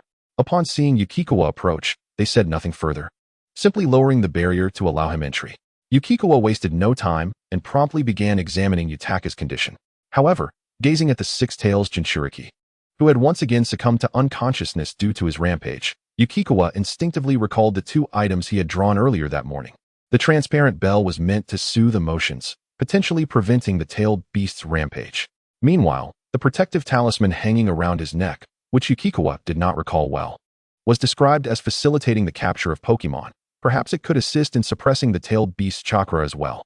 What a fortuitous coincidence. Yet, regardless of their potential usefulness, Yukikawa was disinclined to retrieve the items for experimentation with so many Umbu observing. Moreover, he had no personal stake in Yutaka's well-being, and it was not worth incurring trouble for this individual. In truth, this unfortunate fellow was not in grave danger. As before, it was merely the overwhelming power of the tailed beast that had rendered him unconscious due to his body and spirit's inability to cope. However, the severity of the situation was greater this time, and Yukikawa did not allow the situation to resolve on its own. Utilizing healing techniques, he treated the visible wounds on Yutaka's skin. Only after ensuring that there were no apparent issues did he cease his ministrations. Upon seeing Captain Fu approach, Yukikawa ceased his pretense of treatment and promptly reported, "The Jinchuriki is stable. He merely requires rest to recover." Fu nodded, his gaze never leaving the still unconscious Yutaka. After observing for a moment, he turned to Yukikawa. "Yukikawa, we will pursue the assailants who attacked the Jinchuriki. You will accompany us." "Understood, Captain Fu." Yukikawa sighed internally. Indeed. After the third Mizukage had given orders to Fu, Yukikawa had sensed that this unfortunate task would inevitably fall upon him. Fortunately, he had now largely mastered his flying abilities, and even when faced with some more formidable foes, Yukikawa felt confident in ensuring his own safety. Next, Fu summoned 7 Umbu, including Kisame, to carry out the capture mission. The remaining Umbu were tasked with maintaining vigilance in the valley to prevent the assailants from employing any diversionary tactics. However, no one anticipated that this pursuit would evolve into a protracted conflict. Chapter 128, An Unexpected Foe. 3 days later, at the border of the Land of Water, in a deserted village, a burly Umbu crouched down to examine the remnants of ashes still retaining a hint of warmth. "Captain, that scoundrel left no more than 2 hours ago." Fu paid little heed to his subordinate's impatient demeanor, instead directing his gaze toward another Umbu clad in a shark-toothed mask. Due to previous misdirection by the false traces left by the opponent, Fu now had to proceed with caution. The Umbu, perceiving Fu's gaze, promptly spoke. "We can launch another assault in 10 minutes. Nodding in acknowledgement, Fu commanded, "Rest in place. We will depart in 10 minutes.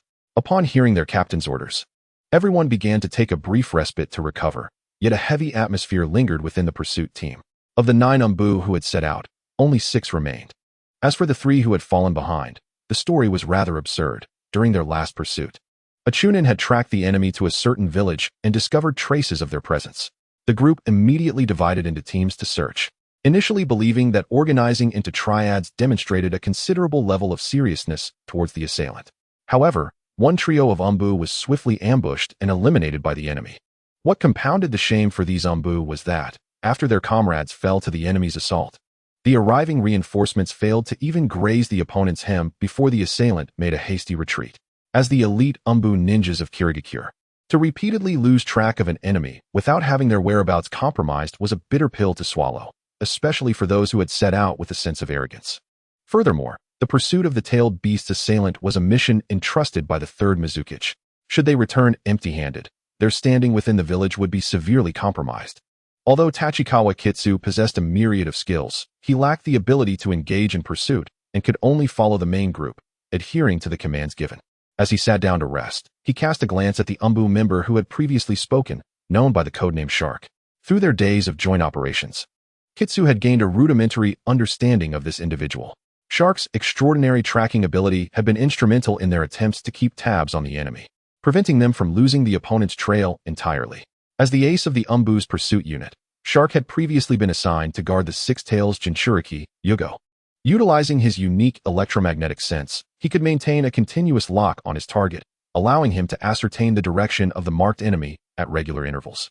The higher-ups of Kirigakure had placed him in the Nameless Valley out of concern for the potential loss of the Jinchuriki. However, during the enemy's assault, Shark had fortuitously managed to mark the assailant with a tracking ability akin to a hunter's mark. This fortunate turn of events prevented their mission from failing due to the opponent's cunning and superb disguise. In truth, the enemy's tenacity had somewhat exceeded Kitsu's expectations.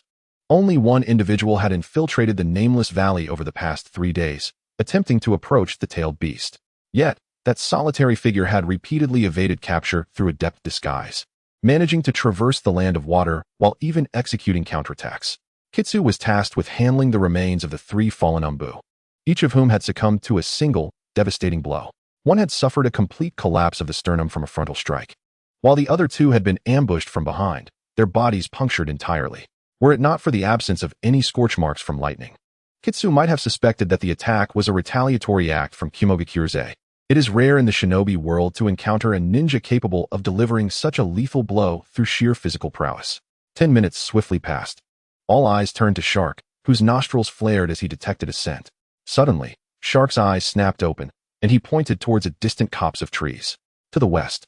The enemy is moving rapidly, heading towards the coastline. The group immediately realized that the assailant likely intended to escape by sea.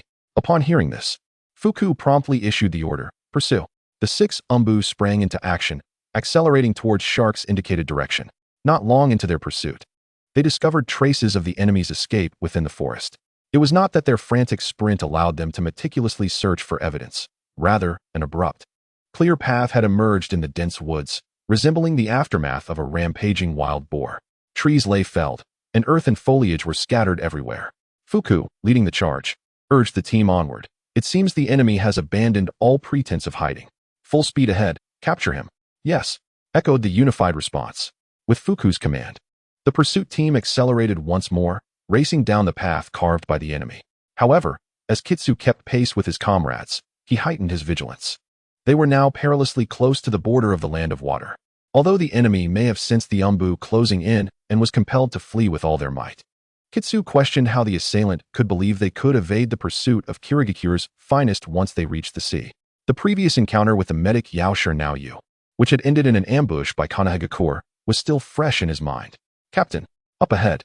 As the pursuit team reached the forest's edge, they found themselves in an area devoid of cover. With keen eyes, Kitsu spotted the figure racing ahead. The assailant's robust physique and the impact of their footfalls leaving sizable craters in the ground corroborated the team's earlier assessment of the opponent's prowess in taijutsu. The figure's attire seemed vaguely familiar. Regardless of Kitsu's musings, the moment they realized the enemy was within reach, everyone prepared for battle. Just as the Umbu were closing in on the fleeing figure at the precipice of a cliff, the opponent abruptly turned to face them, digging their claws into the ground and skidding to a halt, leaving 4 deep gouges in their wake. The 6 Umbu, including Kitsu, instinctively spread out, encircling the assailant at the cliff's edge. Yet, before Fuku could utter a word of bravado, the imposing figure before them began to shrink. In one moment, he resembled a muscle-bound giant akin to Sugetsu Ichiro. In the next, his bulging muscles receded, revealing an elderly man with white hair, exuding an air of elegance.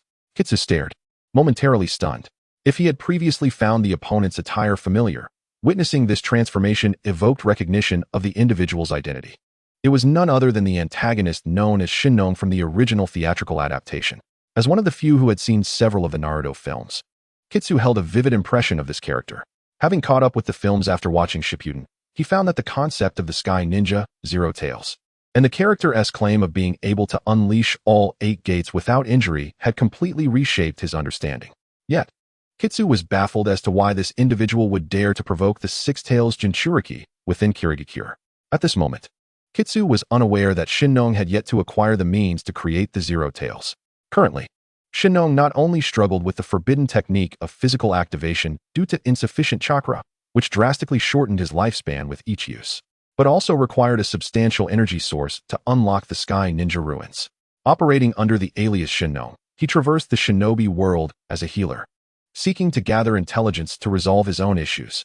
Though his cessation of the physical activation state appeared peculiar, the Umbu present were no strangers to danger and collectively chose to strike first. No quarter. Fuku's command emboldened the team, prompting a more reckless onslaught.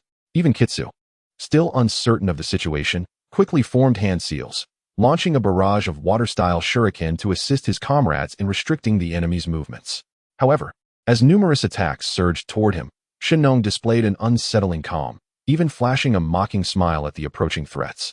In a display of confidence, he activated the physical enhancement technique once more, his muscles ballooning like inflating balloons. Then, he raised his powerful right arm and struck down with tremendous force. Active fist. However, rather than directing this seemingly overwhelming attack at any of the Umbu, Shinong instead aimed it squarely at the ground before him. No, Kitsu realized too late. Shinong intended to collapse the cliff to create an escape route.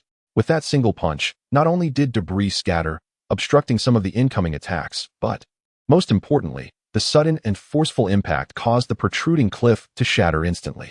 Simultaneously, the earth fractured, extending towards several members of the Umbu, compelling everyone to retreat. Amidst the swirling dust, Tachikawa Kitsu seemed to perceive Shinong, adorned with his arrogant smile, as he slowly plummeted towards the sea alongside the severed cliff. Mist Shinobi, I shall remember this grudge. Do you think you can escape? Dive into the sea. We must capture them. Just as Kitsu's words echoed, several Umbu could no longer contain their indignation and leapt off the cliff in pursuit. At that moment, a cacophony of buzzing sounds resonated from the sky. What is that noise? Kitsu glanced in the direction indicated by his danger perception. There, he spotted a dozen figures equipped with peculiar gliding wings, already approaching from above. Be careful, Kitsu shouted, heedlessly leaping away from his position. Die, you fool! The assailants in the sky bellowed in unison. This was soon followed by a barrage of gunfire. Damn it! I despise these theatrical black technologies. Even though the Umbu present were relatively elite, one unfortunate soul was caught off guard by the sudden machine gun fire, instantly riddled with countless shuriken bullets. In the ensuing chaos, the scattered counterattacks aimed at the airborne assailants were effortlessly evaded. This stark contrast only served to embolden the attackers in the sky. Adjusting their angles, they retaliated with renewed vigor against the Mist Shinobi, all while mocking them mercilessly. Fools! How could you ground-dwelling ninjas possibly defeat us? Continue the assault. Show these Mist incompetents what true power looks like. As Kitsu effortlessly dodged the enemy's attacks, a smile of inexplicable delight emerged beneath his mask upon hearing their taunts. Oh, ground ninjas! How fortuitous of you to arrive. Before his words could fully dissipate, a pair of luminous wings sprouted from Kitsu's back, the aquamarine chakra feathers unfurling rapidly under the astonished gazes of all present. With a powerful flap, he sent a gust of wind that swept away the debris and dust from the ground. In the next instant, Kitsu soared skyward. It was only then that his voice drifted down from above. Captain Fuku, leave these airborne nuisances to me. As they beheld Kitsu's graceful ascent, the onlookers were momentarily struck dumb. He can actually use flight ninjutsu, gasped one Umbu, a veteran member of Fuku's squad. His exclamation garnered the attention of both Shark and Kisame, who turned to regard him quizzically. Fuku, observing Kitsu engaged in aerial combat with the airborne ninjas, chuckled softly, shaking his head. Producing a trumpet-like object from seemingly nowhere, he lifted half of his mask and placed it in his mouth. He then performed a series of hand seals to execute a ninjutsu. Water release, bubble technique. A multitude of crystalline bubbles erupted from the trumpet-like device, enveloping the remaining four members and gently carrying them towards the cliff's edge. It turned out that the signature skill of the future Six Tails Jinchuriki, Yuga, was indeed taught to him by Fuku. Fortunately, Kitsu was wholly engrossed in the battle above and did not witness this unfolding scene. Otherwise, he might have reconsidered whether he had spoken too loudly while performing the Gale Wings technique. Of course, while Fuku's bubble technique was versatile, its slower speed made it ill-suited for aerial combat against those airborne ninjas. Thus, upon realizing Kitsu's ability to fly, he decisively opted to continue pursuing Shinong. Shifting back to the aerial battlefield, the once arrogant airborne ninjas found themselves flustered at Kitsu's unexpected ability to soar. How is this possible? How can a ninja possess the ability to fly? That kid isn't even using any tools.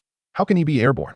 Hearing their panicked exclamations, Kitsu couldn't help but feel a twinge of sympathy for the misfortunes of these airborne ninjas. If he had encountered such a situation just days prior, even with his newfound ability to fly, he would not have recklessly chosen to engage in aerial combat without mastering it first. Yet now, with his agile maneuverability in the air, Kitsu was an overwhelming force against those relying on gliding devices for flight. With a slight tremor of his wings, he executed a deft maneuver, evading the gunfire directed at him. Without a shred of mercy, Kitsu unsheathed his divine spear and swiftly dispatched 2 airborne ninjas who could not adjust their course in time. Hee, I absolutely relish crushing the weak. Since acquiring the Gale Wings ability, Kitsu had only practiced flying on his own, occasionally enlisting the help of Terumi, Mei, and Zabuza to toss shuriken for dodging practice.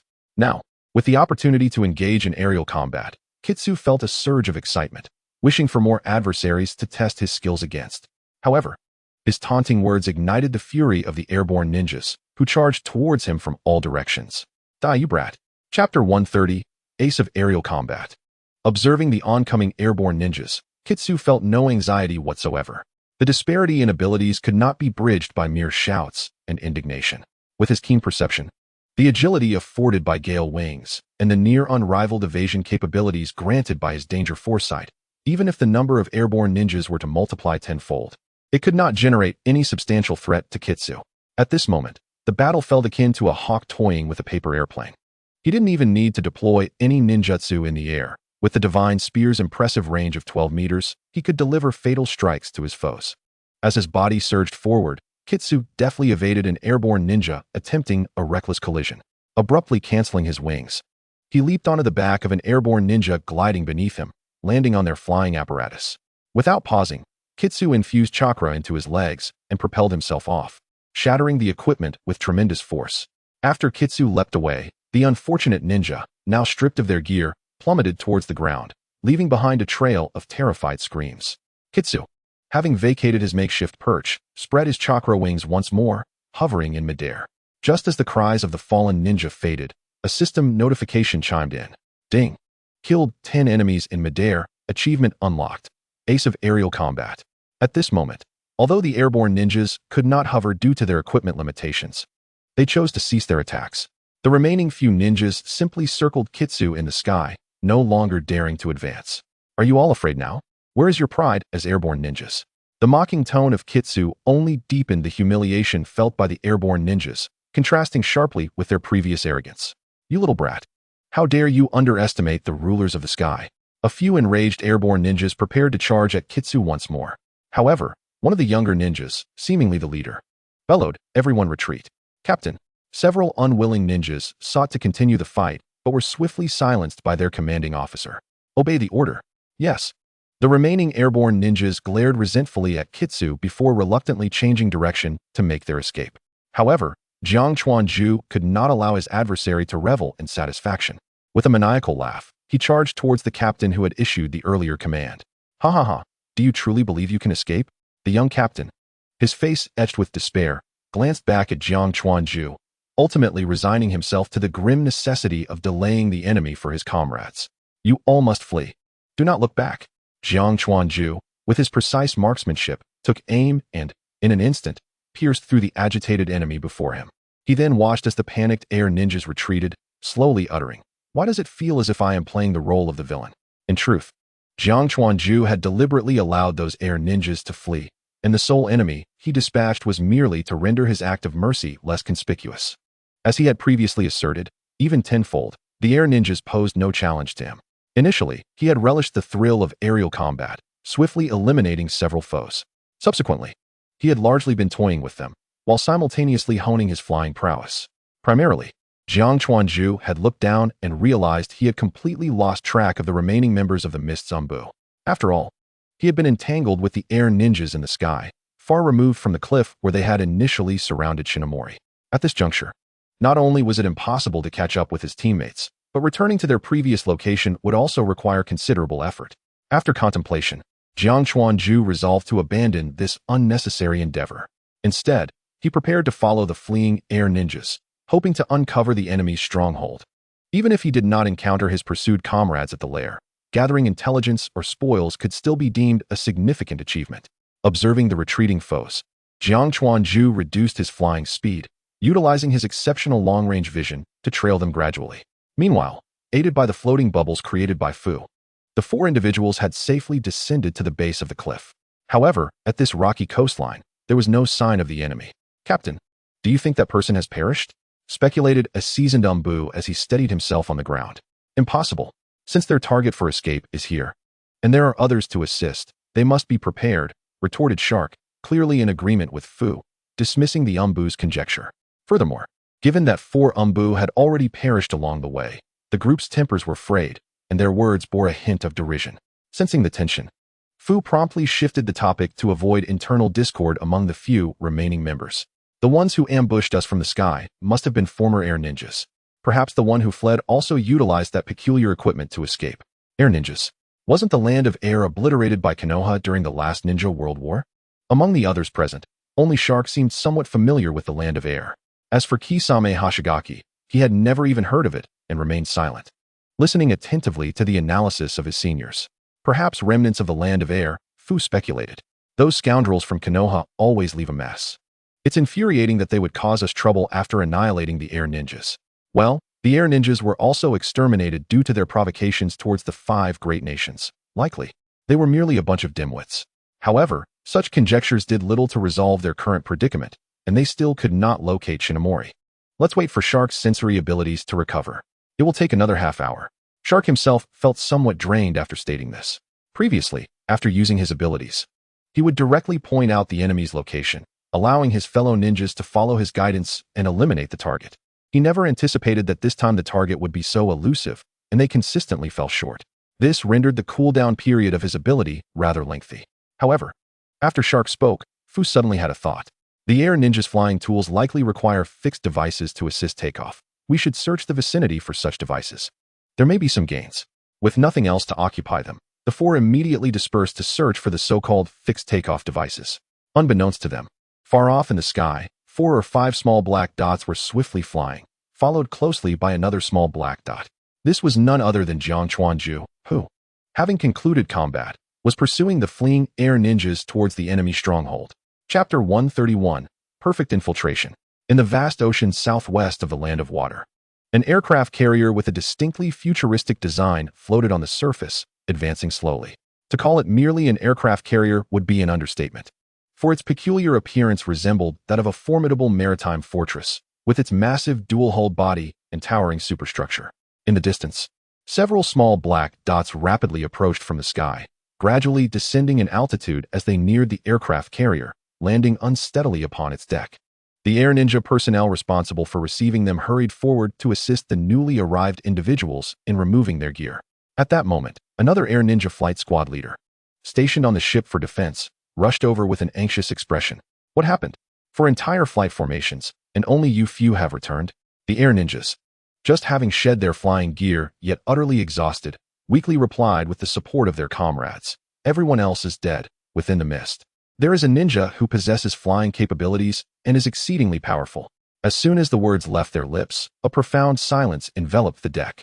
All the previously bustling air ninjas turned their gazes towards the speaker. The next moment, someone, perhaps startled, let out a somewhat forced laugh, saying, "You must be joking. How could those ground ninjas possibly possess flying abilities?" Upon hearing this, laughter erupted around them. Ha ha ha. Indeed, those foolish ninjas, how could they? Exactly, don't be ridiculous. We air ninjas are the true rulers of the sky. However, the few air ninjas who had just returned, along with the squad leader who had initially posed the question, did not join in the laughter. These individuals had just witnessed how that similarly flying young rogue had mercilessly slaughtered their comrades. The squad leader, a survivor from the war that had led to the annihilation of the land of air several years prior, knew all too well the terror wielded by powerful ninja nations. Unlike these new generation air ninjas, as the key individuals present wore solemn expressions, the cacophony of laughter gradually diminished until it ceased entirely. The middle-aged squad leader, now somewhat anxious, inquired once more, "Did the ninja with flying abilities pursue you?" "They only chased us for a short distance, but did not venture far from the coastline. We remained vigilant on our way back and did not detect any enemies trailing us." The middle-aged leader then sighed in relief, reassured. "That's good. It seems their abilities are not suited for long-distance flight, and they dared not follow us out to sea." After the middle-aged leader spoke, he attempted to calm the atmosphere before hastily entering the ship's cabin to report the situation. Yet, in an unnoticed corner at the side of this maritime fortress's deck, the individual deemed too timid to pursue them to the sea was gradually shedding his disguise. Countless feathers, crafted from wind-type chakra, began to lose their color, ultimately dissipating around him, revealing Jiang Chuanju's form. Once steady, Jiang Chuanju surveyed his surroundings before stuffing a generous handful of the 10th version of the special soldier food pill into his mouth to replenish the chakra expended during his long flight. The reason I refrained from consuming the upgraded blue pill was my concern that, should a battle ensue, the blue pill would facilitate a more convenient restoration of chakra. Tidying up the disheveled hem of my clothing, I, Tachikawa Kaki, gazed at the towering launch apparatus before me, marveling at its design. Indeed, it was a testament to cinematic innovation, seemingly scientific yet undeniably potent. Casting my eyes around, I observed that the area was replete with metallic structures emblematic of the technological advancements within the ninja world. This bizarre architectural style left me momentarily bewildered, rendering me incapable of discerning where I might access the interior of the vessel. How many individuals could possibly be aboard? Surely, it couldn't be as simple as slaughtering my way through. Furthermore, it appeared that Captain Fu and his team had not pursued. Was it too much to face an entire ship alone? While I was engrossed in my musings, a sudden metallic screech from behind snapped my attention. Instantly, I vacated my position, employing feather dance to cloak myself in shadows. Just as I entered my concealed state, I witnessed an impeccably seamless metal wall being breached from within. The precision of this cutting technique was nothing short of astonishing. Before I could further ponder this, two air ninja emerged from behind the metal door. Upon arriving on deck, they exchanged jovial banter as they made their way toward the corner where I had concealed myself. It seemed fortune was not on their side. The current manifestation of my feather dance was not flawless. A keen observer might detect the somewhat uneven texture of my feathery disguise. To prevent these two from spotting any anomaly, I resolved to act preemptively. As they drew near, I swiftly unleashed my divine strike, the culmination of a brief charge, and dispatched the two Ernin in an instant. With nimble steps, I rushed to support their collapsing forms, gently lowering them to the ground without a sound. However, after executing my actions, I found myself momentarily taken aback. Wait, there's no one else around. Have I been watching too many spy films? Shaking my head, I knelt to rummage through their ninja tool pouches. To my astonishment, I discovered an abundance of explosive tags. The Ernin seemed rather affluent. Without further ado, I dismissed the corpses and blood on the floor, striding confidently through the steel door into the ship's interior. The information I had gathered thus far, coupled with insights from the films of my previous life, was more than sufficient for me to report back. If Captain Fu had indeed captured Shinomori, it would mark the completion of our mission. Yet, truth be told, I harbored a degree of disdain for the combat prowess of these Ernin, contemplating whether I might accrue further achievements. Moreover, who was this Air Ninja leader? How audacious to claim the title of Shinomori. This was the very reason I yearned to eliminate him. In an unfamiliar realm, with only a handful of aspirations remaining, I could not allow such detritus to tarnish my ambitions. Once inside the ship's cabin, I proceeded with utmost caution. Utilizing the camouflage of feather dance and the alerts from my danger sense, I swiftly dispatched every air ninja that appeared, threatening to expose my presence. However, due to my ignorance of the ship's internal layout, I found myself wandering for quite some time without locating the core chamber. Just as I contemplated capturing a live target for directions, my danger sense surged once more. This time, however, the threat was an immediate attack directed at me. The sound of rapid gunfire echoed within the narrow corridor. Yet, I deftly deflected the onslaught with my divine strike. Although the weapon resembled a submachine gun, it only discharged miniature shurikens. With my current skills, I easily countered the assault. In retaliation, I hurled two shuriken that struck true, eliminating the two assailants. Well, since I've been discovered, I shall not hold back. Due to the commotion I had stirred, a multitude of Ernin converged upon the narrow passageway. In the next instant, the sound of gunfire erupted once more, this time initiated by me. I casually tossed an explosive tag toward the corridor's end, sending the concealed Ernin flying. Though masked by the Umbu garb, I couldn't suppress a smug smile at the efficacy of this weapon compared to ninjutsu. Observing the fallen Ernin around the corner, I clapped my hands in satisfaction. Of course, I jest. Such a submachine gun was merely a toy in my hands. However, I couldn't help but envision the chaos if this weapon were in the hands of Minato Namikaze. The mere thought was exhilarating. As for the source of this armament, shortly after my entrance into the ship's cabin, I stumbled upon a weapons room. I not only shouldered a weapon but also utilized a precious sealing scroll to encapsulate all the armaments within. Yet, lacking a silencer, I had restrained my urge to indulge in its use, opting instead to eliminate foes with my divine strikes. Although somewhat less powerful, it proved remarkably efficient against these minor adversaries. After discarding an emptied magazine, I dispatched another enemy. I then picked up a pristine submachine gun from a nameless corpse. Exclaiming my gratitude for nature's bounty, I continued to banter as my fingers danced over the trigger, relishing the sound of gunfire. Due to the vast disparity in foundational abilities, even with identical weaponry, I maintained a decisive advantage over my foes. Just as I leisurely evaded their attacks, meticulously eliminating each opponent, an intense premonition surged within me, distinctly more formidable than the previous Ernine assaults. In the next moment, the left metal wall bulged dramatically. A colossal fist burst through, inexorably aimed at me. Yet, as the fist struck my form, I executed no evasive maneuvers, instead exploding into a flurry of white feathers. Simultaneously, a nearby air ninja corpse sprang to life, drawing a short blade from beneath it to strike at the attacker. The ensuing eruption of blood was a sight to behold. Though my counterattack proved effective, the expression beneath my mask darkened considerably. My charged strike had become ensnared within the assailant's arm, failing to penetrate further. The thwarted attack was swiftly followed by a brutal kick from the enemy, accompanied by a resounding crash. I was propelled like a cannonball, crashing into the far wall of the corridor, creating a substantial dent even in the sturdy metal.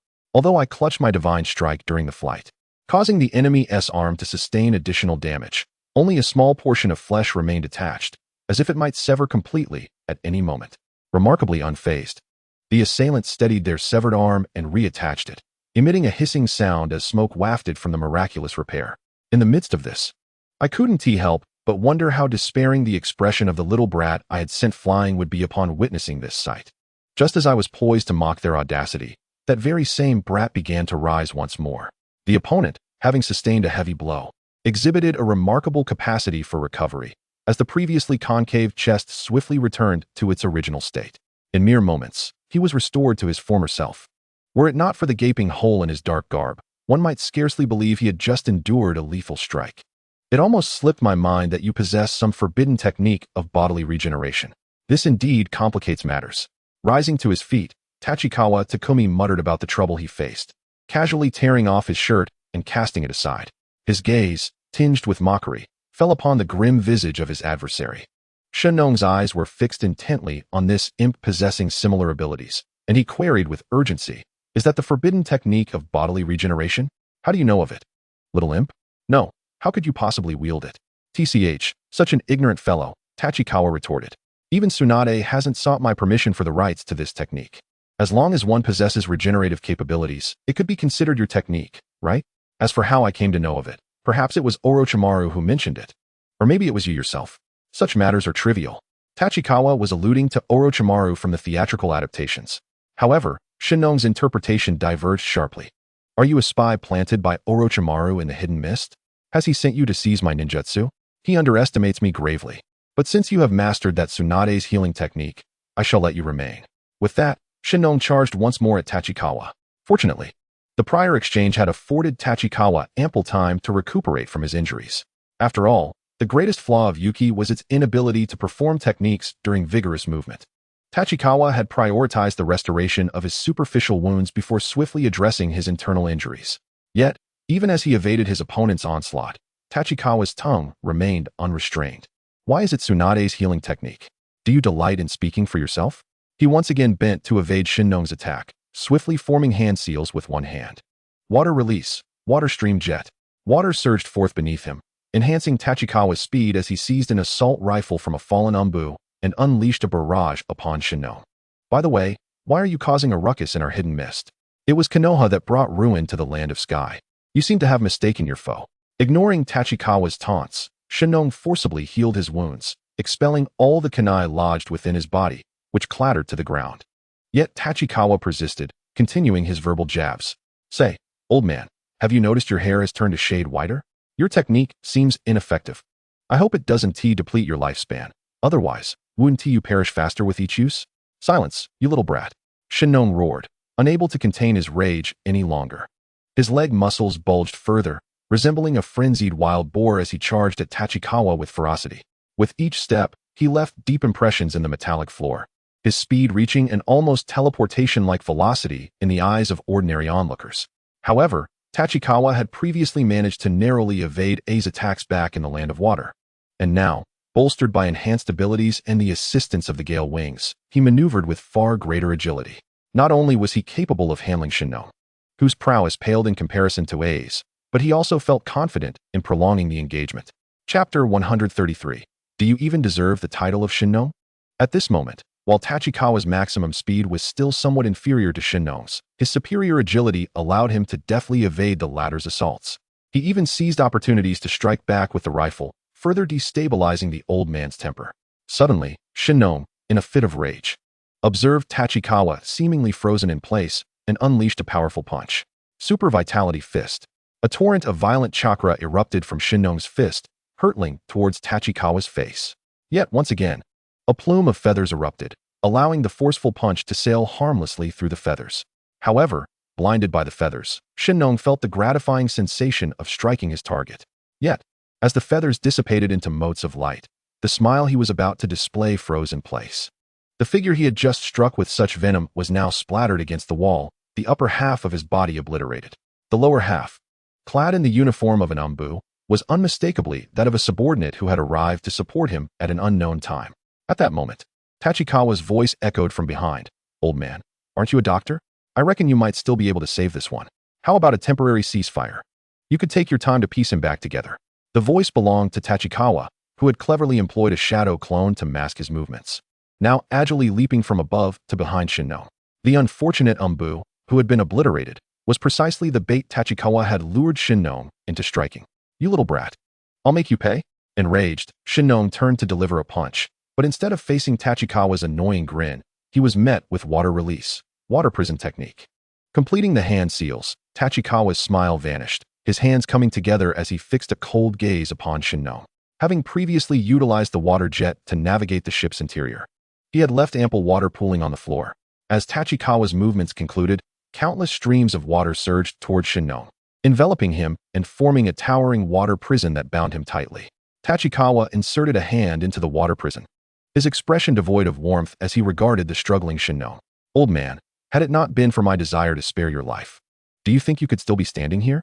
From the outset, Tachikawa had merely been evading, using his words and the rifle to provoke his opponent's emotions, depleting his stamina and lowering his guard.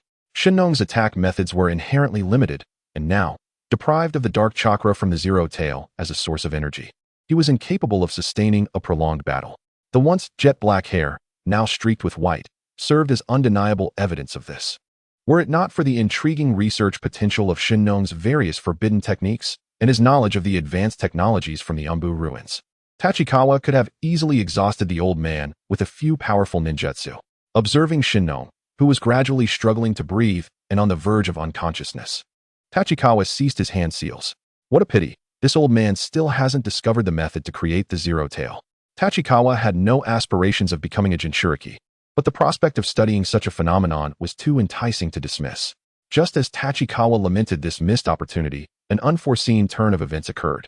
Shinnon, who appeared to be on the brink of death within the water prison, abruptly opened his eyes wide. In the next moment, an overwhelming surge of deep blue chakra threads emanated from his form.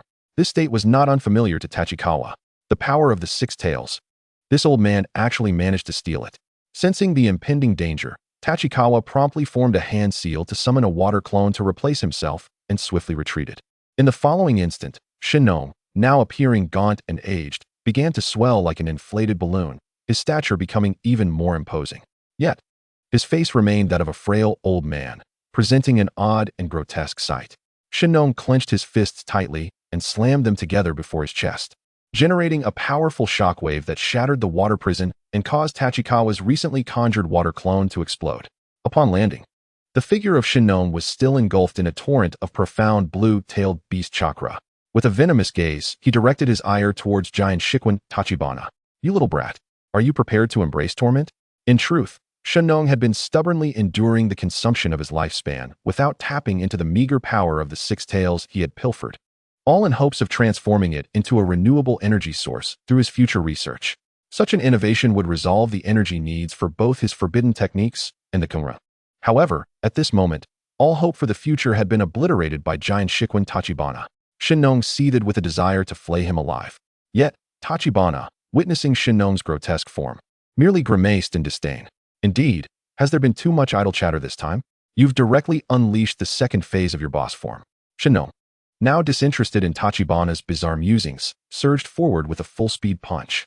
Fortunately, Tachibana had retreated to a safe distance, while Shinnong was preoccupied with breaking free from the water prison. As Shinnong barreled towards him, Tachibana swiftly opened the nearby hatch and darted onto the deck. "Little brat, don't think you can escape." Naturally, Shinnong was unwilling to let Tachibana flee so easily, crashing through a nearby metallic wall in pursuit. Damn it, why is this path so unorthodox? Tachibana had initially intended to ambush at the hatch, but quickly evaded Shinnong's assault. Nevertheless, he was struck twice by Shinnong's relentless blows. Left with no alternative, Tachibana unfurled his wings and soared into the air, granting himself a moment to recuperate. He tossed a small blue pill into his mouth to replenish his energy. "Old fool, are you not the leader of the Korin? Why not fly up here?" Tachibana's words masked his own unease as he glanced down at the furious Shinnong below. The latter's speed had surged again with the consumption of tailed beast power, nearing the threshold of Tachibana's reaction time. Although Tachibana could maneuver freely in the air, Shinnong's position on the vast deck diminished the accuracy of his ninjutsu compared to their previous encounters in the cabin. Perhaps retreat is the wiser option? Just as Tachibana lamented the missed opportunity to subdue Shinnong, the latter could no longer restrain himself. He crouched low, exerting all his strength to launch himself like a missile towards Tachibana. Rather than feeling alarmed, Tachibana was elated. Did this fool believe I had no means to counter him? Previously, Tachibana had opted for a strategy of hit and run to capture Shinnong alive, leading to Shinnong's misjudgment. Recklessly leaping into the air, he aimed to secure a swift victory over Tachibana. As the adversary charged with great ferocity, Tachibana calmly sidestepped while simultaneously unleashing two wind blades aimed directly at Shinnong's eyes. Shinnong reacted swiftly, raising his arm to block, and the wind blades failed to penetrate his aged limb. Yet, Tachibana's expression revealed a confident smile as he initiated the wind release, wing of the heavenly return. In that instant, as Shinnong shielded his eyes, Tachibana flapped his wings and returned with a vengeance, conjuring a vortex that swiftly enveloped Shinnong. Struggling against the tempest that bound him, Shinnong fought desperately to break free as he had from the water prison. Unfortunately, Tachibana denied him any chance of escape, flipping him and hurling him towards the deck. The remnants of the binding winds left Shinnong utterly immobilized. As he plummeted from the heights, he remained surprisingly calm. "This little brat underestimates my regenerative abilities. As long as I draw breath, even with severed limbs, I can instantly restore myself using tailed beast chakra. You cannot kill me." As Shinnong continued to bellow, plotting his retaliation against the flying brat, a chilling voice resonated from above, akin to divine judgment. "Wind release, wing of the heavenly return." Shinnong struggled to turn his head slightly, only to behold Tachibana, silhouetted against the scorching sun, his wings fully unfurled. The intense sunlight seemed to adorn him with a golden halo, blinding Shinnong momentarily. He could only vaguely discern Tachibana forming a diamond-shaped gap with his hands, fingers splayed wide apart. In that space, a swirling mass of teal chakra coalesced, pulsating with a brilliance that threatened to eclipse the sun itself. As this accumulation reached a critical point, time appeared to freeze. An immense torrent of wind particles surged forth like a deluge, aimed at the helpless Shinnong suspended in midair. If Shinnong were a time traveler, he might have exclaimed, "This is the Kamehameha." The overwhelming force propelled Shinnong downwards, slamming him against the metallic deck, and the sustained pressure rendered him immobile, even as he broke free from his earlier restraints. Yet, the most terrifying aspect lay not in his immobilization, but in the sensation that the furious wind particles were penetrating his body, relentlessly battering and dismantling his cellular structure. As a fellow medical ninja, Shinnong felt his life force draining at an alarming rate. However, pinned down on the deck, he could not lower his head to assess his condition. Unbeknownst to him, the portion of his body pierced by the light beam had already transformed into a grayish-white stone, and that gray area was steadily expanding across his form. Just as this pallor threatened to reach Shinnong's neck, Tachibana descended rapidly from the sky. Harnessing the momentum of his dive, he gripped his spear tightly and executed a swift strike, severing Shinnong's head from his body. As he landed, Tachibana casually shattered Shinnong's now petrified form with a kick and stooped to retrieve the head that could no longer close its eyes. "How dare you call yourself Shinnong?" Chapter 134, The Water Release Duel. Casting a disdainful glance at the severed head in his hand, Tachibana contemplated that perhaps the excessive use of forbidden techniques had aged Shinnong prematurely. Or perhaps the life force drained by his wing of the heavenly return had contributed to this decrepitude. Regardless, The head appeared so old and wrinkled that many might doubt its humanity.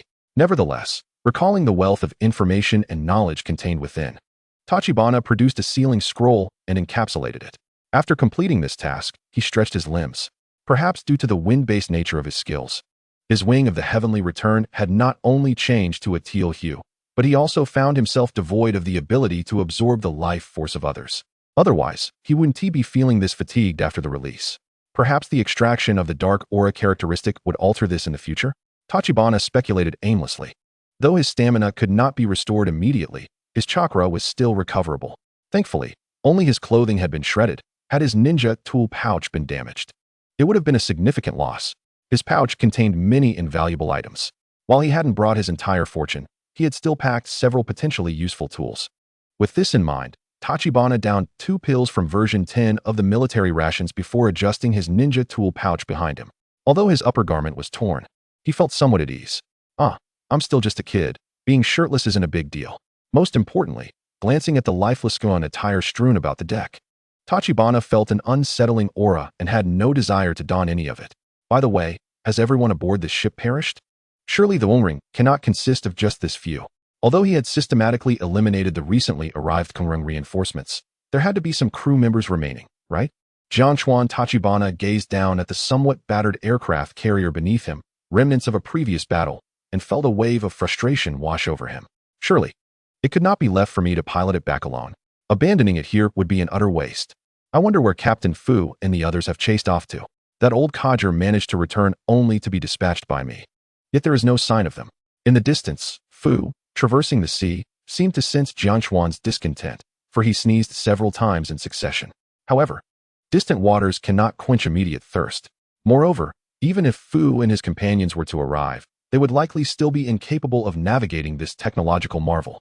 With this thought, Jiangchuan resolved to summon his familiar, Blue, and send word to the village, hoping to call someone to retrieve this behemoth. Acting on impulse, he bit his finger and swiftly performed a summoning seal, slapping it against the ground. With a thud, the somewhat dazed Blue was summoned. Ribbit. The little creature blinked its big eyes at Jiangchuan. Blue, I need you to fetch me a change of clothes.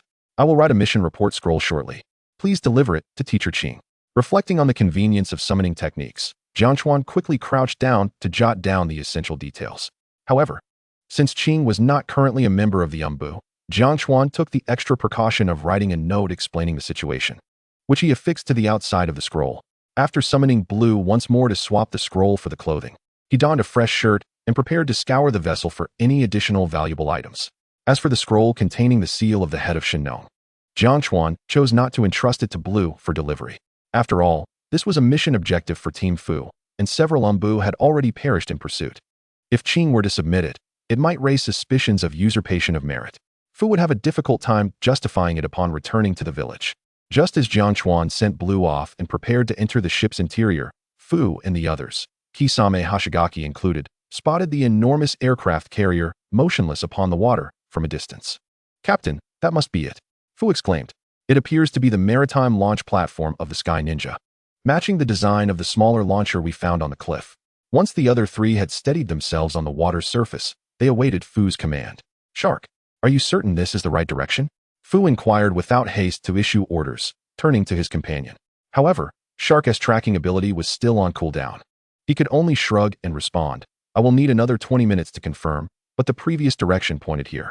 "Well then, there's no need to wait. They possess flight capabilities, and with Lu absent, I see no reason to board. We will simply destroy them first, perhaps due to differing perspectives."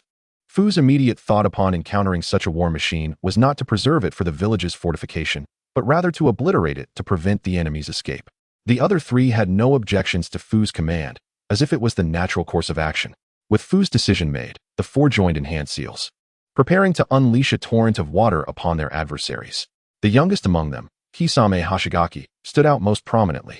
After completing his seals, he struck the sea with one hand, invoking, water style, 1,000-feeding sharks. Instantly, countless sharks made of chakra surged forth from the ocean, resembling a tsunami as they barreled towards the Sky Ninja's maritime carrier. This breathtaking spectacle caused the 3 ninjas still forming their seals to momentarily falter, their thoughts consumed with a singular inquiry. Is such a volume of chakra even humanly possible? Simultaneously, Jiangchuan Tachibana, standing on the deck, was also taken aback by the impending wave of sharks. Isn't that Kisame's technique? Truly impressive. Wait, I'm still on the ship. As the multitude of sharks drew closer, Jiangchuan, unable to afford further contemplation, quickly retrieved 2 blue pills and swallowed them, feeling the surge of chakra swelling within his veins. Suppressing his discomfort, he rapidly formed hand seals. Water style, grand waterfall technique. The ocean water, already cascading towards the sky ninja vessel, rapidly converged before Jiangchuan, swirling with increasing speed. Once the spiraling mass had expanded enough to envelop the entire ship, a colossal waterfall erupted forth, crashing into the oncoming horde of sharks. 2 equally grand water-based techniques collided in the open sea. Ultimately, Jiangchuan's grand waterfall technique, executed with all his might, dissipated the sharks within the carrier's vicinity, successfully safeguarding the vessel. On the other hand, due to the distance, the 4 Umbu managed to evade the tail end of the waterfall's assault with relative ease. Yet they exchanged bewildered glances. Does the enemy also have a water-style master in their ranks? The caliber of that waterfall suggests they might be a Jonin. No wonder they dared to attack us on the sea. While the 4 speculated about the enemy's strength, a familiar signal flare ascended from above the sky ninja carrier. Isn't that our Umbu's signal flare? Shark queried hesitantly. However, both Fu and Kisame simultaneously grasped the implication, exclaiming in unison, "Lu! Dr. Lu!" Without regard for Shark and the other Umbu's astonished expressions, they dashed towards the sky ninja carrier. Chapter 135, A Commendable Narrative. The signal flare was, of course, emitted by Jiangchuan Tachibana, who at that moment lay utterly exhausted, sprawled across the deck. Such a monumental deployment of the grand waterfall technique would have been impossible without the aid of the abundant seawater and the excessive consumption of the blue pills. Given his still recovering chakra reserves and the prolonged battle against Shinnong, Jiangchuan was left drained. Even with a modicum of chakra remaining, he found himself utterly disinclined to lift a single finger. The grand waterfall technique seemed to consume chakra even more than the Wing of Heaven, and he resolved to use it sparingly in the future. Although the prior use of the Wing of Heaven hadn't lasted long and was merely a single target attack, Jiangchuan felt that the grand waterfall technique had a somewhat burdensome nature. As he lay there recuperating, Fu and Kisame finally arrived. Kisame drew his long blade from his back, dispatching 2 remaining sky ninja who had stealthily emerged from the cabin, intent on ambushing Jiangchuan. "Lu, what happened?" Fu appeared at Jiangchuan's side, a rare expression of concern for his team member. "I'm fine, just a bit worn out." Seeing his captain beside him, Jiangchuan felt it inappropriate to remain sprawled out. So he propped himself up on his arms, tossing the scroll containing the sealed head of Shinnong to Fu while explaining, "I pursued the remnants of those sky ninja, and this contains the head of the one who ambushed the Jinchuriki. It seems to be the leader of the sky ninja. You handled this all by yourself?" Fu asked, incredulous. "Well, I've more or less dealt with everyone on this ship, but there might be a few stragglers." Observing Jiangchuan's relaxed demeanor, Fu found himself at a loss for words. Though the 4 had taken some time locating the flying launch device, and traversing the sea was certainly slower than flight, the gap was not as vast as one might think. This little guy had managed to dispatch all the enemies on his own. It is worth noting that prior to this, the assailant had stealthily eliminated 3 seasoned ANBU ninjas, indicating a certain level of prowess. No wonder Lord 3rd Hokage chose to recruit such a young individual as Ruto into the ANBU. Just as Fuku was internally admiring the sagacity of the 3rd Mizukage's decision, the other 2 ENBU members arrived on deck. With everyone present, Tachikawa decided to succinctly recount the events that had transpired. "By the way, Captain Fuku, since I was unsure if you would arrive, I have already relayed the information back to the village via my summoning beast. However, my summoning beast does not have access to the higher echelons of the village, so it will likely be communicated through my previous team leader, Aoi, the deputy leader of the sensory unit." That's fine. As long as our mission is accomplished, it's all good."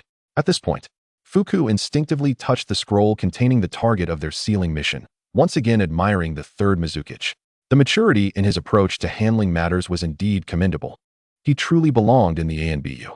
Had Tachikawa been privy to Fuku's thoughts, he would have undoubtedly teased him for implying that his own achievements were merely a reflection of the 3rd Mizukage's brilliance. Unfortunately, Tachikawa remained oblivious, focused instead on the current mission. "Captain Fuku, I mentioned this airship in the mission report sent back. It might be of use to the village. Should we wait here for someone to come and take charge? Let's hold off for a moment. Perhaps the village will send orders. Let's first conduct another sweep of the ship. Ruto, you can take some time to recuperate here." As the captain of the ENBU squad, Fuku naturally had methods for communicating with the village.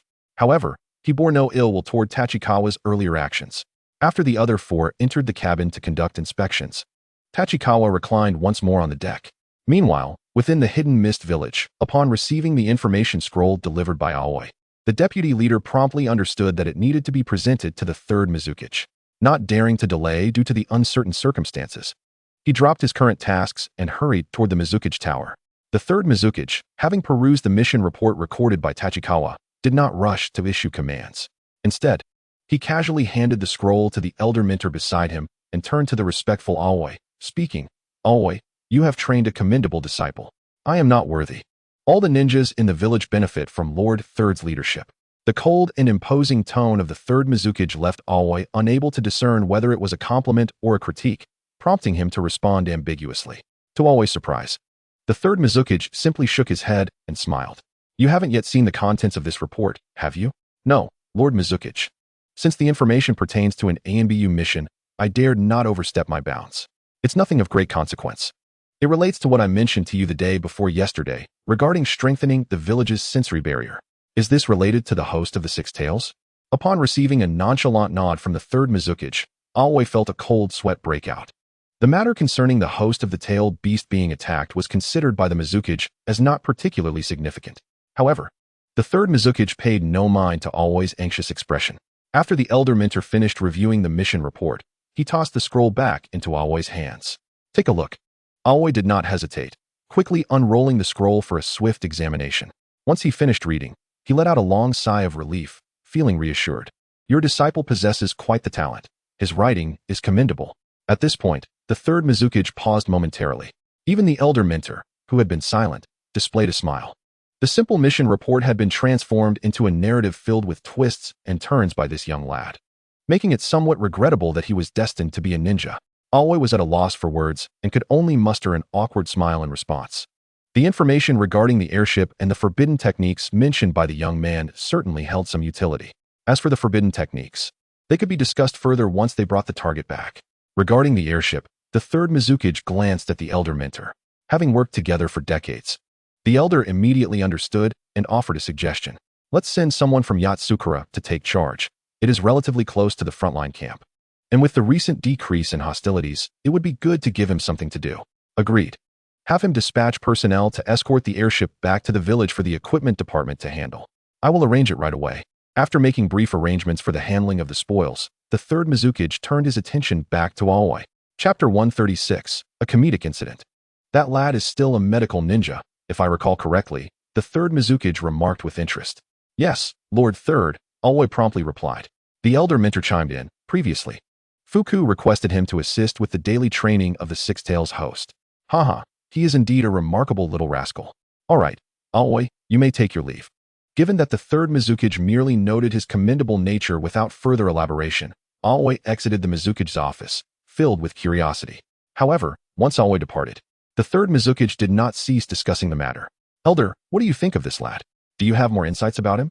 He is a very thoughtful child, not only in his work, but also possessing considerable insights in ninjutsu. It seems he has even developed several techniques of his own. He is indeed worthy of cultivation." Sensing the third Mizukage's tone, the elder mentor immediately grasped his intent and cautioned against elevating Tachikawa too quickly. He has only recently become a chunin, and the nature of ANBU missions is not meant for public knowledge. The third Mizukage nodded. Indeed, promoting him to Jonin does seem somewhat premature. Placing him in the ANBU would be a pity. Lord Third, this lad is still in his developmental phase. It may not be a bad idea for him to undergo training in the ANBU before being sent to the battlefield. Moreover, with his summoning beast capable of relaying messages, he is suited for some special missions. Very well. Aoi has indeed brought forth several commendable disciples, though it is a pity that his own abilities are lacking. The third Mizukage did not dwell on such trivial matters for long and returned to addressing other duties. The elder mentor also stood up to summon an ANBU member to arrange for communication to Yatsukura on the front line and to send orders to Fuku, who was leading the pursuit mission. Meanwhile, Tachikawa lay idly on the deck, gazing at the sky. Below, the sounds of combat occasionally echoed from the cabin. Clearly, there were still numerous air ninjas hidden in the shadows, perhaps intimidated by Tachikawa's strength, refraining from revealing themselves to assist. These smaller nations truly seemed pitiable, or perhaps those born into this world were indeed unfortunate. Although he acknowledged this sentiment, Tachikawa felt he lacked the capability or desire to effect any change. He believed it sufficient to live his life in peace and stability. Just as he began to ponder the meaning of life out of sheer boredom, a seagull adorned with the hidden mist village forehead protector appeared above the vessel. Has the village sent the intel? That was rather swift. Having nearly restored his stamina, Tachikawa did not wait for Fuku to summon the seagull down. Instead, he activated his wind wings technique to soar into the air and retrieve the information scroll from the ninja seagull. However, considering the sensitivity of ANBU information, Tachikawa refrained from recklessly opening it. He casually released the now somewhat flustered ninja seagull. Observing its erratic flight path, Tachikawa chuckled as he descended back onto the deck. Coincidentally, Fuku and the others returned to the deck at that moment. Tachikawa approached them directly, presenting the scroll. Captain Fuku, this is the information transmitted by the seagull just now. It appears to be orders from the village. Fu paid little heed to the situation at hand. Typically, in such circumstances, the village's orders were to remain on standby, awaiting the arrival of reinforcements. However, upon unrolling the scroll, Fu's expression gradually shifted to one of gravity. After perusing the entirety of the content, he solemnly inquired of Tachikawa Kitsu, "Where did you acquire this intelligence?" Fu's question bewildered Tachikawa Kitsu. The messenger raven that just arrived was not correct. "I retrieved the intelligence myself," he exclaimed. "Captain, is this not a raven delivering a message to us?" Tachikawa Kitsu felt a sudden swell of confusion. Who could have anticipated that in this remote maritime region, the intelligence carried by a messenger raven was not intended for their squad? This intelligence was dispatched by a special division of the Umbu to the village, indicating that a team from Sunagakure was in pursuit of them. Isn't Sunagakure currently engaged in battle with Konohagakure? How dare they assault our people?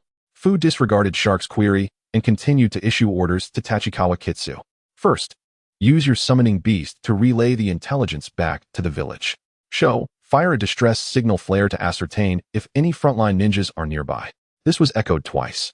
Since the Umbu squad that Tachikawa Kitsu intercepted, like Fu, lacked means to communicate with the frontline, they were compelled to send the intelligence back to the village.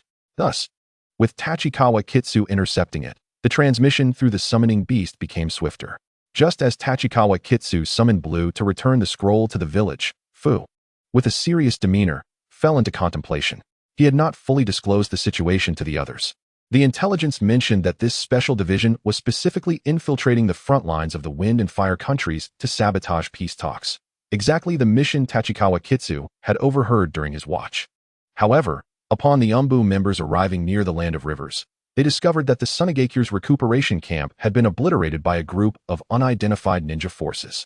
Though these assailants shared the same objective as the Mist Umbu and disguised themselves as Konohagakure ninjas, it was evident they intended to frame and incriminate others. Strikingly, during their assault on the Sunagakure camp, they extensively employed water-style ninjutsu, showing no inclination to cover their tracks. Unluckily, just as these culprits departed, the Mist Umbu encountered the Sunagakure ninjas who had come to their aid. This left the Mist Umbu utterly defenseless, as their original intentions were far from innocent. Consequently, this division was relentlessly pursued by a significantly larger force of Sunagakure ninjas along the borders of the Land of Fire. Aside from a few Umbu scattered towards Konohagakure, the rest were nearly annihilated. Left with no choice, they opted to relay the intelligence back to the village, only to fortuitously have it intercepted by Tachikawa Kitsu. As the group anxiously calculated the time, awaiting Tachikawa Kitsu's second summoning, they were acutely aware that summoning techniques were unilateral. They needed to allow sufficient time for Blue, still within the village, to convey the intelligence. Otherwise, if Blue were summoned back midway, it would only delay their efforts. Meanwhile, Ao, who had not strayed far from the Mizukage building, was once again confronted by Blue. Upon learning of the situation, he hurried back to the Mizukage's office. "Mizukage-sama, we have new urgent intelligence." Observing Ao entering with the small frog, the third Mizukage found it amusing and casually unfurled the scroll. "Is it the same little fellow's intelligence? What has he done now?" However, after only glancing at the scroll, the third Mizukage smile faded, and a palpable tension enveloped the office. Only after reading the entirety of the scroll did he solemnly utter a name. Inoki. Chapter 137, Divided Actions. Although lacking concrete evidence, the third Mizukage instinctively attributed the situation to Tsuchikage Inoki, coupled with the recent declaration of war by the Mist Village against Konohagakure, during which Inoki chose to withdraw his forces, allowing the Mist to bear the brunt of Konohagakure's firepower. This marked the second time the opponent had deceived them. Yet, Given the current circumstances, it was indeed imprudent to engage in battle with a Wagakure. The Mist Village could only grit their teeth and endure this matter. Fortunately, this incident would likely preclude any prospects of peace talks between Sunagakure and Konohagakure, thereby achieving the Mist's objectives indirectly. However, considering that Sunagakure had already been repulsed back to the borders of the Wind Country, their audacity to provoke the Mist Village would not be easily overlooked by the third Mizukage. He tossed the intelligence scroll to Elder Motohashi, who remained oblivious to the situation. Without waiting for him to finish reading, the third Mizukage issued orders. Send word to Kuruki Yazakura to mobilize forces to encircle the Sunagakure pursuing unit. Additionally, instruct Fu's squad to search for the Sunagakure forces along the borders of the Land of Fire. There is no need to support the Umbu. They must keep a close watch on the movements of the Sunagakure forces and subsequently coordinate with the encirclement team to ensure that all of these Sunagakure ninjas are apprehended. This was echoed twice. Two Umbu stationed outside swiftly appeared, acknowledging their orders before preparing to depart. However, Elder Motohashi promptly called them back, leaving the two Umbu somewhat perplexed. Philion, you are to inform the frontline command post. As for the orders for Fu's squad. Here, Elder Motohashi turned to Ao and his small frog. Ao, you brought that little summoning beast to expedite the relay of intelligence, did you not? Indeed, Elder Motohashi, Ao responded obediently. The Umbu assigned to guard finally realized that the village possessed rapid means of transmitting intelligence to the frontline command post. However, to convey messages to Fu's squad, they were reliant on the messenger raven. If they waited for the raven to arrive, it was conceivable that the frontline ninjas would already be engaged with Sunagakure, rendering Fu's squad surveillance unnecessary. The Umbu codenamed Philion promptly departed to issue commands to the communications team, while another Umbu began drafting the order scroll. However, after quickly completing the scroll and handing it to Blue, he found that the frog was hesitating to relay the intelligence, leaving him at a loss. He could only cast a puzzled glance at Ao, who had brought Blue along. For a moment, everyone found themselves in an awkward silence. Even the third Mizukage, who was intently studying the ninja world map, contemplating how to best deliver a lesson to a Wagakure, turned his gaze towards them. At that moment, Ao wished he could transform into a summoning beast to deliver the intelligence to Tachikawa Kitsu. Ao understood that since summoning techniques were unilateral, to avoid the situation where Blue was summoned back before receiving the intelligence, Tachikawa Kitsu would surely provide ample decision-making time and would not recall Blue immediately. Yet now, everyone awaited the third Mizukage's orders to be dispatched. Standing idly with the small frog felt rather inappropriate, just as Ao contemplated whether he should take Blue outside to wait. The scroll in Blue's grasp suddenly erupted in a puff of white smoke, vanishing from the Mizukage's office. Ao exhaled a breath of relief, feeling as though he had been reborn. However, this sudden turn of events alleviated some of the tense atmosphere that had pervaded the office. Without delving into how the third Mizukage planned to retaliate against a Wagakure, the individuals aboard the airborne ninja warship sprang into action upon receiving the Mizukage's orders. Izuka, you will remain here to guard this vessel, awaiting the frontline reinforcements. You may gradually use water techniques to propel the ship towards the frontline camp. Otherwise, who knows how long it will be before those on the other side catch up with the messenger raven. Understood. The Umbu codenamed Izuka accepted this somewhat arduous task. Yet, Fu had no time to concern himself with the other's sentiments, turning instead to Tachikawa Kitsu. How is your recovery progressing? There's no issue now, Captain. I've essentially recovered to about 80 or 90%. Fuku chose not to dwell on whether Jiangchuan Tachibana had exaggerated, and upon hearing this response, promptly assigned the task. That's good. Roku, utilize your flight abilities to scout ahead along the border of the Land of Fire. We will follow you over the sea. Report any findings immediately. Understood. Captain. Upon receiving the command, Jiangchuan Tachibana, who was already positioned at the edge of the deck, suddenly leaned back and plummeted towards the ocean. The others instinctively moved to check on him, but just as he was about to plunge into the sea, Jiangchuan Tachibana unfurled his wings and executed a dramatic maneuver just above the water's surface. The ensuing airflow carved two long white spray trails in the water, before he soared rapidly into the sky. Even though those present had witnessed Jiangchuan Tachibana's flying prowess before, a tinge of envy still flickered among them. However, given the task at hand, there was little time for reflection. Sha, you two come with me. With that, Fuku conjured a large bubble to envelop the three of them, gently ascending into the air and drifting towards the direction Jiangchuan Tachibana had taken. However, their speed was comparable to running across the ocean's surface, with keen eyesight akin to that of an eagle. Jiangchuan Tachibana had no need to worry about overlooking targets from high above. Before long, he approached the coastline of the Land of Fire. Yet, after scanning the area, he found no sign of the mist or sand ninja forces. After a moment of contemplation, he decided not to rush back to report, but to continue flying westward. As he pressed on, doubts crept in about whether he had lost sight of his objective. Suddenly, in the distance, he spotted explosions erupting from a rugged canyon, accompanied by faint sounds of detonations. That must be it. Although he suspected that the mist's Umbu and the pursuing ninjas were engaged in battle, he refrained from reporting prematurely, opting instead to glide towards the source of the explosions. Upon nearing the canyon, Jiangchuan Tachibana dismissed his wings and landed atop the cliff. Peering down, he could clearly see the mist Umbu ninja in a disheveled retreat. How embarrassing. They usually strut around the Umbu base with such bravado, yet now they're in disarray. Jiangchuan Tachibana remained at the cliff, observing the battle without any intention of intervening. After all, the third Mizukage had assigned Fuku and his team to merely monitor the movements of the Sand Ninja to prevent them from retreating after annihilating the Mist Umbu, leaving the frontline support troops at a loss. Moreover, due to his height and age, Jiangchuan Tachibana had often faced provocation from the more experienced members at the Umbu base. Had it not been for his amiable exchanges, combining healing and combat skills, he might have struggled to fit in. Thus, it was unlikely he would meddle in their predicament now, as long as they don't all perish. But what are they doing here? Chapter 138, Rescue. The initial mission of these Mist Umbu members was to incite discord between the Fire and Wind countries, which is why not all were donned in Mist Umbu attire. Their outfits varied widely. Some resembled leaf ninjas, while others appeared akin to sand ninjas. This led Jiangchuan Tachibana to initially focus on the unmasked mist ninjas. He even scrutinized the sand ninjas for a moment longer. It was only after surveying the area that he turned his attention to the few clad in Mist Umbu gear.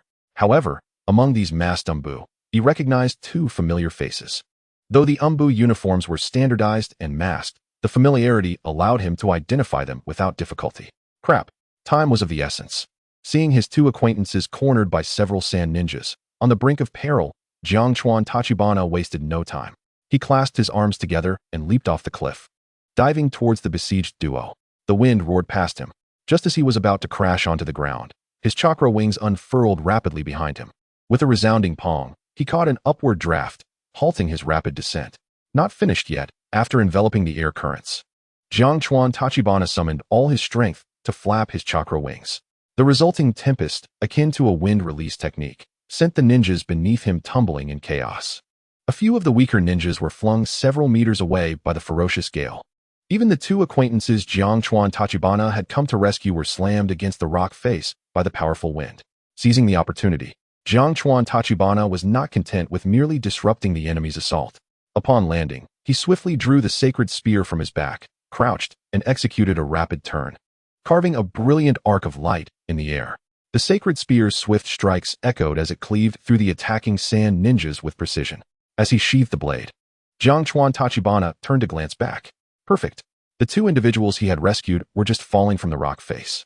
However, his grand entrance had drawn the attention of several sand ninjas engaged in other battles. Some abandoned their assault on the remaining Mist Umbu and charged towards Jiangchuan Tachibana. With no time for pleasantries, he dashed in front of the two, lifting them effortlessly. They soared back into the air. Where do these mist ninjas come from? Let them go. Seeing Jiangchuan Tachibana whisk away the two, the approaching sand ninjas begrudgingly hurled a barrage of shuriken into the sky. Yet, such attacks were futile. They couldn't even graze Jiangchuan Tachibana, who disappeared into the distance. Once back atop the cliff, Jiangchuan Tachibana gently set the two down. To be fair, carrying two individuals at once was slightly taxing, which is why he hadn't flown too far. The two, now somewhat dazed, looked at their savior, Jiangchuan Tachibana. After a moment's hesitation, one finally spoke. Is that you, Tachibana? Well, who else could it be? Jiangchuan Tachibana replied, slightly exasperated, as he removed his Umbu mask, revealing himself to Kirigakure's Shingetsu and Tamura Yuka. Indeed, those he had just saved were two members of Ken's squad. However, both were clad in Umbu attire, clearly having joined the ranks without his knowledge. They exchanged glances and removed their masks as well. Shingetsu, still puzzled, asked, Tachibana, when did you join the Umbu? In truth, the moment Jiangchuan Tachibana unleashed his sacred spear, they had recognized him.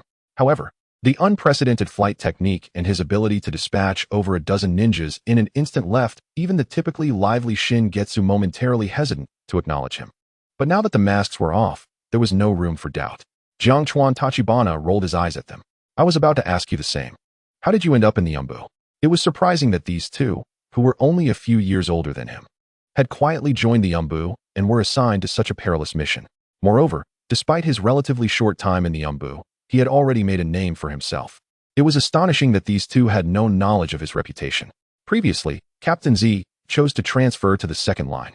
We had been eagerly awaiting the village's reallocation of teams, yet what we eventually received was a summons from the third Hokage. Well, Z's move to the second line may not be entirely unfavorable, given Z's age, which surpasses that of Tsukuyami and the others. Transitioning to become a ninja academy instructor or logistics personnel could prove to be a commendable path. For a civilian ninja, it presents a promising opportunity. However, in these tumultuous times of war, voluntarily opting to retreat to the second line may invite considerable scrutiny in the future. Orange, what brings you here? I don't recall seeing you when we set out, remarked Taniguchi Yuka, who was growing increasingly anxious as he observed the two engaged in conversation. It is crucial to note that the cliff upon which the trio stood was perilously close to the battlefield below. The sounds of fierce combat resonated clearly from below. Yet these two seemed unfazed, indulging in idle chatter. Taniguchi, who was not particularly eloquent, found himself at a loss for how to interrupt their engrossing dialogue, leaving him to fret silently at the side. Unbeknownst to him, Tachikawa Orange's mission did not necessitate rescue. Had he not seen the two of them present, Tachikawa would not have needed to reveal himself. He could have simply monitored the movements of Sunagakure. Moreover, Tachikawa did not hold the rules of the Umbu in high regard. Had it been another Umbu ninja, even in the event of the entire Kirigakure force being annihilated below, they would remain coldly indifferent, continuing their clandestine surveillance. Perhaps sensing Taniguchi's anxiety, Tachikawa smiled and explained, "The village has dispatched a significant force for support. Our task now is to keep a close watch on these Sunagakure individuals, ensuring that the support troops can locate them upon arrival." However, as soon as Tachikawa uttered these words, the smile vanished from his face.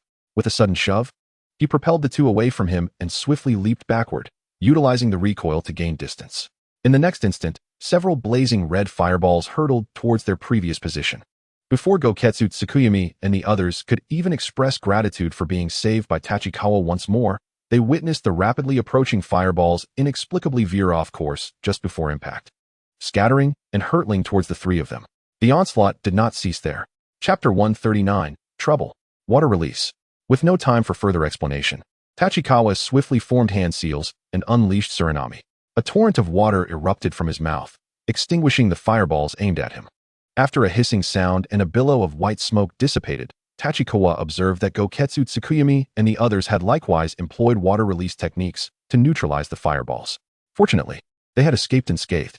Following the trajectory of the attacks, a female ninja adorned with a Sunagakure forehead protector, her attire appearing somewhat askew, stood there, hands on hips, regarding the three with an air of arrogance. Well, the Kirigakure kids are quite nimble in evading, she remarked. Indeed. Scorch release, Yoko. Tachikawa's vigilance heightened to an acute level.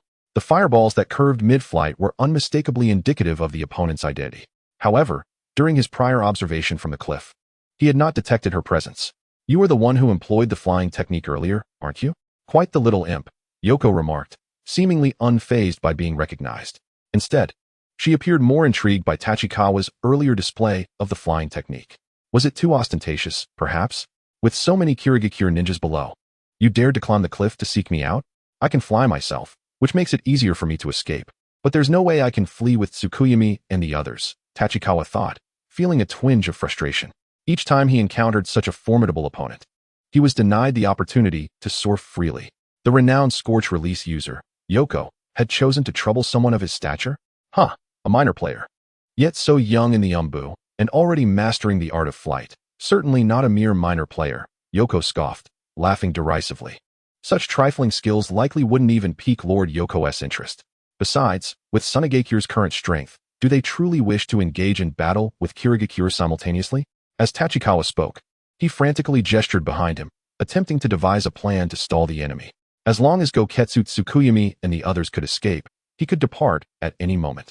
However, it was unclear which of his words had provoked Yoko, as she suddenly lowered her stance, forming hand seals and charging toward Tachikawa. "You little brat. You don't get to dictate terms to Sunigakure. Are you out of your mind?" Tachikawa internally lamented as he observed the enemy launch a surprise attack without warning. This individual was undoubtedly among the top-tier experts of Sunigakure, showing no regard for dignity whatsoever. Despite his inner complaints, Tachikawa did not falter in his resolve. From the instant he detected Yoko's presence, he had been prepared, his dynamic vision keenly focused on her. Recognizing that she was about to unleash Scorch Release, Tachikawa swiftly unsheathed his divine spear, aiming to disrupt her hand seals before she could complete them. A chilling white light shot forth, traversing the distance of over 10 meters, aimed directly at Yoko's chest. Unexpectedly, Yoko displayed no sign of panic in the face of the sudden assault. With a powerful push against the ground, she leaned back, narrowly evading the divine spear's lethal strike just before it reached her. Simultaneously, her long leg executed a swift kick, shattering the wind blade conjured by the spear into myriad sparkling fragments. Is this for real?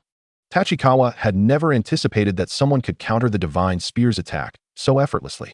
This outcome led to the unfortunate result that, while the spear was engaged, the two wind projectiles he had launched toward Yoko missed entirely. Yoko's physical prowess was unexpectedly formidable.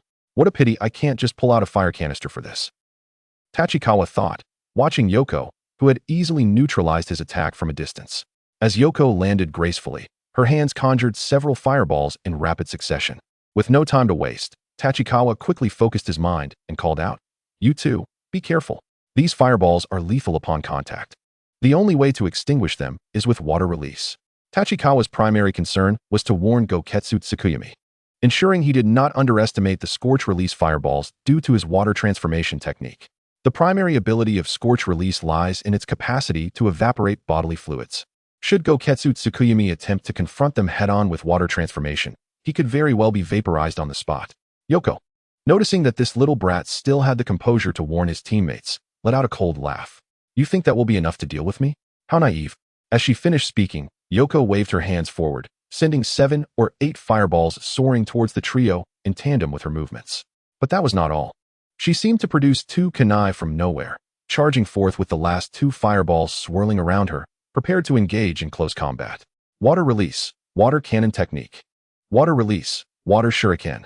Tachikawa and Goketsu Tsukuyami simultaneously unleashed their water release techniques, attempting to counter the oncoming fireballs. Yet, as the incessant water projectiles and shurikens collided with the fireballs, only wisps of white smoke emerged. The fireballs merely diminished slightly in size. Yet their momentum remained unabated as they surged towards the 3. There isn't enough water. Both realized that what they needed was not a lethal water release technique, but rather a substantial flow of water to counteract the evaporative force of the Scorch Release. Unfortunately, there was no time left to recast their jutsu. The trio swiftly dodged and maneuvered, narrowly evading several fireball assaults. However, the peril of the Scorch Release fireballs lay not only in their lethal touch, but also in their remarkable maneuverability. Unlike Goketsu Tsukuyami and the others, who only needed to evade the fireball attacks, Tachikawa found himself perplexed, still uncertain about what had provoked Yoko's ire. The adversary unexpectedly chose to engage in close combat with Tachikawa. Several fireballs swirled rapidly around Tachikawa, compelling him to continuously block the intricate kunai attacks from Yakura. Were it not for the occasional bursts of chakra he expelled from his mouth to distract Yakura, Tachikawa might have succumbed long ago. Although at this moment he managed to hold his ground and spar with Yakura for a few rounds due to his nimble agility, he knew that without a strategy, he risked being obliterated at any moment. "I cannot fall here." Taking advantage of a fleeting opening amidst the fireball's chaotic dance, Tachikawa infused his spine with chakra and surged forward towards Yakura. Simultaneously, in the distance, Tamura Yuka seized the opportunity to cast a non-lethal illusion at Yakura while struggling to evade the fireballs. However, Tamura Yuka's illusion appeared somewhat juvenile to a ninja of Yakura's caliber. After a brief moment of distraction, Yakura regained his piercing gaze. Upon noticing the young operative from the hidden mist village rushing towards him with a tightly gripped short blade, Yakura exhibited no sign of alarm. 2 kunai crossed effortlessly to intercept Tachikawa's charge. Small. Just as Yakura prepared to unleash a taunt, his pupils suddenly constricted. One-handed hand signs. Chapter 140. Then I shall not hold back. Tachikawa had somehow managed to form hand signs at lightning speed with one hand positioned over his chest. Yakura, Unable to contemplate what this young boy intended, raised his kunai with all his might, aiming to send Tachikawa flying. Yet, although Tachikawa lacked the strength of the still peak physique Yakura, he valiantly resisted Yakura's might with the wind-released propulsion emanating from his back. Alas, it was ultimately a single hand against two, a youth against an adult. Get lost. Yakura bellowed, exerting all his strength to hurl Tachikawa away. In the next moment, Yakura flung two kunai from his hands, reaching out to clasp the air where Tachikawa had just been. Fireballs of scorching release converged from all directions towards Tachikawa. Unfortunately, suspended in midair, Tachikawa regarded the oncoming fireballs and the kunai aimed at his face with no trace of fear. He merely sighed inwardly. So close. If only I had a moment more to complete my hand signs. Still airborne, Tachikawa's gaze remained cold as he fixated on Yakura, refusing to flinch or evade the impending assault. Water release, steam explosion. In the next instant, a substantial volume of scalding steam erupted around Tachikawa. Before Yakura could discern the nature of this young boy's jutsu, the abundant steam that enveloped Tachikawa suddenly detonated violently. Though the steam explosion was accompanied by torrents of high-temperature water, it was unnecessary to counter the incoming fireballs with water at this juncture. Both the fireballs and kunai attacks were violently repelled by the explosive force, sent flying away into oblivion. Boom, boom, boom. A series of relentless explosions resounded across the nameless cliff, causing the very earth of the gorge to tremble and fracture. Countless fragments of rock and soil plummeted swiftly, striking the heads of the engaged ninjas below. In that moment, all combatants were compelled to pause their duels and scramble for cover. Meanwhile, Yakura, who had distanced himself from Tachikawa, was still propelled by the aftershocks of the explosion, sliding several meters before he managed to regain his footing. Gazing at the extensive collapse caused by the earlier explosion, Yakura felt a chill run down his spine. What if I hadn't hurled that boy away at the last moment? What if I had been caught in that jutsu detonation? A thought uncontrollably surfaced in Yakura's mind. I almost fell at the hands of a boy who might not even be half my age. The searing white mist that enveloped the cliff gradually dissipated. However, the three young ninjas had long since vanished from sight. Have they chosen to retreat? Perhaps that immensely powerful jutsu harbored some unknown drawback? Yakura muttered to himself, as if seeking to assuage his frayed nerves. Were Tachikawa aware of Yakura's thoughts as he fled with Kirigakure's new moon, he would undoubtedly feel compelled to clarify. The steam explosion jutsu has no inherent drawbacks, apart from a slightly greater chakra expenditure. This time, Tachikawa had not exerted himself fully. Unlike the previous encounter with the Cloud Village's AI, where he had deliberately injured himself to utilize the propulsion for escape. In truth, he was entirely capable of continuing the fight. However, Tachikawa understood that had Yakura not underestimated him from the outset, he might never have had the chance to ambush with the steam explosion, let alone the fact that numerous Sunagakure ninjas were lurking below, waiting for their opportunity. The longer the delay, the more disadvantageous it became for Tachikawa and his companions. Ultimately, he might be forced to abandon Kirigakure's new moon and escape alone. If that were to occur, what significance would there have been in Tachikawa exposing himself to save the two? It would be wiser to seize the chaos wrought by the steam explosion and flee alongside Kirigakure's new moon. After all, Tachikawa's mission did not require him to engage in rescue or kill enemies. Over here, Tachikawa gestured for the two to follow. Given that carrying others while flying was still a considerable challenge for him, he merely utilized the smoke generated by the steam explosion to forcibly guide them away from the precipice. The trio then sought refuge in the dense forest, hastening towards a location far from the battlefield. You two, run east along the coastline. If you encounter the hidden mists A and BU, relay my code and explain the situation here. And you? Kirigakure's new moon immediately grasped the implication behind Tachikawa's words. In response, Tachikawa revealed a mischievous grin, retrieving the ANBU mask from his pocket and donning it once more. I may not stand a chance in direct combat, but I can certainly collect some interest from Sunagakure. Kirigakure's new moon and Tamura Yuka exchanged glances, seemingly struck by a realization, silently donning their own ANBU masks. Tachikawa, observing them, hesitated momentarily. It was clear they recognized that without their hindrance, he could navigate freely with his flight capabilities. However, Tachikawa ultimately refrained from offering any words of comfort. For the two of them, as ninjas, this might transform into a source of motivation. After a moment's contemplation, Tachikawa formed hand signs to summon Blue. Observing the little frog, seemingly alert and ready for battle, Tachikawa gently placed a hand on its small head to soothe its feelings. Blue, accompany them and relay any information to Captain Fu if you encounter him. However, upon hearing these words, Tachikawa was met with Blue's somewhat resentful gaze. All right, relax. There's no danger for me here. Ribbit. Blue let out an indignant croak, but obediently followed Kirigakure's new moon and Tamura eastward, watching Blue's departing figure. Tachikawa couldn't help but sigh softly. Since becoming ANBU, it seemed the instances of fighting alongside Blue had diminished significantly. Yet now was not the time for such sentiments. Tachikawa set aside his emotions and turned back towards the cliff where the battle had taken place. Moments later, the village's ANBU have performed admirably, haven't they? Tachikawa quietly observed the Sunagakure ninjas below, who were in the process of clearing the battlefield. Although the conflict had subsided, the number of bodies in their attire indicated that a significant contingent of the Hidden Mists ANBU had successfully escaped the ambush. Tachikawa took a rough tally of their numbers. The number of casualties from both Sunagakure and Kirigakure was, surprisingly, almost equal. It should be noted that during the previous battle, the Umbu of Kirigakure faced adversaries that outnumbered them several times over. Under such circumstances, not only did they manage to successfully break through, but they also maintained a casualty ratio of 1:1. One might wonder whether the Sunagakure ninjas were particularly inept or if the Umbu dispatched for this perilous task were indeed formidable. Unbeknownst to Jankawa Tachibana, the Umbu's ability to escape in a short time was largely due to the tremendous explosion he had orchestrated earlier. The deafening sound had interrupted the fierce confrontation, granting the Kirigakure ninjas a chance to withdraw swiftly. With a cold gaze, Jankawa Tachibana surveyed the gathering Sunagakure ninjas below, murmuring to himself, "Since all of our people have conveniently fled, I shall not hold back any longer." Chapter 141, The Generational Gap of War. At the base of the canyon, the Sunagakure ninjas, having just concluded a fierce battle, sat in small groups to recuperate. A few lower-ranking ninjas were ordered to clean the battlefield and collect the bodies of their fallen comrades.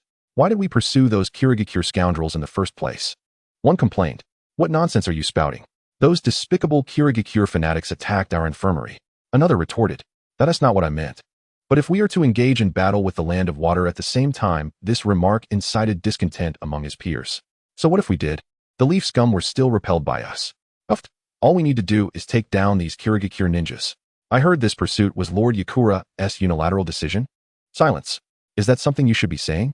A passing Sunagakure jounin seemed to be scolding the subordinates for their idle chatter. Yet his tone and expression betrayed no hint of anger. Naturally, the higher-up's demeanor led the other Sunagakure ninjas to be even less concerned. However, the conversation did not persist. Senior Baisha, what was that series of explosions on the cliff all about? Indeed, how many explosive tags would it take to create such a spectacle? Otherwise, those Kirigakure ninjas wouldn't have escaped. The jounin named Baisha, upon hearing his subordinate's inquiry, wore an even more pronounced smirk. Didn't we have Kirigakure ninjas attempt a surprise attack on us? That explosion was the sound of Lord Yakura engaging the enemy. A Sunagakure puppet master seemed to recall something and chimed in. I remember a flying fellow swooping down from the sky and dispatching the teams of Sora and the others. Yet, with Lord Yakura's strength, he should have easily dealt with them, right? How did such a ruckus occur? Baisha couldn't contain his amusement any longer. Nodding, he casually remarked, that sound wasn't made by Lord Yakura. It was the result of that flying Kirigakure ninja's ninjutsu. No way. All the Sunagakure ninjas seated together looked at Baisha in shock. Impossible. I recall that flying Kirigakure ninja looked quite young. Can someone so young wield such powerful ninjutsu? Hehe. The most interesting part is yet to come. Captain, don't keep us in suspense. Please, do tell. Baisha set down his water bottle, casting a disdainful glance at the wide-eyed individuals before him. I only heard this next part, but apparently, the enemy was just a kid of 11 or 12. Even so, despite facing such a foe, our Lord Yakura still allowed them to escape. What? They managed to escape? What a pity. I thought Lord Yakura's strikes were always infallible. Are these young ones truly that formidable? Perhaps it's not that the enemy is strong, but before the Sunagakure ninjas could continue their discourse, a sudden sharp sound sliced through the air from above. What is that noise? Is it an attacker? As all the Sunagakure ninjas stood up, scanning their surroundings, one shouted, "Be wary of an ambush." Just as a ninja who had been looking up shouted, a peculiar object resembling an umbrella landed with a thud amidst the crowd. The Sunagakure ninjas had no time to think. They instinctively reached for their weapons to defend themselves. However, upon impact with the ground, the umbrella-shaped ninja tool unfurled and began to spin rapidly. In an instant, countless shuriken concealed within the umbrella shot out, raining down upon the ninjas like a barrage of machine gun fire. Countless shuriken scattered forth, turning the previously jovial Sunagakure ninjas into a veritable hive of chaos. Yet, that was not the end. Several round bombs fell from the sky, triggering a series of violent explosions. As he soared over the canyon, Jankawa Tachibana tossed the last bomb into the densely populated area below, further decimating the bewildered Sunagakure ninjas. These peculiar gadgets were, of course, scavenged by Jankawa Tachibana from the armory of the airborne ninja warship. Initially, he intended to bring them back to the village for safekeeping or personal experimentation. Unfortunately, having consumed a slightly excessive amount of the blue pill that day, he had no choice but to utilize these weapons to conserve chakra. Nevertheless, it must be said that the ingenious devices crafted by the airborne ninjas were indeed well suited for aerial assaults. After casually discarding a few kunai affixed with explosive tags, Jankawa Tachibana observed the chaos below among the Sunagakure ninjas and retrieved his submachine gun from his back. However, some of the Sunagakure ninjas, finally regaining their wits, noticed where the attack was originating from. Up in the sky. It's a Kirigakure ninja. There's only one enemy. Good eyesight. Even at this height. You can tell it's a Kirigakure ninja. Jankawa Tachibana heard the shouts from below, surprised that he had been recognized so quickly after finishing his bombardment without yet descending. Prepare to counterattack. Seeing Jankawa Tachibana daring to launch an assault on the Sunagakure forces alone, the ninjas below were instantly filled with rage and retaliated. However, Jankawa Tachibana found their desperate attempts to hurl kunai at him rather comical, showing no intention of evading as he dove downward swiftly. Using the gust generated by his wind wing, he scattered the incoming kunai effortlessly. The crisp sound of gunfire echoed once more, swiftly claiming numerous Sunagakure lives. This was a crushing demonstration of the generational gap of warfare. At that moment, Jankawa Tachibana began to comprehend why those seemingly weak airborne ninjas could be so audacious. Observing the helpless foes beneath him from above was indeed a thrilling experience. Yet, just as he reveled in his triumph, he suddenly spotted 5 Sunagakure ninjas wielding enormous folding fans, their eyes glinting with malice as they fixed their gaze upon him. Simultaneously, a warning in his mind alerted him to impending danger. Wind release. Net. With a thunderous command from the leading ninja, all the fan-wielding Sunagakure ninjas vigorously waved their massive fans, summoning a fierce gale. A gigantic net composed of countless slender wind blades rapidly closed in on him, clearly intent on ensnaring the airborne Jankawa Tachibana within its lethal grasp. Damn it, I really shouldn't be so cocky. It's no wonder the airborne ninjas are so feared. Chapter 142, The Dutiful Ombu. As the wind net approached, expanding its enveloping reach with each passing moment fortunately, Tachibana Kawakawa is not akin to those airborne ninjas who rely on gliders for flight.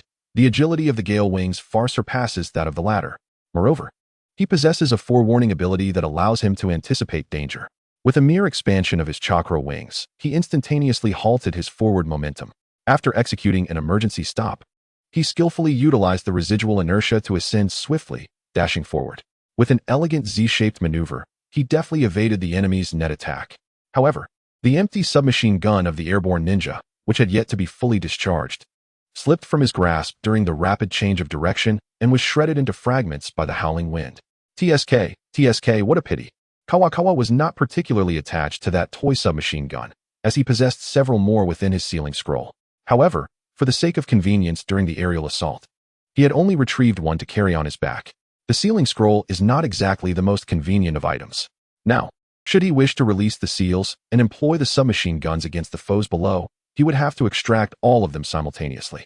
At that point, all the submachine guns would clatter to the ground among the enemy ranks, providing an unexpected boon to the Suna ninjas.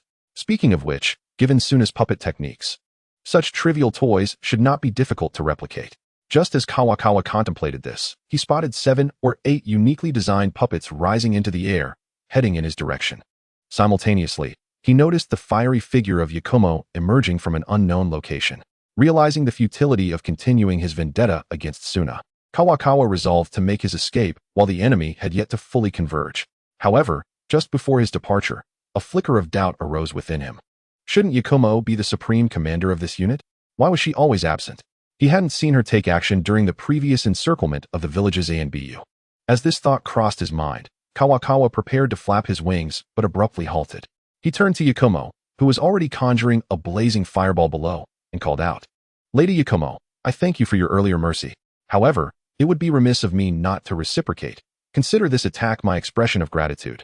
With that declaration, He disregarded the reactions of those below, accelerating away from this contentious locale without a backward glance. Most of the Suna ninjas, having watched Kawakawa's retreating figure, exchanged peculiar glances toward Yakumo, who had just retracted her fireball. They were not genuinely convinced that it was Yakumo's leniency that allowed their adversary to escape. It was evident that this Kiri Anbu had returned to exact revenge precisely because Yakumo had failed to eliminate him.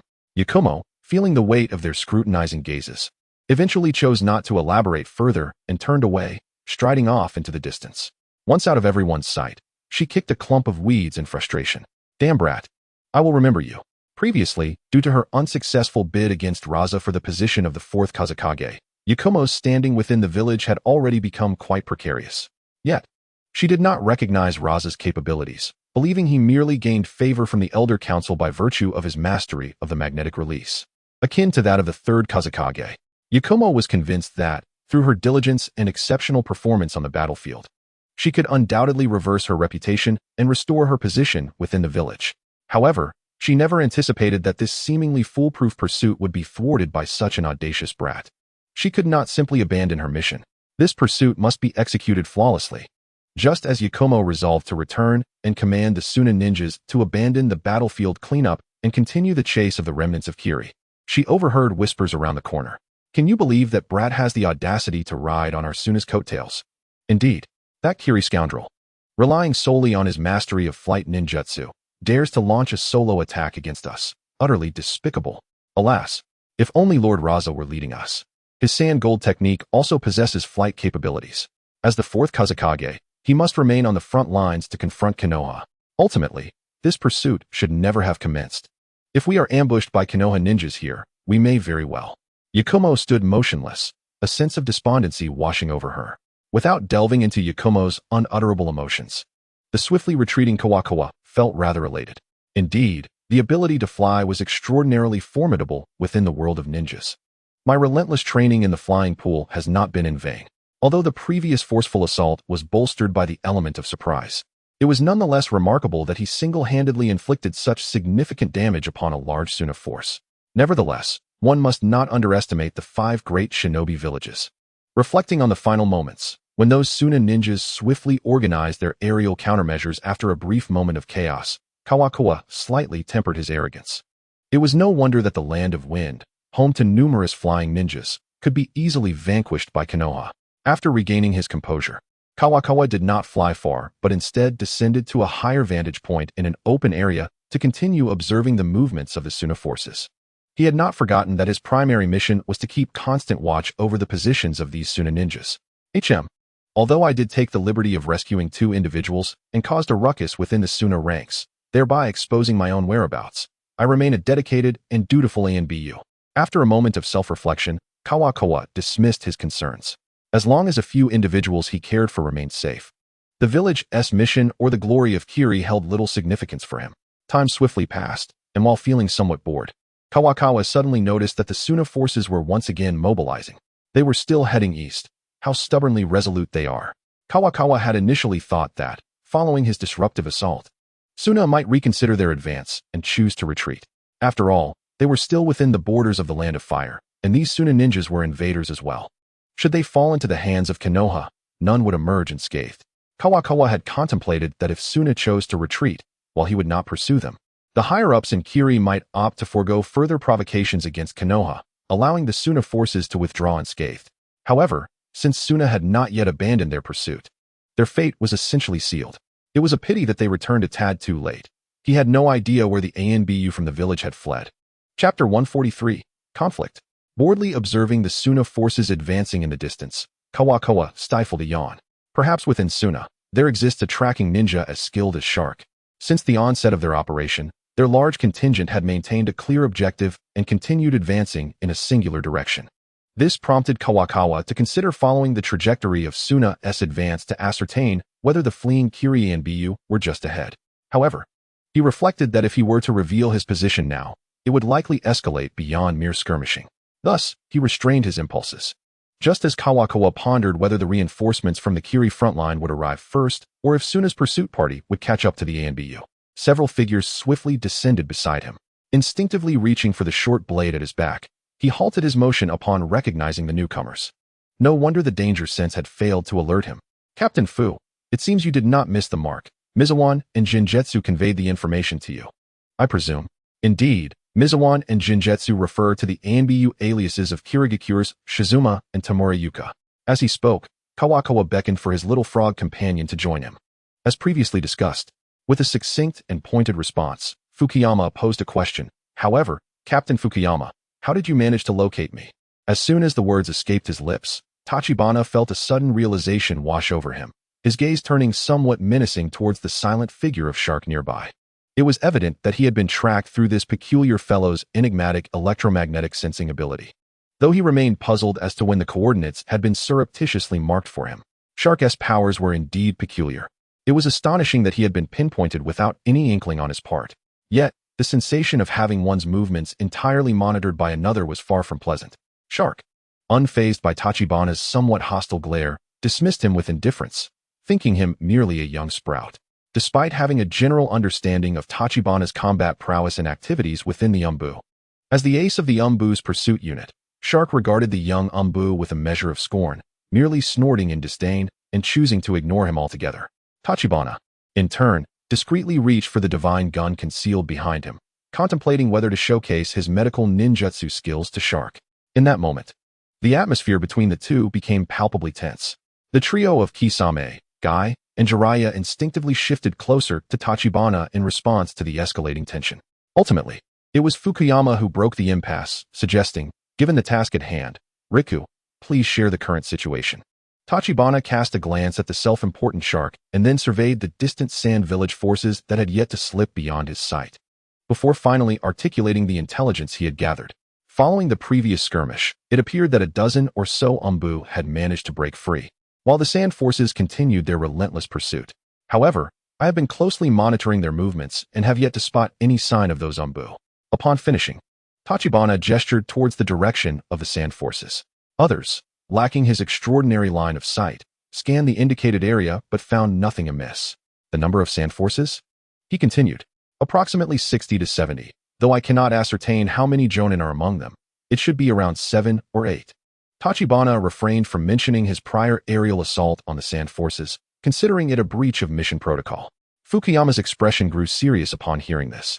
While a small contingent of 60 to 70 ninjas was not particularly alarming, the presence of 7 or 8 Jonin was indeed a significant concern.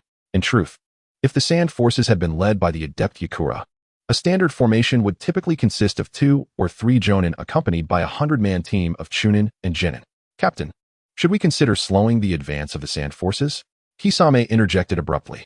His concern was not for the fleeing Umbu, but rather the potential for the sand forces to annihilate them swiftly and subsequently retreat, possibly preventing the Mist-S reinforcements from arriving in time for a counteroffensive. No need. We merely need to focus on completing our mission, Fukuyama replied decisively. Having witnessed Kisame's formidable ability to unleash the 1,000-feeding shark, he understood that Kisame could indeed delay the sand's pursuit. However, a rash attack could alert the enemy to the impending arrival of substantial reinforcements, prompting them to abandon their pursuit. Understood, Captain, Kisame acquiesced, falling silent. Indeed, as Umbu ninjas, their sole responsibility was to fulfill the mission assigned by the Mizukage. Tachibana, overhearing their exchange, discreetly wiped the sweat from his brow. By the way, this contingent from the Sand Village likely includes a small team of puppeteers, he recalled, mentioning the last few puppets that had ascended into the air. No cause for concern. Their numbers are insufficient to pose a threat, Fukuyama assured. The puppeteer profession was conceived by the Sand Village to mitigate their sparse population, effectively reducing casualties while augmenting combat units. However, if they could not form a significant force, they could be treated as ordinary ninjas. After absorbing this information, Fukuyama fell into contemplation. While the support dispatched by the Mist-S frontline would undoubtedly outnumber the sand forces, they were still within the borders of the Land of Fire and needed to be wary of detection by the Leaf Village ninjas. Should their numbers be too great, the prospect of being ambushed by the Leaf would be exceedingly ludicrous. Yet, failing to annihilate the sand forces would undoubtedly diminish the impact of revenge and deterrence.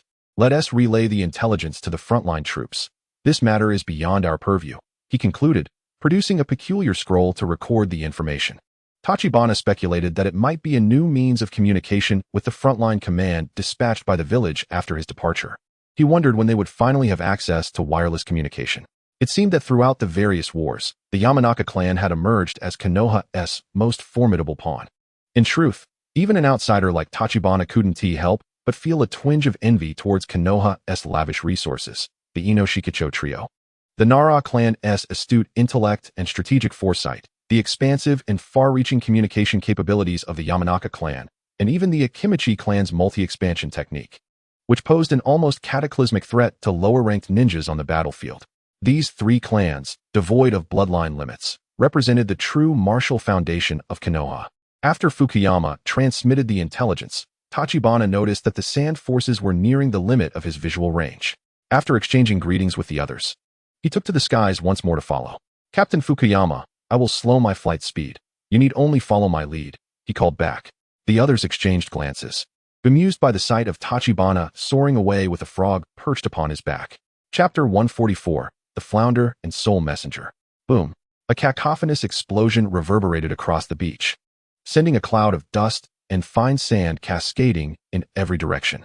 Ugh, those lunatics from the mist. Several sand ninjas spat out the grains of sand they had inadvertently swallowed, casting scornful glances at the mangled remains of both friend and foe. Torn asunder by the explosive tags, a grim countenance spread across their faces as they regarded the distant corpse. This marked the third body of a mist ninja discovered by the Sand's tracking unit. Upon the discovery of the first corpse, the Sand members had initially assumed it was a heavily injured member of the fleeing Mist Umbu. Some careless individuals eagerly approached to gather additional intelligence, only to be met with a deadly surprise as the body detonated beneath them, obliterating their companions. The second encounter with a Mist Umbu corpse had instilled a heightened sense of caution among the Sand ninjas, resulting in no casualties. However, the third body turned out to be merely a decoy. As the Sand ninjas deployed shadow clones to investigate, two Mist Umbu emerged from beneath the sand, visibly battered and bloodied, one even missing an arm. The sight of these two Umbu charging towards the crowd, bloodied and fierce, was a terrifying spectacle. Several Sand ninjas, caught off guard by the sudden onslaught, fell victim to the ambush, incurring additional losses. "Lord Yakura, should we not consider retreat?" One Sand Jonin spoke bluntly to Yakura. "Indeed, Lord Yakura, the casualties we have sustained in this operation have already surpassed those of the Mist Squad." The speaker was a trusted confidant of Yakura. Yet even he opposed the continuation of the pursuit, recognizing that their primary adversary remained the Leaf Village. Engaging in a futile contest of pride against the Mist Village seemed a costly endeavor. Yakura found himself at a crossroads, grappling with the implications of having potentially annihilated the Mist forces in the earlier valley encounter. In that moment, his frustration towards Tachibana escalated. He had hoped to reclaim his standing within the village through this mission of vengeance for the injured, but fate had other plans. However, if we were to retreat now in such a half-hearted manner, particularly after incurring such significant casualties among the pursuing forces, it is likely that we would never again have the opportunity to penetrate the decision-making echelons of Sunagakure. Yet, when Yakura beheld the pitiful sight of several injured ninjas being urgently treated by their comrades, he ultimately steeled his resolve, his words flowing slowly through gritted teeth. "Everyone, the mission has concluded. Prepare for withdrawal." However, scarcely had Yakura's words left his lips when a voice brimming with bloody malice abruptly rang out. "I see no need for you to retreat." With that proclamation, figures began to descend in swift succession. A multitude of ninjas adorned with the headbands of Kirigakure rapidly materialized on the beach near the coast, surrounding the Sunagakure ninjas in a tight embrace. The speaker, brandishing a massive sword upon his shoulder and revealing a mouth full of sharp teeth, cast a mocking gaze upon Yakura. It was none other than the infamous Pipa Juzu. Flanking him was the equally notorious Raiga of the Seven Ninja Swordsmen, alongside an unfamiliar figure who seemed to be the newly appointed user of the Hozuki clan's sword. At this moment, Yakura found himself amidst the encirclement of Kirigakure forces. Previously, when the Kirigakure assault team had arrived, their overwhelming numbers had been promptly detected by Yakura, who was airborne, observing the Kirigakure forces seemingly searching for the precise location of the Sunagakure ninjas. Yakura swiftly reported to Fuku and resolutely made his way into the ranks of the Kirigakure team to guide them. Had he not been clad in the attire of the Kirigakure Umbu, he might have been overwhelmed by the covertly operating ninjas. However, upon confirming his identity, Yakura was met with envious glances instead. Returning to the present, the ever-observant Kisame, noticing Yakura's unwavering gaze fixed upon the new user of the Hozuki sword, leaned closer and whispered, That guy is already the fourth ninja to inherit the Hozuki. Yakura, taken aback by this revelation, turned to Kisame with surprise. Kisame merely shrugged. While the Hozuki sword does not impose the same rigorous demands on its user as the Kobikurabocho, it remains beyond the grasp of an ordinary jonin. The previous two inheritors had met grim fates. One was slain by Konoha ninjas due to inexperience, while the other was drained entirely of chakra during use and perished on the spot. One could only wonder how long this new user could endure. Yakura shivered at the thought. Though he had heard of the Hozuki's immense chakra consumption, dying from being completely drained was a harrowing fate indeed. It seemed that Chojiro's stature as the sixth Mizukage was only growing more illustrious. Reflecting on this, Yakura cast a sympathetic glance at the grinning Hozuki user, whose fierce demeanor was fixed upon Yakura. Lacking even the smallest of fangs, he seems to be nothing more than a temporary placeholder. Yakura then turned back to Kisame with curiosity.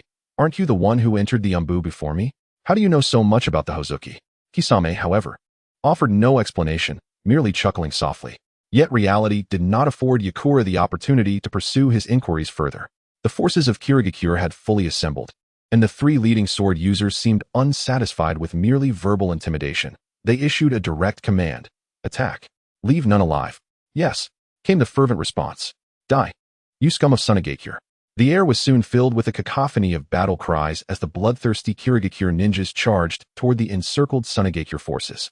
Simultaneously, an unknown individual invoked the mist technique, enveloping the battlefield in a shroud of obscuring fog. Dr. Riku, take care, Kisame called out before vanishing into the mist. Yakura, observing this development, could not help but grumble, which unfortunate soul conjured this.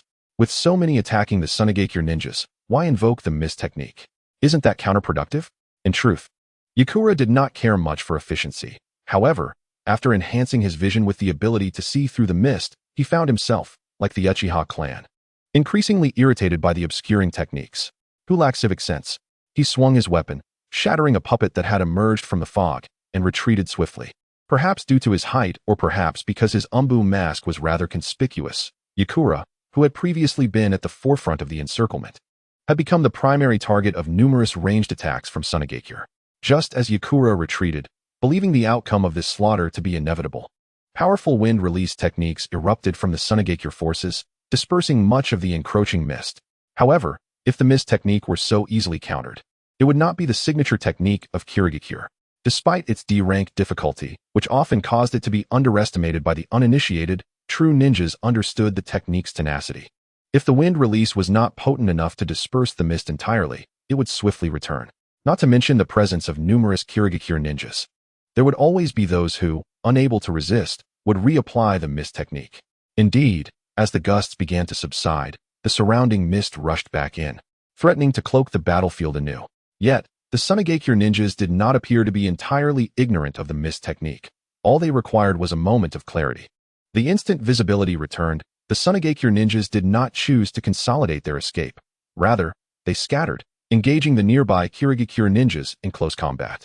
Only a handful remained behind, opting to unleash techniques to hinder the approaching enemies.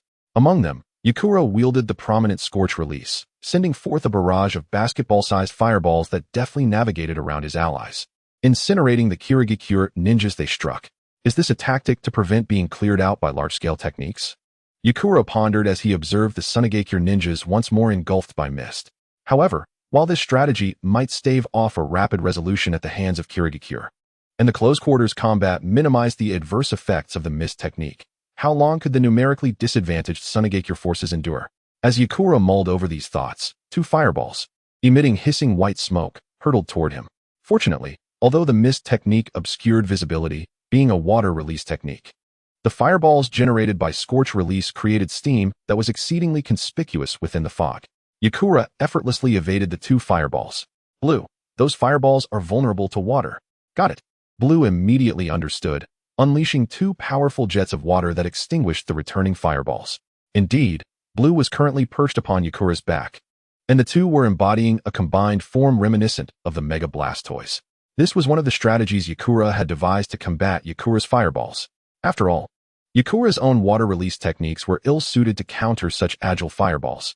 He could hardly resort to the Great Waterfall technique to extinguish them, could he? Just as Yakura reveled in his clever stratagem, his danger sense suddenly blared its alarm. instinctively attempting to accelerate with the wing of the gale. Yakura remembered Blue was still on his back. He could only infuse his legs with chakra, awkwardly leaping sideways to evade a surprise attack from behind. Suspended in midair, Tachikawa Ichigo did not even cast a glance, swiftly drawing forth his divine spear and unleashing a brilliant beam of light towards the position of the assailant. Simultaneously, he executed a series of rapid heel strikes in the air. Water release, water jet. A torrent of water surged from beneath his feet, propelling Tachikawa Ichigo to maneuver deftly through the air, evading the subsequent onslaught from his foe. Upon witnessing the divine spears shattering into luminous fragments once more, he immediately discerned the identity of the ambusher. Indeed, as he turned, he beheld the elusive figure shrouded in mist, characterized by her 2 strands of orange-tipped green hair. Lord Yakura, are you truly so preoccupied with engaging a mere pawn like myself instead of leading your team to safety? Tachikawa Ichigo thought to himself, astonished that Yakura had not only cast a couple of fireballs his way, but had also stealthily approached him under the cover of their sounds, intending to launch a close-quarters assault. No, this was not merely a physical attack. Observing the faint wisps of smoke emanating from Yakura's hands amidst the fog, he surmised that she was preparing to execute a scorching attack at close range. Had he not promptly employed Water Jet to accelerate his evasion, he might have already fallen prey to her grasp, becoming an acquaintance. Jibaku Shizuka, Kurichiku Raiga, where are you? Come to my aid. As Yakura advanced towards Tachikawa Ichigo, her voice was laced with resentment. The elimination of a talent like you here would be an acceptable loss for Sunagakure. To hell with you. Tachikawa Ichigo had no intention of engaging with this deranged woman, channeling all his strength into Water Jet as he sprinted into the distance. Simultaneously, he shouted, Yakura's here. Yakura's here. At the sound of his declaration, Yakura froze in her tracks. This impudent brat had previously dared to assault a battalion of nearly 100 Sunagakure shinobi alone, and she had expected him to be a standard, brash mist shinobi. Who would have anticipated that he would display such cowardice before battle, audaciously calling for help? Infuriated and embarrassed, Yakura intended to pursue Tachikawa Ichigo, but was thwarted by a barrage of flying water shurikens that impeded her progress. After dissipating the shurikens with her fireballs, she realized that she had lost the opportunity to eliminate the boy, as 3 silhouettes emerged in a triangular formation, encircling her. Tachikawa Ichigo, observing this, revealed a mocking smile before retreating into the mist. Lord Yakura, you truly are in high spirits, playing so merrily with a mere child? Jibaku Shizuka licked his sharp teeth, slamming his decapitating sword into the ground. Enough chatter, let us deal with her together. Kurichiku Raiga, clearly growing impatient with this tedious skirmish, twirled a pair of lightning blades in his hands before lunging towards Yakura. As for the newly appointed Hiramiki, still not fully established in his position as one of the 7 ninja swordsmen, he had little say in the matter, obediently following his seniors into the fray against Yakura. Don't give me orders, you eyebrowless freak. Although Jibaku Shizuka shouted defiantly, he and Kurichiku Raiga displayed remarkable synergy. After forming a series of hand seals, a massive torrent of water erupted from Jibaku's mouth, swiftly transforming into a ferocious water dragon in midair. As the water dragon twisted and coiled towards Yakura, it cleverly adjusted its trajectory to pass directly in front of Kurichiku Raiga, who wasted no time in thrusting his 2 electrified blades into the swirling water dragon. Both swordsmen bore sinister grins as they unleashed their combined technique. Lightning Water Dragon Bullet Technique. The water dragon, enveloped in dazzling lightning, lunged menacingly towards Yakura. Meanwhile, the newly appointed Hiramiki hastened forward with dual blades in hand, intending to cut off Yakura's escape route. Aware that he could not contend against the combined might of 2 elite jonin unleashing a composite ninjutsu, Yakura swiftly clasped her hands together, gathering all the surrounding fireballs to coalesce into a gigantic fireball, towering over her, in an effort to counter the oncoming lightning water dragon. Utilizing the fireball to obscure her form, she decisively pivoted and charged towards the still boisterously laughing Hiramiki. This scene elicited an involuntary gasp of admiration from Tachikawa Ichigo, who was covertly observing the battle. Impressive. It's no wonder she is an experienced warrior. In such a short span, she has discerned who among the 3 is the weakest link. Indeed, Tachikawa Ichigo had not strayed far when he melded into the mist. Instead, he had circled back to observe the unfolding conflict. After all, with the mist shinobi holding a numerical advantage, his presence in eliminating Sunagakure forces would be of little consequence. However, witnessing such a high-stakes confrontation was a rare opportunity, prompting him to remain hidden. Is this Hiramiki not as inept as I initially presumed? He seems to be holding his own against Yakura quite well. Tachikawa Ichigo had previously harbored concerns that this new Hiramiki might meet the same unfortunate fate as the previous Jinchuriki, directly drained by Yakura. Yet, he was pleasantly surprised to see Hiramiki skillfully wielding his dual blades, even managing to exert pressure on Yakura in close combat. On the other side, the massive fireball and the lightning water dragon collided, producing a continuous hissing sound of steam. It appeared that while the fireball would be extinguished by the water ninjutsu, the peculiar effect of evaporating moisture also countered much of the water ninjutsu's efficacy. As Tachikawa Ichigo observed the skirmish with keen interest, he contemplated the situation. Logically, the combined lightning water dragon bullet unleashed by Jibaku Shizuka and Kurichiku Raiga should have surpassed the power of Yakura's hastily conjured fireball. However, as the water dragon was vaporized by the scorching flames, the lightning arcs lost their medium and dissipated harmlessly into the air, rendering them ineffective. Unperturbed by the failure of their composite technique, the two swordsmen tightened their grips on their blades, excitement gleaming in their eyes as they charged towards Yakura, who was now engaged in close combat with Hiramiki. Well done, you little fish. I'm starting to like you. Jibaku Shizuka dragged his decapitating sword behind him, accelerating as he prepared to launch an assault. Shut your mouth, you fish-faced freak. I'm no little fish. Jibaku Shizuka, undeterred by the retort, summoned all his strength to swing his decapitating sword, aiming to cleave both Hiramiki and Yakura in half. However, with all present being masters of martial arts, such an overt attack was somewhat reckless. Yakura leapt nimbly, using one hand to support herself on the decapitating sword, effortlessly dodging the attack. Hiramiki, her ally, also swiftly leaned back to evade the strike, leaving Jibaku's swing completely off target.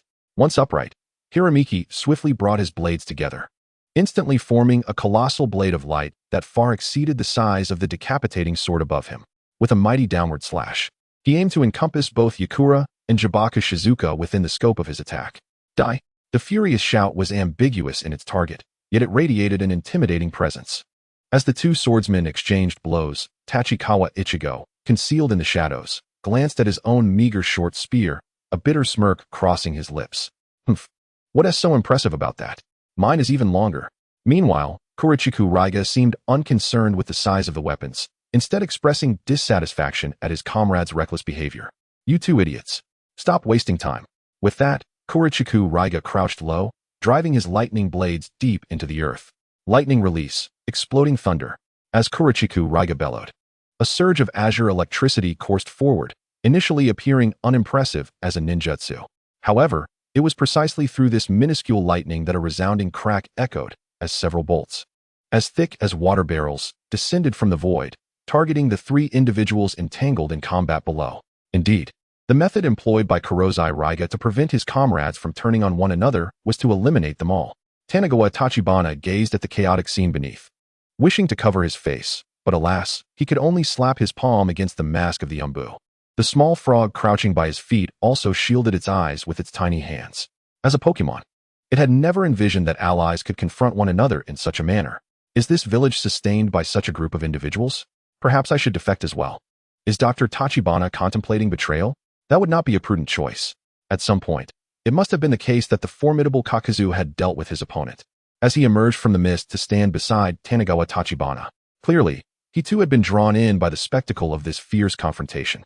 Observing the mask of Kakuzu, speckled with droplets of blood, Tachibana smirked and quipped, "You, of all people, should not be so selective in your attentiveness. Besides, you are perhaps the least qualified to speak on such matters." Kakuzu, momentarily perplexed, could not grasp the reason behind Tachibana's remark. Yet he chose not to pursue the topic further. Instead, he squatted beside Tachibana, and the two of them became spectators of the battle below, intently observing the unfolding melee. However, the conflict was becoming increasingly grotesque. What should have been a perilous encounter for Yakura was being undermined by the three shinobi blades, who were inadvertently hindering one another, seemingly hinting at a potential reversal of the situation. By the way, Sho, aren't you going to get involved? I recall you were injured by Yakura earlier, no? This would be a splendid opportunity for revenge, Tachibana prodded, slyly encouraging Kakuzu. Although Kakuzu was not yet the master of the Jinchuriki, facing four shinobi blades simultaneously might trigger some form of synergy. It's merely a task. Revenge is irrelevant. Kakuzu remained impervious to Tachibana's suggestion. Despite believing he had evolved beyond the weak Chunin, who could only flee in disgrace, he still had no interest in engaging in such meaningless skirmishes. As their conversation unfolded, while the battle raged on fiercely, the sounds of combat within the mist began to wane, indicating that this clash was gradually reaching its conclusion. "It's nearly time to wrap this up," Tachibana declared, straightening his posture and brushing off non-existent dust from his attire. Yet, as is often the case, reality defied expectations. A thunderous noise interrupted the ongoing fray, accompanied by a slight tremor of the earth that sent a wave of unease through all present. However, due to the thick fog obscuring their vision, the assembled ninjas were unaware of what had transpired. This confusion did not linger for long. A crisp male voice seemed to pierce through the haze, suddenly resonating in everyone's ears. "Wind release, great breakthrough." As the words echoed, a howling gale surged from behind the two, swiftly enveloping the entire battlefield shrouded in the mist concealment technique. This technique, layered upon by countless mist ninjas, was effortlessly dispersed by the violent winds. Chapter 147, Group Ninjutsu. However, once the tempest cleared the fog, the battlefield remained ensconced in shadow. Tachibana's expression soured as he turned to behold a gargantuan toad, its size akin to a mountain, standing abruptly at the battlefield's edge, casting a shadow that engulfed the entire area. "Jiraiya? No, it's Minato Namikaze." Tachibana's pupils constricted as he focused on a golden-haired man clad in a green leaf village vest, standing atop the giant toad with arms crossed, a smile gracing his face. Ribbit, the small frog, witnessing such a colossal creature for the first time, was so startled that it scurried behind Tachibana in fright. This was disastrous. Cold sweat trickled down Tachibana's brow as he experienced the oppressive aura of the nearly 20-meter-tall toad up close. It was a sensation that was utterly incomprehensible without first-hand experience. At that moment, nearly 200 mist and sand ninjas fell silent. Even the fiercely engaged Yakura and the three shinobi blades withdrew, casting glances toward the newcomer. Tachibana mused that he could easily soar to such heights. Yet no matter how he pondered, he could not conceive a means to inflict a fatal blow upon such a behemoth. Even if he depleted his chakra to unleash the wings of heaven, he doubted he could petrify even a single hand of the giant toad. "If only I possessed a chakra reserve akin to Kakuzu's." As Tachibana contemplated this, he instinctively glanced at the taciturn Kakuzu beside him. "Ladies and gentlemen, we should be within the borders of the land of fire." Minato Namikaze, standing atop the toad Gamabunta, interrupted Tachibana's unrealistic musings. "And what of it? Do you truly believe that a mere summoning beast can intimidate both of our villages? Do you think yourself to be Jiraiya, one of the legendary Sannin?" Kiba Shizo brandished his decapitating sword, pointing it defiantly at Minato, his expression brimming with arrogance. Upon hearing this, Tachibana, who had been slowly retreating from Gamabunta, turned in astonishment. "You are truly courageous.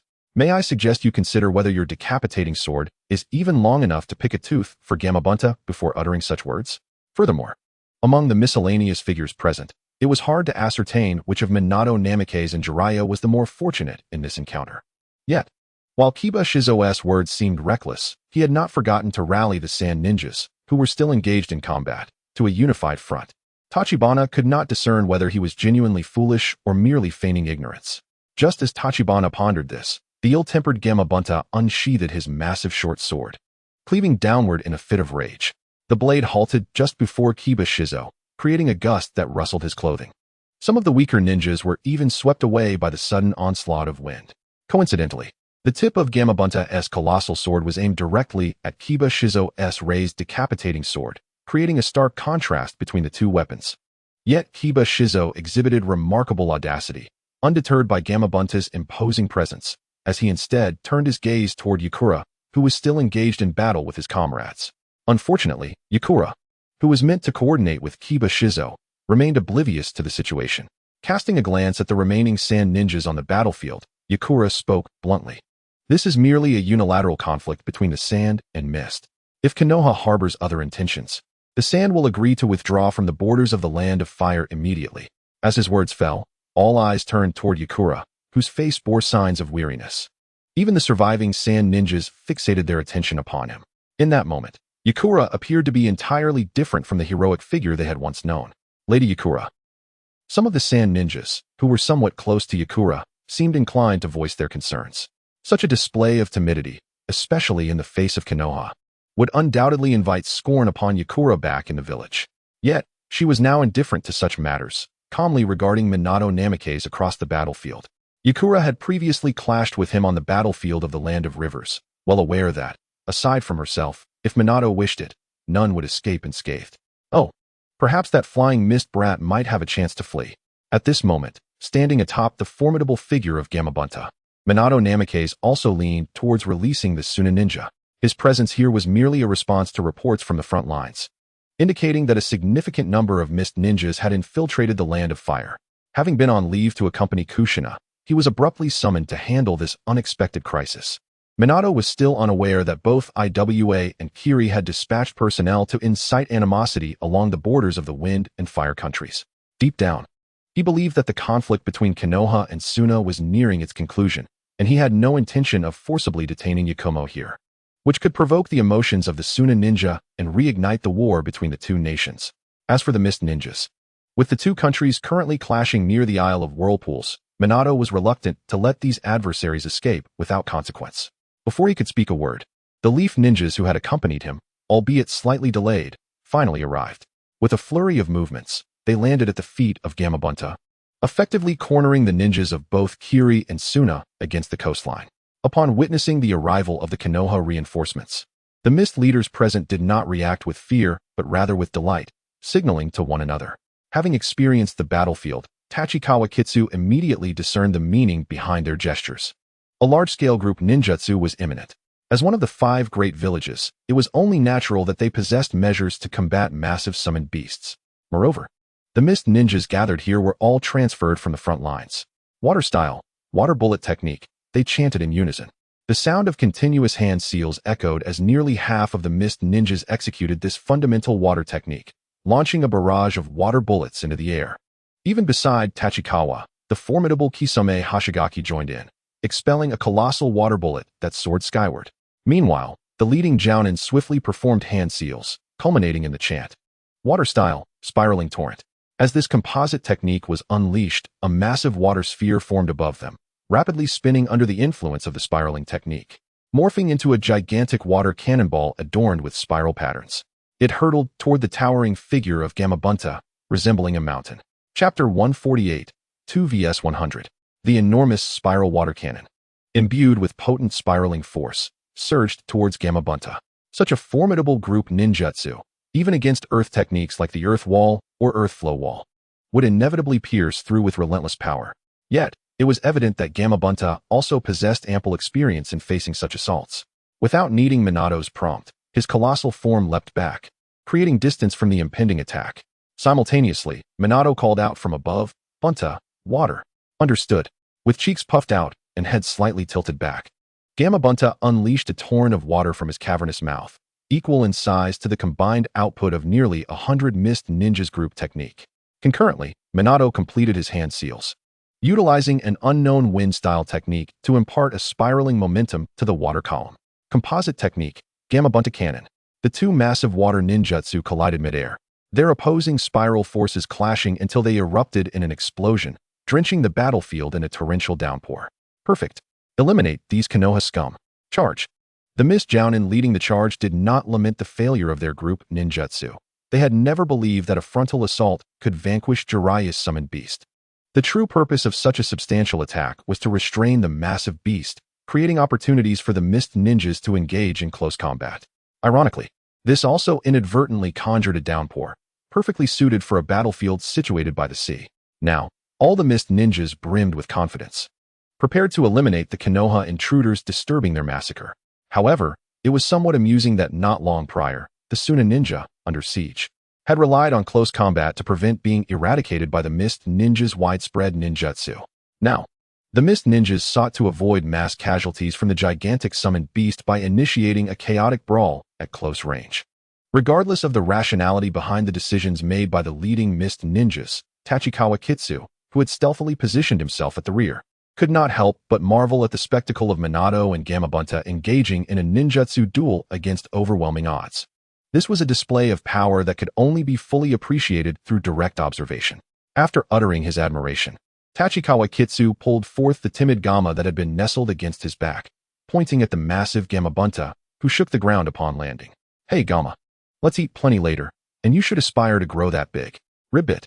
As Kisame observed Tachikawa's playful demeanor amidst the chaos, He shook his head in exasperation, drawing his sword and charging alongside the other mist ninjas. Looking around, Tachikawa realized that remaining on the shoreline would only draw more attention to himself. He decisively performed the hand seals to create 2 water clones, covering himself as he plunged into the fray of combat. It must be said that, in Tachikawa Kitsu's view, while the decisions of the leading Mist Jounin to confront Konoha head-on might not have been entirely prudent, the timing of their engagement was exceptionally astute. With Konoha's reinforcements just having arrived, they had not heard Yakumo's earlier order to retreat. Furthermore, the commander, Minato, who had arrived first, was entangled by the massive ninjutsu, unable to promptly agree to Yakumo's proposal. Thus, the Konoha ninjas, who had recently been battling Suna near the Land of Rivers, did not perceive Suna as outsiders. They simply regarded them as equals, drawing their weapons and launching an offensive against the hesitating Suna ninjas. This led to the surprising turn of events where the Suna, previously engaged in fierce combat with the Mist, now joined forces against Konoha, perhaps realizing the intentions of the Mist ninjas. Minato did not intend to blame the Konoha ninjas who had already begun fighting. Bunta, you should head back. Be careful, Minato. With that, Gamma Bunta erupted into a massive cloud of white mist, vanishing from the battlefield. Following the loss of his mount, Minato fell from the sky but remained unperturbed. A flash of golden light signaled his reappearance in the center of the battlefield. Naturally, he was not the only one who noticed Minato's arrival. Yakumo and the 3 shinobi blades, who had been fighting individually, instinctively chose to swiftly eliminate their opponents and converge on Minato. To be candid, the only reason that Quartet could withstand not being annihilated was due to Minato occasionally teleporting to aid other Konoha ninjas. Wow, truly the yellow flash. You dare to lose focus on the battlefield. A background character from Konoha leapt out from the side, brandishing a massive stone formed from earth release, hurling it towards Tachikawa. Fool. Completely unperturbed, Tachikawa was struck and splattered into water. Simultaneously, the unsuspecting background ninja found a shining blade emerging from his chest, having effortlessly dispatched an adversary. Tachikawa did not continue his rampage. Instead, he pondered the potential developments that might arise next. He did not believe that the 4 leaders of the Mist and Suna could withstand Minato's might for long. It seemed only the powerful techniques of Yakumo and Raiga, adept at widespread ninjutsu, could pose a slight threat to Minato, provided they unleashed their full capabilities without concern for collateral damage. As this realization struck him, Tachikawa Kitsu suddenly shivered, becoming acutely aware of a grave issue.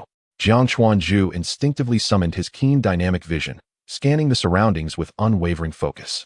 He paid no heed to whether the faint aura of intimidation inherent in his abilities would disrupt the battles of other Mist ninjas. Damn it! It seemed that the ranks of Sunagakure were dwindling rapidly. What the hell did he need to worry about collateral damage for? Jiang Chuanju's thoughts immediately turned to the devastatingly expansive fire release technique of Yakura, reminiscent of a great blazing ring. In the original narrative, this very technique had instantaneously desiccated a vast stretch of lush forest, transforming it into a wasteland. Should this technique be unleashed, Jiang Chuanju was uncertain of its effect on Namake's Minato, but the other ninjas present would likely be reduced to mere husks.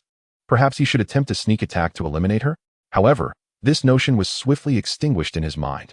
Not only was Yakura currently engaged in a fierce collaboration with the legendary Sannin against Namake's Minato, but he also risked being struck down by his own allies if he attempted such a treacherous maneuver.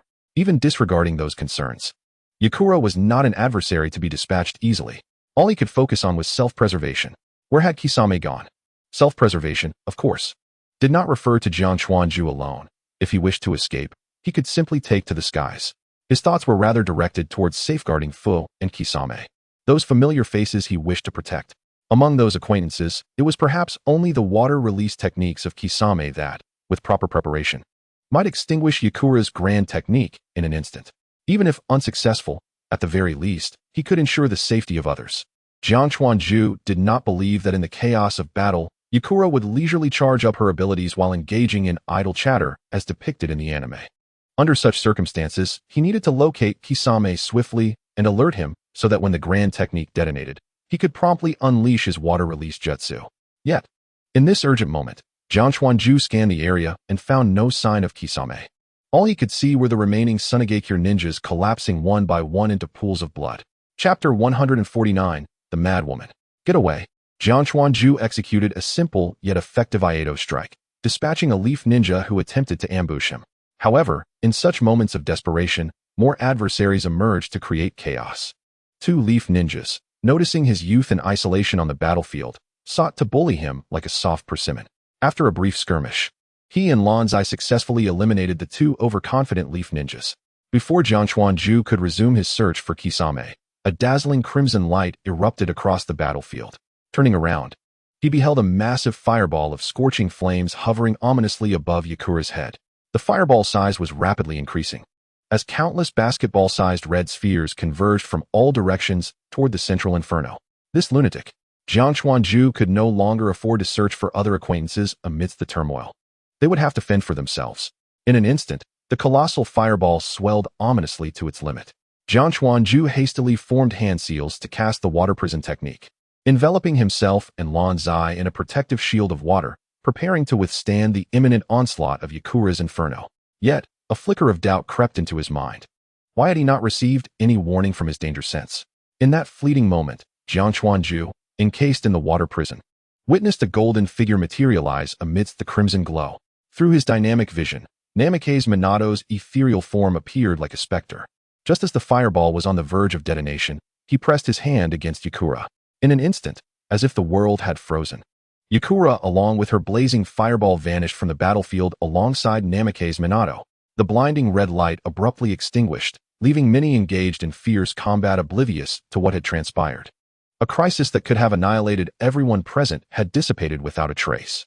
Nevertheless, there were those present who understood the gravity of the situation. Three injured wielders of the legendary swords exchanged knowing glances and issued a unified command. Retreat. With the order given, a thick mist enveloped the battlefield once more. All mist ninjas swiftly disengaged from their opponents, slipping into the dense fog to make their escape. Although the thrill of combat was undeniably addictive, even a victory could lead to punitive consequences for disobedience during wartime. Yet, a few foolish members of the Kagaya clan, clearly blinded by rage, recklessly charged into the ranks of the Leaf Ninjas, inadvertently delaying their advance for the benefit of others. Jiang Chuanju surveyed his surroundings. Noticing that no one was paying him any mind, feeling somewhat awkward, he dismissed the water prison technique and, with Lanzai on his back, joined the main force retreating towards the coastline. Yakura must surely be doomed, he mused. He could only wonder if she might take Namikaze-Minato down with her in the explosion. While Minato's actions had inadvertently saved the Mist Ninjas, Jiang Chuanju harbored no gratitude towards him. He speculated on where Yakura had been taken by the Flying Thunder God technique. After all, she had been nothing more than a ticking time bomb. Minato likely had no time to deal with her in that chaotic moment. Just as Jiang Chuanju contemplated these matters, anguished screams suddenly echoed through the mist. From the erratic sounds and the rapidity of death, he quickly grasped the reality. She had indeed survived. Minato had evidently returned to the battlefield and was now mercilessly hunting down the fleeing Mist Ninjas. It was worth noting that Minato's sensory abilities were formidable, and the ordinary mist techniques might not suffice to thwart his lethal precision. Instinctively wishing to tread lightly and diminish his presence, Jiang Chuanju's body stiffened. His danger sense blared a piercing alarm. It was coming. A golden figure appeared silently behind him. Without hesitation, Jiang Chuanju spun around, drawing his blade in a swift arc and instinctively employing the swallow return technique to counterattack. Clang! The sound of metal clashing rang out. What? Minato clearly did not anticipate that his Flying Thunder God technique would be so easily thwarted by this unknown youth. In the slowed-down sequence of his dynamic vision, Jiang Chuanju clearly witnessed the wind-enhanced kunai slice through Minato's weapon with ease. The short blade surged towards Minato's chest with unrelenting momentum. However, before the blade could reach him, Minato vanished from Jiang Chuanju's sight once more in the blink of an eye. Such quick reflexes. Moreover, it seemed he had not been affected by the intimidation. Jiang Chuanju broke into a cold sweat at Minato's erratic appearances and disappearances. Yet, beneath his mask, a hint of a smile crept onto his lips, for he noticed several droplets of blood staining the previously pristine ground. Although he had observed in slow motion, it was evident that Minato's shoulder bore a tear in his clothing. This was likely due to the damage inflicted by Yakura's explosive flames, revealing patches of dehydrated skin beneath. The blood he had lost, however, was undeniably a result of the wind blade extending from Jiang Chuanju's kunai. Yet, this was not the time for self-congratulation. Glancing down, Jiang Chuanju spotted a kunai embedded in the ground beside him, a Flying Thunder God kunai. With a swift kick, he sent it flying away and prepared to sprint towards the coastline once more. But then what? Just as the kunai Jiang Chuanju had kicked away flipped through the air, Minato's figure reappeared above it once more. Simultaneously, the opponent executed a swift motion with both hands, launching a barrage of 4 shurikens towards Tachikawa Orange. Is this never-ending? Have you dealt with the others? Previously, Tachikawa Orange had been merely coasting through the battle, but now he could no longer afford to conceal his prowess. However, the rapidly approaching shurikens left him no opportunity to perform hand seals and unleash his ninjutsu. Aware that being struck by the shurikens would place him within the attack range of Minato Namikaze, he dared not underestimate the situation. Utilizing the acceleration granted by the body flicker technique, he distanced himself while extending his divine spear to deflect the 4 flying shurikens. Yet, before he could allow his taut nerves a moment's respite, the ominous premonition of danger once again surged from behind him. In the distance, Minato Namikaze vanished. But he did not reappear atop the 4 shurikens that Tachikawa had deflected. Rather, he instantaneously materialized before a previously placed flying thunder god kunai behind Tachikawa. From the outset, Tachikawa had been maneuvered into this position by Minato's feigned assault. Chapter 150, The Composite Ninjutsu of Gale and Water Shotgun. The sound of slicing wind erupted behind Tachikawa. Gripping his kunai, Minato prepared to strike down the seemingly talented boy from the hidden mist. However, he was momentarily taken aback by the bizarre scene before him. Nevertheless, as an experienced ninja, he did not halt his attack. What astonished Minato was none other than the peculiar blue creature, which had been clinging to Tachikawa's back, masquerading as an oddly shaped backpack. Though Tachikawa Orange had the foresight of danger, he was still a beat too slow. Fortunately, the blue creature was ready to spring into action. With a loud croak, a powerful water jet shot directly at Minato's face. Minato instinctively swung his kunai to disperse the water jet and raised his hand to capture the small frog that sought to continue its assault. Thankfully, this momentary delay was sufficient for Tachikawa to pivot and counterattack. He also took the opportunity to perform a one-handed hand seal, dispelling the summoning technique of the blue creature.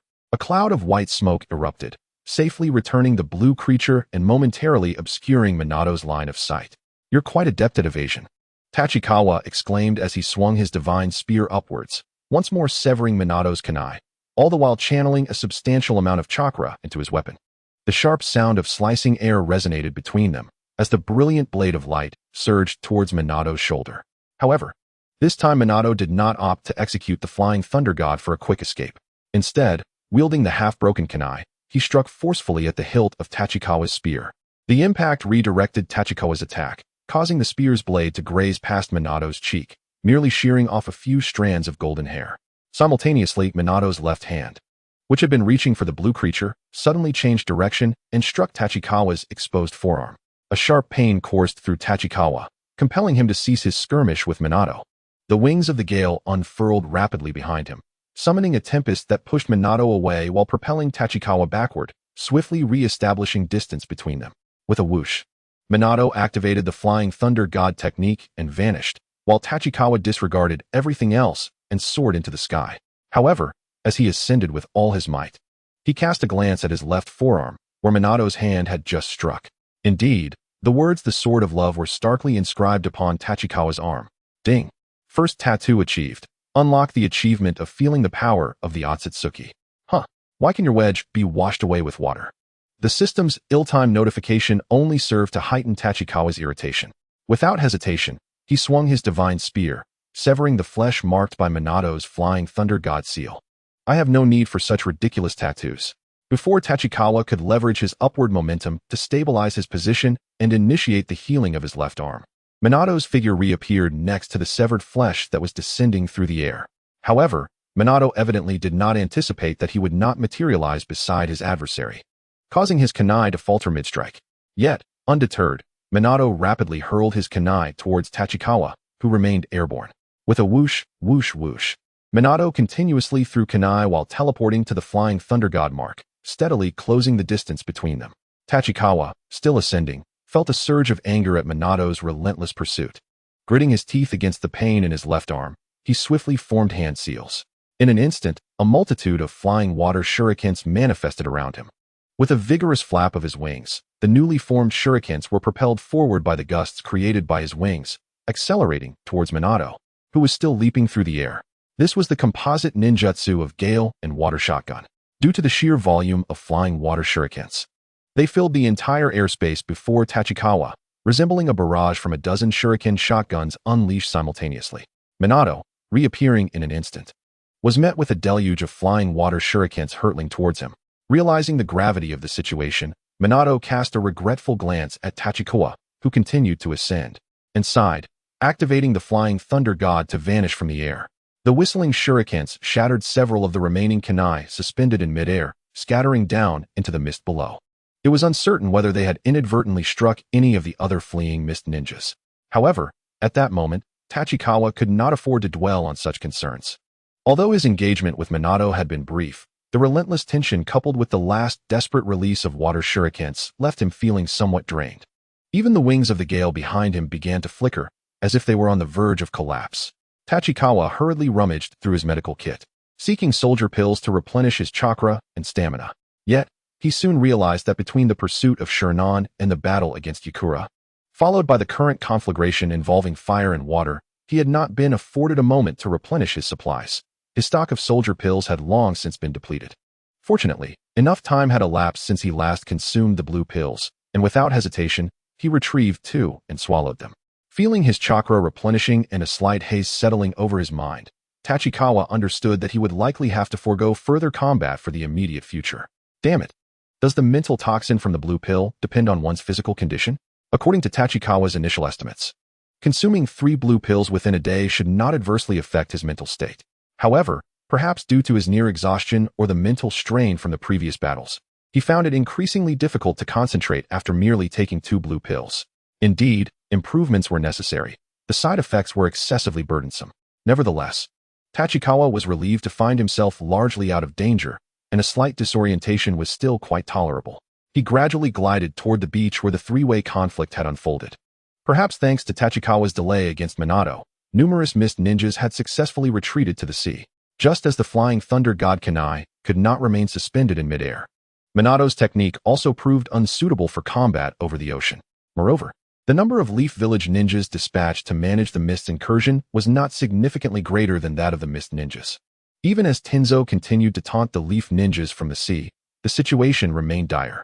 Konoha's renowned Hokage, the third, awaited the return of the esteemed Jonin, Minato Namikaze, who had chosen not to pursue the mist shinobi to the surface, opting instead to engage in battle amidst the challenging terrain. Despite the hasty retreat, the complete annihilation of the Sunagakure forces could be regarded as a successful completion of the mission, wouldn't you agree? Chapter 151, Rising Value. Knock, knock, knock. Come in. Immediately, an Umbu member hurriedly entered the office, kneeling respectfully on one knee. Lord Third, Jonin Minato has returned. The third Hokage raised his gaze slightly, a warm smile gracing his features. Minato is back in the village? Please summon him. Yes. The Umbu ninja acknowledged and exited. Before long, Minato, who had just returned with his team, entered the Hokage's office. I apologize, Lord Third, regarding the mission. Minato began, his expression laden with guilt, only to be interrupted by Hiruzen Sarutobi. I have reviewed the mission report. There was no error on your part. No one anticipated that the mist would dispatch such a multitude of shinobi into the land of fire. Successfully expelling them all signifies that your mission was not a failure.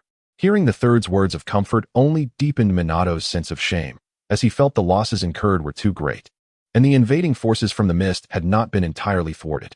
Noticing Minato's silence, Hiruzen refrained from further consolation and instead said, I noted in your report that you mentioned the Sunagakure's Shikuten user, Yakumo. Indeed, Lord Third. With the discussion shifting to serious matters, Minato regained his composure. The Mist Ninja's incursion into the Land of Fire was precipitated by the pursuit of their Umbu by Yakumo, which attracted considerable support from the Mist's frontline forces. Unfortunately, the entire Sunagakure contingent led by her has been wiped out. As for Yakumo herself, Minato paused momentarily before continuing. I deemed her presence might aid in the negotiations between our village and Sunagakure, hence I captured her. Excellent work. Arriving on the scene in time and capturing Sunagakure's commander is commendable. Hiruzen nodded with a smile, appearing quite satisfied with Minato's actions. However, being more knowledgeable about Sunagakure's current circumstances, only he knew whether he truly agreed with Minato's assessment. Perhaps prompted by the mention of Yakumo, Minato contemplated before speaking again. In truth, the mission may not have been timely. The day before my arrival, Sunagakure had nearly encircled the fleeing Mist Umbu. Had an unforeseen incident not occurred, They may have successfully achieved their objective and withdrawn without further conflict. Hiruzen, having reviewed the mission report, was unaware of this detail and expressed mild interest. An unforeseen incident? Yes, Lord Third. Minato carefully chose his words as he elaborated. When the mission report was sent back, Yakumo was still unconscious. I only learned of the events during our return. Initially, upon awakening from her grievous injuries, Yakumo was completely uncommunicative until I mentioned the flying mist Umbu, at which point she began to recount what had transpired. At this point, Hiruzen could not help but interject. Is this the one you emphasized in your report? The prodigious mist ninja capable of trading blows with you for several exchanges? How does he compare to Kakashi? Minato looked at Hiruzen with surprise. Unsure why the Hokage would pose such a question. Did he believe that if Minato were to attack with full force, Kakashi could withstand several exchanges? Nevertheless, Minato responded, well, he is likely of a similar age to Kakashi, but his prowess far exceeds Kakashi's. Hiruzen seemed to realize he had asked a foolish question and offered an awkward smile. Please continue, Minato. Certainly, Lord Third. According to Yakumo, this young mist ninja had previously engaged her in combat. It was his sudden appearance and the large-scale ninjutsu he unleashed for cover that enabled the mist Umbu to break through the blockade, allowing Tsunagakure to linger longer within the land of fire. Hiruzen rested his arms on the desk, propping his chin up, his eyes narrowing thoughtfully. A flying ninjutsu that has not been heard of before, coupled with formidable large-scale techniques, and capable of holding his own against you, Minato. His chakra levels must also be significant, and at merely 11 or 12 years of age, it appears the mist has produced an extraordinary talent. Minato, his expression grave, nodded. Indeed, after our brief skirmish, I contemplated probing further, even eliminating him. However, I ultimately failed. He did not attribute his failure to his injuries or the enemy's aerial abilities. This revelation only served to heighten Hiruzen's interest in Tachibana. What a pity, he murmured, not out of regret that Minato had not eliminated the threat sooner, but rather lamenting that such a talent was not among Konoha's ranks. Relay this intelligence and incorporate it into the Umbu dossier, designating it as an A-rank target. Understood. The ever-quiet Tsurun Komatsu acknowledged before summoning an Umbu to gather intelligence on Tachibana for the Third's future plans. Minato, accustomed to such proceedings, redirected the conversation back to Yakumo. Lord Third, Yakumo is still critically injured. The accompanying medical ninjas can merely stabilize her condition. Should we not send her to the medical unit? Send her to Tsunade. Hiruzen suggested, but the entire Hokage office fell silent, with even him momentarily at a loss for words. Everyone present understood Tsunade's current situation, and no one knew how to respond to this statement. It was Tsurun Komatsu, about to exit the office, who paused and spoke up to relieve Hiruzen's awkwardness. Hiruzen, Tsunade is still at the front lines in the Land of Rivers, overseeing the evacuation of medical ninjas. Have you forgotten? Ahem. Yes. Hiruzen coughed lightly to mask his embarrassment, forcing a smile at Minato. Minato, take Yakumo to the interrogation department. Leave the arrangements with the medical unit to them. Understood, Lord Third. Minato's face lit up with genuine gratitude as he thanked the Hokage and exited happily. Meanwhile, on the road back to the Mist Village, Tachibana remained blissfully unaware that Yakumo, whom he had presumed dead, had been captured by Konoha. He could not possibly fathom that in just a few days, his own worth would multiply exponentially. Chapter 152, Ribbit, July 9th. Today marks the first day of Gua's existence. As it appears, Gua has no recollection of the past. All Gua knows is that amidst a cloud of white smoke, it encountered a boy who seemed quite adorable. What is white smoke? And what does it mean to be a boy? Gua seemed to be born with some knowledge, but the most important realization was that Gua is a Pokémon, and the charming boy it met is Gua's trainer. The boy appeared quite pleased with Gua's arrival, and Gua was equally delighted to have such a sunny trainer. However, why was this joyous boy shedding tears, laughing while crying? It seems Gua still has much to learn. July 10th, Gua's trainer held Gua close throughout the night. Initially, the boy trembled as he drifted into sleep, but Gua, being remarkable, found that by holding onto the boy tightly, his shivering ceased. Today, the young boy conversed extensively with Gua, yet much of what Gua heard was incomprehensible. What did it mean to conceal tears? What was a weasel? What was this mention of a grand Buddha? Nevertheless, the boy's final words resonated with Gua. The boy declared Gua to be his eternal companion, his most cherished family. The boy introduced himself as Jianqi-ju and proclaimed that Gua was family, henceforth sharing his surname, with Gua's new name to be Jianqi-lan. Thus, do Pokemon also require names? July 20th. The boy, Ju, endures great hardships daily, and Gua often observes him training until exhaustion. It appears that a perilous crisis looms ahead for Ju, prompting Guo to train alongside him, for a trainer must be safeguarded by their Pokémon. July 25th. Today, Zhu practiced dodging water guns and was drenched by Guo's sprays throughout the day. Yet, Zhu seemed quite pleased. July 27th. Dried fish is truly delectable. July 30th. Today, Guo and Zhu united to triumph over a nefarious foe. The villain injured Zhu's arm and kicked Guo. Guo has memorized his scent. That night, Zhu conjured a wondrous candy, but ended up consuming it himself. Zhu promised that when he has more candies, Guo would get to taste one too. July 31st. Today, Guo encountered a wicked woman who dared to claim that Guo was a vengeful spirit. Guo is a Pokemon. Huh, what does vengeance mean? August 21st. Zhu has been unusually solemn since yesterday, seemingly troubled by some condiment. Moreover, his training has intensified. Guo must strive even harder. October 27th. Guo nearly met his demise. It was enormous. It flew right over Guo's head. I shall no longer heed Zhu. October 28th. Dried fish is truly delectable. November 26th. Today, Zhu welcomed 3 new teammates, one tall, one fragrant, and one without eyebrows. Zhu stated that Guo is also a member of this team. But Guo is a Pokemon. Shouldn't a Pokemon's companions also be Pokemon? December 1st. Pirates are despicable. Guo loathes pirates. It is because of them that Zhu suffered such grievous injuries. December 9th. The fragrant teammate appears to be quite downcast today. Guo and Zhu consoled him together. Guo is truly remarkable. December 12th. Such a grand ship. December 17th. Guo evolved today. His hands seem to have elongated, which feels rather peculiar. However, today Zhu nearly perished. It is Guo who is utterly inadequate. As a Pokemon, I should not constantly require my trainer's protection. Guo must grow stronger. Guo must train diligently. Guo cannot allow Zhu to perish. January 9th. Zhu is a wicked fellow. He actually made Guo wield a leek as a weapon. What would other Pokemon think of Guo for using such a weapon? Never mind, that is of little importance. What matters is that Zhu dares to call Guo a misfortune. Guo knows what that means. Guo is not. January 10th. Dried fish is truly delectable. January 11th. Zhu intends to take Guo into battle. Is it to compete against other Pokemon? January 18th. Trainers can also Gigantamax? How terrifying. March 16th. Zhu claimed once more that Guo is a misfortune. Guo is furious. He even wanted to bathe with Guo's bubbles. Sigh, never mind. After all, Zhu is Guo's trainer. Guo is truly kind-hearted. April 14th. The mushroom-headed one has perished. Zhu seems somewhat sorrowful. When Zhu is sad, Guo feels sorrow too. In today's battle, Zhu did not allow Guo to participate at all. It appears Guo is no longer of assistance to Zhu. This will not do. Guo's very existence is to protect Zhu. Guo must train even harder. May 10th. Upon returning from a mission, Guo encountered an elderly man selling meatballs. The meatball vendor claimed that consuming his meatballs would grant strength. However, Guo detected the scent of a villain on him. Guo will not be deceived. June 3rd. Today, Zhu stealthily entered a building alone, burdened by Guo. Guo had already anticipated his actions. However, Guo is a sensible Pokemon. Guo feigned ignorance so that his trainer could save face. June 17th. How frightening. The fragrant one unexpectedly expelled a strange substance from her mouth. Zhu even praised her as impressive. How terrifying.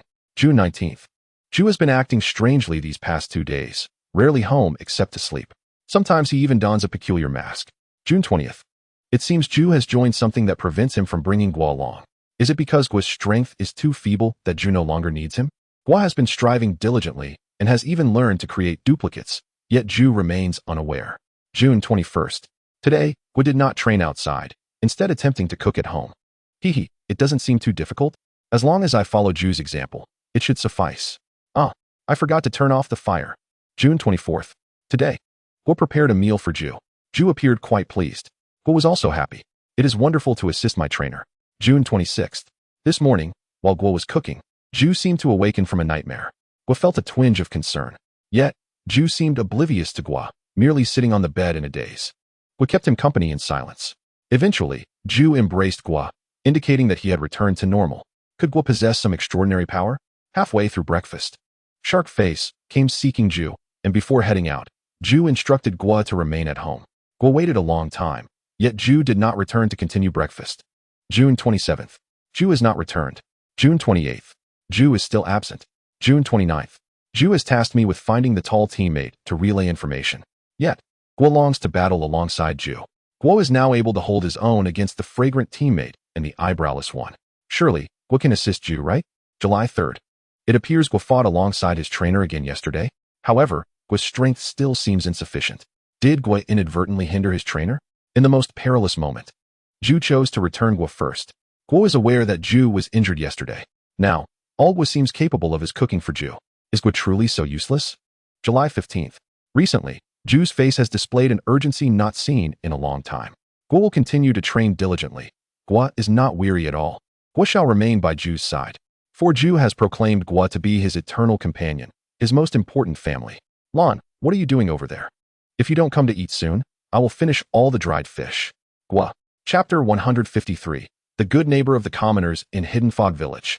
Brother Zhu, I am truly sorry to trouble you, the proprietor of the fruit shop said, rubbing his hands together with a hint of embarrassment, as he watched the ninja Jianshi Zhu busily repairing his little shop's roof. Oh, Uncle Sakata, you say that as if I haven't trodden here often during my missions. Fixing it is only right. Uncle Sakata felt a wave of emotion. His fruit shop is located in a bustling area of the commercial street. And while the business is thriving, the traffic of ninjas frequently traversing the rooftops is inevitable. Some ninjas, in their haste, don't hesitate to damage the roofs. There was even a time when falling tiles injured him, yet no one offered compensation. As an ordinary civilian, he dared not complain to the ninjas, ultimately resigning to his misfortune. Yet, unexpectedly, this young ninja named Jianshi Zhu has been so enthusiastic, assisting him multiple times without even being assigned a task. Not long ago, he helped me with errands, delivering fruit, and now he has come to assist in repairing my roof. I have also heard that numerous store owners and residents nearby have benefited from his kindness. What a good soul he is. Is Brother Tachibana feeling weary? Would you care for some fruit to take a break? No. Thank you, Uncle Sakata. I have other matters to attend to and must depart shortly. I shall return to finish the rest another day. With those words, Tachibana swiftly leaped away, disappearing without a glance back.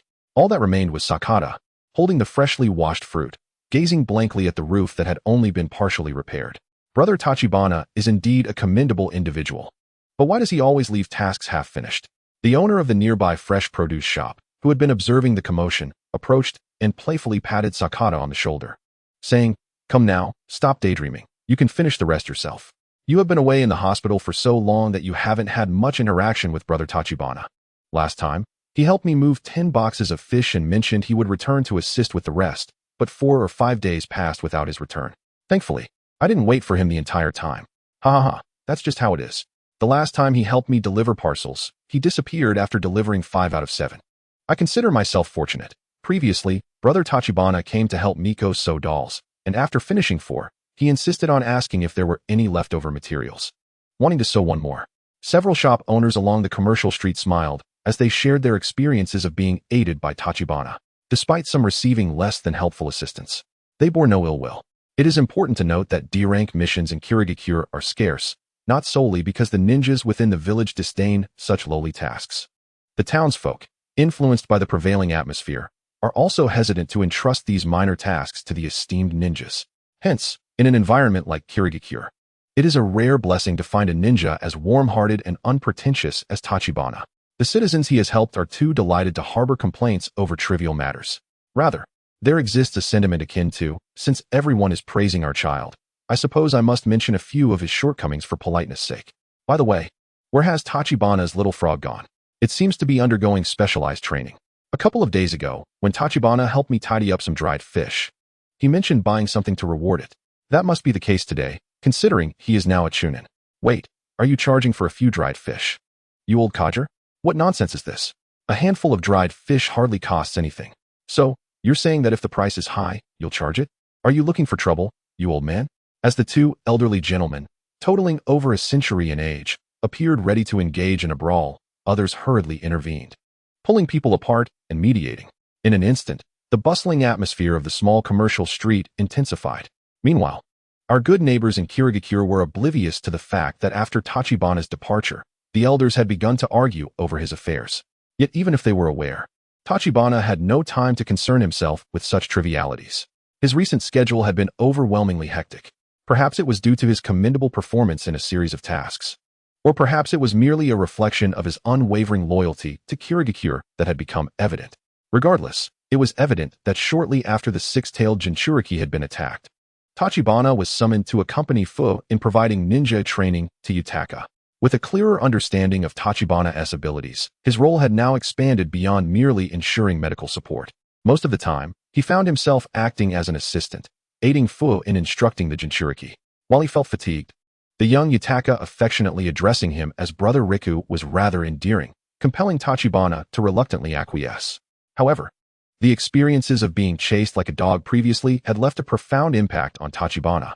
Although the enemies he faced were a future Raikage and a future Hokage, surviving their encounters was a testament to his strength. Yet, for Tachibana, a privileged traveler, it still felt somewhat humiliating. Coupled with the intense training regimen imposed by Ran, he began to intensify his own training, entering a phase of relentless practice. Of course, as someone with special advantages, Tachibana understood the essence of his core abilities. He was not merely enhancing his foundational attributes through rigorous training. He diligently completed his daily tasks without fail. Occasionally, he would utilize his public persona to assist Mei and Kage in simple ninja missions. However, due to his obligations as an active Umbu, he was unable to partake in tasks that required leaving the village or that were overly complicated. This limitation resulted in a consistently subpar accumulation of gold coins from village missions.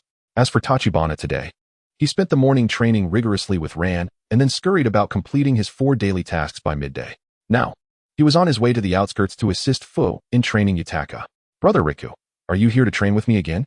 Upon entering the compound, he heard Yutaka's somewhat obedient voice. This residence, situated on the edge of the village and nearly resembling a castle, had been arranged by the village higher-ups for Yutaka following the recent attack. Moreover, likely for precautionary reasons, the presence of Umbu stationed nearby had significantly increased. Nevertheless, Tachibana harbored no ulterior motives and remained unconcerned. Little Yutaka, how have you been mastering the techniques I taught you previously? Hee, Brother Riku, look. Little Yutaka grinned widely, extending his chubby little hands to begin forming hand seals. Although his speed was not particularly quick, it was commendably precise. Upon completing the seals, Yutaka, emulating Tachibana's demonstration from a few days prior, solemnly declared, "Water release, water flow ring." A clear stream of water formed between his palms, swirling and expanding until it transformed into a water ring, floating atop Yutaka's small hand. Hee, Brother Riku, am I impressive? Perhaps due to his upbringing surrounded by Umbu ninjas, Yutaka harbored no aversion to the profession. However, he felt a stronger affinity towards Tachibana, who was noticeably younger than the other Umbu, often provoking jealousy in Fu, his official teacher. That looks quite good. Little Yutaka, you've made significant progress. Tachibana approached with a smile. Although the water flow ring was the first skill he had mastered, it was not particularly formidable, and he had submitted it to the village early on to establish his reputation as a medical genius. Now, many of Kirigakure's medical ninjas had mastered the water flow ring, making it the only skill he had disseminated externally. Therefore, he had no qualms about allowing Yutaka to practice it. However, as Tachibana drew near, he felt an odd sensation regarding the water ring Yutaka had created. Wait a moment, little Yutaka, maintain the water ring without moving. After seeing Yutaka obediently nod, Tachibana cautiously extended his finger towards the water ring. Zzzt. A sharp sound rang out, and a jolt of pain shot through his fingertip, prompting Tachibana to quickly withdraw his arm. Tsk. Indeed. Yutaka looked at his older brother in confusion as he reacted dramatically, asking innocently, Brother Riku, what's wrong? Hee, it's nothing, but I believe your technique may need a name change. Jiangchuan Jizi concentrated a healing energy in his left hand, gently mending the small wound on his fingertip that had been corroded. In front of Xiaoyu Takahashi, he felt it inappropriate to mention the topic of Jinchuriki. However, he had a vague understanding of why he felt an oddity when he approached earlier, particularly regarding the water flow ring that Takahashi had conjured. Upon closer inspection, he discerned that within the crystalline waters, delicate strands of blue chakra flowed. The unique azure chakra of the Six Tails bore a resemblance to the color of the water, making it difficult to notice without careful observation. A perfectly legitimate medical ninjutsu had been unwittingly transformed by Takahashi into a lethal technique. Given its relatively modest power and the persistent damage it inflicted, it would be more aptly termed a torturous ninjutsu. One could argue whether the Six Tails was generous or if the sealing techniques of the Mist Village were simply inadequate. Jiangchuan Jizi recalled that Prince Naruto, in his youth, had struggled with the Nine Tails mischief, resulting in a woeful lack of chakra control. Presently, it appeared the Six Tails did not hinder Takahashi's execution of ninjutsu, though the nature of that ninjutsu was certainly open to debate. Change the name? Upon hearing Jiangchuan Jizi's suggestion, Takahashi remained perplexed. Isn't it exactly the same as the one Brother Riku performs? The water flow ring? Ahem, nothing much. In the future, during battles, if you find someone displeasing, simply ensnare them with this water flow ring. Understood, Brother Riku, Takahashi replied earnestly with a nod. Yet, in the next moment, Riku interjected, Hey, don't corrupt the child. Fuku, who had appeared in the courtyard unbeknownst to them, approached and reached out to tap Jiang Chuanjizi on the head. I'll dodge. Jiang Chuanjizi deftly evaded Fuku's attempt and swiftly positioned himself behind Takahashi. Captain Fuku, it seems you're late today. Lord Third summoned me for a matter this morning. Fuku provided no further explanation, shaking his head in resignation at Jiang Chuanjizi's somewhat childish demeanor. Turning to Takahashi, he advised, What you need to focus on right now is not mastering ninjutsu. To become a true ninja, there are many foundational elements you must learn. I understand, Master, Takahashi replied, somewhat dejected. Hearing the child's slightly pitiful tone, Jiang Chuanjizi lifted him up from behind. Let us go, we're off to class. Jiang Chuanjizi carried the little one toward the house, prompting a fit of giggles from Takahashi. This boy, despite being a child himself, certainly had a knack for entertaining younger ones, thought Fuku, shaking his head as he followed them inside. Within the villa's designated classroom, Fuku stood before the blackboard, explaining the principles of stealth operations to Takahashi. Jiang Chuanjizi couldn't help but smirk beneath his mask. A jinchuriki, a battlefield weapon of mass destruction. What need was there for stealth? Wouldn't it be more effective to simply bulldoze through? Nevertheless, as he was not the one attending the lesson, he refrained from interjecting and instead sat quietly to the side. Recently, during these cultural classes, Jiang Chuanjizi found moments of respite.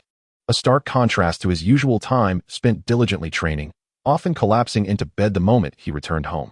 This classroom time allowed him to reflect on his recent achievements. The response had been promising. The water dragon had become a revered scripture among the LSP within the Land of Water, and the reputation of his mentor, Zanzan, had spread alongside it. Particularly in the capital, it was immensely popular.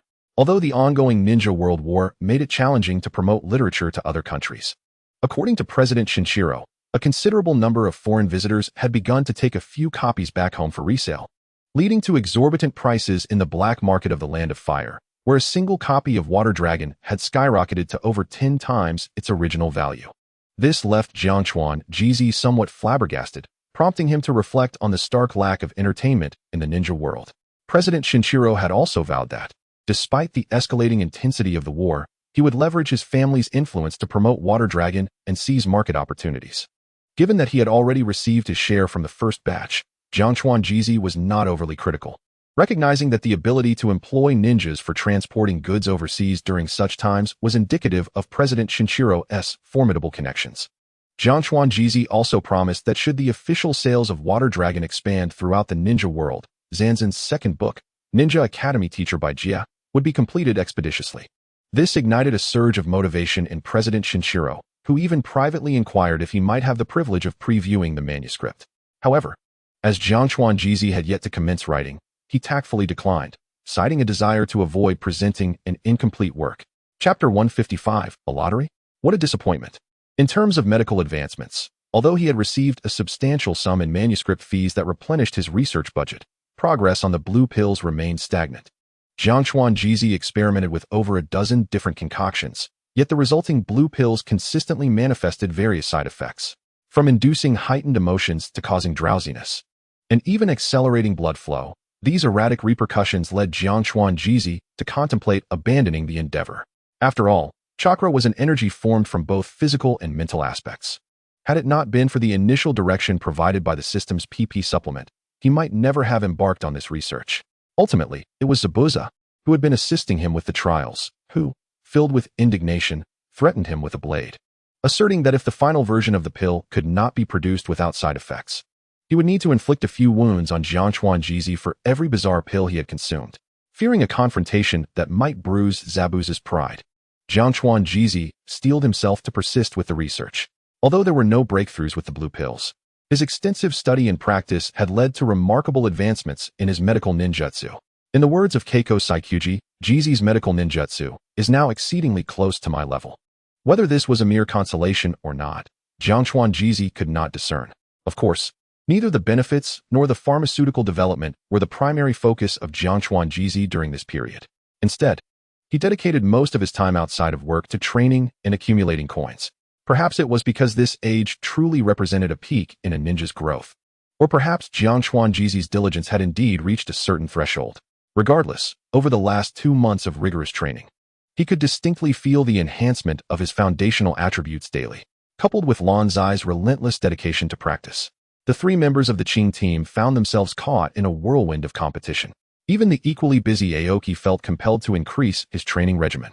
Thanks to their deepening understanding of chakra, Jiang Chuanji and Lan Zai learned numerous skills from one another. At the very least, the ninjutsu water wave, which Jiang Chuanji had long coveted, was now firmly within his grasp. As for the system coins, Jiang Chuanji opened the system panel. Due to having frequently benefited from teammate missions and completing his daily tasks today, his coin count had impressively surged to 4,820, enabling him to execute 3 10-pull draws. Stealing a glance at Fuku and Takahashi, who were diligently engaged in their lesson, he pondered that since he had nothing to occupy his time, he might as well begin the lottery now. At worst, he could temporarily store any inconvenient items within the system panel and retrieve them later at home. As for which prize pool to draw from, although Jiang Chuanji still held the title of Chunin, it was merely a label. The fundamental attributes such as chakra capacity and physical prowess may exhibit disparities when compared to the seasoned Jonin, particularly due to age. However, when viewed solely from the perspective of combat capability, bolstered by an array of diverse skills and traits, one has undoubtedly transcended the threshold of a Jonin. Moreover, with the presence of blue, akin to the Inuzuka clan, one cannot merely assess the Master's combat prowess in isolation, including the little green frog in the equation. Even among Jonin, the disparity remains notable. Indeed, the range of strength within the Jonin tier is quite significant. At present, Jiang Chuanji can confidently assert that he would not be among the weakest of his peers. If one were to be somewhat cheeky, he could declare that, thanks to his ability to fly, he could hold his own against any non-flying ninja. With such a baseline of conventional combat power established, Jiang Chuanji naturally yearns for more peculiar abilities. If even a minor character like Haiden can attain an elite level through his bloodlust, wouldn't it be reasonable for him to possess 1 or 2 unique killing techniques to make the 3rd Hokage shift uncomfortably? In the realm of Pokémon, the most enigmatic abilities undoubtedly belong to the ghost, psychic, and fairy types. Yet, it appears that Jiang Chuanji lacks any notable talent in illusion techniques. Recently, he has refrained from squandering gold on lottery draws, instead diligently honing his skills in Genjutsu, hoping to unlock a pool of ghost or psychic abilities to acquire a couple of unique killing techniques. Unfortunately, the outcome has been far from satisfactory. The 2 illusion techniques entrusted to him by Qing were merely of D-rank difficulty, and Jiang Chuanji has struggled even with the most rudimentary applications. Now, he must obediently redirect his attention to the standard type up pool that has existed since the beginning. This is not to say that there aren't commendable abilities within the general category. It is merely the most saturated in terms of skills and traits within the Pokémon universe. The assortment of mediocre items in the general pool is simply overwhelming. Nevertheless, he mused, one cannot hoard gold indefinitely. Even if he were to draw something rather commonplace, it would still contribute to his combat efficacy. With blue absent, may Karaki bestow his blessings. Casting aside the futile thoughts swirling in his mind, Jiang Chuanji focused intently on the lottery interface. 30 consecutive draws. Let the lottery commence. The violet orbs pulsated, a sight Jiang Chuanji had long since grown accustomed to. 30 shooting stars traced across the lottery panel, transforming into prizes that lined up in succession. Move learning device, egg creation, purple item, an attribute-less secret technique that, upon hand seals, consumes chakra to coalesce into a healing egg imbued with life energy. This healing egg can persist for up to 24 hours unless destroyed, and the individual consuming it receives comprehensive healing equivalent to the amount of chakra infused by the creator.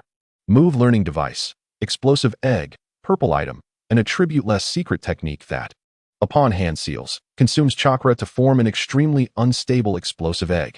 This egg can remain intact for 24 hours unless its shell is compromised, resulting in an explosion of unstable energy, the effects of which depend on the amount of chakra infused by the creator. Lucky egg, purple item, an egg filled with happiness. Consuming it allows the user to experience joy and enhances training efficiency by 50% for the next 30 days. Sound bomb, blue item, when thrown to the ground, it produces a loud noise that disrupts enemies and inflicts minor sound wave damage. Defrosting medicine, blue item, can be used internally or externally to heal frostbite effects. White item, 25. As all the prizes materialized, Jiang Chuanju gazed vacantly at the system panel. At that moment, his mind was consumed by a singular thought: eggs. Unable to contain his excitement, Jiang Chuanju leapt into the air. Is this truly random selection? This is preposterous. Chapter 156, Lucky Egg and Boiled Egg. Lu, what are you doing? Brother Lu? Fuku and Yutaka, who were engrossed in their lesson, turned to gaze at the suddenly exuberant Jiang Chuanju. This caused his emotions to become somewhat disjointed. Nothing. Just had a sudden inspiration for a new ninjutsu. You all carry on. Jiang Chuanju awkwardly returned to his seat, continuing to stare blankly at the system panel. However, upon noticing that among the white prizes, there was a seemingly categorized ingredient, the boiled egg, he nearly lost his composure once more. Fuku and the others paid little mind to his outburst, resuming their previous lesson. Perhaps it was for the best, as these prizes could only be observed for now and were not easily accessible. Jiang Chuanju pondered, nursing a grudge against the system, and dutifully accompanied Yutaka in listening. Subsequently, they practiced shuriken throwing, physical techniques, and swordsmanship, leaving Jiang Chuanju feeling less leisurely than before. After finally completing the task of accompanying the prince in his studies, he was eager to return home and organize the troublesome eggs from this lottery draw. However, just before he could leave, Fuku called out to Jiang Chuanju. Lu, starting tomorrow, we will temporarily resume normal umbu duties, so you need not come over here anymore. The sudden termination of work that had persisted for over 2 months left Jiang Chuanju momentarily bewildered. Captain Fuku, is there a problem? Fuku gently shook his head and replied, No, it's simply that our team's rotation has concluded, and we need to execute external missions. Only then did Jiang Chuanju realize. When he had first joined the umbu, he had coincidentally been assigned to Fuku's team, which was responsible for tasks within the village. His previous pursuit of Shernan had only occurred due to Fuku being the host of the Six Tails. Subsequently, he had been reassigned to accompany the prince in his studies. Jiang Chuanju had grown accustomed to this, and assumed that the primary role of the umbu was to patrol the village and run errands. In reality, for most umbu members, traversing the ninja world and executing various perilous missions was the norm. Typically, once an umbu member joins, they vanish into thin air, and it is uncommon for someone like Jiang Chuanju to have the luxury of time to assist a former teammate with daily tasks. Moreover, what Fuku had not mentioned was that, in fact, Fuku's team had concluded their rotation and had begun external missions as early as last month. They were tasked with conducting in-depth investigations of military intelligence within the Land of Fire, a highly dangerous assignment. However, at that time, the third Mizukage had considered that the training for the Six Tails host had only just commenced. Thus, he had not summoned Fuku and Jiang Chuanju back, but instead appointed another jonin from Fuku's team to temporarily lead the assignment. Unfortunately, a few days ago, that unfortunate temporary captain had perished during the mission. Fuku deemed that, at this stage, Yutaka was sufficiently equipped to absorb the teachings, and thus he was recalled by the third Mizukage to continue leading his team. With Fuku, Yutaka's instructor, being summoned back, Jiang Chuanju, as the assistant, could no longer afford to remain so leisurely. So, Captain Fuku, should I report to the umbu base tomorrow morning? After all, Jiang Chuanju had only served a brief stint as a runner in the umbu, and he was not well versed in the procedures for external missions. No need. Tomorrow morning at 9 o'clock, you and I will meet at the village entrance to depart together. The other members of the team are currently on standby at the front lines. Understood, Captain. Jiang Chuanju hadn't anticipated that, after all this, he would be heading to the frontline battlefield. He couldn't help but wonder what the situation had been like there recently. In truth, Jiang Chuanju was not entirely ignorant of the current state of the Third War. After all, Qing, who frequently trained alongside him, was currently the head of the sensory class within the village and would occasionally share information about the ninja world with the trio. In recent months, the spotlight of the entire shinobi world has been predominantly focused on one individual, Minato Namikaze. The very same person who had previously been chased away in disarray by Taki's own Tachikawa has recently garnered an unparalleled reputation. He had once fought alongside Jiraiya on the battlefield of Sunagakure against formidable foes such as the 4th Kazekage Raza, the puppet master Chiyo, and the blazing release user Yakura. However, at that time, Minato's brilliance was overshadowed by the luminescence of his master, Jiraiya. Yet thereafter, from capturing Yakura to showcasing his prowess on the battlefield of Awagakure, and ultimately single-handedly confronting the Reikage Sayer, A, and the Jinchuriki of the Eight Tails, Killer B, every major nation, except for Kirigakure, has felt the intensity of Minato's strength. The moniker Yellow Flash has firmly established his fame throughout the shinobi realm. Coincidentally, Aoi and the three youngsters have encountered Minato in person, which consequently leads Aoi to frequently recount tales of the Shinobi World-S battles, invariably turning the conversation towards Minato. This leaves Tachikawa somewhat uninformed about other battlefronts. Ultimately, it is not within my purview to decide where to undertake missions, so why ponder excessively? Abandoning his thoughts, Tachikawa jogged back home with a light heart. "Lon, I'm back," he called out, but silence greeted him indoors, a response he had anticipated. Recently, Lon had become so engrossed in training that he scarcely kept track of time. Had it not been for the supervision of Terumi, Mei, and Zabuza, Tachikawa would have been hesitant to allow the little frog to train unrestrained. After settling down, he opened the system panel again. Upon observing a particular reward, Tachikawa reached a decision. It would be best to give it to Lon, as he would soon embark on a mission, leaving little time for training. Initially, he had contemplated bestowing a magical candy upon Lon during his next draw, but now it seemed this option might yield even better results. With a mere thought, he extracted the lucky egg from the 3 purple prizes and examined it closely in his palm. Its pristine white surface resembled that of an ordinary chicken egg, yet when held, it emanated a subtle sense of happiness, truly fitting for Lon. Tachikawa had observed Lan's relentless training, and though he could surmise the reasons behind the little frog's fervor, he had no other means to assist aside from offering daily encouragement and deciding to give Lon any enhancement items he might draw. All he could do was silently empathize with the little frog. While the lucky egg might not resolve all issues, it would certainly provide the happiness and training enhancement that Lon desperately needed. However, after some contemplation, Tachikawa decided against revealing the effects of the lucky egg to Lon. Perhaps he could simply incorporate it into tomorrow's breakfast as an ordinary egg? With that thought, he retrieved the boiled egg from the white items. Perfect. They looked quite similar, one for him and one for Lon. He mused, let us be careful not to mix them up. Chapter 157, Good Eggs and Bad Eggs. After placing the 2 eggs in the refrigerator, Tachikawa continued to organize the remaining prizes. The priority naturally lay with the 2 secret techniques that bore striking similarities, raw egg and exploding egg. With a furrowed brow, Tachikawa took out the scroll for raw egg. What in the world? I'm a grown man. No, a dashing youth. Yet I find myself having to learn how to produce eggs. However, the system cared little for Tachikawa's sentiments. The moment the scroll was unfurled, a torrent of ninjutsu knowledge flooded into his mind. Upon gaining a deeper understanding of the raw egg skill, Tachikawa found himself with a flicker of appreciation for its potential. Having served as a medical ninja for so long, he possessed considerable insight into healing techniques.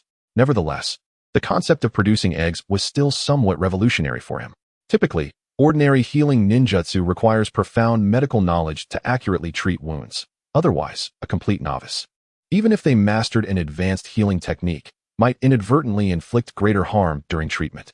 This explains why healing ninjutsu necessitates meticulous chakra control and is generally more challenging to learn. However, the healing effect of the raw egg skill was decidedly more esoteric. Primarily, the healing eggs produced by this skill could be utilized by others and could be employed even by those with no medical background. The principle lies in the chakra's inherent ability to convey spiritual intent. When the caster imparts chakra into the healing egg, they also imbue it with their understanding of healing. When another person subsequently uses the healing egg, its life energy treats the patient according to the caster's medical comprehension. Thus, the greater the medical expertise of the caster, the more potent the effects of the healing egg produced. This aligned perfectly with the system's description, stating it equates to a comprehensive healing by the caster.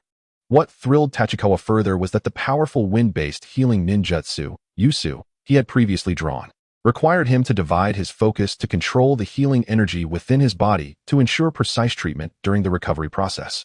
Now, armed with this knowledge that allows the understanding of healing to be infused into chakra, Tachikawa might be able to further refine Yusu, omitting the step of controlling healing energy after initiating treatment. Could this truly transform into a technique for creating rebirth? Though he was uncertain of the principles behind Tsunade's creation of the rebirth technique, Tachikawa was immensely eager to witness the effects following the refinement of Yusu. As for improving ninjutsu, it would undoubtedly require a significant investment of time. However, as long as there was a direction for improvement, that already accounted for 90% of the challenges. Unable to contain his excitement, Tachikawa attempted to form the necessary hand seals to employ the ninjutsu. Although he still felt a bit awkward, the infusion of system knowledge enabled him to successfully release the skill. Secret technique, raw egg. Well, perhaps it would be best not to utter the name of this ninjutsu in the future. Of course, Whether or not he spoke the name would not impact the technique's effectiveness. A soft, glowing sphere of chakra continuously coalesced between Tachikawa's hands. As the radiance gradually faded, a smooth, pearly oval ball floated silently before him. Grasping the healing egg crafted by the ninjutsu, Tachikawa scrutinized it closely. Ignoring its noticeably lopsided shape, he reassured himself, this looks just like a pearl. Who would know it's an egg I produced? Fortunately, this skill did not involve conjuring an egg from some bizarre source. Yet, Tachikawa couldn't help but think of the likes of King Piccolo, who could spit out eggs to spawn offspring without losing any dignity. But his own egg production? Just a trifling feat. Crushing the healing egg, which had not consumed much chakra, caused its life energy to dissipate into twinkling starlight. Since Tachikawa was uninjured at that moment, there was, of course, no healing effect. With a smile, he stored the raw egg scroll away, his anticipation for the upcoming exploding egg skill slightly heightened. Alas, following yet another infusion of knowledge, Tachikawa felt a tinge of disappointment. The information regarding the exploding egg did not contain any extravagant surprises. It merely involved creating a volatile, unstable mass of chakra, which is then encapsulated for short-term preservation. Even the fundamental principle of its storage was entirely consistent with that of the raw egg. If not for the precedent set by the raw egg, this would have merely broadened Tachikawa's understanding of chakra to some extent. As it stood, he could only consider it somewhat lackluster. After the bomb is manufactured, the chakra contained within becomes uncontrollable, and its shell is not particularly sturdy, being only slightly harder than an ordinary eggshell. This results in the bomb being capable of preservation for 24 hours, yet cumbersome to carry. As a mere bump could lead to self-inflicted injuries. During combat, the infusion of additional chakra slows the casting speed, rendering it impractical for direct confrontation. It could be considered an upgraded version of a detonating talisman. Perhaps it would serve well in setting traps. This was the final assessment made by Jiang Chuanju. Such a peculiar skill aligns with the characteristics of a typical general attribute prize pool, though its practical application may require further contemplation. However, feeling satisfied with the day's findings, Jiang Chuanju was not inclined to dwell further on the bomb. Before preparing to draw from the general attribute up pool, he had already braced himself for acquiring odd skills, even those deemed useless. After all, he now had two types of eggs, good ones for his allies and bad ones to be savored by his foes. He chuckled at his own whimsical thoughts, gathering the remaining blue and white items. Having completed these tasks, Jiang Chuanju began cooking alone. It was not until the night had fully descended that the weary little frog, having dispelled the summoning technique, appeared at home. This was a convenient method Jiang Chuanju devised during this period when he sometimes could not retrieve Lan Zai from the training ground due to afternoon missions. He would arrive at the training ground first in the morning and summon Lan Zai using the summoning technique. After completing his daily tasks at noon, Lan Zai could return home at any time by dispelling the summoning, preventing the little frog from having to walk back alone after a tiring training session. Feeling a pang of sympathy, he carried Lan Zai to the dining table, using medical ninjutsu to alleviate its fatigue while keeping it company during the meal. However, Jiang Chuanju refrained from uttering words of discouragement regarding the rigors of training. The next morning, Jiang Chuanju rose early to prepare breakfast for Lan Zai. After finishing, he took 2 eggs from the refrigerator and, after confirming their authenticity through the sensation of happiness, solemnly placed them on the table. Perfect. Time for Lan Zai to wake up and eat. Peeping into the bedroom, he saw the little frog still somewhat dazed, rubbing its eyes as it wobbled upright. Concerned, Jiang Chuanju approached and lifted it to prevent the little creature from tumbling off the bed. Setting Lan Zai at the dining table, noticing it still appeared half asleep, he decided to say no more and promptly stuffed one of the lucky eggs into the little frog's mouth. In its half-conscious state, Lan Zai instinctively swallowed the lucky egg, smacking its lips as if yearning for more. The next moment, the frog suddenly became fully alert, the weariness visibly dissipating from its face. An expression of pure bliss overtook its features, as if it were about to take flight at any moment, an expression befitting a gourmet judge. Jiang Chuanju observed the impressive effect of the lucky egg, noting that while it did not emit the radiant glow of the healing egg he had created, it was nonetheless a rare delicacy. With such potent effects, he shamelessly boasted about his newly acquired skill. After a while, having emerged from its euphoric state, Lan Zai gazed at the boiled egg on the dining table with eyes sparkling like stars. That egg is not the same as the one you just had. There's only that one type, Jiang Chuanju explained, not wishing for the little frog to be overly disappointed. However, Ribbit, what is that look in your eyes? You don't believe me? Here, try it for yourself. After saying this, he reluctantly presented the boiled egg to Lan Zai. The little frog eagerly grasped the boiled egg but hesitated before putting it in its mouth, glancing back and forth between the egg and Jiang Chuanju. The indecision lingered. And just as Jiang Chuanju pondered whether Lan Zai had sensed the difference between the two eggs, Lan Zai returned the boiled egg to Jiang Chuanju. Yet this time, the little frog's face bore none of the previous uncertainty. Instead, it radiated happiness as if it had just tasted another lucky egg. Jiang Chuanju was momentarily taken aback, and under the expectant gaze of the little frog, he accepted the lucky egg and quickly stuffed it into his own mouth. Just like Lan Zai before him, his eyes formed crescent moons as a blissful smile spread across his face. The two of them joyfully finished their breakfast, until just before stepping out, as he watched Lan Zai, ready with its little backpack awaiting Jiang Chuanju's summons to the training ground. He suddenly recalled something he had seemingly forgotten during breakfast. "Oh, Lan Zai, I'll be out on a mission for the Dark Department in the coming days. You must focus on your training at home. Hey, don't be upset. If a battle arises, I will surely summon you at the first opportunity." Ruffling Lan Zai's little head to soothe its emotions, Jiang Chuanju bid farewell and headed toward the village gate. However, on the way, he hesitated briefly before deciding not to summon Lan Zai for combat unless absolutely necessary. After all, although he had not explained the effects of the lucky egg to the little creature, given Lan Zai's previous dedication, its strength would surely surge during this period. Jiang Chuanju believed it best not to interrupt Lan Zai's training. Upon reaching the gate of the Hidden Mist village, Jiang Chuanju scanned the area but did not spot Fu. Yet, in the next instant, Fu appeared beside him in a flash, carrying his own pack. Now that's quite the Dark Department style, he thought, yet still greeted Fu. "Captain Fu, sorry to keep you waiting. It's nothing, it's not yet time. Since you're here, let us set off." Without further ado, the two swiftly departed from the Hidden Mist village, heading toward the front lines. Fu was not one to exhibit much warmth, and apart from his interactions with Yu Gao, it was rare for Jiang Chuanju to witness him engaging in behavior that contradicted Dark Department norms. Of course, it was also possible that he unconsciously altered his behavior upon donning the mask. Nevertheless, as this was Jiang Chuanju's first formal mission outside the village for the Dark Department, he felt it prudent to gather some information about the upcoming task. Thus, he directly inquired during their journey, "Captain Fu, what type of mission are we undertaking at the front lines?"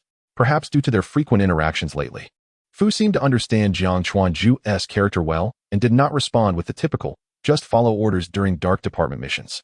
Instead, he straightforwardly explained the upcoming responsibilities. "Though our Dark Department members are being dispatched to the front lines for coordination, we remain under the direct command of Lord Mizukage. Unless given special orders, we can choose whether to accept management from the frontline command. We simply need to follow the established plan from before leaving the village, gathering intelligence on the routes, troop strength, and whether any ninjas marked as significant in the Dark Department manual are active near the front lines, and relay that information back to the village or the frontline command in a timely manner." Upon hearing this, Jiang Chuanju nodded thoughtfully. Although he was unable to assess whether this arrangement was reasonable or possibly inefficient, he understood that as a member of the Umbu, the Water Shadow's control over the Umbu was paramount. It seemed that the former frontline commander and Umbu minister, Sujetsu, could easily mobilize those on duty due to his dual role. However, the notion of self-selection was somewhat intriguing. What truly constituted a special circumstance? If we were to encounter the ninjas of Konoha and engage in battle, would intervention be necessary? As long as it did not interfere with Umbu missions, there was no need for inquiry. Indeed, this aligned with what Tachibana had surmised. It was a department completely independent of the conventional ninja hierarchy. Yet, as if recalling something, Fuku hesitated before adding, "If the situation poses a serious threat to the village's safety, you may decide whether to take action." Tachibana looked quizzically at Fuku's retreating figure. Self-decision again. Was the autonomy of the Umbu so extensive? However, "Captain, your hesitant tone leaves me quite unsettled." Chapter 159. Everything in comics is deceptive. Afterward, the two traveled in silence, journeying day and night to the frontline camp. Unlike his previous visit, Fuku showed no desire to report to the command center. Instead, he skillfully guided Tachibana to an inconspicuous tent at the side of the camp. Upon lifting the tent flap, it was evident that all members of Fuku's squad were resting within. However, perhaps to maintain the Umbu's mystique, upon entering, Tachibana noted that this group appeared more inclined to strike poses than to rest. This was hardly a commendable habit. Groups that enjoyed posing typically did not last long. Tachibana silently ridiculed this pretentious group from the mist. Nevertheless, upon Fuku's entrance, all squad members ceased their actions and greeted him. "Captain, you're here." Fuku merely nodded slightly to the crowd before proceeding to hand over responsibilities to the Umbu temporarily overseeing the division following the death of the previous acting captain. Isn't that Harpoon? He's already acting as the deputy captain? Tachibana chuckled inwardly, feeling that Harpoon was indeed the type who would survive until the very end. Should he observe and learn from him? Amused by this familiar face, Tachibana turned his attention to the other members in the tent. The number present was indeed fewer than what he had encountered in the village. Were they on missions outside, or had they perished? Tachibana felt a fleeting curiosity, but did not mourn for the fallen comrades. Since joining the Umbu, his interactions with most members of Fuku's squad had been limited to morning greetings in the changing room. Moreover, the overall atmosphere of the Umbu dictated that these individuals were more akin to ordinary colleagues than companions or teammates. Tachibana approached the two he was more familiar with. Greeting them, "Sho, it's been a while. Dr. Roku, long time no see." Karen, the Akatsuki member, flashed a toothy grin in response.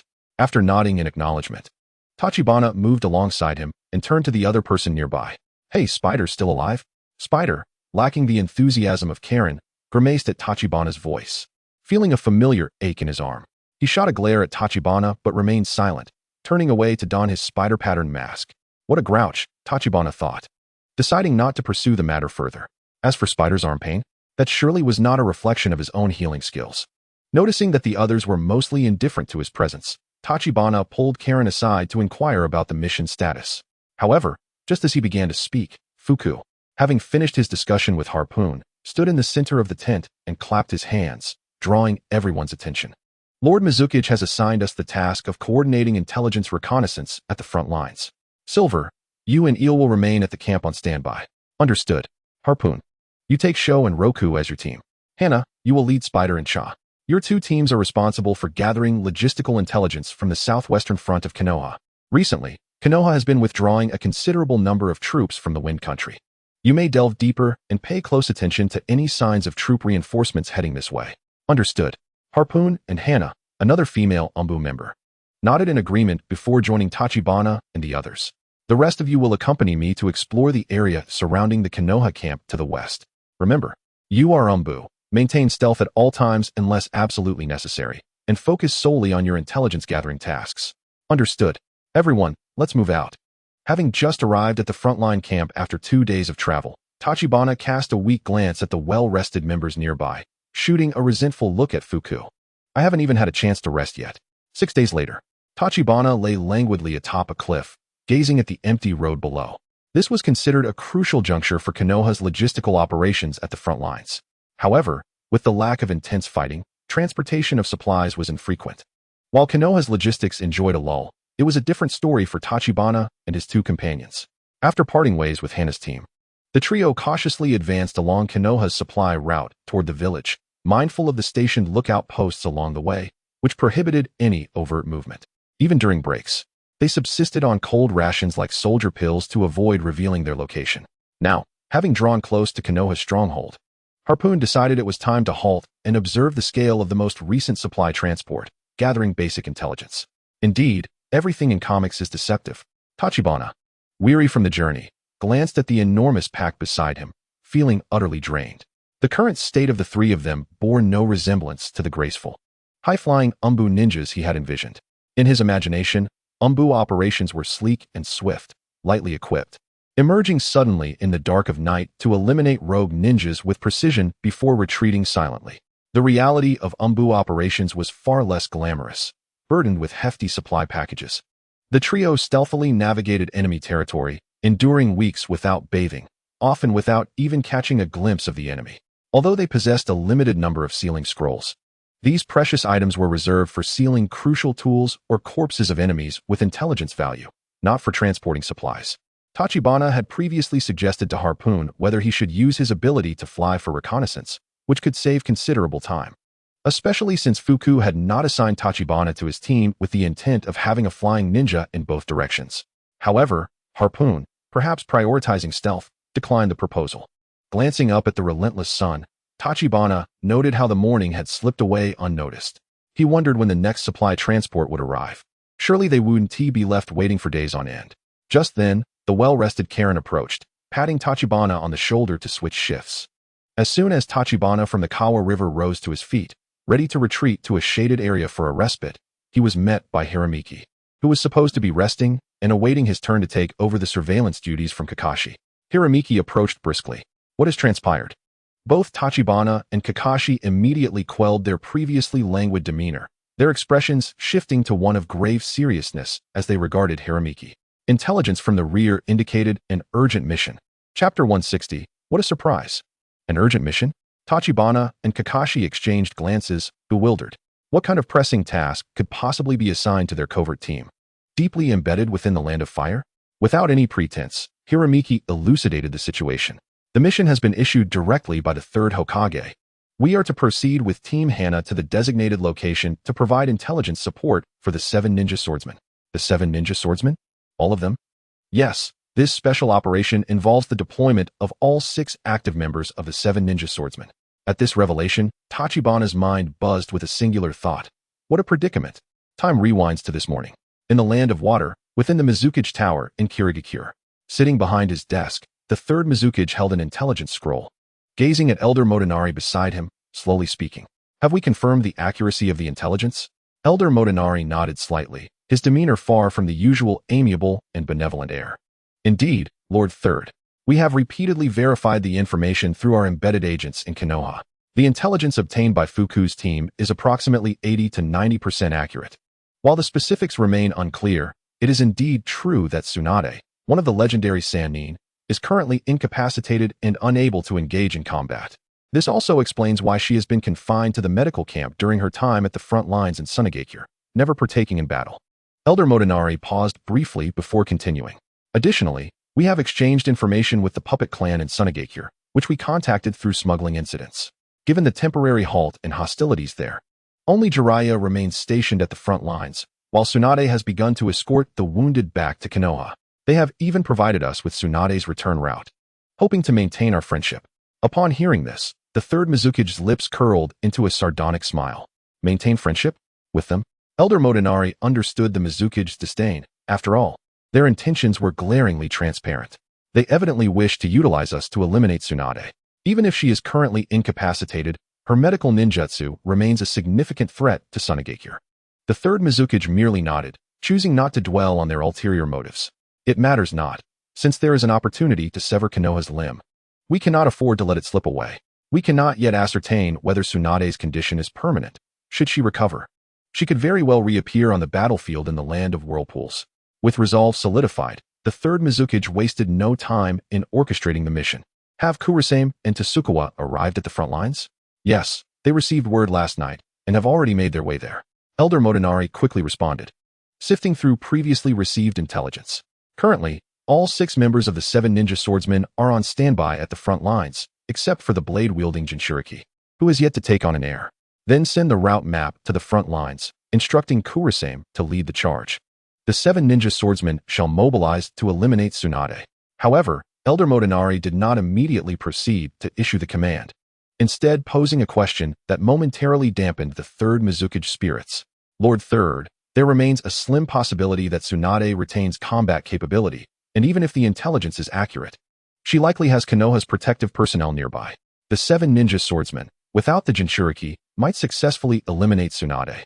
But should they create too much commotion within the Land of Fire, Elder Motonari did not continue.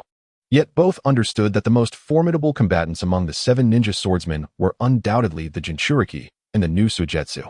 Currently, not only does the Jinchuriki lack an heir, but the new Suigetsu also inspires little confidence. Whether they can slay Tsunade is one matter, even if successful. If Konoha becomes aware and all 6 perish within the Land of Fire, the repercussions for Kirigakure would be even more severe. At that moment, the third Mizukage contemplated berating these 6 incompetent fools, but such an action would be futile. He could only continue. Aside from the team that relayed the intelligence, isn't there another team near Konoha? Yes, Lord Third. That would be the squad the medical kid belongs to. Very well, issue an urgent mission to both teams. Have them assist the 7 ninja swordsmen. Understood. As the third Mizukage completed all arrangements, Elder Motonari promptly began drafting the mission scroll and summoned 2 Umbu to disseminate the orders. Returning to Tachibana's perspective, even though he had anticipated that the entire 7 ninja swordsmen would mobilize, he still clung to a thread of hope, unaware of the true nature of the mission. It might not necessarily be that task. After all, The numbers are off. Moreover, even if it were indeed that mission in the original story, it was merely the 7 ninja swordsmen who faced misfortune, while we, the Umbu merely following along, might escape unscathed. At least 3 of us are still alive, right? Thus, Tachibana continued to reassure himself, though the chill in his heart deepened. Yet, his own strength had evolved beyond measure. He believed that with adequate preparation, even if he were to encounter Guy, as long as he evaded the initial onslaught, his flight capabilities would render him relatively safe from harm. This was why Tachibana, fully aware of the looming dangers, still dared to uphold his duties as an Umbu, obediently executing orders.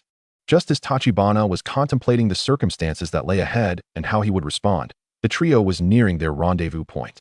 However, before they could close the distance, a tremendous rumble echoed from afar. Despite the dense foliage characteristic of the Land of Fire, they could still discern a cloud of dust billowing forth. Likely caused by the collapse of a massive tree, Tachibana's danger sense immediately blared an urgent alarm. Dodge! Shouting this command, Tachibana disregarded the reactions of his 2 companions and desperately rolled to the left.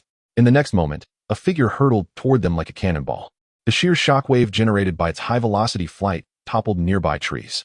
The figure narrowly zipped past the 3 of them, crashing into several colossal trees before finally coming to a halt. Having just evaded one crisis, the trio stood dumbfounded, gazing at the straight path carved through the dense forest by this violent impact. Turning back, they looked toward the figure lodged against a distant tree, now charred and mangled, its form barely recognizable. Yet, the twin blades that it had presumably wielded in defense lay on the ground before them, as if to herald the identity of the fallen. Suigetsu. Chapter 161. The Door of Death. Open. How absurd. Merely Tsunade. And yet we, the 7 ninja swordsmen, must wait for the Umbu's cooperation. Onari Senpachi, visibly disgruntled, leaped atop a boulder, brandishing his explosive blade. Senpai, there are 6 of them. The newly appointed Suigetsu quietly reminded him, finding a boulder to lean against. However, before Onari Senpachi could retort, the new recruit's interruption left him momentarily at a loss for words. Propped up by the executioner's blade with his left arm, the languid Pipa Shirzong was the first to speak. It's 5. Scoundrels, don't think that wielding the flatfish makes you one of the 7 ninja swordsmen. You're still far from it. While the wielder of the flatfish felt a surge of indignation, he ultimately refrained from retorting. For the reputation of the 7 ninja swordsmen had already been firmly established long before he laid hands on the flatfish. TCH, Pipa Shirzong, do you really think your endorsement is necessary for us to be recognized as the 7 ninja swordsmen? Mocked Haichiro Rhea, sitting cross-legged nearby, his eyes glinting with derision. What? Are you discontent? Do you wish to fight? Enough. Silence. The Umbu's cooperation is a command from Lord Third, interjected Kurasame Karamaru, his voice icy as he interrupted their squabble from his perch atop a tree. Heh. Kurasame Karamaru, are you attempting to invoke the water shadow to suppress us? Do you wish for me to arrange your funeral? The elder among them, Takusa Yabito, paid no heed to the bickering of the other 5, calmly placing his dull blade beside him and crossing his arms to observe the unfolding scene. Ever since the demise of Suigetsu's watermelon-headed demon among the 7 ninja swordsmen, although Kurasame Karamaru had inherited the position of Umbu leader and stood as the highest ranking among the 6 present, his lack of convincing strength rendered the other swordsmen indifferent to his commands. Even when Suigetsu was alive, he barely managed to secure superficial recognition from the other swordsmen. In practical circumstances, the prideful individuals present would hardly comply. Takusa Yabito, lacking any ambitions for power, simply relished the spectacle. Just as their argument escalated toward a physical confrontation, a trio of Konoha's young genin inadvertently stumbled into their midst, preventing the premature internal conflict from disrupting their carefully arranged poses and stances. The sight of the 3 Konoha brats running headlong toward them elicited a collective gaze from the 6. The trio under scrutiny were none other than Might Guy, Noera Tenten, and Ebisu, a team of lower-ranking ninjas. Why are the mist ninjas here? Ebisu exclaimed, his voice quivering with trepidation. Noera Tenten, still somewhat composed, remarked gravely. This is bad. We've been surrounded. We can't escape now. Might Guy murmured to himself. However, the mist ninjas stood frozen, baffled by the remarks of the 3 young ones. What? Aren't these brats the ones who came to disturb us? How can they claim to be surrounded? We 6 jonin encircled by 3 genin? Unbeknownst to the swordsman, the quartet had merely been executing a mission near the village when they fortuitously encountered the trio of Umbu, who were hurrying to rendezvous and had grown overly careless. The team's instructor had chosen to stay behind and continue the pursuit. instructing the three to return to the village and report. Consequently, the inexperienced trio had unwittingly collided with the waiting swordsman. Before the mist ninjas could speak, the timid Ebisu spoke again. How could this be? Aren't they the 7 ninja swordsmen of the mist? Heh. I didn't expect even the brats from other villages to have heard of us. Pipa Shirzong grinned, baring his sharp teeth, his expression rife with bloodlust. Yet, just as he contemplated further intimidating and toying with the Konoha children, the green-skinned watermelon-headed one interrupted his train of thought with a foolish remark. The 7 ninja swordsmen? But there are only 6 of you, right? At these words, the atmosphere grew tense and stifling, with all 6 mist ninja swordsmen fixing their grim gazes upon the speaker. Might Guy, you little brat, are you mocking us? Pipa Shirzong, with a temper flaring, raised his executioner's blade, pointing it threateningly at Might Guy. His eyes ablaze with murderous intent. The Jinin trio felt a cold sweat break out, instinctively retreating a step. Might Guy stammered, attempting to explain, and no, that's not it. Just as the three believed their doom was imminent, a figure enveloped in green steam suddenly appeared in midair, landing steadily before them and presenting a back clad in a green bodysuit. Finally, reinforcements had arrived. Dad, Might Guy exclaimed, recognizing the silhouette. The figure was none other than Might Guy's father, Might Daitai, the perennial low-ranking ninja of Konoha. Dad, what are you doing here as a low-ranking ninja? Don't ask. You 3, hurry and escape. I'll buy you time. But Dad, there are 6 jonin over there. However, Daitai responded only with a profile view and a thumbs up raised high. Don't worry, remember? The 8 gates. Self-restriction. Yet, the thought of that made Might Guy's eyes brim with tears, his voice trembling.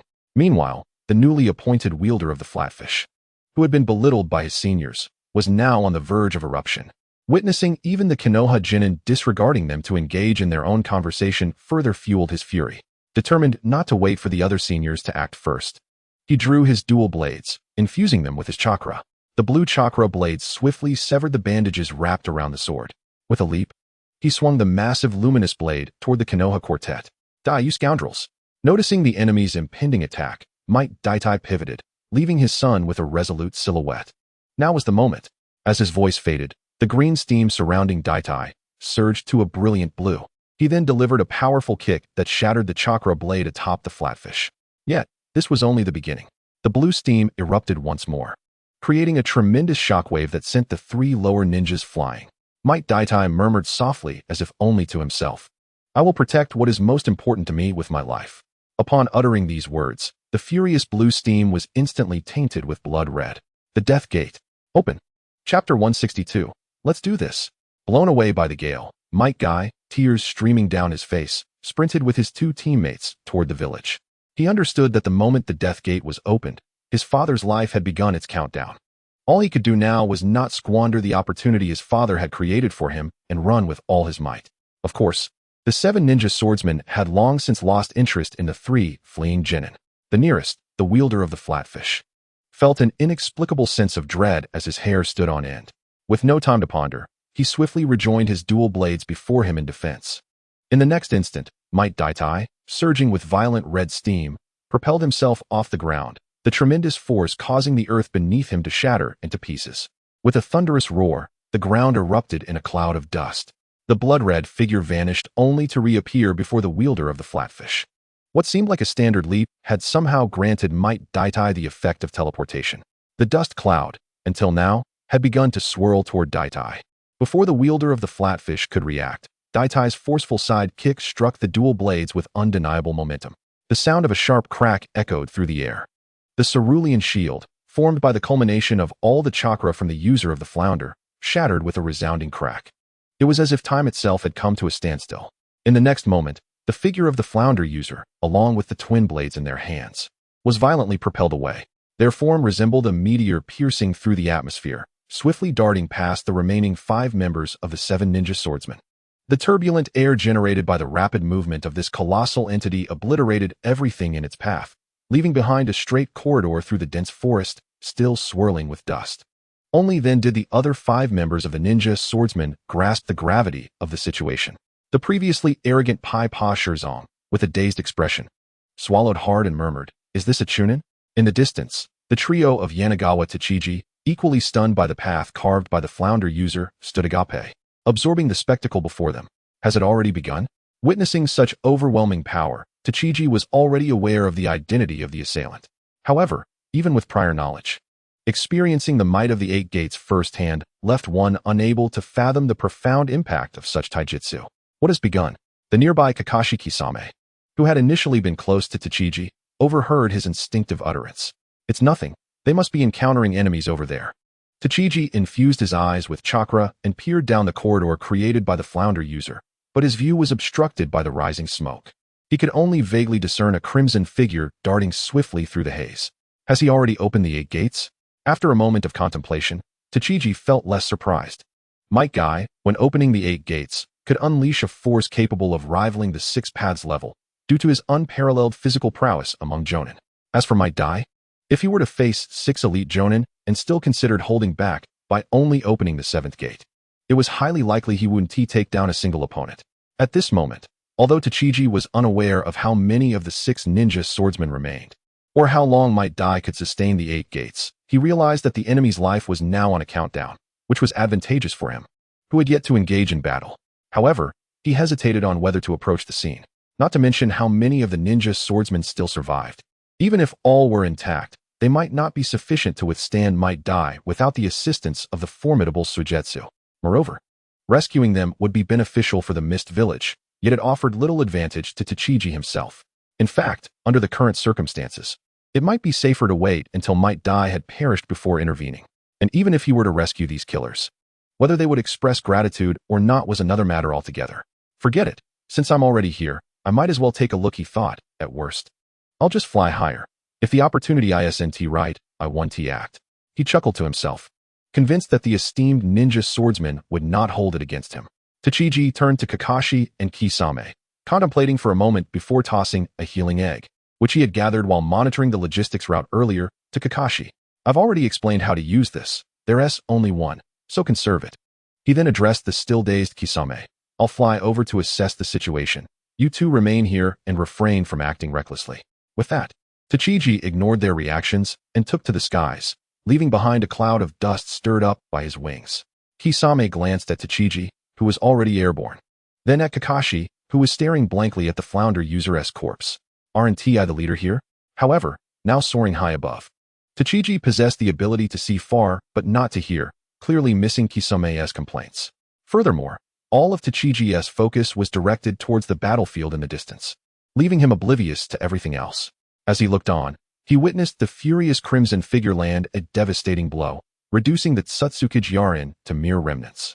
Tachiji inhaled sharply, ascending a bit higher, feeling somewhat safer. Goodness, that's truly brutal.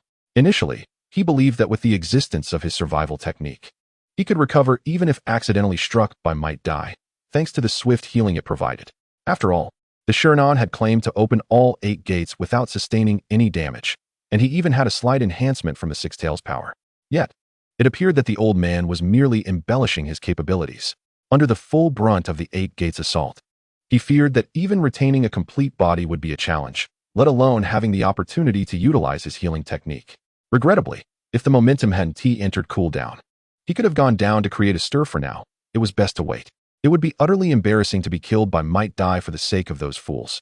As Tachiji pondered in the air, the battle below showed no signs of abating. Instead, it intensified further. Seizing the moment when Might Guy had just obliterated the Tsutsukage-yarin, Pai-Pa Shirzong completed his hand seals and raised his arms to unleash the signature jutsu of the Mist Village, the Mist Concealment Technique. He had clearly noticed that when Might Guy had crushed the Tsutsukage-yarin, his arms had been riddled with numerous wounds, indicating that his condition was far from normal. He aimed to create an advantageous terrain, using the mist to obscure visibility and buy time. However, Might Guy, having defeated the Tsutsukage-yarin and feeling the swift decline of his life force, was not inclined to grant his opponent any opportunity to delay. With his right arm raised high, he struck the ground with all his might. The deafening sound reverberated through the forest, and a violent shockwave erupted the moment his fist made contact with the earth. In an instant, a powerful whirlwind formed, scattering the newly rising mist. Chapter 163, The Big One Arrives. This mighty strike from Might Guy not only dispersed the fog, but also caused the ground beneath to crack and rupture, the force exceeding that of typical earth release techniques. The remaining 4 from the Mist Village were forced to leap away.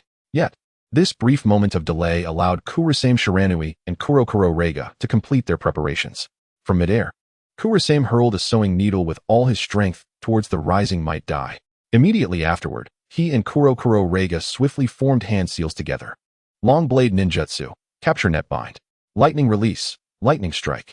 The steel wire connected to the hilt of the long blade rapidly formed a gigantic net in the air, enveloping Might Dai as it was dragged by the blade.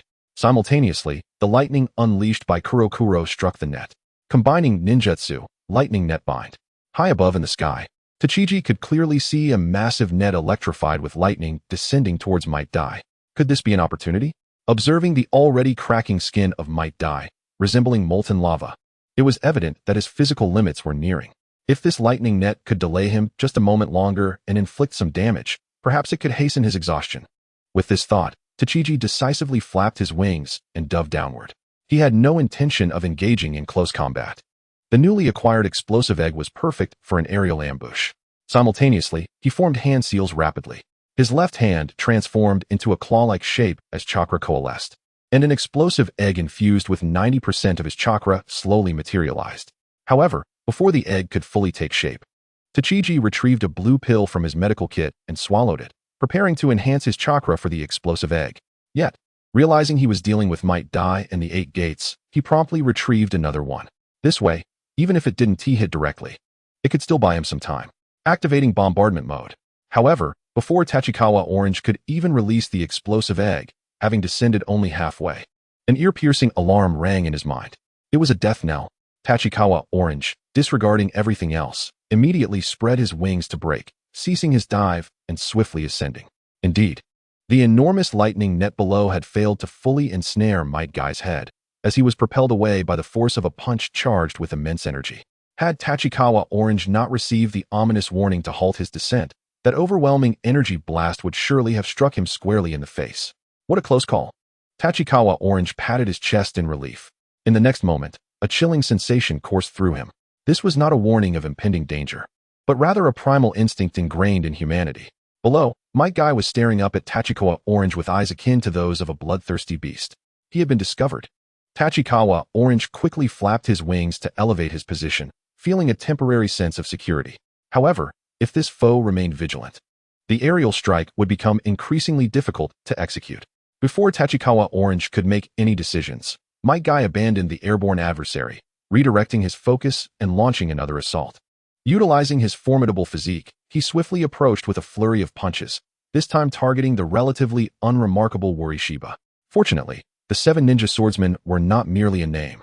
Despite losing 2 of their own, those adept in blade techniques and physical combat managed to adapt, albeit with difficulty, to Might Guy's erratic speed. Drawing upon their elite Jonin combat experience, Warishiba unleashed his most powerful move just as Might Guy was about to strike. The exploding blade technique erupted forth. Warishiba swung the explosive blade, unfurling a scroll brimming with detonation tags that obscured Might Guy's line of sight. A cacophony of explosive detonations followed. In a desperate bid to preserve his life, Warishiba could not concern himself with the possibility of injuring his comrades. As he retreated, the scroll continued to expand rapidly, seemingly aiming to obliterate Might Guy in one fell swoop. Unfortunately, this left the remaining 3 ninja swordsmen with no choice but to hastily retreat from the impending devastation. Yet it failed to halt Might Guy's advance. With the full power of the 8 gates activated, Might Guy surged through the explosive zone, unyieldingly launching his right fist at Warishiba. Fortunately, the 8 gates technique was not a lightning release chakra mode. Enduring the explosions inflicted physical damage upon Might Guy while simultaneously slowing his punch. At the last moment, Warishiba managed to protect himself with the explosive blade, taking a solid hit from Might Guy's fist, yet he did not explode into the air like the previous 2 ninja swordsmen. The impact of Might Guy's blow against the explosive blade produced a distinct sound of bone fracturing, blood gushing from his arm. The price he paid resulted in Warishiba losing his grip on the explosive blade and being sent flying, blood spewing from his mouth. After crashing through 2 large trees, Warishiba fell heavily onto a massive rock, gravely injured and unresponsive, just as Might Guy prepared to deliver a finishing blow to Warishiba. The remaining 3 ninja swordsmen refused to stand idly by. Though Warishiba had ultimately been struck down, he had nonetheless wounded Might Guy. rekindling the hope of the three ninja swordsmen who had contemplated retreating and recognizing the enemy's current fatigue. They instinctively chose to launch another attack. The four ninja swordsmen closed in from three different directions, surrounding Might Guy. As a wielder of the ninja blade, accustomed to engaging various opponents in fierce combat, they relied on their blades rather than forming hand seals. However, Might Guy was far from exhausted. In response to the trio's assault, Might Guy crouched low. Leaf Hurricane, the most basic of leaf techniques, amplified by the 8 gates, summoned a violent whirlwind that enveloped Might Guy in rapid rotation. The three ninja swordsmen, unable to withstand the ferocity, were sent reeling, bloodied, and thrown backwards. What the heck is happening? Realizing the extent of the damage inflicted upon the three ninja swordsmen, Tachikawa Orange had abandoned any thoughts of risking a rescue. With no one to distract or control, none of his techniques would land on the alert Might Guy. He couldn't simply dive down to use water prison or free fall, could he? Just then, as Tachikawa Orange prepared to return, he was astounded by a miraculous sight below. A figure, trailing a blue flame, shot towards him like a supersonic missile. As it neared Might Guy, the blue flame suddenly extinguished, transforming into a colossal war hammer entirely composed of chakra energy. Harnessing the immense inertia gained from its acceleration, it struck Might Guy with unstoppable force. Boom. Just as Might Guy had regained his footing, even with the 8 gates activated, he was unable to block this sudden assault. He was sent hurtling away. What a splendid move. Chapter 164, The Wrath of the Giant. Tachikawa Orange, initially prepared to retreat upon seeing the ninja swordsman in peril, now seized the opportunity presented by Might Guy being launched away and incapacitated. He wasted no time, rapidly flapping his wings and diving down. This time, Tachikawa Orange needed no distractions to gather chakra. He quickly aimed at Might Guy from the heights. Utilizing the momentum from his dive, he exerted all his strength to hurl the explosive egg. In the next moment, a blinding flash illuminated the scene, followed by a deafening roar. Boom. It echoed like the roar of a giant. The explosion exceeded Tachikawa Orange's expectations, resonating throughout the entire forest. A massive fireball erupted at the point of detonation, a terrifying shockwave radiating outward, uprooting everything in its path. Having thrown the egg without time to break, Tachikawa Orange felt like a kite severed from its string, tumbling through the air for dozens of meters before gradually losing momentum. Regaining control with a flap of his wings, he turned his gaze back towards the explosion. To his astonishment, a small mushroom cloud was rising. Did my 15-fold chakra really yield such power? Tachikawa Orange was filled with a mix of awe and trepidation as he gazed at the distant mushroom cloud. I was flying around with this thing just now. It was crucial to remember that the explosive egg was not only fragile and volatile, but also indiscriminate in its destruction. Had Tachikawa Orange accidentally exerted too much force while holding the explosive egg in the air, that mushroom cloud might just as easily have risen from his own demise. What on earth have I created? Having never tested this skill before and facing an opponent like Might Guy, who had opened the 8th gate, Tachikawa Orange had poured as much chakra as possible into the egg. Who would have thought that the explosive egg, which he had previously dismissed in comparison to the hatching egg, would possess such formidable power? Yet now, there was no need to ponder further. Might Guy was surely finished. Tachikawa Orange had clearly seen from the air that the explosive egg detonated only after striking Might Guy. He silently reflected that in the future, he must exercise utmost caution in using the explosive egg. In the next moment, as if struck by a sudden realization, his expression turned pale. No. I hope I didn't blow up Kisame. Indeed, the one who had charged forth wielding the sword and sent Might Guy flying was none other than Kisame Hashigaki. Tachibana Kawa was concerned that this honest man might have been inadvertently harmed by his earlier attack.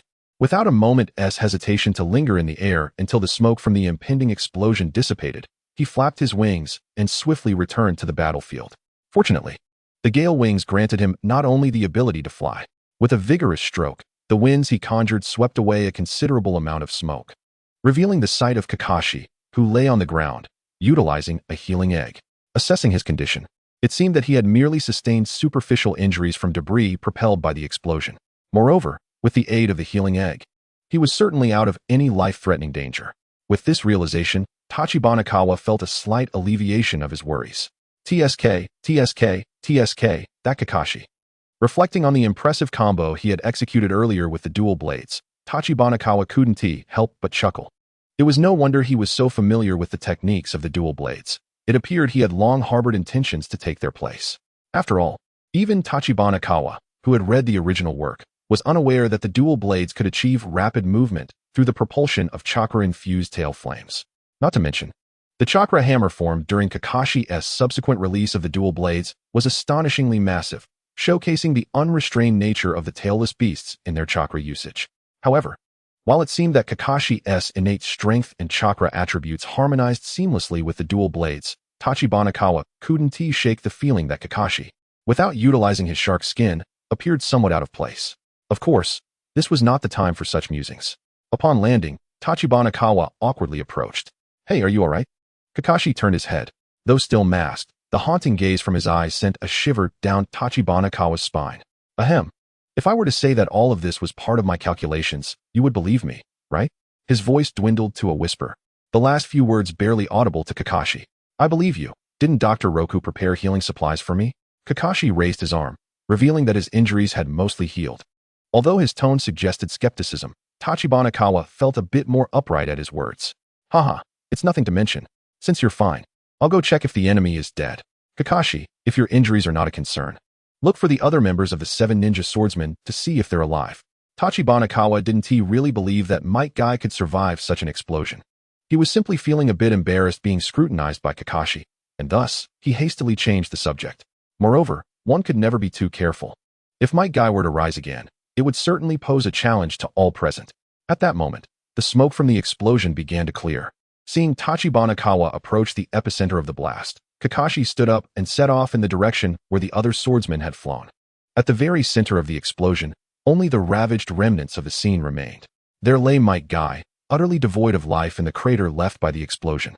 Tachibana paused momentarily at the edge of the colossal pit, quietly observing the desiccated and cracked skin of the body before him, still emanating an eerie red glow and warmth.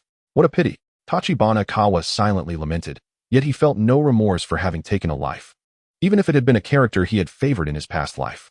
An enemy is an enemy. He would only mourn for them once they had become a corpse. "Hey, Roku, what are you doing? Hurry and save them." The voice of the spear wielder echoed from behind. Given the speed of both Tachibana who possessed the ability to fly, and Kakashi, who had just picked up the dual blades and could utilize liquid nitrogen acceleration, the spear wielder was no match for them. By the time he arrived, the brief but intense battle had already concluded. However, this also meant that by the time he reached the scene, the smoke had completely dissipated, and he immediately spotted several fallen and severely injured swordsmen. He promptly teamed up with Kakashi to carefully gather the incapacitated swordsmen. Unfortunately, Tachibana was the only medical ninja present, so the spear wielder had no choice but to run back to the explosion site to summon assistance. Upon following the spear wielder, Tachibana discovered that the situation was far graver than he had imagined. Good heavens, my meddling 1T lead to the complete annihilation of the 7 ninja swordsmen. Will it? No. What does that have to do with me? It must be due to the absence of Suigetsu that this has occurred. Chapter 165, The Wind of Revival. Currently, the 4 surviving swordsmen were lined up, having been brought over by the spear wielder and Kakashi, awaiting Tachibana-kawa's healing. Kirichureya and Kurasame Shirinui were in relatively better condition. Although they lay motionless on the ground, they were at least still conscious. However, the conditions of Mori Shikahachi and Biwa Juzu were dire. Mori Shikahachi had taken a direct hit from Might Guy's punch earlier, and subsequently, he had likely suffered further injury from the explosion, now barely breathing. Fortunately, the direction he had been sent flying was opposite the explosion, and he had only endured a negligible shockwave. Otherwise, he would likely have already been in the afterlife. As for Biwa Juzu, he was simply the victim of misfortune. Earlier, he had joined the other 3 in attacking Might Guy, only to be sent reeling by a swift kick from him. Subsequently, as Might Guy was launched by Kakashi, Juzu happened to be in the path of his trajectory. Moreover, Tachibana, that inconsiderate fellow, had not anticipated that the explosion would be so powerful when he hurled the explosive egg toward Might Guy. Naturally, there was no reason for him to take precaution.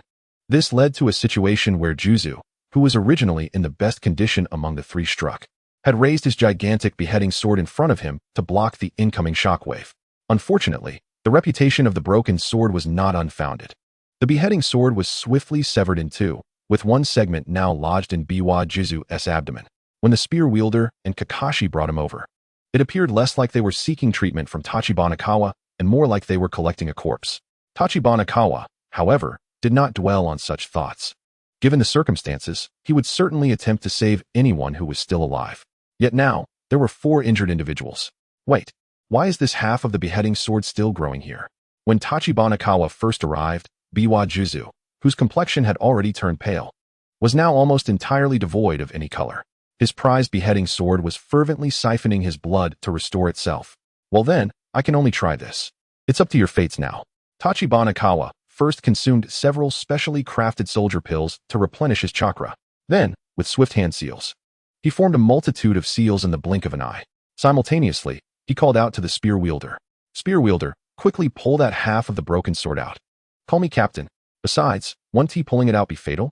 The spear wielder merely grumbled and complained, yet his hands did not falter for a moment. Professional matters are best left to the professionals. As a seasoned umbu, the spear wielder understood this principle well. Just as he yanked the half of the beheading sword from Juzu's abdomen, Tachibana intricate hand seals were finally complete. Stand back. After shouting this, Tachibana ignored the reactions of the spear wielder and Kakashi and joined his hands to release the jutsu. Wind release, wind of revival. A gentle breeze composed of green luminescence began to flow toward the 4 fallen swordsmen lying on the ground. As the harpoon took a moment longer to step aside, the instant the gentle green breeze brushed against him, he was instantly enveloped by a surge of warm vitality that filled his heart. It felt akin to soaking in a hot spring on a winter's day or witnessing the vibrant new sprouts of spring. Even the slightest caress of the breeze seemed to invigorate his very essence. Was this a healing ninjutsu? The harpoon gazed, somewhat astonished, at the unknown ninjutsu being unleashed by Tachibana. Just how many forms of ninjutsu does this kid possess? The formidable Dr. Liu chimed in, affirming his admiration. Yet, what astonished the two even more lay ahead. As this seemingly inconspicuous gentle breeze swept over the bodies of the 4, who had previously stepped only halfway into the realm of purity, their injuries began to mend at a visibly rapid pace. The other 3 primarily suffered internal injuries. Although their external wounds were also healing swiftly, their complexions gradually regained a healthy hue. At least it appeared to remain within the realm of conventional medical ninjutsu. However, for Kirasame Jizo, who had just had half of a broken blade extracted from his abdomen by the harpoon, his condition was nothing short of astonishing. It was almost eerie. Despite the massive wound that nearly bisected him, the muscles began to writhe and slowly close up. Even before the wound fully sealed, the harpoon could distinctly see Jizo's internal organs, previously ravaged by the broken blade, sprouting new shoots like chives emerging in early spring, gradually restoring their integrity. Ultimately, under the influence of this miraculous ninjutsu, the wound was completely healed. The harpoon rubbed his eyes in disbelief. At that moment, if it weren't for the visibly torn clothing and blood on Jizo, one might have doubted whether he had truly been gravely injured just moments ago. This is simply astounding. The harpoon was left speechless for a considerable time, unable to articulate his thoughts. In contrast, Tachibana had already ceased his actions and took a few deep breaths. Feeling somewhat drained, wiping the cold sweat from his brow, he approached to assess the condition of the 4. Thankfully, they were saved. Ding. Independently developed an entirely new ninjutsu. Achievement unlocked. Research talent. An achievement? This is actually the first complete ninjutsu I have ever developed. It seems those previous techniques were merely modifications. Although the healing was remarkably successful, Kawa felt a greater sense of relief. The wind-based healing ninjutsu he had just performed was named the Wind of Revival. As indicated by the system prompt, prior to today, Kawa had not fully realized this ninjutsu. It wasn't that he was incapable of achieving this step. Rather, the development of this ninjutsu had arisen from a spontaneous idea to externalize the effects of Yuho into a medical ninjutsu capable of healing others. However, the necessity for this ninjutsu had not been pressing for him, and he was not entirely satisfied with some of the preliminary results. After all, it transitioned from an unmarked ninjutsu into one requiring extensive hand seals and a substantial chakra drain, with a notably limited range. One must understand that Kawa's original vision was for the Wind of Revival to sweep across the battlefield, fully reviving all comrades to engage in battle once more. Regrettably, various conditions fell short, preventing Kawa from completing this ninjutsu, though he did occasionally document the progress he made. Today, he was compelled to forcibly unleash this ninjutsu based on the knowledge he had accumulated. Fortunately, the outcome was favorable. Although this ninjutsu had a more significant adverse effect on lifespan compared to Yuho, he believed the esteemed ninjas would not mind too much. For the majority of ninjas, sacrificing a few years or even a decade of life to recover from a fatal injury would be considered a worthwhile exchange. Just as Kawa was reflecting on the experience of releasing the wind of revival and summarizing his findings, the lightly injured Kurasame Shiranui stirred awake. Alas, today, upon returning home, he had been revising the chapters from yesterday and today, hardly managing to write normally. Those interested could look back and see. The alterations weren't extensive, primarily concerning the protagonist's attitude. Additionally, I wish to note that several comments were likely swallowed due to the chapter content modifications. I must clarify that I did not delete any comments. Since the beginning of the book, I have only removed fewer than 5 particularly distasteful comments, and I have not deleted any of those that pointed out issues from yesterday. That is all. Chapter 166, Medical Mishap. In truth, prior to Kawa commencing treatment, Kurasame Shiranui's consciousness was still clear. He even realized that, if time permitted, Kawa could have healed him with ordinary medical ninjutsu. However, time waits for no one. And with only Kawa as the medical ninja capable of unleashing such a wide-ranging healing technique, Shiranui promptly fell unconscious during the treatment process. Through his mask, Kawa noticed Shiranui's peculiar expression upon awakening. Did he realize it was my explosive egg? How utterly awkward. Kawa found himself speechless. That explosive egg had indeed brought him considerable trouble. Perhaps he should have simply obliterated them directly. He wondered if these individuals would hold a grudge. In truth, Kawa was merely overthinking. Kurasame Shiranui understood that, had it not been for the timely intervention of Uchiha Kisame and Tachibana Kawa, the remaining 3 ninjas would not have survived under such overwhelming circumstances. Moreover, prior to losing consciousness, Shiranui had clearly witnessed this young boy's healing ninjutsu, saving his life. Thus, he refrained from exerting his authority as the Umbu captain, and although his tone remained characteristically cold, it carried a hint of politeness as he uttered 2 words, "Thank you." His words finally broke the stunned silence of Kisame and the harpoon, who had been left gaping. Slowly, they closed their nearly dislocated jaws. Without waiting for Kawa to respond, the harpoon promptly spoke with utmost respect. "Sir Captain, it is our duty to assist." Kurasame Shiranui turned to regard the harpoon, somewhat bemused. He was well aware that the latter had been part of the Umbu for many years, considering that it was he who had initially found and brought Shiranui here.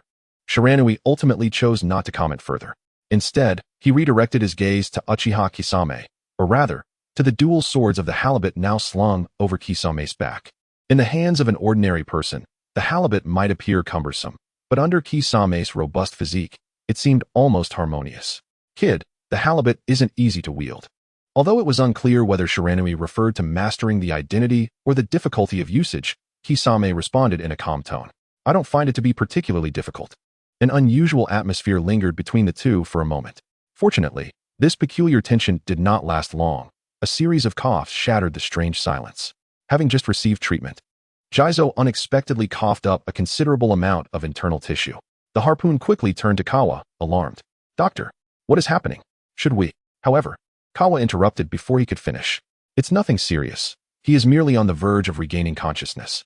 The harpoon stared in disbelief at Jizo, who was still coughing, his eyes wide with astonishment.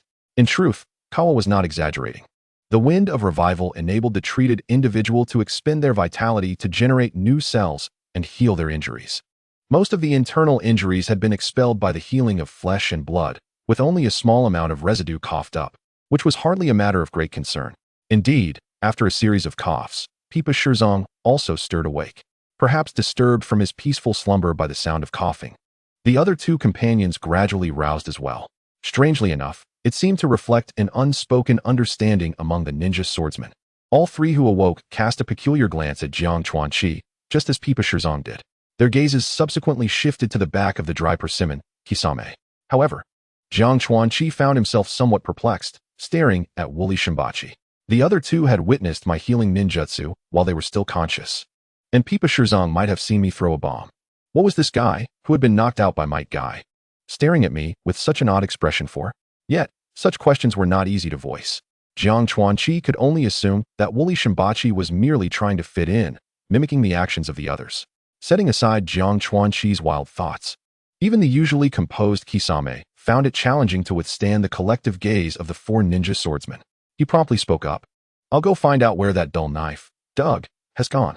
With that, Kisame decisively took off, leaving the others exchanging glances. With Kisame's departure, the attention of the 4 ninja swordsmen naturally returned to Jiang Chuanqi.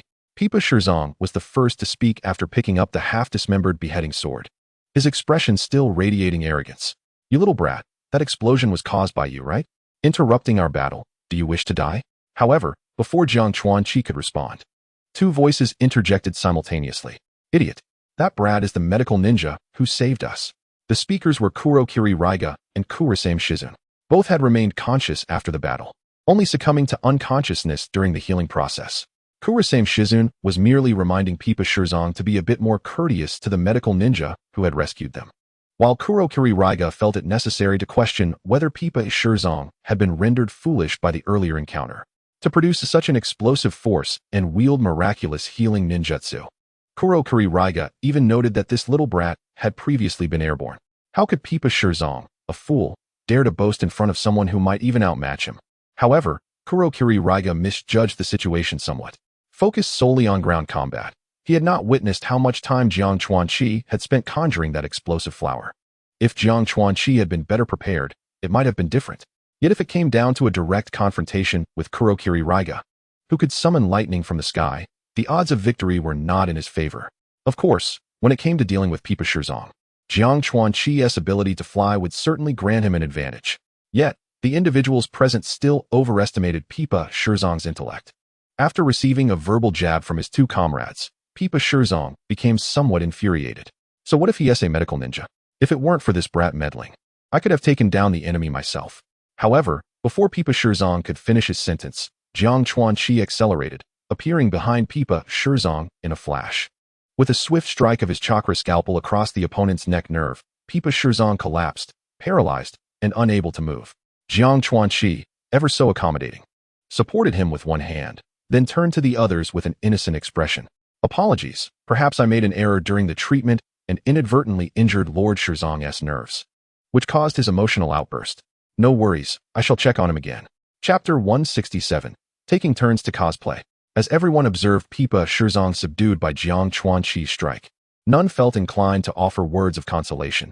Instead, they deftly shifted the topic. "Director, shall we continue with the planned mission?" Yuzuriha glanced at Kurasame Shizun. Although Kurasame Shizun was not the leader among the 7 ninja swordsmen, the members of the Umbu were still expected to heed his command. However, this question left Kurasame Shizun momentarily speechless.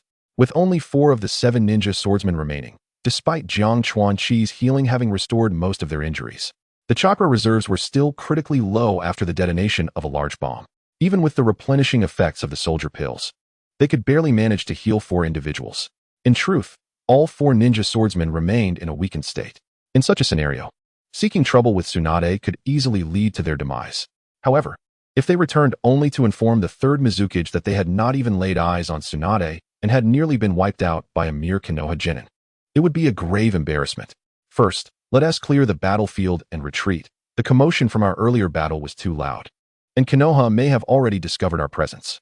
As for Tsunade, Kurasame Shizun gritted his teeth and ultimately made the decision. Abandon the mission. However, his latter statement left Yuzuriha and Jiang Chuanqi momentarily stunned.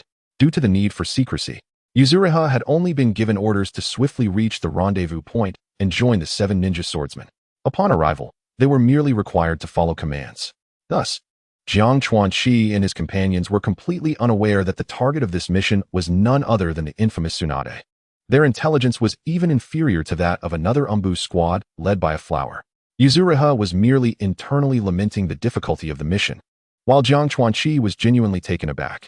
No wonder all the ninja swordsmen were mobilized. However, these individuals had some audacity, believing that 6 ninja swordsmen, along with a few Umbu, could contend with Tsunade. Jiang Chuanqi was aware that Tsunade was currently suffering from hemophobia. However, that merely meant she could not bear to see blood. It did not imply she was incapable of battle. If Tsunade were to summon a slug with all her might, how could these 6 ninja swordsmen handle such a colossal creature? Oh wait, summoning requires cutting one's finger. It seemed that if Might Guy and T intervened, Mist Shinobi might have truly succeeded. Nevertheless, Jiang Chuanqi felt a sense of relief at not having to confront Tsunade directly. After all, hemophobia was merely a psychological condition. Should Tsunade overcome this ailment in a moment of crisis, dealing with these 6 ninja swordsmen would be no different than handling Might Guy, 1 punch for each. Of course, Jiang Chuanqi had no intention of voicing these musings, instead dutifully assisting in clearing the battlefield, perhaps due to some thoughts regarding Might Guy's extraordinary combat prowess. or perhaps in an attempt to salvage some spoils after failing to capture Tsunade. Kurasame Shizun not only gathered the bodies of the two non-human ninja swordsmen, but also did not overlook Might Guy's body, sealing it within a scroll for transport. Subsequently, the several ninja swordsmen retrieved their weapons, regrouping once more.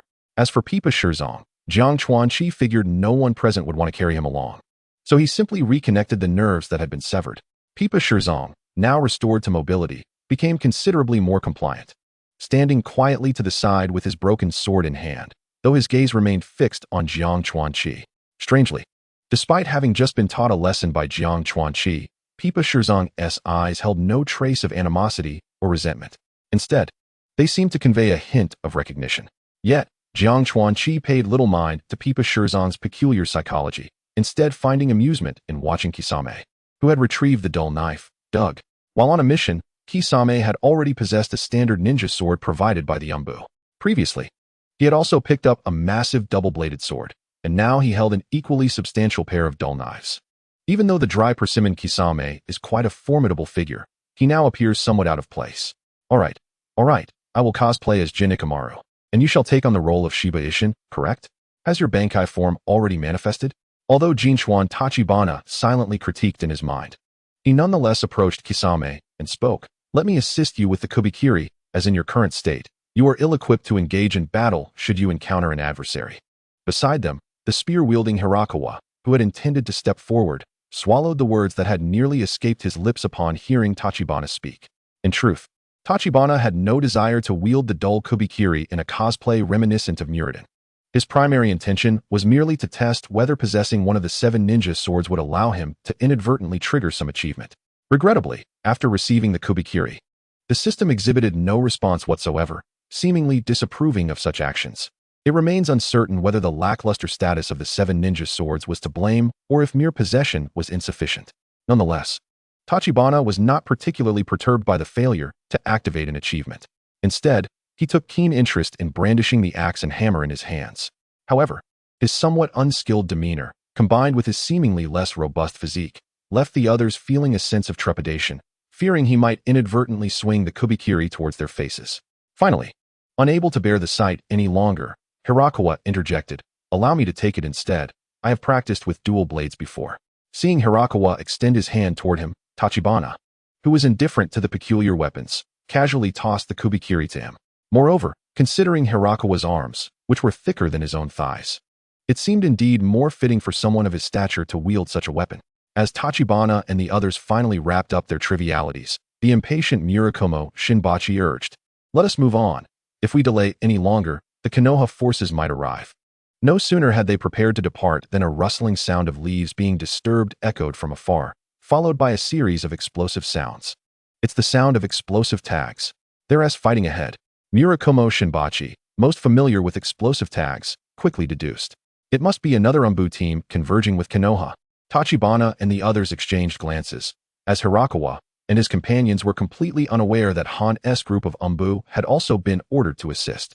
Conversely, Kurasame Kuratsuki and his group were all too aware of this, albeit they had consciously chosen to disregard them earlier.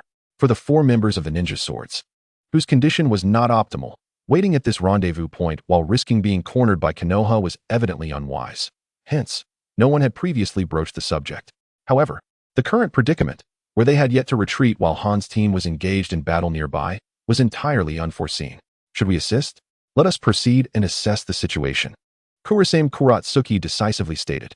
The battle was now alarmingly close, regardless of whether Han's team was in combat, being so close to Konoha village. At least one party involved was likely from Konoha, given the considerable noise from the earlier skirmish and the current weakened state of their group.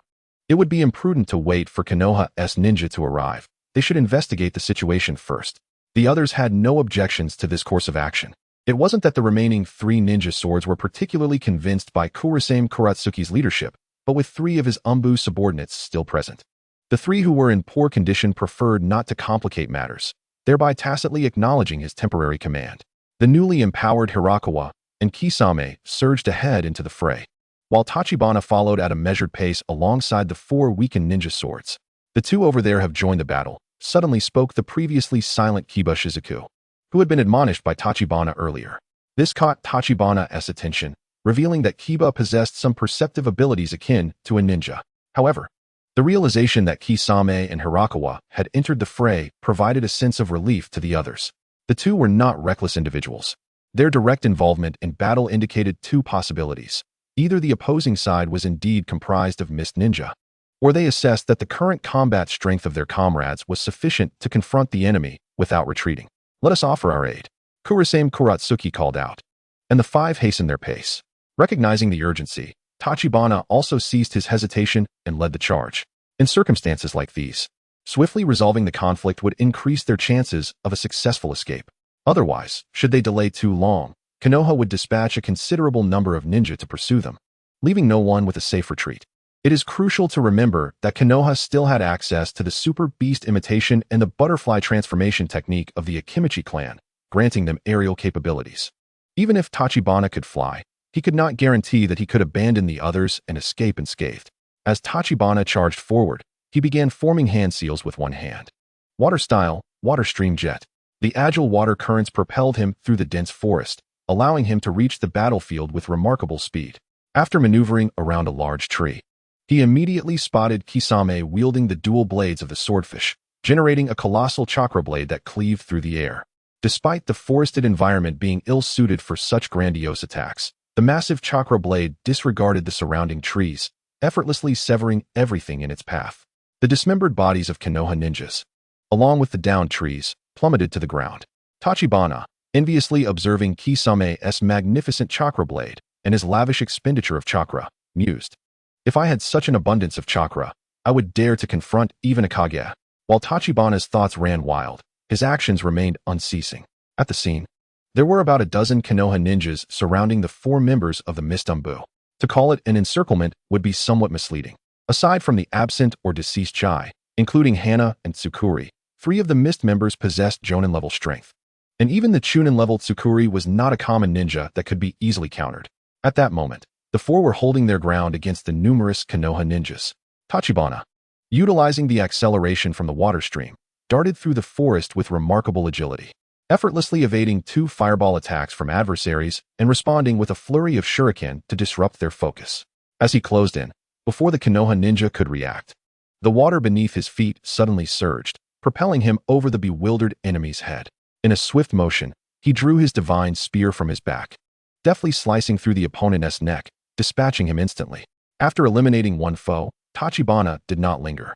He leaped from tree trunk to tree trunk, evading incoming shuriken from a distance, and charged toward another enemy.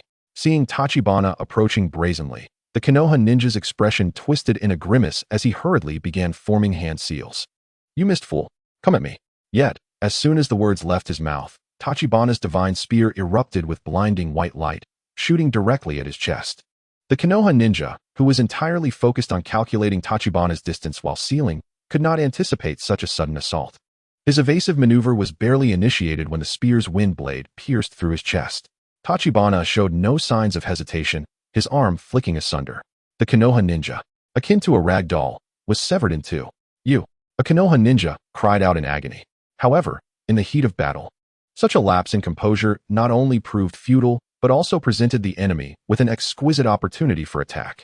There was no need for Kawatachi to intervene, for chakra-infused long nails emanating a ghostly blue light shot forth, impaling the individual against the tree behind him. Yet, to everyone's astonishment, the pinned figure exploded into a cloud of white smoke. A shadow clone. This wretch had the audacity to employ a shadow clone to feign despair and divert the enemy's attention. Indeed, a warning flashed in Kawatachi's mind, a harbinger of danger. This time, however, he did not retreat to evade.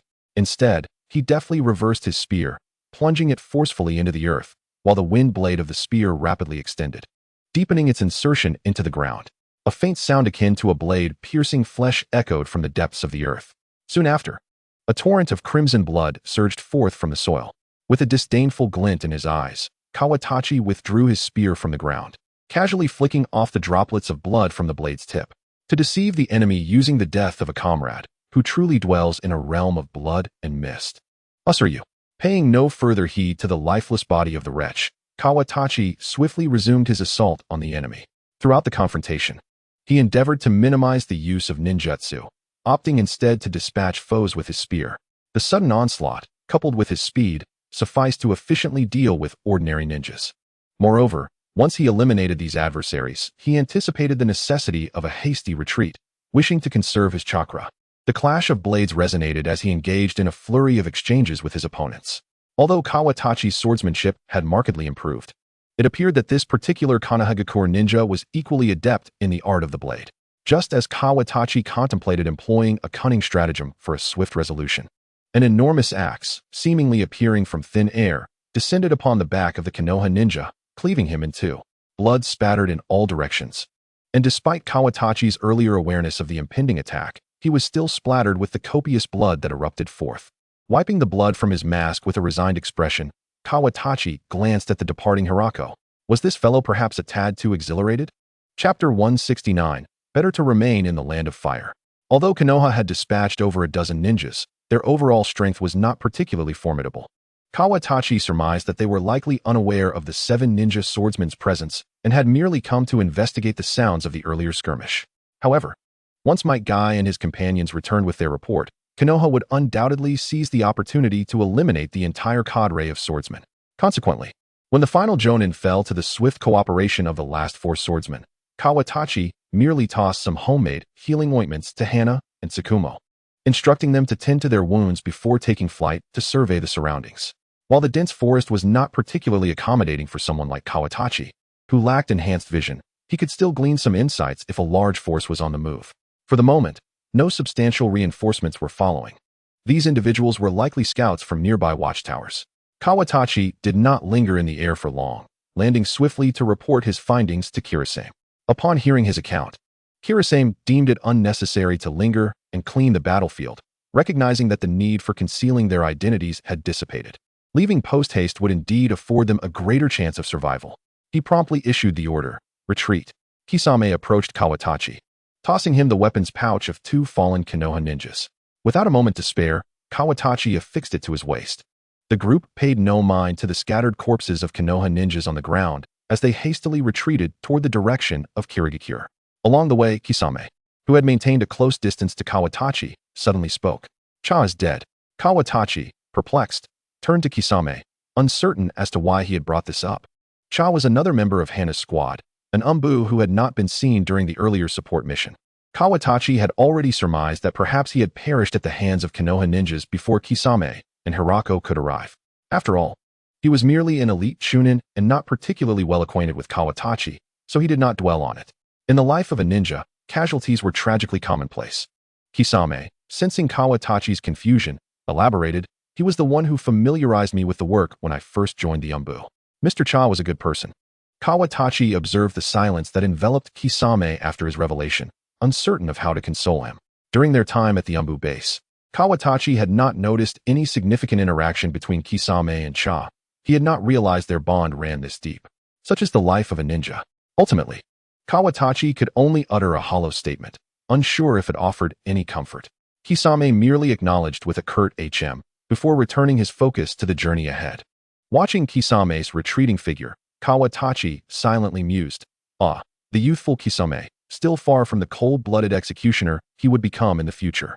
Yet, it seemed Kisame was inherently a person of rich emotion, often obscured by his fearsome exterior. 2 days later, with a clash, 2 spiraling black tornadoes hurtled toward Kawatachi at high speed. In the next moment, a black and a blue axe materialized before him, flawlessly intercepting both tornadoes and simultaneously cleaving the assailants within them. A loud thud echoed as a massive black hound and a female ninja from the Inuzuka clan fell to the ground. The Konoha ninjas simply never seemed to relent. Kisame muttered a curse under his breath as he wiped the blood from his weapon. Kawatachi and his companions had barely been away from the vicinity of Konoha for half a day before they were relentlessly pursued by a wave of Konoha's tracking ninjas. Despite the majority of their group being comprised of umbu with commendable counter-tracking skills, they could not withstand the barrage of diverse sensing and tracking ninjutsu employed by the Konoha ninjas. Fortunately, with Kawatachi's aerial capabilities and the perceptive prowess of Hozuki Shizu, they managed to evade being completely encircled by Konoha's main force. Nevertheless, even so, all 8 members of their group bore injuries and had not yet been able to recover adequately. As for why there were only 8, the lowest-ranking member, Tsukumo, had been slain by pursuing Konoha ninjas on the very first day of their escape. in their effort to retrieve his body and prevent Konoha from gaining further intelligence. They had wasted considerable time. Kawatachi felt a twinge of regret over Tsukumo's demise. It was a rare occurrence to find such an intriguing character among the Umbu. However, Tsukumo's death served as a grim reminder for the others. Even the traditionally arrogant Force swordsman maintained intense focus, wary of any misstep. The sole medical ninja, who also possessed aerial reconnaissance capabilities, Kawatachi, was closely guarded by all. Under no circumstances would Kawatachi be required to engage unless absolutely necessary. Kisame and Hozuki remained steadfastly at his side, ensuring he conserved chakra for the benefit of the entire group. Dr. Liu, I found some medicinal supplies in the enemy's weapons pouch, Kisame remarked. Kawatachi swiftly examined the items Kisame handed him, ultimately selecting a few ordinary soldier pills to distribute among the group. With a sigh of resignation, he placed the remaining pills into another pocket. These few were usable. The rest were merely animal medicines. After all, as a ninja of the Inuzuka clan, it is understandable to carry such an abundance of beast medicines. Jiang Chuanji's gaze fell upon the lifeless body of the female ninja from the Inuzuka clan. It seemed that he had overheard another Konoha ninja referring to her as Claw or perhaps Zhu. Regardless, it no longer mattered. There was no time for such reflections. After hastily replenishing their supplies, the group set forth once more. During their journey, Jiang Chuanji diligently formed hand seals to cast the water flow circle, providing healing to his comrades. With his continuously advancing strength, he had mastered the ability to split the water flow into multiple streams, enabling him to treat several individuals simultaneously while on the move. They were nearing the borders of the Land of Fire. Once they reached the sea, the Konoha ninjas would likely cease their pursuit. Furthermore, the information should have already reached the frontline camp, and perhaps they would not even need to reach the sea before reinforcements arrived. However, the group's condition was far from optimal. The relentless battles had left them not only physically fatigued, but also mentally strained. Even Kurasame Kuramaru, usually reticent, felt compelled to speak up in order to uplift the morale of the team. Yet, just as he concluded his words, a raspy voice, not particularly loud, seemed to transcend space itself and echoed in everyone's ears. I believe there is no need for you all to await reinforcements. Why not simply remain in the Land of Fire? Chapter 170. Thank you for your wind. The distinctive hoarse voice resonated within the group, causing everyone to involuntarily halt and direct their gazes towards the source. Orochimaru. Just moments ago, they had been discussing the imminent arrival of reinforcements from the mist, yet unexpectedly, it was the frontline troops of Konoha that had arrived first. Not only was Orochimaru present, but a significant number of Konoha ninjas swiftly descended upon them. Earlier, Pipa Juzong had employed sensory ninjutsu to scout the area, and so, after the battle, the group had focused solely on their hasty departure, never anticipating that Konoha's main force would arrive so fortuitously. Faced with the encirclement of hundreds of Konoha ninjas, an icy dread enveloped the group. Even Pipa Juzong, who was typically brash, could not fathom any chance of survival for them. A sense of despair began to pervade among the mist ninjas. Unfortunately, with so many ninjas arriving from Konoha, it was clear they would not afford the mist team much time for contemplation. From a distance, Orochimaru remained silent, merely waving his arm casually. The multitude of Konoha ninjas drew their weapons and charged towards the group. Misty scum die. Everyone attack. Show them the might of the Konoha ninjas.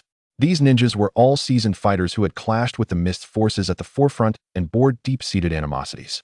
Now, with the opportunity to outnumber the renowned 7 ninja swordsmen of the mist, they surged forward with fervor. Everyone, break through individually. Faced with an overwhelming number of enemies and the presence of a top-tier powerhouse like Orochimaru, Kurasame Kuramaru saw no other recourse. After issuing his final command, he immediately fled towards the rear. As he observed the approaching enemy, Jiang Chuanji's gaze lingered on the figure of Kisame Hashigaki nearby. He understood that if he attempted to flee with Kisame, they would likely be forced to land prematurely, even as his fingers turned white from pressure. Jiang Chuanji could only speak with resignation. Kisame, don't you dare die on me. This is the way of a ninja, isn't it, Dr. Chi? Kisame Hashigaki smiled silently, not turning to flee like the others. Instead, he meticulously formed hand seals. Water release, exploding water colliding wave. A torrent of water erupted from Kisame's mouth, sending his mask flying along with it. The water transformed into a surging wave, striving to impede the advance of the Konoha ninjas. At this moment, Jiang Chuanji, soaring in the air, flapped his chakra wings, his expression complex as he gazed at Kisame below. In truth, Kisame had been Jiang Chuanqi's first friend since entering the ninja world, even predating his acquaintance with Terumi, Mei, and Momochi Zabuza. Had he not intruded, Kisame could have lived peacefully for many more years, evolving into a formidable shadow-level ninja without ever facing such dire circumstances.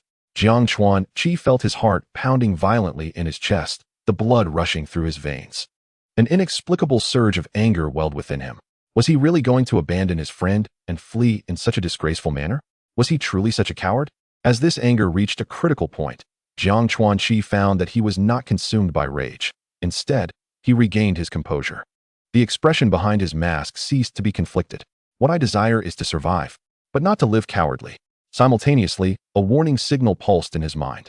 However, unlike before, this alert was not particularly intense and lacked a clear direction of danger, as if threats were converging from all sides. Since the attacks were not forceful, he could simply evade them with the wind wings. With this thought, Jiang Chuanqi swiftly adjusted his position in the air and scanned his surroundings, preparing to counter any incoming attacks. As his peripheral vision caught sight of Orochimaru in the distance, Jiang Chuanqi could clearly see the latter's hands pressed together, his face adorned with a curious smirk. What ninjutsu is that? The next moment, a whirlwind of wind release erupted. Countless gusts generated by wind ninjutsu surged forth from Orochimaru's hands, rapidly swirling around Jiang Chuanqi. The range of this ninjutsu was sufficient to encompass the entire airspace where Jiang Chuanqi hovered, although the technique posed no harm to him. The chaotic winds rendered Jiang Chuanqi, who relied on the wind to fly, incapable of maintaining his balance. After futile attempts to stabilize himself, he was compelled to disperse his wings and descend to the ground. During his descent, Jiang Chuanqi kept his gaze fixed on Orochimaru in the distance, noticing the latter's lips moving as if attempting to convey something to him. However, due to the distance, Jiang Chuanqi could not catch the words. Even in the face of such brazen arrogance from his enemy, Jiang Chuanqi, fully aware of his own limitations, could not remain entirely indifferent. Locking his gaze onto Orochimaru, he declared, "Thank you for your wind. You have kept me here." Having been ready to abandon his solitary escape, Jiang Chuanqi indeed had the right to utter such words. Lightly tapping on the branches below with his legs, he gracefully returned to Kisame Hashigaki's side. Observing Kisame, whose mask had been removed, Jiang Chuanqi remarked nonchalantly, "It seems flying won't work. We'll have to run on foot." Kisame smiled broadly, revealing a mouth full of sharp teeth. "Then let us go?" Yet, instead of immediately fleeing, both men simultaneously formed hand seals and bent down to strike the surface of the water beneath them. Water release, great waterfall technique. Water release, 1,000-feeting shark. The water surface, previously generated by Kisame's exploding water colliding wave, began to churn violently. The ensuing water spiraled upward, transforming into a massive torrent that surged forward, capable of engulfing the majority of the Konoha ninjas ahead. Following this, countless chakra-formed sharks emerged from the depths, seamlessly integrating into the advancing spiral torrent. Surging forth with wild abandon, the towering waves, teeming with numerous massive sharks, advanced toward the Konoha ninja forces with an overwhelming force. As if to consume everything in their path, the thunderous roar of the rushing water echoed across the battlefield, as every tree along the path was either shattered by the force of the torrent or torn apart by the chakra-infused shark. A small number of leaf ninjas, who had surged too far ahead, were engulfed by the relentless flood before they could react. Even those who managed to withstand the onslaught of the water found themselves beset by the ferocious sharks within, which tore at them with ravenous zeal. Genkawa Tachibana watched with satisfaction as he and Kisame Hashigaki unleashed their combined ninjutsu. Although the scale of their technique was not as vast as that used previously to protect the airship, Tachibana could feel the enhancement in his chakra reserves after months of training. He was no longer the weakling who collapsed after a single waterfall jutsu. Yet, compared to Kisame, who seemed utterly unconcerned as he casually unleashed his attacks, Tachibana couldn't help but feel a twinge of annoyance. "Is that so impressive, Kisame?" he thought. However, Tachibana was aware that their formidable combination jutsu, while intimidating, would only cause minor inconveniences for the leaf ninjas. Resolutely, he pulled Kisame aside and urged, "Let us retreat. There's no time to waste." Chapter 171. What a fool I am. Earth release. Earth flow wall XN. Triple Rashomon. A series of earthen walls erupted from the ground, rising to block the surging waters. At the center, 3 enormous gates, grotesquely adorned with ghastly faces, absorbed the brunt of the assault. The massive flood crashed against the barriers like a dam, and despite its furious attempts to breach, It ultimately only succeeded in toppling the two outer gates before losing its power, leaving the third gate unscathed as the sharks within dissipated into puffs of smoke. After dispelling the Rashomon, Orochimaru licked his lips and shook his head with a bemused smile as he observed the retreating figure of Tachibana, who was stepping lightly upon the waterlogged ground. So, this is the little imp mentioned in the intel from Minato? I didn't expect to encounter an acquaintance. Orochimaru had been intrigued by Tachibana's earlier dismissal of him, but he hadn't anticipated that the same imp would be the one Minato had encountered in the Umbu. This time, you won't escape. With that, Orochimaru casually waved his hand and began pursuing the direction in which Tachibana and Kisame had fled, indifferent to the other leaf ninjas. Panting heavily, Tachibana perched atop a massive tree, gripping the trunk for support. Although their combined water jutsu had temporarily stalled the advance of the leaf forces, it merely bought them a fleeting moment to escape. Moreover, they were not only contending with Orochimaru's interception squad. Leaf ninjas had been trailing them through the dense forest. Unable to flee towards the borders of the Fire Country, the two ninjas now faced encirclement from both sides, rendering their situation dire. Even Tachibana himself hesitated to ascend into the air, aware that he would become an immediate target for the nearly 1,000 leaf ninjas lurking within the forest. While he and Kisame could manage to take down most leaf ninja squads together, remaining within the confines of this treacherous woodland would only lead to a slow demise. In their previous encounters, they had opted for a strategy of sacrificing injuries for quick kills, leaving the scene before reinforcements could arrive, which had left Tachibana's chakra reserves perilously low due to his frequent use of healing jutsu. Searching through his pouch, he found only a single blue pill remaining. Is this all that is left? Due to his habit of consuming restorative pills only after battles, he had exhausted his special military rations. Fortunately, he had yet to take the blue pill today, and this last one would serve as a virtually side-effect-free means of restoring some chakra, though it would only replenish a fraction of his reserves. Tachibana, are you alright? Kisame quickly landed beside him, concern etched on his face as he noted Tachibana's labored breathing. Tachibana couldn't help but curse inwardly at his lack of a more effective ability to enhance his chakra reserves. Couldn't this useless golden finger grant me a physique that increases chakra? Even a few magical candies or PP enhancers would suffice. Despite his grievances, Tachibana offered Kisame a strained smile. I'm fine, but I'll need your support going forward. My chakra is running low. Having to constantly gulp down special military rations had caused Tachibana to misplace the Umbu mask he once cherished. Given the precariousness of their situation, he saw no reason to adhere to the Umbu's secrecy any longer. Leave it to me, Kisame replied, gripping his sword tightly, his expression steely. Just as Tachibana was about to consume the blue pill to restore some chakra, a sudden realization struck him, and he smacked his forehead in frustration. What a fool I am. Ignoring Kisame's puzzled expression, he hastily wiped a bit of blood from a small, untreated wound on his body and quickly formed hand seals. Summoning jutsu. With a loud bang, a cloud of smoke erupted, revealing a small frog, bewildered and still holding a stone for training. Upon noticing Tachibana's battered state, the frog immediately dropped the stone and rushed over. Ribbit. Tachibana couldn't afford to linger. Every second spent here increased their danger. He rapidly assigned the frog a task. Blue. Once I release the summoning, hurry to the hospital and fetch the prepared medicines from my usual lab. Bring as much as you can, and I'll summon you again. Understanding the gravity of the situation, the little frog nodded seriously. Ribbit. With a pop, the summoning was dispelled, and the frog returned. Having overheard the conversation, Kisame grasped what Tachibana was attempting. He recognized the blue pill and special military rations. But the limited recovery from the blue pill didn't warrant further use for him. However, he was perplexed as to why Tachibana had only now thought to summon a familiar for assistance. In truth, Tachibana felt a pang of regret. Initially, when the danger seemed less imminent, he had refrained from interrupting the frog's training, thinking it best not to disrupt Blue's rapid growth. Now, facing dire circumstances, while Blue could alleviate some of the pressure, it was far too risky. Although summoning beasts could dispel themselves after sustaining damage, they were not invincible. Orochimaru's snake was a prime example. Tachibana did not wish for the little frog to be put in peril. It was only moments ago that the idea struck him to call upon Blue for help. However, the training ground was not in close proximity to the Mist Hospital, and even with Blue's speed, it would still take time. Tachibana calculated the distance in his mind and realized they could not simply wait here for the next summoning.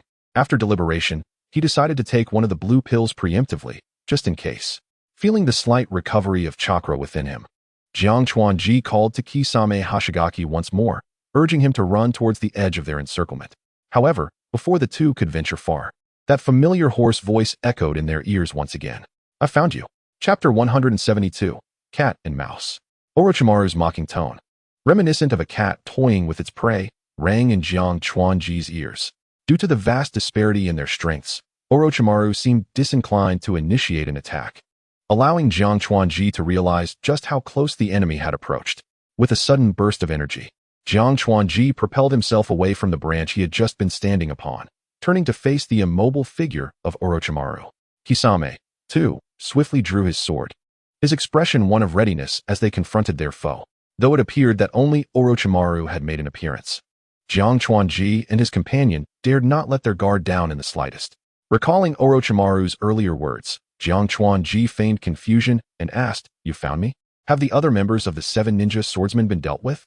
Orochimaru-sensei has come personally to handle a mere nobody like me." From Jiang Chuanji's estimation, his ally Lanzai had certainly not yet arrived at the Hidden Mist Hospital. He merely hoped that Orochimaru would engage him in conversation, offering a chance for replenishment. In his current state, he couldn't even dream of counterattacking. Escaping seemed nearly impossible, and even if Orochimaru allowed him to take flight, his chakra wouldn't sustain him for long. Orochimaru, perceiving that the young boy seemed intent on stalling for time, paid little heed to such tactics. "You don't remember, do you? I mentioned this last time." Jiang Chuanji was genuinely puzzled. Their last encounter had been during the pursuit of Yakushi Nanuyo, yet at that moment, the mere sight of Orochimaru had terrified him so thoroughly that he could hardly recall the words exchanged. Observing Jiang Chuanji's expression, Orochimaru assumed the boy was still attempting to delay proceedings.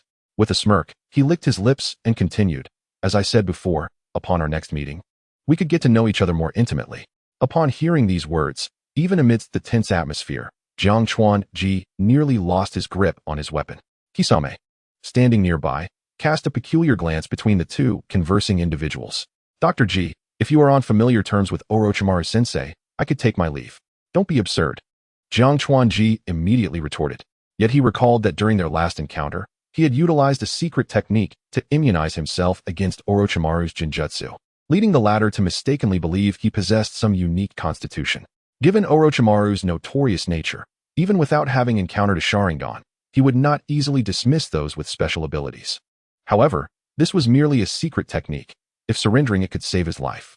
Before Jiang Chuanji could voice his explanation, Orochimaru seemed to have just noticed Kisame's interjection. His gaze intensified with interest. "A member of the Hoshigaki clan, is it? An unusual specimen. I see my luck is quite favorable today." With that, Jiang Chuanji found himself relieved from the need for further justification. Kisame was indeed an anomaly among the Hoshigaki, as the typical members did not possess blue skin. Now both individuals had been marked by Orochimaru for his research, and it appeared that the secret technique would remain undisclosed. As Jiang Chuanji racked his brain for ways to buy time, and perhaps how to escape under Orochimaru's watchful eye, Orochimaru, unable to contain his excitement at the prospect of two subjects ripe for experimentation, was already losing patience. Danger! The warning rang in Jiang Chuanji's mind, prompting him to leap away from the branch. In the next instant, a flurry of vividly colored poisonous snakes shot towards the spot where Jiang Chuanji and Kisame had just been standing. Fortunately, alerted by Jiang Chuanji, Kisame also swiftly evaded. Yet, mid-air, a swarm of serpents followed closely behind, launching towards them. With Orochimaru so near, Jiang Chuanji was reluctant to lose his balance and be struck down. Exchanging a knowing glance with Kisame, the two instinctively kicked off from one another with great force, propelling themselves away just in time to avoid the onslaught of snakes. However, as Jiang Chuanji accelerated downward, he realized that the ground below was now a writhing mass of various venomous serpents, many of which had bizarrely extended swords from their mouths, aimed directly at him as he descended from the sky. With no time to form seals and employ ninjutsu to clear the snakes beneath, Jiang Chuanji had no choice but to spread his wings once more and ascend into the air. Yet, as expected, Orochimaru was not one to relinquish his intended experimental subjects so easily. Wind release, violent wind. A chaotic torrent engulfed Jiang Chuanji, disrupting his flight. Forced to retract his chakra wings, he plummeted once more. Thankfully, having adjusted his position during the brief flight, Jiang Chuanji managed to land not on the ground, but instead, he executed a flip, using chakra to cling to the trunk of a massive tree. Turning back, he noticed Kisame had circled behind Orochimaru, wielding his sword with a powerful swing. The massive chakra blade cleaved through Orochimaru, slicing him in two. Yet, to Jiang Chuanji's astonishment, no blood spilled. Instead, the two halves of Orochimaru gradually faded in color, disintegrating into dirt upon hitting the ground. A substitution jutsu. When did he? Just as Kisame stood frozen in shock, Orochimaru's form slowly emerged from behind a tree trunk. Multiple snakes technique. Countless thick serpents slithered from Orochimaru's sleeves, racing towards the airborne Kisame, who found himself unable to evade. In the face of this sudden onslaught, Kisame curled into a ball, not to evade but to prepare for a counter. From the two circular openings on his sword, a torrent of chakra flames erupted, propelling him into a rapid spin. The chakra blade, previously sword-shaped, transformed into a hoe-like form. As Kisame spun in midair, the hoe-shaped chakra blade severed the attacking serpents into multiple segments. Intriguing. Watching Kisame's flurry of maneuvers, Orochimaru felt not defeat, but a surge of interest. Meanwhile, Jiang Chuanji, concealed behind a tree, understood that despite Kisame appearing to hold off the enemy for now, it was merely because Orochimaru was toying with them, not exerting his full strength, likely desiring live specimens for his experiments. The current Kisame was far from the formidable strength he would possess during the original storyline, and could easily be dispatched by a serious Orochimaru at any moment. No time to wait. Though he sensed that perhaps the timing was still slightly off, Jiang Chuanji, fearing unforeseen complications, swiftly performed the summoning technique. I hope Lanzai has arrived. Bang! A cloud of white smoke erupted, and Jiang Chuanji's expression changed. How could he have consumed so much chakra? Just how many supplies did Lanzai bring? Chapter 173, The Koga Ninja Toad. As Jiang Chuanji pondered the extent of Lanzai's burden, the snakes that emitted swords began to act, as if commanded. Their tails coiled like springs before launching themselves like precision-guided missiles straight toward Jiang Chuanji, who was leaning against the tree. Before he could make any evasive maneuvers, a pink, elongated figure shot out from the summoning smoke, swiftly wrapping around a stout branch in the distance. In an instant, the pink, elongated object tightened and retracted. In a flash of lightning, a blue figure burst forth from the white smoke, swiftly darting in front of Jiang Chuanji, embracing him and whisking him away to safety, narrowly evading the onslaught of serpents. The pink object, akin to a measuring tape, rapidly coiled around, lifting both the blue figure and Jiang Chuanji upwards. It was only at this moment that Jiang Chuanji steadied himself and gazed at the blue figure before him. You. Blue's Eye? Kakashi. He. Ninja. Frog. Ribbit. The blue figure, standing perplexed before Jiang Chuanji, bore two ears resembling racing spoilers atop its head, its form elongated and well-proportioned, with powerful thighs. It stood at the same height as Jiang Chuanji, its coloration a striking blend of yellow and blue, accented by distinct white spherical joints. Most notably, a pink tongue, reminiscent of a scarf, wrapped around its neck. How could this be anything other than a Kakashi ninja frog? However, observing the little frog's bewildered expression, it seemed unaware that it had once again evolved. It merely pondered why its master had suddenly become shorter. Blue's Eye? When did you evolve? Just 10 minutes ago. The Blue's Eye I summoned was still in its ribbit form. How could it have transformed into a Kakashi ninja frog in the blink of an eye? Could it be that I was too hasty during the summoning and misjudged? While Jiang Chuanji's mind was clouded with questions, a figure flew past him like a cannonball, crashing into a giant tree before plummeting to the ground. Thankfully, Blue's Eye, with remarkable agility and quick reflexes, extended its pink tongue, ensnaring the figure and pulling it back to Jiang Chuanji. The once-flung Karasuki Kisame coughed twice, casting a resigned glance at Jiang Chuanji, and spoke with some hesitance. Cough. Dr. Ju, are you ready? Jiang Chuanji offered an awkward smile, feeling somewhat embarrassed in the presence of Karasuki Kisame, who had been entangled with Orochimaru. The sudden evolution of Blue's Eye had caught him off guard, and since Orochimaru had not actively attacked him, Jiang Chuanji's reactions were slightly dulled. So, little brat, you've been stalling to wait for your summoned beast? Orochimaru gracefully landed on a distant branch, leaning against the trunk as he observed Jiang Chuanji. I recall your previous summoned beast did not resemble this one. Is it a different creature? A newly discovered species of summoned beasts? Or perhaps an amphibian with a peculiar evolution? I find myself increasingly intrigued by you. Yet, Jiang Chuanji had no time to entertain Orochimaru's musings. He swiftly took the backpack from Blue's Eye, quickly identifying its contents before hastily consuming the special military ration pills. Once finished, he tossed the backpack to Karasuki Kisame. Naturally, Karasuki understood Jiang Chuanji's intent.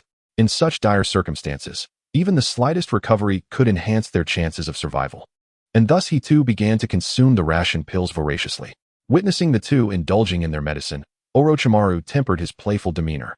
A chill ran down Jiang Chuanju's spine. It was time to flee. Earlier, he hesitated out of fear that Orochimaru might strike hard. But now it seemed irrelevant whether he provoked him or not.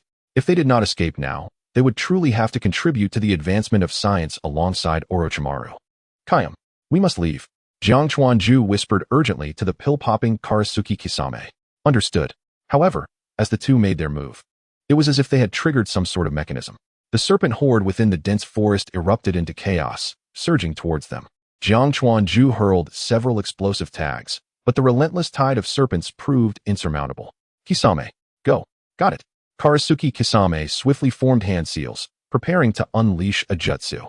But Orochimaru was not one to simply stand by idly. A dozen massive pythons, as thick as barrels, emerged from the ground, twisting through the air to attack the ceiling Karasuki-Kisame. Divine Gunslash. A brilliant white light cleaved through space, severing all the airborne giant serpents. However, as their lifeless bodies fell, the silhouette of a figure, half man, half serpent, revealed itself, emerging from behind the now-defeated pythons. Orochimaru had stealthily concealed himself within the giant serpent's body, silently approaching the ceiling Karasuki-Kisame. In that critical moment, a blue figure shot into the air like a bolt from a crossbow. With a chakra-concentrated white short blade, it sliced through the extended neck of Orochimaru, who was poised to strike Karasuki-Kisame. Well done, Jiang Chuanju exclaimed, excitement coursing through him as he witnessed Blue's eye's precise strike, sending Orochimaru crashing to the ground. While he knew such an attack would not be fatal to Orochimaru, he couldn't help but feel exhilarated. Simultaneously, he rapidly formed hand seals, preparing to coordinate an attack. In the next instant, Karasuki-Kisame completed his hand seals. Water style, exploding water wave. Once again, the same jutsu, but under the enhancement of Karasuki-Kisame's chakra, it still yielded remarkable results. The torrent of water cascaded down upon the serpents below and the fallen Orochimaru. Without hesitation, Jiang Chuanju leaped into the air, slamming his hands onto the water surface. Water style, boiling water. This time, Jiang Chuanju had no specific target. His intent was solely to heat the lake created by Karasuki-Kisame's jutsu. From the point where Jiang Chuanju pressed down, the entire water body began to bubble violently, with countless bubbles rapidly expanding outward. Even Jiang Chuanju struggled to endure the rising heat, quickly leaping off the water surface back onto a sturdy tree that had yet to collapse. Is it dead? Karasuki-Kisame inquired, observing the now boiling water, where numerous cooked serpent corpses surfaced, dissipating into a plume of white smoke.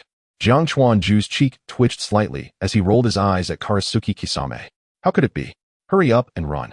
If Orochimaru were that easy to kill, he wouldn't have made it all the way to Boruto's era, growing younger with each passing day. Yet, as if to validate Jiang Chuanju's words, a massive python, nearly fully mature, erupted from the depths, crashing onto the water's surface. The slippery, gelatinous Orochimaru emerged unscathed from the serpent's mouth, gazing calmly at the three designated subjects he had in mind. Chapter 174, Ribbit's Triumph. Wind style, Great Breakthrough.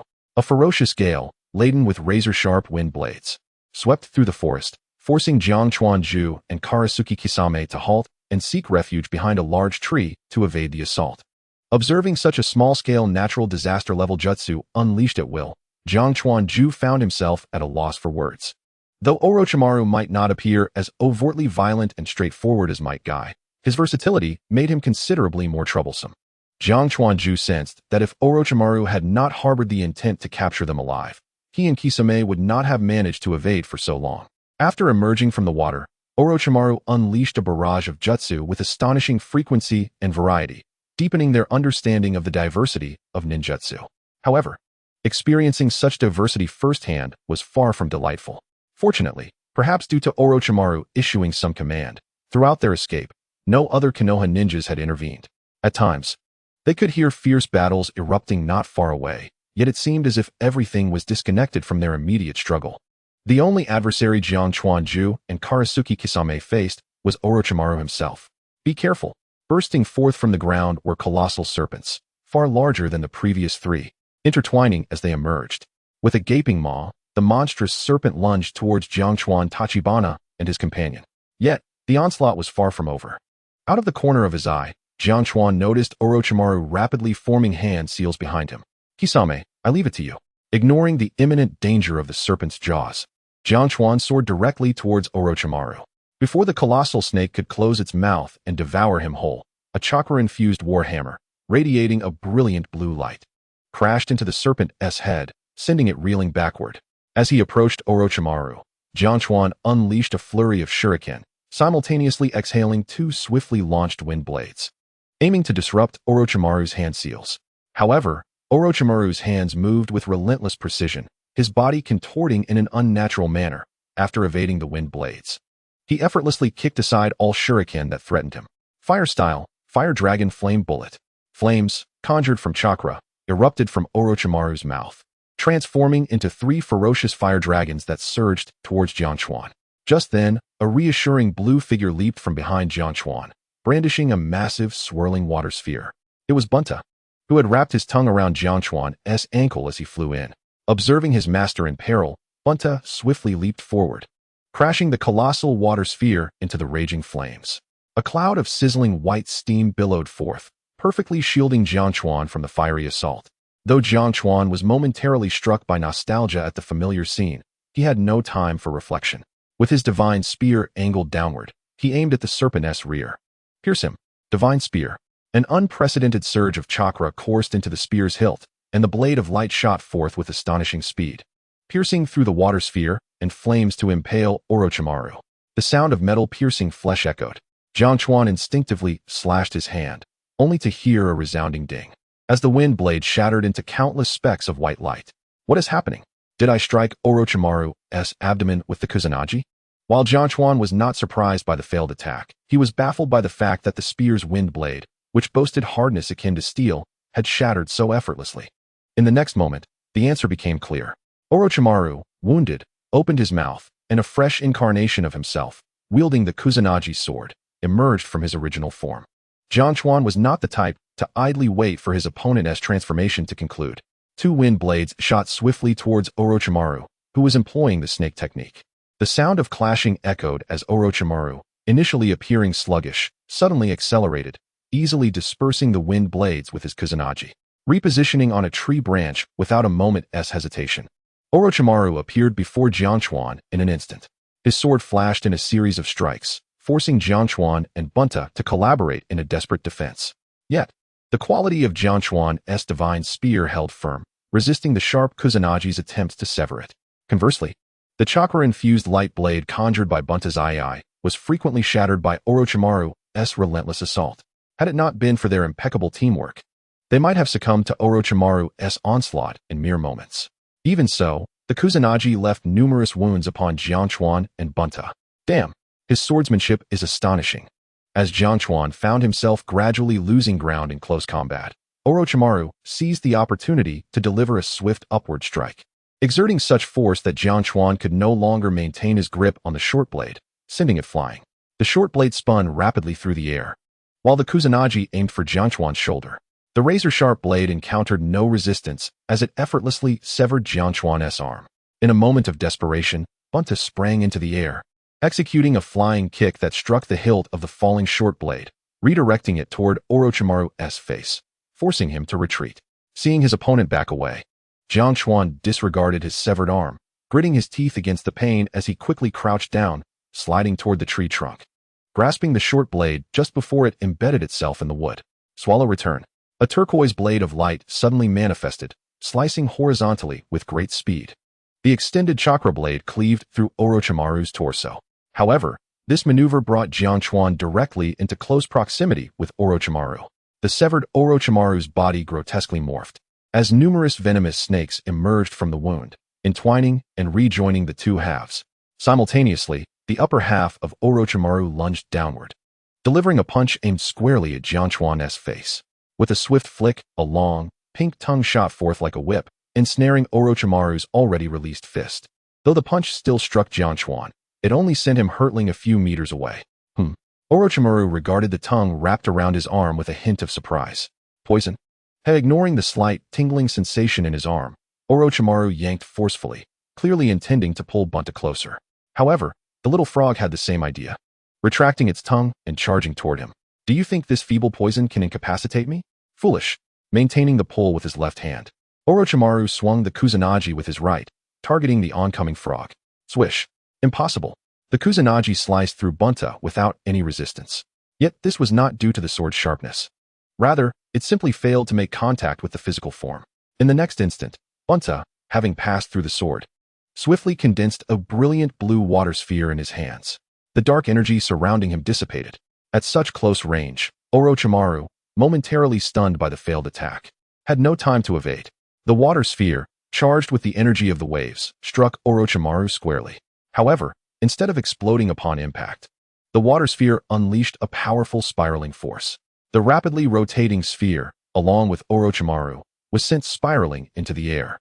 With a deafening explosion, the water sphere finally detonated. A dazzling blue light flashing briefly. Orochimaru's body was violently hurled high into the air, soaring far away. Chapter 175, Nebula Shuriken. As Orochimaru was sent flying, Jiang Chuan did not immediately seek out his severed arm. Instead, he quickly formed hand seals with one hand, calling out, "Bunta?" The unspoken understanding between the two was palpable. The little frog recognized Jiang Chuan's intentions and promptly positioned himself to Jiang Chuan's left. As Jiang Chuan completed his seals, a rapidly spinning water shuriken materialized.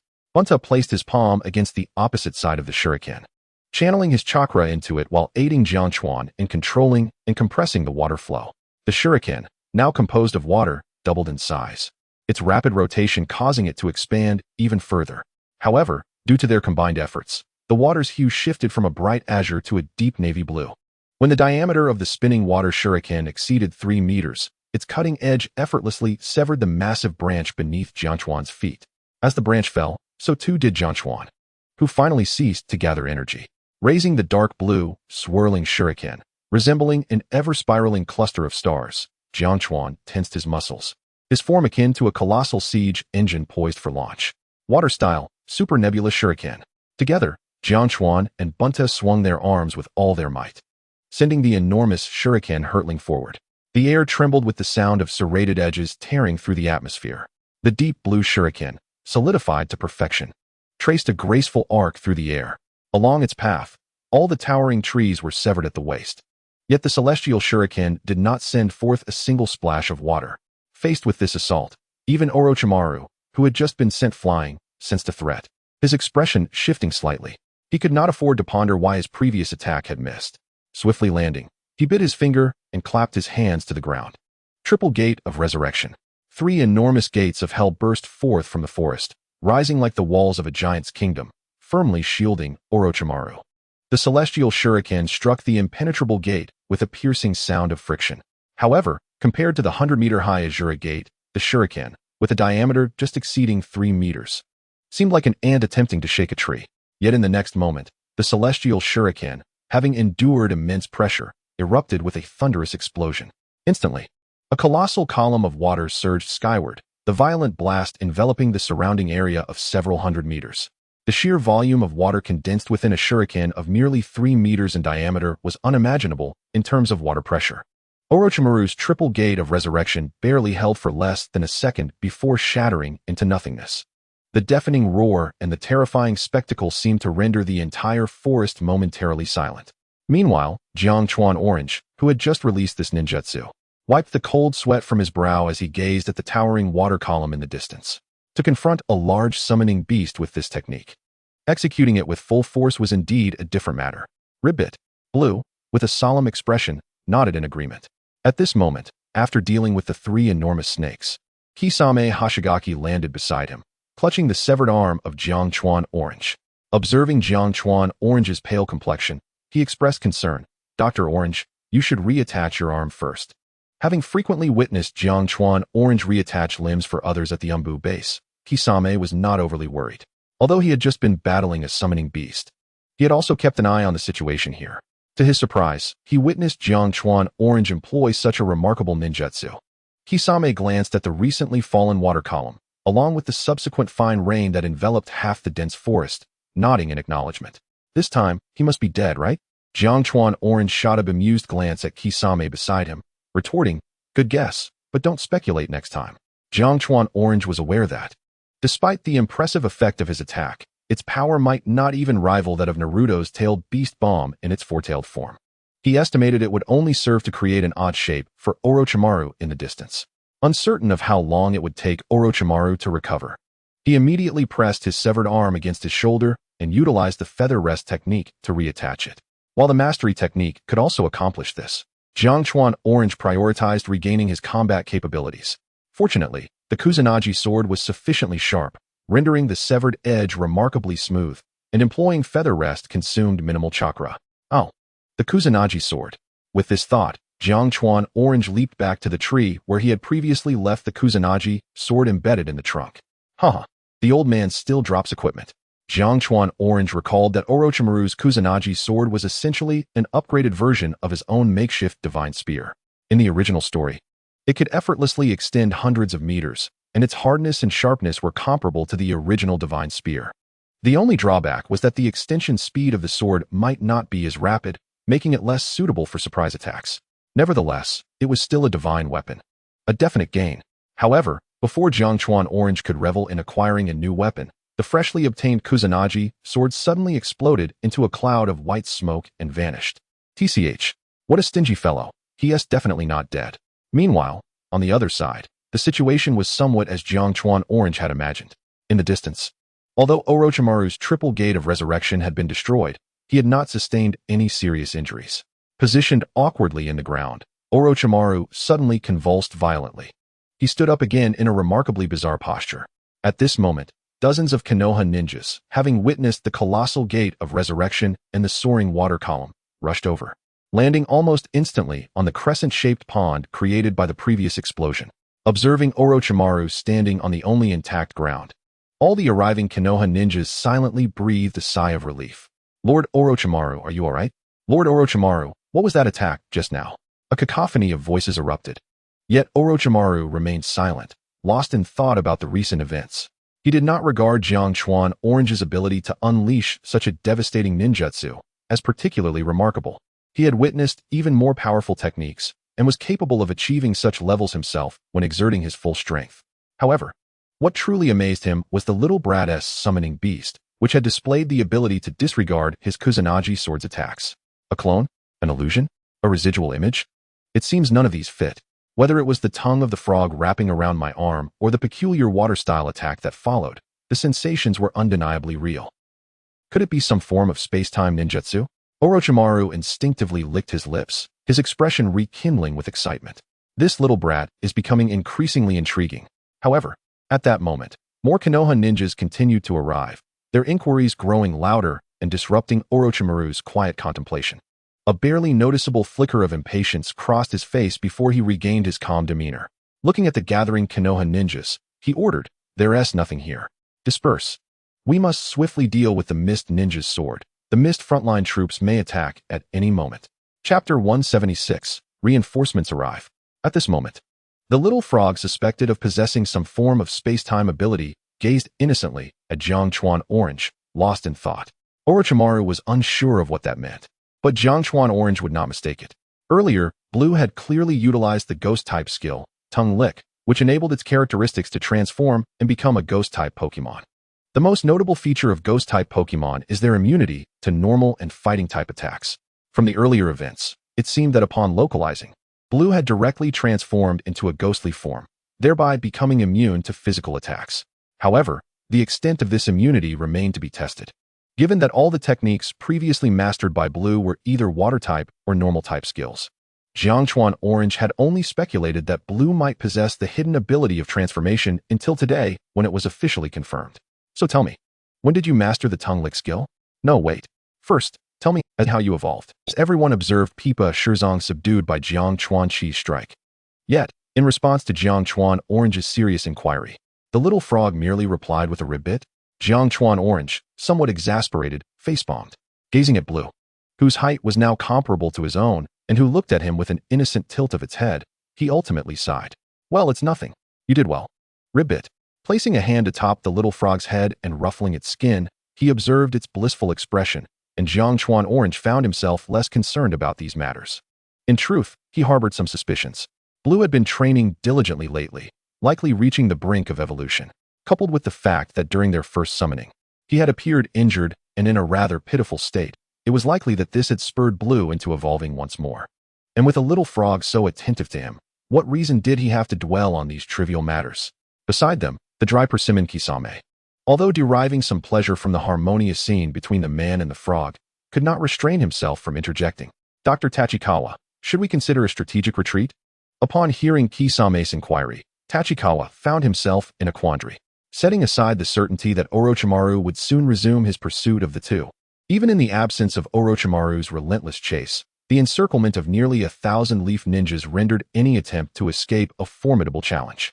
However, while Tachikawa pondered potential strategies, a figure suddenly materialized beside them, declaring, "There is no need for retreat." Instinctively, both individuals unsheathed their weapons in defense, but upon recognizing the speaker's visage, they relaxed their guard somewhat. The speaker was none other than Pobochi Juzu.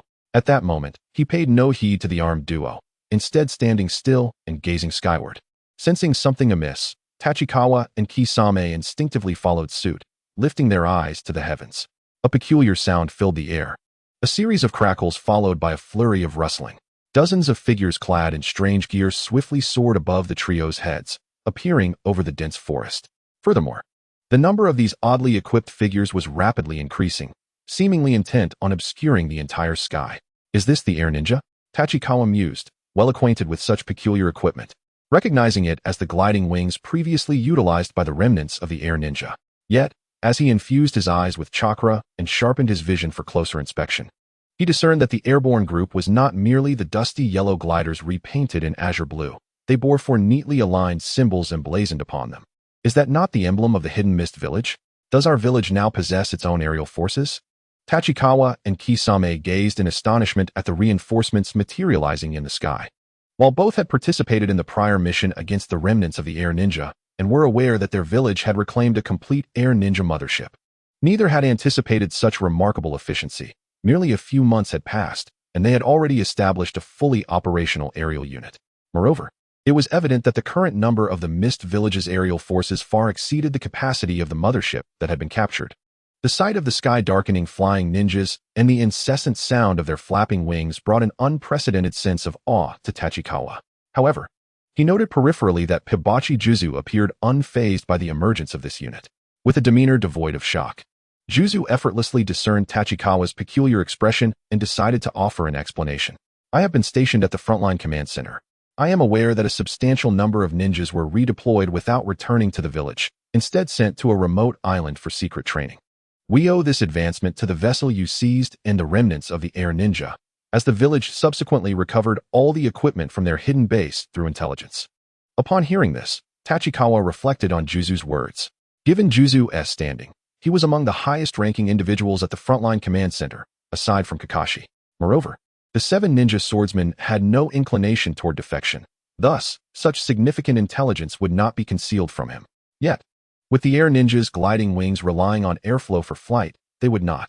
Before Tachikawa could continue his line of thought, it became evident that the leaf ninjas once again deployed the wind release technique they had previously employed. This time, however, it was clear that there were multiple individuals, not just Orochimaru, unleashing their jutsu against the formidable aerial unit. Wind release, Gale dance. Yet, since the Hidden Mist Village dared to showcase such a specialized unit on the battlefield, they undoubtedly had measures in place to counter various unforeseen circumstances.